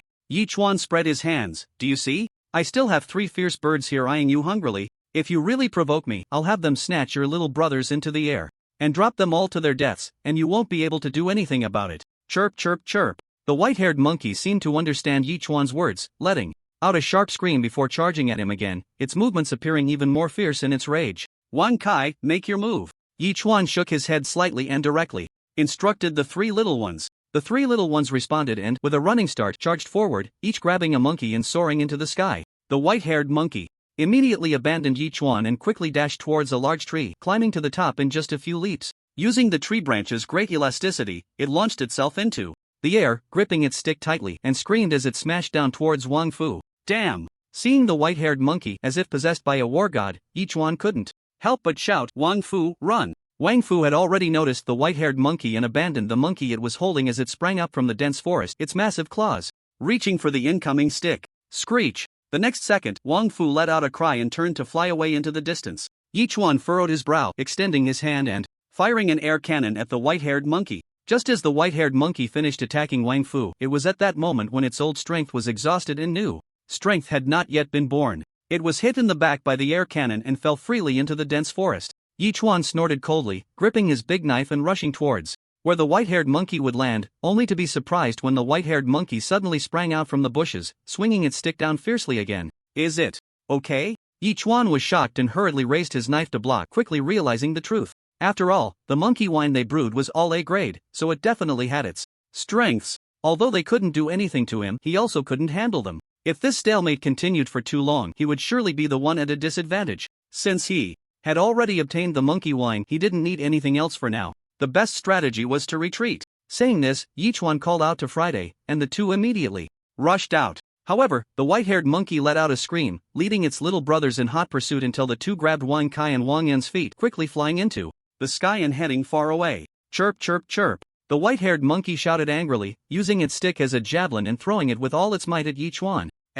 Yichuan frowned slightly, his eyes fixed on the stick shooting towards him. In an instant, he reached out and caught it in his hand. Although the powerful force made Wang Kai's body unstable, almost causing it to fall, Yichuan managed to quickly store the stick in the system's item slot, regaining balance and gradually disappearing into the horizon. The white-haired monkey was so furious that its fur bristled, howling to the sky, staring intently in the direction Yichuan had vanished, lost in thought. By the time they returned to Turtle Island, Yichuan's heart was still racing. Who would have thought a monkey could be so formidable? It was then that Yichuan remembered to ask the system, what kind of monkey was that? How could it have martial arts skills? Black-faced leaf monkey, S-grade species, extremely powerful and vengeful. The system immediately provided an answer. No wonder, it's actually an S-class monkey. Yichuan suddenly realized and took out the stick from the black-faced leaf monkey. So what's the deal with this stick? Unnamed stick, material unknown, 1.5 meters long, weighs 10 jin, indestructible, the system answered again. However, the material of this stick was something even the system couldn't analyze, but it could definitely stand up to his big knife, so it was definitely not an ordinary item. After putting away the stick, Yichuan quickly found Wang Fu. It was only at this moment that Yichuan understood why Wang Fu had suddenly returned. One of its claws had actually been broken by the stick. Damn it, this monkey is just too brutal.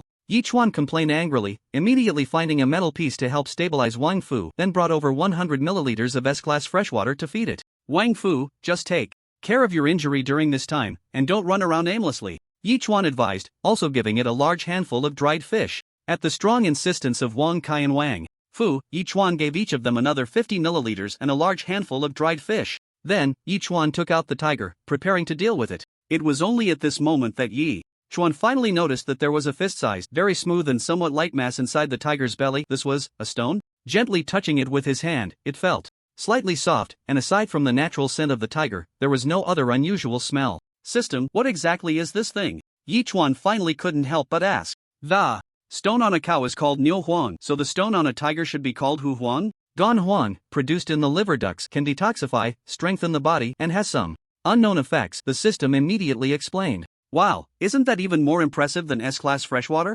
Yichuan's expression changed. He didn't pay much attention to the other effects, mainly focusing on the detoxifying aspect, which was definitely the most impressive effect. So should I swallow this thing whole or cook it first? Yichuan threw out the last question. Swallow it whole, the system replied again. This is bigger than my fist. You want me to swallow it whole?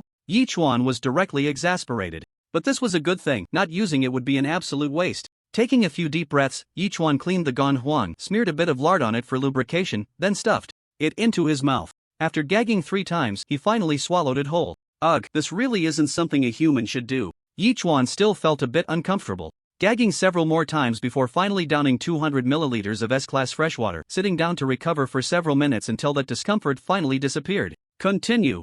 After a while, Yichuan officially began to process the tiger. The tiger skin, bones, and whip were all separated, leaving only the tiger meat. As a top predator in the food chain, the tiger was covered in muscle, with thick muscle fibers, and the meat was tough and gamey, with a slightly sour taste, making it unsuitable for consumption. However, just because he wouldn't eat it didn't mean the island lords who had been starving for several days wouldn't. At that moment, Yichuan only cut off 3 kilograms of the soft meat from the tigers Belly quickly ran to chop it into pieces, stir-frying it with scallions, ginger, and garlic, adding spices, sugar, and soy sauce to simmer it slowly. Afterward, he divided the remaining tiger meat into 500 portions and put them on the shelf. At this time, more island lords saw the huge dark cloud. They had been discussing the cloud issue, but the tiger meat that was put on the shelf shocked all the island lords. Who is this big shot? Come out and say something. Did you really kill a tiger? Only you would believe that.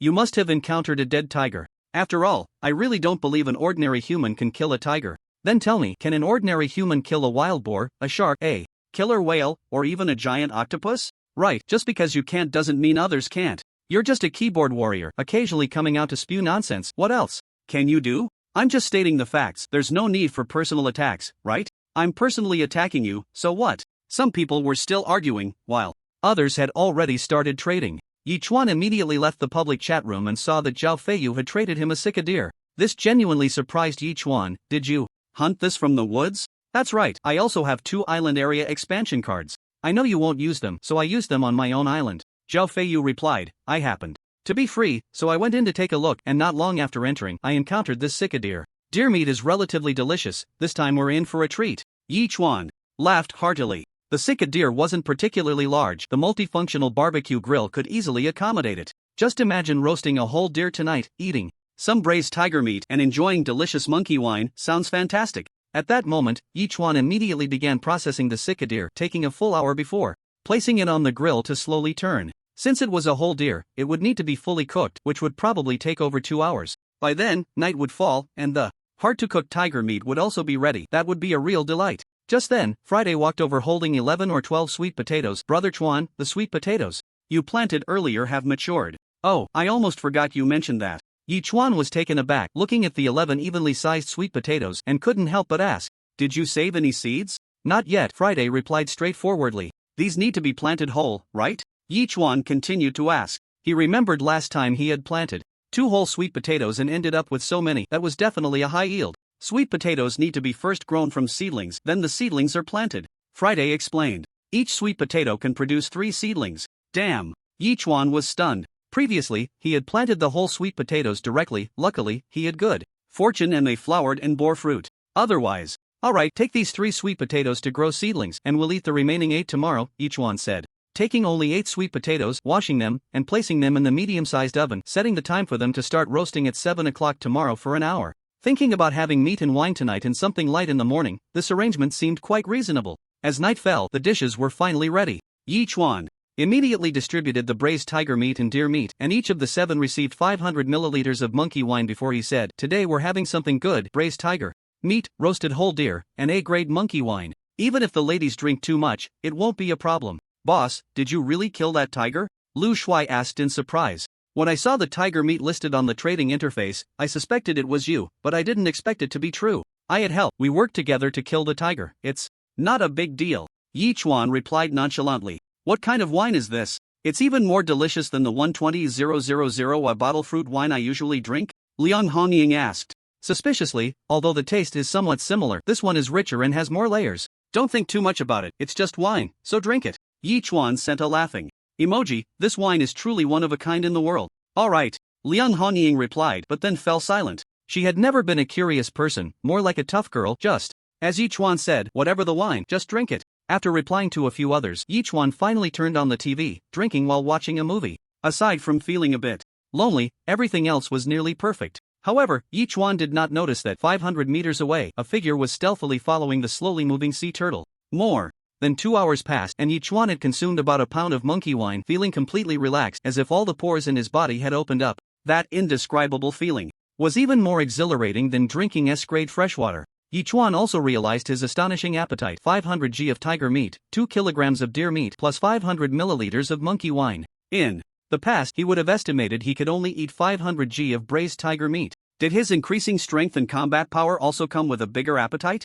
Yi Chuan didn't dwell on this question too much. After tossing the leftover food into the trash, Yi Chuan was about to go to sleep when he suddenly heard a very faint knock on the door. This made Yi Chuan pause. He was the only living person on the island, so who could be knocking? Had the 3 little ones not been vigilant enough? Thinking this, Yi Chuan immediately opened the door, and it was Friday, striding into the room. Friday, what the hell are you doing? Yi Chuan asked suspiciously. Brother Chuan, there's a tail that's been following Us, Friday said with a serious expression, it seems to be that monkey. Should we? He made a gesture of cutting his throat. This surprised Yichuan a bit, and he looked at Friday and asked, I say, Friday, are you really an agricultural scientist? Why do I feel like your actions now resemble those of a street thug? You think calling me boss doesn't fit the program? Brother Chuan, I just have a little knowledge. Friday replied, suddenly feeling embarrassed. Rolling his eyes, Yichuan didn't say anything more. After considering for a moment, he shook his head and said, the system also analyzes that this guy is vengeful. We either kill him or subdue him, otherwise he will eventually become a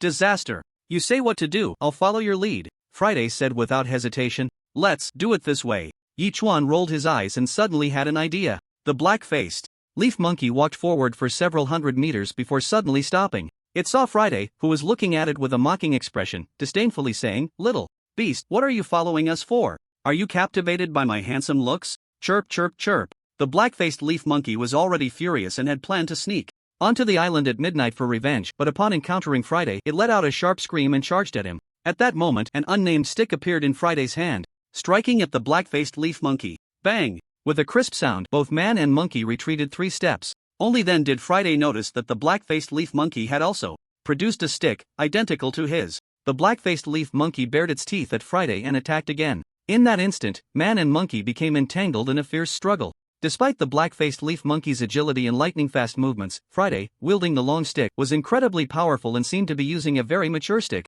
technique. However, the black-faced leaf monkey quickly found a flaw in Friday's defense, striking him in the chest with a powerful blow that sent him staggering backward. As he retreated, Friday grabbed the end of his stick and swept it toward the black-faced leaf monkey. The black-faced leaf monkey moved with an unusual lightness, as if it had anticipated Friday's actions, jumping back just before the stick swept in. However, the moment its feet touched the ground, a large hand suddenly emerged from the ice hole, which was barely 5 centimeters thick, grabbing the monkey's foot tightly and pulling it into the water. Caught off guard, the black-faced leaf monkey was yanked down, but at the critical moment, it managed to place the stick horizontally across the ice hole. No matter how hard that hand pulled down, it couldn't truly drag the black-faced leaf monkey into the sea. For a moment, the human and the monkey were locked in a stalemate again. In less than a minute, Friday arrived beside the ice hole, watching the struggling black-faced leaf monkey. He jumped high, kicking with all his might at the side while simultaneously leaping to the side. A crack spread in one direction, accompanied by a sharp crack. The ice layer broke and the black-faced leaf monkey was finally pulled completely into the sea.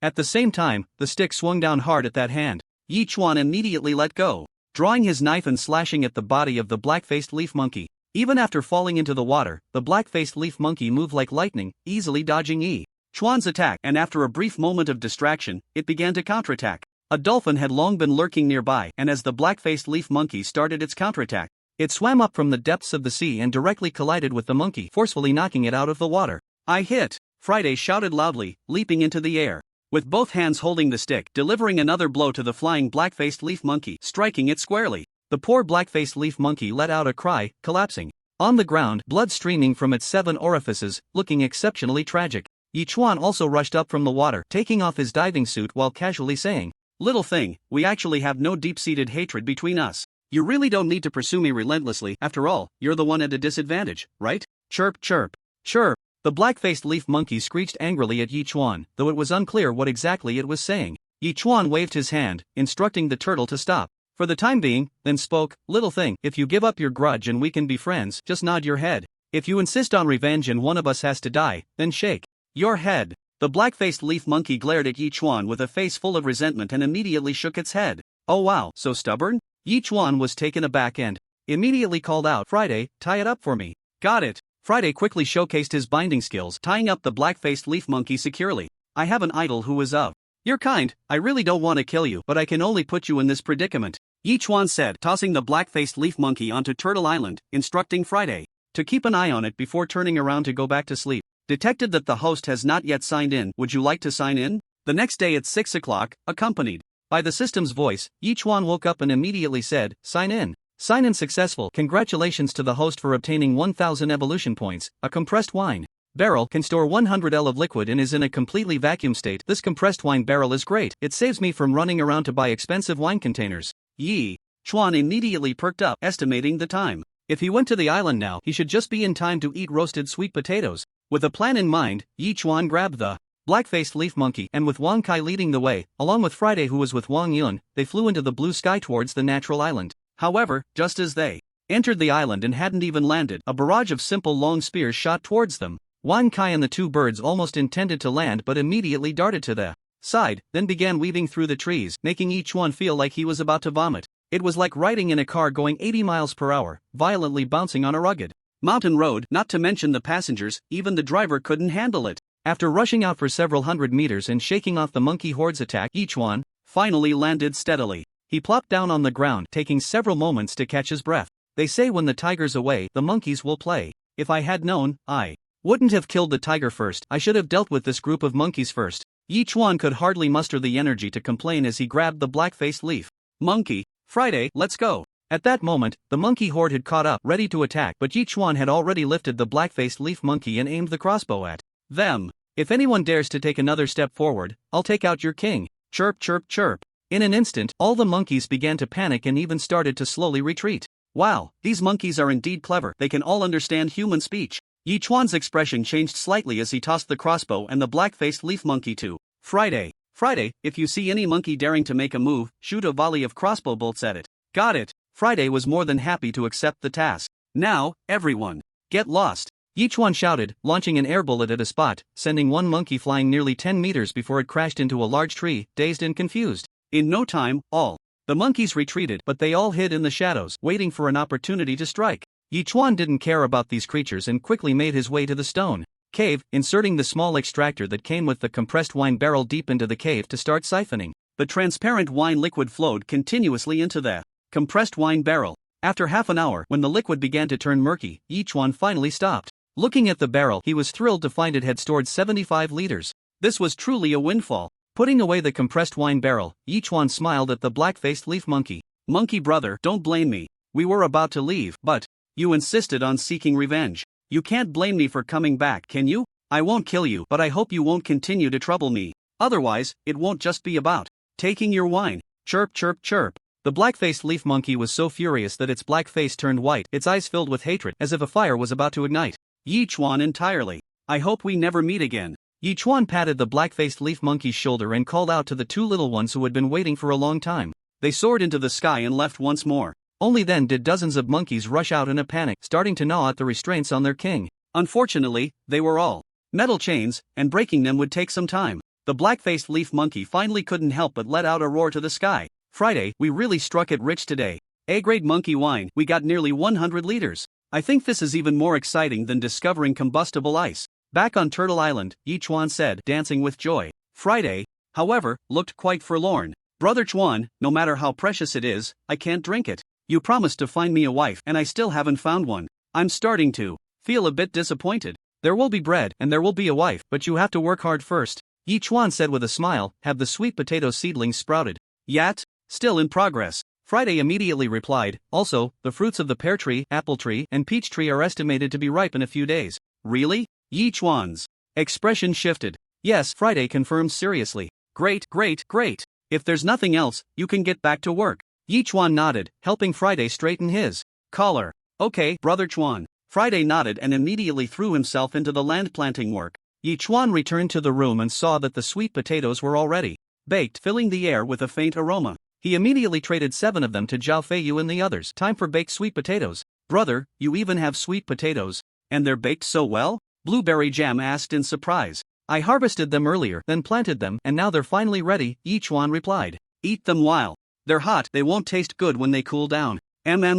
Blueberry Jam responded with an okay emoji. Brother, did you come here at noon? I got delayed last night, so I probably won't arrive until evening, Yi Chuan estimated. Great. Blueberry Jam replied with a cute emoji and went to eat her sweet potato. The sweet potatoes were indeed fragrant, sweet, and soft, almost mushy, melting in the mouth. Not bad at all. It seems that in the ocean world, no matter what you plant, it tastes much better than on Earth. Yi Chuan couldn't help but mutter. It must have something to do with the environment, soil, and nutrient solutions, right? In the future, even if we don't search for mineral resources and just grow vegetables, we can still make a good amount of money. While eating the baked sweet potato, Yi Chuan opened the public chat room where the island owners were still discussing the cloud formation. My goodness, it feels like this cloud is about to be right above my head. Brothers, what a powerful sense of pressure. Is that for real? Why haven't I seen it yet? Am I too far away from you? Maybe. The cloud wasn't close to me at first, and I've already felt a light drizzle. It's surprisingly warm. Then this cloud could be our savior, not only bringing fresh water but also warmth, which means the bitter cold is about to end?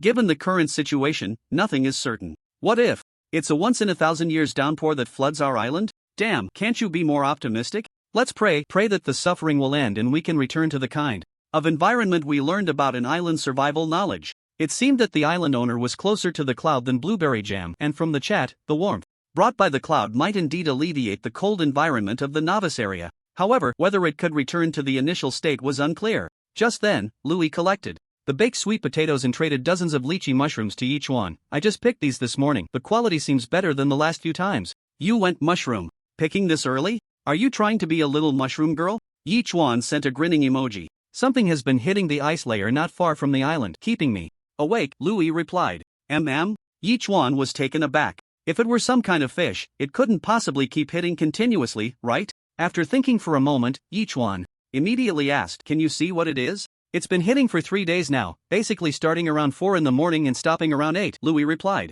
I don't dare to go check, I'm not sure what it is. If it could break the ice layer, it would have done so long ago. Why would it need to keep hitting for several days? Yi Chuan quickly responded. Tomorrow morning, when it hits again, you can go take a look. Although the ice layer is thick, it still has some transparency, so you can see clearly. Alright, Louis finally replied. Actually, she really wanted to tell Yi Chuan that she was very scared and wanted him to come pick her up, but the text she had edited was ultimately all deleted. Yi Chuan didn't pay much attention, just waiting for Louis's actions the next morning. After having breakfast, Yi Chuan went to check on the miraculous tree again. After nearly 2 days of growth, the small protrusions had grown to about 5 centimeters, very symmetrical, and each protrusion had several tender buds, although their thickness had not increased. What kind of tree is this? It feels a bit like. Yi Chuan scratched his head. And what about that sky city? What is it? Does it mean this tree will eventually grow up to the sky city? Although he was puzzled by all this, Yi Chuan did not dig deeper. After all, the miraculous tree was still growing, and when it reached a certain point, the truth would surface. Leaving the miraculous tree, Yi Chuan checked on the little lamb and the chicks, all of which were growing healthily. Moreover, under the influence of A-grade freshwater, these chicks had become very strong, and it was estimated that ordinary germs would not harm them at all. Hey, I've been feeding you A-grade freshwater all this time. If you lay A-grade eggs, that would be perfect. Yi Chuan couldn't help but murmur to the chicks. Not sure if they understood Yi Chuan's words, a few chicks actually chirped back at him. This made Yi Chuan laugh, and after feeding them some breadcrumbs, he returned to his room. For now, there was nothing else to do but wait until he was 100 nautical miles away from Blueberry Jam, at which point he would take the hovercraft to pick her up. However, he would have to wait until evening, or even until nightfall. Throughout the day, apart from cooking a meal at noon, Yi Chuan rode his bicycle around the expanding island, listening to the occasional sounds coming from the woods, feeling that it was time to find an opportunity to go in and see if any new animals had appeared. In the afternoon, Yi Chuan watched 2 action blockbusters until night fell. Checking the super locator, he saw that he was still over 130 nautical miles away from Blueberry Jam.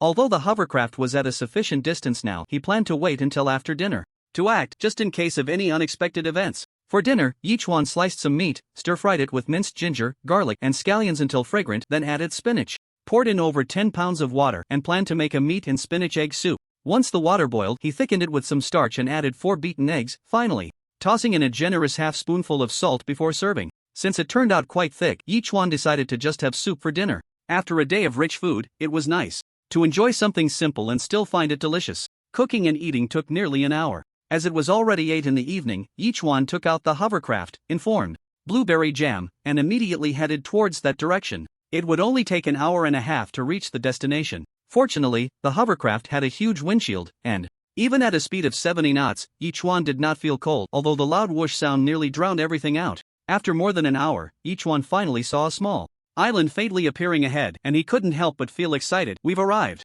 He guessed that Blueberry Jam was probably waiting by the shore like a little wronged wife.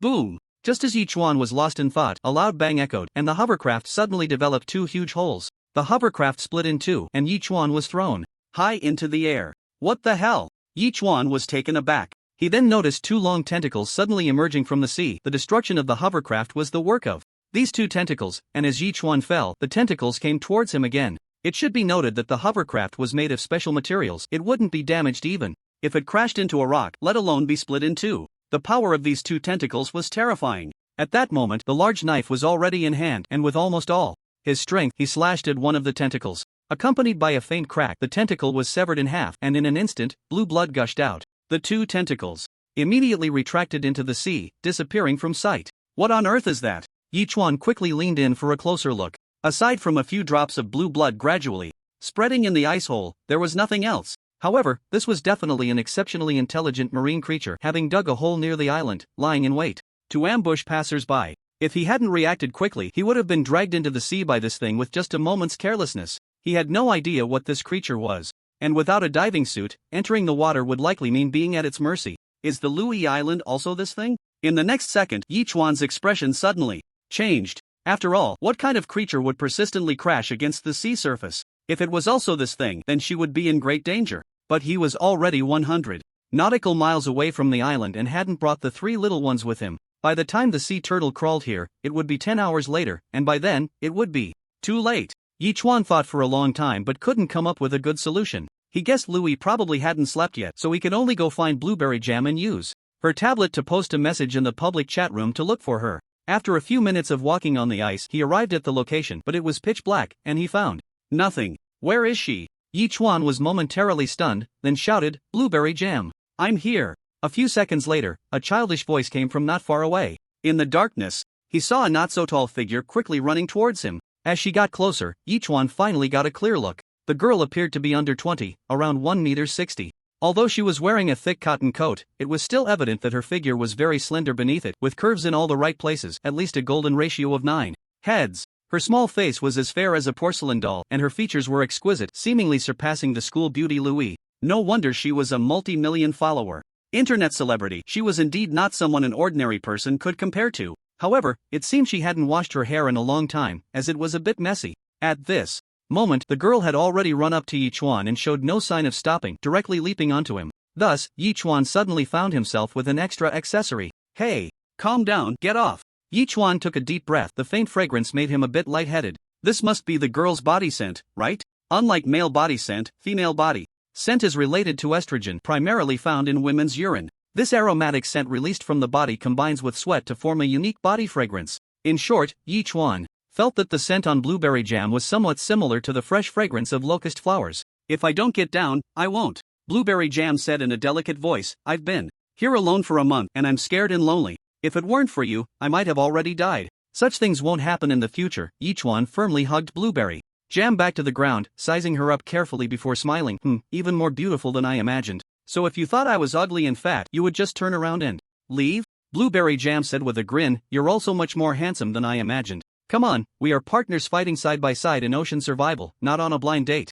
Yichuan said irritably. Besides, I'm not some top-tier big shot. Do you want to offer yourself to me or something? Hey, even if he's the top guy, he hasn't done anything to me. Blueberry Jam immediately protested. You've misunderstood me. Sigh, I came over in a hovercraft, but halfway through, I was attacked by a monster in the sea, and the hovercraft got wrecked. Yichuan sighed. Where's your super tablet? I need to send a message. I'll take you there, Blueberry Jam said, immediately leading Yichuan to her tent.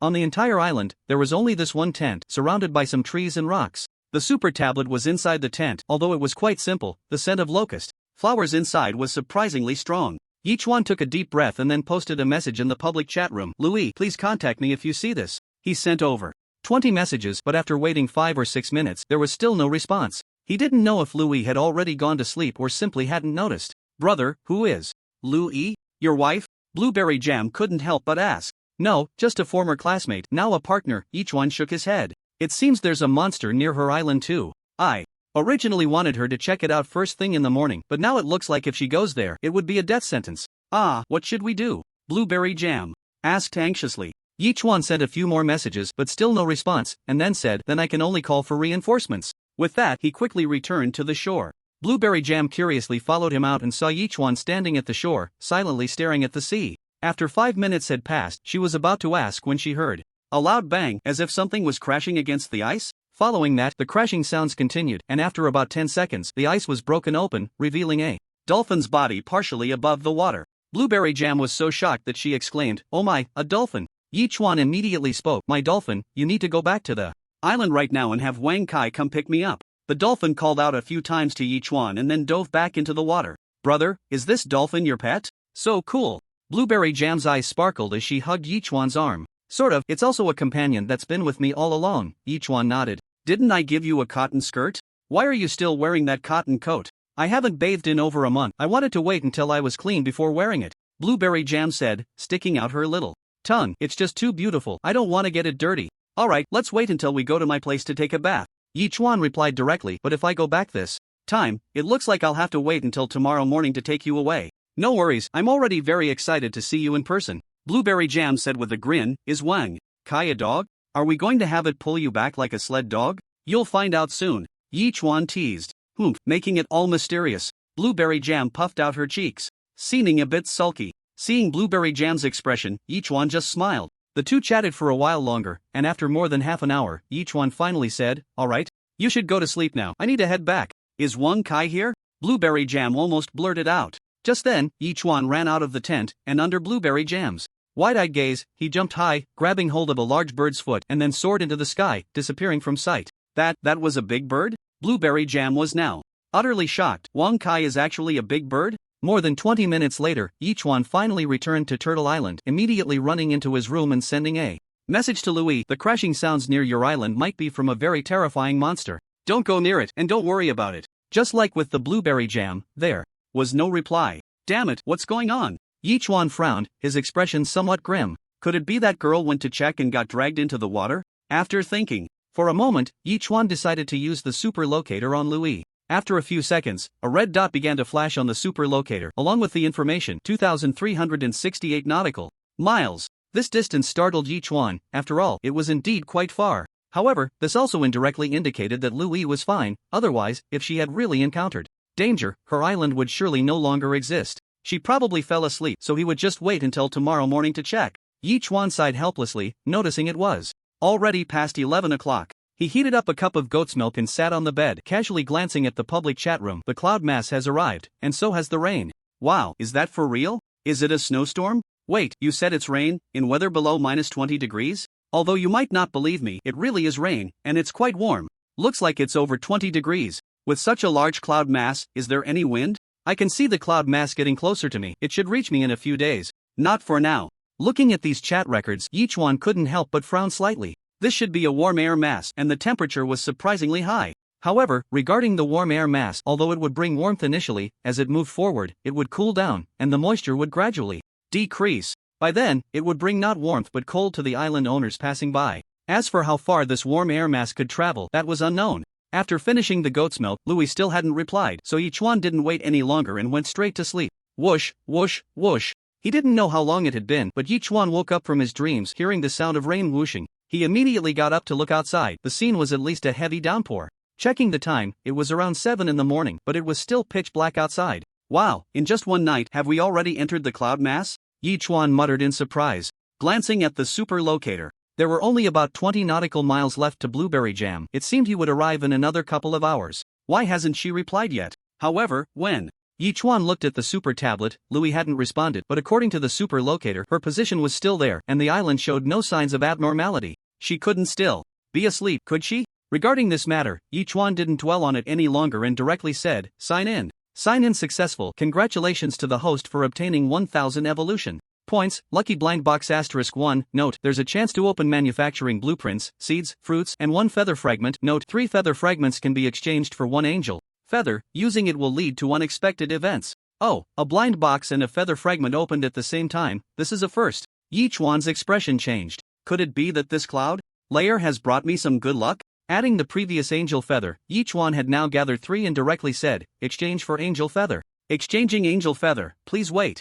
Angel feather exchange successful. Use. Yi Chuan immediately said. But just a few seconds later, Yi Chuan suddenly heard a crisp ding, followed by the system voice.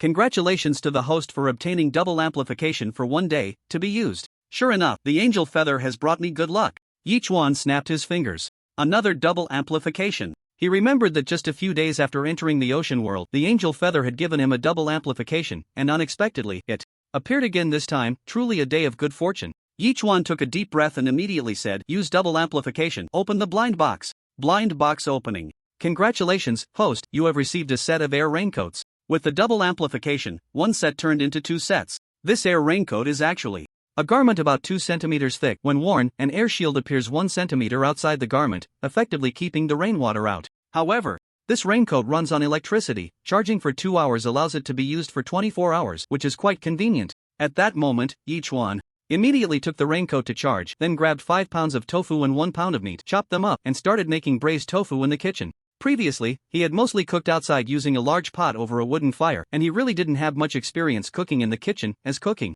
outside was simply more convenient. There was no natural gas in the kitchen, so he was temporarily using electricity, which didn't have the fragrant aroma of dishes made from wood. 15 minutes later, breakfast was ready. Yichuan divided it into 7 portions, trading 1 portion each, while sending a message to Blueberry Jam, "I'll arrive in about 2 hours. Finish your meal and tidy up. Take what you need and throw away what you don't." "Sure thing." Blueberry Jam immediately sent a grinning emoji and replied, "Wait for me to perform a striptease dance for you." Ugh. That one sentence left Yichuan speechless. However, he didn't reply further, immediately eating his breakfast while checking the messages in the public chat room.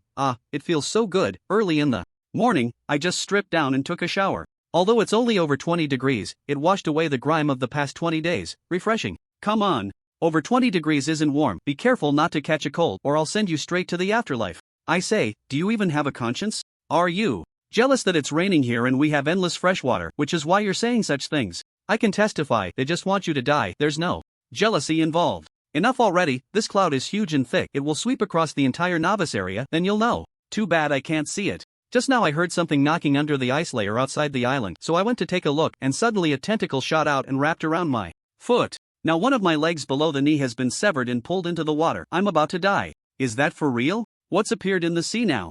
That person's words successfully shifted the public opinion to the topic of sea monsters, and Yichuan couldn't help but think of Louis. The situation she encountered was exactly the same as this person's. She still hadn't replied to him. Was she also seriously injured? Thinking of this, Yichuan felt a strange sense of irritation. After all, Louis was the first friend he made in the ocean world, which held special significance, and it was he who had sent her to check things out. If something were to happen to her. Just as he was thinking, Zhao Feiyu received his breakfast and replied, "This morning, I was actually attacked. There are intelligent creatures in the ocean. Are you okay?" Yichuan was startled and quickly asked. "Fortunately, I had a weapon, and I severed its tentacle just as I was about to be pulled into an ice hole." Zhao Feiyu replied, "It looked like some kind of soft-bodied creature, but I didn't see its full form, so I'm not quite sure yet." Damn it, it seems many island owners have been attacked by this thing. I don't know what it is. Yichuan gritted his teeth and said. However, he guessed that Zhao Feiyu's encounter with that island master, although it involved the same type of creature as his own experience last night, was definitely much smaller, otherwise there would be no chance of survival. Just as Yi Chuan was speculating, Louis finally replied, but only with a string of question marks. "Sister, what have you been doing? Why are you only replying now?" Yi Chuan immediately responded. "Last night I tried some monkey wine, and it was quite good, so I drank a whole pound. I just woke up and saw your message," Louis weakly replied.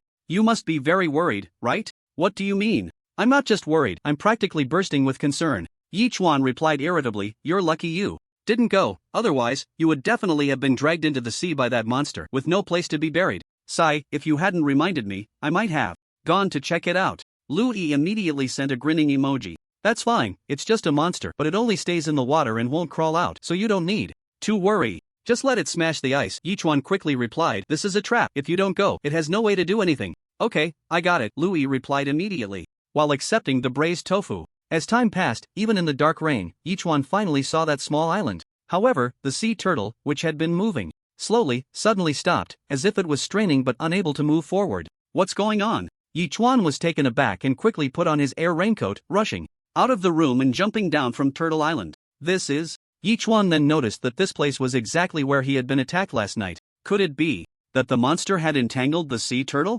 Without hesitation, Yichuan ran back to change into his diving suit, called for the dolphin, and jumped into the sea. At another spot, it wasn't until he saw the enormous marine creature directly beneath the sea turtle that he couldn't help but gasp. A giant squid. The giant squid, the second largest squid in the world, is inherently violent and possesses formidable combat power. The last invertebrate he encountered was that giant octopus, but this giant squid looked several meters larger than the giant octopus. At this moment, it had 4 tentacles suctioned to the ice layer below and 4 tentacles clinging to the sea turtle's belly, effectively imprisoning the turtle, preventing it from moving another inch on the smooth sea surface. "Damn, yesterday I almost died at your hands," Yichuan muttered, pulling the trigger at the giant squid. In an instant, 8 crossbow arrows shot out, creating fine lines of water as they flew toward the giant squid. Although one long tentacle had already been severed, another long tentacle remained powerful and agile, easily intercepting all the crossbow arrows and heading straight for Yichuan. This long tentacle was over 20 meters long, with a swollen end and powerful suckers, and the sucker rings had sharp teeth.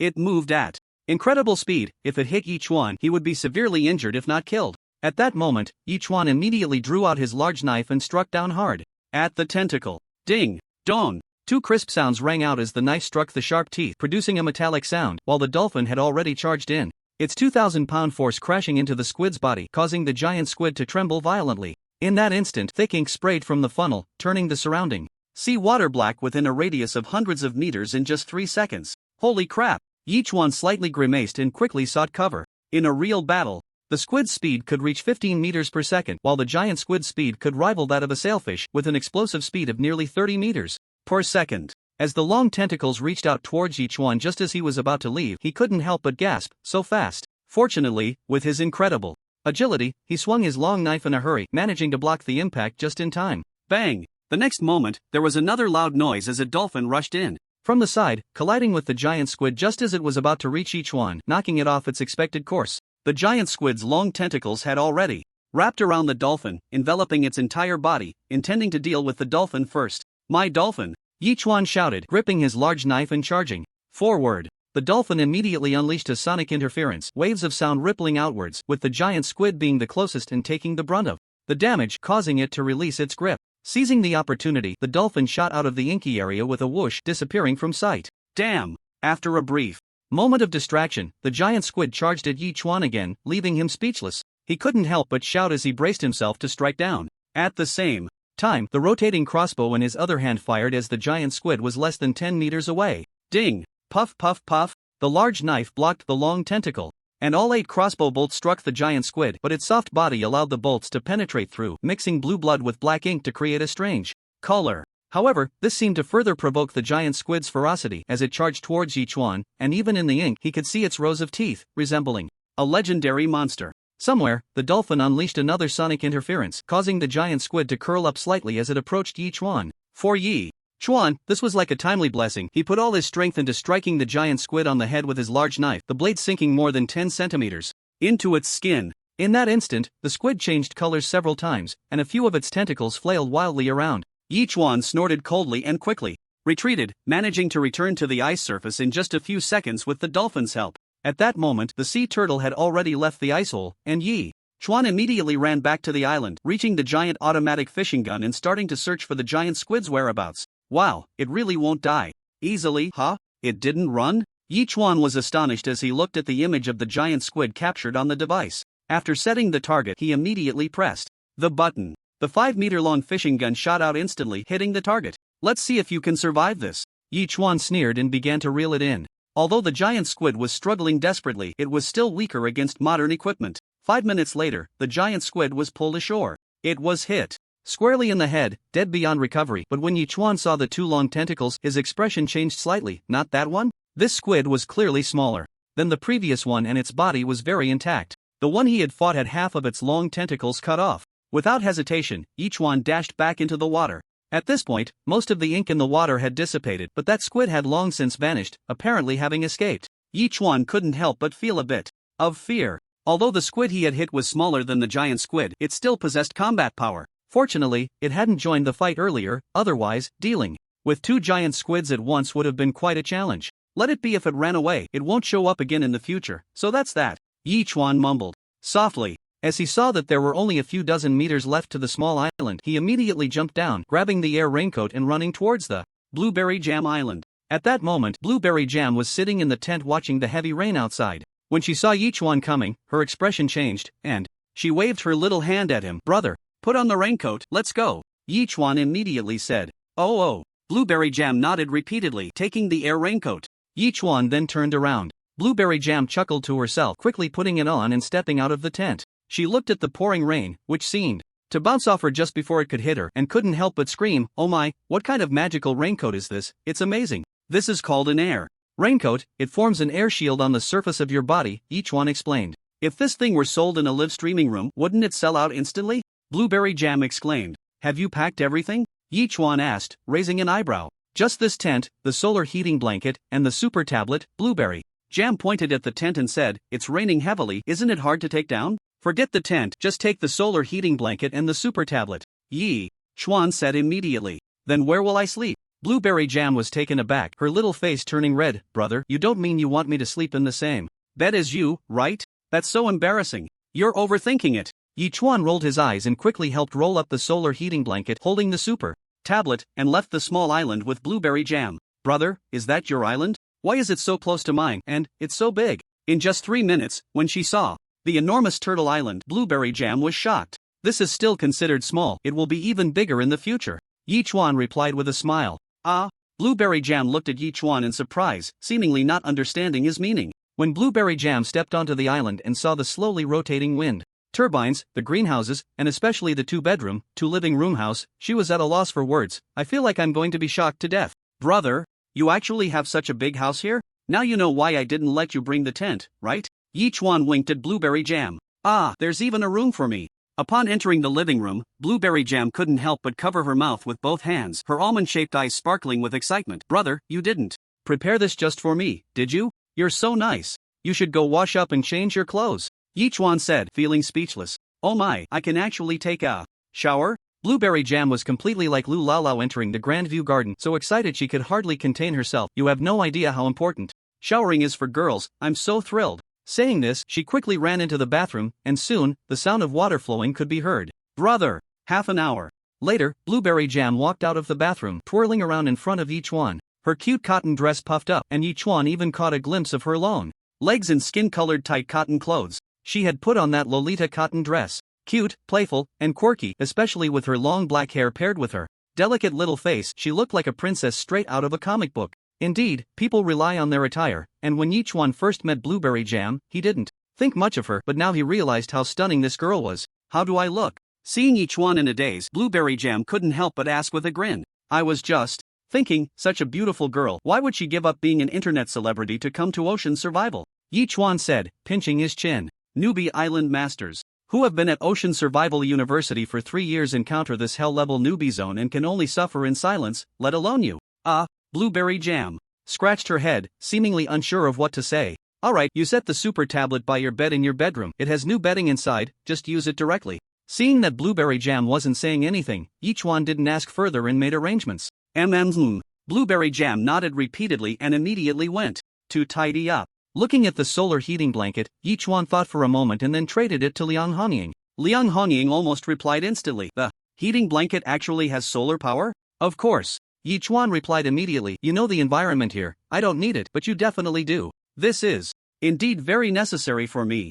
Liang Hongying sent a smiling emoji. Recently, even wearing clothes at night feels cold. You're simply providing timely help. Just average. Yi Chuan quickly replied with a laughing emoji. Actually, this was used by a girl before, but she kept it pretty clean. That's fine, in this kind of weather. Who cares about that? Liang Hongying said, sending a series of laughing emojis in response. After chatting, Yi Chuan immediately heated 2 cups of goat milk, knocked on the door, and handed one to Blueberry Jam. Drink some hot goat milk. Although it's warmer, it's still a rainy day, so don't catch a cold. Brother, why are you so nice to me? Blueberry Jam's eyes glistened with moisture. Oh dear, are you going to cry? Yi Chuan asked in surprise. Originally, Yi Chuan was just helping Blueberry Jam out of humanitarianism by collecting some rainwater, but later, whether it was the first A-grade seawater purifier he obtained or that S-grade pet egg, they all belonged to Blueberry Jam. Her help to him was undeniably significant. Now helping her was partly because the things she gave him in the early stages were indeed precious, and partly because she was his subordinate island master, wasn't she?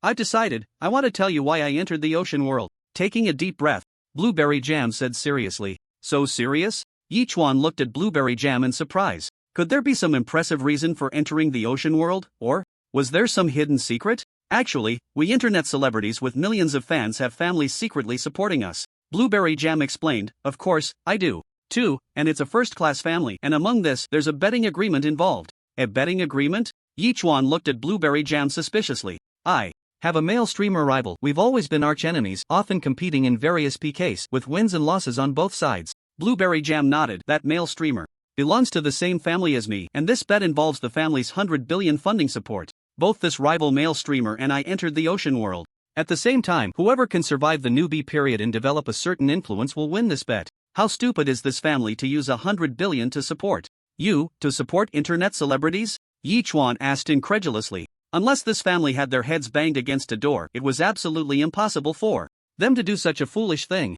This family is quite powerful. It said they have assets worth trillions, and there are 3 or 4 veteran island masters in the ocean world, each with a strong fleet. Blueberry Jam pouted, after all, we are internet celebrities with millions of fans, using ocean survival as a gimmick. If the interests generated from this are managed well, it could even exceed 100 billion. I don't understand your industry. I can only say it's impressive. Yi Chuan finally shook his head slightly and gave a thumbs up to Blueberry Jam. It's those big brothers who are impressive. Every livestream earns millions in tips. Blueberry Jam said with a grin, after this beginner period, I'll be live streaming Ocean Life directly, and I can earn a lot every day. A money-making machine. A term suddenly appeared in Yi Chuan's mind. No wonder the system deemed this girl a high-quality island owner. If she just live-streamed without doing anything else, the money she earned could form a fleet, not to mention the 100 billion in family support behind her. This is not just a useless vase, this is simply a moving treasure.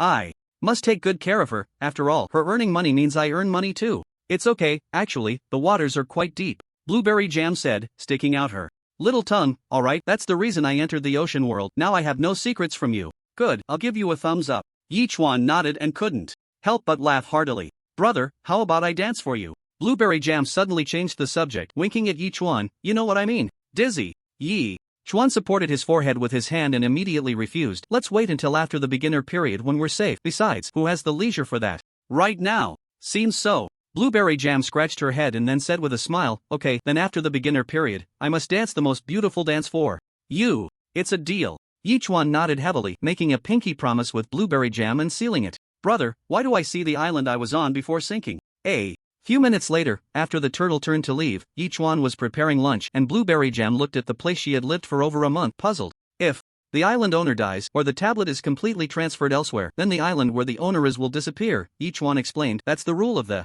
ocean world. I see. Blueberry Jam suddenly understood. At noon, Yi Chuan made grilled octopus, and after dividing it into 6 portions, he and Blueberry Jam ate. In the living room while watching an action movie, Blueberry Jam was so excited that she exclaimed, oh my gosh, not only do we have a TV, but we can also watch the latest movies. Brother, this isn't survival on an island, this is clearly a vacation. It's just average. Yi Chuan chuckled and said with a smile, meeting you has exhausted all my luck in this lifetime. Blueberry Jam said with emotion, brother, I think I'm in love with you. Just eat your food. Yi Chuan said with a pout, not in a good mood. Although Yi Chuan quite liked being complimented, too much flattery could be a bit uncomfortable. He. Blueberry Jam giggled but then became serious. As time passed, around 4 in the afternoon, Yi Chuan watched as the cloud mass left this area, continuing to move slowly but at least at about 30 nautical miles per hour, nearly 3 times faster than the turtle. After the rain, the sun shone again, and Blueberry Jam stretched lazily, looking at the long-lost sunlight. Enjoying the scenery of the island and the sea like this feels quite beautiful. Brother Chuan. Suddenly, Friday shouted at the door. Oh my gosh, there's a handsome guy. Blueberry Jam's eyes widened. Brother, you actually have other people on this island? Oh, are you the wife that Brother Chuan found for me? Friday immediately noticed Blueberry Jam. This girl is really pretty. You're thinking too much. Your wife is still on the way. This is my little sister. Yi Chuan immediately left the room. You're overthinking it. It's just a robot that can farm. Brother Chuan, when you called me for help, you didn't say I could only farm. Friday quit. Alright, what do you need me for? Yi Chuan immediately asked. By the way, the vetiver has already grown a circle around our area, and as you can see, it's over 30 centimeters tall. I plan to trim it. What do you think? Friday finally got to the point. That's fine, just go ahead and do it yourself. Yi Chuan nodded. Okay, I'm off to work, Friday said, turning to leave. It's amazing, this robot is so intelligent. Blueberry Jam exclaimed, brother, I've never seen such a robot in our Jojo. If you hadn't said anything, I would have thought it was a real person. The wonders of the ocean world are just the tip of the iceberg, Yi Chuan said lightly. Alright, you go ahead and be busy, I'll take a look around. Blueberry Jam said, walking towards the outskirts of the area. Yi Chuan couldn't help but smile and shake his head, then check the content of the public chat room. Wow, the cloud is about to reach me, and I'm actually a bit nervous. What's there to be nervous about? I can only say it's very warm, and I've stored enough water. I'm just too happy. Be careful, you might catch a bad cold tomorrow. Damn, why are we talking about this again? Do you like catching colds that much? Talking about your bad cold, catching a cold that leads to infection and death. Let you show off again. Splash. Just as he was watching, Yi Chuan suddenly heard a huge sound, as if something heavy had fallen into the water. Yi Chuan frowned slightly and ran outside. He then discovered that after the temperature warmed up, the ice layer melted, and with only 30 centimeters left, it couldn't bear the weight of the sea turtle, causing it to fall back into the water. Even so, the ice layer ahead still remained, increasing the resistance to its progress, and of course, the physical exertion also increased significantly. It then occurred to him that he hadn't fed the sea turtle the krill today, so Yichuan immediately gave the sea turtle 800 pounds of krill. After all, the ice layer behind had already shattered and he could continue fishing, so feeding the sea turtle a few hundred more pounds of food was completely fine. Brother turtle, we don't have anything urgent right now, you can take your time moving forward to avoid wasting too much energy, Yichuan said lightly. The sea turtle understood Yichuan's words and immediately turned its head to nod at him before turning back. Ah! Just as Yichuan was about to take a break, a sharp scream came from Blueberry Jam's side. What the hell? Yichuan frowned slightly. Could it be that she saw the huge turtle head and got scared? Thinking this, Yichuan immediately ran over. This girl actually ran into the woods? Wang Kai and Wang Yun had already followed him, and Yichuan had his big knife and rotating crossbow ready. But when he saw what Blueberry Jam was facing, he was momentarily stunned. It was a bear. Alaskan brown bear can reach speeds of about 56 kilometers per hour, generally gentle when undisturbed but extremely violent when startled. The system provided an introduction at that moment. Yichuan immediately whispered, "Sister, this bear isn't very aggressive, let's slowly back away. If we can avoid a conflict, let's avoid it." Oh. Blueberry Jam swallowed hard and slowly began to back away. I've only seen brown bears in a wildlife park growing up, and they were nearly a circle. Smaller than this one, this bear is way too big. Blueberry Jam's body trembled a bit. Besides, in such cold weather, shouldn't it be hibernating? The matters of the ocean world are not as simple as we think. Yichuan said irritably, I'm also puzzled. How did you encounter a brown bear? It's been several days since the forest evolved, and I haven't seen one. How would I know? Blueberry Jam replied, feeling wronged. Roar! Just as they were speaking, the brown bear suddenly stood up and roared, scaring Blueberry Jam into screaming again. The sound was sharp and high-pitched, causing even the birds hiding in the shadows to fly up into the sky. The brown bear, clearly annoyed, charged towards them. What the hell, it just roared. Why provoke it? Yichuan was speechless. I didn't provoke it, I just run already. Blueberry Jam, feeling wronged, was about to explain when Yichuan shouted, startling Blueberry Jam into shivering and turning to run out of the forest. Yichuan quickly raised his crossbow and shot a volley of bolts. To Yichuan's surprise, the spinning crossbow bolts, which could pierce through stone, failed to penetrate the brown bear's fur. What the hell, this is a bit unexpected, Yichuan exclaimed, retracting the crossbow while jumping high into the air, spinning and striking down towards the bear's head. The brown bear let out a muffled roar, its massive paw swiping at the blade. Thud! With a dull sound, Yichuan felt a numbness in his palm and immediately retreated. This brown bear was surprisingly stronger than the tiger he had encountered last time, which caught Yichuan off guard. As Yichuan retreated, the brown bear had no intention of letting him go, quickly following up with heavy steps, its giant paw swiping towards Yichuan again. System, how should I deal with this guy? Yichuan asked while dodging. Warning, please do not overly rely on the system, as it may cause you to lose your infinite potential. The system suddenly replied, according to comprehensive data analysis, you can completely rely on your own strength to defeat the Alaska brown bear. System, you bastard. This remark left Yichuan utterly speechless. Looking at the charging brown bear, he aimed an air cannon at its head. Though it didn't hurt, it temporarily halted the bear's advance. Yichuan quickly hid behind the bear, scanning it for weaknesses. Once the brown bear shook off the discomfort from the air blast, it began searching for Yichuan's whereabouts. Suddenly, Yichuan realized the brown bear had a fatal weakness, poor eyesight. With this thought, Yichuan calmed down, mustering all his strength, gripping the knife tightly, and struck down hard at the back of the bear's head. Thud! The loud sound echoed across the entire island. In that moment, the brown bear halted, slowly turning its head. Its not-so-large bear eyes met Yichuan's gaze in midair. Yichuan, feeling his arms tremble slightly, couldn't help but chuckle at the bear's murderous glare. Brother bear! Roar! The brown bear roared angrily, swiping a paw at Yichuan's head. Without a moment's hesitation, Yichuan turned and ran. The brown bear had already marked Yichuan as prey. It wouldn't let him escape, quickly dropping to all fours and chasing after him. Since even the big knife couldn't pierce its skin, he would have to use other tools. 20 seconds later, Yichuan arrived in front of a giant automatic fishing gun and began operating it quickly.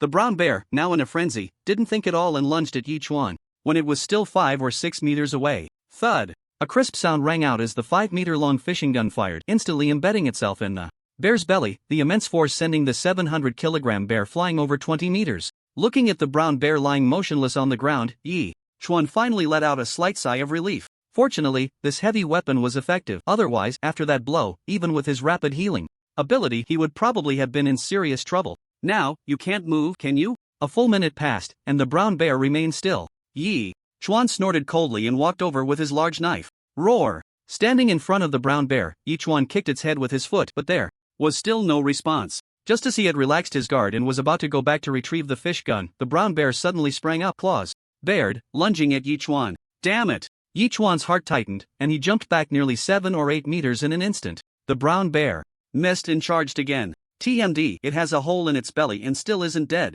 This guy's vitality is too strong, Yichuan complained as he pressed the recovery button at a critical moment. With the reinforced steel wire quickly retracting, the spear suddenly bounced inside the brown bear's body, and then returned to his equipment. The brown bear swayed a few times, then staggered forward, blood finally flowing from its body, but its small eyes still coldly fixed on Yichuan, its entire bare face filled with rage. My sister only screamed once, and you want to kill us, causing this situation. You can't blame me, can you? Yichuan shrugged. Now that you're like this, just rest in peace? Roar! The brown bear let out an unwilling roar and charged forward again, clearly intent on taking Yichuan down with it. Stubborn! Yichuan shook his head and pressed the button again. The fish gun shot out once more, this time aimed at the brown bear's chest. One shot pierced its heart, and after flying nearly 10 meters back, it stood there motionless, but its eyes still stared fiercely at Yichuan. Isn't it a bear blind? How can it still see me from this far away? Yichuan muttered quietly, not bothering with it this time, and turned to leave. He wasn't sure if it was a trap, so he decided to wait for 10 or 30 minutes before deciding. However, in such a large forest, how could there be a brown bear that should be hibernating? Was something attracting it? Bears love honey. Could there be honey somewhere in the woods? With this thought, Yichuan called out to the two little ones and once again entered the forest. Each evolution of the forest brought a new appearance, and the current woods had changed significantly compared to before. Yichuan felt that besides the brown bear, there were likely other fierce beasts lurking in the forest, perhaps hiding somewhere and secretly observing him. He walked briskly for over 10 minutes before reaching the depths of the woods. Here, the trees were the tallest, generally over 30 meters high. Not only the trunks, but even the branches above 15 meters were as thick as an adult's thigh. Of course, these were not the main focus for Yichuan. He saw that on those branches hung rows of huge, nearly semicircular yellow honeycombs. The honey was so thick that a layer of sticky liquid had even fallen to the ground, attracting ants and small insects to forage. Naturally, there were at least hundreds of thousands of bees buzzing around the entire tree, each performing its duty. Damn, isn't this a jackpot? Yichuan exclaimed in disbelief. The swarm bee is a type of undomesticated wild bee species, as the honeycomb is a single piece of comb, suspended in a row on tree trunks or cliffs, hence the name swarm bee. The honey produced by these bees is one of the world's top precious honey varieties. At this moment, the system also provided an introduction. Grade A swarm honey consumption can enhance physical fitness, eliminate diseases, disinfect, and prolong life. Awesome! Yichuan couldn't help but laugh heartily, but soon another big problem appeared before him: how to move all this honeycomb. At that moment, Yichuan left the place and saw that the brown bear was still there, confirming that the creature was indeed dead. He immediately retrieved his fishing spear and began to deal with the brown bear. An hour later, with the boost of double enhancement, Yichuan obtained 8 large bear paws and 1,500 pounds of bear meat. As for the bear bones, Yichuan planned to sell them off. After all, they would make excellent soup. Tonight we'll have braised bear paws. Looking at the 8 bear paws, Yichuan nodded in satisfaction, while also thinking of a way to harvest the honeycomb. After all, today he had the double enhancement. Once this opportunity was gone, it would be hard to come by again. At that moment, Yichuan quickly cleaned the 8 bear paws and tossed them into a large pot to boil. Since they needed to cook for at least 2 hours, Yichuan gave a shout to Blueberry Jam and then put on his diving suit, quickly entering the woods. Brother, you're being all mysterious. What are you up to? Blueberry Jam murmured as she watched Yichuan leave, lifting the pot lid only to quickly cover it again. Ugh, it stinks, ugh. The diving suit was made of shark skin, which was not only flexible but also very soft, fully capable of withstanding the attacks of the swarming bees. In just a few seconds, Yichuan climbed up a tree over 10 meters high, then took out a long hook shaped like a sickle, easily cutting down the honeycomb that was about 5 to 6 centimeters thick. However, this action also angered the diligent little bees, which immediately swarmed up to attack Yichuan, but unfortunately, it was all in vain. In just over an hour, Yichuan managed to cut down more than 30 honeycombs, each about a meter in diameter. With the double enhancement, it turned into over 60, totaling more than 1,000 pounds. There were still more than 10 larger honeycombs left, which Yichuan decided to leave behind out of humanitarian spirit. How did it go, Yichuan? Asked Blueberry Jam with a smile as he returned to the front of the house. Brother, what is this? It smells so bad. Blueberry Jam pinched her nose and asked, I almost threw up just now. It stinks now, but it will soon become a delicacy, Yichuan said with a grin, handing Blueberry Jam half a pound of honeycomb. Oh my gosh, honey? Blueberry Jam's eyes immediately lit up. I used to eat honey every day. This isn't just any honey, you'll find out soon enough. Yichuan winked at her. What my brother gives me must be something extraordinary. Blueberry Jam said with a smile, turning around to go eat. Yichuan then picked up the bear paws, plucked the hair, removed the nails and pads, and put them back into the pot, adding cold water and starting to boil them again. This meat was much tougher than wild boar meat, and to truly prepare it, it needed to simmer on low heat for at least another 3 hours. During this time, Yichuan took out 1,000 pounds of bear meat and put the bear bones up for trade. 300 g of bear meat and 500 g of bear bones, each could be exchanged for 5 wooden planks, stones, metal sheets, etc. This action instantly excited the public chat room. Oh my gosh, just a few days ago there was someone selling tiger meat and now bear meat is on the market? I'm starving here, and this guy can take down a brown bear. People are really something. Have you ever thought that the seller of tiger meat and bear meat might be the same person? What a joke, is there really such a powerful person? Besides, if that's the case, where did he find these ferocious beasts? Pfft, what's the big deal? I killed a giant squid today. You? Who do you think you are? You can kill a giant squid? Why would I lie to you? Just after lunch, I heard something hitting the ice, so I went to take a look and a giant squid came charging at me. Luckily, I had a spear in hand and stabbed it fiercely, killing it on the spot. Stop talking nonsense. A giant squid can fight a whale and you killed it with one stab? Why not say you blew it to death with a single breath? Believe it or not, it doesn't matter to me. But this giant squid had a tentacle severed, probably from a fight with a whale or something. That doesn't mean you could deal it a fatal blow, you idiot. Looking at these messages, Yichuan suddenly felt relieved. At least the giant squid he had fought was truly dead, so he didn't have to worry about it attacking him unexpectedly.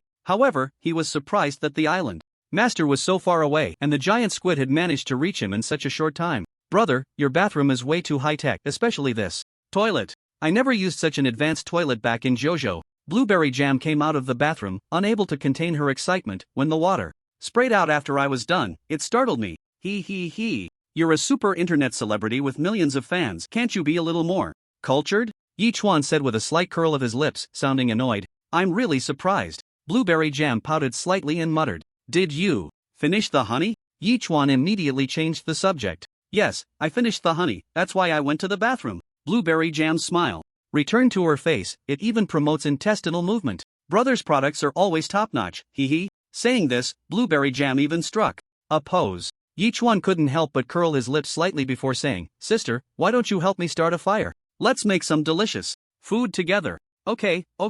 Upon hearing this, Blueberry Jam nodded like a chick pecking at rice and quickly ran out of the room. Yichuan then ran to the shore. He had almost forgotten what the island master said. After he killed the giant squid, he had thrown it onto the shore, and it was time to deal with it and trade it away. The double enhancement wasn't going to come for free. Yichuan kept 2 ink sacks and put everything else up for sale. Just as he finished listing the squid meat, Blueberry Jam exclaimed in shock, and Yichuan looked speechless. There shouldn't be any problems since they hadn't left the circle of vetiver grass. Brother, I just realized that our island has been moving all along. Blueberry Jam shouted with wide eyes. It's actually a giant sea turtle. It's so big. This is the ocean world, there's no need to be so surprised, Yichuan said with a slight curl of his lips. Otherwise, how do you think I crossed thousands of miles to find you? True. Blueberry Jam scratched her head and nodded thoughtfully. Ignoring Blueberry Jam, Yichuan went to gather a dozen large abalones and some grouper, along with various seasonings like sugar, salt, and soy sauce to stew them. Then, Yichuan took out 2 pounds of flour and started washing it with water. After washing for several minutes, he finally extracted the gluten, leaving behind the starch. Of course, if he let it settle and then steamed it, it would become cold noodles, but what Yichuan needed now was the starch. For braised bear paws, the thickening step is very important. After all, the ingredients are rare, and even if the materials are insufficient, he must strive to make it perfect. The abalone and grouper soup had been simmering for over half an hour. After extracting the essence, he poured in the cornstarch slurry to thicken it, while placing the bear paw that had been cooked for 3 hours into ice to cool. Once the soup was nearly thickened, he set up a steamer and began steaming the bear paw, pouring the thickened soup over it. By this time, night had already fallen, and Blueberry Jam excitedly ran out of the room, exclaiming, Brother, what is that? It smells so good. This is the thing you complained smelled terrible. This afternoon, now it has been refined to its essence, Yichuan explained. In a moment, you will taste a unique delicacy. Well, I'm really looking forward to it, Blueberry Jam said, rubbing her little hands together in excitement. It wasn't until 10 minutes later that Yichuan finally finished preparing the bear paw, trading 6 portions to Zhao Feiyu and the others. Lu Yue couldn't help but ask in surprise, No way, is this really a bear paw? Today was quite lucky. I killed a bear, Yichuan grinned, so I specially prepared this braised bear paw. But there are only 4 bear paws in total, and you gave me a whole one. You can't possibly have only me as your subordinate island master, right? Lu Yue asked, conflicted. How about I trade half of it back to you? No need, no need. You absolutely deserve to have a whole bear paw to yourself. Yichuan immediately refused. They can share half. Isn't that a bit much? Lu Yewei still seemed conflicted. Trust me, you won't regret it. Yichuan said domineeringly.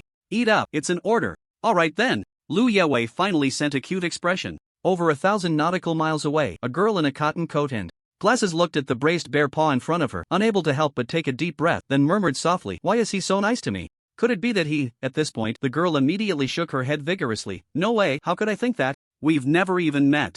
Yichuan replied to Lu Yi and the others before heading to the living room, where he found an action movie. Meanwhile, Blueberry Jam exclaimed in surprise again, "Brother, it's so delicious." Of course, we've been at it since lunch, Yichuan chuckled. In this world, only good food should not be neglected. Hee hee. Upon hearing this, Blueberry Jam burst into giggles. The two of them ate for a full hour and finished watching a movie. Estimating it was around 9 o'clock, Blueberry Jam finally went to wash up, waving her little hand at Yichuan. "Brother, good night." "Good night." Yichuan smirked and returned to his room. Glancing at his tablet, he was surprised to see a message from Wang Sanrui, prompting him to reply, "Are you looking to buy bear meat or squid meat?" "No, I plan to buy basic resources from you," Wang Sanrui replied. "You?" Yichuan was taken aback. This guy had always been trading rare materials for food and water, and now he wanted to trade for basic resources? Yichuan couldn't help but laugh and immediately asked, "Buddy, you should know that I don't have many basic resources either. You'll need to show some significant sincerity, otherwise, it seems I really can't trade with you." "Do you know about skill cards?" Wang Sanrui asked, gritting his teeth and speaking in a low voice. "Skill cards?" Yichuan was stunned. "Exactly, they are cards that can be applied to pets or ships." Wang Sanrui said seriously, "But the skills are random. I'm not sure what skills you'll get. How do I know if it's real? I've been in the ocean world for over a month, and this is the first time I've heard of such a thing." Yichuan replied irritably. Wang Sanrui snorted coldly and immediately placed the skill card in the trading slot. Yichuan suddenly saw a card, the size of a playing card, with a picture of a three-headed dragon on it. Other than that, there was nothing special about it. It looked just like a game card. "System, is there really such a thing as a skill card?" Yichuan asked suspiciously. "Skill cards have a 1 in a million chance of being drawn and can refresh into a variety of different skills, making them extremely valuable," the system immediately explained. "Wow, system, you're quite the trickster." Yichuan was taken aback and said speechlessly, "Having you is like cheating. Yet I didn't get the 1 in 10 million pet egg, and now this so-called skill card isn't even mine. Shouldn't you be favoring me alone?" Note that the system operates independently of the ocean world and cannot influence it, the system quickly clarified. Moreover, even if it wasn't drawn by the host, in the end, wasn't it all obtained by the host? "Your words leave me speechless." Yichuan was stunned and fell silent. "Friend, are you going to trade or not? I sacrificed an affiliated island master for this skill card." Seeing Yichuan's delayed response, Wang Sanrui became a bit anxious. "How much do you want for the trade?" Yichuan asked with a slight frown. "Nails * 1000, wooden planks * 1000, metal sheets * 1000, plastic * 1000, glass * 1000, stones * 1000, Wang Sanrui immediately listed. "What? So much?" Yichuan replied instantly. Of course, these were no problem for Yichuan. He had traded for more than that just today. However, even though the skill card was precious, Yichuan still wanted to haggle. "This is a skill card I got by sacrificing an affiliated island master." Wang Sanrui shot back, "Isn't a life worth this little bit of resources? If we were in JoJo, it would certainly be valuable, but here is the hell-level beginner area of the ocean world, where lives are as cheap as grass." Yichuan countered, "I'm very interested in the skill card, but that's not a reason for you to ask for so many resources. You need to add something else. Friend, don't push your luck." Wang Sanrui gritted his teeth and said, "Whether to trade or not is up to you, I don't care." Yichuan replied, sending a shrug emoji. Since Wang Sanrui had said that, it was clear he needed these resources, which meant that the skill card was something he had to obtain. Island area expansion card. Wang Sanrui was so angry he was trembling. "I can only add one more island area expansion card. At most." "Alright, since you've made a concession, I can't be unreasonable either. I'll reluctantly trade with you," Yichuan said, and immediately completed the trade with Wang Sanrui. Wang Sanrui's face was already ashen, staring intently at Yichuan's ID, almost word for word saying, "Enjoy it while you can, when the ice melts, it will be your day of doom." With that, he began to take out a small portion of the resources to upgrade the wooden house into a studio apartment. Meanwhile, Yichuan, looking at the skill card, was very excited. After all, with the double amplification, he had obtained 2 cards at once, and he immediately used the last triple value card on the skill card, turning the initial 1 into 6. "Awesome, tomorrow I'll use it directly on my turtle, my dolphin, and the 3 little ones." Yichuan laughed heartily. looked at the messages in the public chat room for a while, and after collecting the traded resources, he planned to sleep around 11 at night. Brother, wake up. In a daze, Yichuan suddenly heard the voice of Blueberry Jam. Thinking it was just a dream, he ignored it. Just a few seconds later, a warm finger suddenly blocked his nose, startling Yichuan, who immediately opened his eyes to see the little face of Blueberry Jam. What are you doing? Yichuan frowned and asked in a low voice. I saw it was 8 o'clock and you still hadn't gotten up, so I thought something was wrong and came in. Blueberry Jam quickly took a few steps back, looking aggrieved, and said, Are you mad? The room is a private place, can you just come in like that? Yichuan replied irritably, Just go out for now, and don't come in casually in the future. Oh. Blueberry Jam's pouting lips could practically tie up a donkey as she quickly turned to leave. Sigh, having a companion is both good and bad. Yichuan shook his head in slight exasperation and then said, Sign in. Sign in successful. Congratulations to the host for obtaining 1000 evolution points. Wooden planks *5. Greenhouse manufacturing blueprint *1. The system's voice followed. Unfortunately, the double amplification had already disappeared, otherwise he could have obtained 2 greenhouse manufacturing blueprints. Sigh, you gain some, you lose some. Yichuan comforted himself, then went out to wash up and called out to Blueberry Jam, Sister, what do you want for breakfast? Anything made by brother is a delicacy, I like it all. Blueberry Jam immediately replied. How about some corn porridge? Yichuan asked. Sure. Blueberry Jam nodded repeatedly, clapping her little hands in delight. Immediately, Yichuan went to boil a pot of water, then added the corn flour mixed with cold water. In just a few seconds, the aroma of corn porridge spread all around. After boiling for a while, Yichuan served 8 bowls and traded out 6. It's early in the morning, and I don't know what to eat, so let's all have a bowl of corn porridge to warm our stomachs. Corn porridge is quite tasty. I used to drink it often at home in the evenings, Lu Yue said with a smile. I suddenly miss my hometown a bit. Then let's drink it often from now on. Yichuan immediately replied. Lu Yue's eyes lit up, and she instantly smiled happily. Yichuan quickly finished his corn porridge and eagerly ran outside, ready to teach the sea turtles their skills. After reaching level 10, the sea turtles had the skills Water Bomb and Backflow technique. Yichuan first clasped the skill card with both hands and prayed for a powerful skill before using the skill card on the sea turtles.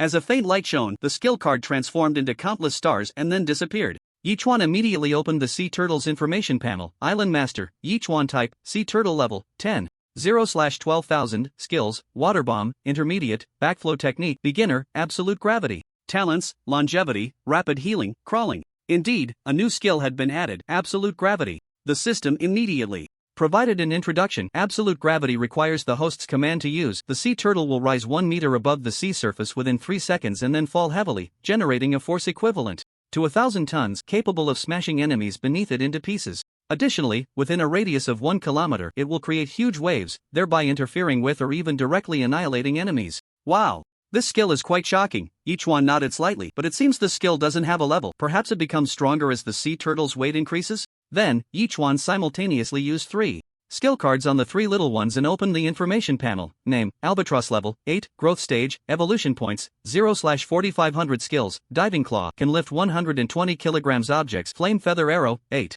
Arrows, talents, diving, fishing, flying, long-distance sailing. The 3 little ones receive the same skill, called Flame Feather Arrow, which transforms their feathers into arrows that shoot down explosively.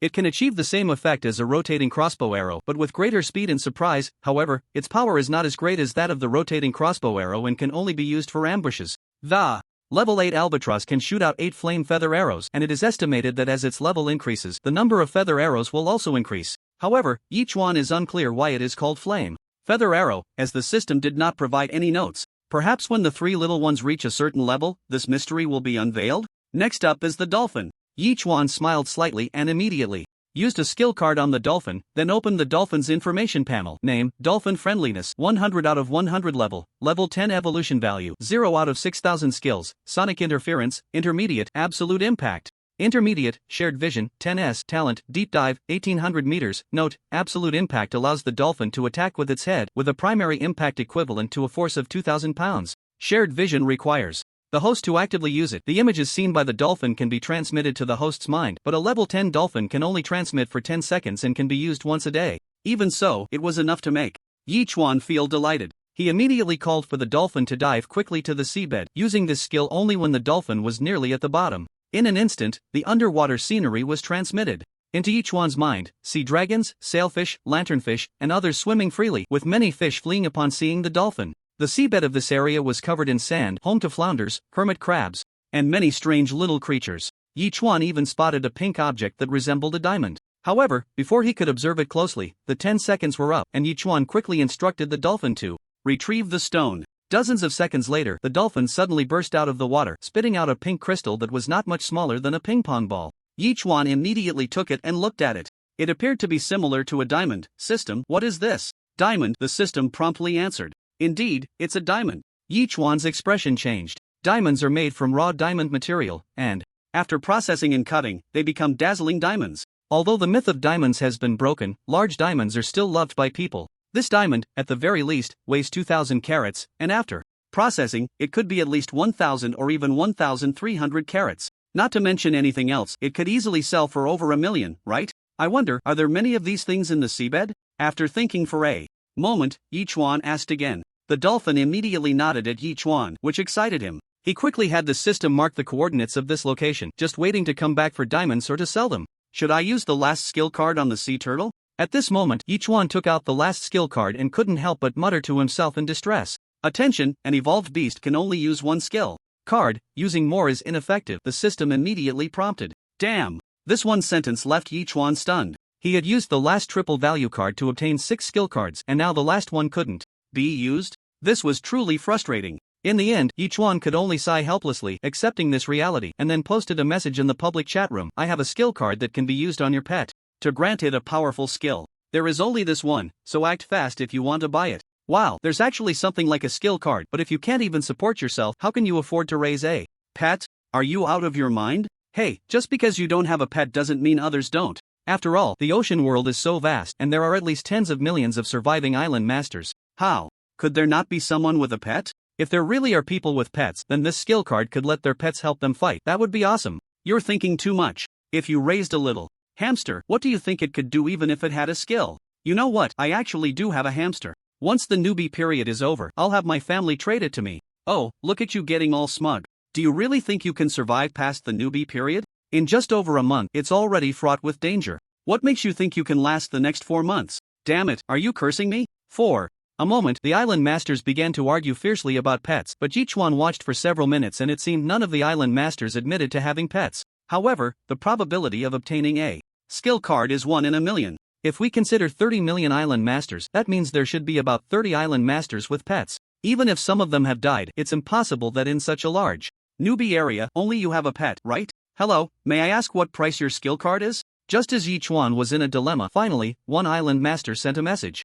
It seems that in the ocean world, there are indeed hidden talents. Yi Chuan couldn't help but nod slightly and immediately asked, what I want is useless, the key is what you have. Tell me what you think is valuable and I'll see if it's worth it. The most valuable thing I have right now should be a vegetable seed pack. The other party replied immediately, it contains seeds for 5 types of vegetables. Which 5? Yi Chuan's expression changed. I'm not sure. The introduction just says there are seeds for 5 types of vegetables, but it doesn't specify which ones. The other party replied, it might depend on luck. In this cold weather, even vegetable seeds won't grow. Yi Chuan sent a shrugging emoji. Consider it a bargaining chip then. Anything else? Bro, do you know how important vegetable seeds are? In this ocean world, going a month without eating greens could lead to septicemia. The other party replied instantly, I think my vegetable seed pack is very precious. Then there's nothing to discuss. Yi Chuan sent a smiling emoji. Alright, let's leave it at that. You can try your luck again, maybe you'll encounter a unique skill card. Wait, the other party replied immediately, I also have a set of summer clothes, made of silk.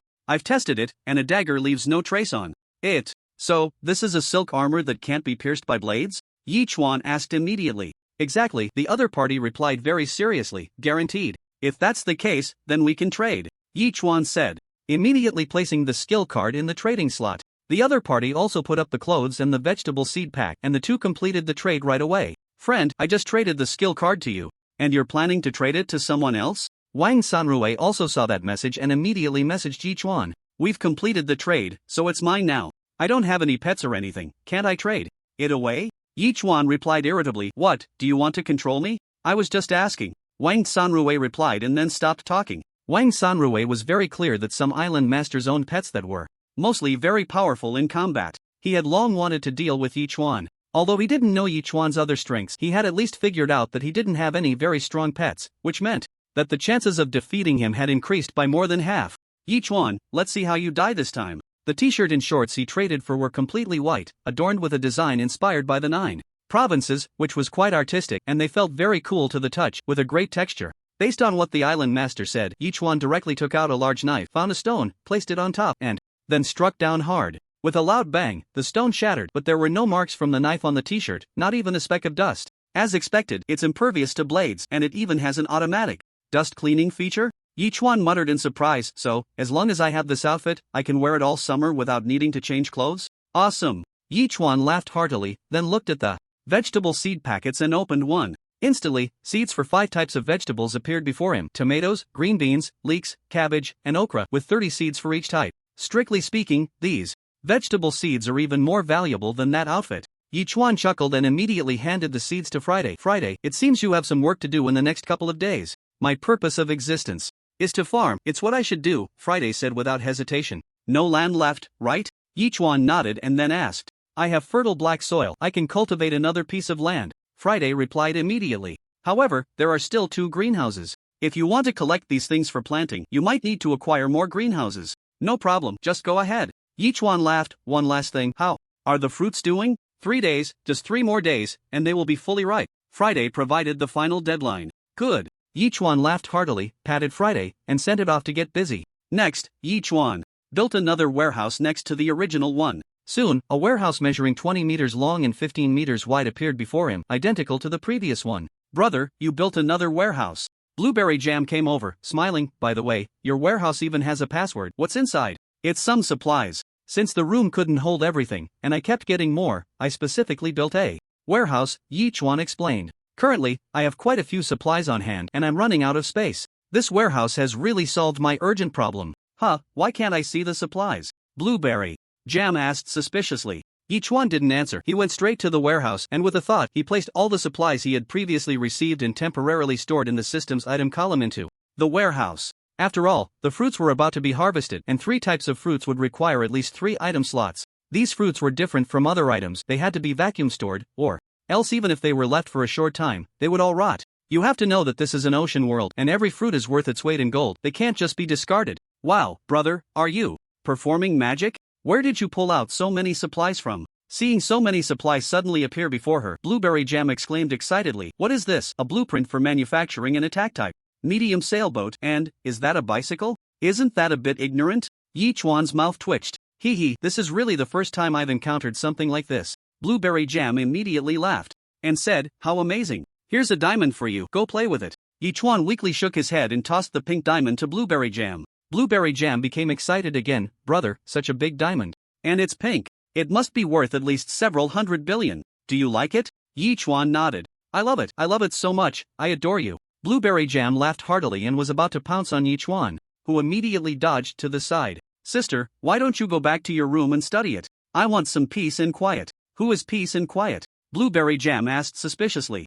Yichuan looked at Blueberry Jam in confusion. Just kidding, he. Blueberry Jam burst into laughter and ran back to her room. This girl, could she be seriously ill? Watching Blueberry Jam run off, Yichuan shook his head helplessly and then turned to head towards the turtle head area. After a week of gathering, there were now 15 supply boxes, most of which were fished up by the dolphin, thanks to its absolute impact. Well, with a dolphin in hand, I have the world.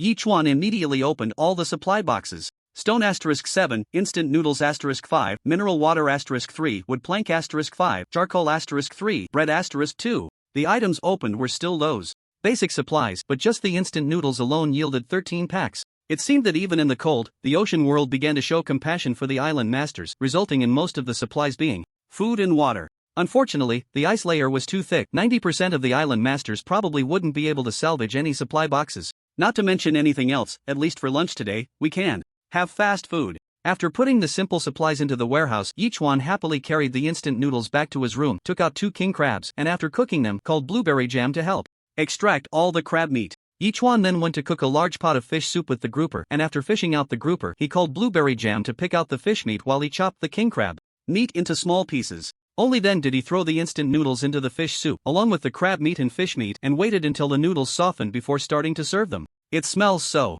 good. Blueberry Jam took a deep breath and said with a smile, brother, you're amazing. Even instant noodles taste so delicious when you cook them. Just okay, third best in the world. Yichuan laughed. Then who are the first and second? Blueberry Jam immediately asked. I claim third. No one dares to claim first or second. Hurry up and eat while it's hot, Yichuan said, carrying 6 large bowls to trade with Xiao Feiyu. And the others. Big brother, do you have any cloud clusters over there? At that moment, Little Flying Dragon suddenly asked, I see the cloud cluster is about to reach me and I feel so oppressed. How long until the cloud cluster gets to you? Yichuan was taken aback and immediately asked. It should arrive tonight. Little Flying Dragon made a pouting face. I'm not trying to act weak, it's just that seeing such a scene suddenly makes me a bit scared. Are you even a man? Yichuan twitched his mouth and was instantly speechless. There's nothing I can do, I've been pampered since I was little. Little Flying Dragon said. Pitifully, but who would have thought that the theories and practical knowledge I learned would be useless in the ocean world, and now the ocean world has turned into this.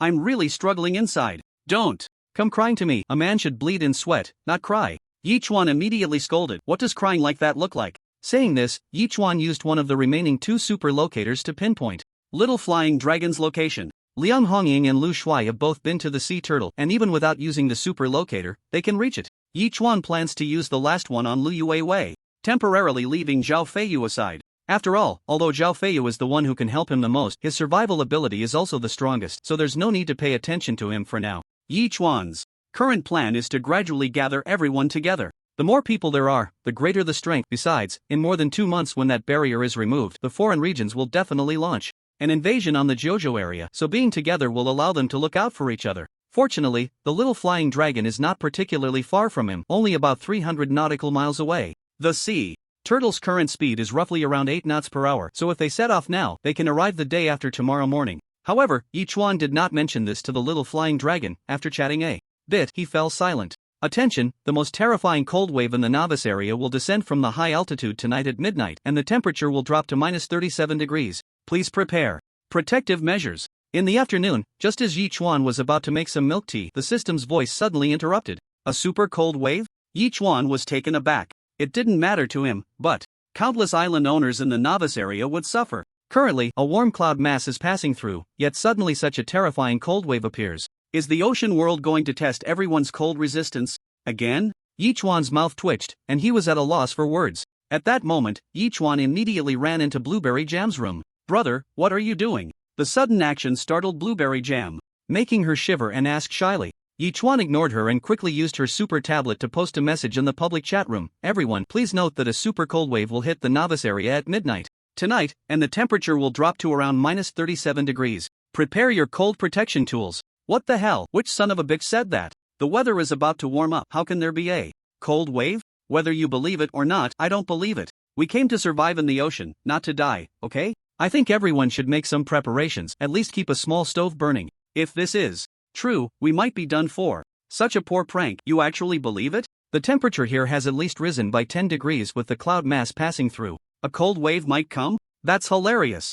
In an instant, the public chat room exploded. Apart from a small number of people who believed the news, everyone else was mocking it. Of course, Yichuan did not pay attention to everyone's attitude. Although they were competitors, the biggest enemy should be the foreign regions. Informing them of this news out of humanitarianism was already the greatest kindness. What they choose to do next is no longer his concern. At this moment, Yichuan used the tiger skin and bear skin he had previously stripped to make 2 coats with the clothing machine, giving one to Zhao Feiyu and the other to Lu Shuai, while the Little Flying Dragon received a dog skin coat. The 3 girls had already been given solar heating blankets, so there was no need to give them anything else. As long as they stayed honestly in their tents or wooden houses, they could completely withstand this cold wave. Perhaps this is the ocean world's final test for everyone? Currently, Yichuan still has 8 dog skin coats in hand. After considering it, he directly took out 5 and listed them. Dog skin coats for trade, rare materials, buy quickly, serious inquiries only. Damn, someone just said there would be a super cold wave, and now someone is listing dog skin coats.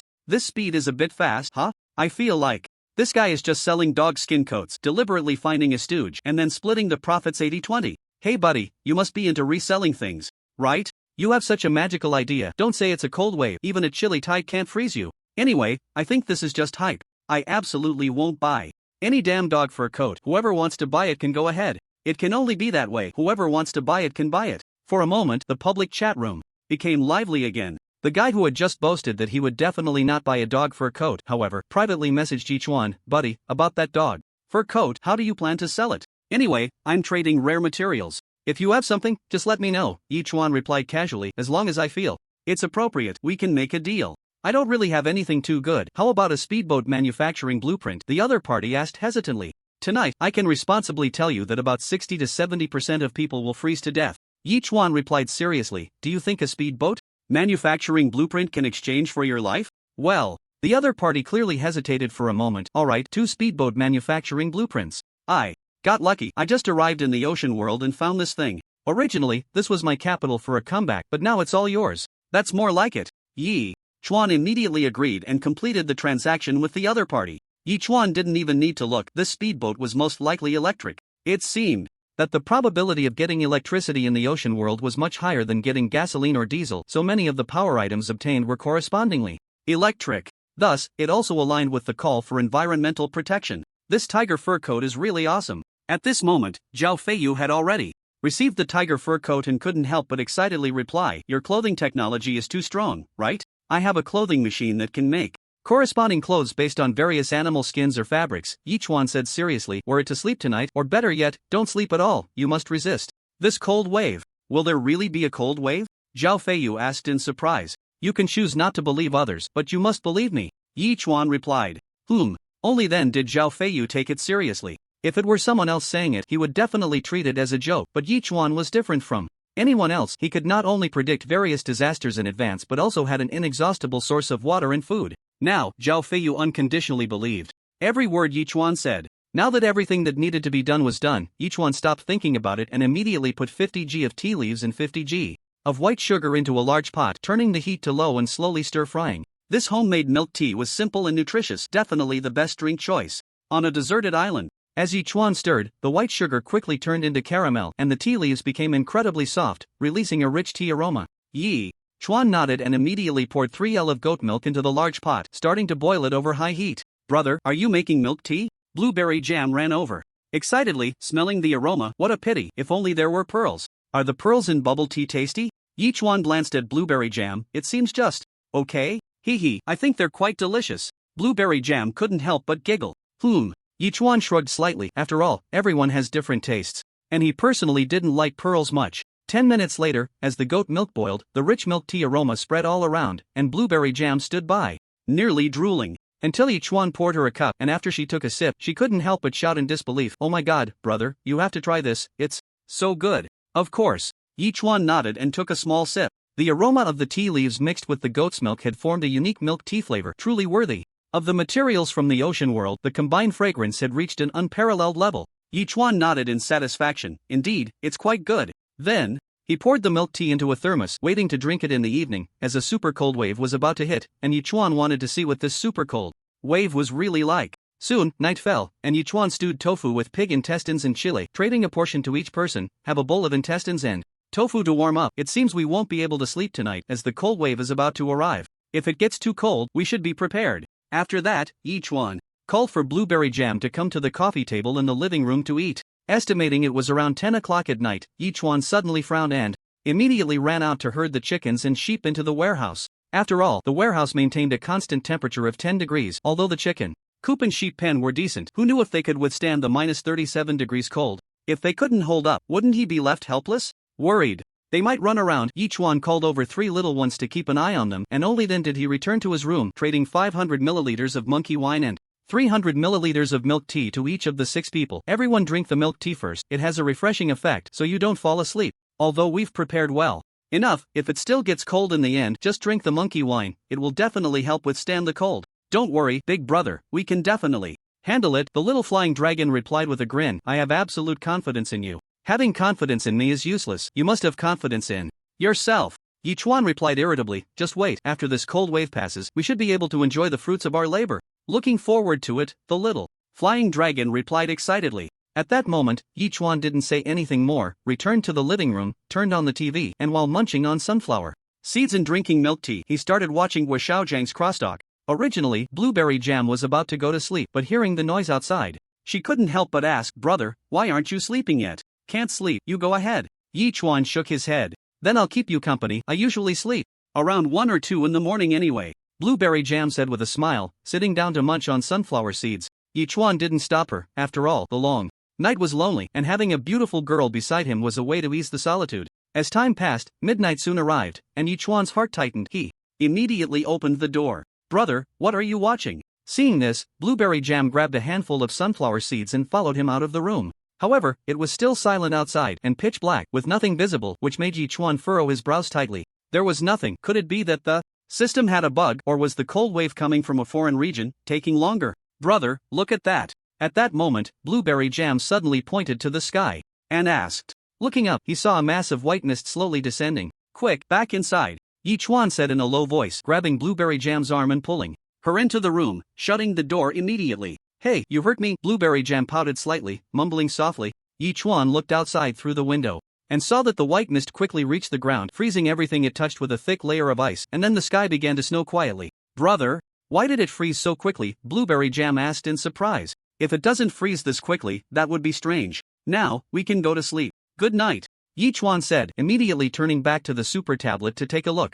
At this moment, the public chat room had become lively. Damn, the cold wave has indeed arrived. Even though I'm in the tent wearing a thick cotton coat, the stove went out instantly, and I still felt cold, but it's not a big deal. Which idiot called for everyone to boycott dog fur coats this afternoon? Come out, I guarantee I won't kill you. Hey, if I don't let you buy it, you won't buy it. If I tell you to dive, why don't you dive? Anyway, this dog fur coat is wrapped around me, and it's so warm, hee. Are you messing with us? I'm messing with you. If I didn't mess with you, you probably couldn't afford it. Isn't it cold? You can still type, which means it's not that cold. Now that you mention it, I suddenly realize there seem to be fewer people chatting. Well, they probably froze to death or their hands got numb. Anyway, a lot of people are going to die tonight. Is it snowing? Because Yi Chuan had warned in advance, the little flying dragon had not slept at all. At this moment, it suddenly noticed that the rain had turned into snow and it was getting heavier, with the temperature finally starting to drop. The little flying dragon, wearing a dog fur coat and tightly wrapped in a small quilt sewn from cloth, covered the entire tent, finally feeling a bit warmer. Big Brother is really a genius. He said it would get colder, and it did. My gear should be able to withstand this night, right? Fortunately, there's a solar heating blanket that was fully charged during the day. Even if the temperature drops significantly, it doesn't feel too cold. Louie smiled, snuggled in the tent, her face full of smiles. Thank goodness for Yi Chuan, otherwise, even if we could survive by luck, we definitely wouldn't make it through such a terrifying cold wave. Staying up until a little past 1 in the morning, seeing that nothing was happening, Yi Chuan said no more and went straight to sleep. The next morning, the glaring sunlight shone on his face, and Yi Chuan finally opened his eyes. Looking at the time, it was already past 9. Yi Chuan quickly put on his clothes and left the room. It seemed the temperature was no longer as cold as last night, and the ice was slowly melting. Everything was moving in a positive direction. Sign in, Yi Chuan said while driving the chickens and sheep out of the warehouse. Sign in successful. Congratulations to the host for obtaining 1000 evolution points. Tool person *1. Fashionable women's clothing 6 choices 1. Damn. Yi Chuan's expression changed. Another tool person had appeared, which was quite unexpected. Saying this, Yi Chuan immediately took out the robot from the system's item bar. It was almost as tall as Friday, with a body full of metal skeletons, but its face was very beautiful, with a head of jet black short hair, looking like a very capable career woman. So pretty. Yi Chuan chuckled, rubbing his hands together. System, what can this tool person do? It can assist the host in cooking and processing various ingredients. The system replied directly. Equipped with a super battery, just turn on the tool person's switch and the host will receive unexpected surprises. Not long ago, I was still wondering if there was a cooking robot to free my hands, and I didn't expect the system to give me one so quickly. Although the system isn't great most of the time, it can be quite good often. Yi Chuan suddenly laughed out loud, then turned on the robot switch. System starting up. Please wait. What happened next was just like when Friday first arrived, until finally, the tool person spoke to Yi Chuan. I have met the master. What can you do? Yi Chuan nodded in satisfaction and then asked. I can help you process all ingredients and cook the most delicious dishes, the robot immediately replied. Not bad at all, but from now on, don't call me master, call me Brother Chuan. Yi Chuan nodded in satisfaction and handed the robot a selection of 6 outfits. Pick a nice one to wear. Okay, Brother Chuan, the robot replied, immediately starting to choose clothes. From now on, you'll be called Saturday, Yi Chuan said with a smile as he stood by. You're a girl, and there's a boy named Friday who's really handsome. You two can chat, get to know each other, maybe even have a little romance. Brother Chuan, I wasn't programmed for dating, Saturday quickly responded. Not programmed or not, that doesn't stop you from dating. Yi Chuan chuckled. After spending some time together, you'll understand. Relationships are all about getting to know each other, right? Friday has always been a good kid. Friday. Coming. Friday immediately ran over, and upon seeing Saturday, his eyes lit up. Brother Chuan, this is Saturday. She's your kind, and she's a girl, so you need to take care of her, Yi Chuan said while winking at Friday. Don't worry, Brother Chuan, I'll take good care of her. Friday nodded repeatedly. Saturday, sister, let me show you around our island first. It's clearly my island. How did it become yours? Yichuan muttered, shaking his head in disbelief. Just as he was about to go feed the sheep and chickens, the system's voice came through. Discovered optional hidden mission. Does the host accept? Optional hidden mission? Yichuan was taken aback. A hidden mission is a hidden mission, but one that's optional? He immediately asked, what's the optional hidden mission? After the super cold wave, only 2 million surviving novice island masters remain in the Jojo region. According to system estimates, when the regional barrier disappears in a month, the number of surviving novice island masters will be less than 100,000, unable to compete with foreign regions. The host can choose to let things develop on their own and grow stronger alone, or help novice island masters as much as possible and will receive corresponding rewards at that time. The system replied immediately. System, are you out of your mind? We're developing so slowly ourselves, and you want me to help others? Do you think I'm that kind-hearted? Yichuan complained helplessly. The host can choose one of the two options, or choose to refuse the optional hidden mission. The system did not provide an explanation but responded directly. Accept. Yichuan snorted coldly and accepted the task with a dark expression. Detected that the host has accepted the optional hidden mission, please make a choice as soon as possible, the system replied immediately. Damn, that was fast? Yichuan pouted. Although he didn't want to deal with those novice island masters, after all, they would all be competitors in the future, but on the other hand, in this world, there's always a country before there's a home, and before becoming competitors, everyone shares a common identity, Jojo people. When facing foreign island masters, Jojo island masters must unite. Thinking this way, Yichuan spoke up, choose to help novice island masters. Detected that the host has accepted the hidden mission, please complete it as soon as possible, the system spoke again. Damn it, the system really has a screw loose. How can there be such a selfless hidden mission? Yichuan lightly tapped his head, laughing helplessly. However, helping novice island masters as much as possible was something he couldn't do. After all, 2 million is not 200, and certainly not 20. He could only provide some food and water for the novice island masters. As much as he could. It seems my idea of bringing the little flying dragon over is correct.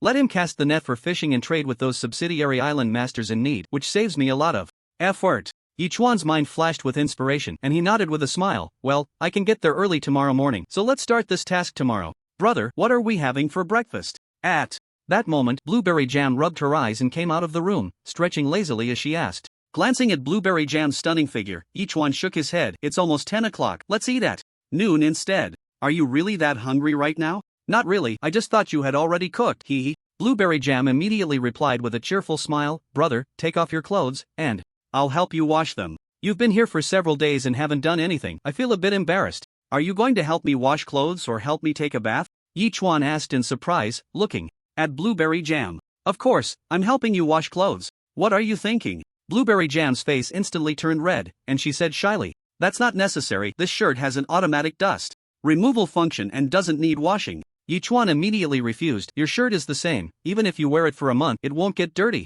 Really? Blueberry Jam exclaimed in surprise. That's amazing? What's so amazing about it? It's just normal operation in the ocean world. Yichuan said as he turned and went back to his room to check the messages in the public chat room. Hey, how's it going over there? I'm about to freeze to death, and the water I stored in the cabin has frozen into thick ice. Now there's no water source, I'm going to die of thirst. Who says otherwise? The temperature has dropped at least 15 degrees in an instant. If I didn't have 2 sets of cotton clothes, I would probably be a popsicle by now. The ice layer at sea is thicker, we can't fish out supply boxes, and there's no food or water source. We can only last 3 more days at most. Be optimistic. What if someone comes to our aid? Buddy, what are you joking about? Who do you think you are? Who would help you? Are you hallucinating from the cold? This is just a beautiful wish. Do we not even have the right to have wishes? Watching everyone argue, Yichuan shook his head slightly and then sent a message to the little flying dragon. How's it going over there? After the cold wave hit, the cloud mass has been moving slowly. It snowed all night last night, and now the snow on the island is about 50 centimeters thick.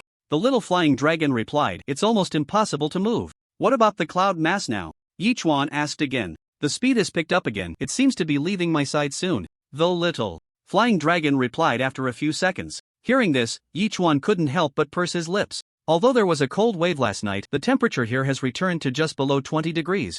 And it is slowly rising, likely to soon exceed 0 degrees. And in the entire novice area, it seems the cloud mass is the key. The cold wave has turned the warm air mass into a cold air mass, and as the cloud mass moves forward, it will slowly absorb the cold. Thus, the novice area will soon warm up again, which is a good sign. After realizing this, Yichuan directly replied to the little flying dragon, let's leave it at that for now. Anyway, even if you go out, there's not much entertainment. Just wait for the snow to melt slowly. The little flying dragon pouted slightly. since there was nothing else to do, even though Yichuan said that the little flying dragon still planned to clear the snow on the island, treating it as a way to exercise. Yichuan then went to feed the little lamb and the chicks some A-grade fresh water and gave the chicks some breadcrumbs. Yichuan was pleasantly surprised to find that the little lamb could now eat a small amount of the magical grass, and the little chicks had grown quite a bit, with some of them already showing bumps on their combs, which Yichuan guessed meant they were roosters. After finishing these observations, Yichuan noticed that Saturday had already started preparing food. True to its purpose as a cooking robot, Saturday planned to make stir-fried bear meat.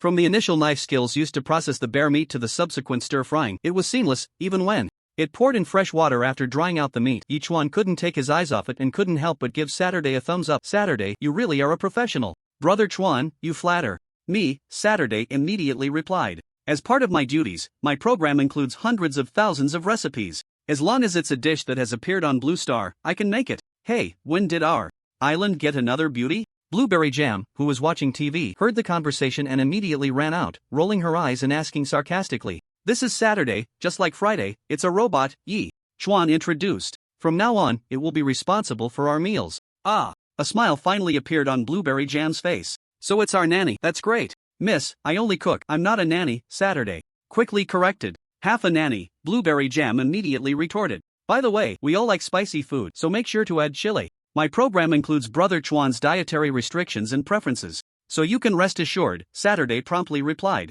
"However, I am not clear on your preferences and cannot accommodate them." "Humph." Blueberry Jam huffed and turned to leave. "What's wrong with that, girl?" Yichuan muttered, somewhat perplexed, as he watched Blueberry Jam's retreating figure. An hour and a half later, a large pot of stir-fried bear meat was ready. Although the ingredients were not complete, Saturday still managed to make it flavorful and aromatic. "Saturday, you really are a professional, much better than me," Yichuan said excitedly, giving Saturday a thumbs up. "Brother Chuan, you flatter me," Saturday immediately replied. "Alright, you go ahead and keep busy," Yichuan laughed, then divided the stir-fried bear meat into 8 portions, trading 6 of them to Zhao Feiyu and the others. "This annoying woman actually makes pretty good food?" Blueberry Jam tasted a piece, initially wanting to pick on it, but after a grimace, she said in surprise, "Of course, she's a professional cook." Yichuan nodded. "She can only cook," Blueberry Jam muttered under her breath. However, there was really nothing to criticize about Saturday's cooking skills. Yichuan enjoyed a hearty meal, and after finishing the last piece of meat, he let out a satisfied burp and slumped back on the sofa. So good. Indeed, it felt great to not have to cook and just enjoy the food. After resting for a while, Yichuan finally stepped out of the room and looked around, only to find that Saturday was actually watching Friday farming. He had no idea what Friday had said to it, but Saturday seemed to be attracted to that loser. "Brother Chuan." Seeing Yichuan approach, Friday and Saturday shouted in unison. "Friday, has Brother Chuan's promise been fulfilled?" Yichuan asked with a smile. "It has, Brother Chuan, you are simply my idol." Friday quickly replied, "Awesome. In the future, when you grow fruits and vegetables, just give them directly to Saturday and let Saturday handle them before bringing them to me," Yichuan said with a smile. "But for the fruits, I need to tell you how to do it. You need." "Brother Chuan, you don't need to say anything, I understand." Before the words fell, Saturday immediately replied, "In my program, I have already recorded all your dietary habits from the past month." "Not bad, really not bad." Yichuan was increasingly satisfied with Saturday. This was equivalent to having 2 housekeepers who had taken on nearly 2/3 of his workload. If he had one more life manager, wouldn't he be able to just relax? Yichuan now felt like he was truly on vacation. He glanced back at the room and saw a message from Louis. "Is there a mistress on your island?" "Ha?" Yichuan replied suspiciously. "No, why do you suddenly ask that? The taste of the food has changed, it feels more like something a woman would make," Louis replied.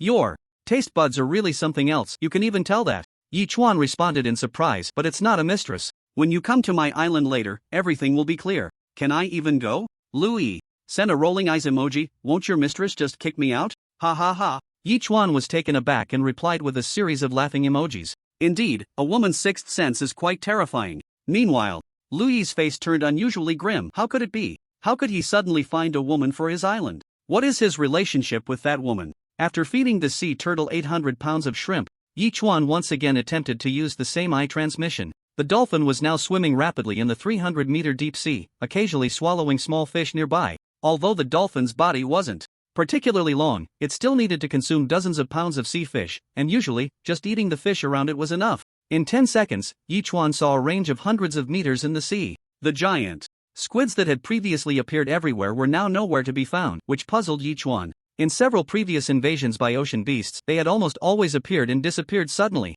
without any warning. Could this also be a rule of the ocean world, released and then suddenly retracted? Indeed, the secrets of the ocean world are not something that can be easily understood. Brother, I just found some fishing gear in the warehouse. Shall we go fishing together? At that moment, Blueberry Jam walked over, carrying a suitcase, and asked with a smile, "How did you get into my warehouse?" "I clearly set a password." Yi Chuan frowned. "It's the new warehouse. Your new warehouse doesn't have a password." Blueberry Jam immediately replied, "I was feeling bored just hanging around, so I went in to look around." "Brother, you're not mad, are you?" "Sai, if you want to find something in the future, just let me know. Don't just run off without a word," Yi Chuan said, feeling speechless, and immediately advised.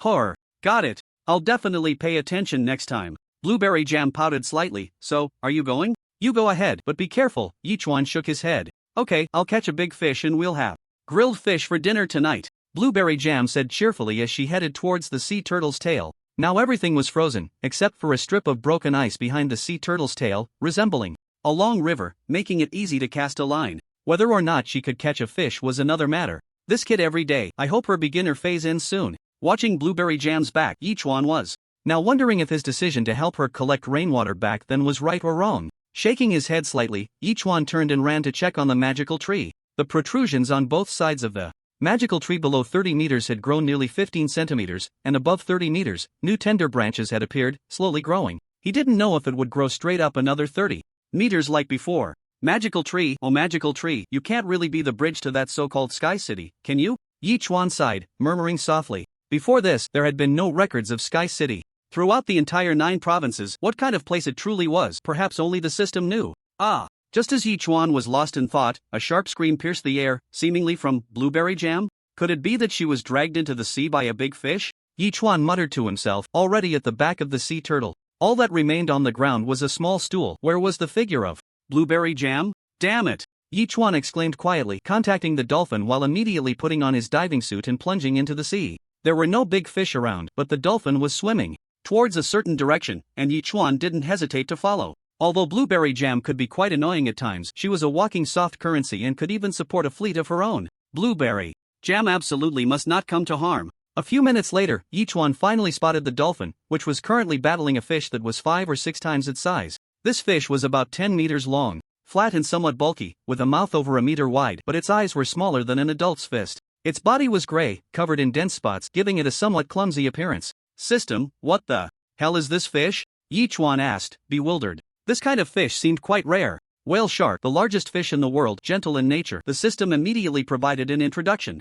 The dolphin is fighting this guy, so does that mean it swallowed Blueberry Jam? Yi Chuan analyzed, since it's gentle, it shouldn't just swallow her after being hooked, right? Speaking of which, the dolphins' combat power was decent, but against this whale shark, they were evenly matched, which only meant that this whale shark was no ordinary member. The key was that Blueberry Jam was in its belly. Whether using a giant automatic fishing gun or slicing open its belly with a big knife, both could potentially harm Blueberry Jam. And as time passed, if Blueberry Jam wasn't rescued in time, she could suffocate to death. System, does this guy have any weaknesses? Yi Chuan asked again. This point, please research on your own, to avoid being too reliant on the system. The system left this remark and fell silent. This left Yi Chuan speechless. At such a critical moment, the system actually dropped the ball? At that moment, the dolphin suddenly used a sonic interference, causing the whale shark, which had been swimming effortlessly, to spin around in confusion. Seizing the opportunity, the dolphin charged fiercely at the whale shark's belly. With a force of 2,000 pounds crashing into the whale shark's belly, it sent the whale shark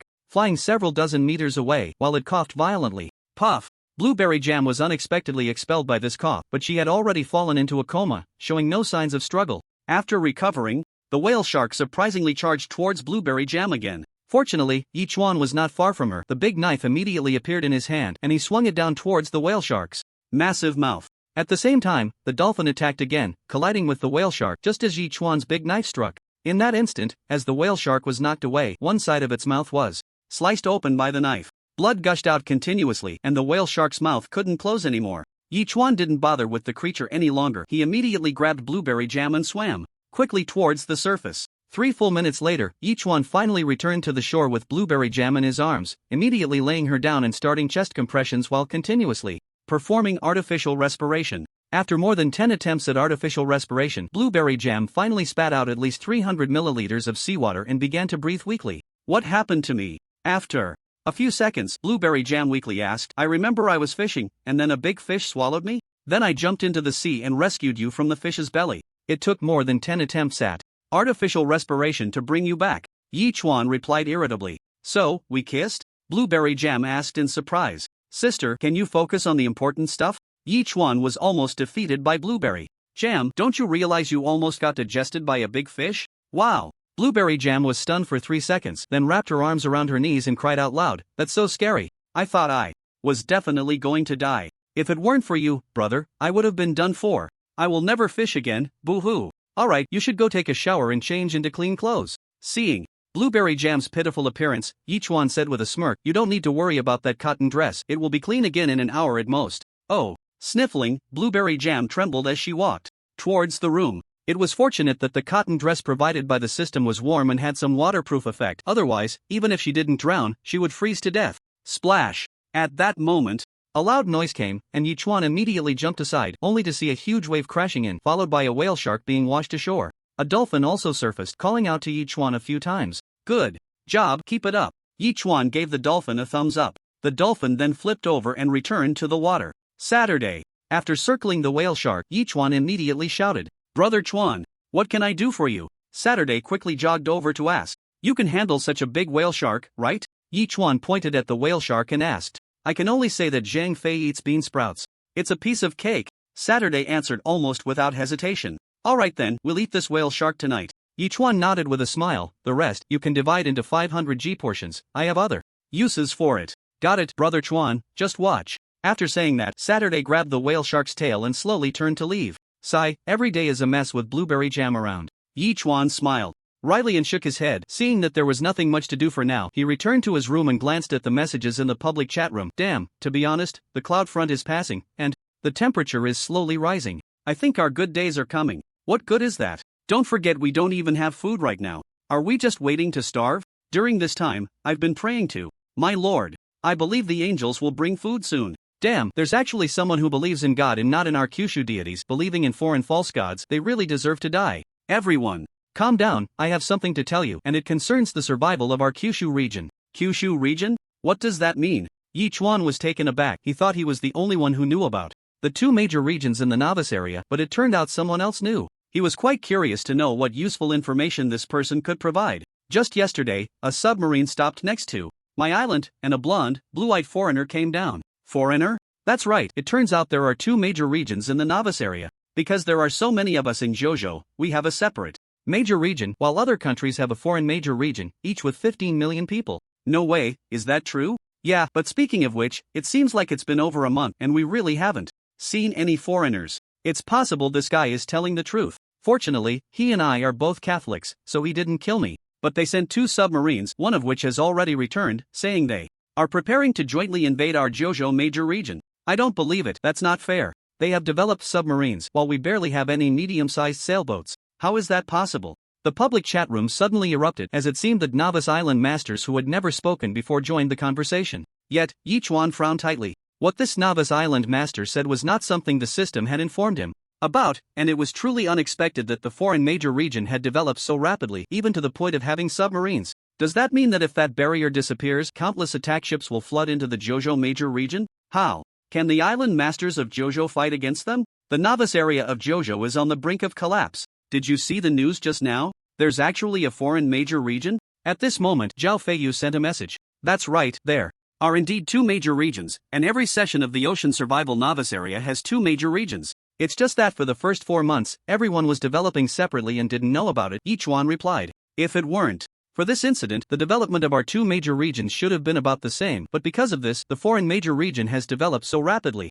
Of course, there was one thing Yi Chuan didn't say. The system had mentioned that changes in the novice area would affect both major regions, but what is the situation now? It can't be that all the resources originally belonging to the JoJo region have tilted towards the foreign major region? Damn it, no wonder so many times before, foreign island masters suddenly appeared to invade our JoJo major region. Zhao Feiyu gritted his teeth and said, such an important matter, and we only just found out now. If it weren't for the barrier between the 2 major regions cracking open a gap beneath the sea surface, we probably wouldn't even know about this as novice island masters. Yi Chuan replied irritably. Moreover, after last night's cold wave, there are only 2 million island masters left in the JoJo region.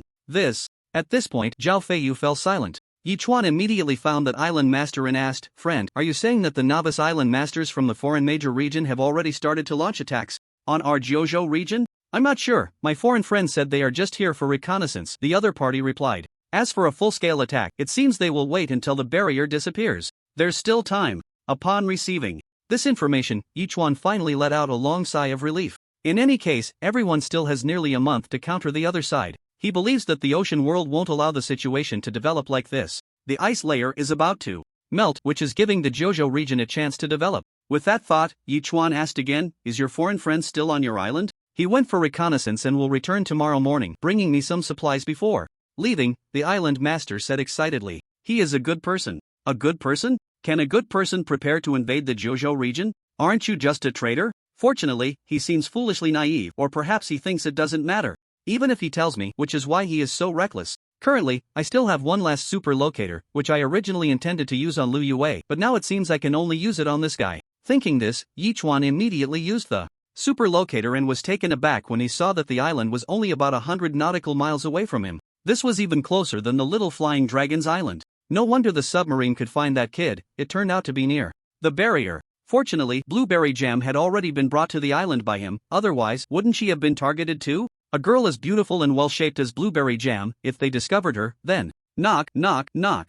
Brother Chuan. After more than an hour, as night gradually fell, Saturday knocked on the door. "Did you finish cooking so soon?" Yichuan asked in surprise. "Yes, Brother Chuan, I made a stir-fried fish dish and also simmered a pot of soup with the fish bones," Saturday replied respectfully. "According to your wishes, I have divided everything into 8 portions. The rest, I also divided into 500 G portions, and they are all stacked up." "Not bad. Very good." Yichuan nodded in satisfaction and asked Saturday to bring in the dishes. Yichuan immediately traded away 6 portions of the dishes while calling out to Blueberry Jam, "Sister, it's time to eat." It took more than a minute before Blueberry Jam came out of the room, but her expression was still not very good. "Brother, just thinking about being eaten by the fish makes me nauseous and want to throw up." "Do you know what this is?" Yichuan pointed at the dish and asked. "What is it?" Blueberry Jam asked curiously. "This is the fish that swallowed you. You should hate it and want to eat its flesh and drink its blood." After recalling the thrilling experience from this afternoon, Yichuan said seriously, "So shouldn't you eat its flesh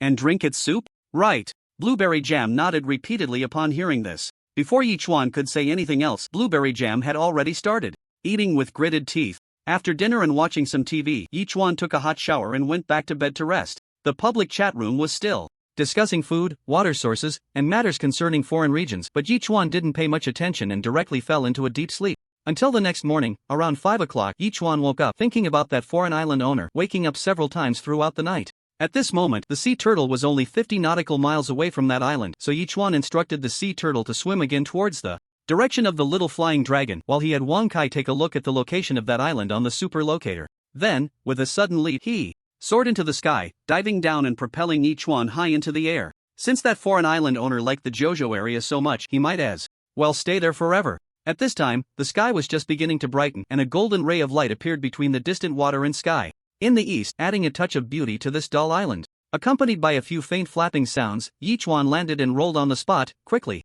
heading towards a certain direction. This island wasn't very large, probably only about 600 or 700 square meters, with just a small wooden house. Outside, there was a long line tied to a dozen dried sea fish, which could temporarily sustain them. Yichuan crouched among a dozen large trees. Not far away, his clothes blending in with the color of the trees, making his disguise quite effective. Just like that, more than an hour passed, and around 6 o'clock, a faint splash sound was heard as a small head appeared on the surface of the sea. Sure enough, a blonde-haired, blue-eyed man, wearing a down jacket, opened the hatch and jumped onto the island. "My friend, are you here?" the foreign man called out loudly. "Oh, my God, you've come, my friend?" At this moment, a young man with a bald head hurriedly walked out of the room, rushing over to draw a cross on each other's chest. "I thought you weren't coming back, amen. We are all devout Catholics, how could I ever abandon you?" the foreign man said with a smile. "As lambs bathed in the glory of the Lord, we are all brothers and sisters, amen. By the way, have you told the island lords of the 9 provinces about our situation?" "I have told them the truth," the bald man said seriously.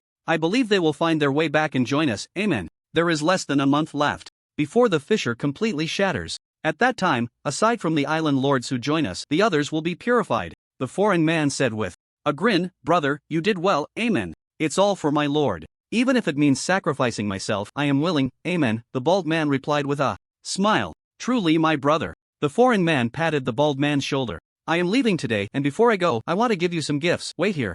With that, the foreign man turned and walked towards the submarine. In that instant, Yichuan pulled the trigger, and 8 crossbow arrows shot out, simultaneously hitting the foreign man's legs. The foreign man let out a scream and fell to the ground. You betrayed me? The foreign man, barely able to focus on the pain, suddenly turned coldly to the bald man. The bald man still hadn't grasped the situation and immediately explained, We are all children of the Lord. How could I betray you? There must be some mistake. Yes, there must be a problem. Haha, brother, you did well. Yichuan stepped out from the shadows, laughing heartily. These foreign dogs dare to come to our 9 provinces and wreak havoc. They cannot be let off lightly. I didn't do anything. Who are you? The bald man still looked confused. What is going on? Where did you come from? At this point, you still dare to deceive me. My lord will never let a traitor like you go. The foreign man gritted his teeth and said, You will eventually die without a burial place. Bang. The bald man wanted to say something more, but Yichuan had already knocked him unconscious with a punch, then smiled as he walked towards the submarine.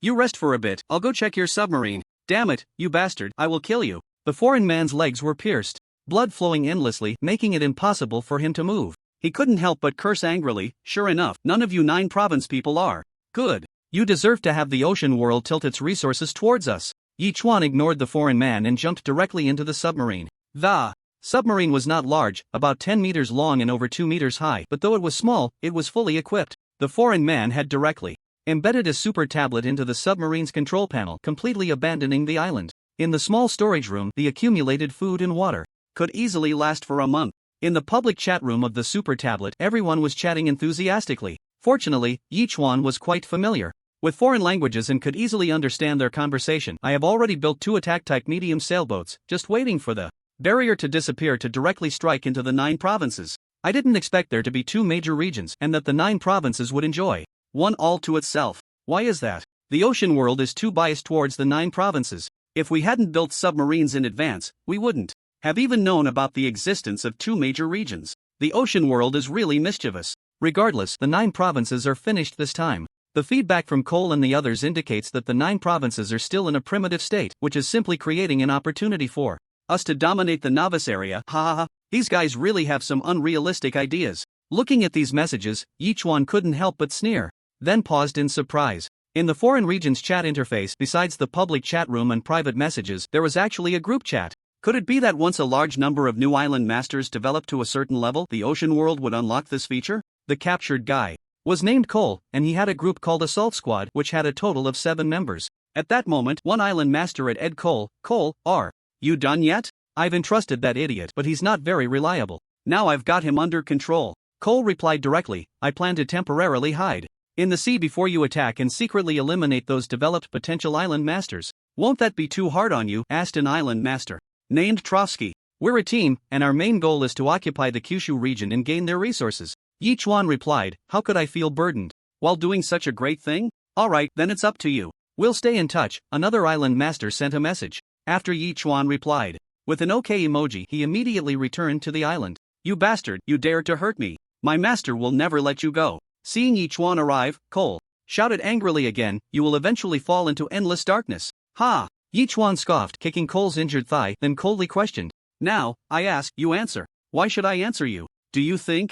Ha! Just as Cole was about to be stubborn, Yichuan kicked him again, causing Cole to scream like a slaughtered pig, immediately shouting, ask, you ask. I want to know, about 10 days ago, several mermaids entered your foreign region. What happened to them now? Yichuan asked in a deep voice. Mermaids? Cole looked confused and suspicious. I haven't heard of the existence of mermaids. Are you mistaken? Yichuan was taken aback. Looking at this guy, he didn't seem to be lying. What was going on with those gluttonous mermaids? Or perhaps there were just too many potential new island masters and they couldn't be eliminated all at once? How is your development going? At the moment? Yichuan asked again. Overall, we currently have only 2 submarines and we've counted about 200 attack-type intermediate sailing ships. Cole thought for a moment before answering. As for the others, I don't know much for now. No planes or anything else? Yichuan asked. Finally, we don't even have the blueprints for planes yet. We do have a few large sailing ships, but they're just ordinary sailing ships without any attack weapons, Cole replied.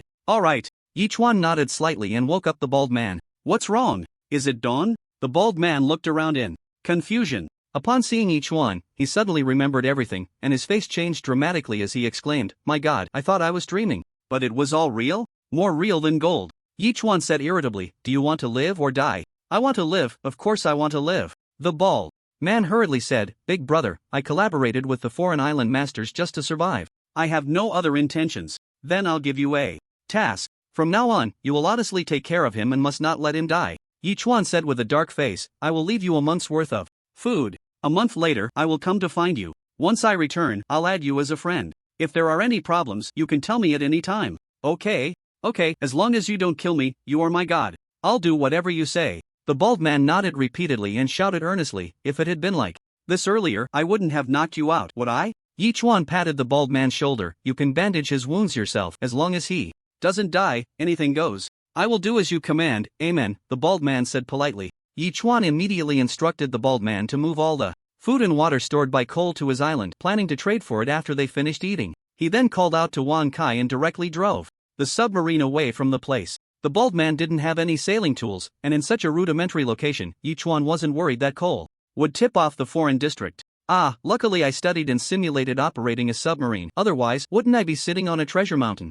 Without knowing it? Yichuan chuckled, setting the submarine's target location before carefully examining the vessel. To Yichuan's delight, although this submarine had only one level, it surprisingly had 2 berths and was equipped with 4 torpedoes, along with a tracker. With 4 torpedoes, he could at least sink 4 attack-type medium sailboats or 2 submarines. This is a win. Back at Turtle Island, after surfacing, Yichuan temporarily stored the submarine in the system's item slot, then shouted for check-in while adding the bald man as a friend. Check-in successful, congratulations.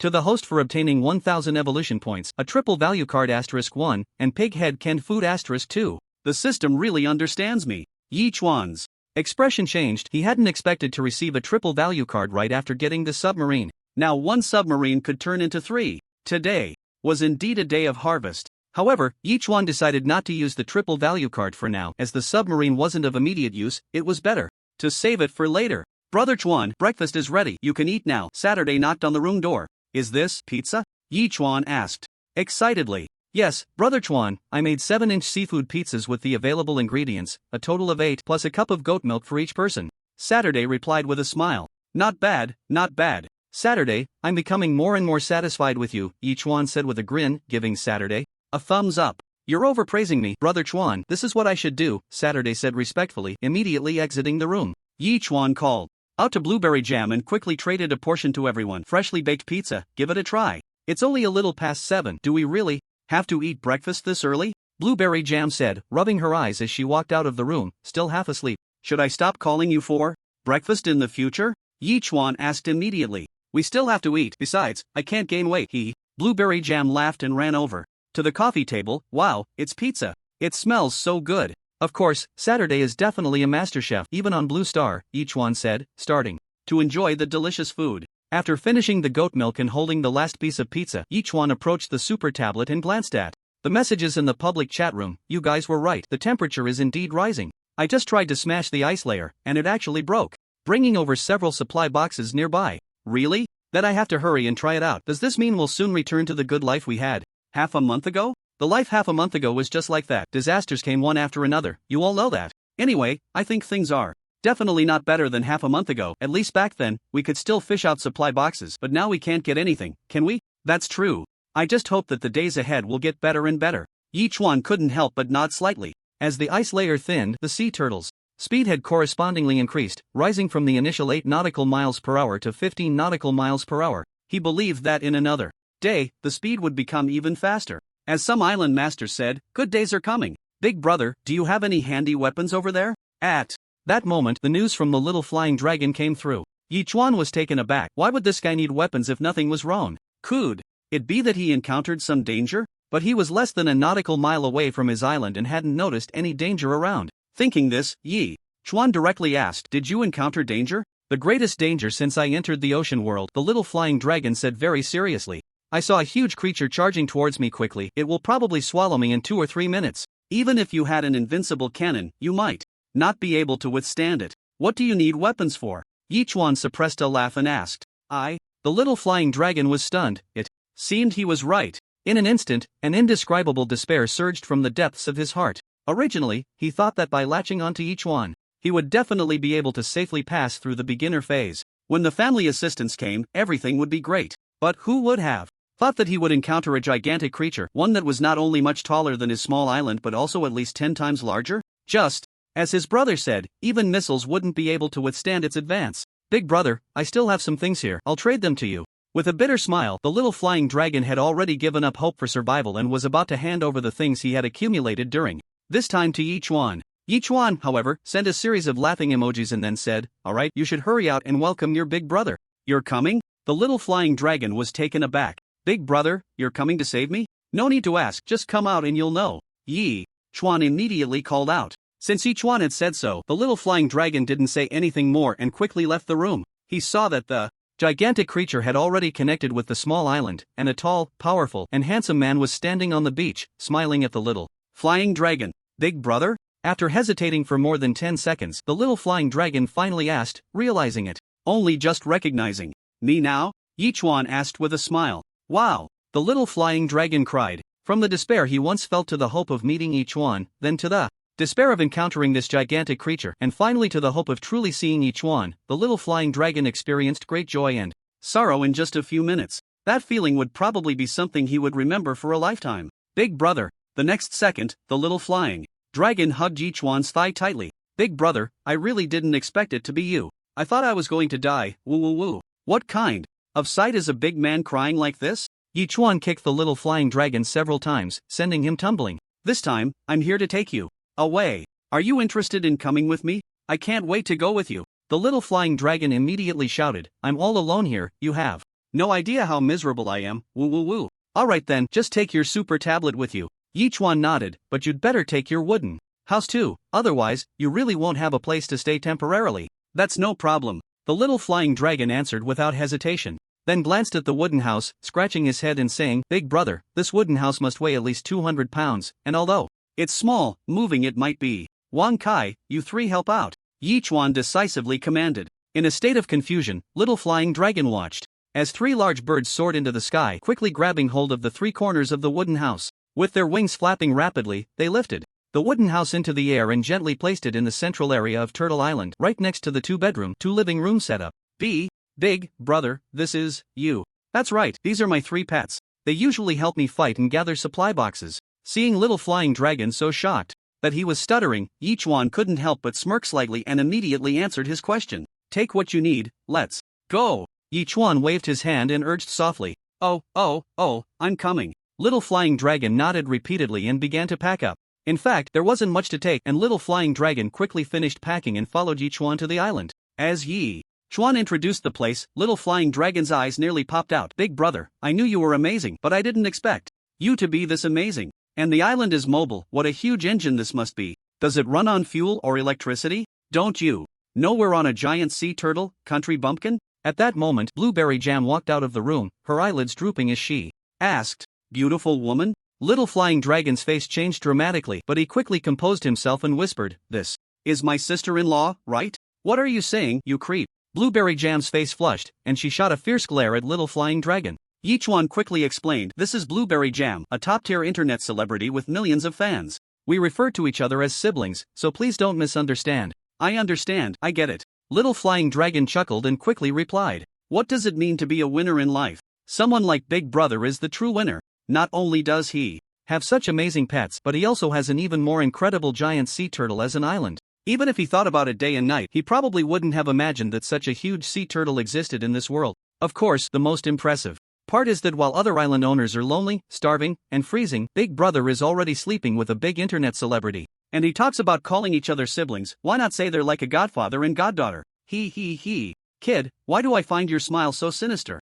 You're not thinking of something bad, are you? Seeing little flying dragon smile so lewdly, Blueberry Jam couldn't help but ask with a dark expression. "No, I'm just happy to see Big Brother and to be in such a luxurious place." Little flying dragon quickly replied, "I just smile like this." "Little flying dragon, the reason I brought you here is not only because the novice area might be dangerous, but also because I need to give you a task." Yichuan finally spoke up. "Big brother, just tell me what the task is and I'll go through fire and water for you." Little flying dragon vowed again. "It's not too difficult, but it's not very simple either." Yichuan pressed his lips together. "You need to catch fish and then give them for free to the island owners who need food. Why should we?" Almost as soon as Yichuan finished speaking, little flying Dragon and Blueberry Jam asked in unison. Little Flying Dragon said seriously, Big Brother, after the novice period, everyone will be competitors. Everyone wishes the other island owners would just die, and we still have to help them? Because in less than a month, we will face the impact from foreign regions. Yichuan said seriously, before the island owners become competitors, we need to become allies in advance to fight against the foreign regions.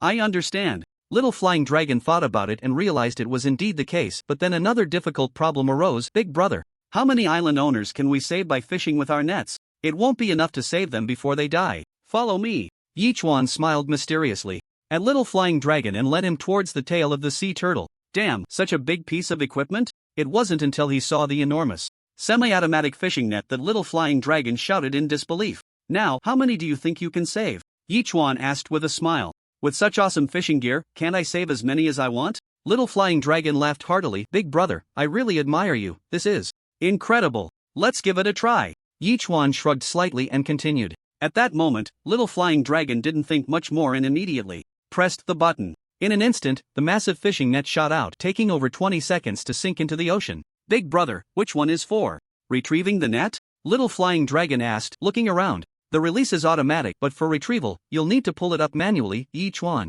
explained. You just need 2,000 pounds of strength to pull the net up. 2,000 pounds? Little Flying Dragon's eyes widened. Big Brother, do you think I have 2,000 pounds of strength? Give it a try. Yichuan gestured for him to proceed. Little Flying Dragon blew on his hands, rubbed them together, and with a low shout he immediately exerted all his strength, pulling towards the shore with a flushed face. It took him over 10 minutes to finally haul up a net full of sardines, after which he plopped down on the ground, gasping for breath. Even he was astonished. Wow, Big Brother, I actually pulled it up? Drink some A-grade juice and goat milk every now and then. Although you might not feel it, your strength has been gradually increasing. Yichuan explained, that's A-grade liquid, not just anything. No wonder. Little Flying Dragon suddenly understood. Next, you will trade these sardines in 500 G portions for free to those island owners in need, Yichuan immediately instructed, and the whale shark meat pile outside has already been divided into 500 G portions, trade those out as well. Alright, just watch me, Big Brother. Little Flying Dragon immediately promised. Soon, Little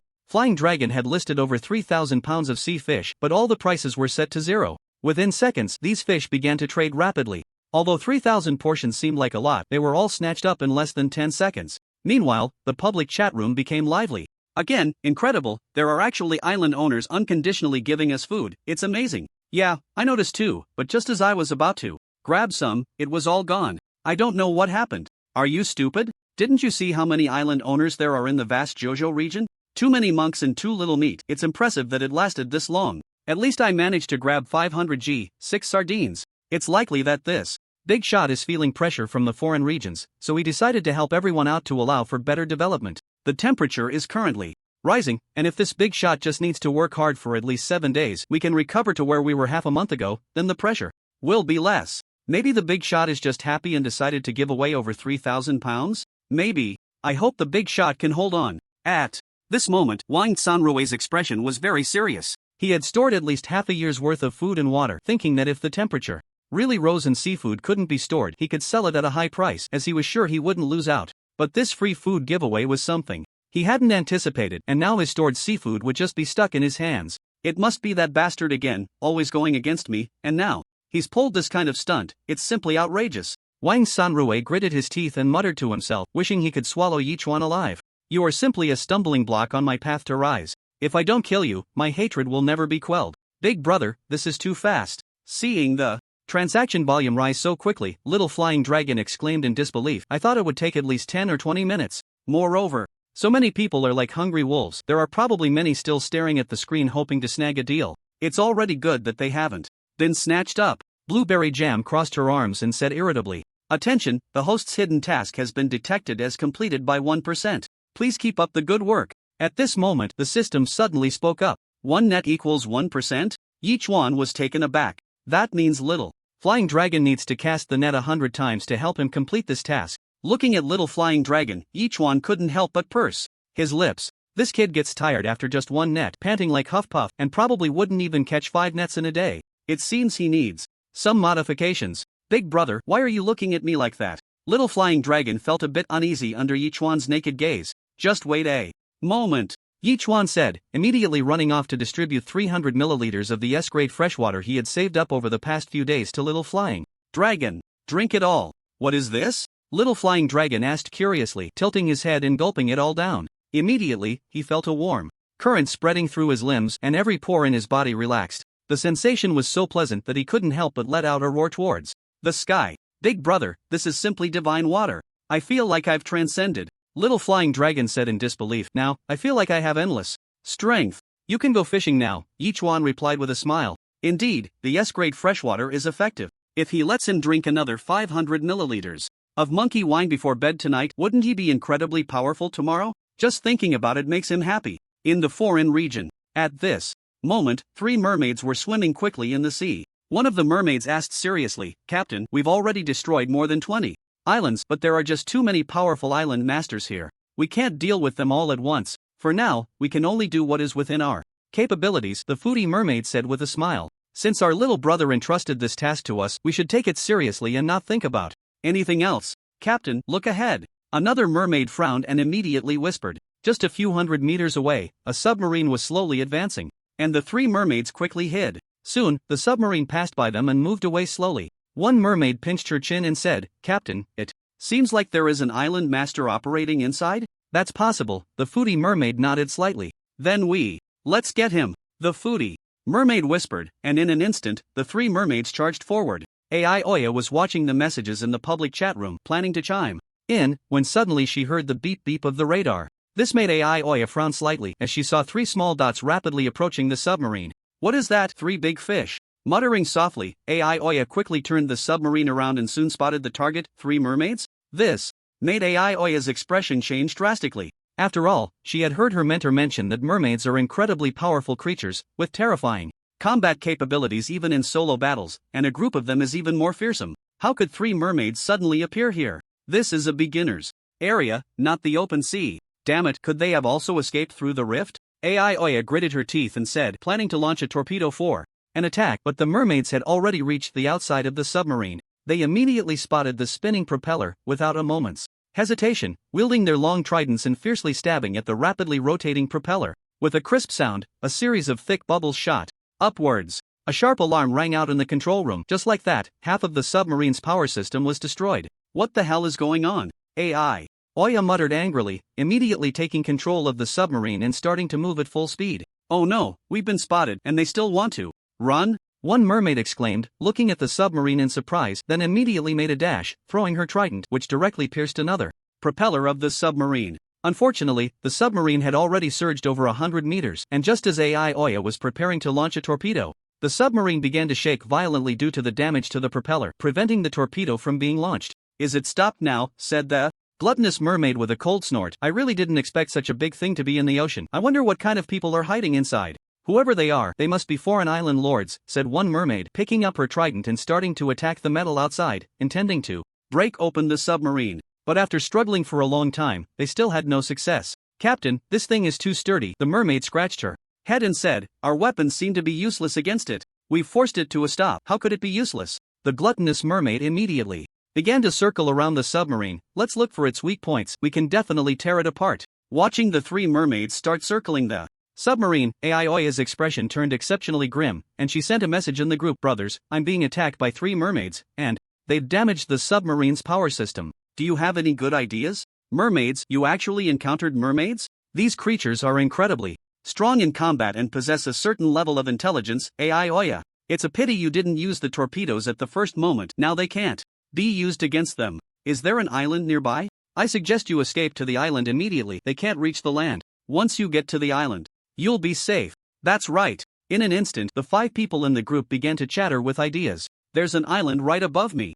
AI Oya's expression changed, and she immediately replied, then I'll rise up now. After sending the message, AI Oya quickly began to operate the submarine, rapidly ascending to the surface, which stunned the 3 mermaids, who immediately followed. By coincidence, the submarine arrived right next to the island. Without any hesitation, AI Oya opened the hatch and dashed onto the island, shouting loudly, help, help! A bald man, holding a rotating crossbow, rushed out from a stone house. Upon seeing AI Oya, he couldn't help but ask in surprise, are you AI Oya or Cole? Currently, 2 submarines had been manufactured in the novice area, which was a well-known fact. They had discovered the Jojo region, giving everyone a goal to strive for.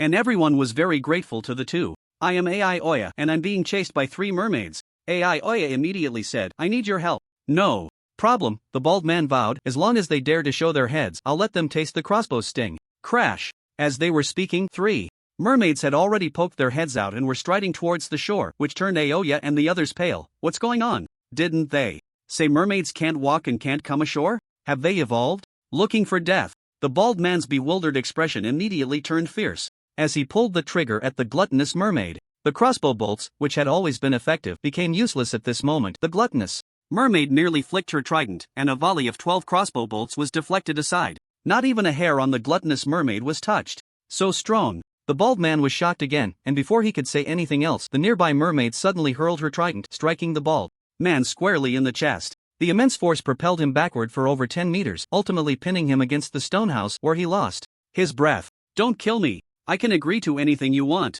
Aoya, terrified, immediately raised his hand and shouted loudly, Captain, what is this?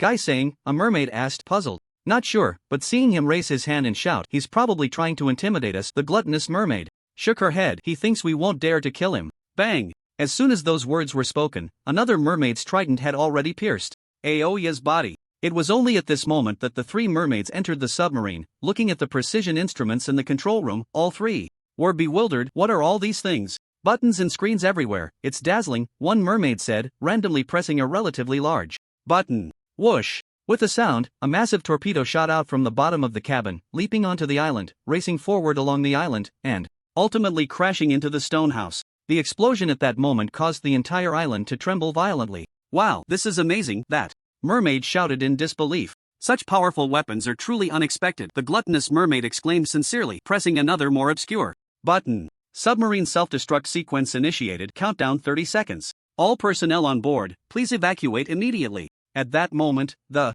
submarine spoke. What is this thing saying? One mermaid asked, looking confused. I don't understand either, but I have a bad feeling about this. We need to leave quickly. The gluttonous mermaid's expression suddenly became serious, and she said sternly, 20 seconds to explosion. The submarine spoke. Again. The 3 no longer hesitated and immediately rushed out of the submarine, diving into the sea and swimming quickly towards the distance. Boom! 10 seconds later, just as the 3 mermaids had swum over 100 meters, they heard a tremendous explosion, followed by a massive shockwave radiating outward. Even though the 3 had already swum over 100 meters away, they were still knocked back over 200 meters by the shockwave. So thrilling! After catching their breath, one mermaid burst into laughter, saying, so fun. I didn't expect this device not only to hold people, destroy things, but also to self-destruct. It's really advanced, the gluttonous mermaid said seriously. I once heard the commander mention something called a submarine, but submarines are usually over 50 or 60 meters long. How can it be this short? A small submarine, another mermaid asked. Whatever it is, it's already been destroyed. The gluttonous mermaid laughed heartily. Let's go, we'll check out other places and aim to eliminate more foreign island masters. Yes, the 2 shouted in unison, and the 3 mermaids quickly headed towards another location. In the blink of an eye, it was already evening. After a day of hard work, the little dragon had caught 7 nets of fish and was now devouring the crispy sardines made by Saturday. Although I've had crispy sardines in the 9 provinces, compared to this, it's like a small witch meeting a great witch. It's just so damn delicious. These are made by a master chef, and even better than the master chefs in the 9 provinces, each one explained with a smile. It's a blessing for us to be able to eat this, Saturday really has exceptional culinary skills. Even Blueberry Jam, who rarely spoke, praised it at this moment. If only this house had 3 bedrooms and 2 living rooms, the little dragon sighed after eating and drinking, watching a movie. Staying here for a long time, I really don't want to go back to that small house. How about I let you have my room? Yi Chuan asked in return. I was just saying, it's just sleeping, it's the same anywhere. The little dragon burst into laughter, but seriously, big brother, can I take a hot shower? In the bathroom? Of course, Yi Chuan nodded. Thank you, big brother. With permission granted, the little dragon excitedly laughed and hopped into the bathroom. Get some rest early, or you'll wake up too late and miss breakfast, Yi Chuan called to Blueberry Jam and turned back to his room. The public chat room was bustling with activity. After all, a big shot had distributed over 10,000 pounds of seafood throughout the day, meaning at least 10,000 people wouldn't go hungry for 2 days. What a good person. I've never encountered such selfless dedication in my life. It's just a pity this big shot acted a bit late. I guess many brothers have already starved to death. The big shot must have his own considerations. He probably just caught the seafood recently, so he helped everyone out? Regardless, we won't go hungry now. Hopefully, the big shot can be even more generous. By the way, have you all spotted groups of orcas? I actually saw 7 or 8 orcas surface today. They looked quite intimidating. They won't attack. Us, will they? From what we've learned, orcas are quite friendly, but there was a big shot selling orca meat before, so I think the orcas in the novice area might not be friendly. Everyone should be cautious. Orcas are top predators. As long as we stay away from the sea, we should be safe. A large group of orcas breaking through the ice, could it be to breathe fresh air? Yichuan muttered suspiciously, noticing it was getting late. After a busy day, he decided not to continue watching and went straight to sleep. Detected that the host has not yet checked in. Would you like to check in? Unknowingly, the system's voice rang out. Check in. Yichuan got up, stretched lazily, and said, check-in successful. Congratulations to the host for receiving 1000 evolution points. Automatic fishing device blueprint *1 huh? Yichuan's expression changed. The previous fishing device was semi-automatic and required manual pulling. This time, the system directly gave him an automatic one, probably out of pity after seeing how hard the little dragon was working. In any case, regardless of the reason, this time the fishing efficiency would definitely improve. Today would be another fruitful day. Yichuan smiled and almost habitually used the same eye transmission, only to be startled to find that a dozen or so orcas were attacking a sea turtle. Although the sea turtle was continuously using reverse flow techniques and water bullets to defend itself, these orcas were incredibly agile, dodging almost every attack. If it weren't for the turtle's incredible healing ability, it would probably be in serious trouble by now. Hey turtle, why aren't you using your area attack skills? Yichuan asked suspiciously. As soon as Yichuan finished asking, the sea turtle's body began to slowly rise into the air. After hovering at a height of 1 meter, it immediately fell into a free fall. In just 1 second, a terrifying loud bang echoed through the ears of all the creatures on the island, as if a cannonball had exploded. Following that, a wave over 10 meters high surged around, quickly moving forward and affecting areas up to a kilometer away. No wonder my turtle didn't use absolute gravity just now. It turns out it would create such a loud noise, disturbing my rest. Yichuan suddenly realized, truly my turtle, willing to injure itself rather than disturb my sleep, really loyal. Saying this, Yichuan immediately fed the sea turtle 800 pounds of krill. Big brother. What was that just now? That huge bang made me think our island exploded. At that moment, the little dragon rushed out, looking terrified. Damn it, even if you blew up my island, I wouldn't be blown up. Yichuan glared fiercely at the little dragon and kicked him in the butt. Hee, I was just thinking about our island. Otherwise, I wouldn't have rushed out to check when I heard the noise. The little dragon chuckled, his gaze inadvertently shifting to the sea, but his expression changed drastically as he asked, Big brother, what is that? Hearing the voice, Yichuan looked over and couldn't help but gasp. This absolute gravity was truly impressive. With just one move, over a dozen orcas had already floated to the surface, creating a spectacular scene. My turtle, you really are something. Yichuan laughed heartily, putting his arm around the little dragon's shoulder and said, this is a skill my turtle just used, directly stunning all these orcas to death. So, amazing? The little dragon exclaimed in disbelief. Knowing that such a large sea turtle couldn't just be carrying the island, it was indeed the hidden big boss. Alright, hurry up and salvage these orcas and work with Saturday to process them all for trading, Yichuan said, immediately calling for Friday and Saturday, who got busy energetically. It took over 2 hours to finally haul all the orcas ashore. Saturday immediately began processing the orcas while Yichuan dismantled the semi-automatic fishing net and traded it to Lu Shuai. I need you to help me with something. Big brother, just give the orders. Lu Shuai replied after receiving the fishing net. You should have seen the free seafood on the trading interface, that's what I listed. Yichuan replied, this is a semi-automatic fishing net. You can start fishing now, then divide it into 1 pound or 2 pound portions and list them for free on the trading interface. No problem, how many days will it take? Lu Shuai didn't ask for the reason but directly responded. It shouldn't take too long, just stop when I say stop. Yichuan thought for a moment before replying. In fact, this was also a flash of inspiration for Yichuan. The little dragon helping him didn't count as him doing it, but it was still recorded by the system. This was likely because the little dragon was his subordinate island master, so what he did was equivalent to Yichuan doing it himself. Similarly, Lu Shuai was also his subordinate island master, so having him do it was like finding a helper for himself. Likewise, Yichuan traded 300 milliliters of S-grade freshwater to Lu Shuai. Before you start working, drink this water, otherwise, you won't last long before you collapse. Okay. Lu Shuai accepted the S-grade freshwater and then fell silent. As time passed, the morning quickly went by. With the help of Friday and Little Flying Dragon, Planet 6 had already dealt with 7 massive orcas. Little Flying Dragon went to put them on the shelves one by one, while Saturday stir-fried a delicious and crispy lunch using the fish bellies of the orcas, with everyone getting over a pound each, enjoying a hearty meal. After lunch, everyone got busy again. Attention, the system has detected that the host's hidden task has been completed by 36%. Keep up the good work. As evening approached, the system spoke up again. Wow, impressive. Yesterday, it took until the end of the night to complete 7%, and now, before evening, it had already reached 29%. At this rate, wouldn't it take just over 2 more days to complete this hidden task? Indeed, many hands make light work. Yi Chuan laughed heartily and immediately called for the sea turtle to head to the island where Liang Hongying was, believing that before the barrier disappeared, at least all the subordinate island masters could be brought to Turtle Island. For dinner, Saturday made sashimi from the previous bluefin tuna and cooked a large pot of ribs and soup from wild boar, once again making everyone eat until they were greasy and satisfied. What a fulfilling day.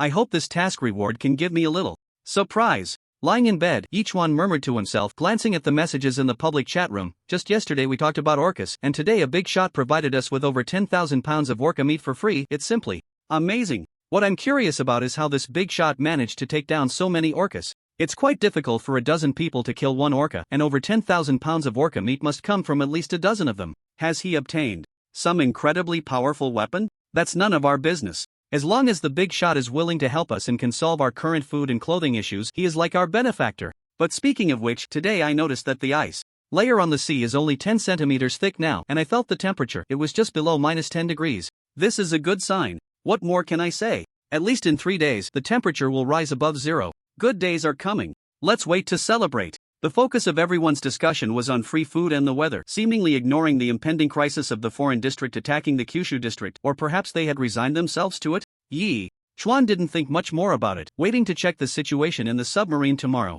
With that thought, Yi Chuan quickly fell into a deep sleep. The next morning, Yi Chuan woke up leisurely, looking outside at the sun just rising, and couldn't help but say, sign in. Sign in successful. Congratulations to the host for gaining 1000 growth points. Bananas *2, attack type intermediate sailboat manufacturing blueprint *1 another attack type intermediate sailboat manufacturing blueprint. It's worth noting that he already had one before. Just a few days later, he got another one. Could it be that the ocean world is starting to favor the Kyushu district? Splash! A sound came from outside, and Yi Chuan went out to see that it was the sea turtle shaking its head, tossing a supply box up. Near the turtle's head, there were already 7 or 8 supply boxes piled up, likely salvaged by the sea turtle and dolphins last night. The ice layer was estimated to be only 5 or 6 centimeters thick now, and the sea turtle's speed had increased again, currently around 40 knots per hour. Big brother, no wonder you have so many supplies. Just your pets alone can salvage this much every day. Little flying dragon had also gotten up by now, looking at the many supply boxes in the distance, sincerely marveling. It's just SOSO. Yi Chuan said with a smile, yesterday I got the blueprint for the automatic fishing device. I spent the whole day dealing with those orcas and didn't have time to use it. I think if you use the automatic fishing device, the efficiency will definitely improve a lot, right? Not just a lot, it will definitely be a huge leap. The little flying dragon's expression changed. Big brother, if you say that, I can't wait to start fishing right now.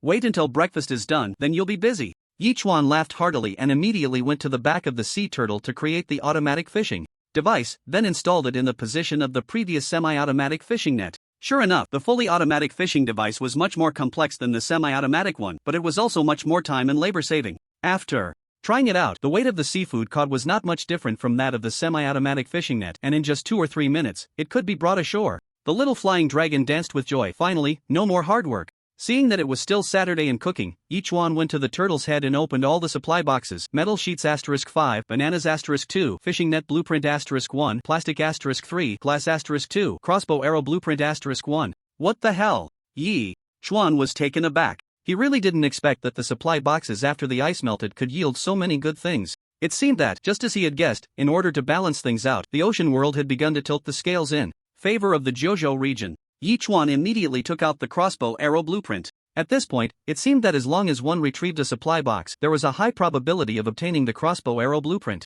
However, since he already had upgraded crossbow arrows, this blueprint. Attention, the host can upgrade the rotating crossbow arrows. At that moment, the system suddenly spoke up. It can be upgraded? Yi Chuan was stunned. This was something he didn't need to hesitate over, so he immediately upgraded the rotating crossbow arrows. Accompanied by a faint glow, the rotating crossbow arrows in Yi Chuan's hand transformed dramatically. Rather than calling it a rotating crossbow arrow, it was more like a sleeve arrow, similar to a blood pressure cuff wrapped around the arm. It was about 20 centimeters long and could be wrapped around the arm, making it very discreet. The place where the crossbow arrow was originally installed turned into tiny holes, and Yi Chuan immediately created the crossbow arrows, which were about 12 to 13 centimeters long, with a diameter of around 2 millimeters, very slender. A total of 18 steel needles could be installed, and each attack could shoot out 6 steel needles. It is worth noting that the steel needles could track enemies, and once shot into the enemy's body, they would snap. This would cause area damage. For example, if shot into an enemy's leg, the steel needles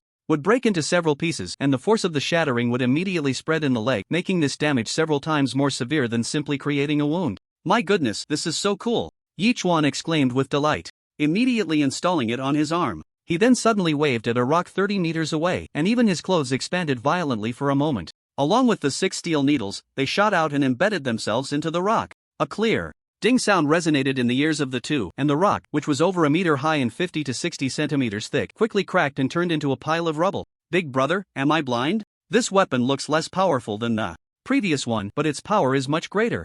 The little flying dragon's eyes widened in disbelief, and he couldn't help but swallow. I don't know how else to describe it other than saying it's awesome. It suits me well. Yi Chuan nodded in satisfaction and then asked the system, can every island master upgrade this thing? The host is overthinking it. Most of the host's weapons and tools can only be upgraded with the system's assistance. The system directly retorted.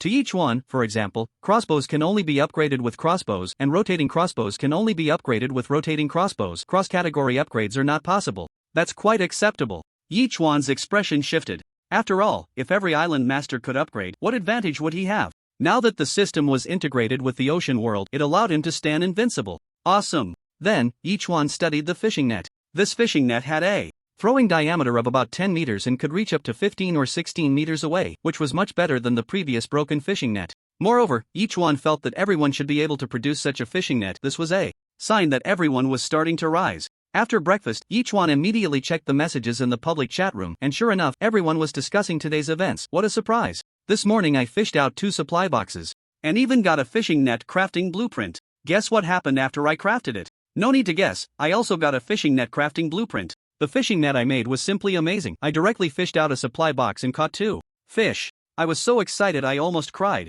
After hardship comes happiness. We can say we've turned misfortune into fortune. I believe many island masters have also obtained fishing net crafting blueprints, right? Did anyone notice that as the ice was about to dissipate, more supply boxes appeared? This should mean that the ocean world is tipping the scales in our favor, allowing us to develop quickly to counter the foreign district invasion in a month. In the end, Yi Chuan reminded everyone to avoid neglecting the foreign district issue so they wouldn't forget that such a thing existed. After Yi Chuan said this, the public chat room fell silent for a moment, then it burst into lively discussion again, but they also began to talk about the foreign district. Although it seemed that the Jojo district was at an absolute disadvantage, it was not impossible to fight back. Meanwhile, Wang Sanrui looked at the flashing red dot with a cold smile on his face. During this time, Wang Sanrui had come up with a clever idea and used the Iceblade boat to gather 3 affiliated island masters, including the assistant island master. When they saw the 1-bedroom apartment where Wang Sanrui lived, they were truly impressed by his capabilities. While everyone else was still living in tents, he, an independent island master, had already moved into a reinforced concrete apartment. Was this the gap between the two sides? After hearing Wang Sanrui's plan, everyone immediately agreed without hesitation. After all, everyone had witnessed the financial power of that guy named Yi Chuan. Taking him down was definitely the best shortcut to wealth. Since everyone agrees, let's board the ship and head to that kid's island. Wang Sanrui shouted, at the latest, in 7 days, we will be the new nobles of the novice area. Roar, roar, roar. In an instant, the 4 of them boarded the ship and set off towards Yi Chuan's island. After arranging for the little flying dragons to start a day of fishing, Yi Chuan immediately entered the submarine. First, he opened the public chat room and took a look. Do you have the feeling that recently the supply boxes seem to have decreased? And the items obtained aren't that impressive? Indeed, they have decreased. In the past few days, I've only fished out 3 or 4, and they were just basic supplies. This is really terrible. Could it be that the development was too good in the past month, and even the ocean world couldn't stand it? This issue seems really hard to solve. We can only take it step by step. Hopefully, it will recover in a few days. Yi Chuan sneered and then opened the group chat. The first sentence being, incredible, AI Oya actually died just like that. AI Oya is dead. Who is AI Oya? Yi Chuan looked bewildered and immediately opened the chat history. Brothers, I'm being attacked by 3 mermaids. Mermaids? You actually encountered mermaids? These things have incredibly strong combat power. Oh, this guy named AI Oya, like Cole, is also piloting a submarine. Yi Chuan understood. I thought the mermaids were weak, but I didn't expect them to take down the only remaining submarine in the foreign region. They truly deserve to be called A-level marine creatures. Yi Chuan laughed heartily, feeling that this was worth celebrating.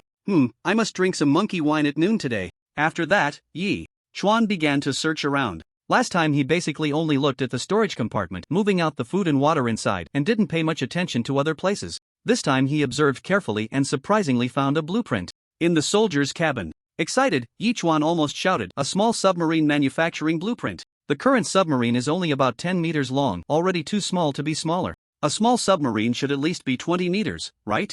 Damn, I've really struck it rich. Cole, that idiot, didn't mention this. Is he still holding on to some hope? Yichuan sneered and continued searching, but this time there was nothing else. Back on Turtle Island, Yichuan glanced at the manufacturing requirements for the small submarine: 1 pocket submarine, 2,000 metal sheets, 1,500 plastic, 500 glass, and 100 fabric pieces. Truly a small submarine, it requires so many materials, but it's worth it. Immediately, Yichuan manufactured the small submarine, and with a faint glow, he watched as the submarine grew larger. To Yichuan's surprise, the submarine eventually reached about 40 meters, directly 4 times larger than the previous small submarine. Now this is a real submarine. Yichuan finally snapped his fingers in excitement and couldn't help but laugh heartily. After all, in the history of Blue Star, the smallest submarines are still around 20 meters long, and submarines generally range from 60 to 70 meters. The previous 10-meter-long submarine was hardly worthy of being called a submarine. Big brother, is this a submarine? Little Flying Dragon came over upon hearing the sound and, seeing the submarine, couldn't help but swallow hard. Although this submarine isn't big, to manufacture a submarine in such a short time, even the previous dozen rookie zones couldn't do it so quickly. That's because I previously captured a small submarine from the foreign region and upgraded it to make it larger, Yichuan said with a smile. It really exceeded my expectations. Awesome. Little Flying Dragon gave Yichuan a thumbs up, his admiration for him reaching an unimaginable height. Have you finished catching your fish? Yichuan turned his head and asked casually. I've caught 5 nets, and now there are about 10,000 pounds. Friday and Saturday are helping to process them, Little Flying Dragon said with a grin. I saw you operating here, so I came over to take a look. Come with me into the submarine, let's observe. Yichuan laughed and led Little Flying Dragon into the submarine. As expected of a submarine over 40 meters long, each compartment was fully equipped and much more spacious. The living quarters expanded from the initial 2 to 4, and in addition to the torpedo compartment, there was an extra missile compartment. The torpedo compartment is for attacking enemies from the seawater. The missile compartment, on the other hand, launches missiles above the water surface to attack targets on the sea surface, with much greater power than torpedoes. However, currently, there are still only 4 torpedoes in the torpedo compartment, and aside from that, neither the torpedo compartment nor the missile compartment has any weapons. It seems that to manufacture torpedoes and missiles, I still need to find the corresponding materials. Fortunately, the submarine also runs on electricity and is equipped with a super battery. According to the instructions, when fully charged, the submarine can operate for 3,000 nautical miles, which is quite impressive. Putting away the submarine, Yichuan couldn't help but smile and ask, System, what materials are needed to manufacture torpedoes and missiles? Torpedo, TNT 25 kilograms, metal sheets *100, plastic *50. Missile, TNT 35 kilograms, metal sheets *200, plastic *100. What? Do I really need that much explosive? Yichuan was momentarily stunned. That's a significant amount of explosives. There were already 4 torpedoes, which means 100 kilograms of explosives. How did they get those? System, can TNT be replaced with other explosives? Yichuan thought for a moment before asking seriously. Black powder can be used as a substitute. Torpedoes require 35 kilograms and missiles require 45 kilograms. The system immediately provided an answer. That's definitely better than TNT. Yichuan slightly pursed his lips and then asked, but that also requires a large quantity of black powder. I just don't know where to get so much sulfur and saltpeter. The last time he got it was as a reward after upgrading the Albatross, and he couldn't find any in the public chat room. Yichuan suddenly had a thought and quickly released the submarine to find his tablet, asking in the group chat, Brothers, does anyone have explosives for making torpedoes? The 2 mines are almost depleted. At least in 3 days, we can trade with you, island. Lord immediately replied, Ioya is gone, and you are our hope now. Don't worry, when the barrier disappears, I will drive the submarine to welcome you. Yichuan sent a series of laughing emojis. The days of dominating the Jojo region are not far off. By the way, I have good news to share. I accidentally found a rich gold mine. Even if we sell it directly, it's worth around 10 digits. As expected of you. In an instant, the 5 of them began to praise Yichuan. After all, they had agreed that no matter what happened, they would advance and retreat together. Whatever coal found would be shared equally in the future. Alright, I won't talk to you guys anymore. I'll wander around a bit. After replying, Yichuan exited the submarine. Little Flying Dragon was fishing, Friday was processing and distributing the sea fish, Saturday was cooking, and Blueberry Jam was watching a movie in the house. Everyone was doing their part, so Yichuan didn't disturb them and went to check on the lambs. After a few days of growth, the lambs no longer needed as much milk. Now 2/3 of their food was magical pasture, and it was estimated that in a few more days they could be milked freely again. Just in time, the lamb milk was almost consumed, so it should be replenished soon. The chicks were also about ½ pound each, full of energy. They didn't even need breadcrumbs anymore. Big brother, come look at what I caught. Just as Yichuan was about to check the vegetable area, little flying dragon suddenly shouted loudly. Yichuan immediately ran over and saw a large fishing net filled with densely packed black fish wriggling rapidly. These fish were generally over 2 meters long, looking somewhat like snakes, which was a bit creepy. Little flying dragon intended to grab one for a closer look, but with a soft bang, he suddenly straightened up and then fell stiffly to one side. What happened? Yichuan was taken aback and quickly stepped forward to ask. It took more than 20 seconds for the little flying dragon to stand up, still shivering a bit. Big brother, there's electricity. Electric eel? Yichuan said in a deep voice. But big brother, don't. Electric eels usually live in freshwater? How can there be so many electric eels in the sea? The little flying dragon said incredulously. This is the ocean world, even ancient megalodons exist here. What's so surprising about electric eels? Yichuan replied irritably, in any case, they'll all end up as our food. But the electric discharge from these eels is really frightening. My body has been modified so well, and it took me over 20 seconds to recover from the shock. If it were an ordinary person, wouldn't they be knocked out cold? The little flying dragon exclaimed. I'm worried that our brother turtle might provoke the wrath of thousands of electric eels and get knocked out. Can't you think of something positive?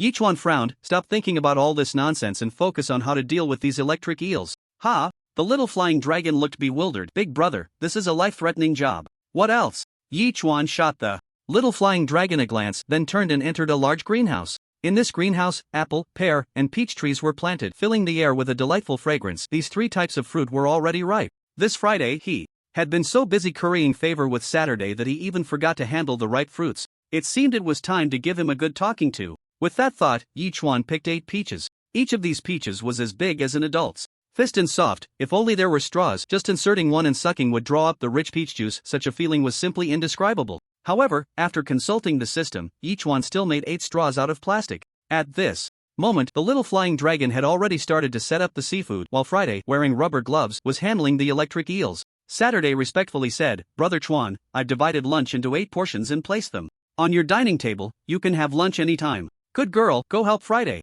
Yichuan nodded in satisfaction and immediately traded 5 portions of lunch along with the peaches to Zhao Feiyu and the others. The peaches I grew are ripe and must be very sweet. Consider them dessert after the meal. These peaches are amazing. Liang Hongying exclaimed, I've eaten peaches many times, but even the ones from my family's peach orchard can't match this quality. Of course, these are peaches from the ocean world, Yichuan said with a smile. However, Yichuan was also surprised by Liang Hongying's words, not knowing how strong her family was to have a peach orchard. It's truly unexpected, Liang Hongying said with a sense of wonder. Prepare for the next few days. I should be able to reach your island in about 4 or 5 days. Yichuan sent a smiling emoji. Come to my island? Liang Hongying replied with a puzzled expression. That's right. The situation in the ocean world is quite severe, and the foreign regions will attack our Jojo region in less than a month. Yichuan replied seriously. In such circumstances, we must unite. At least my subordinate island masters cannot be left alone. I'll get everything ready and wait for you. This time, Liang Hongying did not refuse and agreed directly. Yichuan's island was much larger than hers, with all kinds of fruits and plants. Living on Yichuan's island before the novice area ended would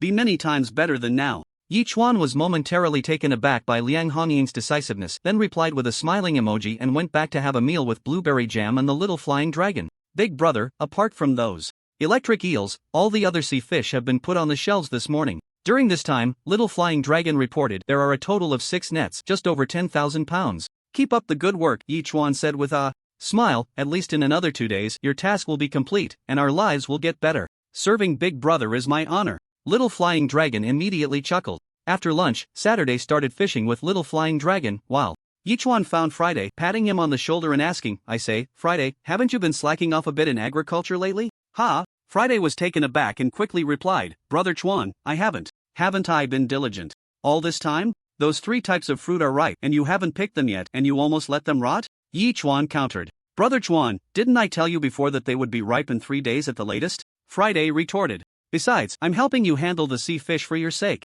Not only do you not appreciate my efforts, but you also want to criticize me? I didn't. I was just discussing this matter with you. Yichuan spread his hands. Friday, you can't be that sensitive, can you? No. Friday shook his head repeatedly. Maybe I've been focusing too much on Saturday lately. I'll reflect on that. If you had said that earlier, we wouldn't be having this debate. Yichuan shook his head slightly, smiling as he said, we're all men here, I understand, but we can't put all our focus on women. After all, we have our own careers.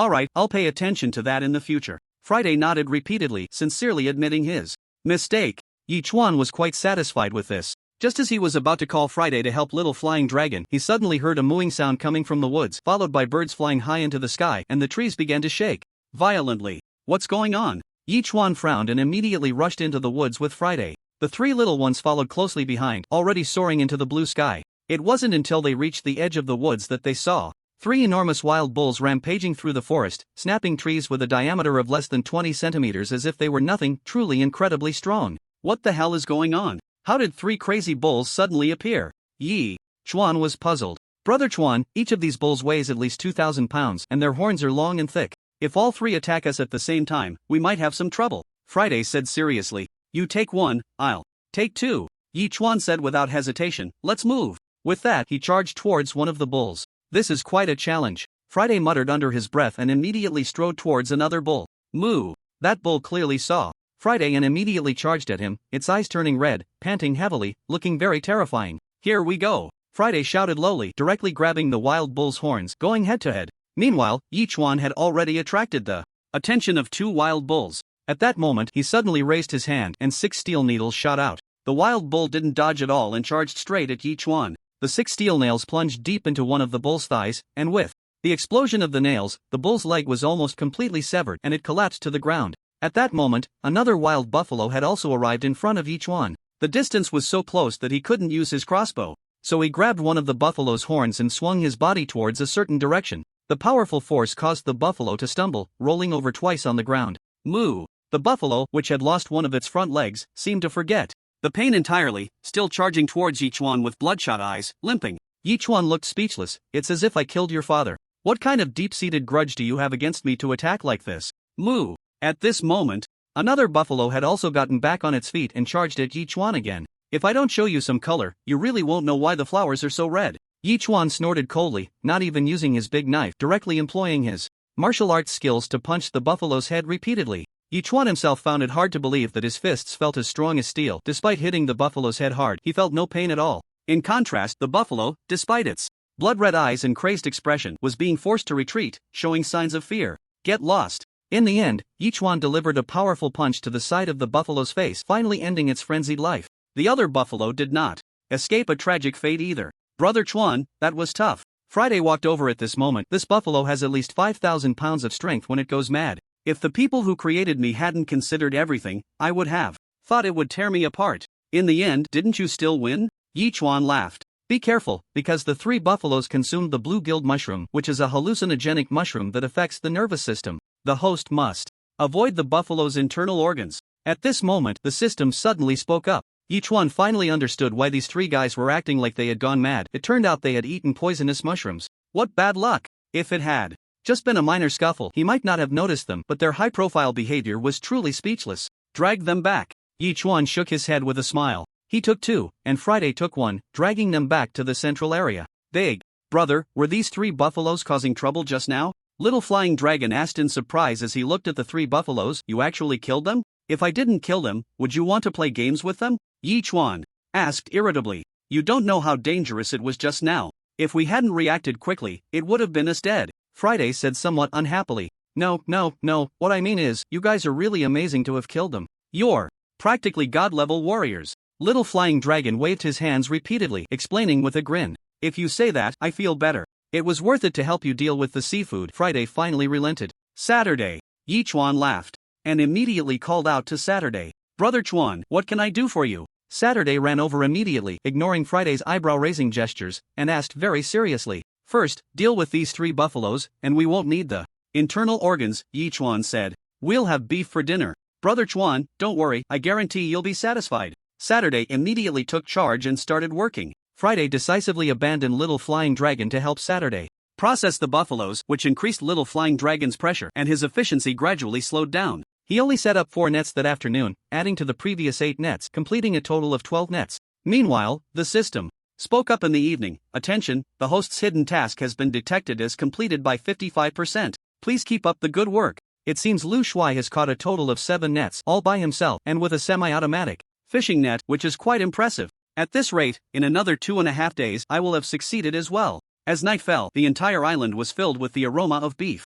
Around 7 o'clock in the evening, Saturday brought over a large bowl of meat. Chuange, I made some tendon meat, but I didn't portion it out, so I'll need you to do that yourself. No problem at all, Yichuan laughed heartily. Great, spicy tendon meat is simply a delicacy. Tendon meat refers to tough, chewy meat with skin and sinew, which Saturday had stewed using a special method until it was incredibly tender, practically melting in the mouth. Coupled with the delicious monkey wine, the experience was indescribable. Blueberry jam and Little Flying Dragon were completely hyped up, drinking and celebrating, even wanting to become sworn brothers, not asking to be born on the same day of the same month in the same year, but hoping to die on the same day of the same month in the same year, which left Yichuan speechless. He decided to let them have their fun while he simply washed up and returned to his room. In the public chat room, everyone was discussing today's harvest. With a brand new fishing net, I can survive. Even without the boss's help. Awesome. Today, I actually got a medium-sized sailboat. It's so exciting. I think you're just showing off. What's a medium-sized sailboat? I got a crossbow. Did I say anything? Friends, with great power comes great responsibility. Have you forgotten the life and death situation we are about to face? Whenever the topic of the foreign district's attack came up, everyone's mood would slightly dampen. However, after a brief silence, some people became much more ambitious. Hey, didn't the foreign district develop this quickly in just over a month? Can't we do the same? That's right, the boss has already analyzed it. The balance in the ocean world has tilted in our favor. I believe we can definitely catch up to the foreign district in a short time. Come on, we and Jojo are a superpower in the entire Blue Star. I believe we are equally formidable in the ocean world. Yes, let's go. Seeing everyone so invigorated, Yichuan couldn't help but nod in satisfaction. This is the spirit of us Jojo people. If others don't offend me, I won't offend them. If they offend me, I will definitely retaliate. Noticing that it was getting late, Yichuan decided not to continue watching and simply lay down on the bed, falling asleep. He slept soundly through the night until dawn. When he looked outside, everyone was already busy, and the breakfast prepared by Saturday was placed on the coffee table in the living room. At this moment, Blueberry Jam was already enjoying it. Seeing Yichuan come out, Blueberry Jam immediately smiled and said, "Brother, you're awake? I might have drunk a bit too much last night. I can't believe it's already 8 o'clock. Yichuan stretched lazily. Seafood soup, nice.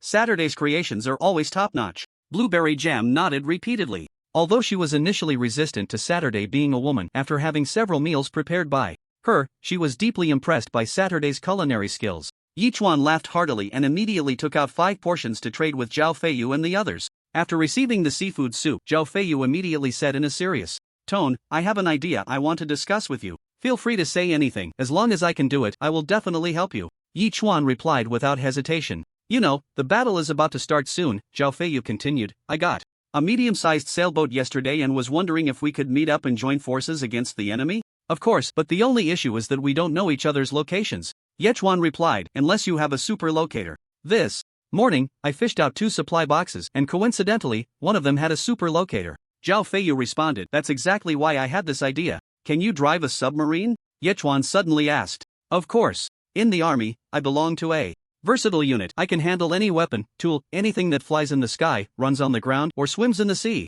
Zhao Feiyu replied, "I have a small submarine over 40 meters long, with a range of 3,000 nautical miles. You can just drive it over." Yichuan replied, "The only downside is that it has only 4 torpedoes." "You actually have a submarine?" Zhao Feiyu asked incredulously. "A submarine is not just any vehicle. It's not something you can just drive out." But Yichuan not only had the manufacturing blueprint but also built it. This luck was simply unbelievable. With someone like this around, perhaps defeating the foreign regions might really be possible. Immediately, Yichuan used a triple amplification card to turn the submarine into 3, then traded one to Zhao Feiyu. "It's fully charged, with a range of 3,000 nautical miles. I'm sure you can reach me, and then just recharge. I've already located you with the super locator. We're over 1,500 nautical miles apart. At a speed of 15 knots for the submarine, plus rest and other unknown factors, I should be able to reach you in about 7 days." Zhao Feiyu replied immediately. Yichuan sent an OK emoji. "Contact me anytime if you need anything." After saying that, he left the room. Friday walked over. "Brother Chuan, I finished picking all 3 types of fruit, but this one can't be stored in the cold room. It affects the taste." "Alright, I'll temporarily store them in my inventory." Yichuan patted Friday's shoulder. "That's right, pursuing a girl is indeed a big deal, but you must not forget your responsibilities. Otherwise, finding you a wife would be meaningless, don't you think?" Brother Chuan is right. Friday nodded repeatedly. "The coconuts should be ripe in about a week. I'll pick them on time. You don't need to report that to me, just arrange it yourself." Yichuan nodded in approval. Entering the greenhouse, he stored all 3 types of fruit in the system's inventory and took the opportunity to visit other greenhouses. They all look good. The miraculous tree, over 30 meters tall, had grown about 10 more meters, but it was only as thick as an adult's finger. Just like at the beginning, with a few tender buds appearing at the very top, making it the tallest plant on Turtle Island. After finishing all this, Yechuan arrived at the turtle's head where the three little ones had just landed with 3 supply boxes. Seeing Yechuan, they all ran over to rub against his legs. "Ah, I've been so busy these days that I forgot to give you some dried fish." Yechuan sighed, immediately giving the 3 little ones several handfuls of dried fish. The 3 little ones happily started eating. After giving the turtle 800 pounds of krill, Yechuan opened the more than 10 supply boxes. Wooden planks *15, metal sheets *10, cola *3, metal sheets *20, cloth pieces *10, mineral water *15. Not only had the quantity of resources increased, but the chances of getting food, drinks, and so on had also significantly improved, and there were quite a few of them. Indeed, spring was coming for the people of the Jojo region. By the way, I haven't signed in yet. Yechuan suddenly remembered this and immediately said, "Sign in." Sign in successful. Congratulations to the host for obtaining 1000 evolution points. Evolution value gift pack *1, kitchen materials gift pack *1. Wow. Even the system has become so generous, giving me 2 good items at once? Yechuan immediately opened the kitchen materials gift pack. Sugar *500g, soy sauce *2l, vinegar *2l, Sichuan pepper *200g.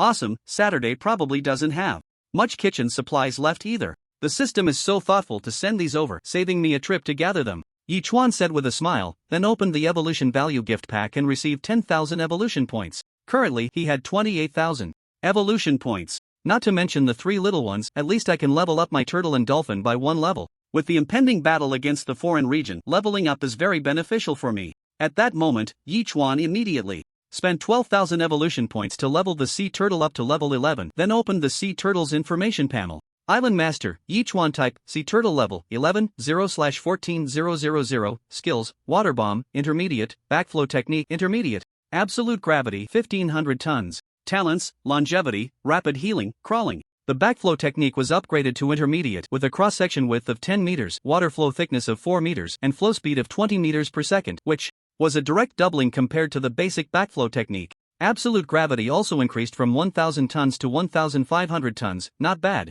Then, Yechuan used another 6,000 evolution points to level the dolphin up to level 11. The dolphin had now come close to Yechuan, and he watched as its body slowly grew larger. He immediately opened the dolphin's information panel. Name, Dolphin Core Goodness, 100 out of 100 level, 11 evolution points, 0/7000 skills, Sonic Interference, intermediate, Absolute Impact, intermediate, Semi-Transmission, 15s. Talents, Deep Diving, 2,100 meters. Note, Absolute Impact allows the dolphin to attack with its head, with intermediate impact equivalent to a collision force of 2,500 pounds. Sonic Interference can perform sonic attacks on all entities within a 120-meter range, disrupting their actions. Just like last time, neither skills nor talents increased, only Sonic Interference, Absolute Impact, and Deep Diving were enhanced. Dolphin upgrade complete. Congratulations to the host for upgrading the contracted beast to level 11, receiving an upgrade gift pack. Would you like to open it? At this moment, the system's voice came through. Yechuan rubbed his hands and immediately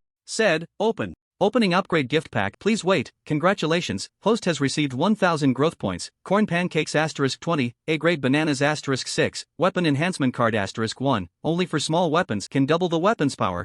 Another weapon enhancement card. Yechuan's expression changed. The last weapon enhancement card was used on the rotating crossbow arrow, doubling its power. He didn't expect to get another weapon enhancement card this time. It seemed it was time to enhance the big knife. Yechuan immediately took out the big knife and used the weapon enhancement card. Originally weighing 56 pounds, the big knife's weight surprisingly doubled, while its length increased by 10 centimeters, becoming 60 centimeters, and its width decreased by about 1 centimeter, with the blade becoming more refined, as if a powerful energy was flowing within it. Yechuan swung it in his hand, and the sound of slicing through the air followed. It seemed to fit him even better than when it weighed 56 pounds. Yechuan looked around and ultimately used metal sheets to craft a heavy long knife, then struck it hard against the big knife. Crack! Accompanied by a crisp sound, the long knife was actually sliced into 2 pieces, and the cut surface was very smooth and even. Cutting hair and slicing iron, a good knife, a good knife. Examining the long knife, Yechuan suddenly burst into excited laughter. He gave the received kitchen materials and food to Saturday, and only then did Yechuan come to the little dragon's side. "How's it going, big brother? Today the ice has almost completely melted, and it's much easier to catch fish now. We've already caught 7 nets, little flying dragon replied excitedly. Before lunch, we should be able to catch 3 more nets. Alright, with Friday helping you out, the speed will definitely increase, Yechuan said with a smile, patting little flying dragon on the shoulder. If all goes well, your mission could end tomorrow. I will definitely work hard. Little flying dragon's expression changed, and he immediately exclaimed with excitement. It feels so good to be the one in charge. Yichuan laughed heartily, went back to lie on the sofa, and started watching a movie with blueberry jam while instructing the dolphin to dive to the seabed, once again using the same eye transmission. However, this time they didn't discover any useful minerals. Apart from some stones, there were only strange sea fish. They did see a few great white sharks, but those could only be considered D+ level marine creatures. If they didn't provoke the dolphins, it was fine, but if they dared to, the dolphins could easily send them to the afterlife. At noon, Saturday made tomato beef brisket, served with pancakes plus a dessert of strawberry pie after the meal. In the afternoon, Yichuan helped Little Flying Dragon with fishing. With Yichuan's assistance, the amount of fish caught in the morning and afternoon was almost the same. By the end of the day, they had caught a total of 20 nets, and Yichuan also helped sell 5,000 pounds, which were all snatched up by the island owners shortly after dinner. The system also timely issued a reminder before the meal. Attention, the host's hidden task has been completed by 83%. Keep up the good work. Due to the ice layer almost completely melting, Lu Shuai caught one more net, totaling 8 nets, truly fulfilling his duties. The day passed in a fulfilling and joyful manner. Yichuan and Little Flying Dragon watched a bit of Guo Xiaojiang's crosstalk until after 10 at night, and they didn't check the public chat room. Again, directly falling into a deep sleep. In the past 2 days, the public chat room had been sharing what was found in the supply boxes, but there was nothing useful. At this moment, Zhao Feiyu was already driving the submarine towards Yi Chuan's direction, having traveled over 200 nautical miles. After setting the program, he was about to go to sleep when the radar suddenly emitted a beep beep beep alarm. This made Zhao Feiyu frown slightly and immediately turn back. The radar alarm indicated that a massive object was approaching from 500 meters in the direction of the submarine's advance, and it was estimated that they would collide in 3 minutes. What could it be at 500 meters below the sea surface? Zhao Feiyu muttered to himself, unhesitatingly loading a torpedo into the launch tube, quietly waiting for the other party's arrival. 2 minutes later, Zhao Feiyu finally spotted the massive object rushing towards him. It was a giant octopus. Each of the octopus's 8 tentacles was over 10 meters long, and its enormous head was truly shocking.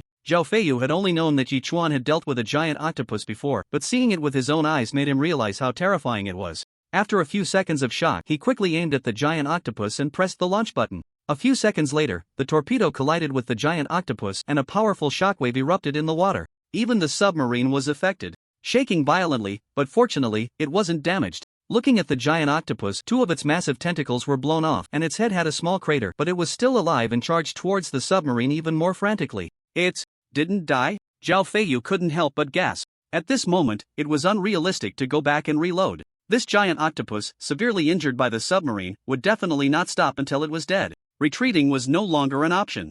Zhao Feiyu, without hesitation, pushed the submarine to its maximum speed and crashed directly into the giant octopus. In that instant, the submarine collided violently with the giant octopus, causing it to tremble violently. Even Zhao Feiyu struggled to keep his balance, nearly falling to the ground. Subsequently, the giant octopus used its remaining 6 tentacles to fiercely grab the submarine, seemingly intending to crush it with its immense strength. Although the submarine was very sturdy, if this continued, anything could happen. The giant octopus clearly sensed a burst of bubbles shooting out and immediately opened its mouth towards that spot, not planning to let go of any suspicious object. Boom! In an instant, a massive torpedo shot straight into the giant octopus's mouth, and the burning pain drove the giant octopus into a frenzy, causing its tentacles to detach from the submarine and flail wildly. Seizing the opportunity, Zhao Feiyu quickly pulled the submarine back. Just a dozen meters away from the giant octopus, it exploded entirely, sending severed limbs flying in all directions. A powerful shockwave surged towards the submarine, causing it to shake uncontrollably. However, since the submarine was in the process of retreating, it did not collide with the shockwave, resulting in relatively minor damage, and ultimately, nothing serious happened.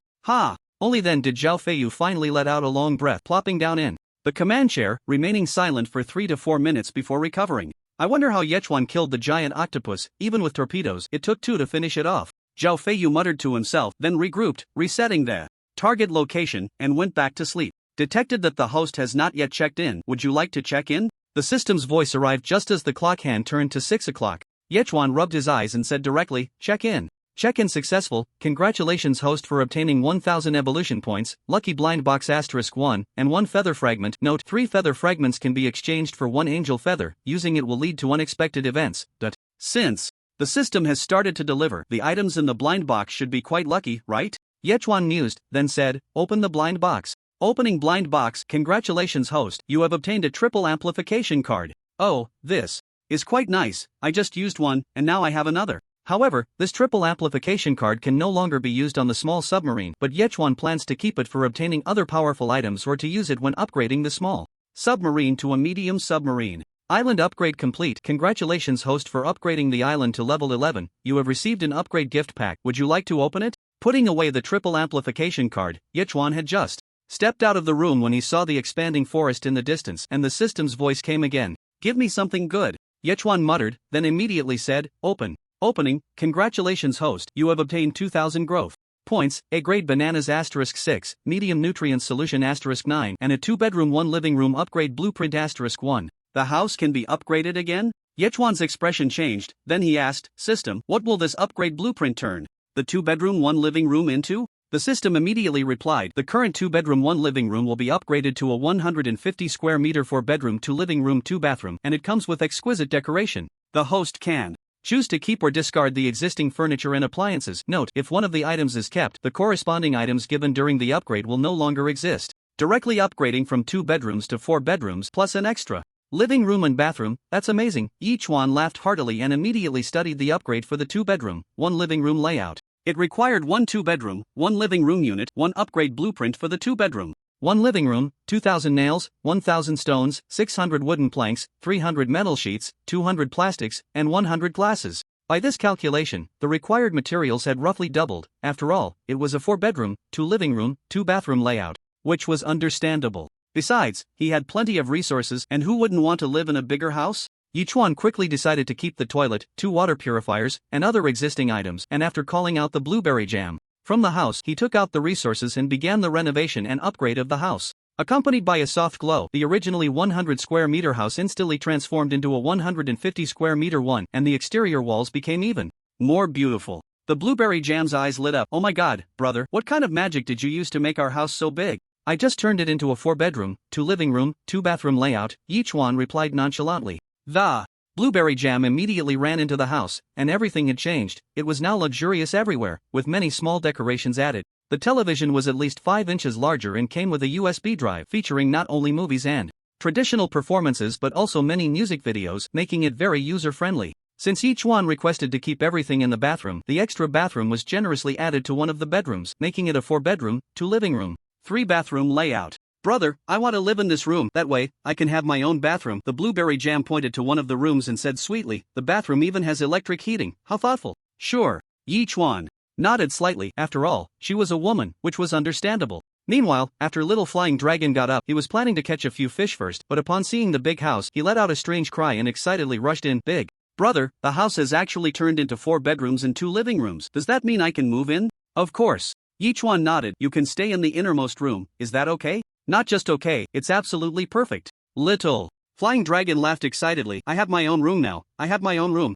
It's just a room, what's the big deal? Seeing little flying dragon's almost frenzied expression, Yichuan muttered irritably and walked out of the house. He turned to look at the small mountain behind the house. At this moment, the small mountain was about 150 to 160 meters long and 60 to 70 meters high. Both its length and height had increased by about half compared to when it was at level 10, making it the highest point on the island. Yichuan immediately headed up the mountain, intending to see how the spring water had developed. The stone crevice from which the spring water flowed had grown significantly larger than before, and the spring water, now as thick as an adult's thigh, was even more impressive. He scooped some up to drink, and it was incredibly sweet. The evolution of Turtle Island was truly miraculous, producing such sweet spring water. Indeed, the power of nature is the greatest. Yichuan did not waste the spring water, directly piping it to the front door for cooking and daily drinking. The pipe that had previously diverted spring water into the seawater conversion tank was returned to the water collector. After this night, the ice layer on the sea had completely melted, and the temperature had risen to 2 or 3 degrees above zero. Yichuan even felt that this outfit was a bit too warm. He estimated that in a few days, it would be time to say goodbye to the cotton clothing. Before breakfast on Saturday was ready, Yichuan installed the water pump again, with the water pipe flowing into the ditch, then into the pipe leading to the large barrel, which was converted into tap water for washing. Fortunately, the ditch was long enough. Even after rising 2 levels, its length was still sufficient, otherwise Yichuan would have to find another way. After breakfast, Yichuan tossed the nutrient solution to Friday and began helping the little dragon deal with the seafood. After finishing their own tasks, Friday and Saturday also joined in, and in just one morning, they managed to complete a total of 13 nets. Just as the little dragon finished putting all the seafood on the shelves, the system announced, attention, host hidden task has been completed 100%. Completed? Yichuan's expression changed. It had been 17% short yesterday, and with his 13% completion and Lu Shuai's 4%, the task was directly completed. Detected that the host has helped the novice island master task has been completed 100%. Received surprise gift pack. Would you like to open it? The system immediately asked. Awesome. Yichuan snapped his fingers and said, open it. Surprise gift pack opening. Congratulations host, you have received evolution value gift pack *1, resource gift pack *1, absolute defense *1 system. What is absolute defense? Yichuan was taken aback and immediately asked. Absolute defense is a circular protective shield that can cover the entire Turtle Island, completing 1 defense. The system replied immediately, it can withstand the attack of up to 10 long-range missiles. Wonderful. Yichuan snapped his fingers, almost bursting into laughter. For more than a month, everything he had received was attack-type weapons, and this was the first time he got something defensive, which was equivalent to giving Turtle Island an extra lifespan. It was simply awesome. Opening the evolution value gift pack, Yichuan received 10,000 evolution points, bringing his total to 24,000 points, allowing him to upgrade the 3 little ones as well. Immediately, Yichuan called the 3 little ones over and directly added the evolution points to them. Their bodies began to grow slowly, and Yichuan quickly opened their information panel. Name, Albatross level, level 9, growth stage, evolution points, 0/5000 skills, diving claw, can lift 150 kilograms. Weight, flame feather arrow, 9 arrows, talents, diving, fishing, flying, long distance sailing. The weight they could lift increased by 30 kilograms, and the number of feather arrows also increased by 1, which was quite good. Albatross upgrade complete. Congratulations host, pet upgraded to level 9, received upgrade gift pack. Would you like to open it? Albatross upgrade complete. Congratulations host, pet upgraded to level 9, received upgrade gift pack. Would you like to open it? Then, the system's voice followed, and Yichuan immediately said, open all. Congratulations host, you have received growth value 1000 points, wooden planks *20, metal sheets *15, hoodie set 6 choose 1 *3. Congratulations host, you have received growth value 1000 points, plastic *17, glass *13, recyclable device manufacturing blueprint *1. Congratulations host, you have received growth value 1000 points, metal sheets *19, stones *12, genoahem *20 kg. These 3 rewards were all quite good, but Yichuan was most interested in the recyclable device, and immediately inquired, system, what is this recyclable device? The recyclable device can recycle unused items, just place them in the recycling device, and you can exchange them for various resources. The system replied directly, this is a good thing. Yichuan's expression changed, and he immediately manufactured the recyclable device, placing it in the inner courtyard next to the vetiver. The entire structure was green and unremarkable, with the most striking feature being the entrance, which measured 2 meters in both width and height. Yichuan tentatively tossed a furnace inside, and within just 3 seconds, 2 metal plates and a stone were spat out. Yichuan was taken aback and threw in a set of cotton clothing, only to receive a third of a piece of fabric in return. Yichuan understood that whatever you put in would yield materials corresponding to the item you had placed inside, and he felt quite pleased about this. Moreover, he thought of a secret to becoming rich. However, it would take another couple of days before this secret could be put into action. After finishing these tasks, Saturday's lunch was ready, a very simple beef bone soup, seasoned with pepper and MSG. The taste was simply amazing. Additionally, Saturday had specially baked a dozen or so flatbreads, which paired perfectly with the beef bone soup, allowing one to shovel it into their mouth and then go about their business afterward. Yichuan traded the beef bone soup and flatbreads to 5 people, while also sending a message to Lu Shuai, no need to keep putting seafood on the shelf for free, my task is complete. Okay. Lu Shuai replied promptly. Yichuan then glanced at the messages in the public chat room. Now that the temperature has fully risen, along with the increase in salvaged supply boxes and items, our good days have finally arrived. I'm not afraid to tell you guys, I actually opened a semi-automatic fishing net today. It's electric. What's that? I opened an attack-type medium-sized sailboat and didn't brag about it. Isn't it better to keep wealth hidden? With that, isn't it easy for us to deal with the foreign districts? Of course, I'm becoming more and more confident now. Looking at these messages, Yichuan finally felt relieved. Observing the items everyone had salvaged, the pace of development seemed to be even faster than that of the foreign districts. In just 3 weeks, it would be easy to contend with the foreign districts, right? At this moment, Zhao Feiyu received the food and replied, it really hasn't been safe. On the way, last night I encountered an attack from a giant octopus, and now a giant python has wrapped around the submarine. Luckily, it's quite sturdy, otherwise, I might have been done for. Giant python? Yichuan frowned slightly. That's right, it must be over 20 centimeters thick, wrapping around the submarine. Zhao Feiyu said seriously, it's simply terrifying. The strength of this giant python is far greater than that of the giant octopus. Yichuan analyzed, how long has it been wrapped around? 5 minutes, Zhao Feiyu replied. For now, don't worry, but I think you need to leave the submarine and kill this beast from the outside. As Yichuan spoke, he immediately placed the diving suit, an electric shock device in the trading bar. The electric shock device hadn't been used since it shocked the gluttonous mermaid last time, and it still had plenty of power left. Definitely enough to give the giant python a good shock. Okay, I'll give it a try. Zhao Feiyu took the items, quickly put on the diving suit, held a short blade in one hand, and the electric shock device in the other, and exited the submarine through the torpedo launch tube. From inside the submarine, he couldn't see much, but from the outside, Zhao Feiyu felt the terror of the giant python, which was at least over 20 meters long. The giant python was still focused on the submarine, and without hesitation, Zhao Feiyu thrust the electric shock device towards the giant python while activating it. A powerful current instantly coursed through the giant python's body, causing it to tremble violently and released the submarine. However, just a few seconds later, before Zhao Feiyu could return, the giant python spotted him and lunged at him with its mouth wide open. Fortunately, the diving suit had ample oxygen, and Zhao Feiyu was quick on his feet, immediately dodging to the side and extending the electric shock device towards the giant python's mouth. The giant python was shocked again for an unknown reason, but its massive tail immediately coiled up, and then its entire body fiercely wrapped around Zhao Feiyu. In the next moment, Zhao Feiyu, unable to dodge in time, was ensnared by the giant python. Fortunately, Zhao Feiyu's short blade thrust straight ahead, piercing into the python's body. As the python began to coil and writhe, the wound on its body slowly widened. In just over a minute, a wound over a meter long appeared on one side of the python, blood gushing out. The severely injured python had no mind to target Zhao Feiyu anymore and ultimately released him, quickly swimming away. Only then did Zhao Feiyu finally breathe a sigh of relief and swim back into the submarine. It took a full 5 minutes for Zhao Feiyu to realize that his hands were still trembling. After all, although he could be considered a king of soldiers, that was all on land. This was his first time fighting a giant python underwater at a depth of 500 meters, and he had won. This was definitely something he could brag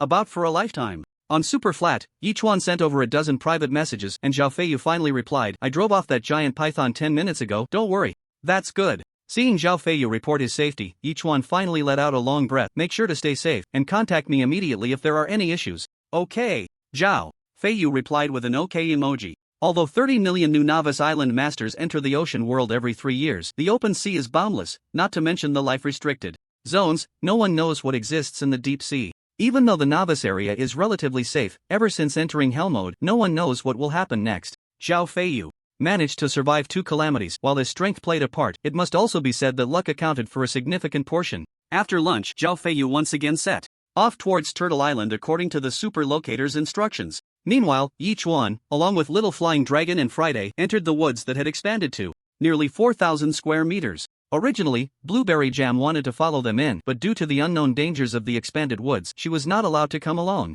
"Brother Chuan, aren't you pretty skilled now? Why do you still need me to follow? I'm busy watering the fruit trees." Not long after entering the woods, Friday began to grumble impatiently.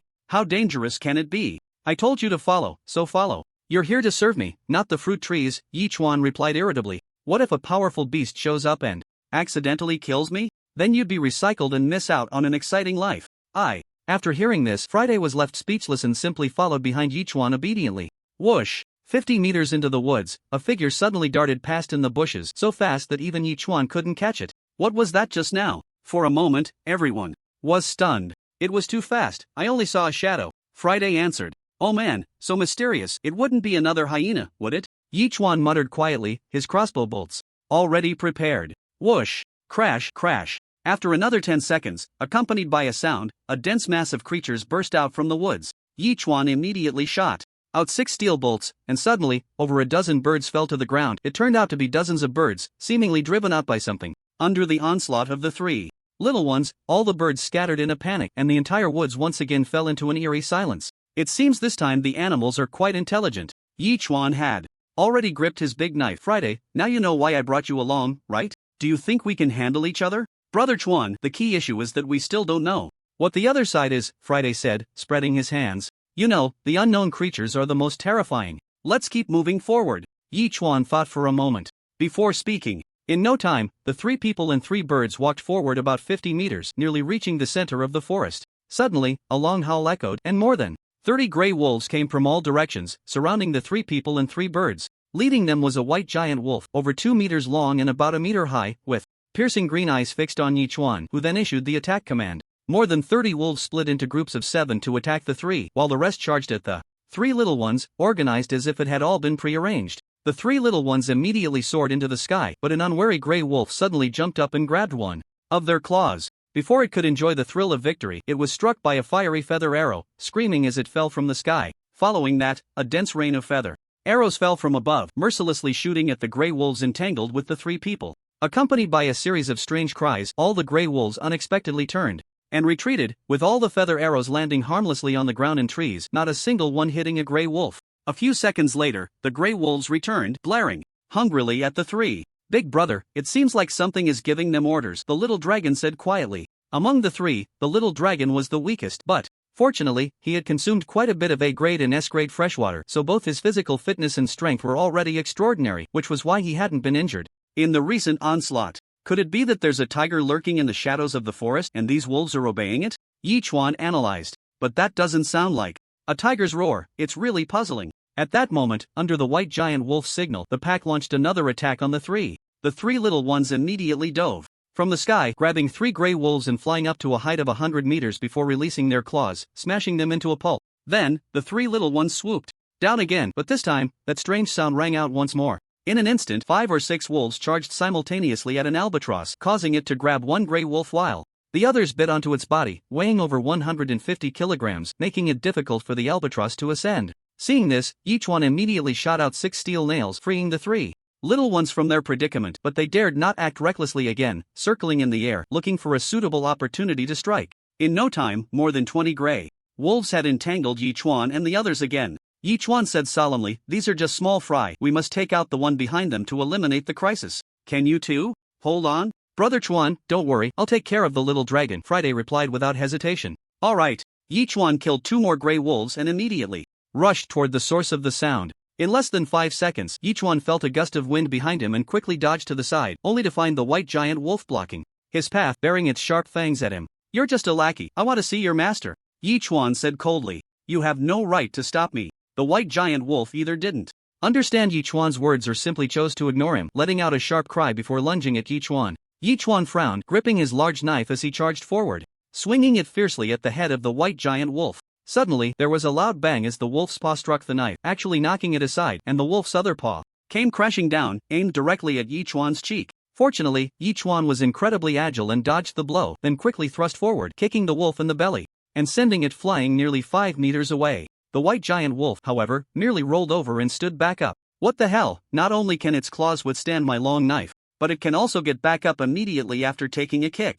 This white giant wolf seems even more terrifying than a tiger?" Yi Chuan exclaimed in surprise, immediately asking, "System, is this a wolf?" "Chasing wind wolf, D-class terrestrial creature," the system promptly replied, "ruthless and bloodthirsty." No wonder this was the first D-class terrestrial creature Yi Chuan had encountered after the 3 little ones, and its combat power was so strong. If he were to face a B-class or A-class terrestrial creature now, he probably wouldn't stand a chance. As Yi Chuan was reflecting on this, the creature attacked again. This time, it seemed to be putting in extra effort, moving faster than before. Yi Chuan quickly dodged to the side and unleashed an air bullet, striking the chasing wind wolf in the face, causing it to involuntarily close its eyes. Seizing the opportunity, 6 steel nails shot out, but to Yi Chuan's surprise, the D-class creature's fur was so tough that even the upgraded spinning crossbow bolts couldn't pierce it. Because of this oversight, the chasing wind wolf had already regained its stance and lowered its body. Yi Chuan felt a bit regretful. The level 11 water bullet had considerable power, and even though he had only been partially replenished, it was still impressive.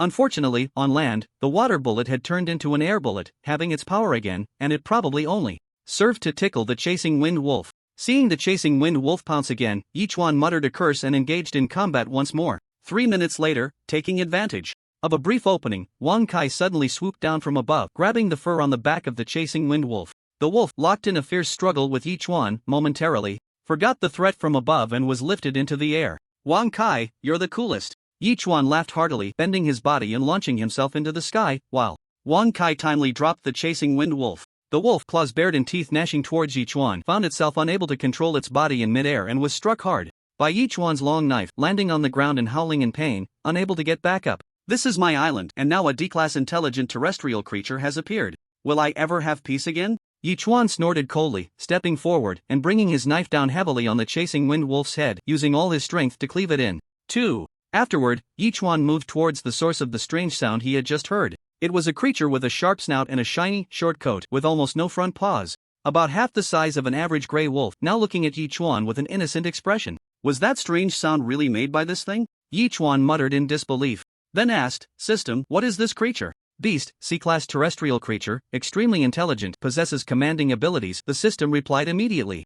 Colluding in mischief. Beast? Yi Chuan was taken aback. He had only known the term before and had never seen such a creature. He even thought it was a fabrication. Yet, it truly existed. Moreover, it was a level higher than that white giant wolf, a C-class terrestrial creature. That being said, you're an even greater threat than that wind-chasing wolf. Yi Chuan snorted coldly, since the wind-chasing wolf is dead, you have no reason to live. With that, Yi Chuan tightened his grip on the large knife and strode towards Bei. At the same time, 11 or 12 grey wolves abandoned Friday and the others, darting in to protect Bei in the middle. Wow, they're quite organized, aren't they? Seeing this scene, Yi Chuan couldn't help but be taken aback. Brother Chuan, these guys may not be strong individually, but they work together. Friday and the others returned to Yi Chuan's side, whispering their report. Do you see that ugly thing in the middle? We need to kill it, Yi Chuan said, already taking the lead in the attack. Whoa! In an instant, the three of them charged forward in a triangular formation, while the pack of wolves howled incessantly, engaging in battle with Yi Chuan and his companions.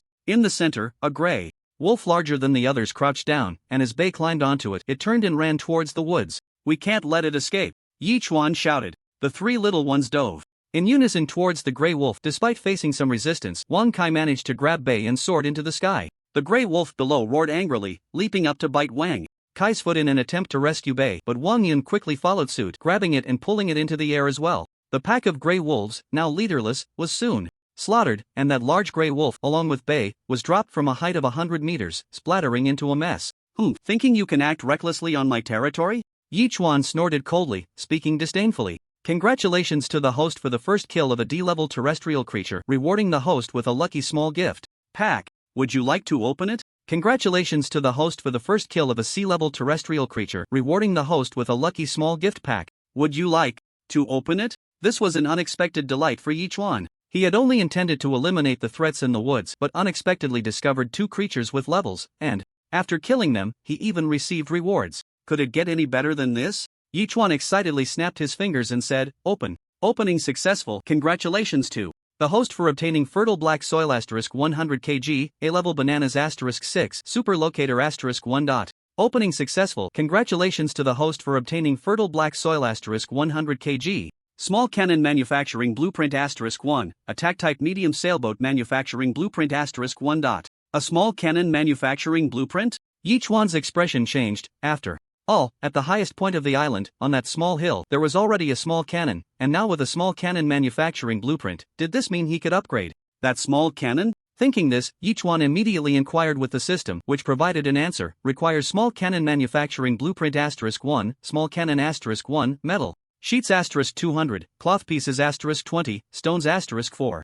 After upgrading, it becomes a medium cannon with a range of 800 meters, tremendous power, an explosion radius of 60 meters, equipped with a sight capable of 360-degree rotation, can continuously fire 3 shells, and can be upgraded. The range increased by 300 meters compared to the small cannon, the explosion radius increased by 30 meters, and it could fire 3 shells in succession. Impressive. Big brother, look what we found. Before Yi Chuan's excitement faded, the little flying dragon came running over with some mushrooms in hand. Lychee mushrooms? Yi Chuan's expression shifted. Big brother, I've tasted the deliciousness of lychee mushrooms. They are the kings among mushrooms. The little flying dragon laughed heartily. Does this mean we have dinner sorted for today? Of course. Yi Chuan laughed, and the three of them gathered all the grey wolves together before triumphantly returning. Brother Chuan, so many grey wolves? Saturday asked in surprise. Let's take care of these wolves, Yi Chuan said with a smile. Chuangu, the meat of wolves is relatively tough, and even if it's stewed until tender, the taste isn't particularly good, Saturday reminded. I think it would be better to sell the wolf meat directly. Then let's keep the wolf skin and sell everything else, Yi Chuan said, no longer concerned about food now that supplies were abundant. During this time, the surviving island lords have not only caught more supply boxes, but the chances of getting food and water have also increased. They hardly lack for food. Let's exchange 500 G for 1 unit of supplies. I'm sure some island lords will want to try it out. Alright, I'll handle it with Saturday and put it on the shelf, the little dragon agreed decisively. Sister, come here, Yi Chuan called, carrying a small bucket of blueberry jam to the sheep pen. From now on, I'll leave the job of feeding the sheep to you. Also, I'll teach you how to milk the sheep so you can do that every day too. How does that sound? Yi Chuan asked. That sounds great. I was just worried about how to help you. Blueberry Jam nodded repeatedly, smiling. Immediately, Yi Chuan taught Blueberry Jam the method of milking sheep step by step. Blueberry Jam had a decent learning ability and learned it in just over half an hour, then began to try milking on her own. Seeing that blueberry jam was doing well, Yichuan went to the mountaintop and upgraded the small cannon to a medium-sized cannon. Unfortunately, there were no shells, otherwise he could have tested the power of the medium cannon right away. Well, he had already arranged with the foreign island lords to deliver sulfur and saltpeter in 3 days, but he didn't know how that was going. This matter couldn't be rushed, it was better to wait until tomorrow afternoon to ask them. In the evening, Saturday made steamed lychee mushrooms and minced meat mushroom soup, which tasted absolutely fantastic. Everyone ate heartily, and even Zhao Feiyu temporarily set aside his vigilance because of this delicious dish. After watching a dozen of Jay Chou and Xue Xiaoqian's music videos, Yichuan washed up and returned to his new room, which also had an independent bathroom. Sitting on the bed, the soft mattress made Yichuan extremely happy, and he opened the public chat room to take a look. I'm so happy. I caught a few sea fish today and also fished out 3 supply boxes. As a girl, I've practically become a tough girl. I have quite a few crafting blueprints, but many require a lot of supplies. I'm planning to sell a few rare ones to exchange for supplies, so hurry if you want to buy. Everyone has a lot of good stuff now, there's no need to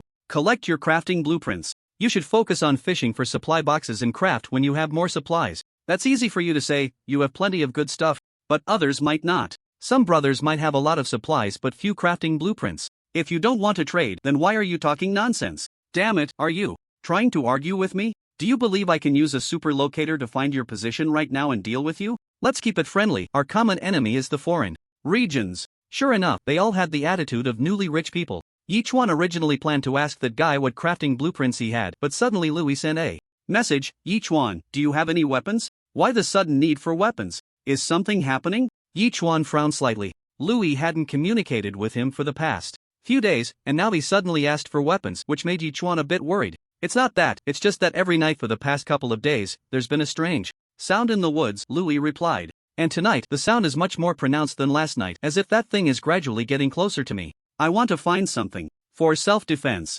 This statement made Yichuan's heart tighten as well. After all, he had just witnessed that scene in the woods. Since there were strange sounds, it was possible that a land creature with a level had appeared. Even a D-level land creature would be beyond Louis's ability to handle. After thinking for a moment, Yichuan said directly, nothing will happen tonight. I'll have someone add you as a friend, and once I confirm your location, I'll come over to pick you up. I won't be bothering you, will I? Louis asked, feeling conflicted. In fact, she had long wanted Yichuan to come and take her away, but after she had rejected him last time, she felt embarrassed to bring it up again. Now that Yichuan had taken the initiative to suggest it, Louis was very happy. It's fine, Yichuan replied, immediately contacting Zhao Feiyu while placing items in the trading bar.